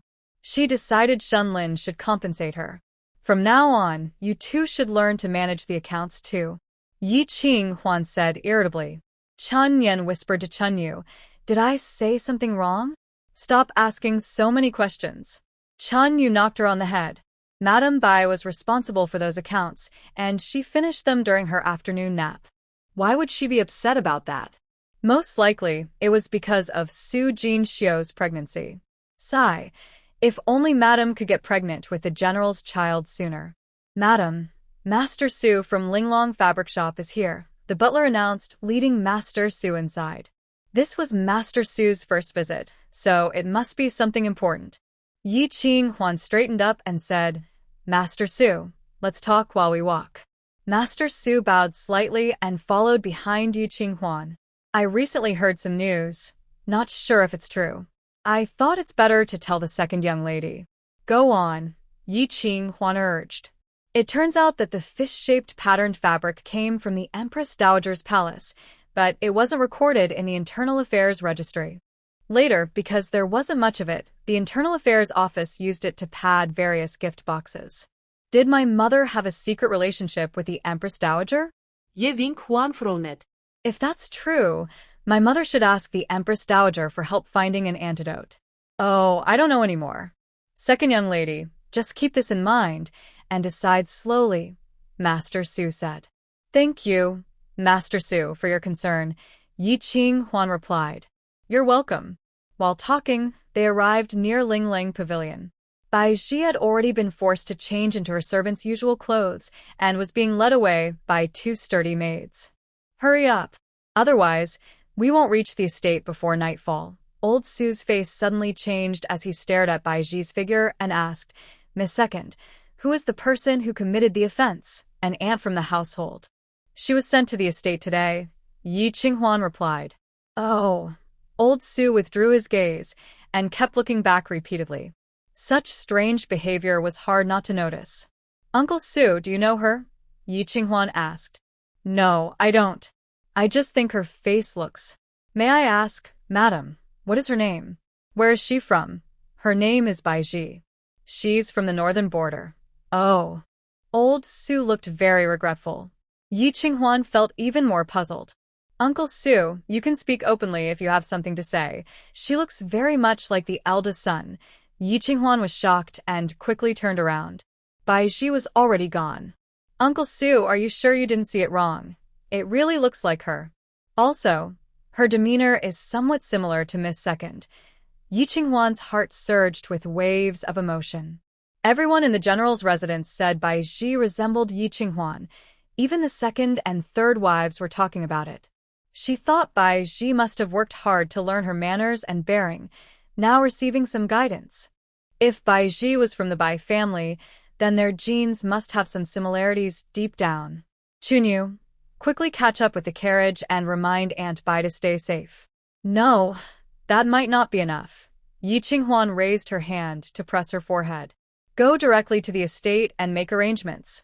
Yes, Chunyu was smarter than Chun Yan and hurried to handle the task. Chun Yan, still not willing, asked, Madam, is protecting her now too impulsive? If I don't act quickly, she won't survive more than 3 days on the estate. Yi Qinghuan gritted her teeth secretly, suppressing her impulse. Actually, Chun Yan was right.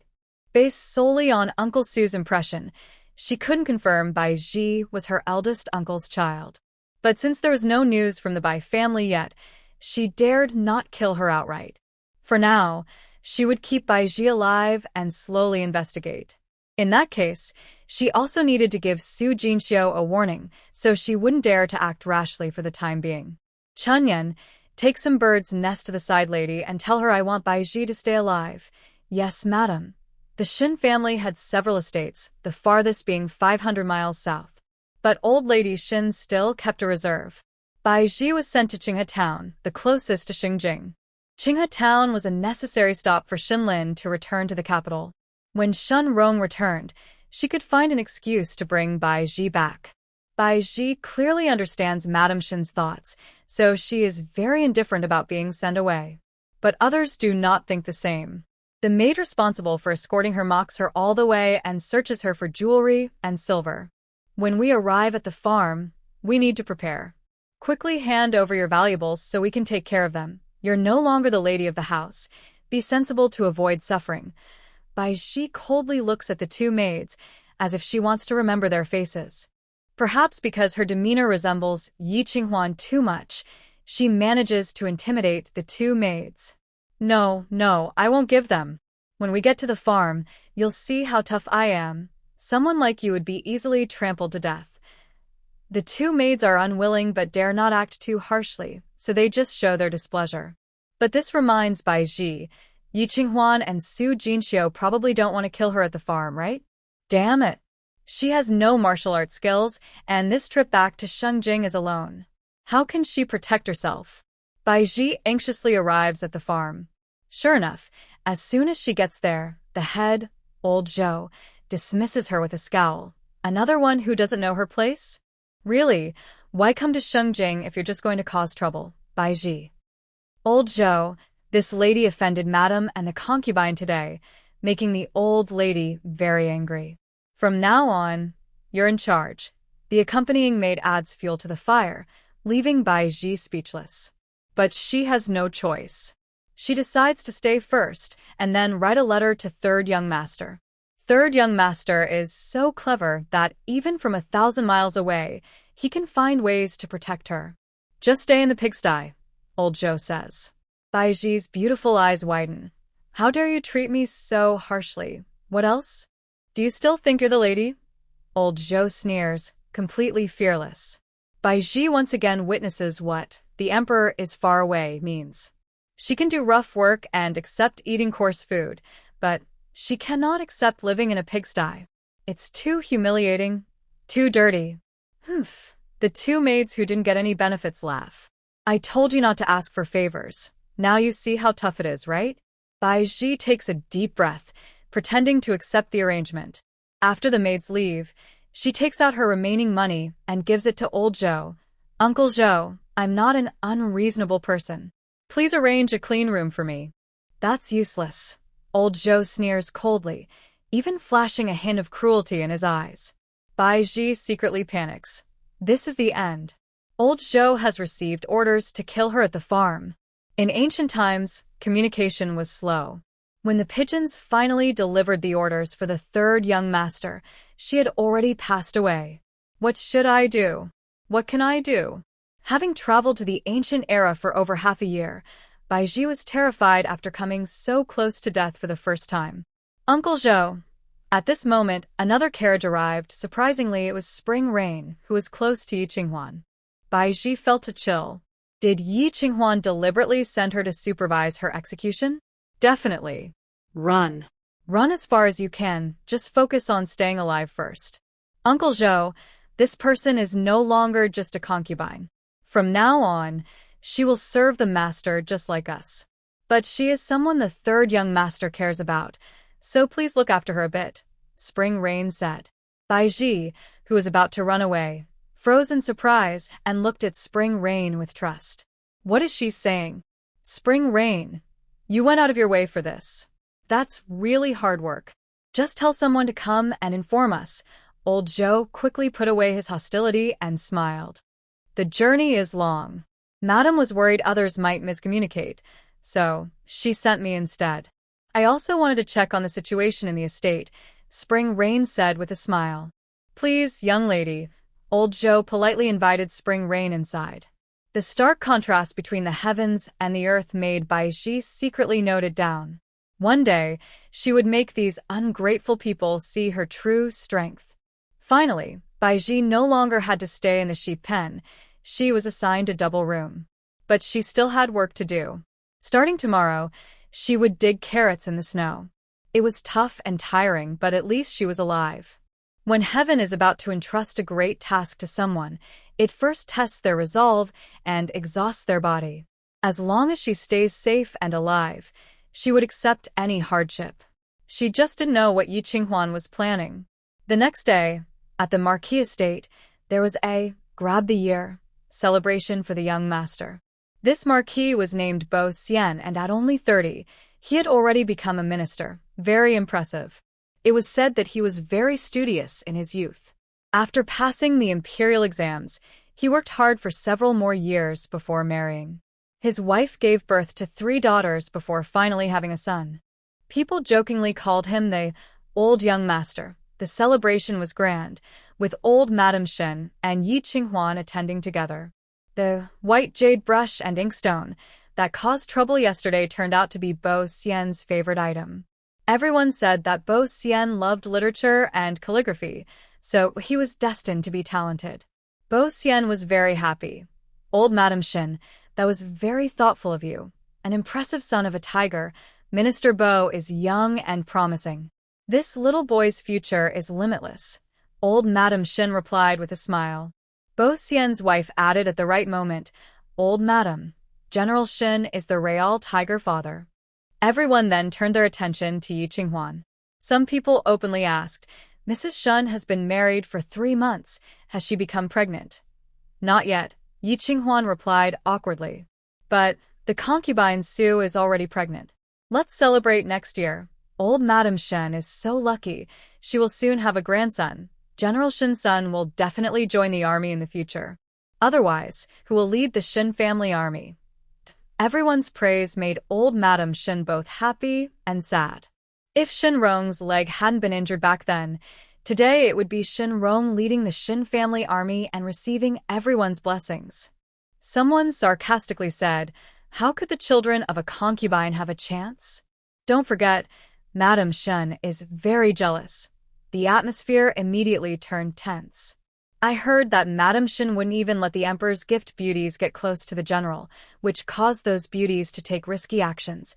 Earlier, the general's most favored concubine was also sent back to the frontier, and the Nubai lady, she was only in the general's residence for a few days before being sent to the farmstead. Such behavior, before having a legitimate heir, she can't accept other children. Everyone was very familiar with the affairs of the general's household, almost like their own backyard.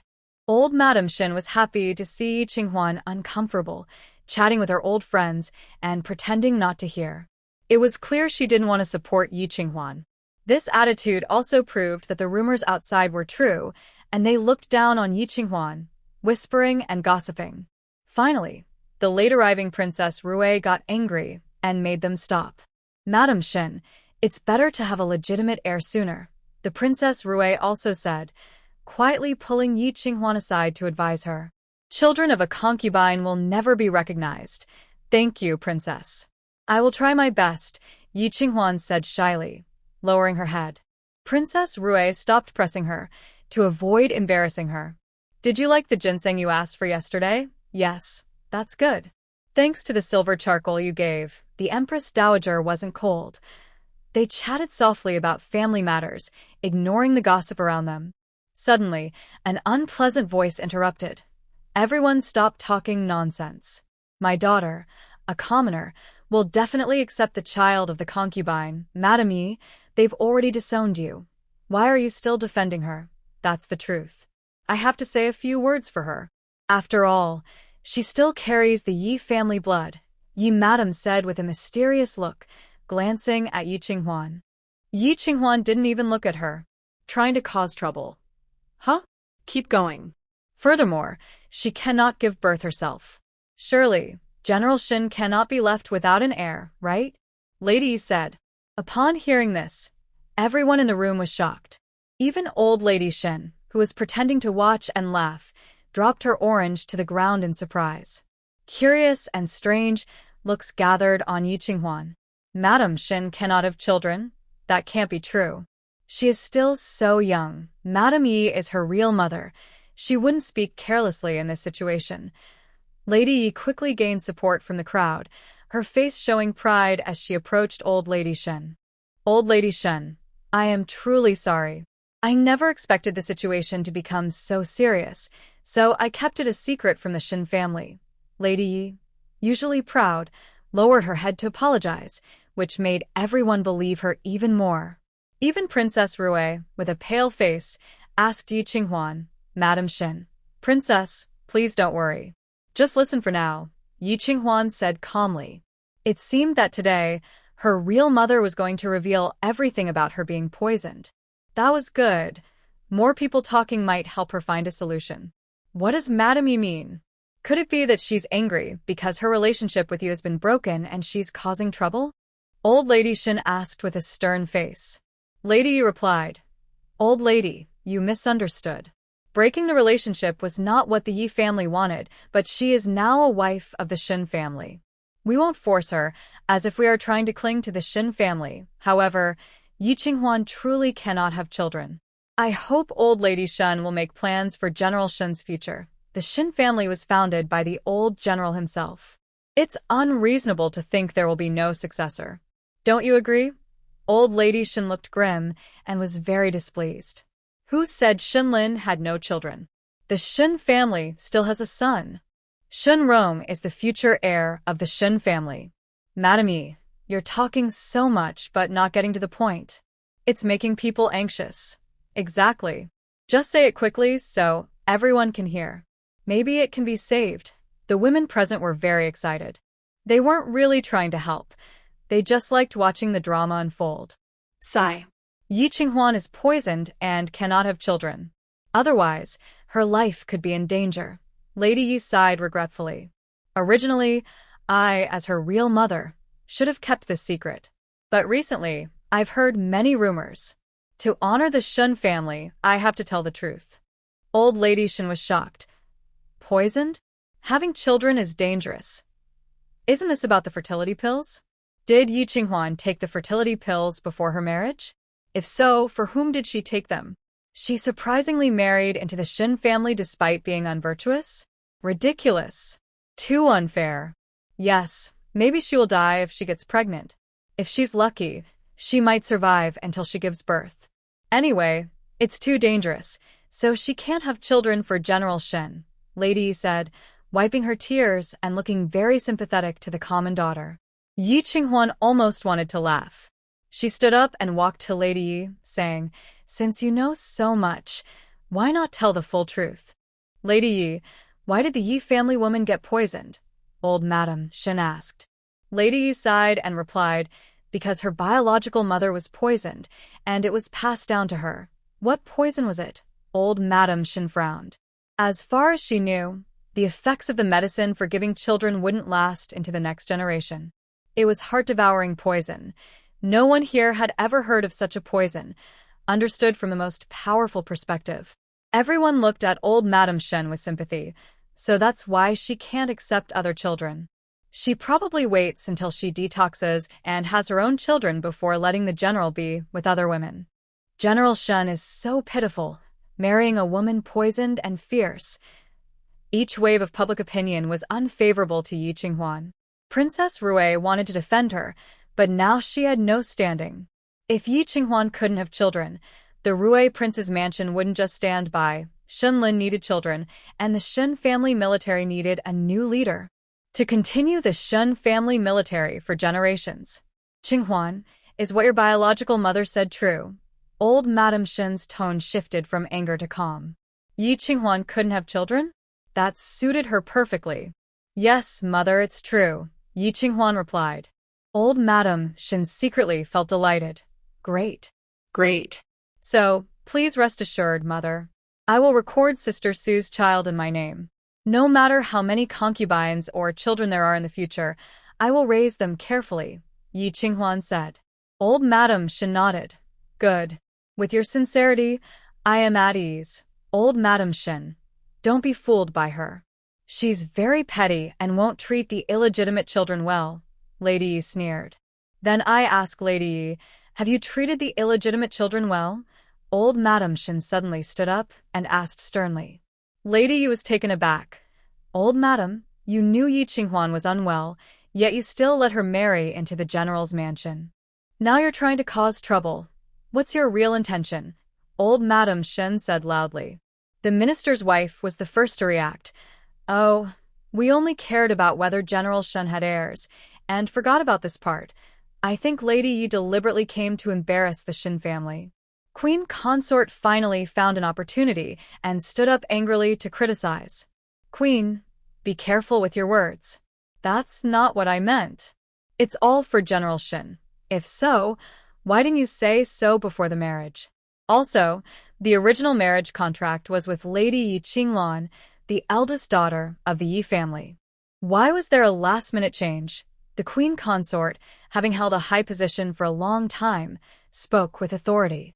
Lady Yi awkwardly explained that was beyond our control. How could it be beyond your control? Yi Qinglan and Master Jiang had a close relationship, which shows the marriage contract was broken. I believe you just didn't want to lose the marriage alliance with the general's family, so you hurriedly brought the illegitimate daughter from the countryside to marry. But the illegitimate daughter refused to be controlled and decided to cut ties with the Yi family. Since you gained no benefit, you came here to cause trouble. The Queen Consort's analysis revealed her malicious thoughts clearly. Everyone reacted and looked at Lady Yi with various strange gazes. Most people looked at Yi Qinghuan with sympathy. What a pitiful illegitimate daughter, raised on a farm since childhood, and then poisoned with that heart-consuming toxin, which damaged her health. However, she was foresight and broke ties with the Yi family early, cutting off their way to rely on the general's family. This was a great thing for the general's family. Old Madame Shun also felt relieved that they had cut ties. Otherwise, even if Shenrong took over the family business, he would still have to give the Yi family some face. Now, once Shenlin dies, Yi Qinghuan will be completely alone, with nothing to worry about. By the way, I heard that your legitimate daughter Yi Qinglan, whom you cherish so much, can no longer bear children. Is that right? Queen Consort asked. Lady Ye's face instantly turned pale. How did this news spread? Was it? Yi Qinghuan, you. I didn't say anything. Don't throw all the dirty water on me. Yi Qinghuan stepped behind old Madame Shun. I may have lost my family, but I still have a mother-in-law. Old Madame Shun was speechless. Yi Qinghuan was too capable, making her feel threatened. She was worried she had no good reason to divorce her. Suddenly learning she couldn't have children. Wasn't that a perfect opportunity? But Yi Qinghuan unexpectedly called for her support on the spot. It was a tricky situation. Supporting her meant accepting her inability to have children on behalf of the Shin family, and she could no longer use this as a reason to divorce her. Not supporting her would make her look petty and unkind in front of so many noble ladies, which wouldn't be good for Shenrong's marriage prospects. After a moment of internal struggle, old Madame Shin decided to play the kind mother-in-law for Shenrong. Since she has entered the Shin family, she is part of the Shin family. Who dares to insult Mrs. Shun's daughter-in-law? They are challenging me. Madame Yi never expected that Madame Shin would have such an attitude. Her face alternated between pale and flushed, showing her agitation. The noble ladies present all praised Madame Shin for her kindness and tolerance. Fortunately, she married into a good family, otherwise, she would have been dismissed today. Although Madame Yi wasn't loved by her birth mother, having a good mother-in-law now is her blessing. Many of the women had daughters of marriageable age. Princess Rui smiled at the right moment and said, "The Shin family has good traditions. Anyone who marries into them is lucky. They also have a young son who is not yet married. Is that Shin-san, who has a limp? I heard he's quite handsome. Young men should aim high. Even if he can't lead the Shun army, becoming an official in the court would be good." That Madame Shin felt comfortable listening and found Yi Qinghuan more agreeable. Madame Yi seemed isolated and finally managed to say, "Madame Shin, if you protect her like this, the Shin family will have no future. She's so fierce, she can't even accept a concubine. How could that be? The concubine is already pregnant. Dismissing her is her mistake, and I allowed it," Madame Shin replied. Everyone suddenly realized it wasn't Madame Yi who was fierce, but the rumors had misled them. Madame Shin paused and deliberately added in front of everyone, "Moreover, I have a younger son." Those eager to marry into the Shin family became even more interested. Madame Shin's intention was clear. She wanted her younger son to take over the family business. Immediately, someone brought their daughter forward. "Sister Shin is so kind. Rui, please greet her. When will third young master return to the capital? My daughter once met him." Those eager for marriage surrounded her, and Madame Yi was pushed out, looking helpless. Madame Shin smiled happily. Yi Qinghuan acted as a caring elder sister-in-law, pouring tea and water for everyone, occasionally praising Shinrong on Madame Shin's behalf. Madame Ye's scheme failed, and she was so upset she almost cried. Could she really not compete with Yi Qinghuan? They were all reborn. Why was she so much weaker than Lan'er? What exactly must she do to defeat her? On the way home after the banquet, Madame Shin asked Yi Qinghuan, "Are you really infertile because of poisoning?" "Yes," Yi Qinghuan nodded. "Does Lan'er know?" "Yes." Madame Shin secretly breathed a sigh of relief. It turned out Shin Lin allowed Su Jinxiu to get pregnant because of this. After 5 years of careful planning, a simple, cannot conceive, from Yi Qinghuan had unexpectedly helped them all. "Is there a way to cure the poison?" Madame Shin asked. "I'm afraid there's no solution." "Then, is there a danger to her life?" "It's hard to say." "So, mother, if I die suddenly from poisoning, please don't return my dowry to the Yi family. Those belong to my biological mother. Bye, and the Yi family doesn't deserve them." Madame Shin's eyes flashed with sharpness. Although she never intended to take over Yi Qinghuan's dowry, if Yi Qinghuan asked to keep it in the Shin family, she would be happy to do so. After all, everything in the Shin family will belong to Ronger in the future. "All right, mother agrees with you." Madame Shin patted Yi Qinghuan's hand, sighing as if she truly cared about her. Yi Qinghuan's heart was clear as a mirror. Even if she doesn't want her belongings, Shenrong won't get them. If they are to be given, they should go to her husband. Moreover, the 3rd month is approaching, and she will detoxify and live a long life. When Jin Xiu's child is born, it will be registered in your name as the legitimate heir. Whether you give birth or not, it will be the same, Madame Shin comforted. "That's what my wife thinks too. So, whoever gives birth to the general's child will be treated as her own," Yi Qinghuan said with a slight smile, almost laughing out loud. Only Shen Lin and his descendants can gain the trust and support of the Shin family army. She dare not imagine how heartbroken Madame Shin will be when she learns the truth in the future. The carriage swayed gently. Yi Qinghuan asked, "Mother, when will 3rd brother arrive in the capital?" "He has already set out from the northern border, but the exact time is unknown. With this heavy snow, it might be delayed." Madame Shin thought of her youngest son traveling through the snowstorm, feeling a pang of pain. "Then I will have someone clean up 3rd brother's courtyard. Add some good things. Ronger has suffered outside all these years." Yi Qinghuan sympathized with Shin Lin in her heart. It's one thing for the legitimate wife to exclude the concubine daughter, But how could her own biological mother be so biased? Although the weather in the northern border is cold, Shenrong lives a luxurious life, never suffering any hardship. Shenlin is truly enduring tough times at the border, eating coarse food, wearing simple clothes, risking his life every time he goes to battle. His repeated honors support the entire Shin family, yet few remember his contributions. She also wants to give Shenlin some good things. Whatever Shenrong has, Shenlin must have. The snowstorm grew stronger. At the banquet at the Shangshu mansion, Yi Madam lost to Yi Qinghuan and was socially isolated by the noble ladies. She barely endured until the end of the banquet and then sadly returned home. As soon as she entered, she was questioned by Yi Huai. What happened? Suddenly, everyone is saying our daughter from the Yi family can't have children. Yi Madam lowered her head in shame and said nothing. Speak up. Are you and Lana secretly doing something behind my back? Yi Huai asked sharply, and Lady Yi had no choice but to tell the truth. Finally, she couldn't resist criticizing Yi Qinghuan. It's all your fault and by family's wicked child, making me lose face at the banquet. Yi Huai was so angry he almost exploded. How can you say that in the official residence? Do you think losing face isn't enough? Do you know what my colleagues are saying about me? They say it's our problem, that we have lost virtue, and that our children are infertile. Lady Ye's face changed dramatically. How can you say that? Isn't it your fault? Yi family's daughter can't have children, and you spread this everywhere, ruining my reputation. Now, even my sons are being questioned. Yi Huai grew more angry as he spoke. A man values integrity most, but he's being mocked over his children. It's worse than getting whipped.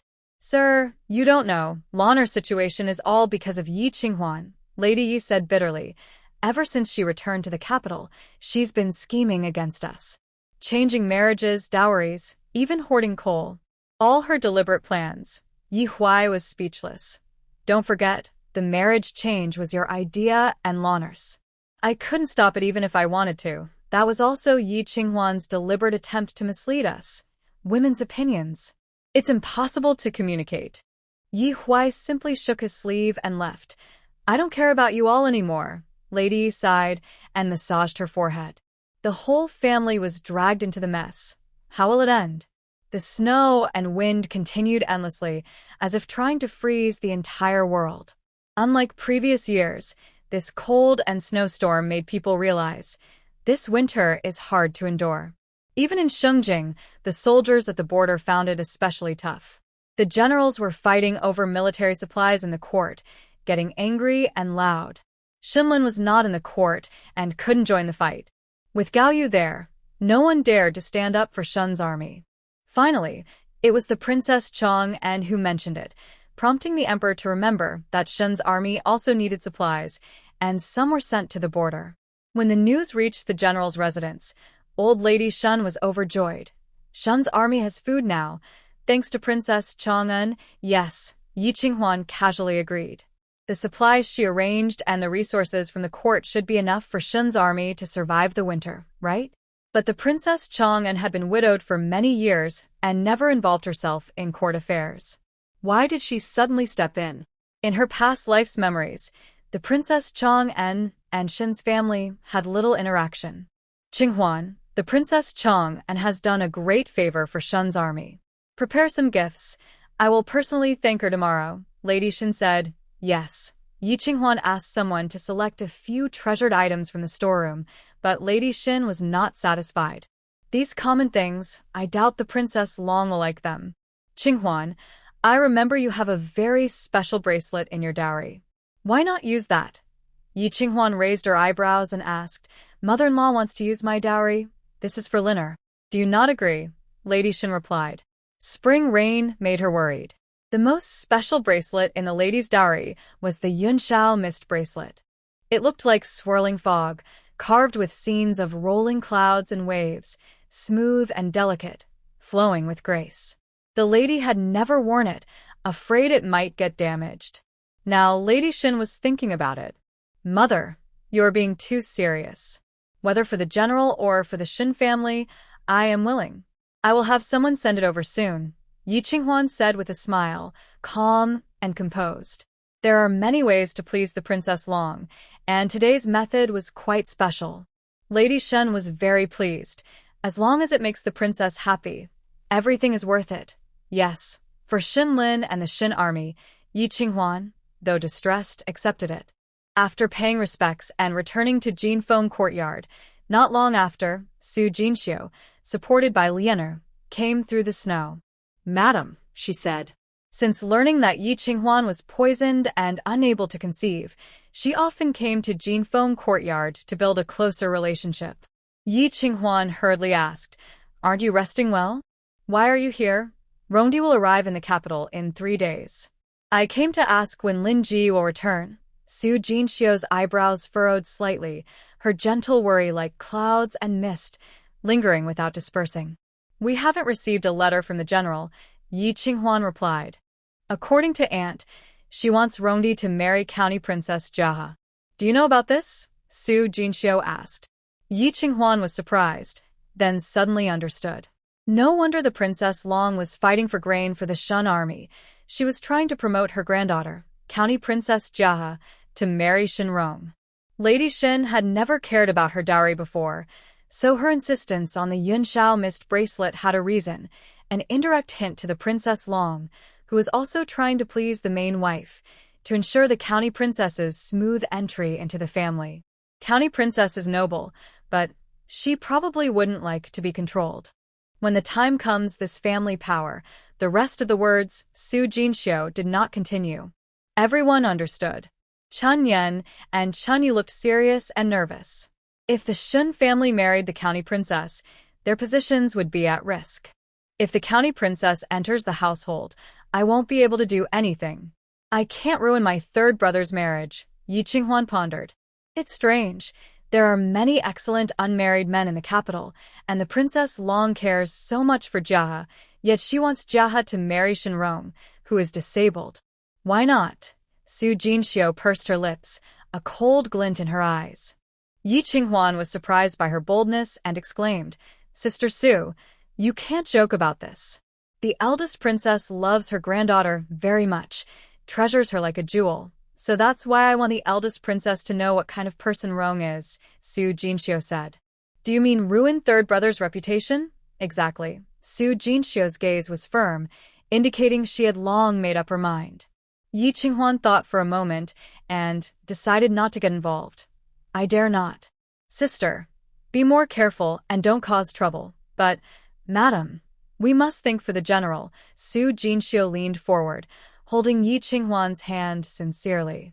Yi Qinghuan pulled back her hand. "Sister, I won't listen to this today. Please go back. Doesn't the madam want to help the general?" Su Jinxiu asked loudly, unwilling to give up. "I am poisoned and can't even take care of myself. How can I worry about so much?" Yi Qinghuan said with a bitter smile. "Lately, I've been feeling worse." "Sister, please leave." Su Jinxiu looked at Yi Qinghuan with suspicion. Cough, cough. Yi Qinghuan turned away, covering her mouth and coughing. Chun Yen hurried over to serve her, and when she took the handkerchief, she gasped, "Madam, you're coughing blood. Really?" "Let me see." Yi Qinghuan seemed unaware, and Chun Yen unfolded the handkerchief. Sure enough, there was a small bloodstain on the white cloth. "Ah? This." Yi Qinghuan quickly turned pale. "Could I be poisoned? Chun Yu, go call old Song." Chun Yen was almost crying from fright, quickly helping Yi Qinghuan to rest. "Madam, rest for a while. You won't be in danger." Su Jinxiu was also frightened. "Coughing blood. Does that mean she's going to die?" "Madam, take good care of yourself. I won't bother you anymore." Su Jinxiu hurriedly retreated, worried that her illness might spread to herself. Fine, she would go help the general. After it was over, all the credit would be hers. Watching Su Jinxiu hurriedly leave, Chun Yen threw away the handkerchief and said, "Madam, you even bit your finger. That's really unnecessary. A little skin is nothing. Don't damage your virtue," Yi Qinghuan said casually, wrapping her finger. "She wants to use me as a tool. How funny. But, madam, she's telling the truth. If the county princess marries in, you'll have to bow your head too. It doesn't matter. We'll just split the estate," Yi Qinghuan said with a faint smile. Shinlin probably also wants to split the estate, right? Otherwise, he wouldn't have secretly stored so much land and silver. After splitting the estate, she wouldn't have to worry so much. Just thinking about it made her happy. Soon, Old Song arrived. Then, everyone in the house learned that Yi Qinghuan had poisoned herself. Li Lan was overjoyed. Is she going to die? All her dowry now belongs to the Shin family. Anyway, it's not our turn. You should relax. Xinyan was in the house amusing the birds and didn't care about anything outside. Li Lan hated his indifferent attitude and poked his finger at him.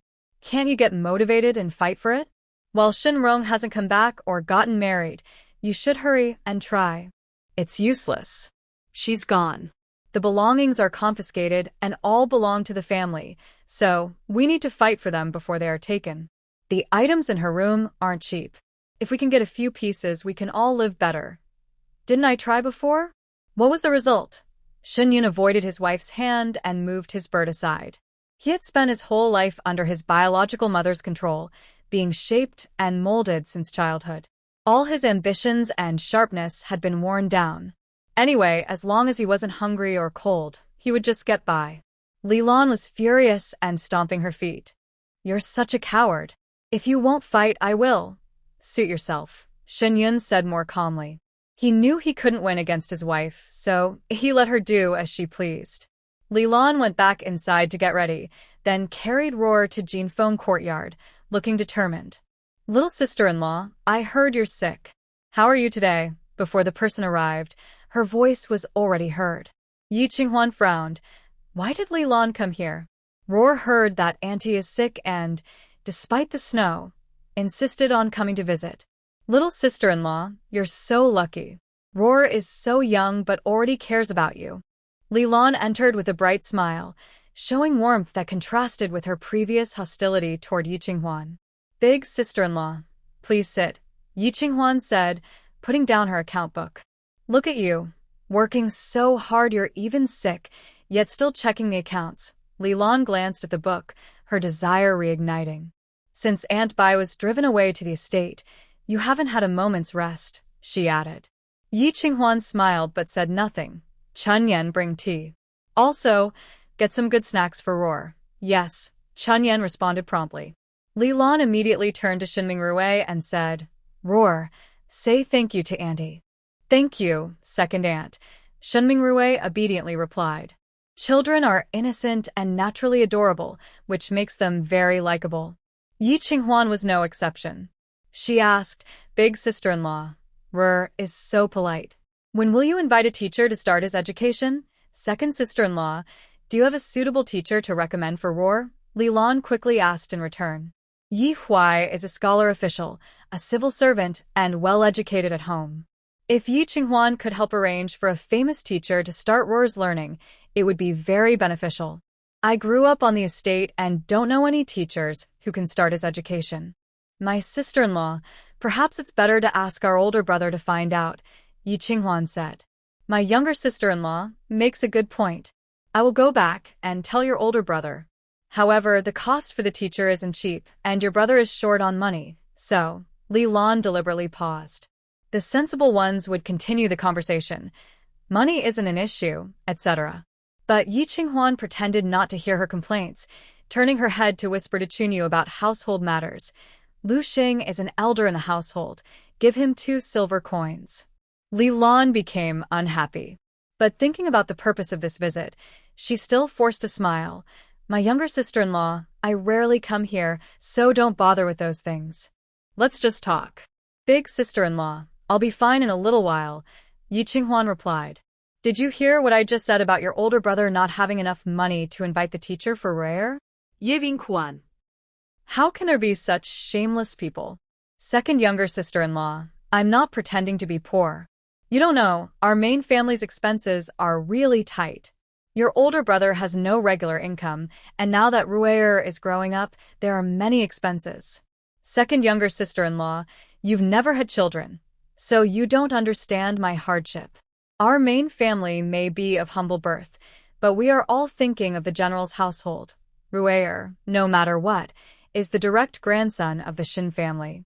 It's just that he was unlucky to be born in my belly. If he had been born in your sister-in-law's belly, there wouldn't be any worries.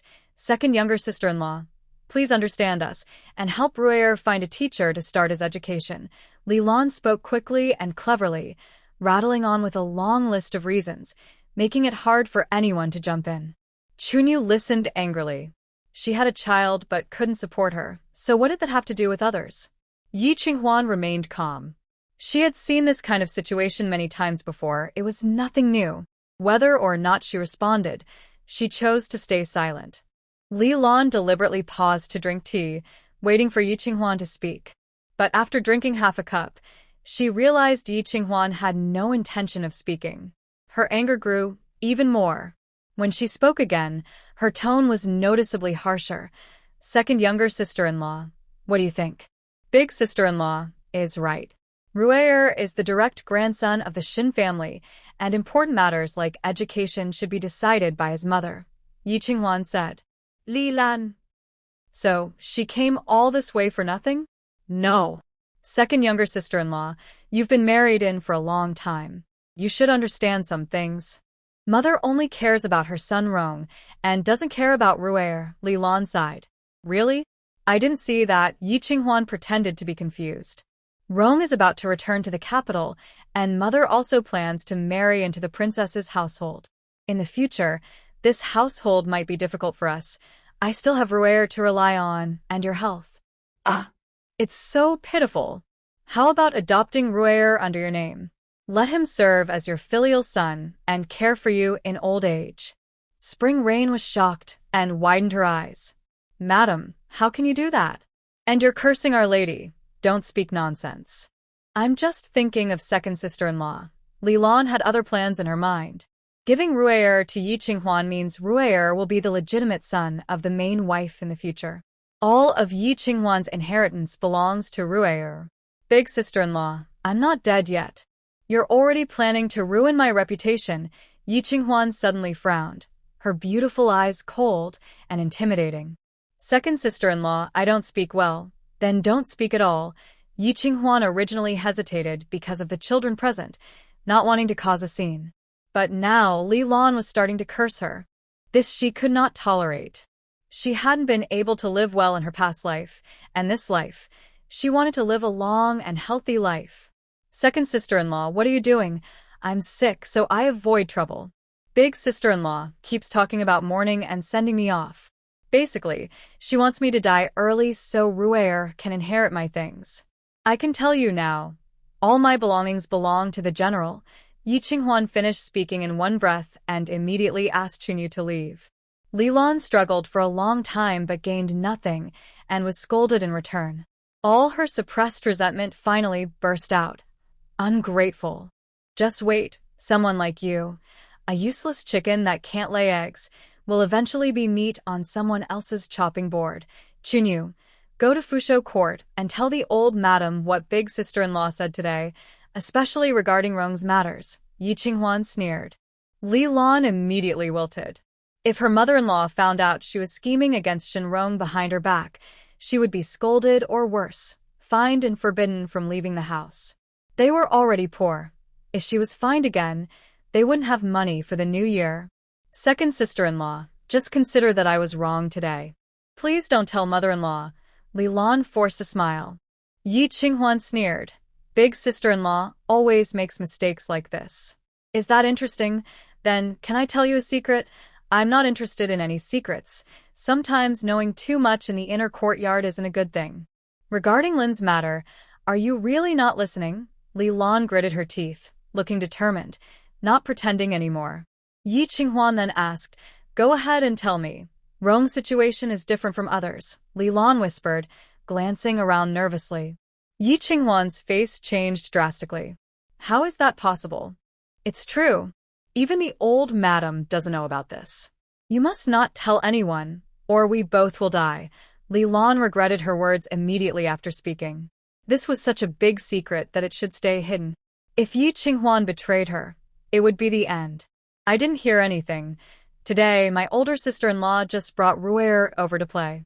Yi Qinghuan took a deep breath and casually handed a jade ring to Ruer to play with.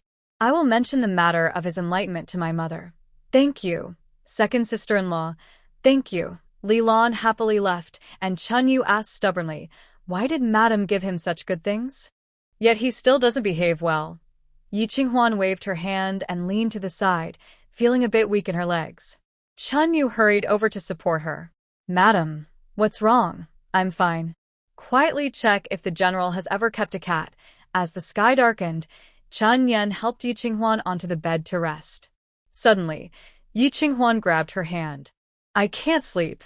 Turn on the light a bit. Madam, what's wrong today? Did the senior madam say something to scare you? Chun Yen asked.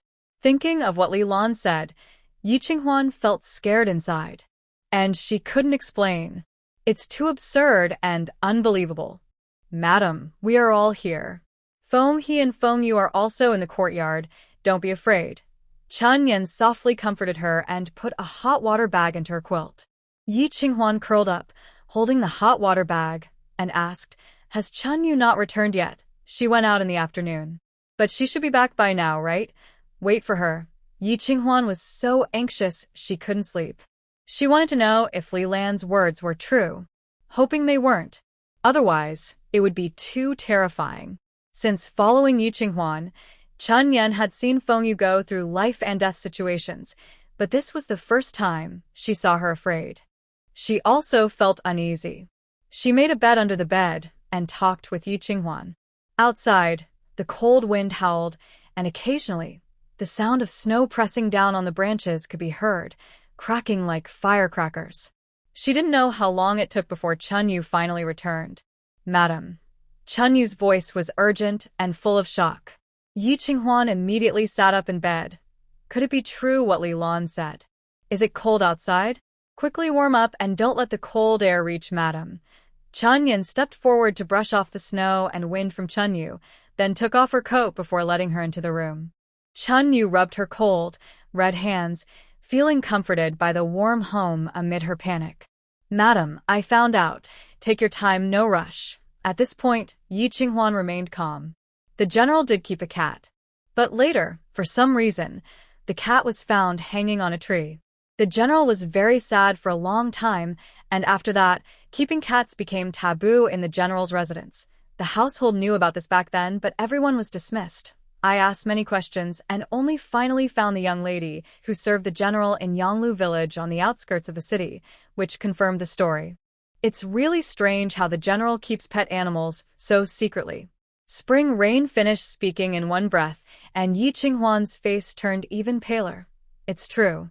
How old was the general when he kept cats? About 7 or 8 years old. Yi Qinghuan touched her forehead with one hand and pinched her thigh with the other to steady herself. When Shunlin was 7 or 8, Shunrong was only 5 or 6. They were at an innocent age, yet Shunrong already had such a cruel desire to hurt animals. He also pretended to be gentle and harmless, making everyone think he was weak and kind. If Li Lan hadn't told her that Shunrong had once harmed a kitten, she might have been deceived. Madam? Wait until the general comes back. Don't mention cats in front of him, Yi Qinghuan instructed. This was Shunlin's emotional wound, and not exposing it was a sign of respect. As for Shunrong, who was about to return, better to keep a distance. Stay far away. Li Lan worried for several days, making sure Yi Qinghuan wouldn't reveal Shunrong's secret before she felt at ease. Trading a secret for a jade ring was a bit unfair, but it was a risky way to gain wealth. She observed secretly, but found that Yi Qinghuan showed no change. She still handled household affairs, and went out to visit shops as usual. She felt a little disappointed. Could it be that Yi Qinghuan wasn't afraid of Shunrong? Actually, she was afraid. Who wouldn't fear a crazy person with a violent temper? In the past few days, Yi Qinghuan had already started to settle the Shin family's assets in preparation for splitting the estate. After the snow cleared, the sun was weak, but still gave a bright sense of hope. Yi Qinghuan left Linglong Longshan Manor and met Jiang Shiming. He only brought his page boy, seeming to come specifically to Linglong cloth shop. Seeing him, Yi Qinghuan felt annoyed and wanted to go around him. Madam Shen, Jiang Shiming called. Yi Qinghuan had to turn around, coldly greeting him. Young master. I came specifically to wait for you, Jiang Shiming said. Yiving. No need at all. I heard you were poisoned and can't have children. Are you doing well recently? Has anyone been bothering you? Jiang Shiming spoke softly, with a charming look in his eyes.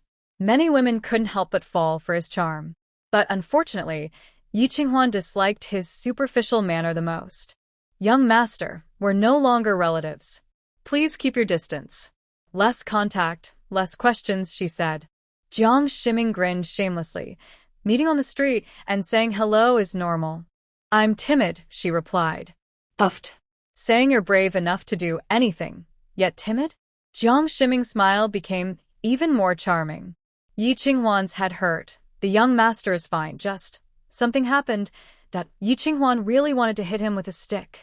The poison I was poisoned with, I have been asking around about it. Once I find the antidote, I will send it to you immediately. Don't worry too much, Jiang Shiming said. My husband is already looking for the antidote for me, so there's no need for the young master to bother. If you have free time, focus on your own affairs and be careful not to cause trouble, Yi Qinghuan replied. Mu Qing's condition is also improving, but Yi Qinglan, who has lost her fertility, won't give up easily. From what she knows about Yi Qinglan, she will only become more crazy. She might even target Mu Qing and try to take her children. I never cared about those women. Jiang Shiming looked at Yi Qinghuan affectionately. But you, young master, be careful with your words. Yi Qinghuan stepped back. I have something to do, so I will leave now. Today, Feng He and Feng Yu didn't follow her. Jiang Shiming boldly stopped her. Don't go, let's talk some more. Young master, if you keep doing this, I won't be polite. Yi Qinghuan took out a small bao she carried with her. Jiang Shiming looked scared. He had seen the power of this bao before.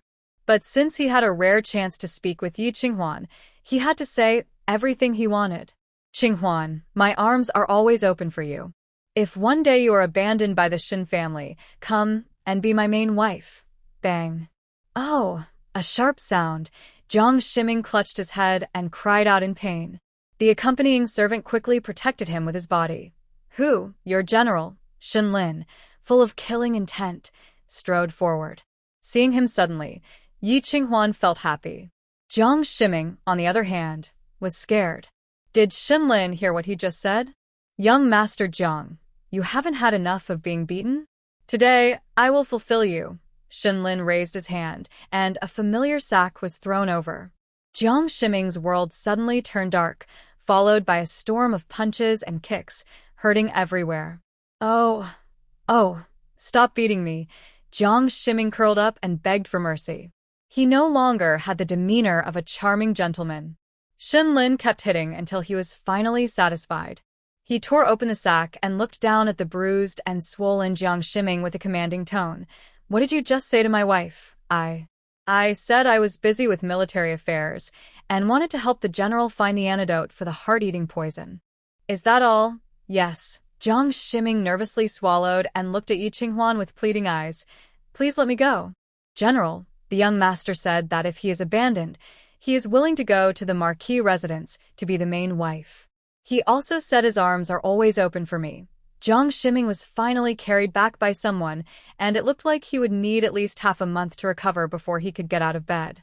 Yi Qinghuan was very happy, her expression gentle and her lips curved into a smile. Thank you, General, for protecting me. Who caused all this trouble for you? Shin Lin gently brushed her hair that was falling over her ear, his eyes full of concern. Women who cannot have children are like being choked by their in-laws. When outside socializing, they often face gossip and judgment, making it hard to lift their head. Who could be so cruel to bully her like this? It was my biological mother. How cruel. Shin Lin's face darkened, and a murderous intent rose in him. He wanted to go to the Yi family right now to confront them. I have already cut ties with them. Don't worry, General. The rumors are just that, rumors. Yi Qinghuan said calmly, showing no concern. Her composure made Shin Lin both admire and feel distressed for her. On the busy street, he reached out and pulled her into his arms. From now on, he would cherish her. Is there anything else? If not, let's go home. Yes, let's go home. Shunlin personally helped Yi Qinghuan into the carriage but didn't get in himself. He was holding the horse instead. The faint sunlight shone down, making him look even more heroic. Turning onto the main road, the street was lively with activity. Shunlin deliberately slowed down, stopping to greet acquaintances along the way. Masterly, I hope all is well with you. General Shen, what is this about? Oh, my wife isn't feeling well and can't handle bumps. Throughout the journey, whenever Shunlin saw someone he knew, he repeated the same excuse. By the time they reached the general's residence, Yi Qinghuan felt a little embarrassed sitting inside the carriage. Chun Yen smiled softly. Madam, the general is deliberately protecting you. That's wonderful. From now on, who dares to look down on you? That's too straightforward. Yi Qinghuan felt helpless and speechless. She blushed deeply, and her whole body felt hot. She suspected the hand warmer was too hot, so she threw it to Chun Yen. Next time, don't make it so hot. Chun Yen smiled without saying a word. They had stopped many times along the way, but finally, they arrived back at the general's residence. Yi Qinghuan finally let out a breath of relief. Madam, please get off the carriage. Shunlin lifted the curtain and reached out his hand. Yi Qinghuan's gaze suddenly sharpened. There was a fresh scab on the back of his hand, an injury from a knife. Could there have been a conflict during the supply delivery? Madam, Shunlin's mood was good, and a smile played on his handsome face. Yi Qinghuan placed her hand in his palm, but didn't fully rely on his strength, secretly using some effort to get out of the carriage. Shunlin noticed her small movements and smiled gently. It's nothing to worry about. Every time you come back, you're injured. And you still say you're fine.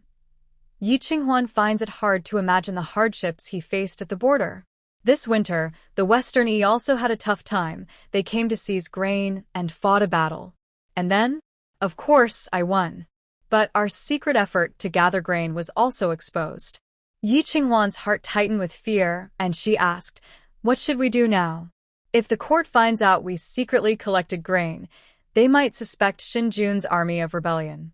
Don't worry, I have a plan, Shunlin reassures her. How is the family doing lately? Very well. I downgraded Bai Ji to a rough servant girl and sent her to the farm. Good job. Shunlin feels very happy now that things are peaceful around him. Mother wants to marry into the Princess Chang's family. Shunlin suddenly stops in his tracks. The Jiahe County Lord? Yes. This time, the court allocated grain to Xinjun's army, thanks to the Princess Chang. When will Rongdi come to the capital? Shunlin asks. I don't know. Mother is very secretive, so I didn't ask much. General, after Rongdi gets married, I want to move to a different house. What do you think? Shunlin hesitates for a moment and nods. Sounds good. Je vinkuan feels relievet. The tension that had been tight for days slowly eases. Living separately from the family, no matter how Shinrong acts, the Princess Chang will keep him in check. Thinking this way, it doesn't seem so bad for Shinrong to marry the Jiahe County Lord. Let's go. We should pay our respects to Mother. As they step into Fusho courtyard, they hear laughter and cheerful voices. Among them, a young man's voice sounds unfamiliar. Shunlin's face suddenly changes. General? He's back. Yi Qinghuan's heart beats faster. So soon? And so coincidentally, both Shunlin and Shinrong returning home on the same day? Shunlin's confident stride just moments ago now seems sealed, hesitant to move forward. Yi Qinghuan understands he has unresolved feelings, perhaps even a lifelong struggle. General, this is my first time meeting Rongdi. Should I prepare a gift? Ye Vinkuan softly asks.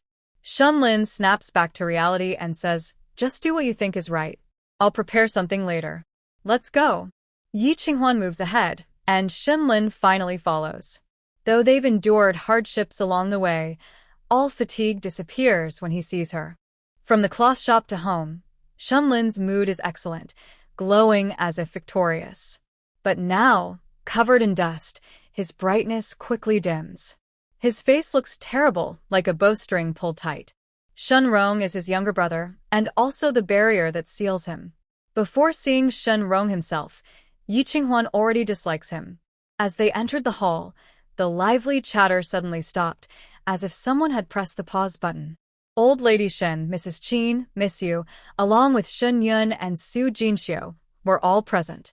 They were all gathered around a young man in a white outfit sitting in a wheelchair. The young man's face resembled Shunlin's in some ways, but he was rougher from years of exposure to the wind and sun at the border. His skin was very fair and smooth, with black hair partly loose and partly tied up with a white jade hairpin.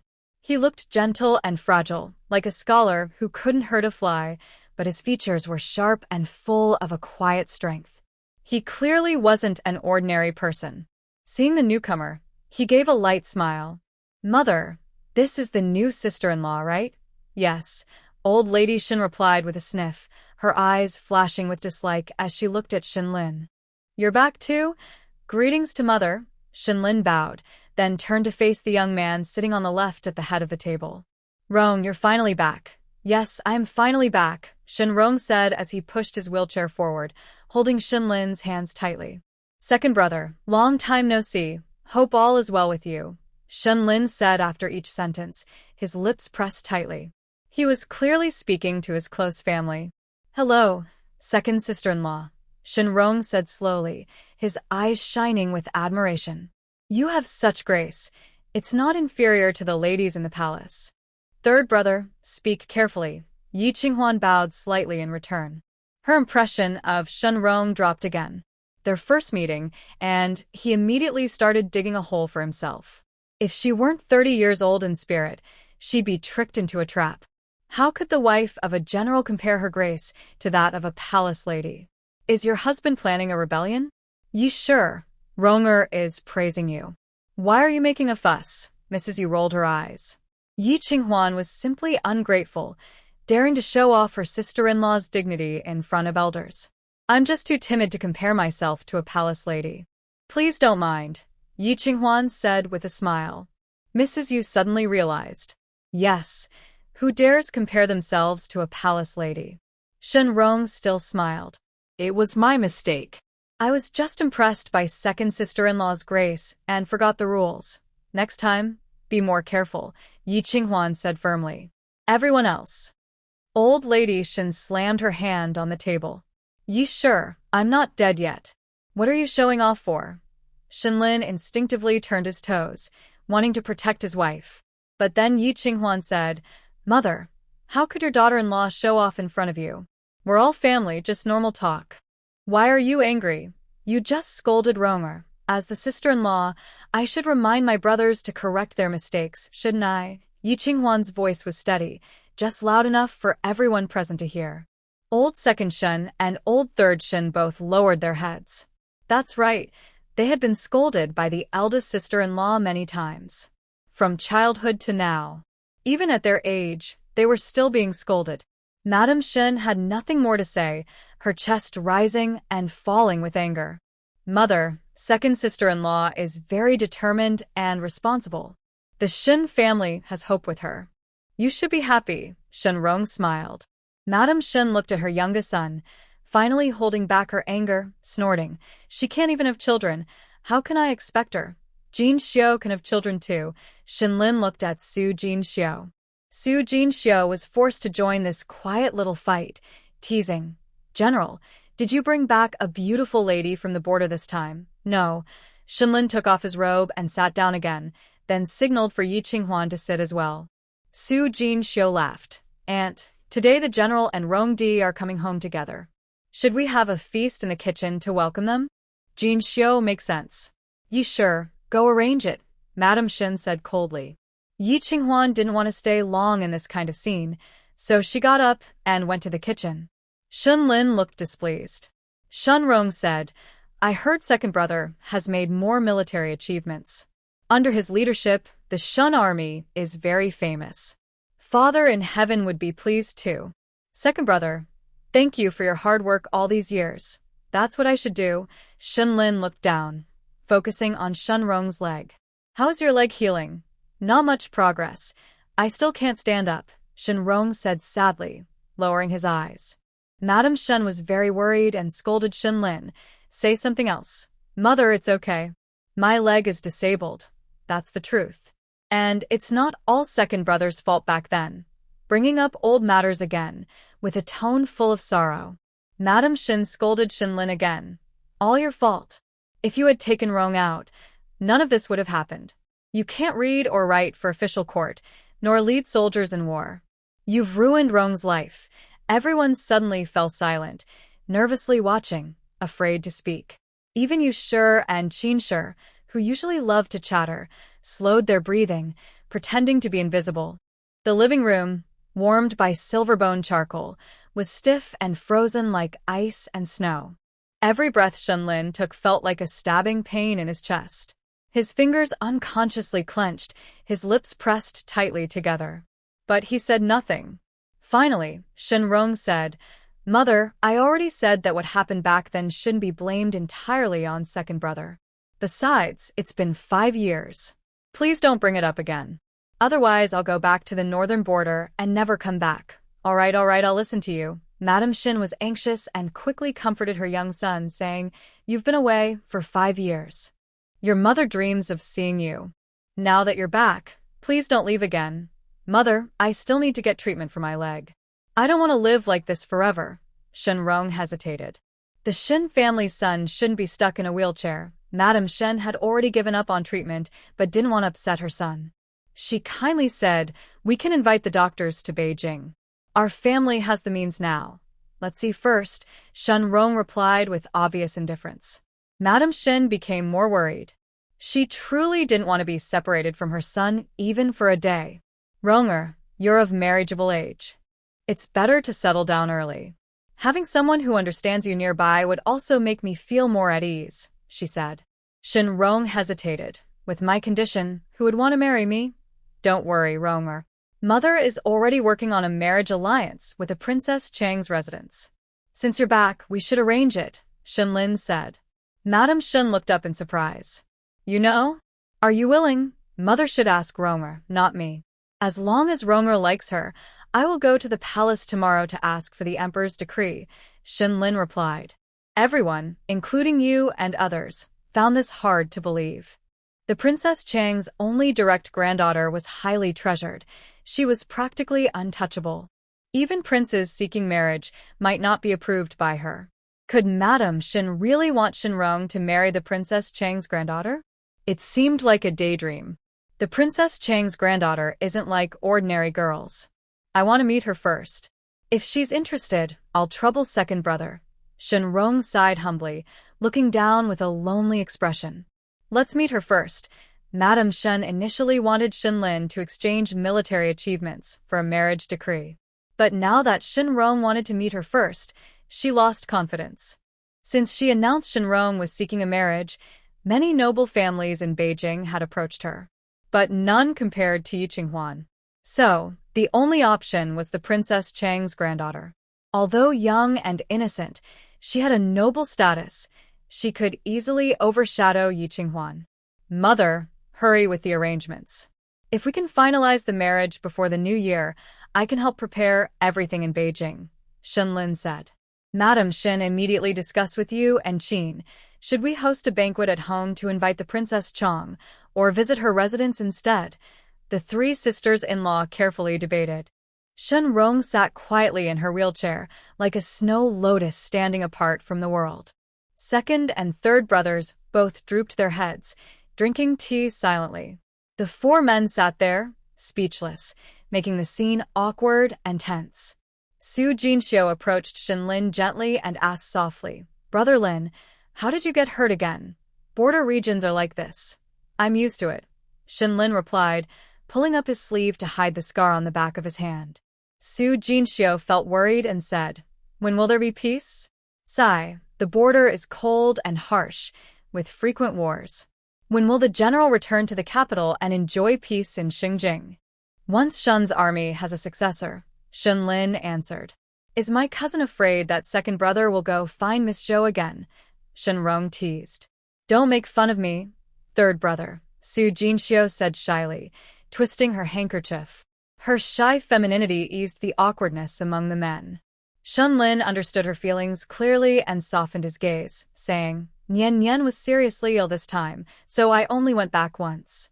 From now on, she won't enter the capital again." Brother Lin has someone who understands cold and warmth at the border, which is good, Su Jinxiu quickly agreed.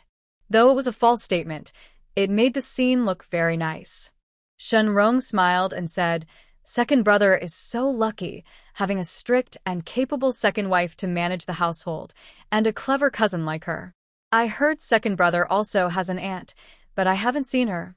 White aunt was involved in some trouble and was demoted to a rough maid and sent to the farm."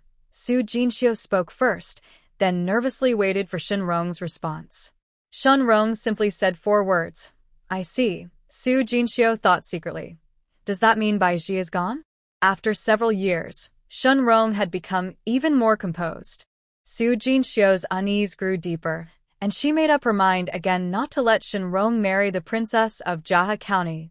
Shenlin asked Shenrong about his illness treatment in the northern border over the years, and Shenrong slowly explained. "The climate in the north is bad. I am weak, and at first I couldn't adapt. I caught a cold wind and had diarrhea for many days, almost dying before I saw a ghost doctor. The ghost doctor used fire acupuncture in the freezing snow, such a feeling. Like being in 2 extremes of hot and cold. The food there isn't as refined as in Shengjing. They eat millet. My leg hasn't healed, and my stomach started acting up." Was this a medical report? No, it was clearly a complaint. Like a nagging wife. Shenlin felt like getting angry. Who isn't suffering? The north is cold. Could it be worse than the Western Gate? The desert is full of sand, trees are rare, and there's little fresh vegetables. Throughout the year, people mainly eat stored foods like sweet potatoes and potatoes. The Western barbarians often invade, and soldiers live daily on the edge of danger. They often have military alerts at midnight, making it hard to sleep peacefully. Shenrong also lived in the military camp in his early years. Does he not understand? Always saying the north is tough. Who are they trying to fool? Back then, his leg wasn't entirely his fault. But when facing his disabled younger brother, he really couldn't bring himself to blame him. Roma has had a hard few years. From now on, don't leave again.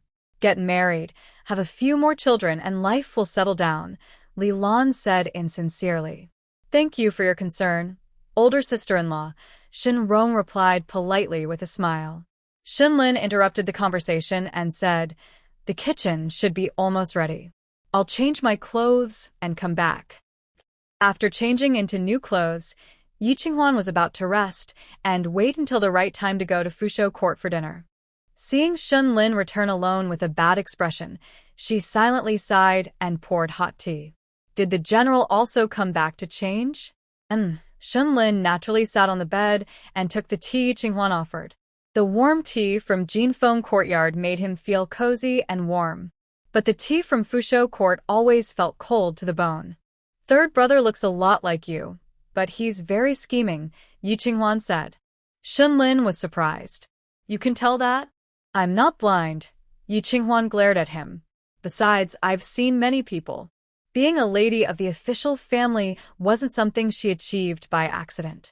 I'm very happy that you're so clever, Shenlin said, rubbing the warm cup. He carefully reminded her, don't get close to her, and try not to be alone with him. Shenlin was an honest person. If he secretly cared for his younger brother, there must be a reason. Yi Qinghuan suddenly thought of the cat he raised when he was a child. Because she loved it too much, she became vulnerable. When Shenrong killed that little cat, Shenlin was devastated. After that, he didn't raise any pets for years. Whenever he saw a cat, he would deliberately avoid it. Was he afraid she would become a target like the cat did? Yi Qinghuan silently swallowed her saliva. She was also afraid. General, maybe you could teach me some self-defense skills, Yi Qinghuan said. Shenlin. Self-defense? What could be better than her skill of breaking bones and tendons? General, I'm serious. I can't always carry a bow with me, and sometimes I don't have time to use it. Your bone-breaking skill isn't effective anymore? It works. But technique is useless against absolute strength, she replied nervously. She hadn't used her bone-breaking skill in a long time. Was she trying to hint at something? Who did you learn from? Shenlin put down his tea and took her hand. Her delicate fingers, tender and white, looked perfect for playing the piano or painting. If not for Lady Ye's coaxing on their wedding night to cause trouble and make her show her talents, he might have been deceived. My senior brother, Yi Qinghuan said. Shenlin was surprised and asked, Do you have a senior brother? Have you ever studied under a master? No, I haven't. But when I was on the farm, a young man often came to play with me. He told me to call him senior brother, and when he was happy, he taught me to recognize characters and practice archery. Talking about childhood, Yi Qinghuan's face seemed to shine with light. Her gentle and expressive description painted a vivid picture. Shenlin imagined a delicate little girl playing in the fields, with a refined young man following her, occasionally reminding her, slow down, slow down. He felt envious. He had never experienced such happy childhood days. After envy, he started to feel a bit jealous. No wonder she didn't care about him. It turns out she had a treasured senior brother in front of her. General, you haven't answered me about what I just asked. Yi Qinghuan blinked her moist eyes. The general's residence was even more dangerous than the marquis's house. She needed to learn more ways to protect herself. When we got married, I didn't see your senior brother, Shenlin asked back. He didn't come. Since you're siblings, why didn't he invite you to the wedding? He doesn't acknowledge me anymore. Yi Qinghuan sighed. Since I decided to return to Xingjing, he has ignored me. Shenlin's heart tightened. Does your senior brother like you? How is that possible? He already has a fiancé and they are close. Then why did he try to stop you? Logically and emotionally, Yi Qinghuan would return to Xingjing someday to reconnect with her roots. Neither a half-hearted senior brother nor a proper master should have tried to stop her. Senior brother said the martial world is better than Xingjing. If I come back, I will definitely regret it, she sighed again. Actually, those years on the farm weren't too bad. Ever since she had a senior brother, no one dared to bully her anymore. She was living a simple country girl's life. After experiencing a lifetime, she deeply missed the carefree freedom. But unfortunately, she couldn't go back anymore. Heaven granted her another chance at life, and she had many things to do, like finding out who poisoned her mother, locating the Bai family, and restoring their glory. Seeing her sigh and lament, Shenlin's heart gradually sank into icy despair. Do you regret it? No, Yi Qinghuan shook her head. I just miss life on the farm. She wasn't regretful, and that made him feel at ease. Shenlin's cold and sharp features softened a little. When spring comes and the weather warms up, I will go back with you to take a look. Yes, yes. Yi Qinghuan had long wished for this, but with him offering to accompany her willingly, her heart blossomed like a happy flower, dancing uncontrollably in her chest. That smile, that joy, spilled from her eyes and brows, impossible to hide. Shenlin looked at her lively and full of energy, feeling happier. He held her hand tightly, reluctant to let go. Your archery skills are very good. With some inner strength added, you will be unstoppable. Then will the general teach me? Yes. Why wait for a lucky day? Let's start today. All right. Shenlin immediately picked up his brush and wrote a set of internal energy techniques. This is the internal skill I have practiced since I was young. Try it first. Later, I will make some hidden weapons for you to carry. Thank you, General. Yi Qinghuan's ears turned red with excitement. She was going to learn martial arts. She would be stronger than in her previous life. She was sure she would have a better life this time. Yi Qinghuan was clever. After reading the internal skill manual twice, she began to imitate. Shenlin guided her nearby. Hold your hand like this, keep your legs steady, and focus your energy. It was her first serious martial arts lesson. Yi Qinghuan was very excited but overlooked the differences between men and women, allowing Shenlin to touch her. Internal energy mainly cultivates qi. Follow me. Inhale. Exhale. After a few rounds, Yi Qinghuan understood. Shenlin praised her. You have a natural talent for learning martial arts. Then, I will trouble the general to guide me more in the future, Yi Qinghuan said with a smile. Once she mastered internal energy, she wanted to learn swordsmanship and boxing, fighting when needed and strengthening her body when not. It would benefit her in many ways and harm no one. The girls waited outside quietly, not daring to disturb. The Jinfeng courtyard was not as lively as the Fu Shou courtyard, but it was warm and interesting. Shenlin felt a sense of belonging again. Marrying Yi Qinghuan was truly his blessing. If he had married Yi Qinglan, the general's residence would be in chaos. Fortunately, she was not interested in power or wealth, and she came to be with him. The snow and wind started again, and food was brought from Fu Shou court. Yi Qinghuan finished her practice, her body already covered in a light sweat. "Let's go. The food tonight isn't very good," Shenlin said. "Wait a moment, I want to find a gift for my third brother." In the warm pavilion, 2 tables were set up, and the whole family was lively and cheerful. Even the children of the second and third branches came. The second branch had 2 sons and 1 daughter, Shinji, Shinqi, Shinyu. The third branch had 1 son and 2 daughters, Shinming, Shinwan, Shinjiao. Shinji and Shinming were of marriageable age, and Shinyu was about to reach her coming of age. Shinqi was only 10 years old. They lived in the Western Mansion and didn't often visit the eastern side. Even during the Mid-Autumn Festival, they only came to pay respects. Today, they all gathered to send Shenrong off and give him a warm welcome. In stories, this is young people's ignorance. In a broader sense, it shows they look down on Shenlin's branch and don't give the head of the family face. If you ask if old Madame Shen had any part in this, Yi Qinghuan wouldn't believe it. "Don't worry, they wouldn't dare go against their mother," Shenlin quietly comforted. "You know everything, so why don't you stand up for me?" Yi Qinghuan pretended to be angry. Shenlin frowned. Thinking carefully, it seemed he really hadn't supported her at home. He deserved to be punished. He deserved to be punished. Second brother changed his clothes a long time ago. Turns out, he went back to his room to keep second sister company, Shenrong teased with a smile. Everyone looked closely. Indeed, both of them had changed their clothes. As a result, everyone's gaze became a bit strange. A little separation feels like a new marriage. Even in broad daylight, they couldn't hide it. Yi Qinghuan was quite talented. Less than 2 months after getting married, she already had Shenlin completely captivated. If Su Jinxiu hadn't already been pregnant, the old lady's plans might have failed. "Wait until third brother gets married, then I'll laugh at you." Shenlin confidently accepted everyone's scrutiny. Yi Qinghuan didn't think much of it. But when he said that, it seemed like something really happened, and her pretty face blushed. "Qinghuan, your health isn't good, so you should be careful," said the old lady Shen.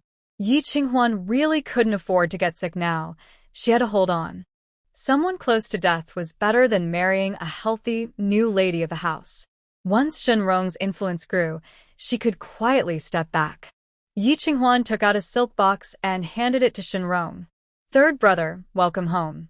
Second sister-in-law, that's very thoughtful of you." Shenrong accepted the gift and handed it to Qin Mama. Yi Qinghuan's dowry was all fine things. Mrs. Yu was very curious about what was inside and said, "Brother Rong, open it and see." "Exactly, your second sister-in-law is quite wealthy.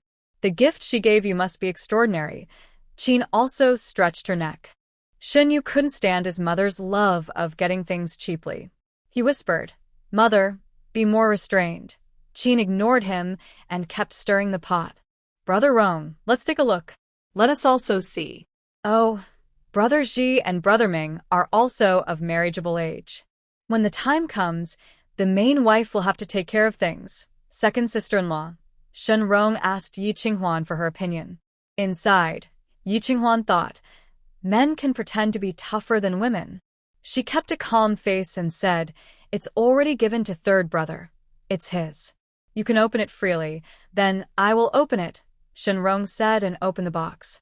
Everyone expected dazzling jewelry and treasures to shine brightly, but it didn't happen.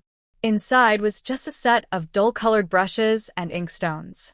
Mrs. Yu was disappointed. "Brushes and inkstones. Yi family, you're too careless. How can you give such worthless things to Brother Rong?" Qin shouted loudly. "Second aunt and third aunt, please don't be like that.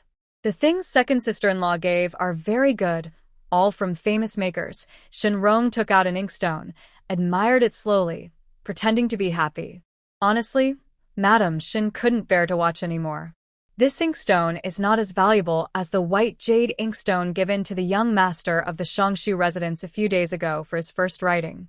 Yi Qinghuan truly has good taste, so many fine things, yet she chose the most unremarkable one. What does she mean? Third brother, second sister-in-law wishes you success in your exams, Yi Qinghuan said sincerely. The room fell silent instantly. Success in exams?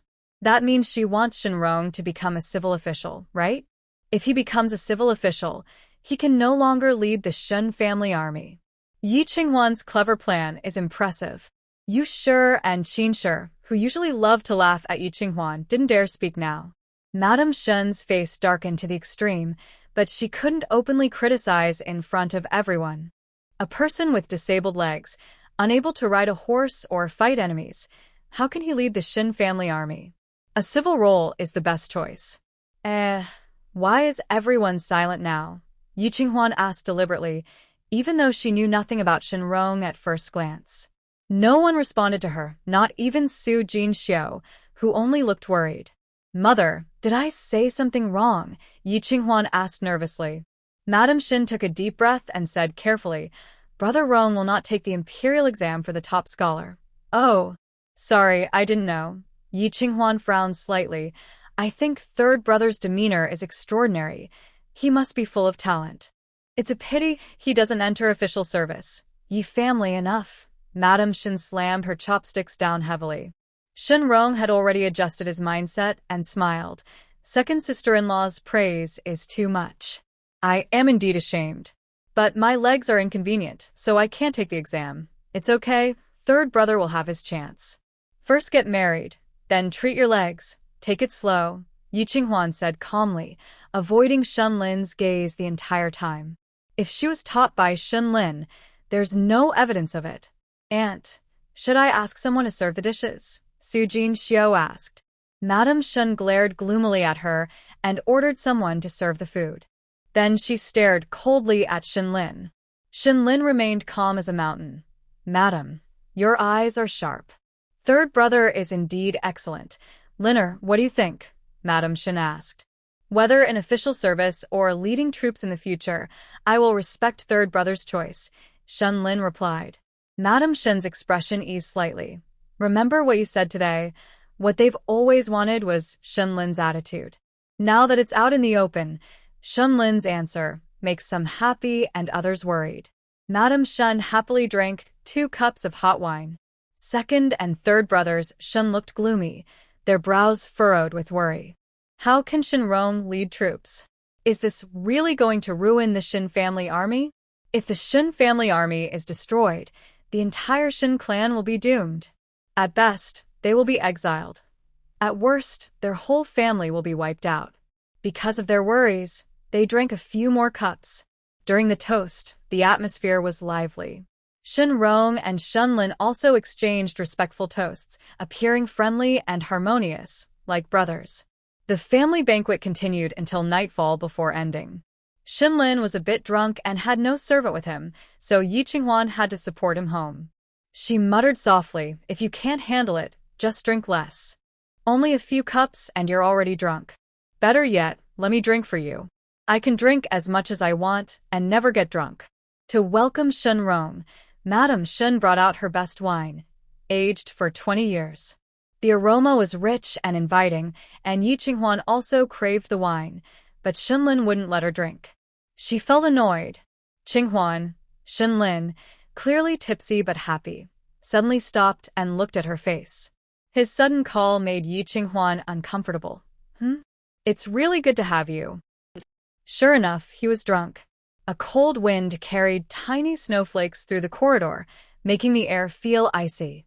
Yi Qinghuan shivered twice. Shenlin smiled, pulled her under his cloak, hugged her tightly, and swayed as he walked forward. Spring rain and spring swallows followed behind, covering their mouths and giggling. The general was becoming more attentive to his wife. If she hadn't yet detoxed, perhaps the baby would already be here. Lin Ji, wait a moment. When they reached the lakeside, Shen Yongxing and Shen Yongji were actually waiting there.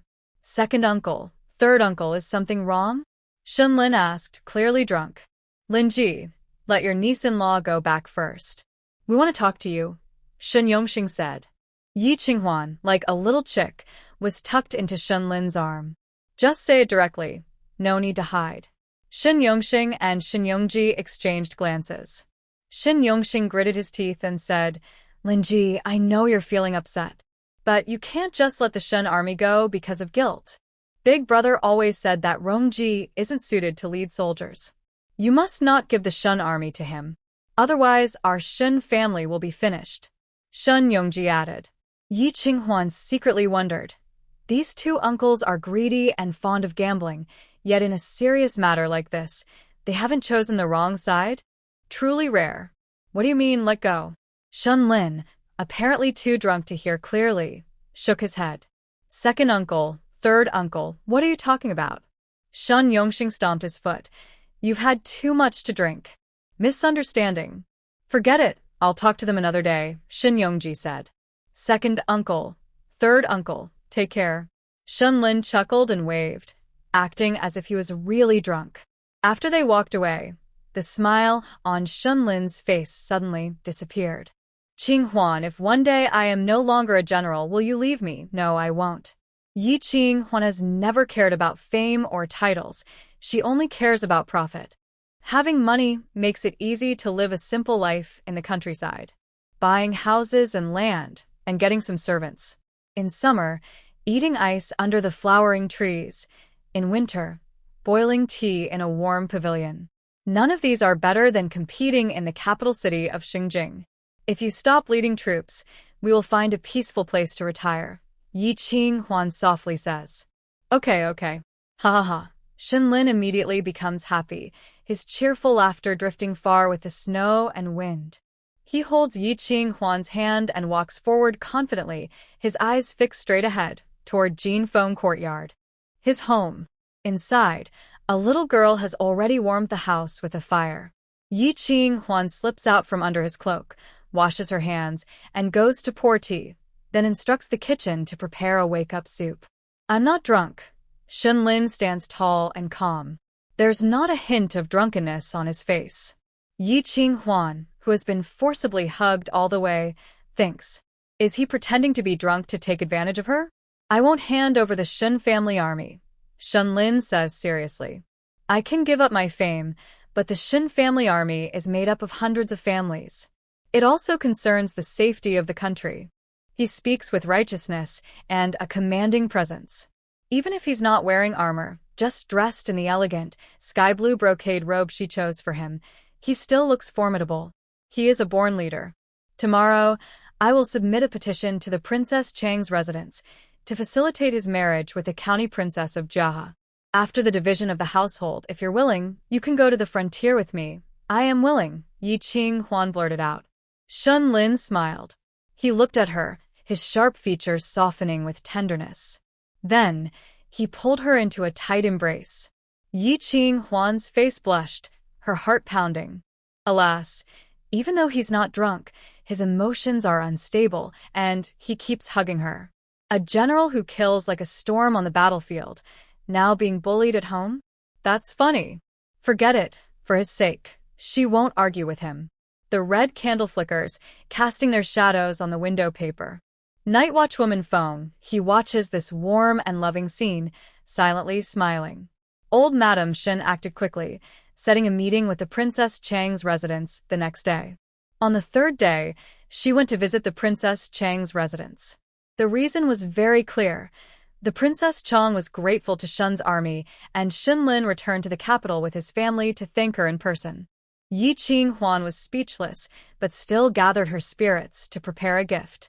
Yi family, the last time we gave the county princess the Yunshao Mist Dream Bracelet, she liked it very much.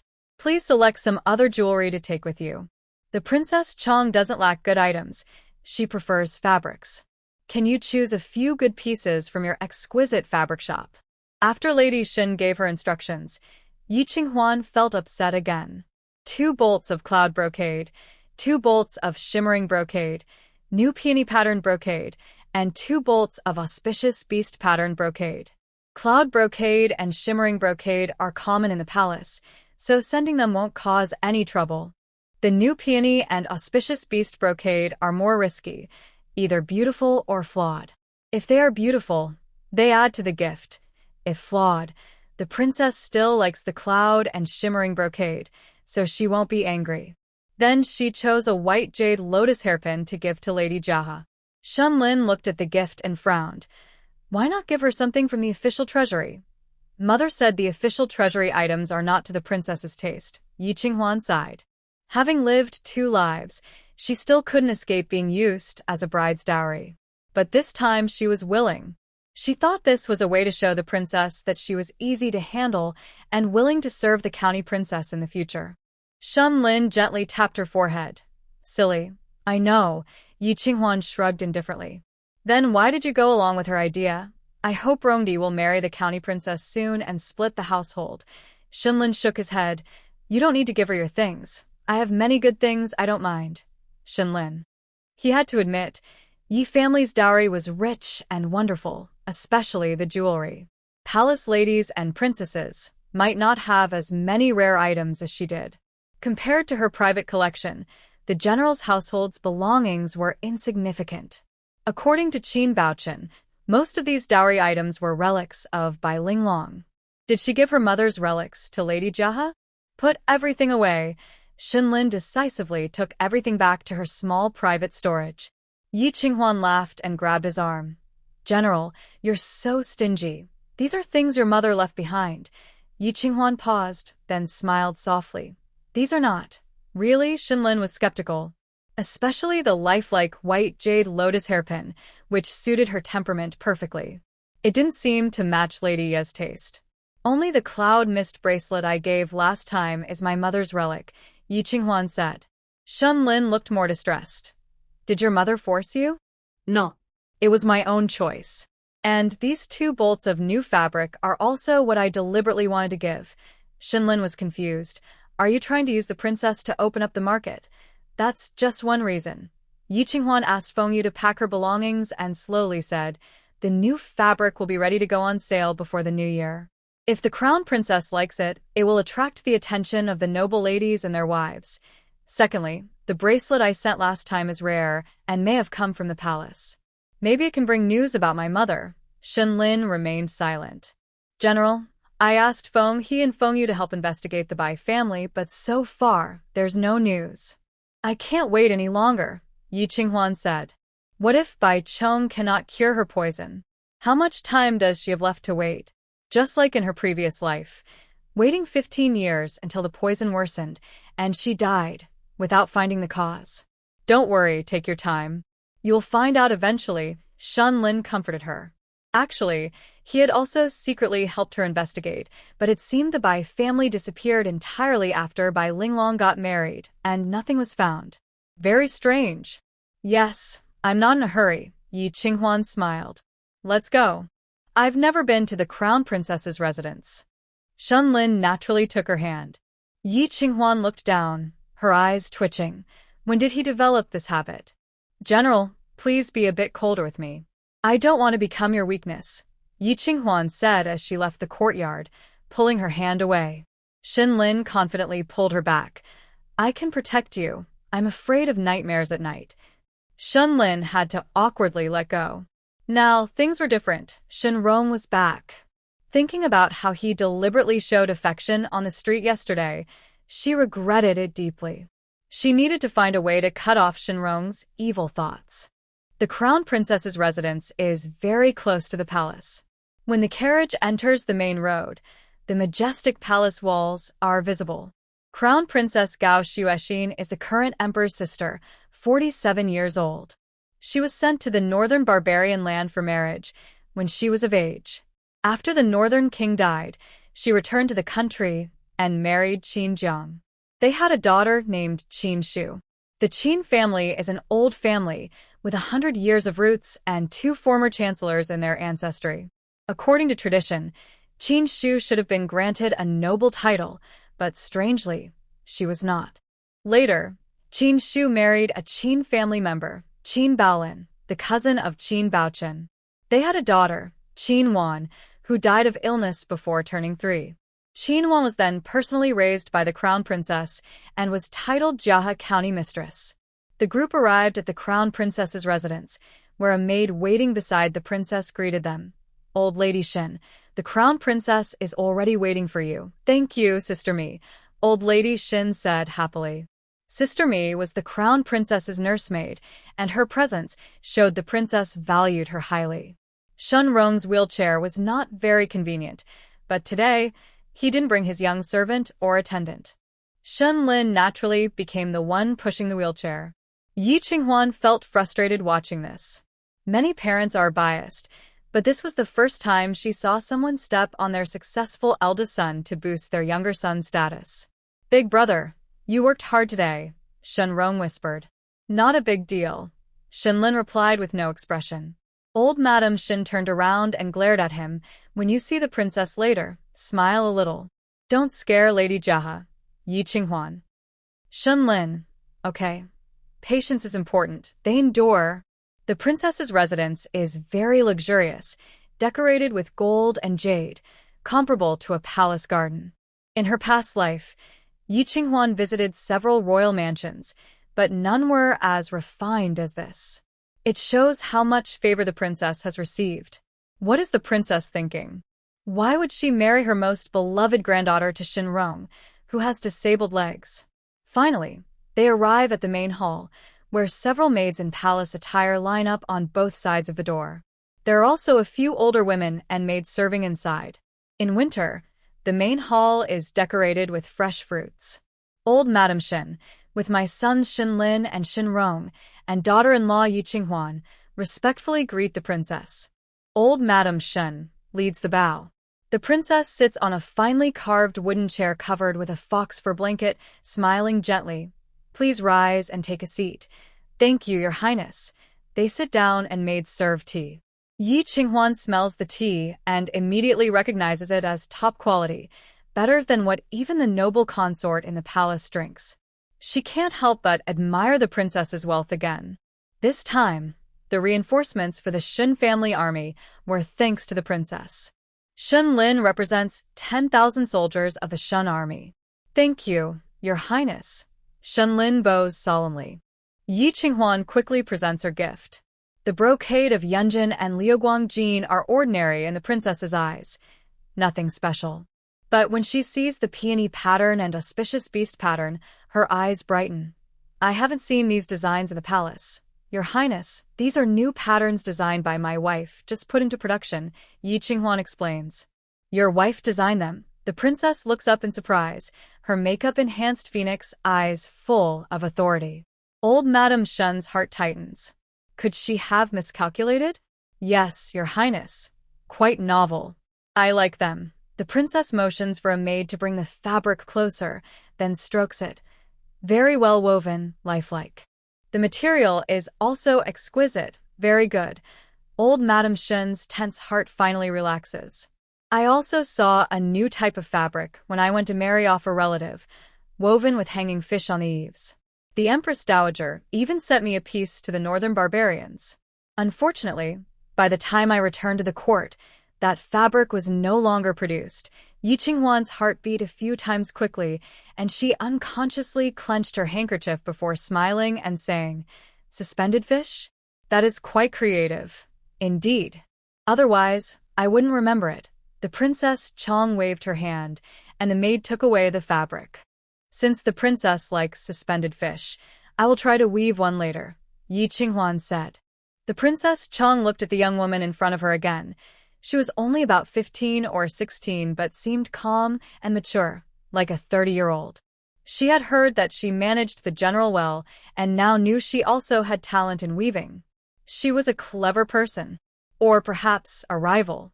"Princess Chong, why didn't I see Lady Jiahe today?" Yi Qinghuan looked around and deliberately tried to flatter her. "I heard the lady likes the cloud and mist bracelet. Today, I brought a white jade lotus hairpin, hoping the lady will accept it." "Wanner is shy and hid away," the Princess Chong said gently, her face showing her noble dignity but with a warm smile when mentioning her granddaughter. "Dong Jiao, go and invite the lady." The maids brought out delicate tea, fruit, and snacks, clearly prepared by the palace chef. Old Madame Shin, proud of having visited the palace with General Shin a few times, aimed to suppress Yi Qinghuan. Qinghuan, the osmanthus cake in the palace is very tasty. Try some. Yi Qinghuan picked up a piece and put it in her mouth. Indeed, very good. That chestnut cake is also good. You can't find chestnuts outside in winter. Only in the palace, and with the princess can you enjoy it, Madame Shin said with flattery. The Princess Chong was very pleased. A favored daughter of heaven, used to being high and admired. Moreover, she was now entertaining her future mother-in-law. Yi Qinghuan felt a bit speechless about Madame Shin's behavior, but still took a piece. The chestnut is soft and sweet enough. Very good. If Madame Shin likes it, take some home later, the Princess Chong said generously, her hand lightly waving. It seemed like giving a chestnut cake was a great honor. Thank you, Princess Chong. Yi Qinghuan accepted it politely. Ahem. But under the eaves, one must bow appropriately. Otherwise, cuteness might cause trouble. Shin Lin and Shen Rong each drank tea. One was quiet and delicate, full of scholarly air. The other had a commanding presence, naturally imposing. Both had their strengths and advantages. The Princess Chong silently observed. Soon, someone announced, Lady Jaha has arrived. Everyone except the Princess Chong stood up to greet her.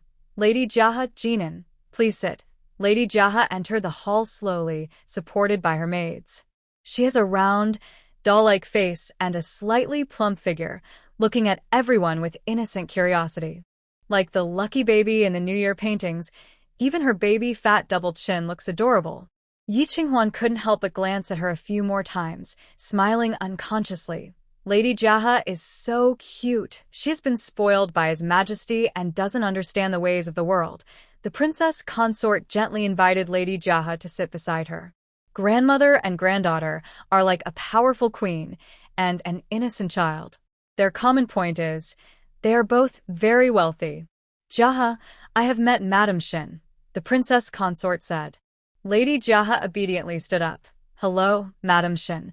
Oh, I dare not accept such praise. Madame Shin was pleasantly surprised and couldn't help but smile broadly.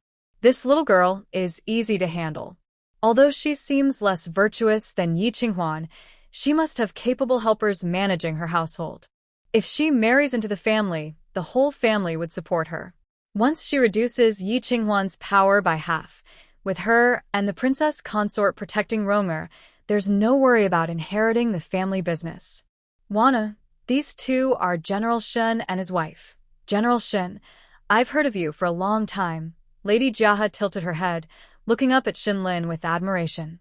Her straightforwardness made Shin Lin feel a bit embarrassed. Lady Jaha, Madame Shin, I've also heard of you. The Lady Jaha suddenly approached Yi Qinghuan, lifting her skirt. Everyone was surprised by her behavior, and Shin Lin tensed up. The wife of Scholar Jiang said you are very smart and capable, and I really like the bracelet you gave me last time, Lady Jaha said, even rolling up her sleeve to show it. Her fair, plump wrist, like solid jade, contrasted beautifully with the light blue carved ice jade bracelet, making it hard to tell whether it was the wrist or the bracelet that was more beautiful. Madame Shin praised. Indeed, the lady looks even more beautiful wearing this bracelet. It's a noble accessory. Shin Rong raised an eyebrow in surprise but quickly returned to his gentle, jade-like smile, only looking at Lady Jaha. As long as the lady is present, there seems to be no one else in his eyes. Lady Jaha, take a look at this white jade lotus hairpin.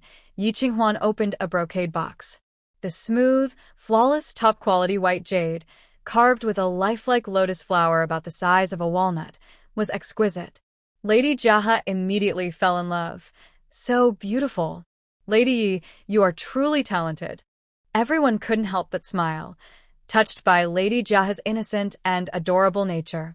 Only Shen Lin slightly furrowed his brows, feeling sorry for Yi Qinghuan. The cloud and mist bracelet was such a beautiful item. At home, she should be told to keep good things for herself and not give them away casually, especially to unrelated people. Madame Shen, I've already accepted 2 of your gifts. I also have a return gift for you. Lady Jaha clapped her hands proudly, her face full of pride. The princess smiled and said, Jaha, why don't you ask your grandmother if you should give a gift in return? Grandmother, I forgot, Jaha replied playfully, sticking out her tongue. The princess shook her head with a gentle smile and said to Madame Shin, You see? This girl is spoiled by me. She has no cleverness at all. Your Highness, your good teaching has made her so pure-hearted, Madame Shin praised. At the right moment, Shenrong recited a poem. Observe the pure lotus flower and know the untainted heart. The princess raised her eyebrows slightly and smiled happily. Third young master, you are so talented. Thank you for your praise, Your Highness. Sadly, I am disabled and cannot serve the country. Shenrong bowed politely, feeling a bit sad and regretful. If a person has ambition, appearance doesn't matter, the princess said. Besides, a tiger father produces a brave son. If third young master can overcome his worries, he will surely achieve great things. Shenrong nodded with a smile. I will remember your words, Your Highness. This was their secret signal. Shenlin remained calm and continued drinking tea. The gift from Lady Jaha had already been presented, a top-quality jadeite rough block, as big as a wash basin. The main hall suddenly fell silent. The princess was also shocked and stood up in surprise. Wana, is this your gift in return? Yes. Grandmother, do you think I was generous enough? Jaha looked eager for praise. The princess's eyes twitched in speechless surprise, then took a deep breath and smiled again. Yes.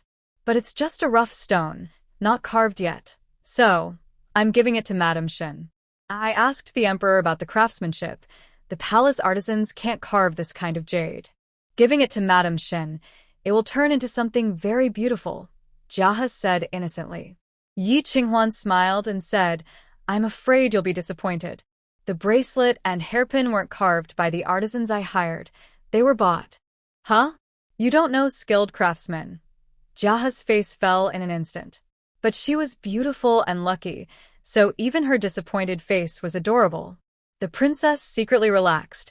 Her large jade had been saved. But it's okay. Madame Shun has good taste. One day, she'll find a skilled craftsman to carve it. Jaha quickly smiled again and forcefully handed the jade to Yi Qinghuan. Yi Qinghuan had long noticed that the princess was worried about the jade, so she dared not accept it. Since it's a gift from the county princess, just take it, Shenlin suddenly said. Ye Vingquan. She suspected he was worried about money and wanted to get some back. Yes, take it. The princess forced a smile. Then thank you, Lady Jaha, and thank you, Your Highness. Yi Qinghuan accepted the jade pendant, and the county lord of Jiahe was even happier. She moved to sit beside her and said, Madam Shin, I've wanted to meet you for a long time. But my grandmother said it's too cold to go out. Madam Shin, you're not only beautiful, but also look very familiar. Have we met before? If we haven't, then we're destined to meet. The county lord of Jiahe kept talking non-stop, making it hard for others to speak. Before coming, Yi Qinghuan was labeled as her rival. Now she saw her differently. Such a simple-minded child. If she really married Shenrong, that crazy man, it would be such a pity. The princess was speechless about her granddaughter and said, Waner, I've let you speak all the words. Oh. The county lord of Jiahe shyly stuck out her tongue and finally stopped talking. Waner, come and meet third young Master Shin, the princess called. The county lord of Jiahe obediently went over, but was distracted by the wheelchair. Third young Master Shin, is your leg hurt? Shenrong. Everyone. That was really painful to hear. Yes, my leg is disabled. I can't stand, Shenrong said sadly, lowering his eyes as if he might break apart. Old Shin was feeling very upset inside. Even if you're naive, you shouldn't add salt to someone's wound. But your wheelchair is very unique, and you look very handsome, the county lord of Jiahe said innocently. A person like Jade on the street, unmatched in the world. This back and forth of stepping on and praising left everyone confused. The princess sighed helplessly. Waner is naturally kind and speaks directly. She means no harm. It's okay. The county lord is very adorable, Shenrong said with a smile to ease the awkwardness. Does it still hurt? I have medicine, the county lord of Jaha asked. Shenrong shook his head. It's an old injury from 5 years ago. It doesn't hurt anymore. That's good. I have pain relief medicine from the south. It works very well. Grandfather knows I'm afraid of pain, so he specially gave it to me, said the county lord of Jaha. Thank you, county lord, but really I don't need it. All right. If you need anything, just send someone to get it from me. Yi Qinghuan realized that the county lord of Jaha was just too innocent. She always wanted to give away good things. The princess was very clever. How did she raise her granddaughter like this? Was she protected too much? Back at the general's residence, Yi Qinghuan couldn't help but ask Shenlin, General, do you think they're good? The princess thinks highly of them. Shenlin took off his cloak and naturally handed it to Chen Yan. But I feel something's not right. Royal children see a lot of scheming from a young age. Even the dull ones have some tricks. Jaha County's main lady is simply too naive, thought Yi Qinghuan with a frown. Shenlin sneered. Maybe that's why the crown princess chose the general's residence. No one dares to bully her there. And Rong's brother, being disabled, is even more pampered by the county lady. He paused and added, not just Rong's brother, everyone in the house must spoil her. Rong's brother aims for the Shun army, but Jaha County's lady is definitely not a suitable wife for a general. Yi Qinghuan still felt something was strange. But she couldn't quite put her finger on what was wrong. Shenlin raised an eyebrow and slowly smiled. Are you complimenting yourself, wife? Huh? Yi Qinghuan is actually the current general's wife. She blushed shyly. That's not what I meant. You are very capable. The soldiers in the army have clothes, coal, and food, Shenlin said seriously. His deep eyes were firm and full of affection. Since his father died, Shun's army was all on his shoulders. He had to face enemies, government doubts, and pressure from his mother. Now, finally, someone was sharing the burden and planning with him. Yi Qinghuan, I'm glad I married you. Not him. Shenlin's gaze grew hotter, and Yi Qinghuan's heart raced as she lowered her eyes, unable to bear it. If it were him, the Yi family wouldn't agree to this marriage. My father is someone who seeks to climb up by flattering others. That's true. Shenlin saw her shy and withdrew his gaze. No rush. He would wait until her poison was gone before making further plans. Don't give away good things anymore. Mother wants to discuss Rong's marriage. Let her handle it herself. Shenlin took a few steps back and sat on a round chair. Creating distance, the pressure disappeared. Yi Qinghuan felt much more relaxed and nodded. I really don't mind those things. I do. That cloud mist bracelet is probably unique in the world. How could you just give it away? Are you claiming my dowry now belongs to you? Not exactly. But I think what's yours should stay yours. That bracelet looks better on you. Yi Qinghuan couldn't help but laugh. So, the general is such a protective person. The big jadeite my mother wanted, but I refused. Later, I'll find a skilled craftsman to make you a jade hairpiece. Shenlin suddenly remembered he hadn't given her anything since their wedding. Feeling a bit guilty, he started to think. Her birthday is the 6th day of winter, which is tomorrow, and he still hasn't prepared her birthday gift. Madam, rest early. I need to go out for a while. Shenlin put on his cloak and stepped into the snowstorm. Yi Qinghuan thought he was going to the military camp or Huaxi Villa, and didn't ask more. Today she was tired after a whole day and needed a bath. Madam, tomorrow is your birthday. But the old madam doesn't seem to have noticed. Should I go and inform her? Chen Yan asked. No need, keep a low profile. Just ask the kitchen to cook me a longevity noodle bowl. Yi Qinghuan didn't want a big fuss. It seemed pointless. Let everyone focus on Shenrong instead. After meeting the county lord Jiahe in person, she truly didn't agree with the marriage, but she had no reason to stop it. She wondered if Su Jinxiu had made a move. The next morning, Su Jinxiu arrived with a gift, a pearl necklace. Each pearl was as big as a peanut, bright and flawless, shining with a gentle glow. Each one was rare. Madam, happy birthday. Wishing you more and more happiness each year. You remembered. These pearls are beautiful. My sister-in-law must have spent a lot. Yi Qinghuan was surprised but not delighted. Such delicate thoughts meant she wasn't someone she could confide in. Maybe in the future, she would become an enemy. Your birthday is 2 days off from mine. I remember it well, Su Jinxiu said. I was born on the 8th day of the winter month. Then it's the day after tomorrow. Since you gave me a gift, I should return one. What do you like? Yi Qinghuan asked while eating her longevity noodles. Su Jinxiu said, I wish for you and the general to have a long-lasting happiness. She couldn't give that kind of gift. Yi Qinghuan smiled and said, That's just words. You should ask for something real, madam. The general treats you differently now.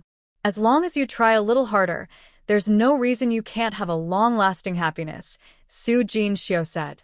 You know, I don't know what might cause me harm, so I dare not think too much. Yi Qinghuan put on the pearl necklace. Are these pearls from the palace? No, I bought them yesterday at Cui Bao Pavilion. Not very expensive, only 700 taels of silver. 700 taels was a large sum, but compared to this exquisite pearl necklace, it wasn't a waste. Yi Qinghuan praised, You got a good deal. Such fine pearls are rare, even in the palace. These were brought by merchants from the south. They said this year's pearl harvest was good and the quality high. Besides the tributes, there's plenty of surplus for sale, so the price is lower, Su Jinxiu explained. Yi Qinghuan frowned in confusion. Pearls are rare, so how could they be so plentiful that they're easy to sell? Moreover, in her previous life, she hadn't heard of southern pearl merchants coming to Xinjiang at this time either. While they were talking, Shunlin returned. A black cloak is covered with falling snow, especially on the shoulders, where a layer of white has formed. It looks like he has been walking in the snow for a long time. Yi Qinghuan can't help feeling heartbroken. Life at the border is hard, and returning to the capital is just as tough. His perseverance is admirable. Compared to that, she feels that Shenrong, who looks so fragile, seems like a useless person. Is it fair to blame her brother for her own injury? Knowing she can't lead soldiers, yet wanting to take over the Shun family army. Who gave him such courage? Such a refined troublemaker. General, Yi Qinghuan stepped forward, reaching out to brush off the snow on his coat. Su Jinxiu also quickly stood up. Brother Lin, why did you come in the snow? Shenlin looked unhappy with a dark face. It's the lady's birthday today, so I came to wish her, Su Jinxiu explained, reminding him. Brother Lin, even though the house didn't hold a big celebration for the lady, you should still prepare a gift. I have prepared one. Shenlin took out a rectangular wooden carved jewelry box from his sleeve. It's very familiar. Yi Qinghuan's eyes brightened. General, what is this? Open it and see. Shenlin smiled gently. Although it was a faint smile, it was enough to break Su Jinxiu's heart into pieces. Could it be that Brother Lin remembers the lady's birthday? And even prepared a gift? This kind of treatment she and Zhou Nian have never received. Thank you, General. Yi Qinghuan already guessed what it was from its appearance. An ivory carved fan. On the day she gave a birthday gift to Empress Yu, she said she liked it and jokingly mentioned her birthday gift. She never expected he would remember. Madam, Brother Lin is really thoughtful of you. Open it and let us see. Su Jinxiu stared eagerly at the box, curious about what was inside.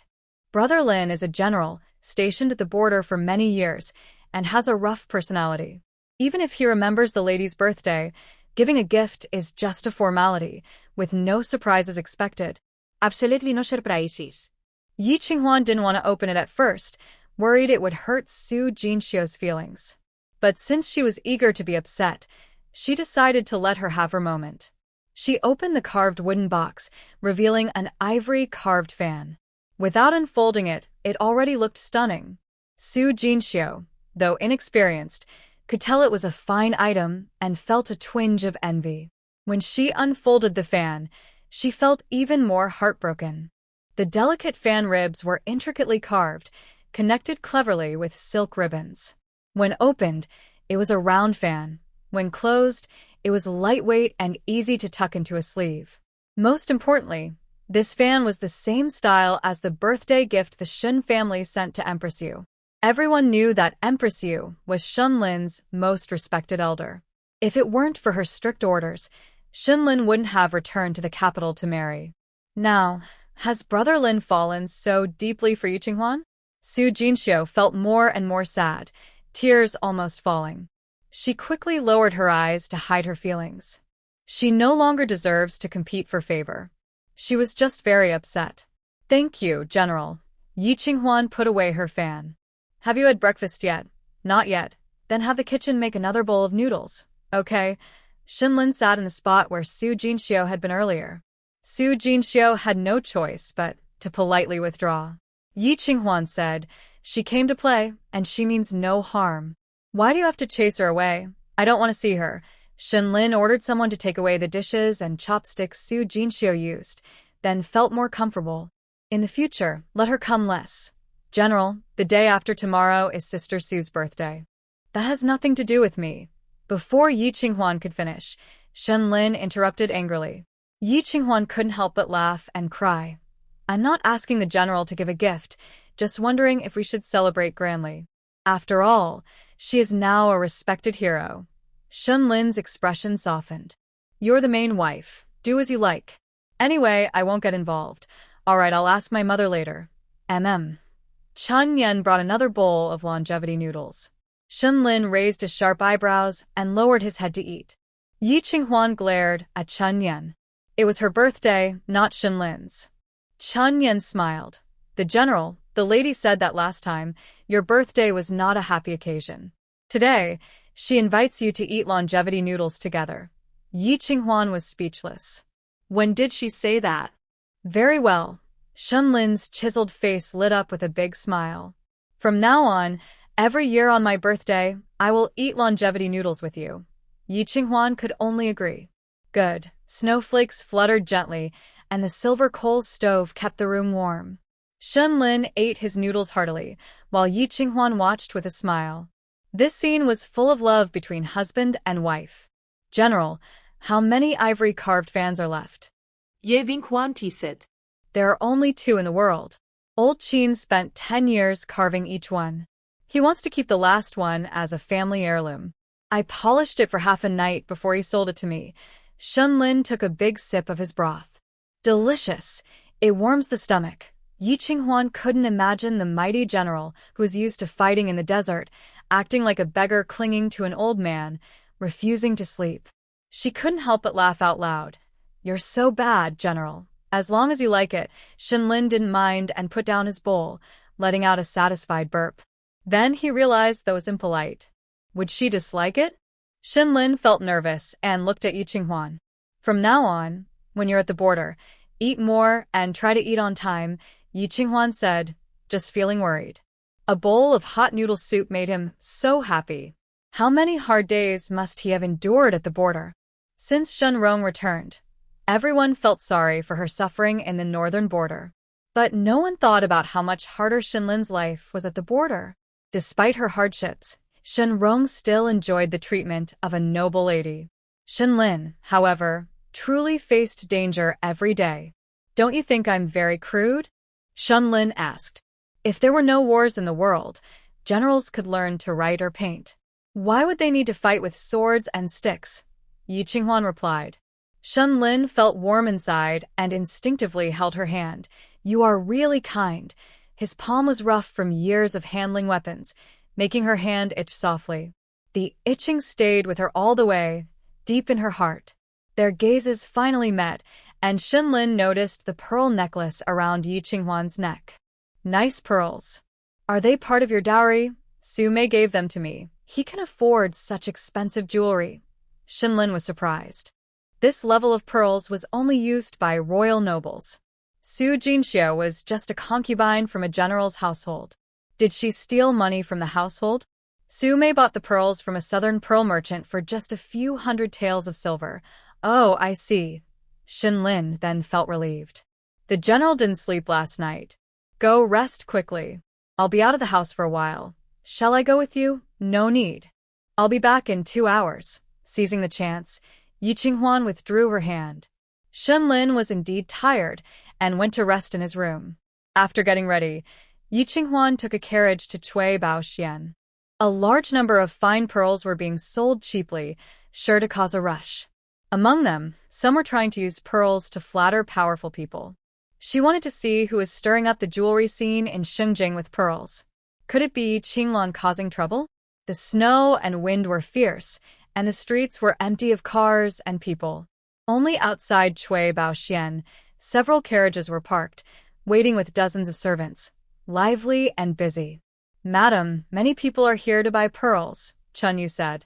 "Go take a look." Yi Qinghuan got out of the carriage and entered Cui Baoxian. Because it was crowded, Cui Baoxian had already limited entry. "Sorry, madam, we are full now. You'll need to wait half an hour." "How rude." "This is the wife of General Shen," Chun Yen shouted. The young servant hesitated and said, "Madam Shen, I really have no choice.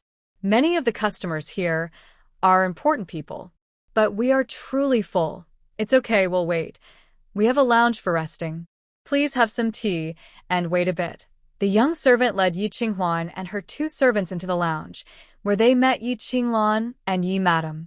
They hadn't seen each other for a few days, and Yi Qinglan looked much thinner and pale. Even with thick makeup and rouge, her tiredness could not be hidden. She looked like a flower past its bloom, heading toward decay. Seeing Yi Qinglan's eyes flashed with strong hatred. But she said nothing. Lady Yi also remained silent. Both of them were trying hard to hide their anger and hatred, pretending to be blind. It was truly strange, things happening as if the sun rose from the west. They didn't provoke her, so Yi Qinghuan sat far away, drinking tea and eating snacks. The large pearl necklace around her neck made the women in the lounge very jealous. They had come in heavy snow just to see the beautiful pearls and buy a few. Yi Qinghuan was already wearing a big string of pearls. No wonder, she was the lady of the general's house. In comparison, the situation of Ye's legitimate daughter was quite sad. After envying Yi Qinghuan, everyone looked at Yi Qinglan with sympathy. These gazes felt like knives stabbing Yi Qinglan, making her so uncomfortable she almost wanted to go crazy. Suddenly, the maidservant of Lady Yi hurriedly entered, looking anxious as she whispered something. Lady Yi and Yi Qinglan quickly stood up, preparing to leave. Yi Qinghuan found it strange when a fragrant aroma wafted over, and then Yi Qinglan and Lady Yi were blocked at the door. "Madam of the young master." Yi Qinglan timidly bowed and instinctively hid behind Lady Yi. Mu Qing, with a rosy and noble face, was no longer pale and exhausted like before. She asked Yi Qinglan expressionlessly, "What are you doing here?" "I am accompanying my mother to see the pearls." Yi Qinglan answered softly, bowing her head humbly. Lady Yi quickly forced a smile and said, "The young master's wife is also here to see the pearls? We've been waiting for a while. It'll be your turn soon. Let's look together later." "No need," Mu Qing said, then walked toward Yi Qinghuan. "Mrs. Shen, long time no see. Are you well?" Unlike before, when she was cold, Mu Qing now wore a friendly smile. "Thank you for your concern, I am fine. You look well too, Mrs. Shen." Yevin Kwan Sutudit Muhin Karafulle. Mu Qing replied, "I am almost fully recovered now. Dr. Xue said I can stop medication by next spring after proper rest." "That's good. Thanks also for helping me invite Dr. Xue." Mu Qing sat beside Yi Qinghuan, holding her hand and chatting softly. "My children are still young. Over the past 2 years, because of my poor health, I couldn't take good care of them. Now that I am better, they won't worry about the future. Ruier and Xiangxiang are still small, but they know you saved me. They're very grateful. Ruier even insists on calling you her godmother." Yi Qinghuan thought of Jiang Rui bringing her soup and medicine in her past life, and the scene by the long filial bed, feeling warm inside. She blurted out, "Ruier is a good child." "Then I will ask him to come and kowtow to you," Mu Qing said. "I am not blessed to have children, so forget about the adoptive mother. If the young lady of the family doesn't mind, I will be little Yi's aunt," Yi Qinghuan replied. Mother and adoptive mother sound like they have another meaning when talking about Jiang Shiming. A taboo. All right, Mu Qing guessed she wanted to set boundaries, nodding. "From now on, you will be my sister-in-law. The head of the Mu family is a veteran of 3 dynasties and even has a gentle noble consort. In court, even the emperor shows him respect. Yi Huai, in front of the Mu family, is just a minor official, not important. In the past life, After Mu Qing died, the Mu family saw that Yi Qinghuan sincerely cared for little Yi and Xiang, so they gradually supported her.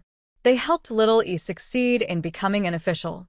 Unexpectedly, in this life, after marrying into the Xin family, she still has Mu family support.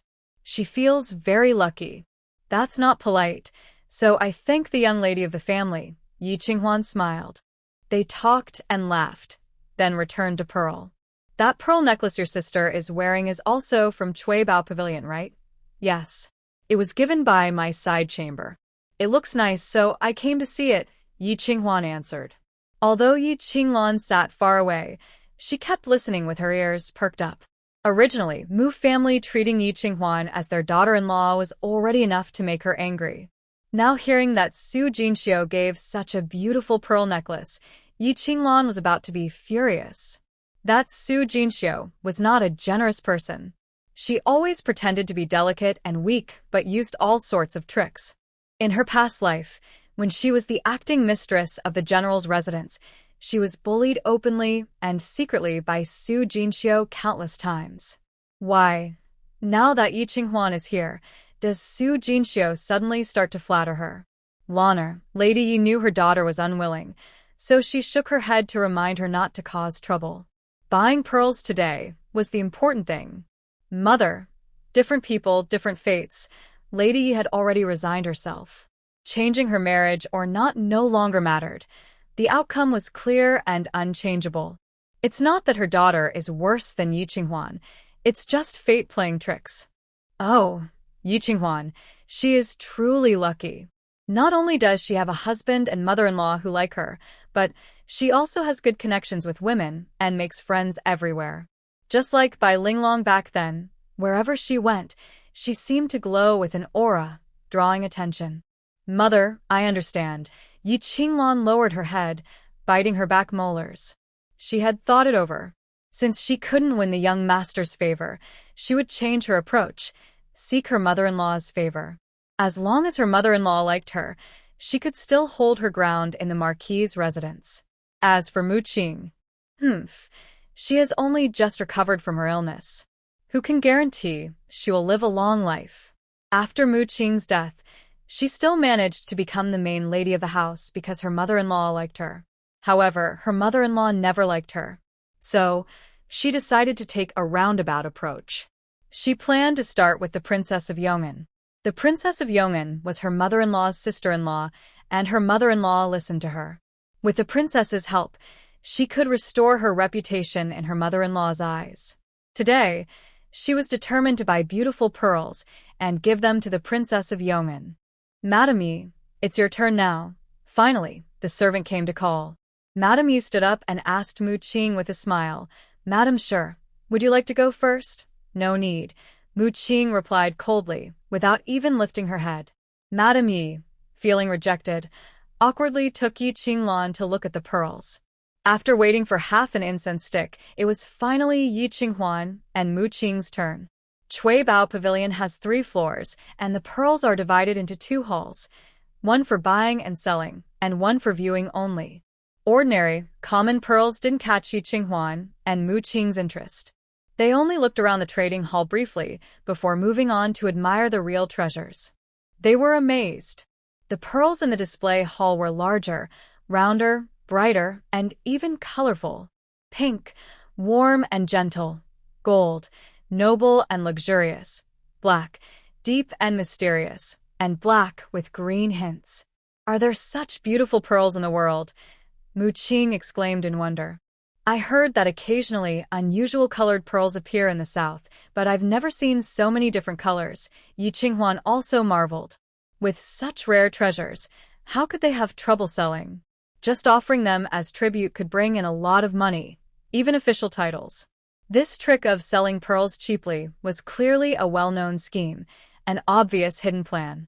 This pink one is so pretty, but unfortunately, it's not for sale, Mu Qing said, standing in front of a string of pink pearls, reluctant to move away. Manager Liu from Cui Bao Pavilion quickly approached and said, Madam, sure, these are only for display, not for sale. Since you're doing business, why not sell them? Yi Qinghuan asked. Boss Bai said these unusual colored pearls already have an owner. I asked him to let the people of Xinjiang see them, Lu explained. Boss Bai. Suddenly, Yi Qinghuan's heart skipped a beat. In the south, is his surname Bai? Bai, Mu Bai Bai. Lu bowed slightly with a smile. Yi Qinghuan felt disappointed. It's not Bai. Could we ask Boss Bai to come out and meet us? We want to speak with him personally, Mu Qing suggested. That won't help, Lu shook his head. Many people want to see Boss Bai these days. He has already said he won't meet visitors. Although they have different last names, Yi Qinghuan still wants to meet Pearl Boss. She says, Boss Bai's business is very strange. Since he's already selling pearls cheaply, why not take the chance to meet some wealthy people? Making friends with one or two rich merchants could help him out of his trouble. Yes, I also advised him that way. But Boss Bai is too stubborn and doesn't listen. Manager Lu sighs. There's no point in saying more, so Yi Qinghuan has to give up for now. Just then, someone comes out from the back room of the exhibition hall. It's Shen Rong. Second sister-in-law is here to see the pearls too. Shen Rong sits in a wheelchair, gentle and handsome. Anyone who sees him will praise him as a noble young man. Why is third brother here too? Yi Qinghuan gently frowns her beautiful eyebrows, then quickly relaxes. I heard Cui Bao Pavilion has good pearls. I came with Lady Jaha to take a look. Shen Rong smiles and softly calls out, Wanner, second sister-in-law is here. The bead curtain sways, and the clear, melodious sound of jade stones rings out. The elegant Lady Jaha rushes out from the inner room. Madam Shen, are you also here to see the pearls? Lady Jaha has a large pink pearl inserted into her hair bun.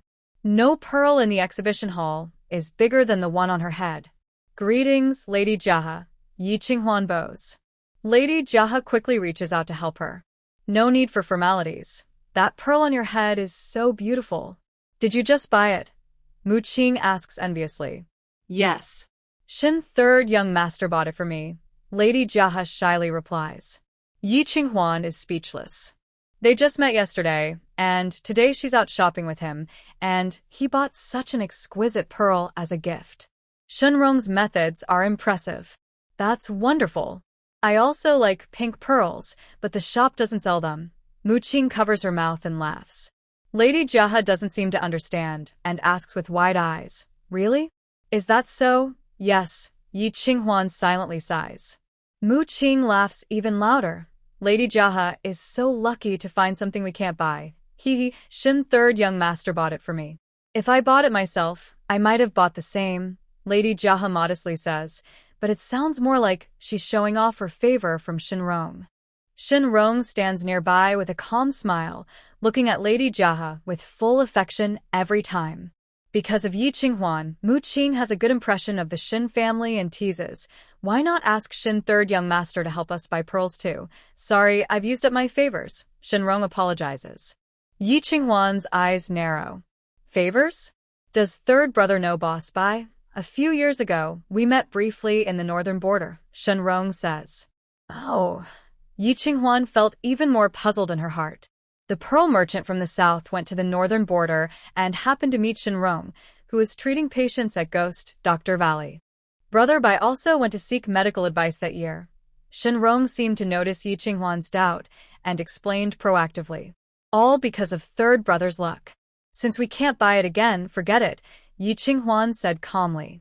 Third brother, take the county princess back to the residence. I will take a walk with the young master's wife. Thank you, second sister-in-law, for understanding. Shen Rong bowed slightly. Even sitting in a wheelchair, he was courteous and respectful. Mu Qing softly praised, Sister, your little uncle is very nice, but unfortunately his leg isn't well. Yes, Yi Qinghuan smiled. But it seems good news is coming soon. What will you do in the future? Mu Qing asked worriedly. Yi Qinghuan nonchalantly replied, The general plans to take me to the border to see. Oh? Then the general's residence. It will be divided, Yi Qinghuan said. Mu Qing finally relaxed and said seriously, Yes, it's best to divide the residence. If you find it hard to ask, I will speak for you, young master's wife. As I said, we're sisters. Mu Jie, Yi Qinghuan happily changed her address. If needed, I will look for you. The two continue to walk around, and in the end, Mu Qing bought a white pearl necklace. When paying, they coincidentally met Yi Qinglan and her mother again. They had already chosen their favorite pearls and were paying. Seeing Mu Qing, they immediately lowered their heads. "Young master's wife, have you also finished choosing?" Lady Yi said. "Then please, young master's wife, kindly give me face, and I will pay together." "Okay." Mu Qing gave a signal to her maid, who quietly turned back and picked 2 more pearl jewelry pieces. So, the payment changed from 1 necklace to 3 pieces of jewelry. Lady Yi's eyes twitched, but she still paid happily. A total of 1,800 taels. A huge sum. The Yi family's income for the next year was completely spent. Packed into 2 parts, Mu Qing took out her own necklace separately. Lady Yi asked confusedly, "Aren't they all for the young master's wife?" "This pearl hairpin and earrings are a gift I gave to you, sister," Mu Qing said. "Lady Yi, you won't regret it, right?" "Why would I?" Lady Yi forced a smile that looked worse than crying. She was surprised that Mu Qing spent her money to buy things for Yi Qinghuan. The young master's wife was too cunning. "Thank you, Sister Mu, for your kindness. I will take my leave now." Yi Qinghuan accepted the items and said goodbye. Mu Qing waved her hand to let her go first, so Lady Yi wouldn't take the items back. After Yi Qinghuan left in her carriage, Mu Qing asked Yi Qinglan, "Aunt, Yi has been out of the residence for a while, right? Would you like to go back with me?" "Of course." Yi Qinglan no longer dares to oppose Mu Qing now. She lowers her head and follows quietly back to the residence. Madame Yi clenches her teeth, adjusts her mood, then takes the newly bought large pearl necklace to find Princess Yong'an. Yi Qinghuan leaves Suibao Pavilion and stops by the fabric shop. Old Su is sitting behind the counter, lost in thought, so absorbed that he doesn't notice anyone entering. "Uncle Su," Yi Qinghuan calls. Only then does old Su come back to himself. "Second Miss is here." "Except for the fish scale pattern, all other fabrics can be sold," Yi Qinghuan says. "In half a month I will also sell the fish scale pattern." "Good. It's winter now, just in time to make new clothes before the new year." Old Su brightens up and immediately orders to start stocking and promoting. Yi Qinghuan asks curiously, "Promotion too?" "Of course." The head of the family said, "Even good wine needs a good reputation. Quality items must be well known so more people will hear about them." Old Su smiles. Yi Qinghuan quietly notes this. Suddenly, Old Su notices the necklace on Yi Qinghuan's neck. Second Miss also bought pearls at Suibao Pavilion. This was a gift from Sister Su. "But I really just came from Suibao Pavilion." Second Mississippi. "Uncle Su, just say what you mean." Old Su hesitates, rubbing his hands, and asks, "What does Second Miss think of the pearls from Suibao Pavilion?" "Top quality in the world," Yi Qinghuan replies. "But how come, in this world, so many top-quality pearls suddenly appear?" Old Su asks again.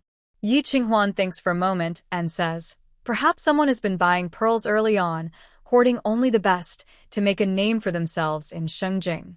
Pearls are also judged by age. The pearls on Second Miss's neck are at least 10 years old. You know a lot?" "Not really, I've just heard Miss Bai mention some things before." "Does the Bai family deal in pearls?" "No, but Miss Bai is very interested in pearls. If she hadn't married out, she would probably be sailing south to raise pearls. She said the further south you go, the warmer the weather. If lucky, you might find colorful pearls." "Raising pearls?" Yi Qinghuan is surprised. "Can these pearls really be cultivated artificially?" Old Su says, "I don't understand much either, but Miss Bai never lies. I believe it can be done." "How do you raise them?" "I don't know, I'm afraid." Spring Yin offers hot tea, and Yi Qinghuan sips slowly, a bold idea forming in her mind. Is it possible that the technique for raising pearls was developed by her mother? Maybe, for some reason, the method was leaked? The colorful pearls that Boss Bai is reluctant to sell come from the warm southern region, according to my mother. Second Miss, when I think of the pearls at Chui Bao Xian, I also think of Miss Bai. "Please don't mind," Old Su said. "It's okay. Anything related to my mother, you can tell me directly." Yi Qinghuan smiled, her intense emotions now calm. Maybe her guess is too far-fetched, but she is sure that Boss Bai's pearls are all artificially cultivated. So, they are produced in large quantities, with good quality and low harvesting costs. Everyone thought Boss Spy was selling pearls cheaply, but in fact, he was making a lot of money. It's even more likely that the initial cheap sales were just to open up the market. This Boss Spy is becoming more and more intriguing. And his relationship with Shen Rong. Uncle Su, can you find a way to contact Boss Spy who sells pearls? Yi Qinghuan asked. Old Su thought for a moment and said, they're all businessmen. Although not in the same industry, we might meet at some trade association events. I'll try. The new fabric from Linglong cloth shop couldn't compete with the popularity of pearls, so early sales wouldn't be promising. Yi Qinghuan was mentally prepared for this. But she didn't expect the Princess Chong to be attracted and visit Cui Bao Xian as well. And she went wearing a new dress with auspicious beast patterns. As a trendsetter in Shengjing, the princess quickly boosted Linglong cloth shop's business. Because of this, Yi Qinghuan praised loudly at Fushou court. Thanks to the princess, my fabric shop's business has improved. The princess's blessings are deep. If third brother can marry Lady Jaha, I am willing to give up the position of housekeeper. Old Madam Shin felt very pleased but cleverly didn't express her opinion. The marriage wasn't settled yet, so it was too early to talk about the housekeeper position. As long as Yi Qinghuan had this intention, that was enough. Third brother, what do you think of Lady Jaha? Yi Qinghuan asked. Sweet and lovely, like flawless jade, untouched by worldly pollution, Shen Rong replied. Yi Qinghuan and old Madam Shin looked at each other and smiled, saying, Mother, since third brother likes her, you should choose a day to propose. Ronger, is that okay? Old Madam Shin asked. Shen Rong nodded shyly. As long as mother arranges it. Good, good, good. Old Madam Shin was very happy. She had been planning secretly for so long, and now she could finally act. Qinghuan, pick a few items from your storeroom to give as a betrothal gift to Ronger, old Madam Shin said. Thinking of Shinlin's instructions, Yi Qinghuan replied, Okay, I'll wait for the general to come back and get the key from him. Why does Shinlin have the key to your storeroom? Old Madam Shin asked in surprise. I don't know. The general wants it, but I can't compete, so I just gave it to him, Yi Qinghuan vaguely explained. Old Lady Shin said, This Liner is too unreasonable. How can a man take a woman's dowry? The men present. Shen Rong's eyes flashed with coldness, but he quickly smiled. Yes, how can a man take a woman's dowry? So, mother, don't touch second sister-in-law's dowry. If it gets out, people will laugh. Old Lady Shin. Her face hurt. Mother, just prepare according to second brother's share. If it's not enough, I'll add more, Shen Rong said. Old Lady Shin was touched by her youngest son's thoughtfulness and wiped her eyes. Ronger is so sensible. You've been treating your leg all these years, so there's no private property? Don't worry, the betrothal gift will be handed over to mother. Thank you, mother. Shen Rong lowered his eyes. Yi Qinghuan took a deep breath and said, Congratulations to third brother. You're about to be married. Also, I will trouble second sister-in-law to handle the household affairs, Shen Rong said. Big celebrations need careful planning. Once the engagement is successful, I will also involve second aunt and third aunt to make sure everything is ready. Yi Qinghuan showed her willingness to support Shen Rong marrying Jaha County Lord. Su Jinxiu was about to get angry and stopped her in the garden. Madam, do you really want to support them? I've met Jaha County Lord. She's a good girl. She's innocent and kind, not interested in power or wealth, Yi Qinghuan said. Even so, once she enters the house, the power of the general's residence won't be in Madam's hands anymore. If she doesn't care, someone else will take care of it for her, Su Jinxiu earnestly advised. Yi Qinghuan sighed. Sister Su, I really can't interfere in this. I can only let it happen naturally. Madam, I mentioned last time that I have a way. Sister Su, don't hurt her, Yi Qinghuan interrupted. If you have a way, go do it yourself. Why keep bothering me? I don't want to hear your clever plans, and I don't want to be your tool. The crown princess intends to push this marriage through. Anyone who blocks it is dead. Su Jinxiu was unwilling to accept this. Looking at Yi Qinghuan's determined back, she finally made up her mind. She would do it herself. For Lingo, she was willing to do anything. Madam, the side lady probably can't hold back and is about to make a move, Chun Yu whispered. Yi Qinghuan reached out to catch a falling snowflake and sighed softly. Are you wondering why I don't help her? Madam wants to split the residence. The marriage of the third young master is inevitable, Chun Yu said. But the maidservant feels that Madam especially likes Jiahe County Lord. The snow in Yi Qinghuan's palm gradually turned into water. I'm not related to her. What right do I have to protect her? The lady's words are reasonable, but the maid doesn't look happy when she sees her. You are quick to notice everything. Yi Qinghuan takes the handkerchief and wipes the melting snow from her hands. Chunyu, remember, don't interfere too much with others' affairs, or it might affect yourself. Chunyu doesn't understand and tilts her head to look at her. The county lord of Jiahe has the protection of the princess, but Su Jinxiu. Maybe she can manage, but will the princess really change her mind because of this? Yi Qinghuan is also waiting for an answer. Su Jinxiu just wants the princess to know that Shen Rong once mistreated a cat and has a stubborn, cruel heart. She is not a good match for the county lord. But the princess only has this granddaughter. If she wants Shen family's military power, the princess can only choose Shen Rong. It all depends on whether she chooses her granddaughter or the military power. Shen Rong, you are so despicable and shameless. Come out here. Suddenly, outside the courtyard, Qin Baochen's angry shouts and curses are heard. Everyone is startled. Yi Qinghuan asks, is that the voice of Lord Qin? The maid will go check. Chunyan quickly runs out to see what's happening. Yi Qinghuan finds a sheltered spot under the corridor to sit and wait. Suddenly, she says, it would be nice to have a warm fan at this time of year. Fans are just cool breezes. There's no warm one. Chunyu laughs.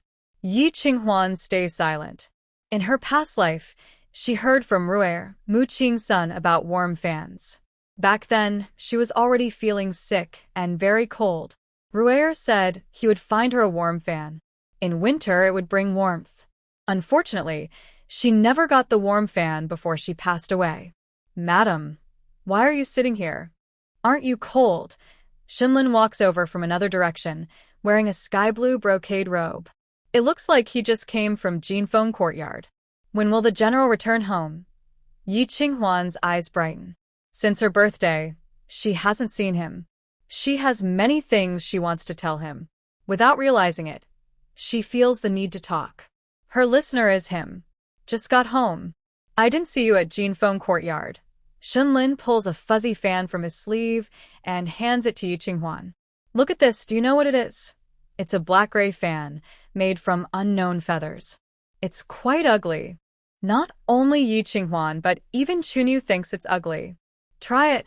Shenlin looks at her with hope. His elegant brocade robe makes his sharp, fierce aura soften a lot.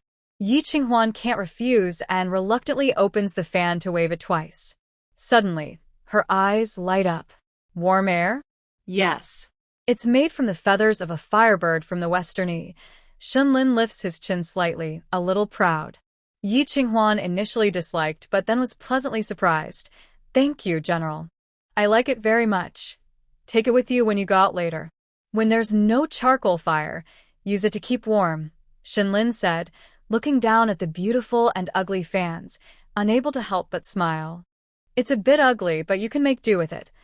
Okay. The warm breeze from the fan drove away the snowstorm, filling her heart with warmth. She appreciated that he remembered she often went out, so he made this ugly fan for her. Why are you sitting here? Shenlin asked again. Yi Qinghuan replied, I think I heard Lord Qin arguing earlier. Spring Yan is going to check the situation. Qin Baochen? If I heard correctly, it was him. Shenlin's face quickly turned cold. General, he came for the county mistress of Jiahe. Yi Qinghuan was surprised. Oh, Qin Baochen is the youngest uncle of the county mistress of Jiahe. He has always cared for her, Shenlin whispered.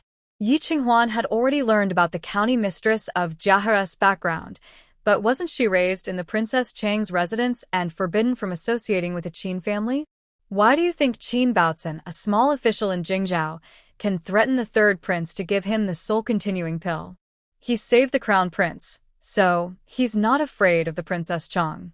The county mistress of Jiahe grew up playing in the palace with him. High Prince Gao Sun. Yi Qinghuan's heart beat faster. The Qin family supported the crown prince, and Qin Baozhen was close to Shenlin. So, why did the Qin family end up watching Shenlin be falsely accused and lose power? You know quite a lot, Shenlin said, taking the feather fan to warm her. Let's go. We don't need to get involved in this. Holding the fan in one hand and naturally embracing Yi Qinghuan with the other, Shenlin headed toward Jinfeng courtyard.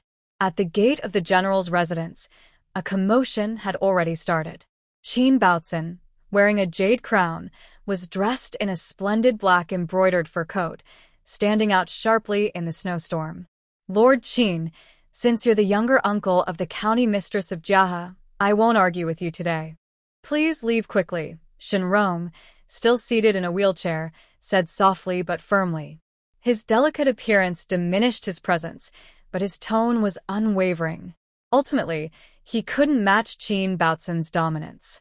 Qin Baozen sneered at Shenrong. Who are you? Do you deserve to be with Jiahe? Be sensible and don't tarnish the general's residence. I and the county mistress of Jiahe are in love. Our matter is for the Princess Chong to decide. It's not your place, Shenrong said coldly. In love? You only met a few days ago? Seen each other a few times? Shenrong, we're both men. I can see through you, Qin Baozen said. You just want to take advantage of Jiahe's family to gain power. This sentence exposed Shenrong's ambitions, finally making him angry. Master Qin, what's wrong? Did I say something to upset you? Shenrong paused, then quickly adjusted his mood. A small inconvenience can ruin a big plan. The insignificant Qin Baozen isn't worth his anger. Once he marries the county mistress of Jiahe, dealing with Qin Baozen can wait. His gaze suddenly caught sight of a familiar figure nearby, and a smile appeared on Shenrong's lips. When he looked up again, he appeared shattered. Master Qin, why are you so aggressive? What brings you here? Of course, it's for my little niece, the county mistress of Jiahe, Qin Baozen said loudly. Uncle, the voice of the county mistress of Jiahe suddenly rang out. Qin Baozen turned around.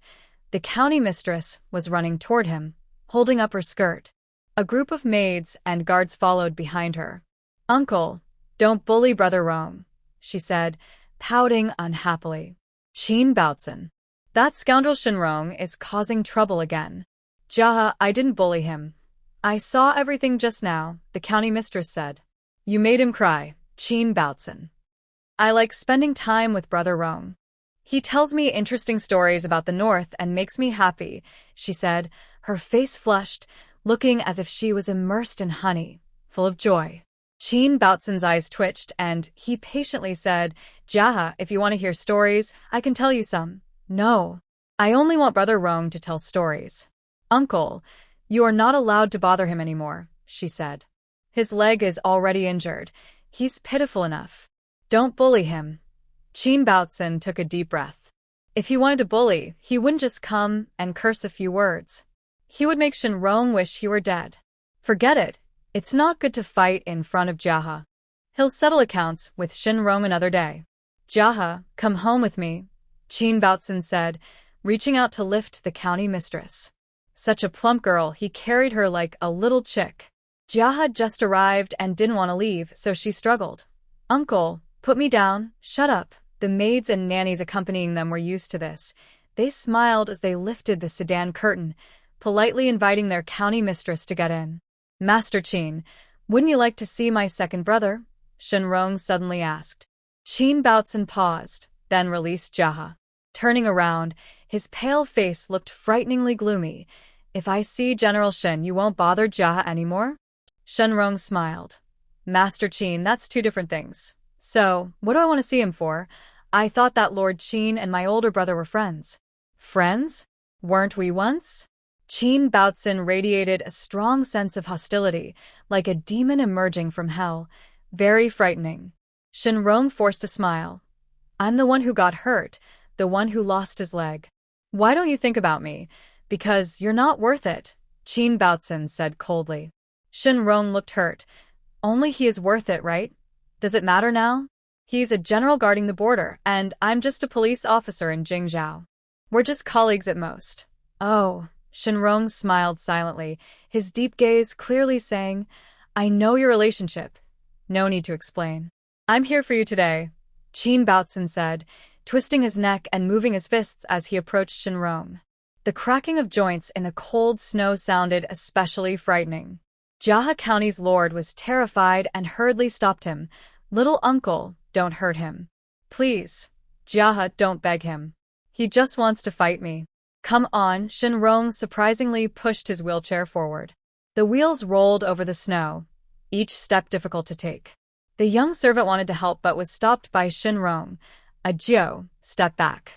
Ajio silently retreated. Jaha County's lord had grown up in wealth and never seen the hardships of the world. What Shinrong did was seen as extreme compassion in her eyes. She ran over worriedly. Brother Rong, my little uncle just cares for me too much. Don't be angry with him. Humph. Qin Baocan snorted, feeling quite comforted. At last, this girl still knew he was good. But alas, she was too naive, raised by the Princess Grand. In Shengjing, which man could protect her like the Princess Grand does? Shinrong especially cannot. Wanner, I'm not as weak as you think. I have skills too, Shinrong said softly. Move aside, I will duel with him. No. Jaha County's lord dared not let Shinrong fight Qin Baocan. She knew her little uncle's abilities. Not to mention Shinrong's legs were disabled. Even Shinlin might not be able to win. Wanner, trust me. I can do it. I have the ability to protect you. Shinrong's eyes were full of deep love and determination. His fragile body made the scene even more touching. Jaha County's lord was overwhelmed and then said to Qin Baocan, Little uncle, you go back first. I'll come find you later, okay? Hurry back. Qin Baocan finally left. Jaha County's lord let out a big sigh of relief and then smiled brightly at Shinrong. Brother Rong, it's so cold outside. You should go home quickly, Wanner. Shinrong suddenly held Jaha County Master's hand. Jaha was well-rounded and warm, even in the cold weather. In contrast, Shinrong's hand was very cold. It was so cold that it made her feel sad. Brother Rong, your hand is so cold. Aju, quickly take Brother Rong back to warm up. Aju stepped forward, and Shinrong reluctantly let go of her hand, staring blankly and asking, Wanna, will we see each other again? Of course. Grandma said I can marry you. Jaha County Master blushed shyly.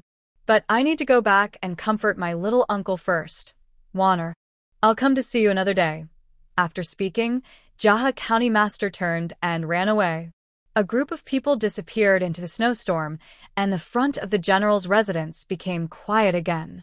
Shinrong's gaze grew colder inch by inch. She tightly gripped the wheelchair armrests until her knuckles turned white. Why does everyone have someone more important in their hearts? Can he only be at the back forever? Third young master, let's go back, Aju called. Shinrong took a deep breath and slowly released his grip. Chun Yen had been hiding behind the door, watching everything outside clearly. Her intuition told her she must not let the third young master discover she was spying. So, before Shinrong turned around, she quickly ran back to Jinfeng courtyard.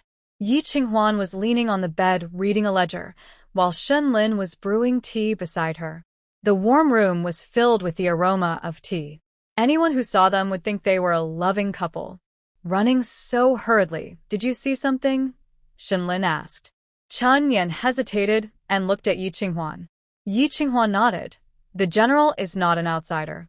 Tell the truth, it was indeed Lord Qin Baocan who came. He didn't want Jaha County Master and the third young master to associate, and they argued loudly, almost fighting. But later, Jaha County Master also came. However, the third young master said something strange, and the maid didn't understand. What did he say? Yi Qinghuan asked. The third young master asked Lord Qin, Will you see the general? Shinlin's expression suddenly turned cold. A petty mind. He thought the general would stop this marriage. Yi Qinghuan hesitated and revealed Su Jinxiu's ambitions. General, should you stop Sister Su? Why should I care? Shinlin snorted coldly. Yi Qinghuan said, She's doing it for your good. I don't need her meddling. Shinlin disdainfully poured her a cup of tea. Mind your own business and think about yourself. It was rare for them to be together. yet she kept mentioning other women. So disappointing. General, when can I detox? Yi Qinghuan took the tea and asked with a smile. Shunlin calculated the time and said, the deadline in March is approaching. I will find Bai Chong when I have time. The behind-the-scenes owner of the pearl shop is Shen Rong. Really? Yi Qinghuan was surprised. Could it be third brother? Do you really think he's been just treating his illness in the north for the past 5 years? He hasn't been idle, Shenlin sneered. Then he's quite impressive, able to farm pearls. Yi Qinghuan marveled, thinking of Bai Ji. Over 10 years ago, their mother wanted to farm pearls, which showed that the Bai family had some technical knowledge back then.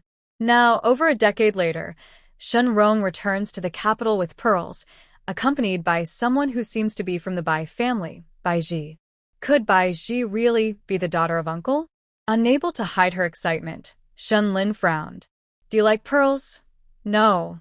I suspect that the people who farm pearls are connected to the Bai family, Yi Qinghuan said. General, I still want to meet Boss Bai. Yi Qinghuan never expected Shenlin's plan to be directly kidnapping Boss Bai to Huaxi Villa. General, Madam, I am just running a business.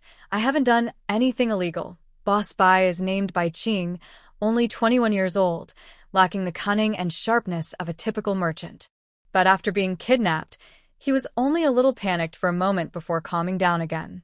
Either he's experienced in kidnapping situations, or he's confident Shen Lin won't hurt him. Yi Qinghuan politely asked about the pearl market, but Bai Qing's answers were vague, not at all like someone who had long been involved in the pearl trade. When she mentioned pearl farming techniques, Bai Qing showed some confidence. Madam Shen, the climate in Shengjing isn't suitable for pearl farming. This business really isn't right for you. Then tell me what kind of climate is suitable. It can't freeze and it can't be too hot. Also, pearls cultivated in seawater are better. Pearls from rivers, like the ones from Dongzhu, aren't as round and tend to have a cold shine. The only advantage is that their layers are thick and don't turn yellow easily. But the cost of harvesting pearls is high. Bai Qing's explanations were things Yi Qinghuan had already learned in advance. She could learn the basics, and Bai Qing could too. All right, give me a price, and I'll transfer the technology to me, Yi Qinghuan said. Madam Shen, you probably can't afford this price, Bai Qing smiled. Good pearls are priceless, and the technology is even more so. Then, what conditions would make you willing to share the technology? Nothing would work. Shenlin coughed twice, and a tense pressure filled the air. Bai Qing visibly shrank back slightly before saying, General Shen, many distinguished guests have already ordered pearls. If I get into trouble, their money will go to waste, and they will report it to the authorities. Humph, Shenlin rolled his eyes. I never take lives lightly. Bai Qing felt relieved and took out a small, peacock green pearl about the size of a peanut. As long as the general agrees to let me go, this pearl belongs to you. Then you can go to the government and say I kidnapped you to steal the pearl. And this pearl is the proof of the crime. Shenlin asked coldly. Bai Qing hurriedly said, that won't happen. Shengjing is dangerous. If the general protects me, my business will be better in the future. Many important people are in Shengjing. If everyone kidnaps you, will everyone have to try to please you? Shenlin retorted. Bai Qing was speechless and could only force a smile. All right, I brought you here just to talk about business. Since we can't agree, you can leave now. Shenlin gave a signal, and guards immediately took Bai Qing back the way they came. Uncle Su, come out now, Yi Qinghuan called. Old Su stepped out from behind the screen and said, Second miss, this person looks unfamiliar. Doesn't seem to be from the Bai family. Why would someone who knows how to raise pearls be here if he's not from the Bai family? Shenlin frowned. Could it be that third brother can raise pearls himself? Yi Qinghuan's eyes sharpened. That shouldn't be. Before his leg was injured, he rarely left Xingjing except to fight with his father. Shenlin quickly dismissed his own guess. Second miss, Old Su went to Chui Bao Pavilion to look at the pearls. The best one is about 10 years old, Old Su said. Yi Qinghuan replied, Then it's not him. Uncle Su, can you send someone to the south to check where Bai's pearl farm is and when it was built? Good. Old Su nodded and left to carry out the order. Yi Qinghuan raised her hand to her forehead, thinking, as long as Bai Qing isn't her uncle's child, she can rest assured to investigate. The technique can be hidden, but the farm can't be kept secret forever, right? Yi Qinghuan turned around, planning to apologize to Shenlin, but she saw him looking at her with displeasure. She carefully asked, "General, why didn't you ask me to check?" Shenlin looked stern, full of resentment. Yi Qinghuan was stunned for a moment, and then smiled. "The general is going to march and fight. I won't trouble you with such small matters. You are still too independent," Shenlin sighed. Being self-reliant means she wouldn't think of relying on him. But he is her husband. Is that not good? Shenlin shook his head. No, it's not. Yi Qinghuan couldn't deny it. She hoped she could become even stronger. The evening wind was cold, and it seemed inconvenient to return to the city. "General, will you rest here tonight?" "Yes." Shenlin looked gloomy and went to sleep in the room next door. In the future, the half-moon garden is lively with blooming plum blossoms, their subtle fragrance drifting in the snow and wind. Yi Qinghuan picks a few plum branches to put in a vase. Just as she is about to sleep, she notices a shadow passing outside the window, startling her. She quickly stands up. "Who's there?" "Madam, the general has gone out." "You should sleep now," Fengyu replies. Yi Qinghuan relaxes and murmurs, "He goes out at night often." "Isn't it cold?" "Madam, you care about the general. You should just say so." Chunyan laughs. Yi Qinghuan blushes shyly. "Nonsense, who cares about him? Hee, everyone knows who cares. You spoil them. How dare you tease the lady? Go to sleep." At the general's residence, Shenrong sits alone in the study, with the door wide open. Cold snow rushes in loudly, and no amount of charcoal fire can warm the room. A Jew, holding a hand warmer for the third time, advises, "Young master, should we wait a bit longer?" "Wait, but can he leave Huashi Garden alive? If he can't, then we wait." That pearl is enough to prove he used his power to seize what wasn't his. Shenrong's eyes flash with coldness as he grips the hand warmer tightly. His brewing hatred is fiercer than the snowstorm outside. If Shenrong exists, why does Lin exist? Ajo says nothing, quietly stepping back a few paces. After a while, someone arrives through the snow and wind. They remove their hood, revealing the face of Baiqing. Third young master, General Shen, and his wife wanted to buy pearl farming technology, but I refused them. Is that all? Yes. Following your orders, I offered the best peacock green pearls, but they confiscated them. It seems they only want the technology. However, Madame Shen is quite knowledgeable about commerce. I was almost stumped by her questions. Shenrong coldly lifts his lips. No. What he wants is money, but he didn't ask me for money. How much could he have? Teaching people to fish is better than giving them fish, Shenrong says, rubbing his hand warmer. It seems the Shen family's days are getting harder. Third young master, that's enough. You can go now, so no one notices. Yes, Baiqing puts on his hood and quietly leaves. Two shadowy figures follow him. Elite secret guards sent by Shenrong, skilled beyond measure. Over the years, they have traveled with him north and south, never missing a target. If not for the third young master's orders, Shenlin wouldn't be able to capture him today. A Jew pushes Shenrong's wheelchair, helping him back to his room. Third young master, the ghost doctor said you shouldn't stay up late. Rest early. Cough, cough. Shenrong was choked by the cold wind and kept coughing.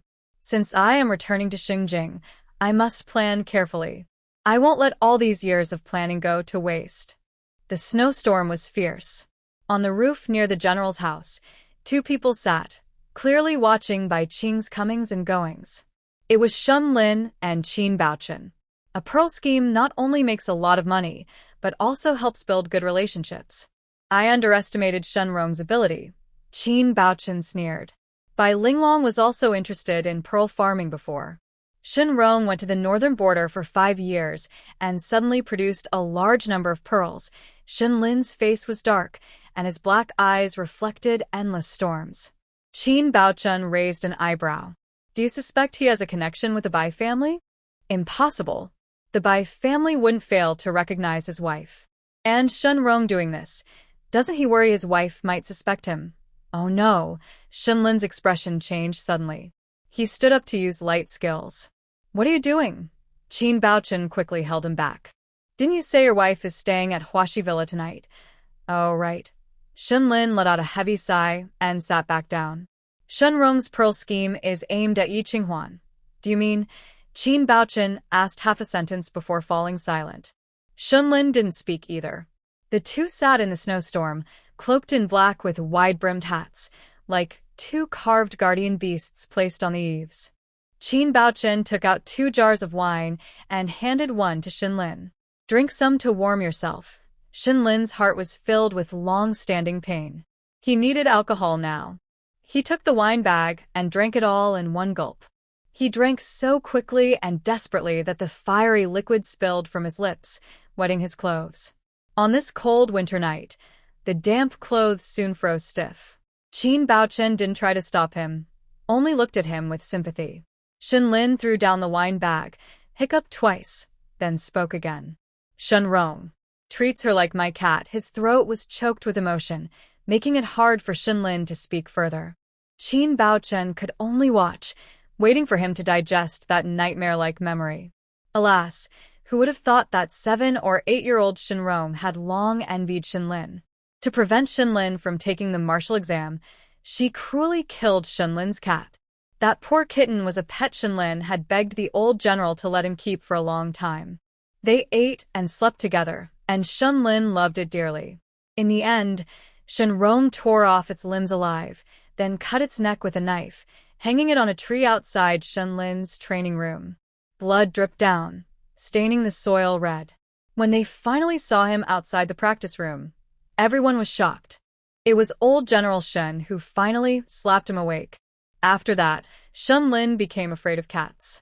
Whenever he saw a cat, he would go crazy. Old General Shen issued a ban, forbidding cats and related animals from appearing in the military household.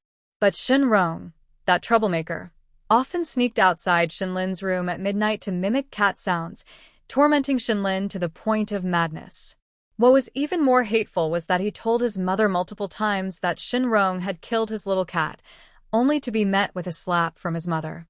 No one believed him. No one believed that the gentle and delicate Shenrong could do such a crazy thing.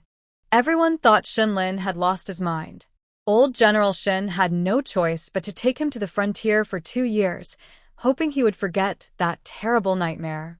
Now, Yi Qinghuan had become another cat. Your sister-in-law is very clever and won't be easily fooled. With Feng Yu and Feng He protecting her, she'll be safe, Qin Baochen whispered comfortingly. I don't want to drag her into this. Since you married her, you've already involved her. Shenlin fell silent again, his fingers clenched tightly. It wasn't like this before, but Yi Qinghuan was simply too outstanding. Unconsciously, he was drawn to her. Her steward skills also made his mother and Shenrong wary. If she weren't poisoned with a heart-consuming toxin and temporarily unable to have children, Shenrong might have already harmed her. Shenlin shivered and dared not think further. His heart was tightly clenched in his throat. It was more nerve-wracking than when he fought with a sword. Does your sister-in-law know what he's done? Qin Baochen asked. Shenlin shook his head. You should tell her, so she knows Shenrong is a madman and can be prepared. Shenlin thought that made sense. But Shenrong always pretended to be gentle and kind in front of everyone, a stark contrast to his roughness. No one believed Shenrong had murdered little cats back then, and they wouldn't believe he had harmful intentions now. Would Yi Qinghuan believe him? I think your sister-in-law is not only clever but also very determined. She will definitely believe you, Qin Baochen said. Then when I go back, I'll tell her. Shenlin lacked confidence but had already taken a big step forward. Qin Baochen was pleased and changed the subject at the right time.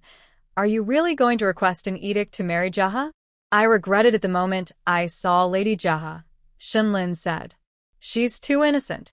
She doesn't even know how Shenrong died in his hands. As long as you understand, Qin Baochen sighed again. Jaha has been innocent since she was young. I thought it was good that she could live after losing her parents. But today, I realize it's a big problem. Today, Jaha returned to the Qin family. He also scolded her, but she wouldn't listen. She was determined to trust Shenrong.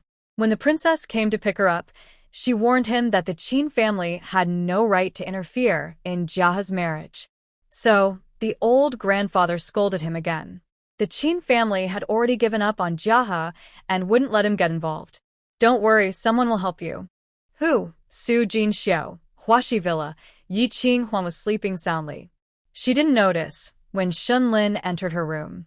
It wasn't until his cold hand startled her that she woke up. General, Yi Qinghuan suddenly woke up, already wrapped in Shunlin's arms. Shunlin responded softly.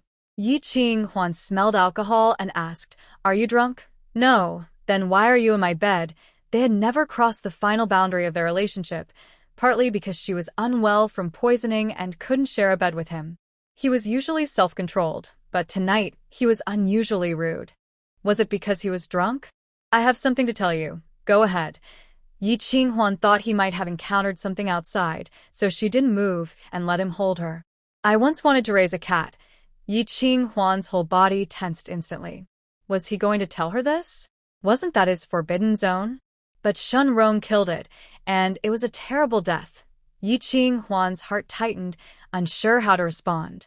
"Yi Qinghuan, are you afraid?" Shunlin tightened his arms around her, and his long legs crossed over her legs, pressing down. "If you're afraid, I can let you go." "The divorce paper, this courtyard. All yours." Yi Qinghuan finally understood. He was afraid Shenrong would hurt her. And that's why he was drunk.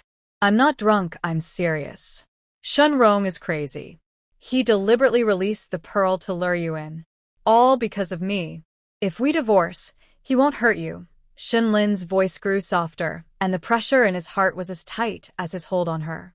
At this moment, he looked like a child who had been wronged but had no adult to support him. Very fragile. "Divorce.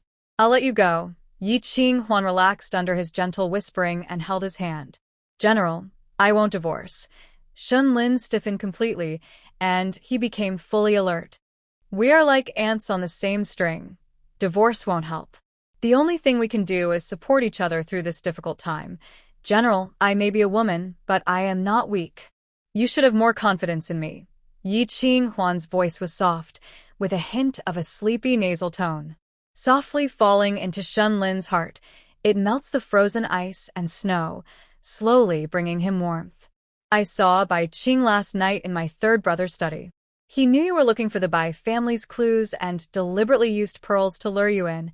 I guess that." Yi Qinghuan smiles indifferently. In her past life, there were no pearl traps, but now such a big mistake has appeared. It seems that the wheel of fate has turned with her rebirth, changing many things. She can't just wait passively. She must act carefully step by step. "I'm the one who caused you trouble. General, every situation has its pros and cons. My third brother told me that the Bai family can raise pearls. For me, any clue about the Bai family is very important." Shunlin responds softly through his nose, holding her without saying more. Yi Qinghuan listens to his steady breathing, thinking he has fallen asleep. She gently tries to free herself from his embrace. Afraid of waking him, she gives up on the idea of crossing over to find another place to sleep and presses herself against the wall. Between them, a half-meter gap is created. She feels safe and continues to sleep. Shunlin slowly opens his eyes, looking at the back of her head. Her hair is really nice, black and smooth. Her heart is even better. "Yi Qinghuan, once you cure the poison, let's become true husband and wife." Fengyu sees Shenlin go into the room, but doesn't come out, silently burning the earth dragon. The plum blossoms in the courtyard seem to sense a good development and bloom beautifully amidst the snow and wind. The next day, Yi Qinghuan wakes up. She finds herself curled up in a warm embrace. Suddenly, she feels both embarrassed and speechless. She was sleeping restlessly again. She tries to carefully withdraw, but suddenly he pulls her back, holding her even tighter. "There's still time, sleep a little longer." Shenlin mumbles, his grip firm. Yi Qinghuan's face feels hot. "General, don't worry, I won't do anything to you." Enjoying the feeling of lying in bed with her, he sleeps very soundly. She begins to understand why some kings indulge in tenderness and neglect court affairs. He also wants to slack off, do nothing, and just spend his days with her. General, I can't lie still anymore. Yi Qinghuan protests softly. Shunlin finally releases her. All right, I'll get up too. The two get up, and Chun Yen and Chun Yu come in to serve. Yi Qinghuan's face is as red as the sunset, thinking whether she should explain. Last night, she didn't do anything. Let's stay here for now and not go back, Shunlin says. Okay. Yi Qinghuan also likes it here. It's quiet, and there are fewer household chores. The snow has stopped, and the sun shines on the earth. The kitchen has prepared breakfast according to Yi Qinghuan's taste. After eating, Yi Qinghuan strolled in the other garden. Worried that Shunlin might have some taboos, she specifically asked, "Where can I go?" "Anywhere. This is your home," Shunlin said with a smile, pinching her face. "I told you, Zhou Nian is just staying temporarily. Once the division of the estate is done, we will move in officially, okay?" Yi Qinghuan pushed his hand away and glared at him. Not in front of the maids, no touching or teasing.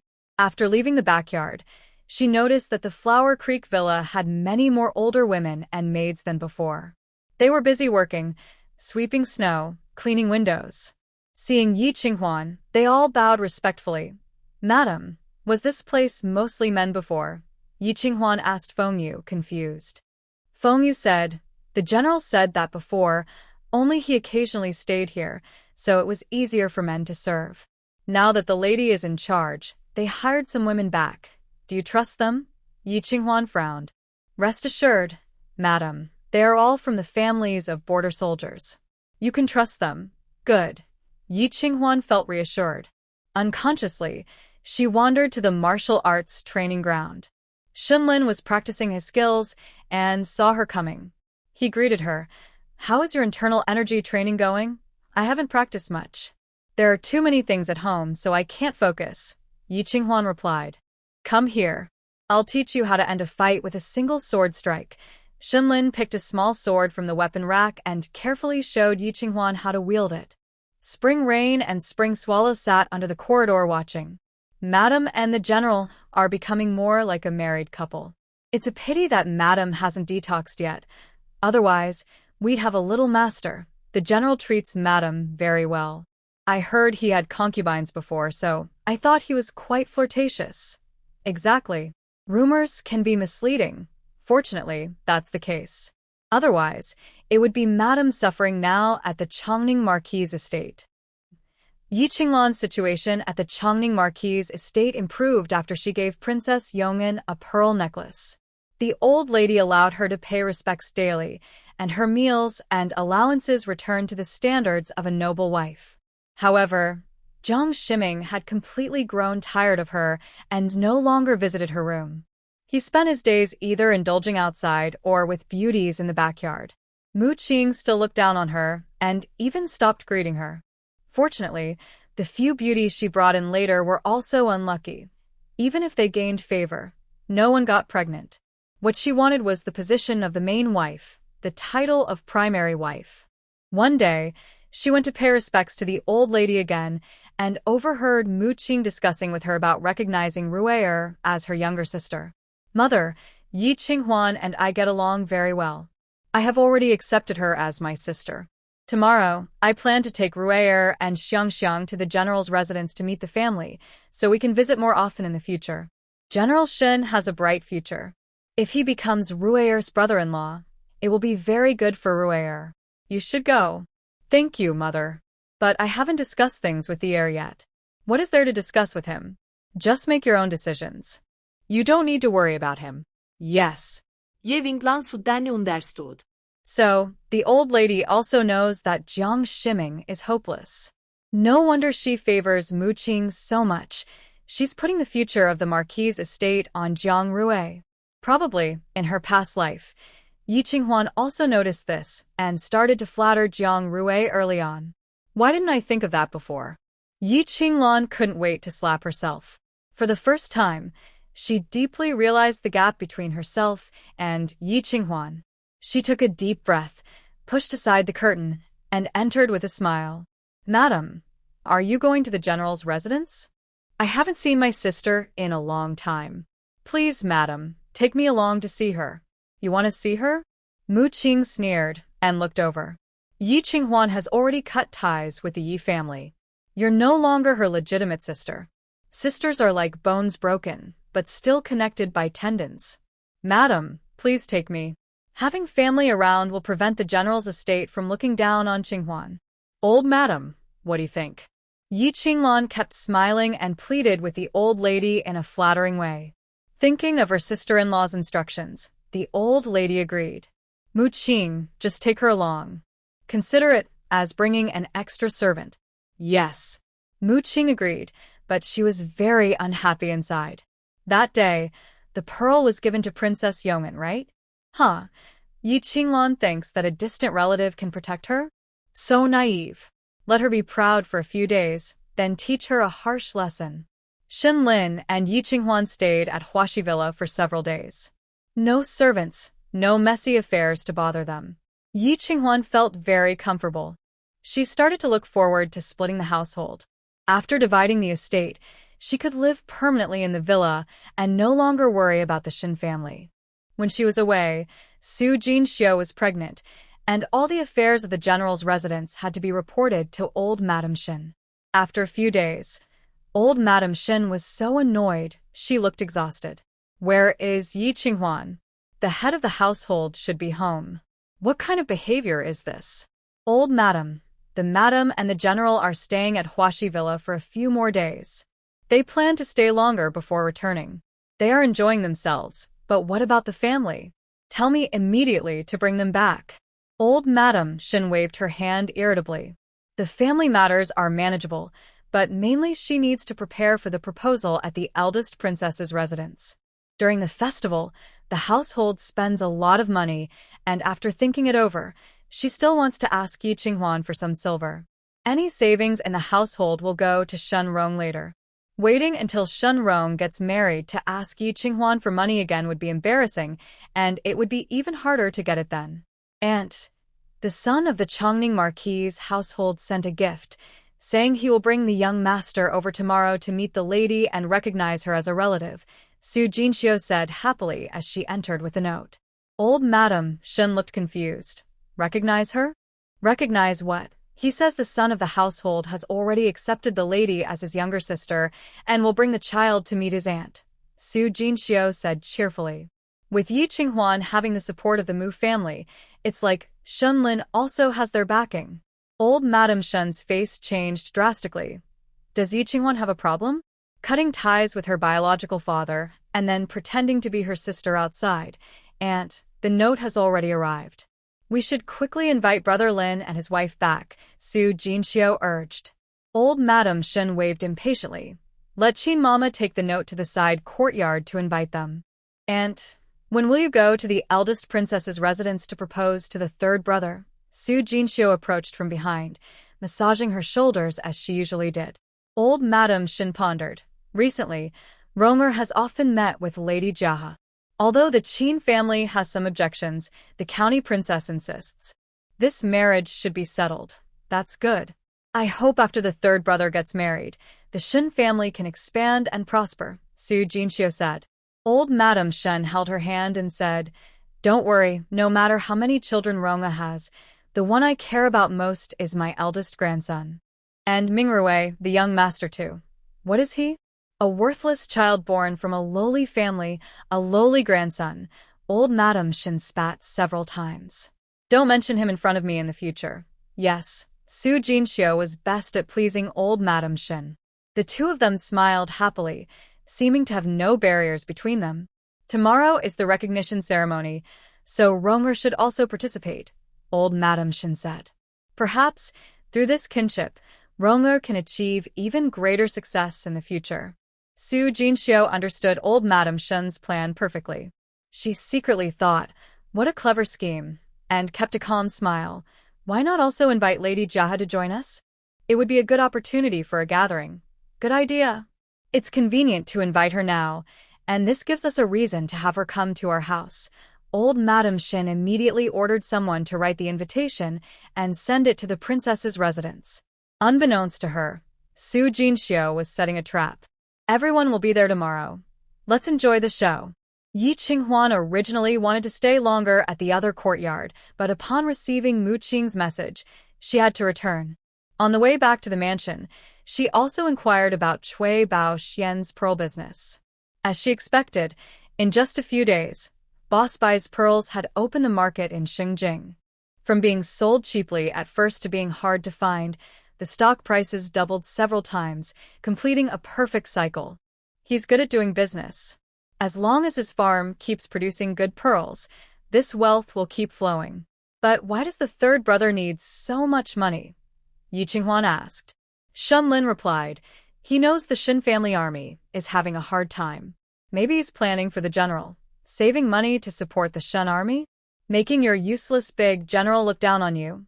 Yi Qinghuan chuckled softly. General, you should learn how to make money. The country's soldiers should be supported by the country. My earning money to support the soldiers. What's wrong with that? Shen Lin said dismissively but finally added, this winter, I'm glad to have you. No, don't thank me, General. The grain I stored was bought with your money. Huh, the profit from selling charcoal, plus the money you took home. Shen Lin finally understood that she had been stockpiling grain for a long time.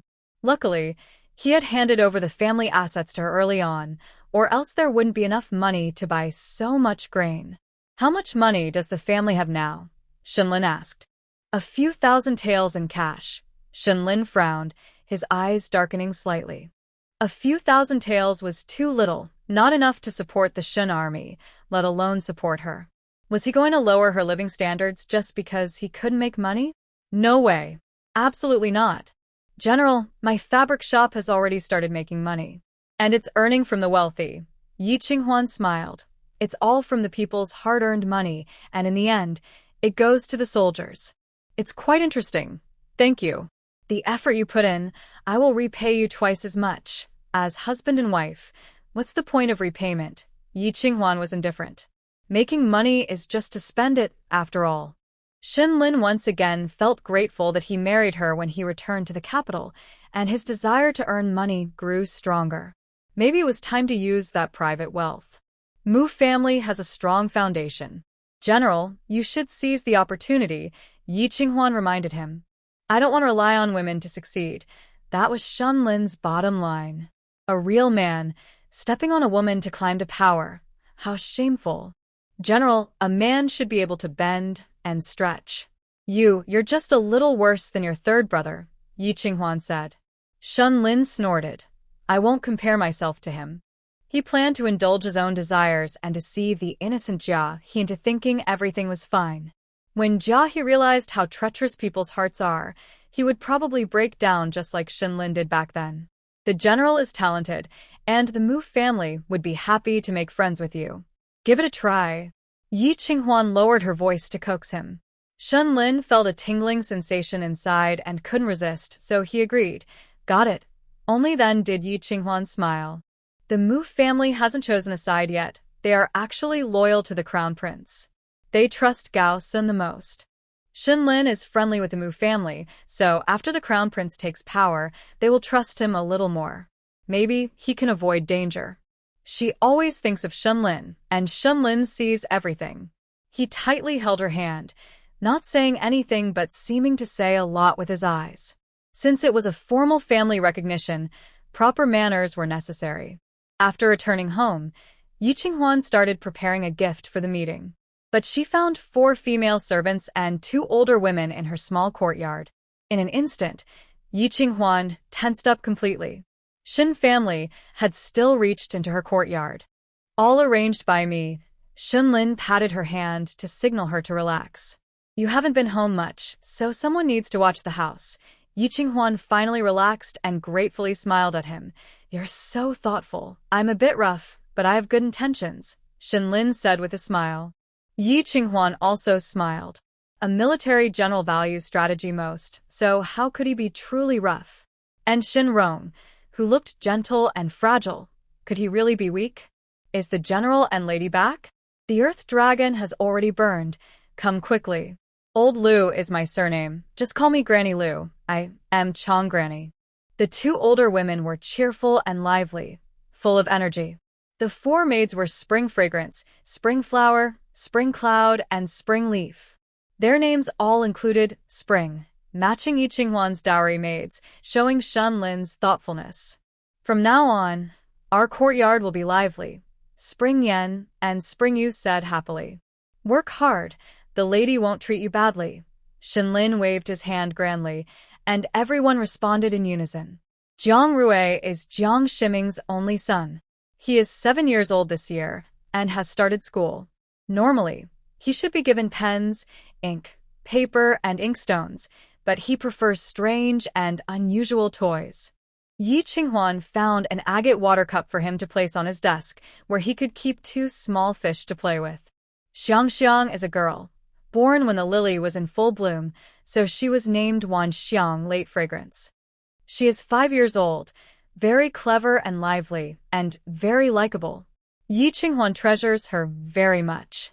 In her previous life, when she was seriously ill and couldn't get out of bed, Wan Xiang, who was already married, came back to take care of her, personally helping her with chores. She was very filial. So, Yi Qinghwan chose her favorite toy, an ivory-carved plum box. Between the carved and embossed plum branches and leaves, 2 bats fly back and forth. Bats symbolize good fortune. The meaning is beautiful, delicate, and elegant. Shenlin feels a bit jealous. Madam, are you giving too much? The plum box should be kept for our children. We haven't even been married yet, so where would the children come from? Yi Qinghwan blushes and laughs awkwardly. There are plenty of good things, I don't mind these too. If I say I like them. Shenlin, now wearing a new palace blue robe, lazily leans on the bed, showing a playful, carefree attitude. Yi Qinghwan is speechless. You're a general. What are you competing with children for? Madam, we will have children in the future. I like little girls too, just like you, beautiful and capable. He's really talking nonsense now. Yi Qinghwan rolls her eyes at him, places both gifts on the wooden table, then goes to wash up. Shenlin plays with the plum box, growing more fond of it.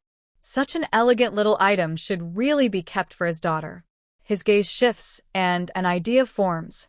While Yi Qinghwan is inside, he asks Chun Yi to bring his golden crab, exchange it with the plum box, and then put it back in its place.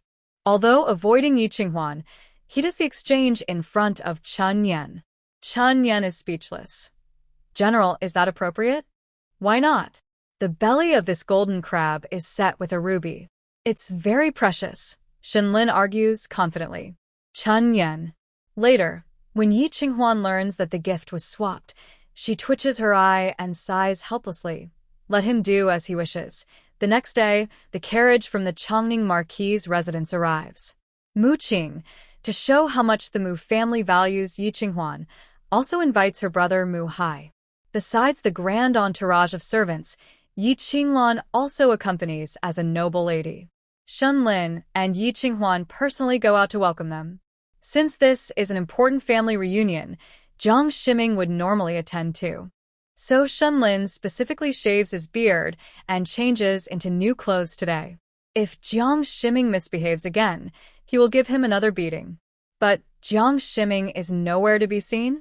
Shenlin instantly feels better. Little Aunt, Rue Air, and Xiang happily run over to Yi Qinghwan as soon as they get off the carriage. Yi Qinghwan kneels down, catching them on either side, her nose tingling with emotion. Rue Air, be good. Xiang, be good. It's fate that they meet and feel like old friends at first sight. Shenlin looks at her reddening nose and eyes, frowning thoughtfully. Does she really want children? General. Mu Qing and Shenlin bow politely. Sorry for bothering you today. The young lady of the Mu family is polite. My wife has no sisters or relatives nearby, so I was worried she'd be bored. With the Mu family taking care of her in the future, I won't worry anymore, Shenlin says. He is usually quiet and reserved, always carrying himself with the presence of a general. Today, however, he spoke calmly and gently. Yi Qinghwan was stunned. Is this still Shenlin, the man who has lived with her for more than half her life? Rest assured, General. Our Mu family loves our daughter very much. We are all happy to have another sister, Mu Hai said, stepping forward. Mu Hai works in the Ministry of Officials and is very graceful. His strong family background, rooted in 100-year-old noble family, made Shinlin admire him greatly. Brother Mu, please come inside, Shinlin said warmly. A group of people chatted and laughed as they arrived at the main hall. Old Lady Shin was already waiting to greet them. She first praised Mu Qing, then talked with the two children, giving small gifts. Finally, she asked, "Why isn't young Master Zheng here? He has gone to the capital." Mu Qing replied with a slight smile. Actually, Zhang Shiming wanted to come, but she refused. Why bring him? To cause trouble? A useless person at home is enough embarrassment. She didn't want him to make things worse outside. That's a pity. Next time, we will visit the young master at the Marquis's residence, Old Lady Shin said. Mu Qing smiled, but didn't say whether she agreed or not. Next was the family recognition ceremony. Yi Qinghuan first offered tea to her older brother, Mu Hai, and sister, Mu Qing, then received bows and gifts from Ruier and Xiangxiang. Ruier loved the agate water cup and immediately wanted to catch small fish to raise. "Thank you, Andy. I like it so much." "Xiangxiang, open yours and take a look," Yi Qinghuan thought. The little girl must love the plum box. But when she opened the box, it wasn't a plum box at all, but a golden crab.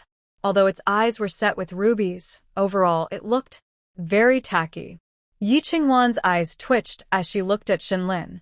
Shinlin remained calm and did not look away. "Wow, such a big golden crab. I like it," Xiangxiang cheered, hugging the crab and playing with it. Yi Qinghuan secretly clenched her teeth, planning to settle the score with someone later. Throughout the ceremony, Yi Qinghuan didn't cause any trouble and quietly waited behind Mu Qing. Young master's wife is truly blessed. She's so young and already has children, Old Lady Shin said enviously, blurted out. "I wonder when my Rong'er will be like that." Mu Qing frowned. Did she hear wrong? "Mother, I'm not married yet. You should encourage second brother and second sister." Jaha County Lord pushed her wheelchair over. The County Lord arrived early, just finished touring the garden with Shinrong. Her face was full of a bright smile, and her eyes shone with happiness from being with her loved one. Mu Qing's brow furrowed even more. What is going on with the Shin family? They actually let the County Lord push a wheelchair? It seemed no one in the Shin family found anything wrong. Everyone was smiling and chatting happily. Old Madam Shin didn't even get up to greet anyone. Mu Qing found this more and more strange. Looking at Yi Qinghuan, a trace of sigh appeared in her eyes. She slowly stood up and approached the county mistress of Jaha. "Greetings, County Mistress Jaha." Shinlin, Mu Hai, and Mu Qing also stood up and bowed, but old Madame Shen remained seated without moving. Her face was full of wrinkles from smiling, clearly forgetting the etiquette between elders and juniors. The county mistress of Jaha was the biggest ruler here. "Oh, no need for formalities," Jaha said with a smile, waving her hand. "I heard your Mu family plans to recognize Shin Fu as a godfather. I came to join the fun." "County mistress, please take a seat," Yi Qinghuan said. Jiaha's identity was equal to old Madame Shen's when visiting Shin's house. But she said, "No need. I find it more convenient to sit here and talk with Brother Rong." Mu Hai and Mu Qing exchanged glances silently. Today's visit was meant to support Yi Qinghuan and prevent the Princess Chang's mansion from looking down on her. But now, it seemed unnecessary. Before she even married in, Jaha was already lowering her status by pushing her wheelchair. This Shin Rong and old Madame Shen had some skills. "County mistress, you are so beautiful. I wonder which lucky person will marry you in the future." Yi Qinghuan finally found a chance to show off. Before she finished speaking, Shen Rong shot her a glance. That look was sharp and cold, like a knife, chilling to the bone. Yi Qinghuan's smile froze on her face. She quickly said, "I guess it must be third young Master Shen." "Is that Yi, Auntie? Your eyesight is really good." Old Madame Shen couldn't help but look at Yi Qinghuan a little more. Yi Qinghuan, the proper daughter of the Yi family, was once her favorite candidate for a daughter-in-law. But now, she seemed so petty and small-minded, completely unable to compare with Yi Qinghuan. Old Madame Shen felt pleased inside and decided not to bother about the marriage arrangements anymore. "You flatter me, old madam," Yi Qinghuan said happily, bowing slightly. She lifted her chin proudly, showing off as if she was something special. Mu Qing immediately saw that she was deliberately trying to compete with Yi Qinghuan. But how could she be so clueless? Her show-off was so petty and petty-minded. It was embarrassing. Yi auntie, please step back, Mu Qing said sternly. Yi Qinglan instantly lost her confidence and awkwardly moved to the back. Shen Rong looked gentle and said, Young Master Zhang's Annie does look a bit like my second sister-in-law. Shen Lin's heart twitched. What kind of look? How could she look like that? Saying Yi Qinglan looked like a maid was more accurate. The Yi family's eldest daughter, noble and cherished, must be deeply in love with the heir to become a concubine, right? Shen Rong looked at Yi Qinglan with admiration.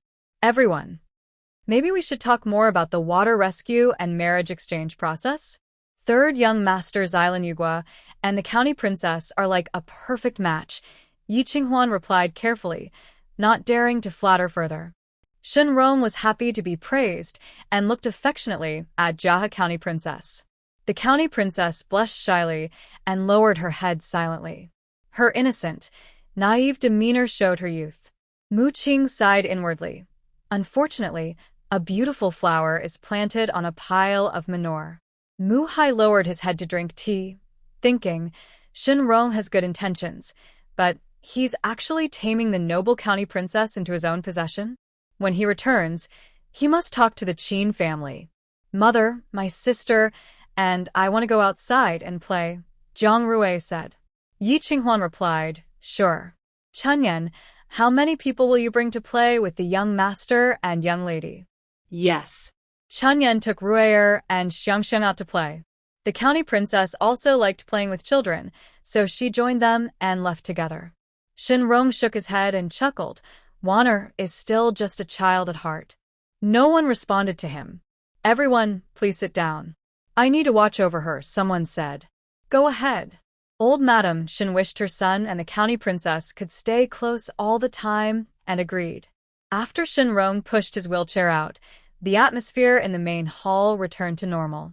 Old Madam Shen was eager to establish a marriage alliance with the Mu family and paid close attention to Mu Hai and Mu Qing. Mu Qing was talking with Yi Qinghuan, while Mu Hai and Shen Lin discussed official matters. Yi Qinglan couldn't join the conversation or make herself noticed, only watching silently. She came to Shen's house mainly to see how Yi Qinghuan was doing there. Now, she had given up. Yi Qinghuan was living too well. In her past life, she never received a kind look from Shen Lin, not even when she occasionally visited her mother's home, let alone meet friends. But Shen Lin had made an exception for Yi Qinghuan. He not only accompanied her but also looked at her with love and indulgence every time. Old Madam Shen also used to punish her with standing or kneeling, but today she gave Yi Qinghuan face. The more she thought about it, the more uncomfortable she felt. Why could Yi Qinghuan, no matter who she married, always enjoy immense wealth and live so well? And she, having made her choice again, still hadn't lived a good life? Why? What went wrong? Why does Yi Qinghuan always seem to win over her? Yi Qinglan was heartbroken inside, feeling deep sadness. Suddenly, outside, a loud scream rang out. The conversation stopped abruptly. Old Lady Shen was the first to stand up. It sounds like Jiahe's voice. I think so too. Did something happen? Yi Qinghuan's heart was pounding, and she clenched her embroidered handkerchief tightly. Has Su Jinxiu finally taken action? Shen Lin was the first to rush out of the main hall, followed quickly by Old Lady Shen. It was an urgent situation, so they didn't need anyone to help them. They ran very fast. Although Yi Qinghuan was mentally prepared, she was still very nervous at this moment. If she guessed correctly, Su Jinxiu probably showed the county mistress something she shouldn't have seen, something bloody.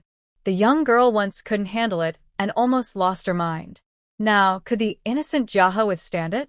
Confused thoughts filled Yi Qinghuan's mind. Mu Qing saw her face was pale and held her hand. Sister, don't be afraid. Mu Jia, Yi Qinghuan couldn't fully describe how she felt inside. But with Mu Qing by her side, she felt a little better.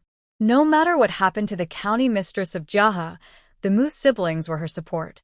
No matter how angry the Princess Long, it wasn't her or Shinlin's fault. As for Shinrong, he said he would stay with the county mistress of Jaha, so it was clearly his responsibility. It must be said, Su Jinxiu used her intelligence to the fullest for Shinlin. Mother, I'm scared. Xiangxiang ran back and buried herself in Mu Qing's arms. Mu Qing wanted to hold her daughter, but her brother Mu Hai had already taken her away. Your mother isn't feeling well. Uncle will hold you. Uncle, there's a dead kitten over there. Jiang Wanxiang pointed to the ornate gate at the left turn. Jiang Rui was being carried by a maid, his face pale. Yi Qinghuan clenched her fists in frustration. How could the children have seen that? Inside the ornate gate, the county mistress of Jaha was crying terribly. Woo-woo. Shinlin rushed in and saw the county mistress sitting on the ground at the door, her beautiful dress stained not only with mud but also with blood. Shinrong was no longer in his wheelchair, crawling painfully over the snow, step by step toward the ornate gate. Wanner, listen to me. It's not like that. You saw it wrong. Shinrong explained hurriedly, his already pale face now showing a faint blue. The maids and female attendants accompanying Jaha also arrived. Shinlin took the heavy cloak handed over by the maid and covered the county mistress, then sternly questioned Shinrong. What happened? You're the one who caused this. Shinrong saw Shinlin and suddenly realized, second brother, you just can't stand to see me do well. Shut up, in front of the distinguished guests. What are you talking about? Lady Shin also arrived quickly, loudly stopping the two brothers from arguing, while kneeling down to comfort Shinrong. Rong, it's okay. Mother is here. Yi Qinghuan only felt like saying, you're crazy. Such a spoiled child. What happened? Why is the county lord so frightened? Granny Lu, who was the nurse for the county lord of Jaha, was not used to being gentle. As her caretaker, her authority was greater than Lady Shen's when she was angry. Granny, the county lord of Jaha fearfully curled up in Granny Lu's arms. I want to go home. All right, I will take the county lord home now. Granny Lu immediately called a strong maid to carry the county lord of Jaha, and everyone hurriedly left together. No one dared to stop them. Yi Qinghuan looked at the pale, tear-streaked face of the county lord of Jaha and quietly sighed with lowered eyes. Such an innocent girl. Wanner. Shinrong kept calling behind her, full of deep affection and despair. It seemed like someone had cruelly separated lovers, playing out a tragic story of a peacock flying southeast. It seems the county lord was frightened. There shouldn't be any danger at the general's residence. Mu Hai frowned. Jiang Rui, with a small face, pointed inside. Uncle, there was a little cat that died inside, so it scared the county lord of Jaha. A dead cat? Even if she was scared, it shouldn't have caused such a reaction, right? Mu Hai wanted to go forward, but was stopped by Shinlin. Brother Mu, today we should have a few drinks, but now isn't the time. We'll invite you another day. All right. Mu Hai suppressed his curiosity and took Mu Qing and the children back. Mu Qing softly said to Yi Qinghuan, I can testify for you. Please comfort the children well. Yi Qinghuan was more worried about Ruier and Xiangxiang being frightened. Ruier, being sensible, held Mu Qing's hand. Mother, I'm not afraid. Enough. Yi Qinghuan quickly covered his mouth. Sigh. She didn't know how much he saw. Anyway, with Shinrong's crazy behavior, it must have been a terrible scene. Now, her mind kept recalling Shinlin describing how his cat had died painfully, making her afraid to step into the flower gate. Suddenly, she thought of Su Jinxiu. Yi Qinghuan hurriedly grabbed Shinlao's maid, Donger. Madam C is pregnant and can't be frightened. Quickly go and comfort her. Just say everything is fine. Yes, Donger went to Hui Pavilion to find Su Jinxiu. Yi Qinghuan finally felt a little relieved and stepped into the flower gate. Third brother, get up first. The snow is cold. Rong, get up. You've just recovered from your illness after several years. Don't freeze your legs again. Lady Shin gently coaxed him, then turned and sternly shouted at Shinlin. What are you still standing there for? Aren't you going to help him? Shinlin took a deep breath and stepped forward to hug Shinrong. Shinrong had calmed down and was no longer struggling. But on his pale face, his dark, gloomy eyes looked even scarier than when he had been frantic earlier, like the eyes of a demon, with a strong pull. Staring at them for a long time made people feel like they might fall into a dark pit. Shenlin picked him up, and Madame Shen said, "Take him to Fuzhou Hospital. I need to watch over him myself to feel at ease." Yes. A Jew also took away the wheelchair. Inside the hanging flower gate, only Madame Shen and Yi Qinghuan remained. She hesitated for a moment and then stepped forward. Inside the gate was Shen Lin and Shen Rong's childhood practice room. Yi Qinghuan, who had been married into the Shen family for a long time, had never been here before. Indeed, it looked just as Shen Lin described: weapon racks, archery targets. To make practicing martial arts easier, only a single banyan tree was planted here. Under the tree's shade was a small window, which was Shen Lin's usual inner strength training room. At this moment, a cat was hanging from the tree, right where it could be seen from the window. The cat's limbs were broken and twisted outward. A bloodstain was still dripping blood from its neck. The blood dyed a line on its pure white belly fur, and the soil beneath the tree was soaked with blood. It was still bleeding. In such cold weather, the blood hadn't even coagulated. Even though she was mentally prepared, Yi Qinghuan was still frightened and took 2 steps back. She stepped on her skirt and lost her balance, falling backward. "Be careful." A warm, strong hand caught her just in time. It made her, still shaken, instantly feel safe. She turned and pressed into Shenlin's arms, softly sobbing, "General, it's useless." Madame Shen scolded impatiently, "If you're afraid to look, don't look. It's just a cat. What's there to be afraid of?" After a pause, she asked Shenlin, "Why are you back?"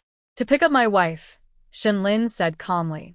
The tragic scene replayed, yet he showed no sign of panic.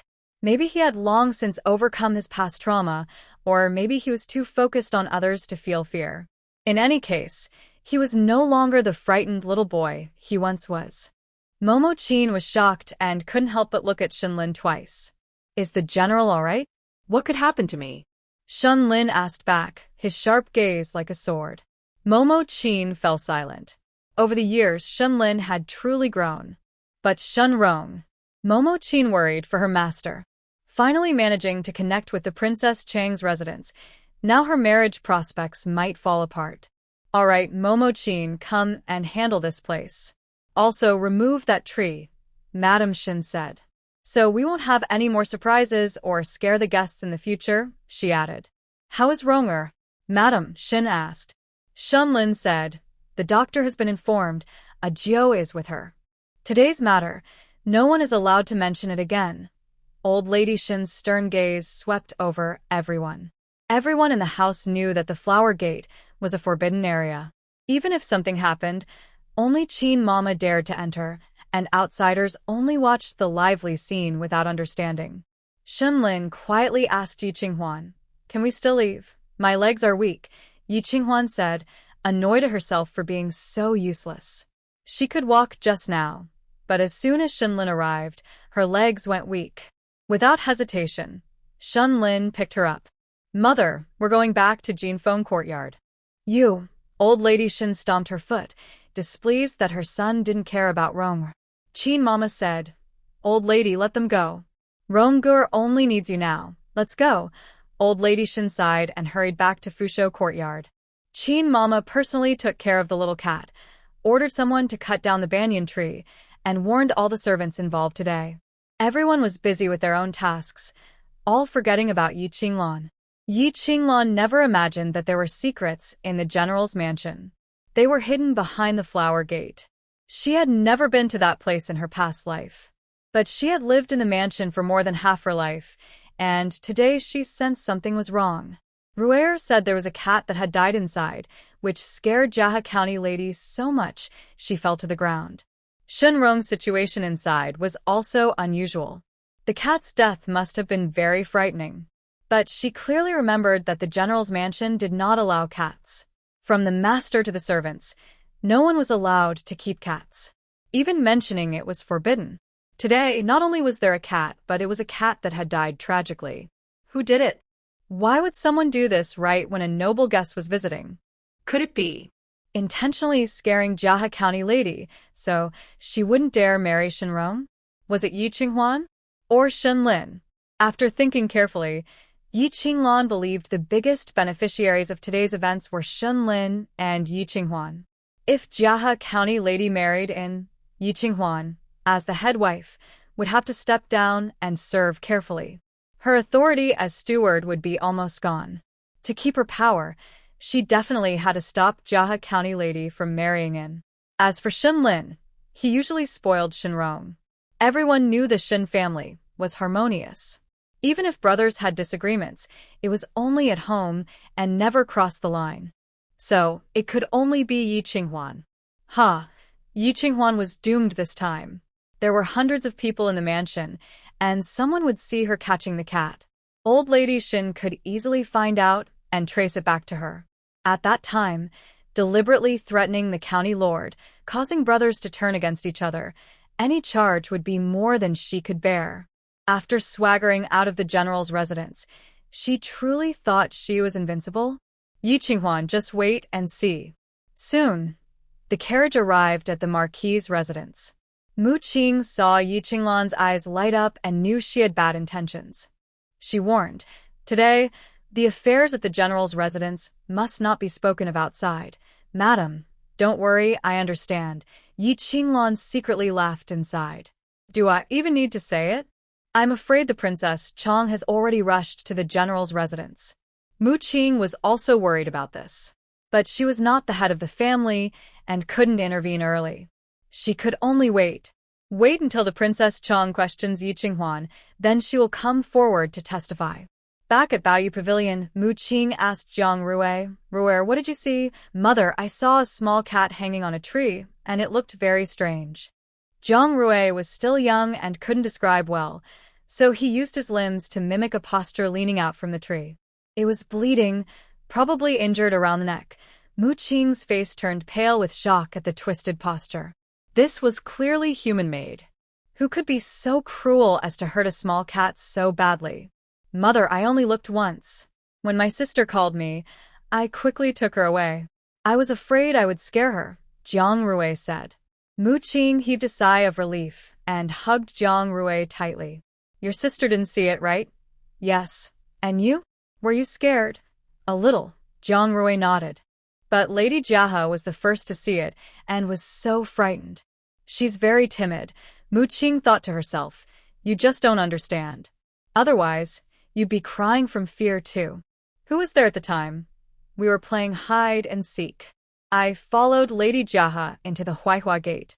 Only third young Master Shin was inside.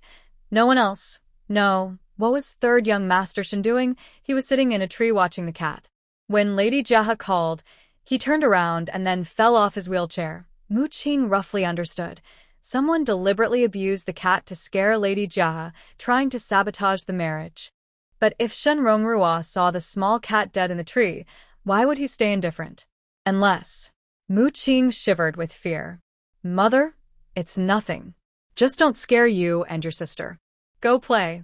The gift from Auntie needs to be handled carefully." "Got it." The innocent Roer had been well-educated by Mu Qing since childhood, and his emotions were very stable. He didn't yet realize how terrifying today's events were, and he took out the gift Yi Qinghuan gave him to play with again. "Madam, you should rest for a bit. You are feeling better now. Don't hurt yourself again." The nursemaid often brings hot water and a warm cloth. Mu Qing sighed. "I didn't expect the water in the general's residence to be so deep. It's impressive that Lady Shin managed to stand firm there alone." The nursemaid also sighed.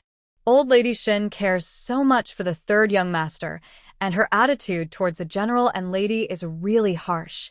"Yes. If only I had married Yi Qinglan." Mu Qing thought for a moment, then quickly shook her head. "Her character is low. She's only fit to be a concubine in our family. I think if Lady Shin married in, she could be like a sister to Lady. She'd also have someone to help her understand her feelings," the nursemaid said. Mu Qing smiled. "Don't mention that. People might hear, and it wouldn't be good." "Yes. Go find the jade bead string that Empress Ro gifted me and send it to the Chong princess's residence. It's to comfort Lady Jaha, who is frightened." "Understood." So, The Chang princess knew she was present today and accepted Yi Qinghuan as her younger sister, so she wouldn't be too impulsive. At the general's residence, after Shenlin carried Yi Qinghuan back, he stayed by her side to comfort her. "It's over now, everything is past. I promise there won't be such things in the house again." He, who should have been the most upset, was actually the calmest and most composed. Yi Qinghuan slowly recovered in his arms and asked, "General, are you okay?" Shenlin was stunned, realizing he hadn't been affected at all. He used to hate cats so much. "General, if you need to vent, Just do it. it's just the two of us, no one will see." After comforting her, it was her turn to comfort him. She was prepared. But Shenlin said, "I think I don't mind anymore." Yi Qinghuan was stunned. Shenlin stroked her fingers, then slowly lowered his head, a smile on his lips. "I was only thinking of you at the time. I didn't pay attention to anything else." In an instant, her heart pounded like a drum, and his fingertips made her mouth dry. "Luckily, I told you about that night. Otherwise, you would have been overwhelmed today," Shenlin said calmly, as if telling someone else's story. Yi Qinghuan didn't say she had already investigated this matter and expected Su Jinxiu to expose Shenrong's abusive weakness. She looked up gently at him, but her eyes met his. Their gazes sparked like fire, burning her soul. She quickly looked down, nervous and wanting to pull her hand back. Shenlin tightened his grip, holding her hand firmly. "General, this might anger the Chang princess. You should go to Fusho court and see her. And Sister Su, I am worried." Yi Qinghuan and Shenlin both understand that this is Su Jinxiu's doing. If Shenrong or the old madam find out, Su Jinxiu might not escape death. Shenlin smiled. "Haven't you already protected her? Is Donger enough?" Yi Qinghuan still worries. "Don't worry, she's smarter than you think. General, you should go see her. She helped us. We can't ignore her." Shenlin finally releases her hand. "All right, I'll go see her as you say." Fusho courtyard. Shenrong is resting on old Madame Shen's bed. Since he was brought back, he has been very quiet. The doctor checked his pulse and said there was no serious problem, just some calming medicine as a precaution. "Ronger, talk to your mother." Old Madame Shen worries anxiously. Nanny Qin also advises, "Third young master, today's events have nothing to do with you. It won't affect your marriage with the county lord." Shenrong remains silent. Old Madame Shen frowns, thinks for a moment, then finally gives an order. "Nanny Qin, find out who did this and send them to the Princess Chang's residence." Yes, Nanny Qin understands and immediately goes to handle it. Shenrong finally speaks. "Mother." All right, it's fine now." Old Madame Shen sighs heavily. Only when Shenrong calls her mother does she seem normal. If he calls her mother, she appears very anxious and fragile. "I think today's incident was caused by someone intentionally," Shenrong says, supporting himself on the bed and sitting up with his arms. "Someone wants to ruin my marriage." "Yes, otherwise there wouldn't be such violence in our house." Old Madame Shen also realizes.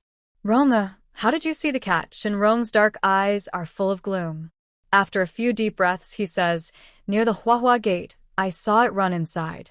And it looks too much like the cat Shenlin raised years ago." At first, he thought he was hallucinating when he saw it, until he caught it himself. So soft and lively, it made him lose control of his madness inside. At that moment, he forgot about the young master's son and the maids outside the Huahua gate, forgot about Jiahe County Lord. After hanging the cat on a tree, he sat under it and admired for a long time, until Jiahe County Lord burst in, screaming. He then woke up as if from a dream. "Mother, if we don't investigate thoroughly, today's incident will happen again." Shenrong's hand trembles slightly under the quilt. "Ronger, don't worry. I will investigate thoroughly." Old Madame Shen becomes serious again. Shenrong nods. While they were talking, Su Jinxiu arrived. "Aunt, how is third brother?" Along with her were Liener and Donger from Hui Pavilion. They supported Su Jinxiu from both sides. "Jinxiu, why did you come?" Old Lady Shen asked with a frown. "Your face looks so pale." Replying to the old lady, the side lady saw some redness this morning and has been resting in Hui Pavilion. When she heard that the third young master was unwell, She insisted on coming to see him, and I couldn't stop her, Liena explained. Old Lady Shin grew angrier. Redness? What's going on? Did you see a doctor? I had a doctor come this morning. To avoid affecting the family affairs, I didn't say anything, Liena replied. Su Jinxiu waved her hand. Aunt, ai fine. The doctor said it's just because I'm weak, and after taking medicine, it stopped. You must take good care of yourself. This pregnancy isn't easy, Old Lady Shin said, worried she might cause trouble, and didn't scold her further. She then asked Donger, what were you doing at Hui Pavilion? Replying to the old lady, the lady of the house was worried about startling the side lady, so she sent me to comfort her, Donger answered. Thinking about it, if Donger hadn't gone out when the incident happened, Su Jinxiu probably would have gone herself. It seemed Yi Qinghuan had arranged everything well. Su Jinxiu stepped forward to comfort Shenrong. Did you take your medicine? Thanks for your concern, I'm fine now, Shenrong nodded softly. Word is that County Princess Jiahe cried as she left. Did the old lady take any measures? Su Jinxiu asked again. As expected from Old Lady Shin, she had a good grasp of the situation. Old Lady Shin trusted her intuition and honestly replied, Qin Mama has already handled it and will give the princess an explanation. That's good. Su Jinxiu nodded gently, then asked, Today, there are many people in the house. The family members from Chongning Marquis Estate and the Mu family. Old Lady Shin, who had been feeling confident earlier, grew uneasy again. Yes, so many people. The young master of the Marquis Estate even saw a dead cat. They couldn't just silence the young master of the Marquis Estate, could they? And today, with so many people around, would they kill everyone? If so, the Shin family wouldn't need to discuss marriage for Shenrong anymore. They might as well imprison the whole family. Do you have any good ideas, cousin? Shenrong asked. Su Jinxiu shook her head. I wasn't there, so I don't know what really happened. Plus, my health isn't good lately. I need Aunt to plan carefully. Plan for what? Just then, Shenlin arrived. He strode in with a cold expression. Su Jinxiu quickly stood up. Brother Lin, you're not feeling well yourself, and you're wandering around everywhere? Go back, Shenlin said sternly. Su Jinxiu was just trying to ask about the next steps. Now that the task is complete, I will hurry back. Shenrong said, Second brother still doesn't like cousin sister. I've called all the housekeepers. Let them examine her. Shenlin sat down confidently, looking imposing. Shenrong looked at him with a dark and unclear expression. What's wrong? Do you doubt me? Shenlin sneered. You should know how much this has affected me. I think second brother is very good, Shenrong said softly but with a cold tone equal to Shenlin's. How could it be? You scared so many people all at once. Your wife still can't get up now. Shenlin looked angry. Shenrong, what are you causing? We're not kids anymore. Old Madame Shen's face changed drastically. She stepped forward and slapped Shenlin loudly. What nonsense are you talking now? Mother, you should know. Who killed my cat back then? How did I fall apart?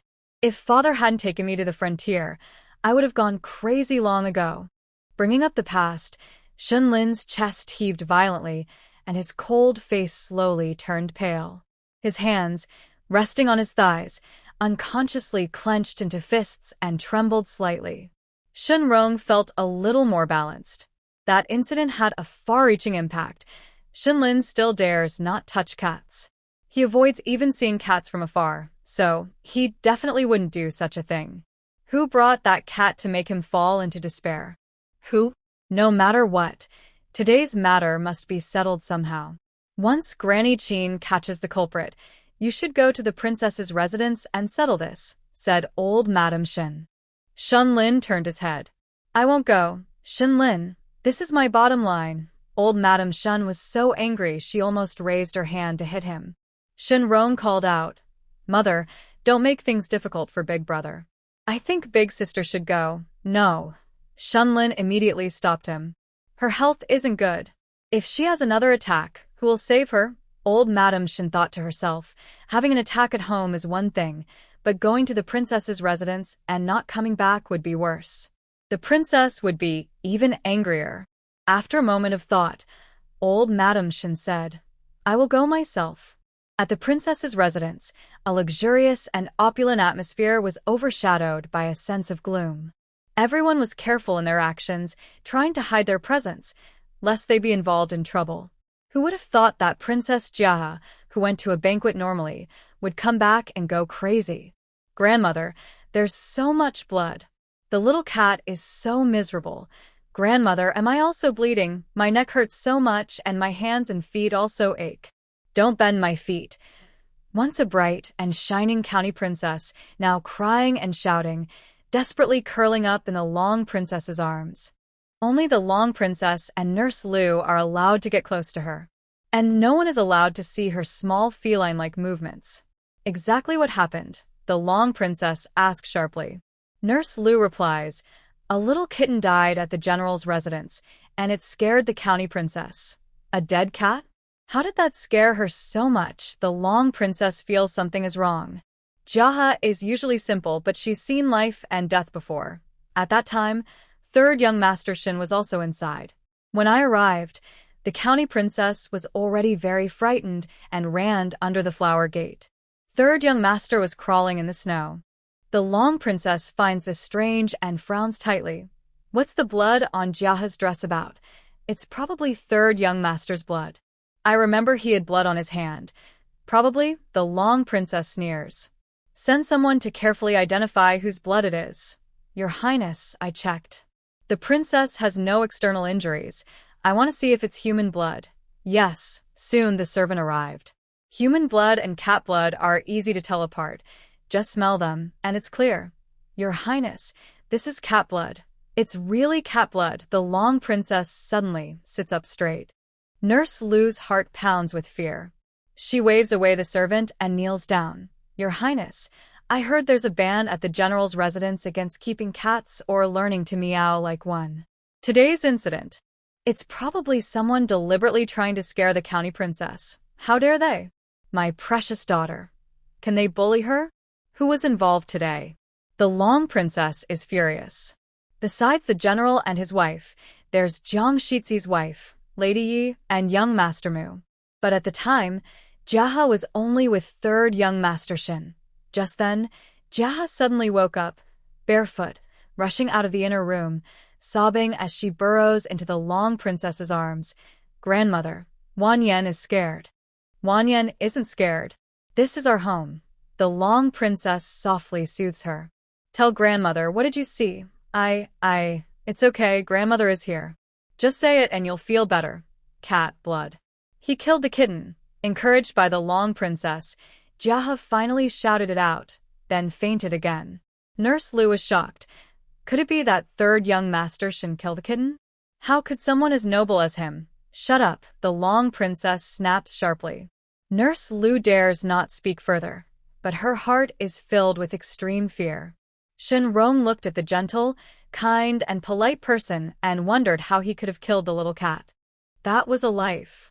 At that time, a group of adults watched two children playing happily, then suddenly saw the cat being killed. How is that any different from a mad person? Jaha is not in her right mind now, so she might not be speaking the truth. Send someone to carefully inquire at the general's residence, the crown princess ordered.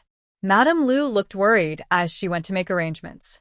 If it was really the third young master who killed the cat, then should the county princess still marry him? Your Highness, the wife of the Marquis of Chongning sent a gift, saying it's to comfort the county princess. Miss Mu is always thoughtful. Bring it in. The old maid smiled happily, first bowing respectfully before presenting the gift. Your Highness, my lady said the county princess was frightened today, so she asked the servant to give her a string of jade beads blessed by the ancestor temple to calm her nerves. It has been consecrated and blessed by a high monk. That's very considerate. Mu Qing is as careful as her aunt. The crown princess accepted the gift. Did you see anything today? Madame Chang replied. When I hurried over with the lady, General Shen and Madame Lu were already protecting the county princess, so I didn't see anything. Wana said the only cat in the general's residence was dead. Yes, my little young master said the same. Royer saw it too. Madame Chang's smile faded, showing her difficulty. The crown princess's face darkened. Speak honestly now. Your Highness, the young master said the cat was hanging on a tree. It must have been a tragic death, which frightened the county princess. Madame Chong lowered her head and whispered, Is Ruer not afraid? Children don't understand much. They only know the little cat was hanging on the tree and died. The crown princess understood.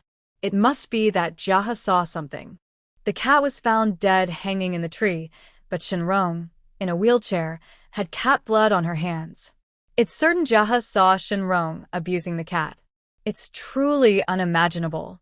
The third young master of the Shin family has such a nature, and he couldn't control himself in front of Jaha, frightening her so much. This is a big problem. The crown princess's residence only has this one direct granddaughter, and there's no bolder person to marry into the Shin family. How can they still arrange a marriage with a Shin family? Sigh, they should have let them have more children back then, so at least some would survive. The crown princess's heart was full of thoughts, but her face remained calm. Your lady's concern for Jaha is appreciated. I will thank her myself later. With a glance, a maid brought out some golden melon seeds to see them off. Madame Chong repeatedly thanked her. As they left, they met Xin Lao's wife, who hurriedly explained, Old Madame also came to visit the county princess. The heavy snow made it very cold, and my wife didn't go out, so she asked me to come and check on things. Alas, it's all because I didn't discipline my new daughter-in-law properly, which caused the servants to do such things, sighed Madame Shin, pointing to a young servant being escorted by guards. See, I brought the culprit here to admit his mistake. Madame Chong was surprised. What is this? Relying on being the family's biological son, she's a bit more tolerant. Today, they killed a kitten and hung it on a tree to attract eagles, not expecting to scare the county lord. Madame Shin sighed. In her heart, your whole family arrived just in time. I need to explain everything clearly. So that's how it is. I won't delay Madame's time. Please go ahead. Madame Chong quickly excused herself. Madame Shun hurried back to inform her lady. Madame Shin went into the main hall to kneel and apologize, then explained the whole story again. So that's how it is. The princess looked at her with cold eyes, smiling coldly. I thought your third young master killed a cat. That's impossible. Ronger is naturally kind and never kills animals. Besides, he has trouble with his leg. The cat was killed and hung on the tree, Madame Shin hurried to explain. The princess looked down at her from above, her sharp gaze full of scrutiny. Madame Shin straightened her back, confidently accepting the judgment. Please, princess, just punish that fool to death. All right. The princess waved her hand. Take him away, beat him to death with a stick, then throw him into the wild dog grave. Yes, the young servant's face was pale, but he said nothing and was dragged away. The princess gave Madame Shin a meaningful look and slowly smiled. That's enough.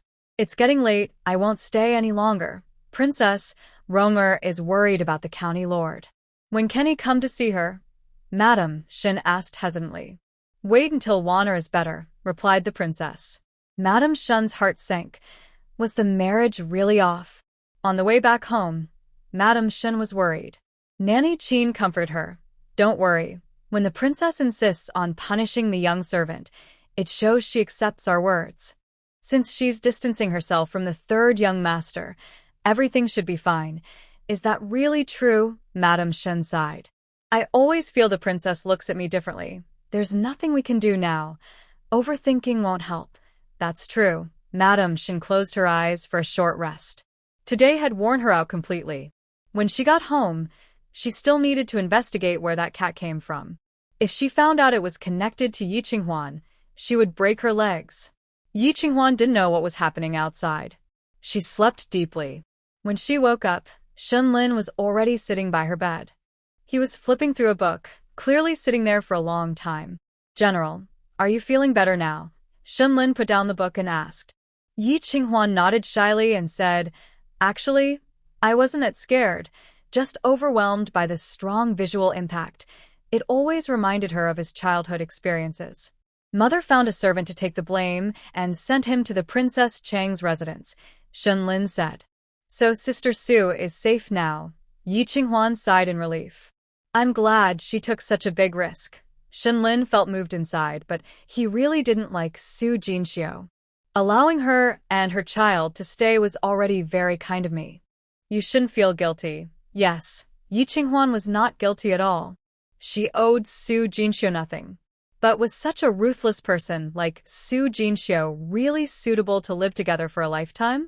After so long married, this was the first time Yi Qinghuan felt wary of Su Jinxiu. The Princess Chong hasn't made a move for now. Maybe she'll hold back. When the time comes, Jia still has to marry in, Shen Lin whispered. Yi Qinghuan was shocked, opening her mouth wide. Even now, she still has to marry. The Princess Chong wants her to marry. How could she refuse? Isn't Qin Baochen fond of her? Jia County Mistress is from the Qin family.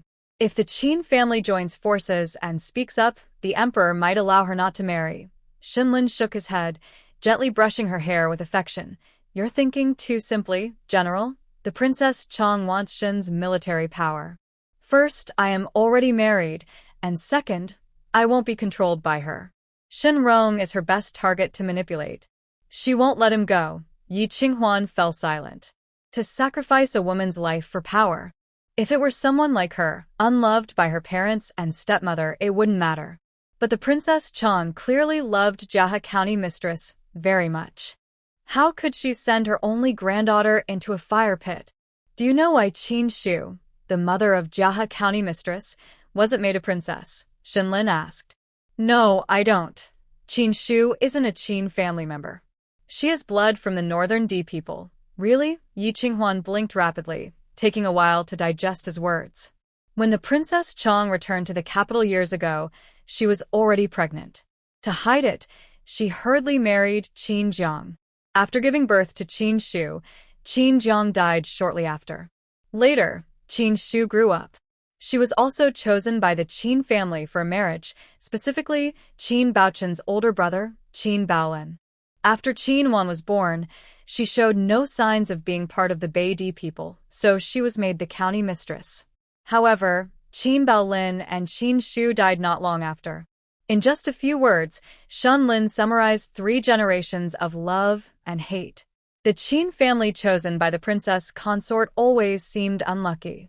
All Qin family members, including Qin Shu and Qin Wan, refused to offend the princess consort to avoid shame for their family. They even refused to admit that Qin Wan carried the Qin family's blood. Yi Qinghuan sighed. Noble families are always complicated. Except for our family, Shenlin said gently with a soft smile. My family and yours will never be like that. Yi Qinghuan was momentarily stunned, her ears turning red. General, it's still too early to talk about this. The deadline is in 3 months. Once they settle down, I will take you to find Bai Chong. Also, you can see the scenery outside Xingjing, Shenlin said. Yi Qinghuan was very happy. Good, madam, the calming soup is ready. Chen Yan brought the medicine. Yi Qinghuan wrinkled her nose and said, I don't need it. Just take it away. You have to drink it. Shenlin took the bowl and personally fed her. Old song said you shouldn't be startled, so you need to stay calm. Yeving Kuan. What kind of shock did she suffer in her past life? Plus, various punishments. The worst was almost being beaten to death by Jiang Shiming. But she never saw her poison activate? Drink up. Qianji's preserved fruits are very tasty, and I've prepared some for you, Shenlin coaxed. Since it was already arranged, Yi Qinghuan couldn't refuse anymore and took small sips of the medicine. However, Shenlin, who lacked experience in caring for others, accidentally spilled some medicine on her clothes. General, I'll do it myself, she said. Shenlin looked at the brown stain on her clothes and felt embarrassed. I've never taken care of someone before. Understood. He hadn't taken care of anyone before, so he must not have taken care of Zhou Nian either. Yi Qinghuan took the medicine and drank it all, then put a piece of preserved fruit in her mouth. Seeing her gradually return to normal, Shenlin felt relieved. General, Qin Gongzi is here again. Feng Yu hurried in to report. Shenlin's face changed dramatically. Where is he now? He's in San Gongzi's courtyard and they're already fighting. Yi Qinghuan first learned that Shenrong knew martial arts. And very good at it. Shenrong sat in a wheelchair, but was extremely agile. He spun the wheelchair quickly, occasionally firing hidden weapons. When Qin Bao Chen's sword reached him, he could leap off the wheelchair, fight, then jump back and sit down accurately. After a few rounds, Shen Rong showed no signs of damage. Qin Baochen was injured in 2 places by hidden weapons. He's so powerful. Yi Qinghuan instinctively turned to look at Shenlin. Who is stronger, you or him? Me. Shenlin straightened his chest confidently and proudly. Ye Vinquan sekretti relayet. It's always better to be stronger. Otherwise, being mentally controlled and beaten in martial arts would be no fun. Qin Baochen, do you still want to fight? Shen Rong, sitting in a wheelchair, looked at Qin Baochen with disdain. Qin Baochen was almost furious, grinding his teeth. You hide your strength. Usually, you act weak and fragile, but your moves are even more ruthless. You're lucky there was no poison in today's hidden weapons, Shen Rong sneered. Huh, do you dare to poison me? Qin Baochen scoffed. If I die, will you have a good ending? Shen Rong lowered his head and spun his wheelchair playfully. Usually, the clumsy wheelchair looked lively and agile on the snow. With him like that, catching a cat was too easy. After tormenting it, hanging it on a tree would be just as simple. But everyone thought that sitting in a wheelchair made him inconvenient, unable to catch quick little cats, let alone climb trees. A liar! This big liar used his disability to deceive everyone. Shen Rong, I will never let Jiahe marry you. Get that idea out of your mind, Qin Baochen said angrily and turned to leave. He was about to win the fight, but it made him so mad he couldn't stay. He was confident he would win. Baochen. Shen Lin stopped him. Qin Baochen saw he was even angrier. You came to help me fight him, Yi Qinghuan. They had just arrived and hadn't had time to intervene before the fight stopped. I can't beat him. Qin Baochen's bravado completely faded. He's made a lot of progress over the years secretly. Pearls from Cui Bao Pavilion are also his, Shenlin said. Qin Baochen felt worse. Baochen, he's ambitious. Stopping him is useless unless the Qin family can restrain the princess, Shenlin whispered. Qin Baochen's shoulders jerked twice, then he silently walked away. Yi Qinghuan thought he probably felt powerless too. It was sad that Jiahe, so innocent, was about to be pulled into such darkness. Ronger, how are you? Old Madame Shen hurried over with people, not even glancing at Shenlin or Yi Qinghuan, rushing straight in to comfort Shenrong. Her eyes and heart were full of her youngest son. Everyone else was just a decoration. If it weren't for the brothers looking alike, Yi Qinghuan would even suspect Shenlin was the old lady's biological son. Mother, I'm fine. Shenrong moved his wheelchair forward clumsily, putting on a show of awkwardness. Yi Qinghuan's eyes twitched. Such an act. Even more pretentious than women from the brothel. Ronger, I apologize for your suffering. Qin Baochen really is something. He forced his way in despite being refused. When Lunar goes to court, I'll report this to him. Old Madame Shen scolded angrily, inspecting Shenrong from head to toe to make sure he was unhurt before feeling relieved. Shen Luan entered expressionlessly. To report to Qin Baochen? Exactly. He even came knocking at the door. Does he still see the general's residence as important?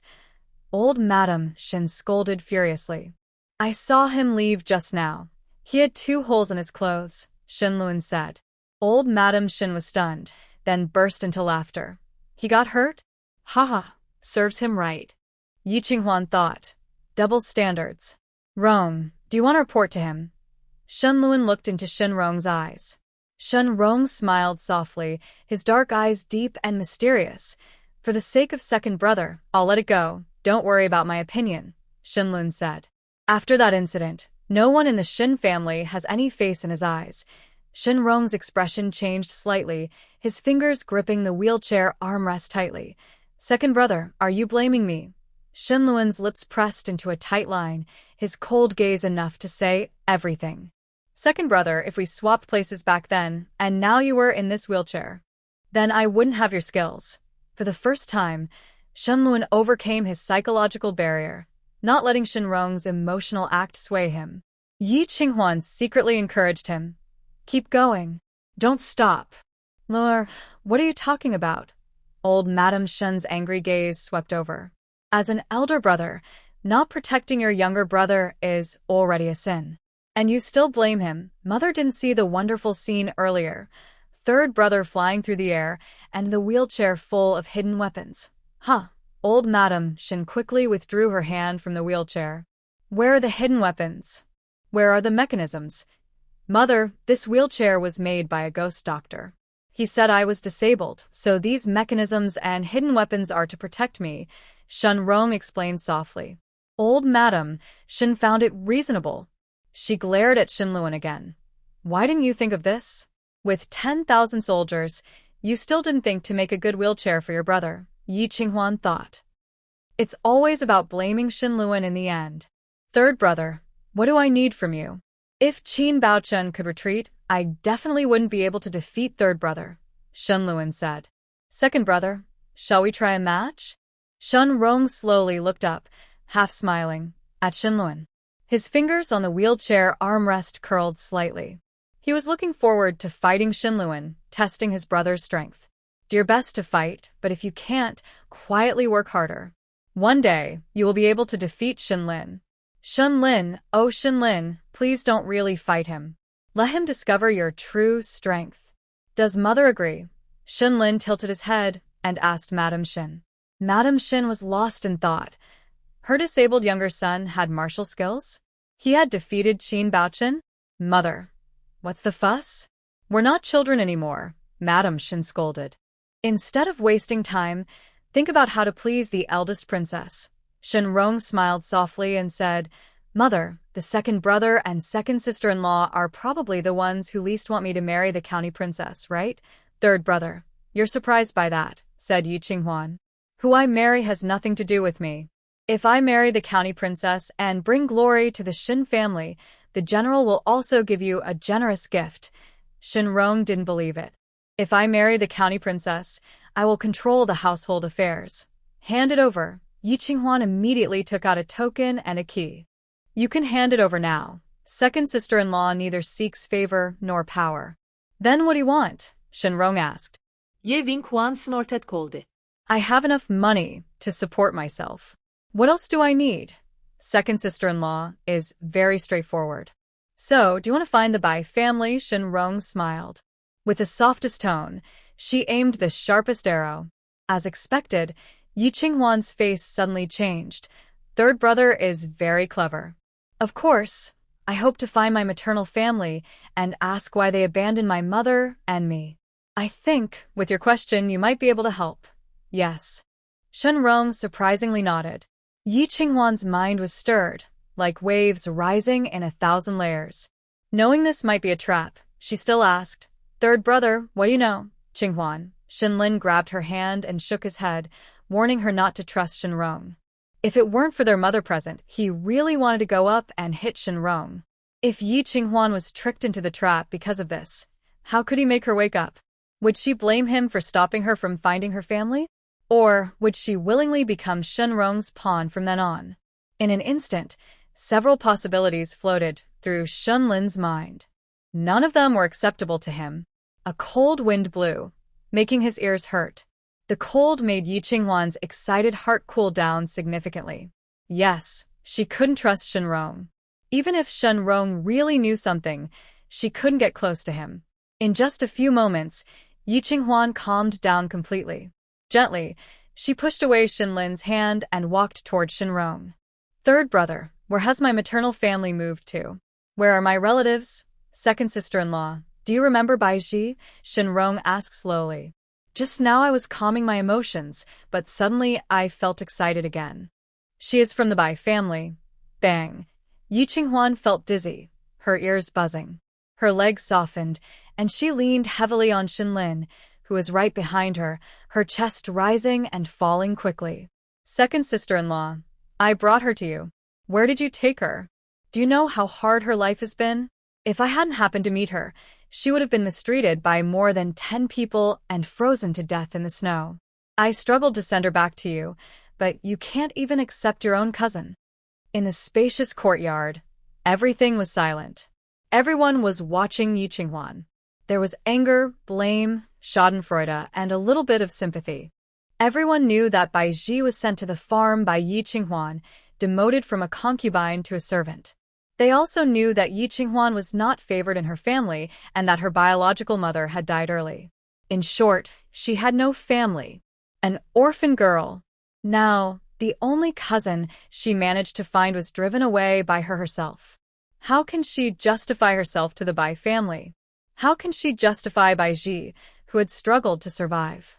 Shen Lin worriedly held her waist tightly. You didn't do anything to her. No. Yi Qinghuan shook her head. I knew she might be from the Bai family, Shen Lin. Then why are you so emotional? I am only reacting normally now, Yi Qinghuan said softly. Only they could hear. Shen Lin was confused but cooperated. I'll take you back. After saying that, he scooped her up and turned to leave. Old Lady Shen finally reacted and asked Shenrong, is Bai Ji really from the Bai family? Yes, Shenrong nodded. Then, how did she become an orphan girl? The Bai family is a big family.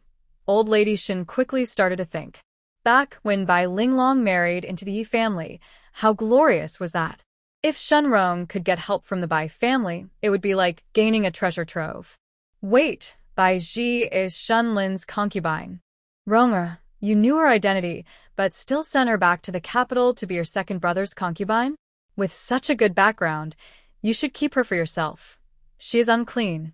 Shenrong's eyes flashed with disdain. Old Lady Shen. All right. She's unclean, so you sent her to your second brother as a concubine. Luckily, they didn't share a room, or she would have been beaten to death. Mother, I'm tired, Shenrong said.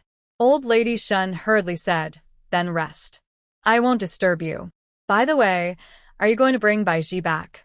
Second sister-in-law will pick her up, Shenrong said mysteriously with a smile.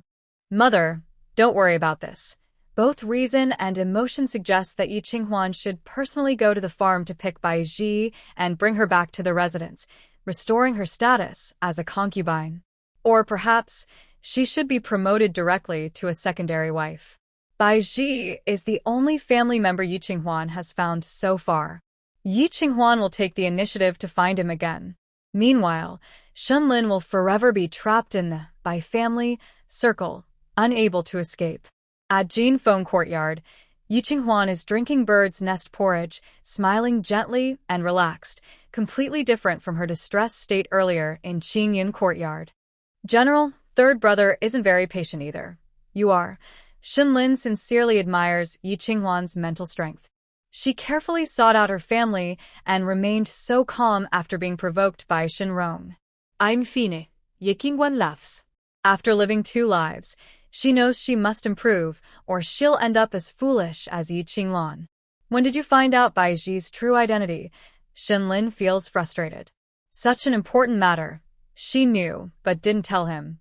When he heard about it suddenly in Qingyin Courtyard, he was so nervous. On the day I sent Bai Ji to the farm, Yi Qinghuan replies. Old Su came to report work and happened to see her. He said she looked like my eldest uncle. Shen Lin's face darkens. She hadn't told him about this so early. Actually, I helped her. Otherwise, she wouldn't have survived. Yi Qinghuan finishes her bird's nest porridge, puts down her bowl, and leans her chin on her hand, looking at Shen Lin. General, you understand what I mean, right? Su Jin Xiao, you're very clever, Yi Qinghuan teases. Shen Lin. It feels like she's treating him like a child to coax him. Not happy. General, do you think Bai Ji gave Shenrong the pearl cultivation technique? Yi Qinghuan asks. I'm quite interested in that now. I have no idea.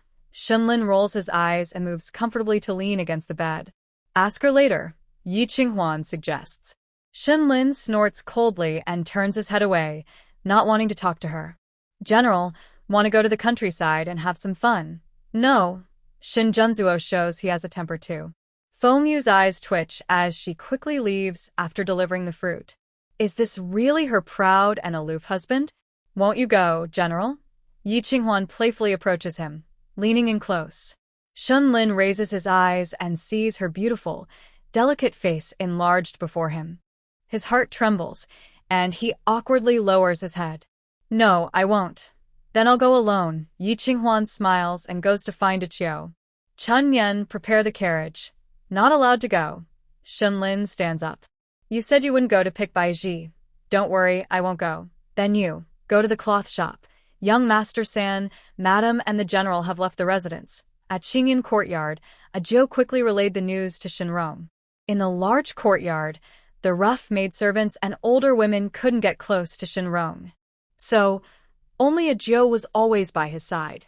After years of training, Ajo and Shinrong worked very well together. Weiqi has suffered these days, Shinrong said softly. Prepare a nice room for her. Yes, she likes pretty clothes and jewelry. Also, prepare some.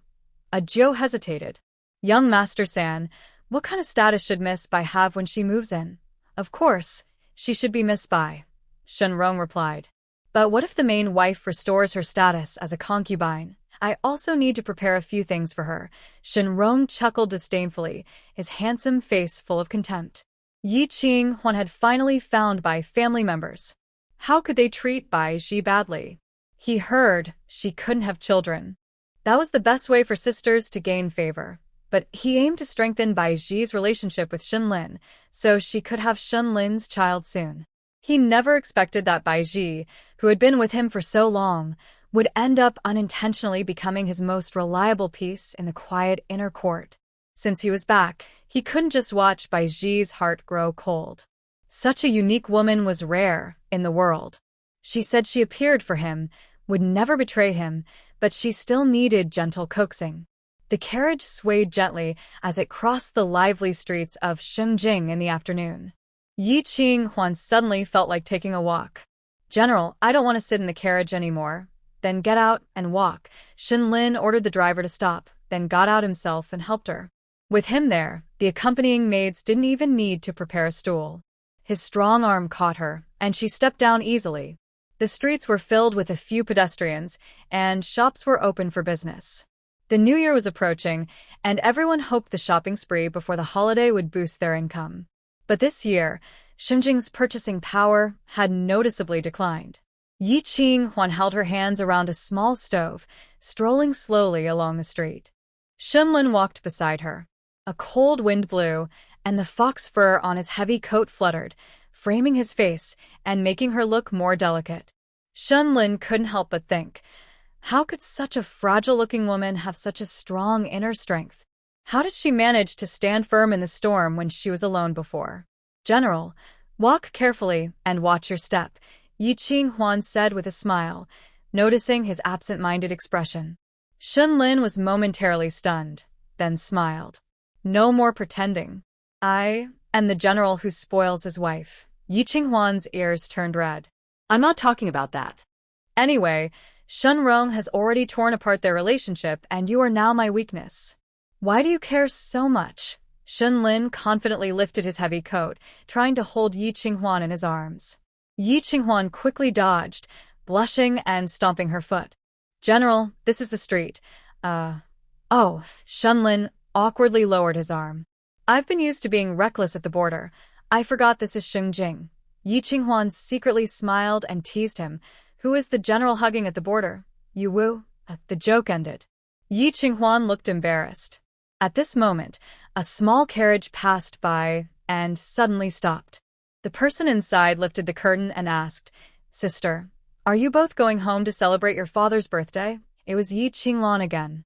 Their fates are so intertwined that they seem to keep meeting as if by chance. Yi Qinghuan frowned and said, No. Are you celebrating your father's birthday? Yi Qinghuan asked in surprise. I've already cut ties with the Yi family. Yi Qinghuan rolled her eyes. Can't you remember? Should I write it down and carry it with me every day? Yi Qinghuan angrily lowered the curtain and told the coachman to leave quickly. So annoying. Why does she become so prominent just because she married Shenlin? And she becomes a resentful woman just because she married Jiang Shizi? Could it be true what mother said, that she's not as clever as Yi Qinghuan and not as lucky either? Wait, the princess didn't pursue yesterday's matter anymore? Her eyes flickered, and Yi Qinghuan quickly devised a plan. This was a rare opportunity to bring Yi Qinghuan down. Madam, if you're upset, you can stop her and give her a good beating. Shenlin observed his wife's expression and sincerely suggested. Yi Qinghuan was amused by him. No need. Not far away was Ling Long Cloth Shop. The street was quiet, but the shop was crowded. Shopkeeper, I want 2 horses with the auspicious beast pattern. The fish suspension pattern is new, right? I want 5 horses. The lively shop contrasted sharply with the quiet street. Shan Lin admired. It's still the madam who knows how to do business. Maybe Bai Ji can do it too, Yi Qinghuan said. Is this skill passed down from the Bai family? Shan Lin's face turned serious, a sense of crisis rising. Yi Qinghuan replied, I'm not sure, only that it was passed down from my mother. But if I can find someone, I might solve the mystery. Who? My mother's maidservant. Shan Lin said he would arrange for someone to find her.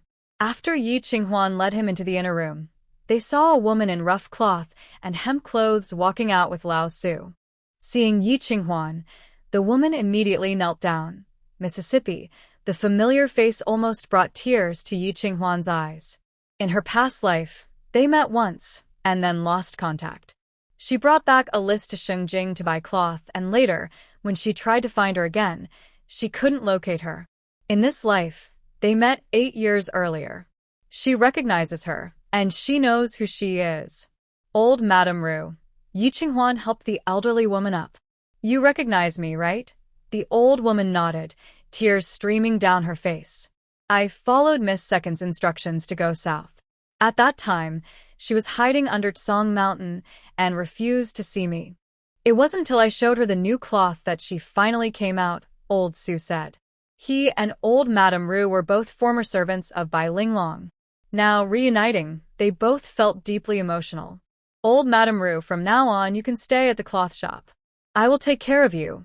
Yi Qinghuan held her hand tightly. Please, just tell me about my mother.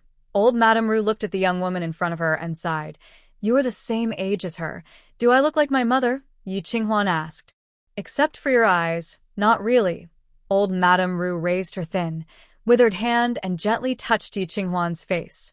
But as soon as I saw you, I knew you were the Mrs. Child. Why? Yi Qinghuan asked again. Your aura is very similar, and you have the Yunxiao Wuming bracelet. Old Madame Ru instinctively reached out to hold Yi Qinghuan's hand, wanting to see the bracelet again. Where is the bracelet? Yi Qinghuan was stunned.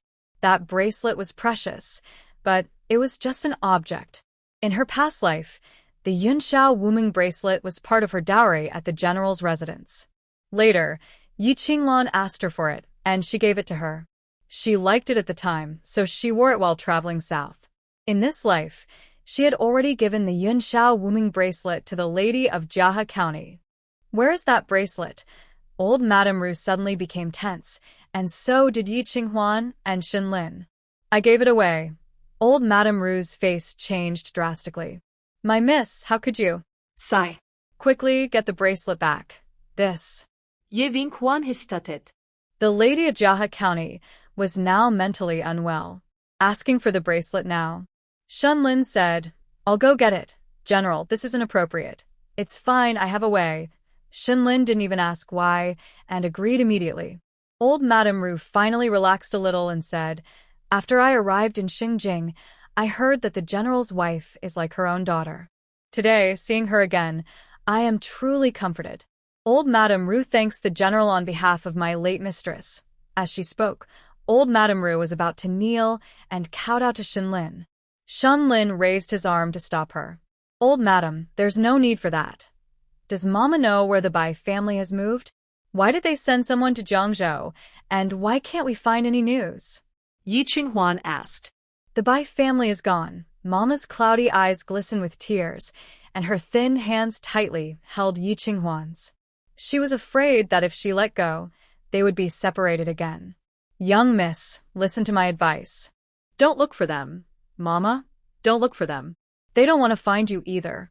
It's safest to stay safe. Mama couldn't hold back her emotions anymore, crying and speaking at the same time. Shan Lin frowned tightly, wanting to say something but hesitating. Mama, why is that? Yi Qinghuan asked, trembling. It's for survival. To let you and the Bai family all stay alive. Otherwise, everyone would die. Yi Qinghuan's heart felt like it was being squeezed tightly. After rebirth, she had vowed to find her maternal family, but her confidence was starting to crumble. The Bai family gave her mother many dowries, yet after the marriage, they chose to disappear completely. They didn't care about her or her mother. There must be a reason. She had imagined many reasons, but never thought it was related to life and death. Who harmed the Bai family? Who is stopping her from returning? Mama, do you mean someone is watching the Bai family? If Qinghuan really finds them, that person will kill them? Shenlin asked with a furrowed brow. Mama nodded seriously. Exactly. If I use the Shun army of 100,000 troops to protect the Bai family, absolutely not. Mama's face changed drastically and she interrupted Shenlin loudly. Even 100,000 Shen soldiers can't protect the Bai family? Yi Qinghuan, feeling both angry and powerless, sighed. Jiangzhou's #1 richest person didn't become that way by luck. Their century-old business was built on both commerce and connections. Yet they still had to disappear. It shows that the opponent is very powerful. Who is it? Who is harming the Bai family? Young miss, please promise Mama. Otherwise, all this effort will be in vain. How can I face the wishes your mother entrusted to me? All right, I promise I won't look for them. But the Bai family has already appeared. Yi Qinghuan sighed helplessly. Mama's face changed drastically. Impossible. That can't be true. Shen Rong once sent someone to be by my side, named Bai Ji. She is from the Bai family, Yi Qinghuan said. Gaizi, Mama Fronad. No, the girls in this generation are from the Jade generation. Their names don't usually have two characters. Uncle Su saw her and said she looked like the eldest son. Uncle Su smiled and said, at first glance, she does resemble the eldest son. I think you're getting confused, like the nanny snorted coldly. Where is she? Old servant, I will go check. Spring Rain, take the nanny to the countryside to see Bai Ji, Yi Qinghuan ordered. Spring Rain obeyed. After the nanny rested a bit, she went to the village. Reuniting with an old friend after so long, there was no joy, only loneliness. Yi Qinghuan felt very confused. She stood up and opened the window, letting the cold wind blow in, but still couldn't calm her feelings. In her past life, she never looked for the Bai family. She lived peacefully with them. But now, she had disturbed that peace. Would she cause harm to the Bai family? Not looking anymore. I have a way to deal with third brother, Shenlin said as he came to her side. I didn't realize it would have such serious consequences. I feel very sorry, Yi Qinghuan said with a bitter smile. Is it still possible to stop now? Of course, Shenlin replied. The Bai family knows they shouldn't come looking for you. As long as you stay calm, they can stay calm too. But Bai Ji, not only is she from the Bai family, but she is also Shenrong's follower. From the beginning, they have been on opposite sides. She can choose not to interfere with Bai Ji, but can Bai Ji promise not to hurt Shenlin for Shenrong? Maybe she doesn't even know her true background. Otherwise, she should recognize you. Shenlin's words reminded Yi Qinghuan. She is Bai Linglong's daughter. Others might not know, but the Yi and Shen families are aware. However, Bai Ji never showed any sign of this. She truly behaved like a servant or concubine, without the dignity of a young lady of the Bai family. Shen Rong said he saved Bai Ji when she was being attacked and harassed by a group of men. Bai Ji might have long lost her way from the Bai family and forgotten her background. Not going to pick up Bai Ji today was the right choice. Shenlin gently placed his hand on her shoulder. Seeing she didn't object, he held her shoulder and gently pulled her closer. Yi Qinghuan leaned on him, looking out the window, feeling calm inside. The wind and snow started again, tiny snowflakes blowing in with the wind, landing cold on her face. She didn't say she was cold, so he let her enjoy the wind and snow. After a while, Spring Rain and the nanny returned. The nanny exchanged a glance with Lao Su and said, Young lady, I believe her appearance is indeed that of the eldest young master's child. But her way of acting doesn't match the dignity of the Bai family. Dignity? Yi Qinghuan heard someone mention dignity for the first time in relation to family ties. All children of dragons are different. How can one generalize? The daughter of the Bai family wouldn't wear her dress tied at the waist and walk around barefoot, the nanny said. Not only the Bai family, but no girl from any family should do that. So, I think her identity is suspicious. After Lady Momo finished her summary, she glanced at old Sue.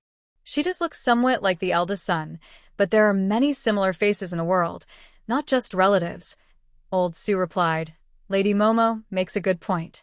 When I saw her that day, I only suspected, but I didn't dare confirm. In that case, I won't interfere, Yi Qinghuan said. From now on, Lady Momo will stay at the fabric shop and work with Uncle Sue to manage the business. Call me second miss to avoid suspicion.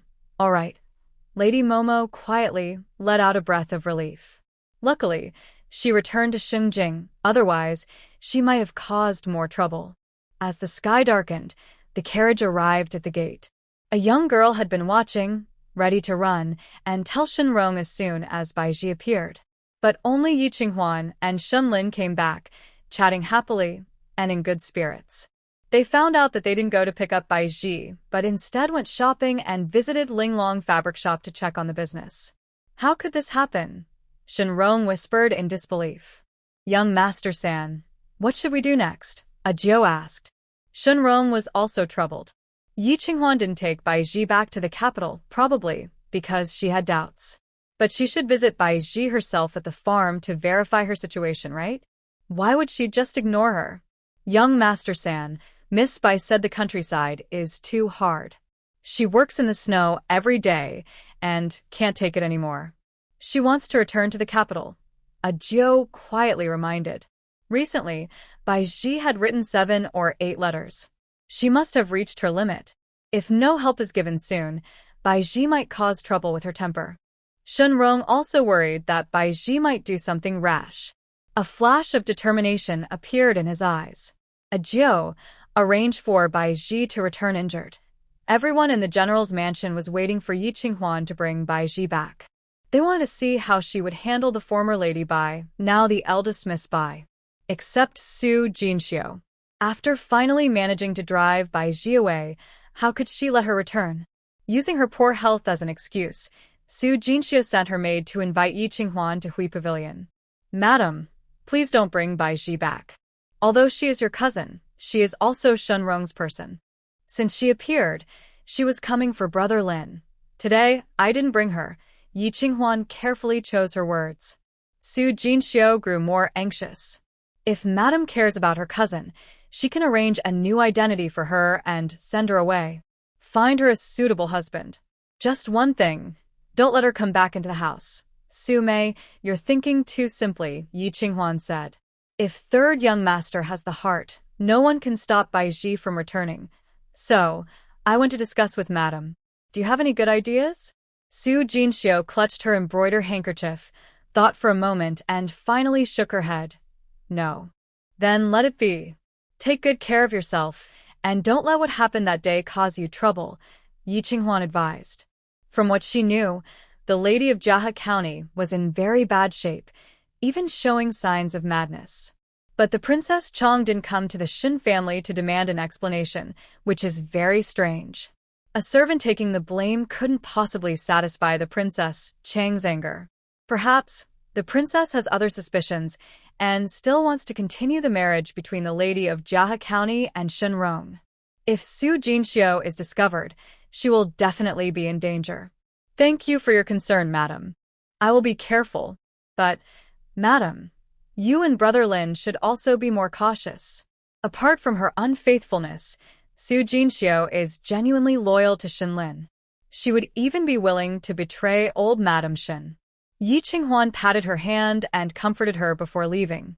It was already completely dark, with intermittent snow and wind falling. Madam, someone from the Yi family has arrived. Old Madam invites you to Fushou Court, Qin Mama hurriedly said. Yi Qinghuan asked in surprise. The Yi family? Who? Yi Shilang and his wife. Fushou Court was brightly lit. Old Madam Shen personally hosted Yi Huai and his wife, and surprisingly, she was very kind and friendly. As soon as Yi Qinghuan entered the yard, she heard them chatting happily, which made her frown in displeasure. Qinghuan has arrived. Yi Fuan was the first to stand up, smiling. We heard your maternal family sent someone, so we came to see you. Baizhi? I haven't even recognized her yet. Yi Qinghuan looked around, finally focusing on old Madam Shen. Mother, since it's not confirmed, why did someone in the house leak the news? Should there be punishment? Old Madam Shin said. That's not important. The main thing is, Yi Shilang and your mother are married, and they also value the Bai family. Qinghuan, ask Miss Bai to come out and meet us, Yi Huai said, stroking his beard. Today was his birthday. After drinking a few glasses at home, his face was glowing with happiness. But why is he so pleased about the Bai family's visit? Bai Linglong died in the Yi family. If anyone came, they would first come to question him. Yi Qinghuan asked, My mother has passed away. How can I explain meeting the Bai family now? Your mother died from a poison that eats the heart. I was very upset at the time. Otherwise, I wouldn't have mistakenly thought you were cursed and sent you to a rural village. Now that everything is clear, I will naturally apologize to your father-in-law, Yi Huai said. Father-in-law? That's ridiculous. The Bai family is long gone. Otherwise, they wouldn't have watched my mother and me be bullied.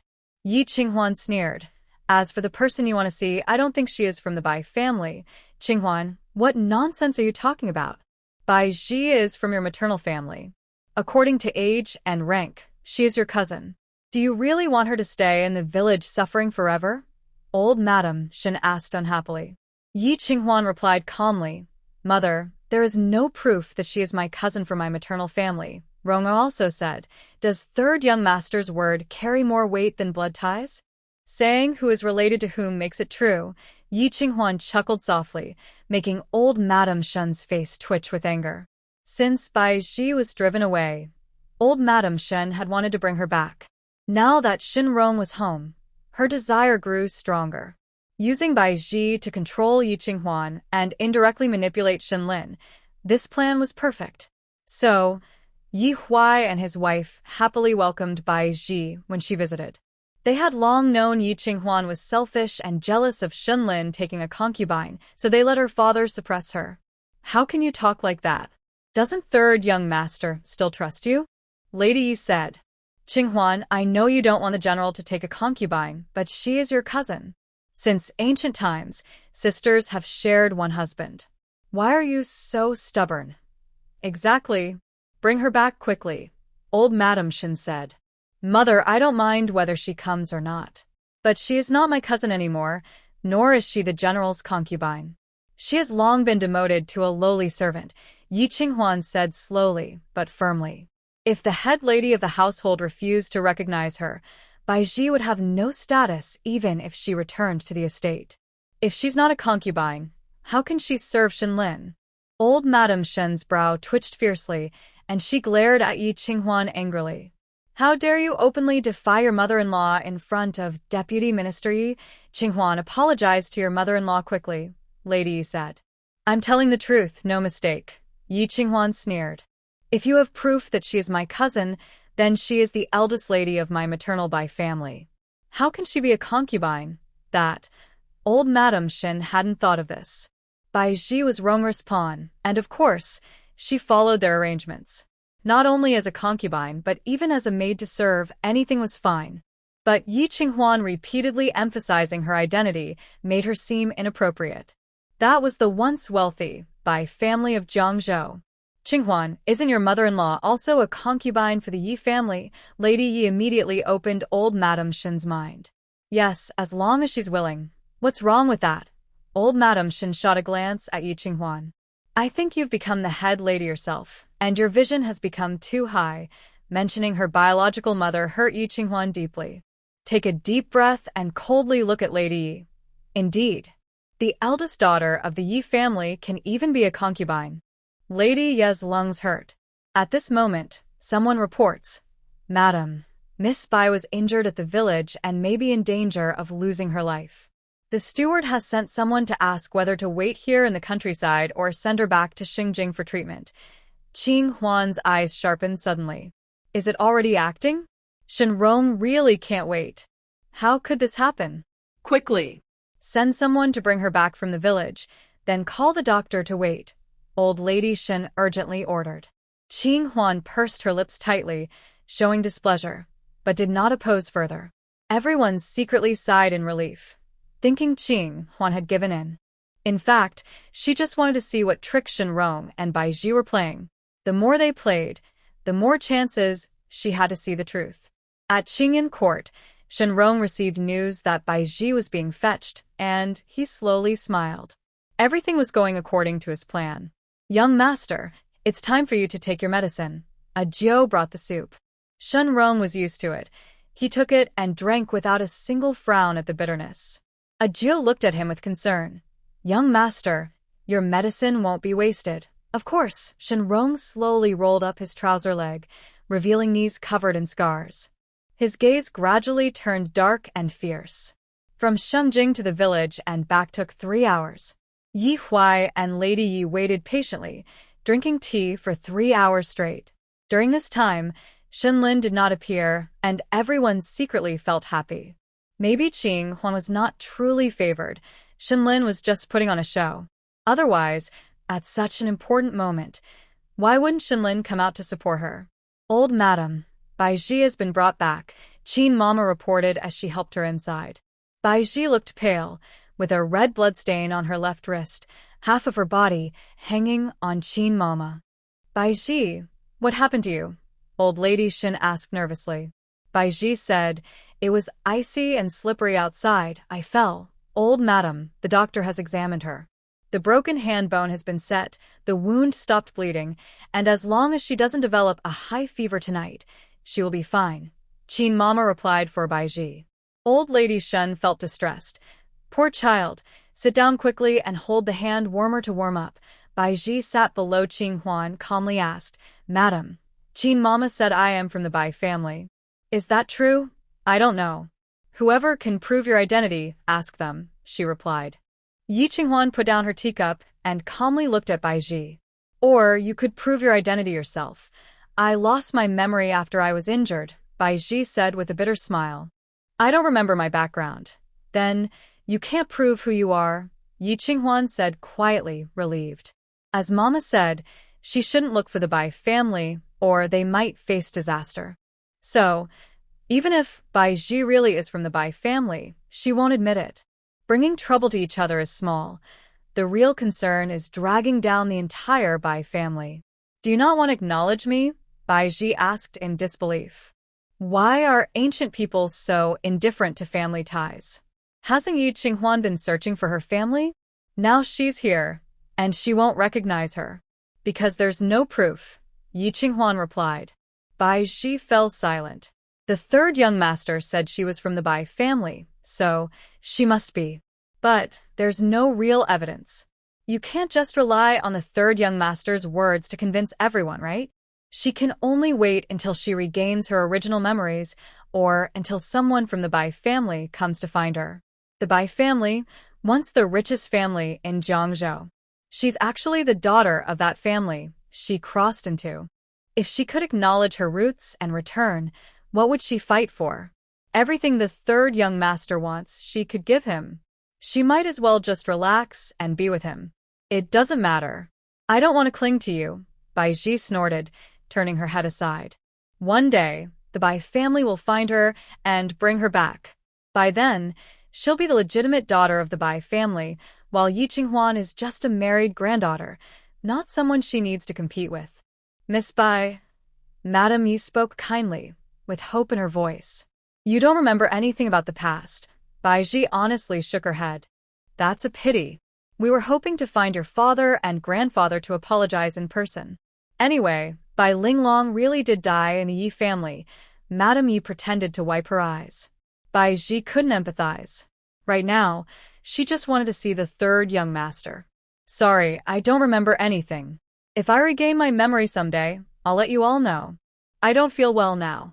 Can I go rest?" Bai Ji asked. Old Lady Shen understood her meaning and immediately said, "Of course. You can still stay in Linglang Pavilion. Mother, Linglang Pavilion has been locked, and all items have been stored away," Yi Qinghuan said.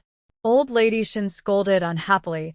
"It took 3 hours to bring her here, and you don't even know how to tidy up the house. Bai Ji, I have a question for you. Do you still want to be a concubine for the general?" Yi Qinghuan asked. Bai Ji shook her head without hesitation. "No, The third young master has returned, and she's not interested in being Yi Qinghuan's tool anymore.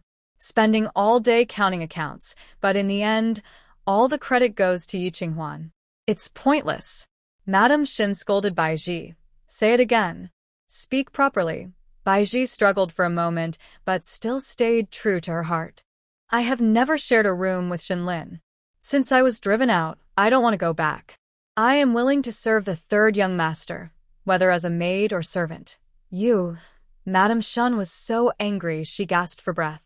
All right, then go serve the third young master. If you can prove you're from the Bai family in the future, I will register you as a daughter of the family, Yi Qinghuan said. Bai Ji's eyes lit up with happiness as someone helped her to Qingyun courtyard to see Shinrong. Third young master, it's been a long time. Are you doing well? Have you gained weight or lost weight? Does your leg still hurt? Yi Huai and Yi Madam looked at each other in surprise. Bai Ji has lost her memory? They waited in vain tonight. Is Lord Yi and Lady Yi planning to stay overnight at the Shin family? Yi Qinghuan asked. Yi Huai glared at her and stood up to leave.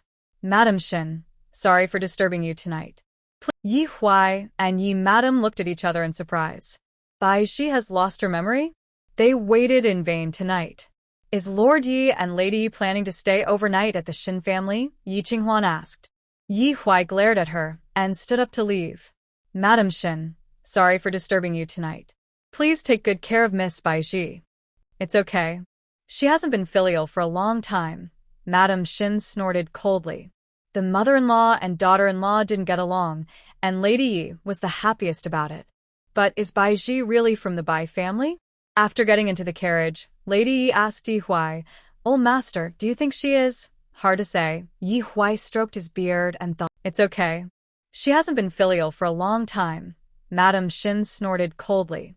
The mother-in-law and daughter-in-law didn't get along, and Lady Yi was the happiest about it.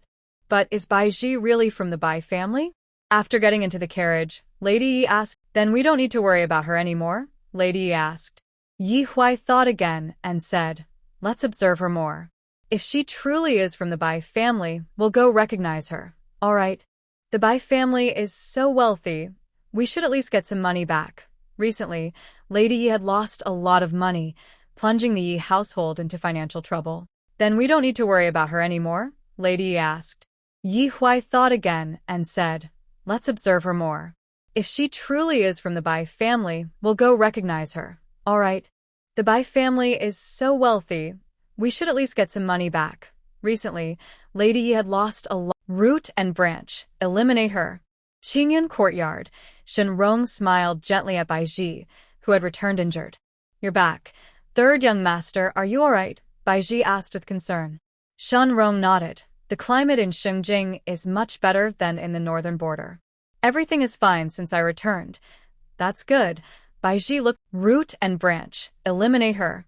Qingyun courtyard, Shenrong smiled gently at Bai Ji, who had returned injured. "You're back. Third young master, are you all right?" Bai Ji asked with concern. Shenrong nodded. The climate in Shengjing is much better. "What's going on?" Bai Ji asked. As someone who traveled without memories of her original life, she never thought of herself as anyone else. She is simply herself, Bai Ji from modern times. But now she has an additional identity, which is quite annoying. "Yes, you are from the Bai family in Jiangzhou. If the Bai family still exists, you would be the young lady of the Bai family." Shenrong's clear voice flowed like a gentle stream, making Bai Ji look enchanted. She loved his voice the most. It stirred her heart and made her feel excited. And his face, completely etched in her heart. From the first time she saw him, she was captivated, willingly wanting to save him. Shenrong regretfully held her hand. "Is second sister-in-law unwilling to let you go?" "No proof." "Sorry, I don't have evidence either." "Then forget it. Since I am the daughter of a big family, they will come looking for me sooner or later." Bai Ji was not bothered. Based on her many years of experience watching crossing dramas, Crossing is all about love. He is her love. After overcoming various hardships in life, they will eventually be together, forever happy. That's good that you think positively. Don't worry, I will help keep an eye on the Bai family. Shenrong said softly, a flicker of displeasure flashing in his eyes. Unfortunately, Bai Ji didn't notice. Third young master, I won't be Shinlin's concubine anymore. Bai Ji looked at Shenrong with bright, sparkling eyes. There was joy and admiration, like stars in the northern night sky, gentle and affectionate. And like the bright sun, bold and passionate. Shenrong turned away to pretend he was looking elsewhere. From now on you'll take care of me. Okay, Baiju was extremely happy. Her happiness was back. Late at night, snow heavy and biting cold. Yi Qinghuan hurried into the house, surprised to see Shinlin home. Her worries suddenly turned to anger. He had come back early, but didn't stand up for her. Too much. Bai Ji entered the third brother's courtyard. From now on, she has nothing to do with me. Shinlin completely distanced himself from Bai Ji, feeling very good, unaware that Yi Qinghuan was angry. Yi Qinghuan kept a stern face, took off her coat, and went to her room. Throughout, she ignored Shinlin, treating him like air. Shinlin finally sensed something was wrong and followed to ask, "What's wrong?" "It has nothing to do with the general." Yi Qinghuan felt angry inside. From now on, my affairs have nothing to do with the general. Shinlin looked surprised and confused. Chen Yan and Chen Yu quickly brought water to serve, and Shinlin listened outside to the clattering sounds inside, finally understanding Yi Qinghuan's temper. Even she can get angry? But why exactly is she upset? Feng Yu, did the lady get upset with anyone tonight? Shinlin asked Feng Yu. Feng Yu sighed helplessly. Isn't it the general? Me? What did I do? The lady fought alone at Fusho Court.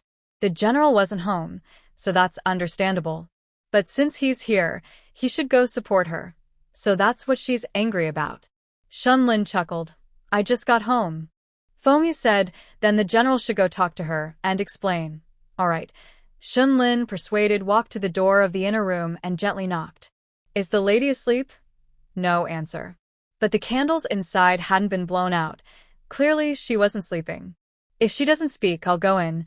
Wait, Yi Qinghuan snapped, annoyed. Don't come in, then I'll wait until she comes out. Shinlin leaned casually against the door, waiting. He had something in his hand, Yunxiao Wuming bracelet. Yi Qinghuan really didn't want to go out, but Shinlin was too shameless. He stood at her door, disturbing her peace. How could she sleep? Finally, Yi Qinghuan hesitated and came out slowly, still with a stern face, giving him no friendly look. Madam, please accept this. Suddenly, her wrist was grabbed, and she felt a cold sensation. She looked down and exclaimed, Yunxiao Wuming bracelet, returned to its original owner. Shinlin slightly lifted his chin, waiting for praise. Yi Qinghuan asked happily, how did you get it back? At this moment, was he sneaking it back? That wouldn't do. If the county lady wakes up tomorrow and can't find her bracelet, she'll be upset. If it's discovered that he stole it, things will get complicated. I made a fake and swapped the real one back, Shinlin said proudly, more confident than ever. He was eager for praise. Just like when he was 12, after winning his first battle and returning triumphantly, he desperately wanted his father to praise him. Yi Qinghuan carefully examined the bracelet on her wrist.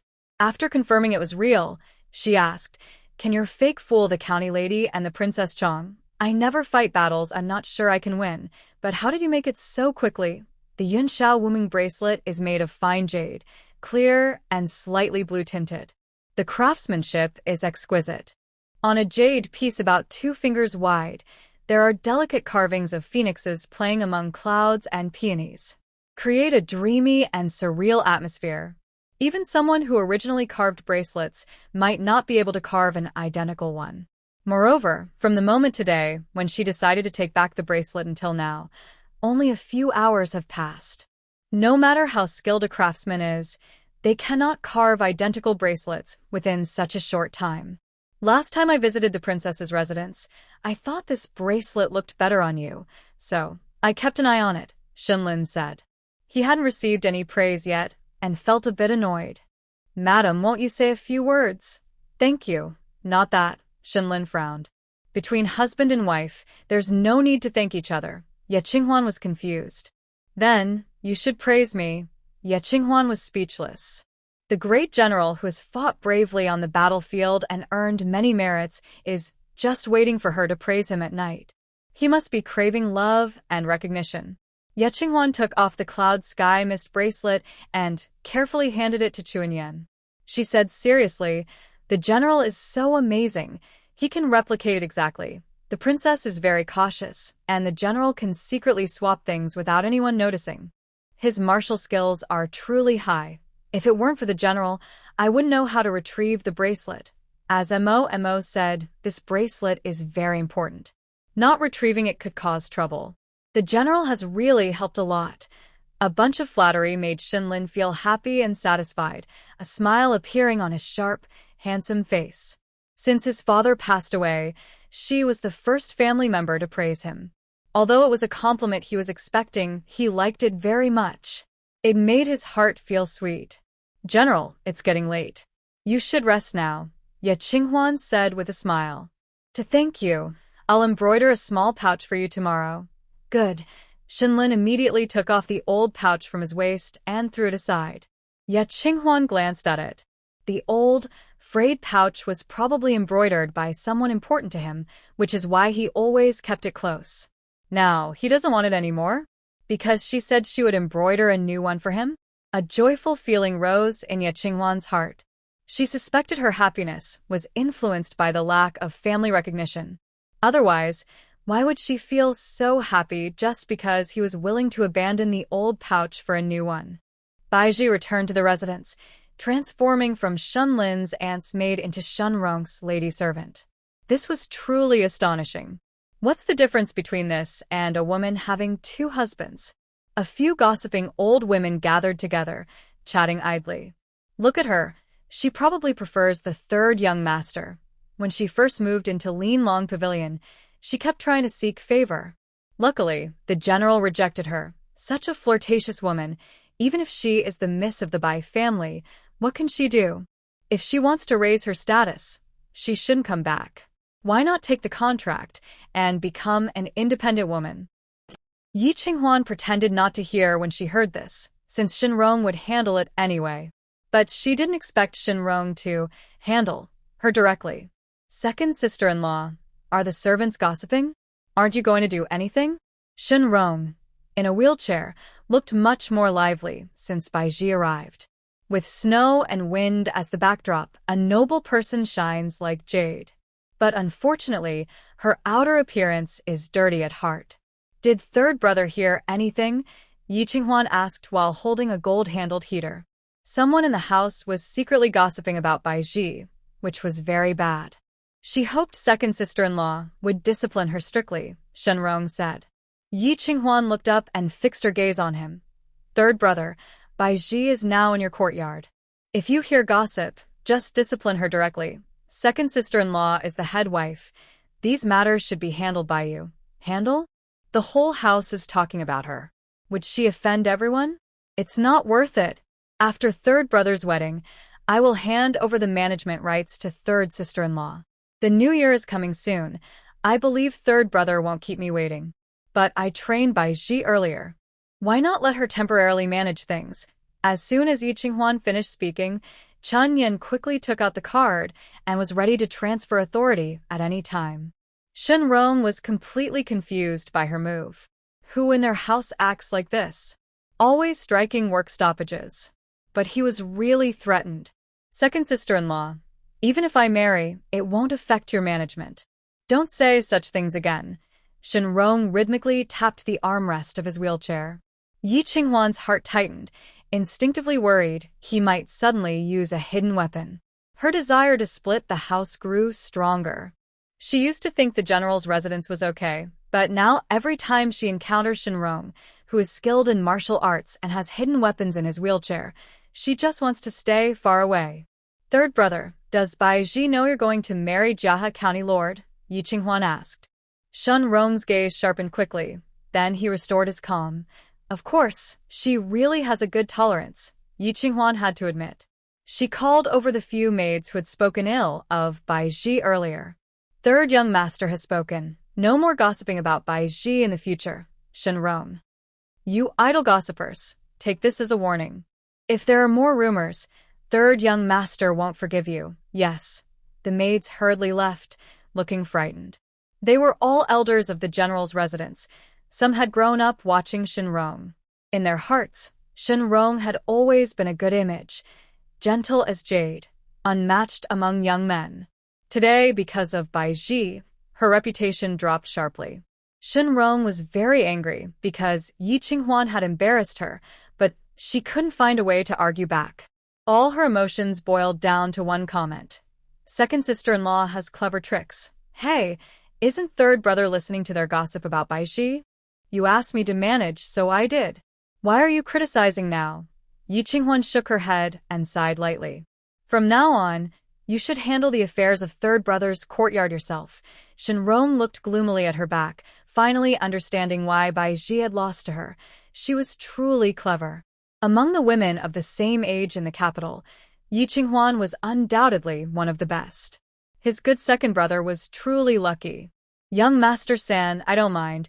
Baiji came out from around the corner, pushing Shenrong's wheelchair. Rumors stop with wise people. They can say whatever they want. I won't care. Baiji, a woman's reputation is more important than anything. Shenrong subtly frowned. Baiji was good at everything, but her thoughts were too open-minded. Especially when they first met, she actually undressed in front of him down to her underclothes and shamelessly exposed her thighs. He had taught her for a long time, trying to help her change these habits. But she still didn't care about her reputation at all. Young Master San, I know you're doing this for my sake. The plum blossoms in the backyard are blooming. Shall we go take a look? Sure. After Yi Qinghuan finished handling some trivial matters at the mansion, she was about to go to Linglong to check on Mo and tell her that the Yunxiao Misty Dream bracelet had been retrieved. As she stepped out of the general's residence, she was immediately surrounded by a royal guard. Madam Shen, the princess has invited you. This sounds like an invitation, but it clearly feels like an arrest.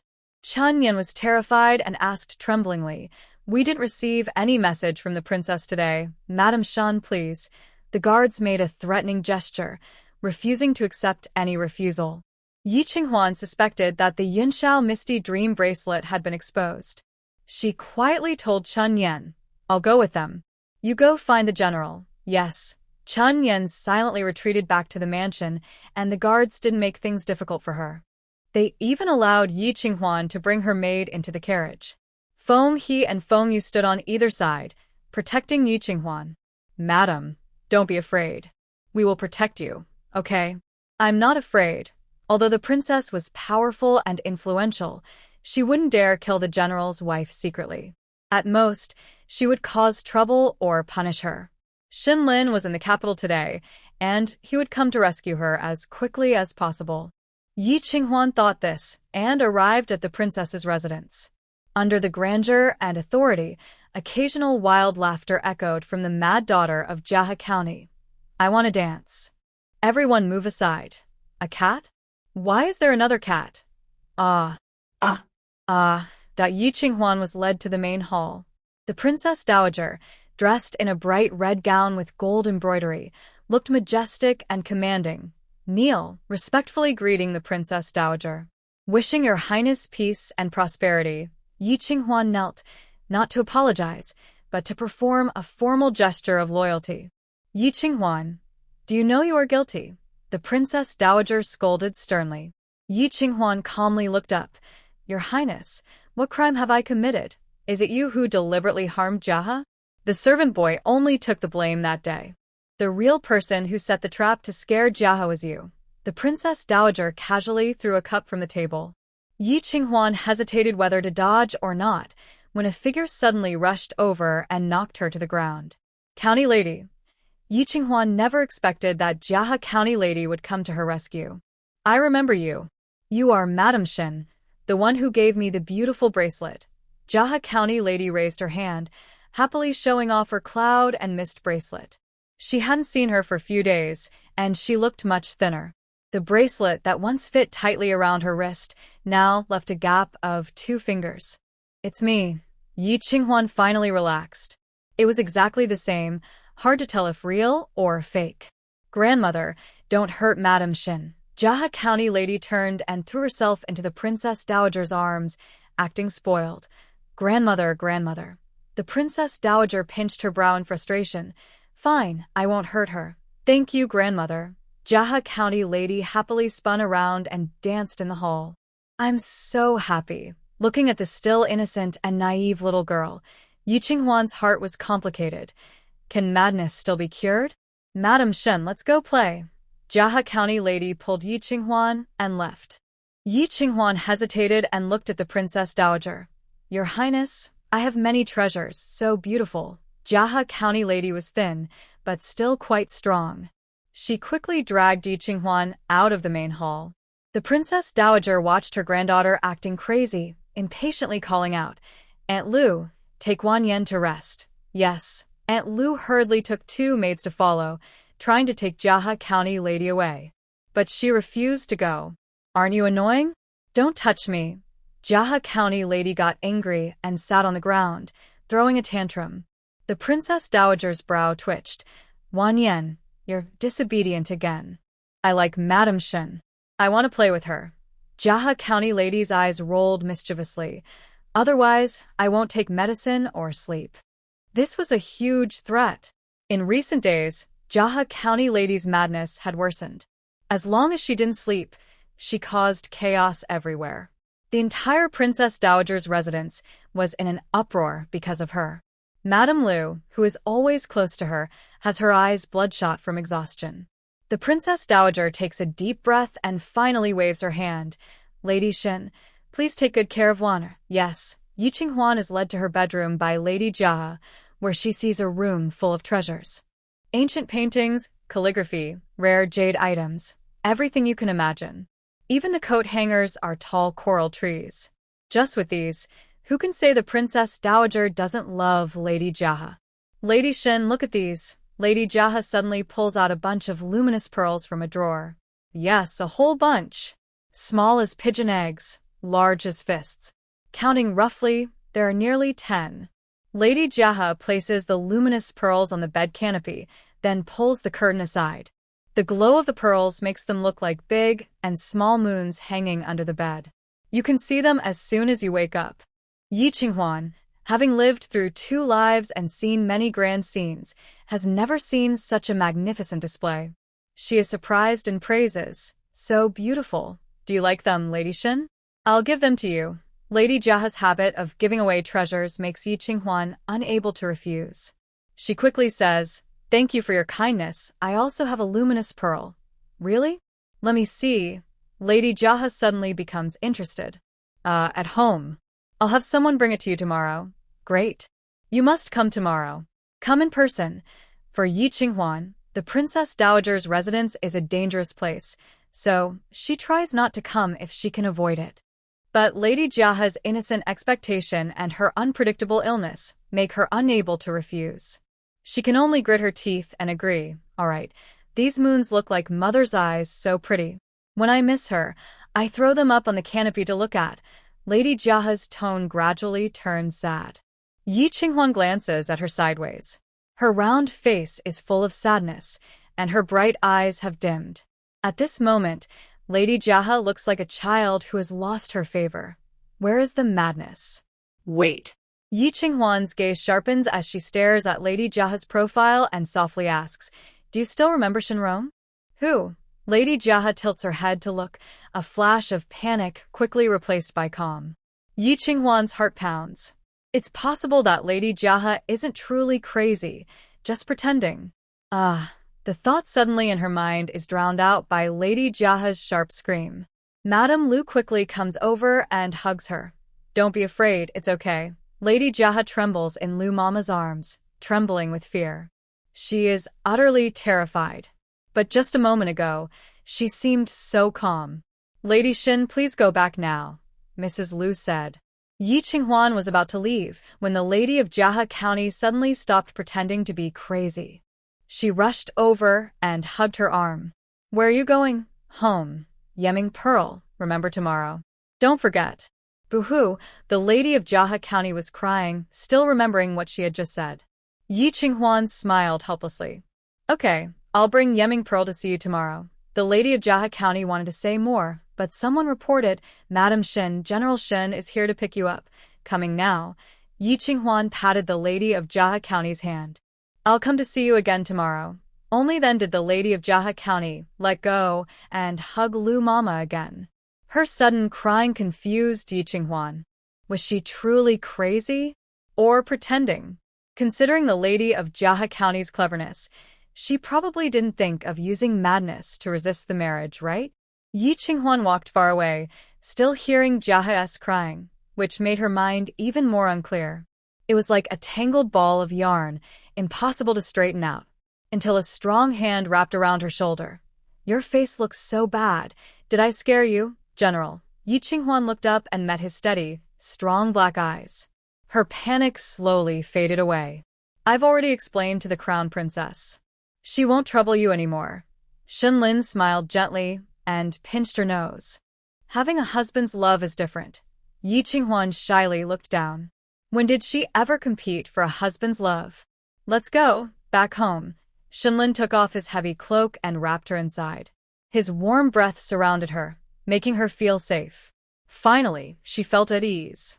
She quietly walked with him through the long corridor back to the main hall. The crown princess was still dressed in her bright, imposing red, but her face looked very grim, and her aura was less intimidating than before. Your Highness, I will take the lady back first. Farewell. Shenlin released Yi Qinghuan and bowed politely.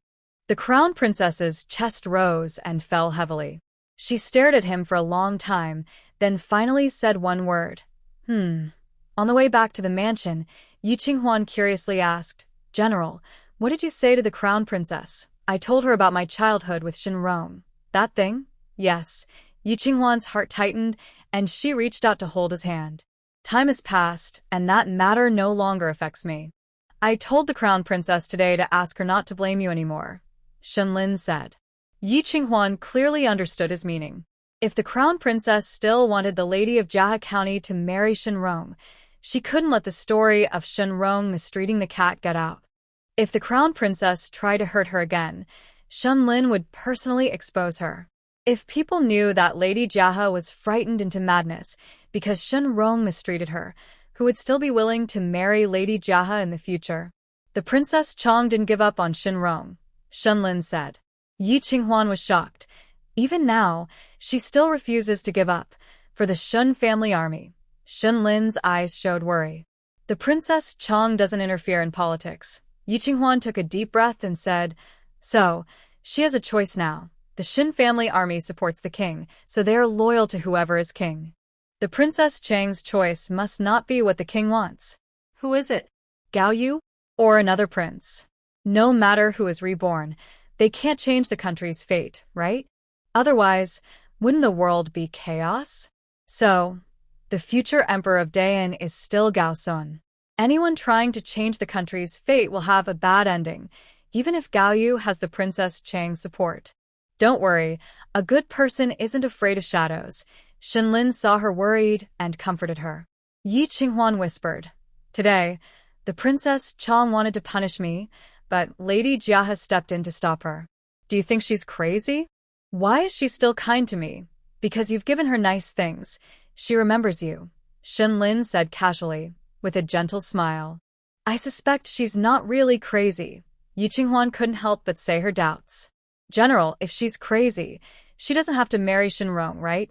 As long as she's alive, she has to marry Shinrong. Ugh, Yi Qinghuan gasped in shock. Pretending to be crazy can't escape the arranged marriage. What will Lady Jaha do? That innocent and pitiful girl wants to help her. Don't interfere. Bao Chen will handle this. Shenlin gently pressed her furrowed brows. Can he protect her? Let's see Bao Chen's ability, Shenlin said confidently. Yi Qinghuan felt reassured and leaned back in the carriage to rest. Her past and present experiences told her not to be overly sympathetic or interfere in others' fate. When Su Jinxiu came to discuss stopping Shinrong from marrying Lady Jaha, she didn't get involved. She just turned a blind eye. But now, she was wavering. Jaha's situation was too tragic. She wanted to help this poor girl.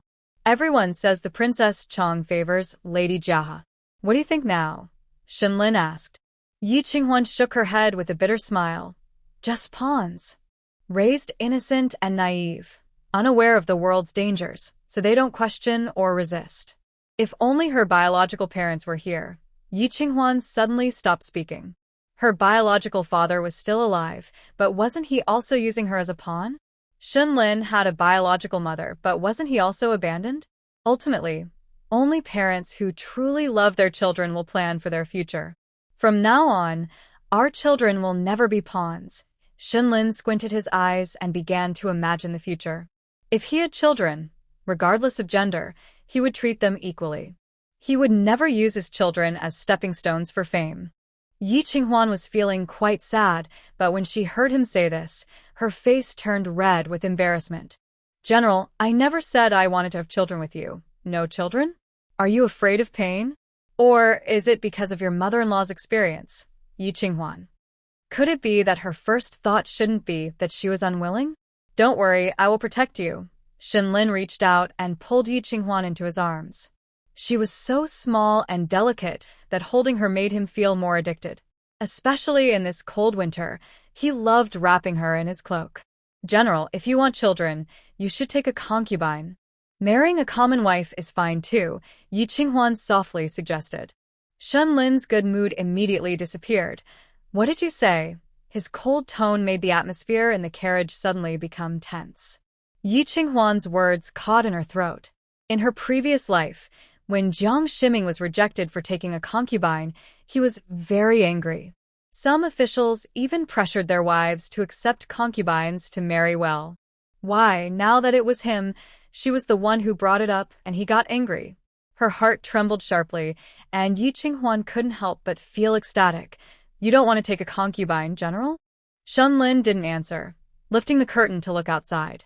The light outside illuminated his profile, with a sharp jawline as clear as a carving. The warmth around him faded, leaving only a distant coldness. Yi Qinghuan finally realized she was wrong. In 2 lifetimes, for the first time, she met a man who didn't want to take a concubine.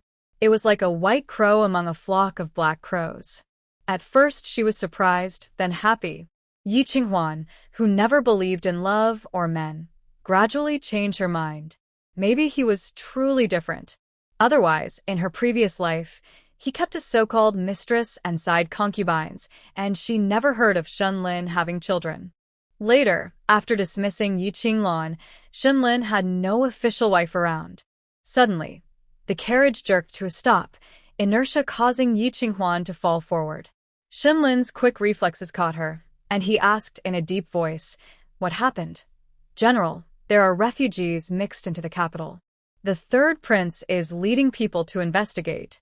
I didn't notice in time and couldn't slow down earlier." The coachman was sweating profusely. "General, is the lady all right?" A good general's temperament is to be touched only when necessary. But if he hits his wife, his temper would double. Nothing serious. What could happen to Yi Qinghuan? She was just being forced to cling to Shenlin's embrace. How could there be refugees entering the capital? Yi Qinghuan asked anxiously.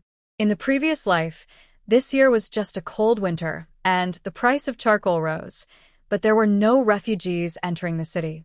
Things are changing more and more. It seems I can't just relax this time. I must work hard. Someone is eager to make achievements. Shenlin's eyes flashed with coldness as he ordered the coachman to keep going. Je vinkuan sudanni understood. Gao Yu was eager to make achievements, probably because Gao Sun was coming back. She couldn't remember when Gao Sun returned in her previous life, because at that time she was just a minor concubine in the Chongning Marquis's house, not favored. She occasionally heard news from outside, but only when Mu Qing chatted idly, not much. A cold wind blew, lifting the curtain of the carriage. In a flash of light and shadow, Yi Qinghuan seemed to see a familiar figure. Zhao Qingyao? How could she still be in Shengjing? Yi Qinghuan quickly drew the curtain to look closer, but the figure had already disappeared into the crowd, unclear. Maybe she was mistaken. Zhao Qingyao was the daughter of a disgraced official. Surviving was lucky enough, let alone appearing in Shengjing again. When the carriage stopped again, they arrived at the general's residence. Shen Rong had just returned. Ajio was pushing his wheelchair. Baiji was laughing and chatting beside him, full of energy. It was a completely different attitude from when she was a concubine for Shenlin before. Only in front of the man she liked would she act like this. Liking Shinrong was not a good thing. She was the daughter of the eldest uncle. How could she watch her fly into a firefly's trap? Yi Qinghuan's mind turned, thinking about how to make Baiji leave Shinrong. Second brother and sister-in-law, did you see Lady Jaha? How is she? Shinrong asked at the door, his tone gentle, showing respect. Yes, I saw her. Things are not good. Shenlin's face was tense, giving Shinrong a cold look. She has gone mad. Baiji was shocked. Such low resilience? A dead cat scared her to madness. Yi Qinghuan looked at Baiji strangely. Was it really just a dead cat? Clearly it was abuse. Extremely bloody. Who wouldn't be afraid? If it's really because of us scaring her. I take responsibility. Shenrong sighed with regret. Second brother, please help me request an imperial decree for marriage. Yi Qinghuan almost couldn't breathe, nearly fainting. Could there really be such shameless people in the world? They scared the young girl so badly, and now they want to marry her? Wouldn't Lady Jaha have nightmares every day and suffer for life? The cold wind blew, and Shinlin looked at Shinrong with a blank expression, his chest rising and falling sharply. He was also very angry. Second brother, are you going to go back on your word? The light in Shinrong's eyes gradually dimmed, like a fallen leaf drifting in the snow and wind, lonely and sad, evoking pity. Baiji immediately felt distressed and couldn't help but speak up. General, you promised to ask for the third young master's marriage decree. Do you know he wants to marry Lady Jaha? Yi Qinghuan looked at Baiji in disbelief. Baiji nodded as if it were obvious. Yes, do you know you still? Yi Qinghuan almost scolded. Knowing Shinrong was going to marry someone else, yet still liking him? Trying to become a concubine? Is this the pride of the Bai family's young lady? The third young master's choice of spouse is his own freedom.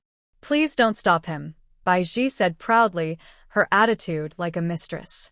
So arrogant. She doesn't seem like a servant. Is this the spirit of the Bai family? Or does she never really have amnesia? Whose freedom is built on forcing others? Yi Qinghuan retorted. Baiji frowned. Isn't that what the general promised the third young master? Asking for a marriage decree is a serious matter, needing the right opportunity. Shenla's lips pressed tightly, trying not to show his emotions. Shenrong's lips curved into a faint smile, a sign of relief. Thank you, second brother. Yi Qinghuan had to admit such emotional shifts are beyond even her, having lived 2 lives. Shenrong is truly a master. Sunling's mood, like his back, remained tense until they returned to Jinfeng courtyard, still not easing. Why are you upset about Qin Baochan handling things? Yi Qinghuan took out her newly embroidered pouch. Here, for you. It was made of deep blue brocade, embroidered with bamboo on one side and a wishful 8-treasure compass pattern on the other. The bamboo represented Shenlin's integrity, and the 8-treasure compass symbolized wishing him safety. The embroidery was excellent, and the meaning was very good. Shenlin had never received such a delicate gift before, and his mood gradually improved. Your embroidery skills are good. Not bad, but I don't like doing it. Yi Qinghuan smiled, taking off her coat and holding a hand warmer to her lap.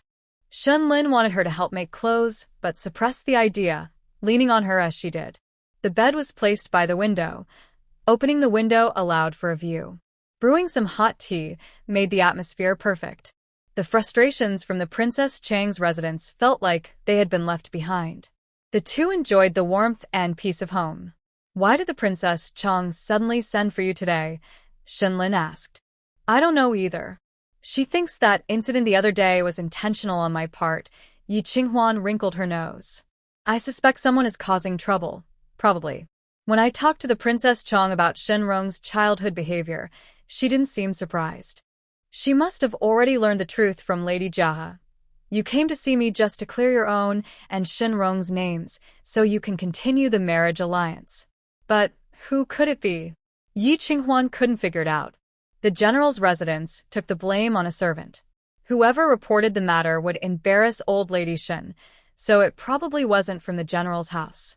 Yi Qinglan. Yi Qinghuan suddenly remembered that Yi Qinglan was also there that day. Her thoughts suddenly became clear. Shen Lin heard the name and felt annoyed. From now on, she is not allowed into the general's residence. General, you should also watch out for Yi Qinglan, Yi Qinghuan said thoughtfully. Maybe she will say some premonitions. Please don't believe her. If you have doubts, ask me first. Shen Lin looked at her with curiosity. Madam, why do you say that? I just worry she's not doing well now and regrets swapping the marriage. With her character, she might do anything. Yi Qinghuan lowered her eyes, hiding her guilt. As reborn people, we tend to know a little about the future. For example, the seriously ill crown Prince Gao Sun is the future ruler of Daxia. Or, the Xin family army might be wiped out because of the emperor's suspicion. All right, I understand, Shen Lin said without much thought. He didn't like Yi Qinglan anyway and wouldn't believe her schemes. The next day, Shen Lin left early again. Yi Qinghuan finished her household chores and was about to rest when old lady Shen brought Lu Mama, the nursemaid of County Princess Jiahe, in. Qinghuan, County Princess Jiahe wants to see the luminous pearl. Quickly go with Lu Mama, Yi Qinghuan. Madam Shen, the County Princess woke up from her nap and insisted on playing with you. She wants to see your luminous pearl, and no one can persuade her. Please go with Lu Mama again. Lu Mama smiled politely but looked worried.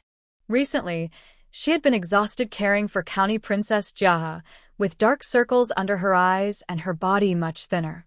Maybe at the Princess Chang's residence, she was the one who loved Jiahe the most. Yi Qinghuan couldn't refuse, so she took the luminous pearl and went to the Princess Chang's residence. Yesterday's grand residence was intimidating and dangerous. Today, it was as if the sky had cleared after a storm, full of kindness. Princess Chang has gone to the palace, so Madam Shen doesn't need to go pay respects, Lu Mama said. Good. Yi Qinghuan felt relieved and went straight into Jiahe's courtyard. When Jiahe saw her, she happily ran over. Madam Shen, where is your luminous pearl? Here it is. Yi Qinghuan opened the box. Wow, such a big pearl. Though not as big as mine. Jiahe held up the luminous pearl, admiring it carefully. Her porcelain-like beautiful face was pure and clear. There was no hint of madness. Madame Lu turned away, wiping her tears. When will her county princess get better? Madam Shen, let's go compare with my Bibi, said the county princess of Jiahe, holding a luminous pearl and then pulling out her collection of big and small luminous pearls for later comparison. It turned out that Yi Qinghuan's pearl was the worst quality. Although large, it didn't shine as brightly as the smallest pearl in Jiahe's hand. The luminous pearls in Jiahe's hand were probably the finest tribute from the Fan Kingdom. Having these, does the princess truly have no real feelings for her? Your pearl isn't bright enough. I'll exchange it for a better one, Jiahe said, offering her the biggest, brightest luminous pearl. Yi Qinghuan dared not accept. Last time, the large jadeite, the princess hadn't finished feeling heartache over it. County princess, that one was a gift from my husband. It means something different. I won't exchange it, Yi Qinghuan refused. Husband, the county princess of Jiahe repeated softly, as if lost in thought. Yi Qinghuan grew nervous. Was she about to go crazy again? Is Madame Shen's husband well? The county princess asked. Yi Qinghuan nodded. Very well. Then I want to marry Madame Shen's husband too. Cough, cough, cough. Yi Qinghuan choked on her own saliva, and the maids and servants in the room were shocked. Some shook their heads in silence. Others sighed secretly. It seemed the county princess's madness was incurable. She even had thoughts of marrying someone else's husband. County princess, don't talk nonsense, Madame Lu said. The husband of the county princess must be the most handsome young man in Daxia. How could he be a married man? I don't want handsome. I just want Madame Shen's good husband. Jiahe county princess pouted stubbornly. Madame Lu awkwardly explained to Yi Qinghuan. Madame Shen, you know the county princess's condition. She's just talking nonsense, don't take it to heart. Yi Qinghuan nodded. When leaving, the Jiahe county princess hugged her box of luminous pearls and refused to let go. This was given to me by my husband. If you like it, Just keep it, County Princess, Yi Qinghuan sighed, rubbing her forehead. Anyway, today she brought this pearl here, but she probably wouldn't be able to take it back. County Princess, if you do this, Madame Xin won't dare to come play anymore, Madame Lu said helplessly. Is that so? The Jiahe County Princess tilted her head and thought for a moment before finally releasing her hold and returning the luminous pearl to Yi Qinghuan. Yi Qinghuan said, Madame Lu, it's okay to give it to the County Princess. Madame Xin, you should leave quickly, Madame Lu urged anxiously, fearing that if she delayed, the Jiahe County Princess might change her mind again. Then I'll go now. Yi Qinghuan carefully carried a beautiful box and left. At the main gate, she met the princess who had just returned from the palace. The princess looked very angry and full of hostility. Probably, she had a bad experience in the palace, and Yi Qinghuan silently complained inside. Why did she run into such bad luck? Your Highness, what are you taking from my house again? The princess stared at the beautiful box in Yi Qinghuan's hand, suspicious that Wanner had spent too much money again. A maid who saw Yi Qinghuan leave explained, Your Highness, today the county lady wanted to see Madame Shen's luminous pearl, so she asked Madame Shen to bring it. Bring it here, I want to see, the princess ordered. Yi Qinghuan handed over the box and opened the lid. Inside, a soft silk fabric with fish patterns held a small luminous pearl, shining brightly and reflecting beautifully. The princess confirmed it was not from her house before she let it go. All right, you may leave now. Yes, I will take my leave. Yi Qinghuan stepped aside respectfully, waited until the princess entered her house, then got into the carriage and left. Chun Yen sighed in relief and complained, Madam, this place is unfriendly. We should come less often. If County Lady Jiahe calls again, can we not come? Chun Yu asked. Yi Qinghuan shook her head and sighed. Of course not. So troublesome. We can't keep risking coming to dangerous places. Maybe we should ask the general to speak for us, Chun Yu suggested. Yi Qinghuan said, Let's go back and decide later. The carriage swayed, and Yi Qinghuan suddenly thought of Zhao Qingyao. She hurriedly drew the curtain. Not far away, at the entrance of Cui Bao Pavilion, Zhao Qingyao was talking to Bai Qing. She's really here. Stop the carriage. Yi Qinghuan decided to go see her and find out if Zhao Qingyao's return to the capital meant the rise of the Marquis of Zhenguo's family again. Zhao Qingyao heard the noise and turned her head, just catching sight of Yi Qinghuan. A cold look flashed in her eyes. She didn't hide but walked toward Yi Qinghuan. Madam Shen, long time no see. Miss Zhao, it really is you. Yi Qinghuan looked at Zhao Qingyao, her surprise turning into calm. Zhao Qingyao was dressed simply, with only a silver hairpin on her head. Her clothes looked somewhat old, but not completely worn out. She was no longer the noble eldest daughter of the Marquis of Zhenguo, but she hadn't become as miserable as everyone expected. She still carried an innate noble aura and a sense of superiority, just a bit poorer now. I didn't expect that after I returned to Xingjing, the first person to visit me would be Madame Shen. Zhao Qingyao lowered her pride and showed some sincerity. Madame Shen, I was wrong about the past. I apologize to you. No need. The Marquis of Zhenguo's family has had issues, and your fate is decided by the royal family. I didn't come here for you. Yi Qinghuan tilted her head and asked Bo Qing, Boss Bo, have there been any new pearls lately? Yes, indeed. A new batch just arrived. Bo Qing nodded politely. Madame Shen, please. Yi Qinghuan entered Cui Bao Pavilion, pretending to look at the pearls. Zhao Qingyao followed behind her. Madame Shen, I sincerely apologize. The Zhao family, besides me, is either in prison or exiled. Even my 5-year-old younger brother was not spared. I can't afford to cause trouble anymore. Surviving and returning to the capital is already a great blessing. Madame Shen, please give me a chance to make amends. Miss Zhao, that's quite funny. If the Zhao family is guilty, they should seek forgiveness from the court. Why come to me? Yi Qinghuan asked with a smile. Do you know who saved me? Zhao Qingyao asked.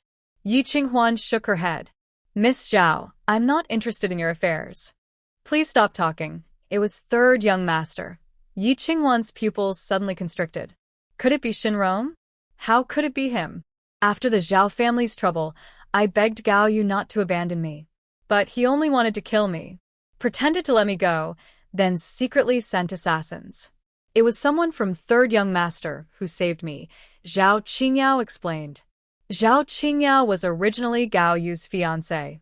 If Shen Rong saved her, it meant he was opposing Gao Yu. Now, Crown Prince Gao Sun hasn't returned to the capital yet, and Gao Yu's influence in the city is strong. Is Shen Rong, this crazy person, trying to harm the Shen family?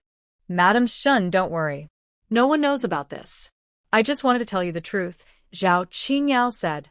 My current identity is the adopted daughter of the eldest princess. Yi Qinghuan was hit with one shocking news after another, her head hurting.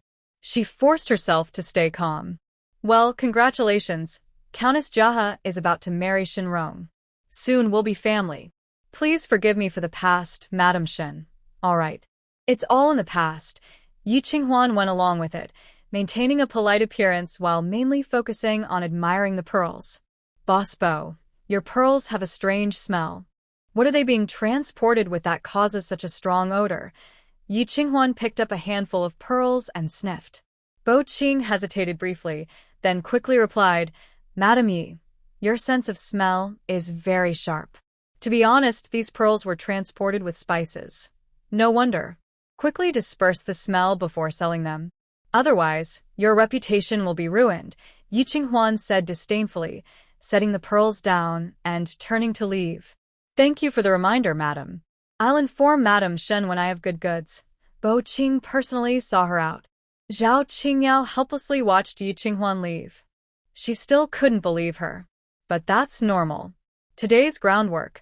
Let's see what time reveals. Shen's family saved her, and she would repay their kindness.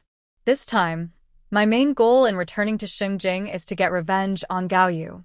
At the general's residence, Shen Lin has already returned.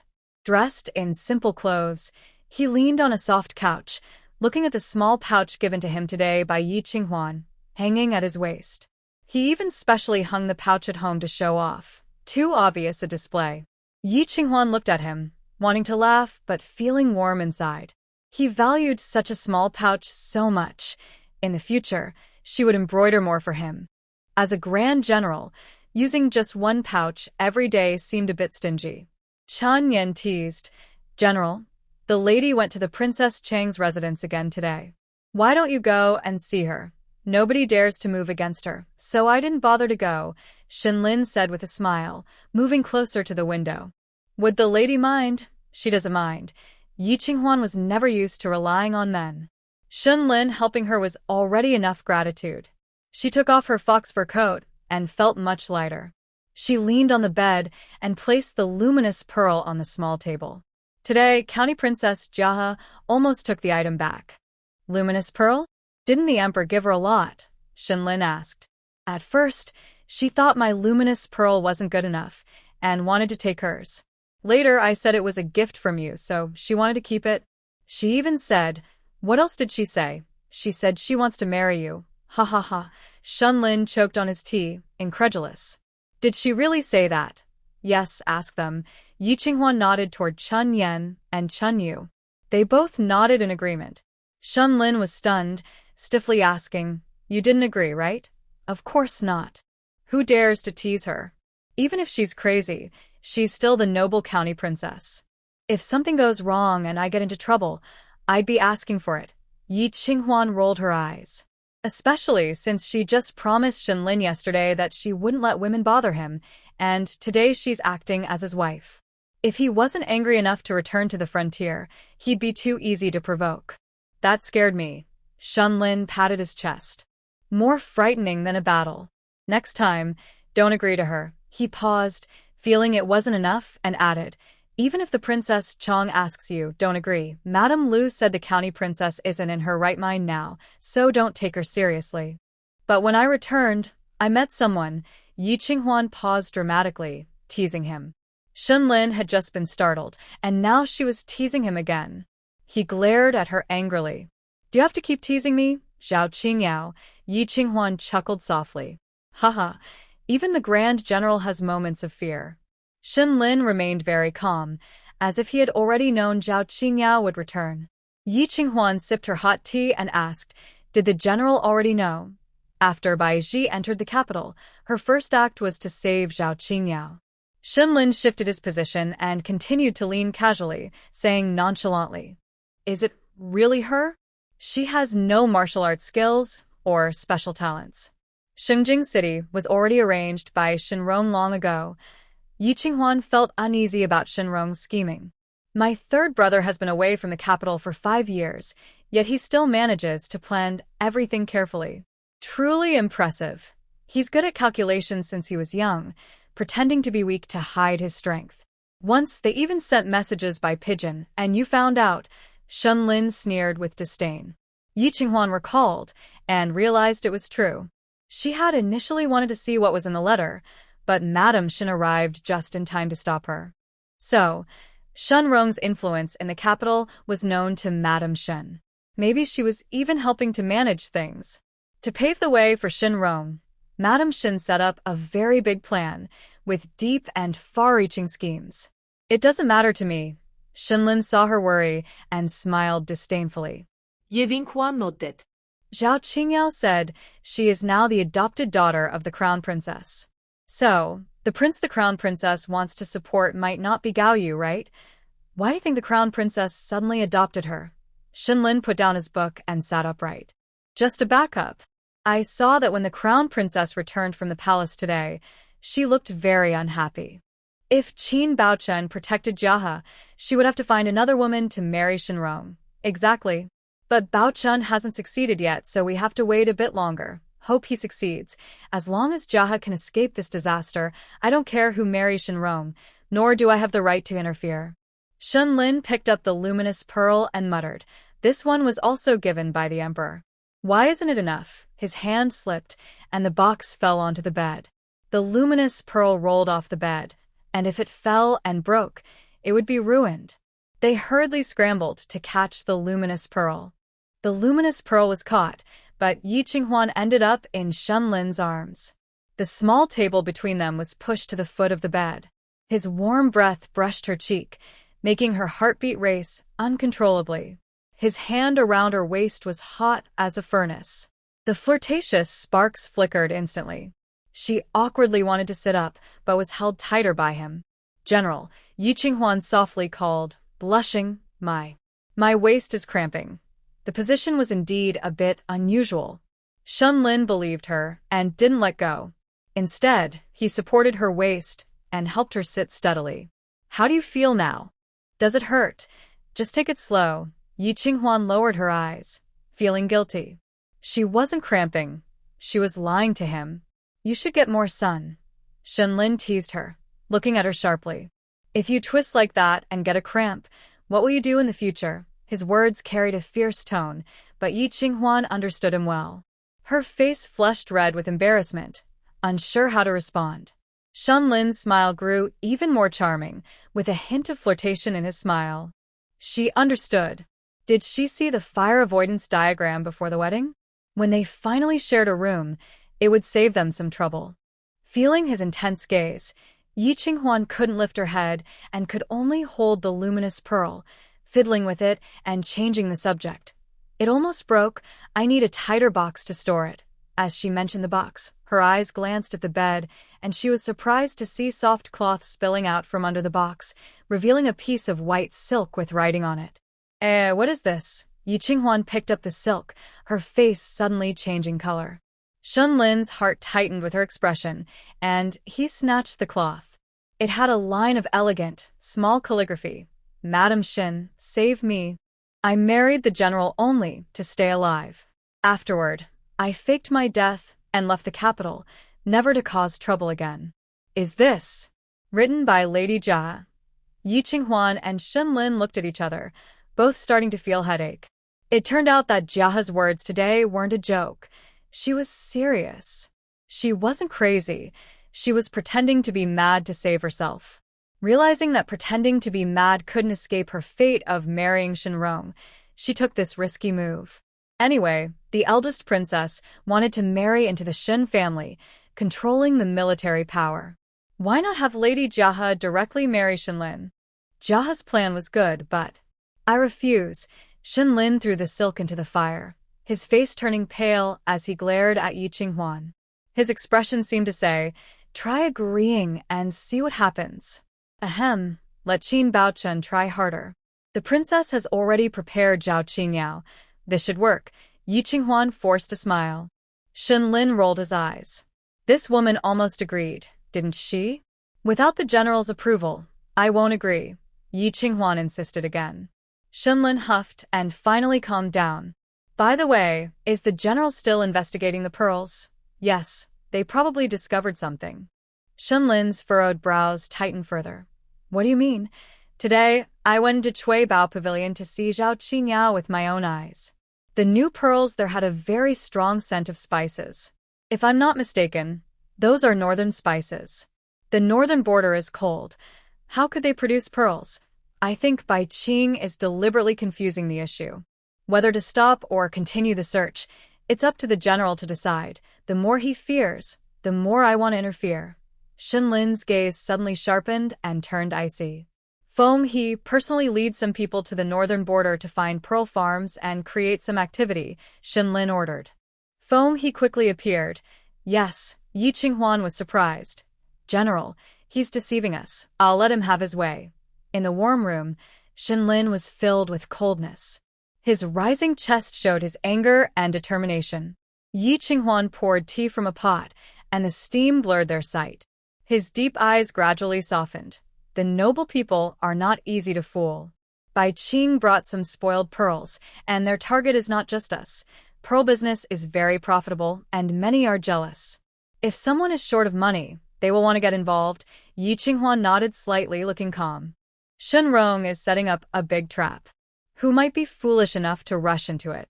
At the Chongning Marquis residence, Mu Qing finished another treatment. Jiang Shiming eagerly looked at her. Madam, how do you feel? Much better, Mu Qing nodded. Ever since Lady Shin introduced the doctor, my health has improved day by day. The young master can go play without worry. No need to come every day. I have an idea I want to discuss with you, Jiang Shiming said softly with affectionate eyes. Young master, please speak. Mu Qing sipped her tea slowly, glancing intentionally or unintentionally at Yi Qinglan. Every time she appears, something bad happens. What is it this time? I heard that the pearls from Cui Bao Pavilion come from the northern border. I want to send someone to buy pearls there and then sell them in the capital. What do you think, madam? Mu Qing heard this, her brow furrowing slightly before relaxing again. Young master, do you lack funds? Bring 5,000 silver notes. Yes, just 5,000 taels. How many pearls can that buy? Yi Qinglan thought it was too little and signaled Jiang Shiming with her eyes. Jiang Shiming said, Madam, good pearls from the northern border can sell for over 1,000 taels per string. This capital isn't enough. Young master, the year is about to end. These 5,000 taels are the New Year money for the Marquis estate, Mu Qing said calmly. Jiang Shiming immediately shut up. Yi Qinglan smiled and said, Madam, the general's residence is also going north to do pearl business. If we follow, we won't lose out. We can invest more, and the returns will be greater. The general's residence? Who? Mu Qing showed genuine interest. Yi Qinglan replied, My half-sister, Yi Qinghuan. Mu Qing was slightly surprised. She knew Yi Qinghuan liked managing cloth shops and had some business talent. But going to the northern border to do pearl business seemed a bit unreasonable. Madam, I shouldn't say much since you're friends with my half-sister. But there is one thing I still think I should tell the lady. Yi Qinglan hesitated, hesitant to speak openly, playing with suspense. Mu Qing, used to this kind of tactic, was too lazy to ask further. Madam, my half-sister can predict the future. Yi Qinglan stepped forward solemnly. Mu Qing frowned skeptically. Predict the future? How is that possible? I knew you wouldn't believe it, but it's true. She foresaw that Lin would become successful, so she agreed to return to Shengjing to marry me. With this skill, she defeated Zhou Nianyan and Su Jinxiu, securing her position as the main wife, Yi Qinglan explained. Mu Qing looked at Yi Qinglan with a sharp, insightful gaze, as if she could see through everything. Yi Qinglan straightened her back, accepting the scrutiny. Anyway, what she said was true. She just exaggerated the rebirth of two people as Yi Qinghuan's ability to predict the future. Wasn't Yi Qinghuan relying on her rebirth to succeed repeatedly? So she decided to follow Yi Qinghuan. Not only could she make money, but she could also strengthen Yi Qinghuan's reputation as a seer, pushing her into the spotlight. How could a master of foresight be content to stay in the general's residence? Soon, Yi Qinghuan would have a tough time. Madam, what Aunt Yi said sounds very convincing, probably to encourage me to invest more. Mu Qing smiled gently, her tone calm and steady as Mount Tai. Madam, think about how you met Yi Qinghuan. She's been borrowing your influence all along, Yi Qinglan said. She saved my life. Mu Qing was indifferent. Saving a life is a great kindness. What's wrong with Yi Qinghuan using some influence? She was willing. Yi Qinglan felt defeated inside. Jiang Shiming believed her. So why didn't Mu Qing? Madam, you don't have to believe Yi Qinghuan, but please believe me this time. I'm sure I can make money and won't leave any evidence, Jiang Shiming said. All right. I'll go with the young master to ask the Marquis if we can invest more, Mu Qing said kindly, setting down her teacup and standing up. A maid immediately helped her put on a cloak. Jiang Shiming didn't dare ask his parents for money. He shyly took the silver notes worth 5,000 taels and left. Madam, you just finished treatment. Don't go out to get some fresh air. I'll think of another way. Young master, I understand. I won't go either, Mu Qing replied. She hadn't planned to go in the first place. It was just for show. After Jiang Shiming and Yi Qinglan left, she immediately told her trusted maid, Chang Mama, go to the general's residence and find out if it's true. Tell Yi Qinghuan's words to Yi Mei. Predict the future? That's what she said. Yi Qinghuan chuckled after hearing Chang Mama's report. Yi Qinglan, have you finally realized that I am also reborn? You dare not reveal it openly, so you say I am a prophet? That's a bit clever, but not much. The young lady is worried this might be a scheme by Aunt Yi. Please, Madam Shun, be more careful, said Elder Ma. Thank you. Sister Mu is thoughtful. Yi Qinghuan nodded. Please tell Sister not to get involved. Yes. Even Jiang Shiming has heard the news.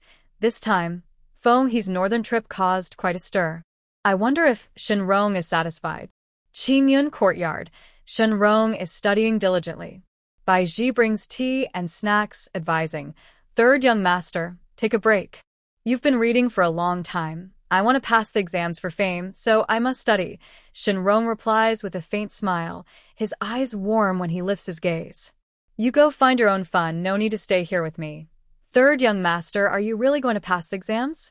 Bai Ji is surprised. According to the Daxia system, disabled people are not allowed to take the imperial exams. Could it be? Third young master, your leg. If the crown princess recommends me, I can participate in the exams. Shenrong puts down his book, pressing his hands on his knees. Although I haven't married the county lord yet, the spring exams are still far off. Maybe my leg will get better. Bai Ji isn't optimistic. In this era, there is no Western medicine or surgery. Shenrong's leg cannot be healed. Jir, do you like pearls? The pearls from Cui Bao Pavilion are very good, and noble ladies in the capital are buying them. Shenrong asks. Bai Ji shakes her head. I don't like them. Jewelry is just decoration. With her natural beauty, she doesn't need such things to enhance her appearance. If she had a preference, besides the third young master, she only likes money. Unfortunately, she is just a maid now, with no chance to make a big impact like Yi Qinghuan. What do you like then? If possible, I want to do business, Bai Ji replies. Shenrong is surprised but then laughs. You, indeed, come from the Bai family, naturally loving commerce. Too bad, Yi Qinghuan doesn't acknowledge you. Whether she acknowledges me or not, what does it matter? Bai Ji scoffs. I am a direct descendant of the Bai family. She's surnamed Yi. In the future, when the Bai family comes looking for me, it will depend on whether I can enter the Bai family's door. That's true. Shenrong reaches out and Bai Ji immediately crouches down like a kitten, making it easy for him to stroke her head. Shenrong pets her head like a puppy. Too bad you lost your memory. If not, I could help you willingly go home. Bai Ji closes her eyes happily, leaning her head on Shenrong's lap. It's okay, I don't mind. But if you return home with the status we... Shinrong's gentle words suddenly fade into a long sigh. Sigh. White Ji's heart clenched as she looked deeply at Shinrong. Third young master. Never mind. Just tell me when you remember, Shinrong said, gently touching her face before pulling his hand back. White Ji smiled nervously. That was the memory of the original owner. Since it wasn't shared with her along with the body, she probably wouldn't remember it easily. She could only wait for the White family to come looking for her. Third young master, don't worry. Yi Qinghuan is eager to find her roots. I can sit back and enjoy the benefits, White Ji whispered softly. Shinrong raised his beautiful eyebrows. But I can't wait anymore. Countess Jia has gone mad. You're just marrying her as a fake wife. I don't mind, White Ji said gently. Shinrong nodded. Yes. When you have your own status in the future, I will kill her and marry you. There's no need to kill her, White Ji said, feeling sympathetic toward Countess Jia. The young girl lost her parents early, was innocent and kind, but suddenly went mad. It's truly a pity. Jir, you're too kind-hearted.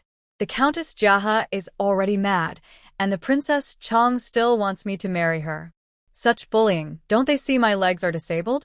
Jia is innocent, but I just can't get past it in my heart. Shinrong's shoulders trembled, and his breath was filled with restrained trembling. White Ji stood up, tenderly pressing her hand on his shoulder. It will pass. Everything will get better, Jir. Shinrong closed his eyes, leaning back into White Ji's embrace, seemingly calmed by her comfort, which helped suppress his feelings of grievance and pain. His need for her greatly boosted White Ji's sense of worth and presence. Sorry, I arrived at a bad time. Yi Qinghuan stopped at the door of the study, giving a half-smile as she looked at the intimate pair inside. Shinrong suddenly opened his eyes, a sharp glint flashing through them. When did second sister-in-law arrive? Why was no one informed? I just went to the outhouse and couldn't report in time, Ajio said expressionlessly. Shinrong felt relieved. As long as he didn't hear about Countess Jia, he was fine. He and White Ji moved slightly apart, and with a noble air, asked, Second sister-in-law, is there something? Laba festival is coming soon. Third brother hasn't been home for 5 years during the holiday. I wanted to ask if there are any dietary restrictions, Yi Qinghuan asked. Shinrong still felt suspicious. Such small matters can be handled by the maids. Why bother second sister-in-law personally?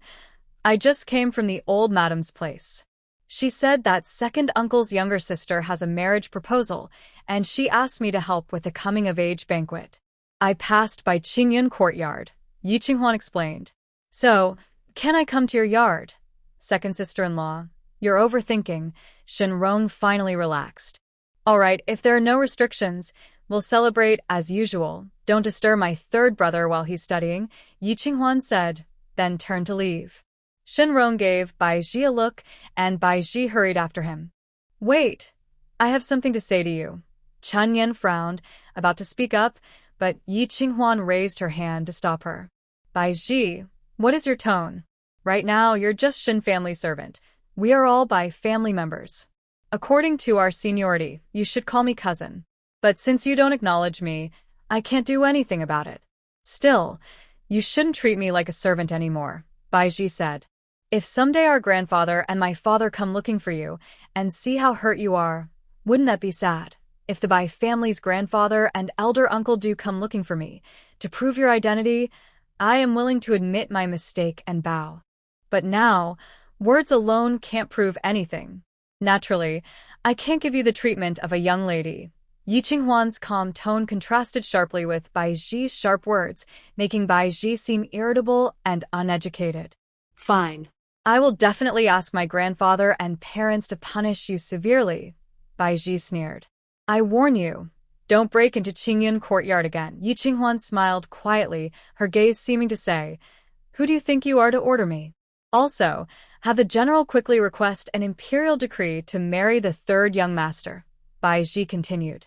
I can see you like third brother. But you want him to marry someone else? Yi Qinghuan asked.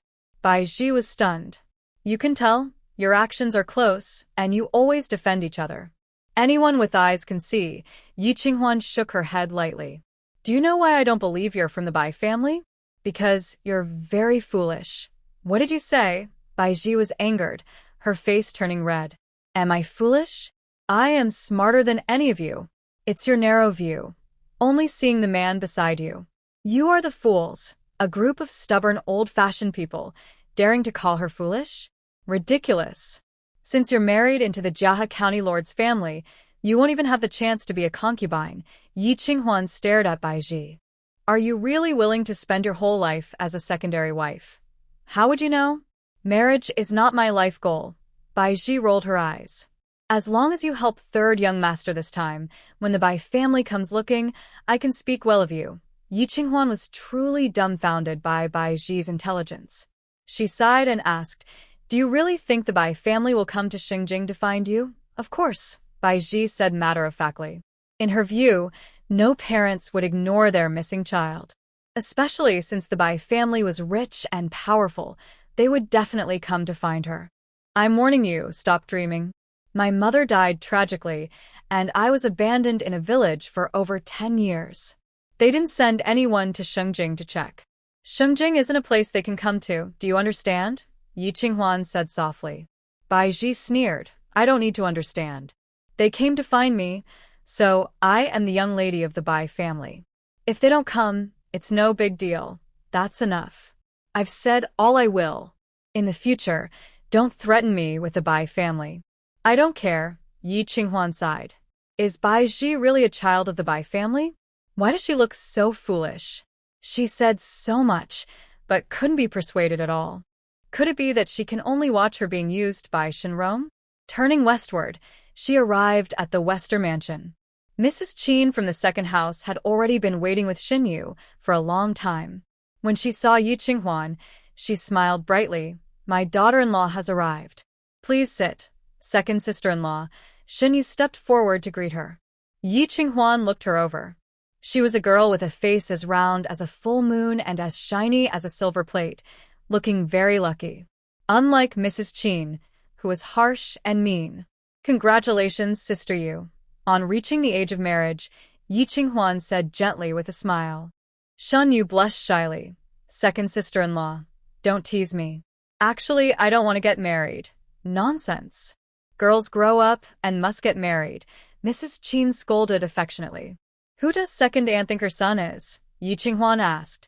Mrs. Qin replied, he is the legitimate son of Minister Bai's wife's brother-in-law, named Xia Xiao. Oh, that should be a good match, Yi Qinghuan thought secretly. Mrs. Qin was impressive to be able to match her with Minister Bai's family. Yes. Xia Xiao is young, but he has been training in Shun's army for 2 years. Despite his noble background, he started as a common soldier. He's very ambitious, Mrs. Qin praised happily, smiling so broadly her face almost split. Yi Qinghuan's heart skipped a beat. Shun's army? How could it be such a coincidence that she got involved with Shun's army? Second sister-in-law, do you disagree? Xinyu asked nervously. Yi Qinghuan withdrew her thoughts and smiled lightly. Why would I? The marriage of Sister Yu is decided by uncle and aunt. It's not my place to say. Xinyu breathed a sigh of relief. Qinghuan, what do you think about the coming-of-age ceremony? Mrs. Qin asked. My mother said she has no daughters. Sister Yu is like a daughter to her. The ceremony should follow the customs for young men's first rites, and I will give an additional 100 taels of silver. I can't surpass my mother, so I will give 80 taels. I will also give a gift for Sister Yu's coming of age. Old Lady Shin's attitude was well known to Mrs. Qin. The reason she wanted Yi Qinghuan to come was simply to gain more. Mrs. Qin suppressed her smile and said, Qinghuan, you know our second house has been struggling because of your second uncle's financial issues. This 180 taels is just enough for the banquet. Your sister's headwear and clothes are still not settled. Xunyu's face instantly turned red. She twisted her handkerchief, wanting to say something, but looked at Qin's family and dared not speak. I have some ready-made clothes and fabrics over there. Sister Yu, you can ask Chen Yan to pick some. If you're still not satisfied, you can also choose a few from my Linglong fabric shop, Yi Qinghuan said. What about the headpieces and jewelry? Qin's family asked eagerly, her eyes and brows full of greed. Second aunt, this is what you should prepare, Yi Qinghuan replied with a gentle frown. Qin's family said, the old lady treats you as her own daughter. You should also treat her like a real sister. As her sister-in-law, you should think more for her, Yi Qinghuan. What nonsense. Brother Lin has loved you since they were young. When Brother Lin had an accident, you often went to comfort him, Qin's family said. An accident? What happened? Yi Qinghuan asked. Qin's family winked mysteriously inside the huamen, so everyone knew Shenrong was a bit crazy. Yi Qinghuan had an idea and pondered, no secret to second aunt. When third brother gets married, I will hand over the management of the household. If I set a precedent for you now, I might be criticized later. What does that matter? Just settle the sisters-in-law properly. They will repay you and Brother Lin in the future, Qin's family said. How will they repay? Yi Qinghuan asked. Qin's family froze. Repay? She hadn't thought about that. She only knew that today, by using the coming-of-age ceremony to cut Yi Qinghuan down, she could later demand more benefits from the household, no matter who was in charge. Second sister-in-law. Xinyu hesitated but finally spoke. Second sister-in-law, you don't need to prepare headpieces and jewelry. I have some. Shut up. Qin's family shot her a cold glare. What do you know, little girl? Xinyu's eyes reddened. She lowered her head, feeling wronged but unable to speak. Because of her mother's stinginess and scheming, she felt humiliated but helpless. Yi Qinghuan saw her embarrassment and said, all right, I'll discuss with the general later. After all, he is the one who accepted Yu's kindness, not me. No, I don't have any kindness. Second brother already takes good care of us, Xinyu hurriedly said. Second sister-in-law, don't tell second brother. I don't want headpieces and jewelry anymore. Qin's family, disappointed, directly reached out and pinched her leg. I told you not to speak, didn't I hear you? Second aunt. What are you doing? Yi Qinghuan was angry. With a quick glance, he immediately pushed Qin's family away. Xinyu felt both pain and injustice, silently shedding tears. Your mother is shamelessly fighting for things for you. All for your good. Who asked you to have a gambling-addicted father who lost everything? There are hardly any valuable things to show off, so how will you face your in-laws? As Qin Shi scolded, she started crying. Why am I so unlucky? The older ones are useless, and the younger ones are no better. I think of them all, but they still find me embarrassing. If only one of them was capable, would I be like this? Do I have no shame from birth? Qin Shi cried and cursed loudly, while Xinyu felt even more embarrassed, wishing she could dig a hole and hide. But even so, she didn't ask for anything. Yi Qinghuan shook her head repeatedly. She didn't have a caring mother to protect her. She was bullied by her stepmother and biological father. But if she had a real mother, wouldn't she also suffer? Forget it. Just give her a set of hairpins and jewelry as a way to repay Xin Lin for his kindness in the past. Second aunt, I said I would discuss it with the general and never break my promise, Yi Qinghuan said before standing up and leaving, regardless of whether Qin Shi cried or not. She didn't owe her anything. Qin Shi's crying lessened a bit, but she was still unhappy. Xin Lin had both a concubine and a family to support. How much money could they have? Moreover, men don't understand women's jewelry. What good things could he give? What she was thinking about were Yi Qinghuan's good jewelry. It's all your fault for not knowing how to handle things. You didn't even try to seize this good opportunity. Qin Shi cursed Xinyu bitterly. Yi Qinghuan had already walked far away and could still hear her scolding, so she shook her head.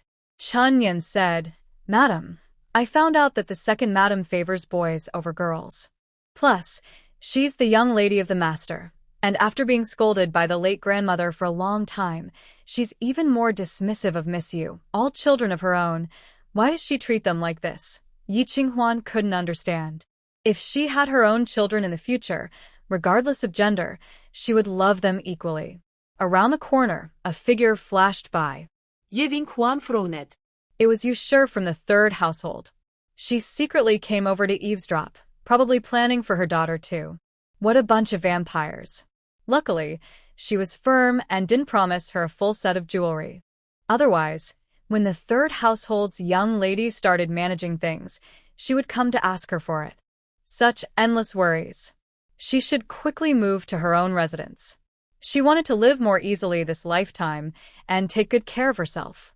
Looking at the time, the March deadline was approaching. Why hasn't Shenlin brought the antidote yet? At Huaxi Villa, Shenlin stood under the plum tree with a serious face, a thin layer of snow on his shoulders. Qin Baochun hurried over. How could this happen? Bai Chong was so powerful. How did he suddenly die? I think someone doesn't want my wife to be cured. Shenlin's cold voice was like icy beads. Qin Baochun felt worried for him. But Bai Chong is dead. Who can make the antidote for the heart-devouring poison now? I don't know. Shenlin was not just worried. He was also very angry. It was only a few days until he could get the antidote. He even promised Yi Qinghuan that he would find Bai Chong.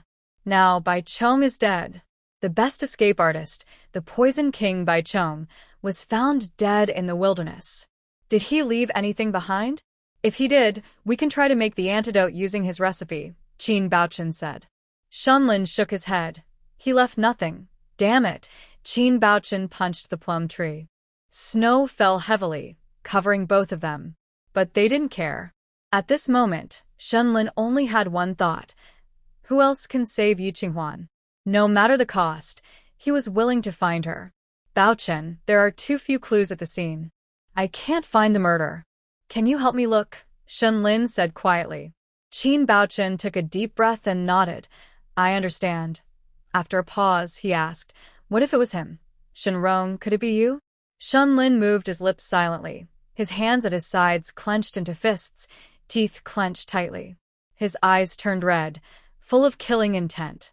It was as if he wanted to tear the other person apart to vent his anger. For a long time, he hadn't felt such intense murderous rage outside of battle. It might not be him, after all, he just returned. I was just asking casually. Qin Baochun stepped forward and patted Shenlin's shoulder. All right, I will give you an explanation. Shenlin nodded. His anger was still boiling inside, impossible to calm down. He didn't remember how he finally returned to the general's residence. But the moment he saw the golden-winged courtyard, he couldn't help but suppress his rage. As usual, a maid came to take his cloak. General, the lady is brewing tea.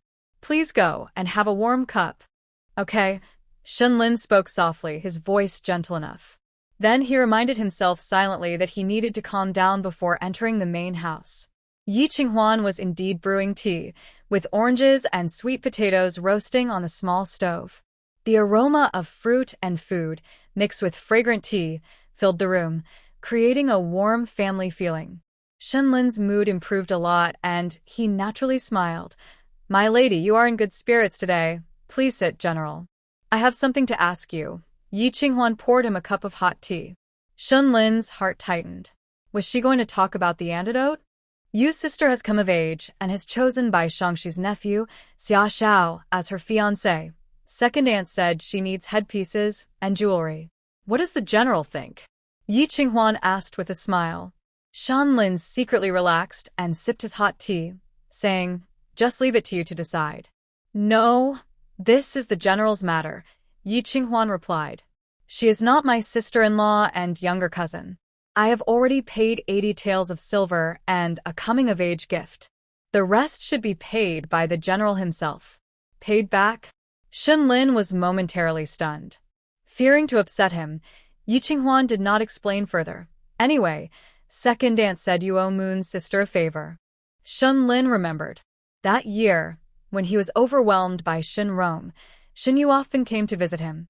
At that time, Shenyu was only 5 or 6 years old, very cute and soft. He was afraid of scaring the little girl, so he forced himself to act normal. Every time Shenyu came, he tried to pretend everything was fine. Maybe this willpower helped him, so he didn't go completely crazy under Shenrong's pressure. He truly owed her a favor. I don't understand women's things. Help me prepare the headpieces and jewelry. Just tell me how much. I'll pay.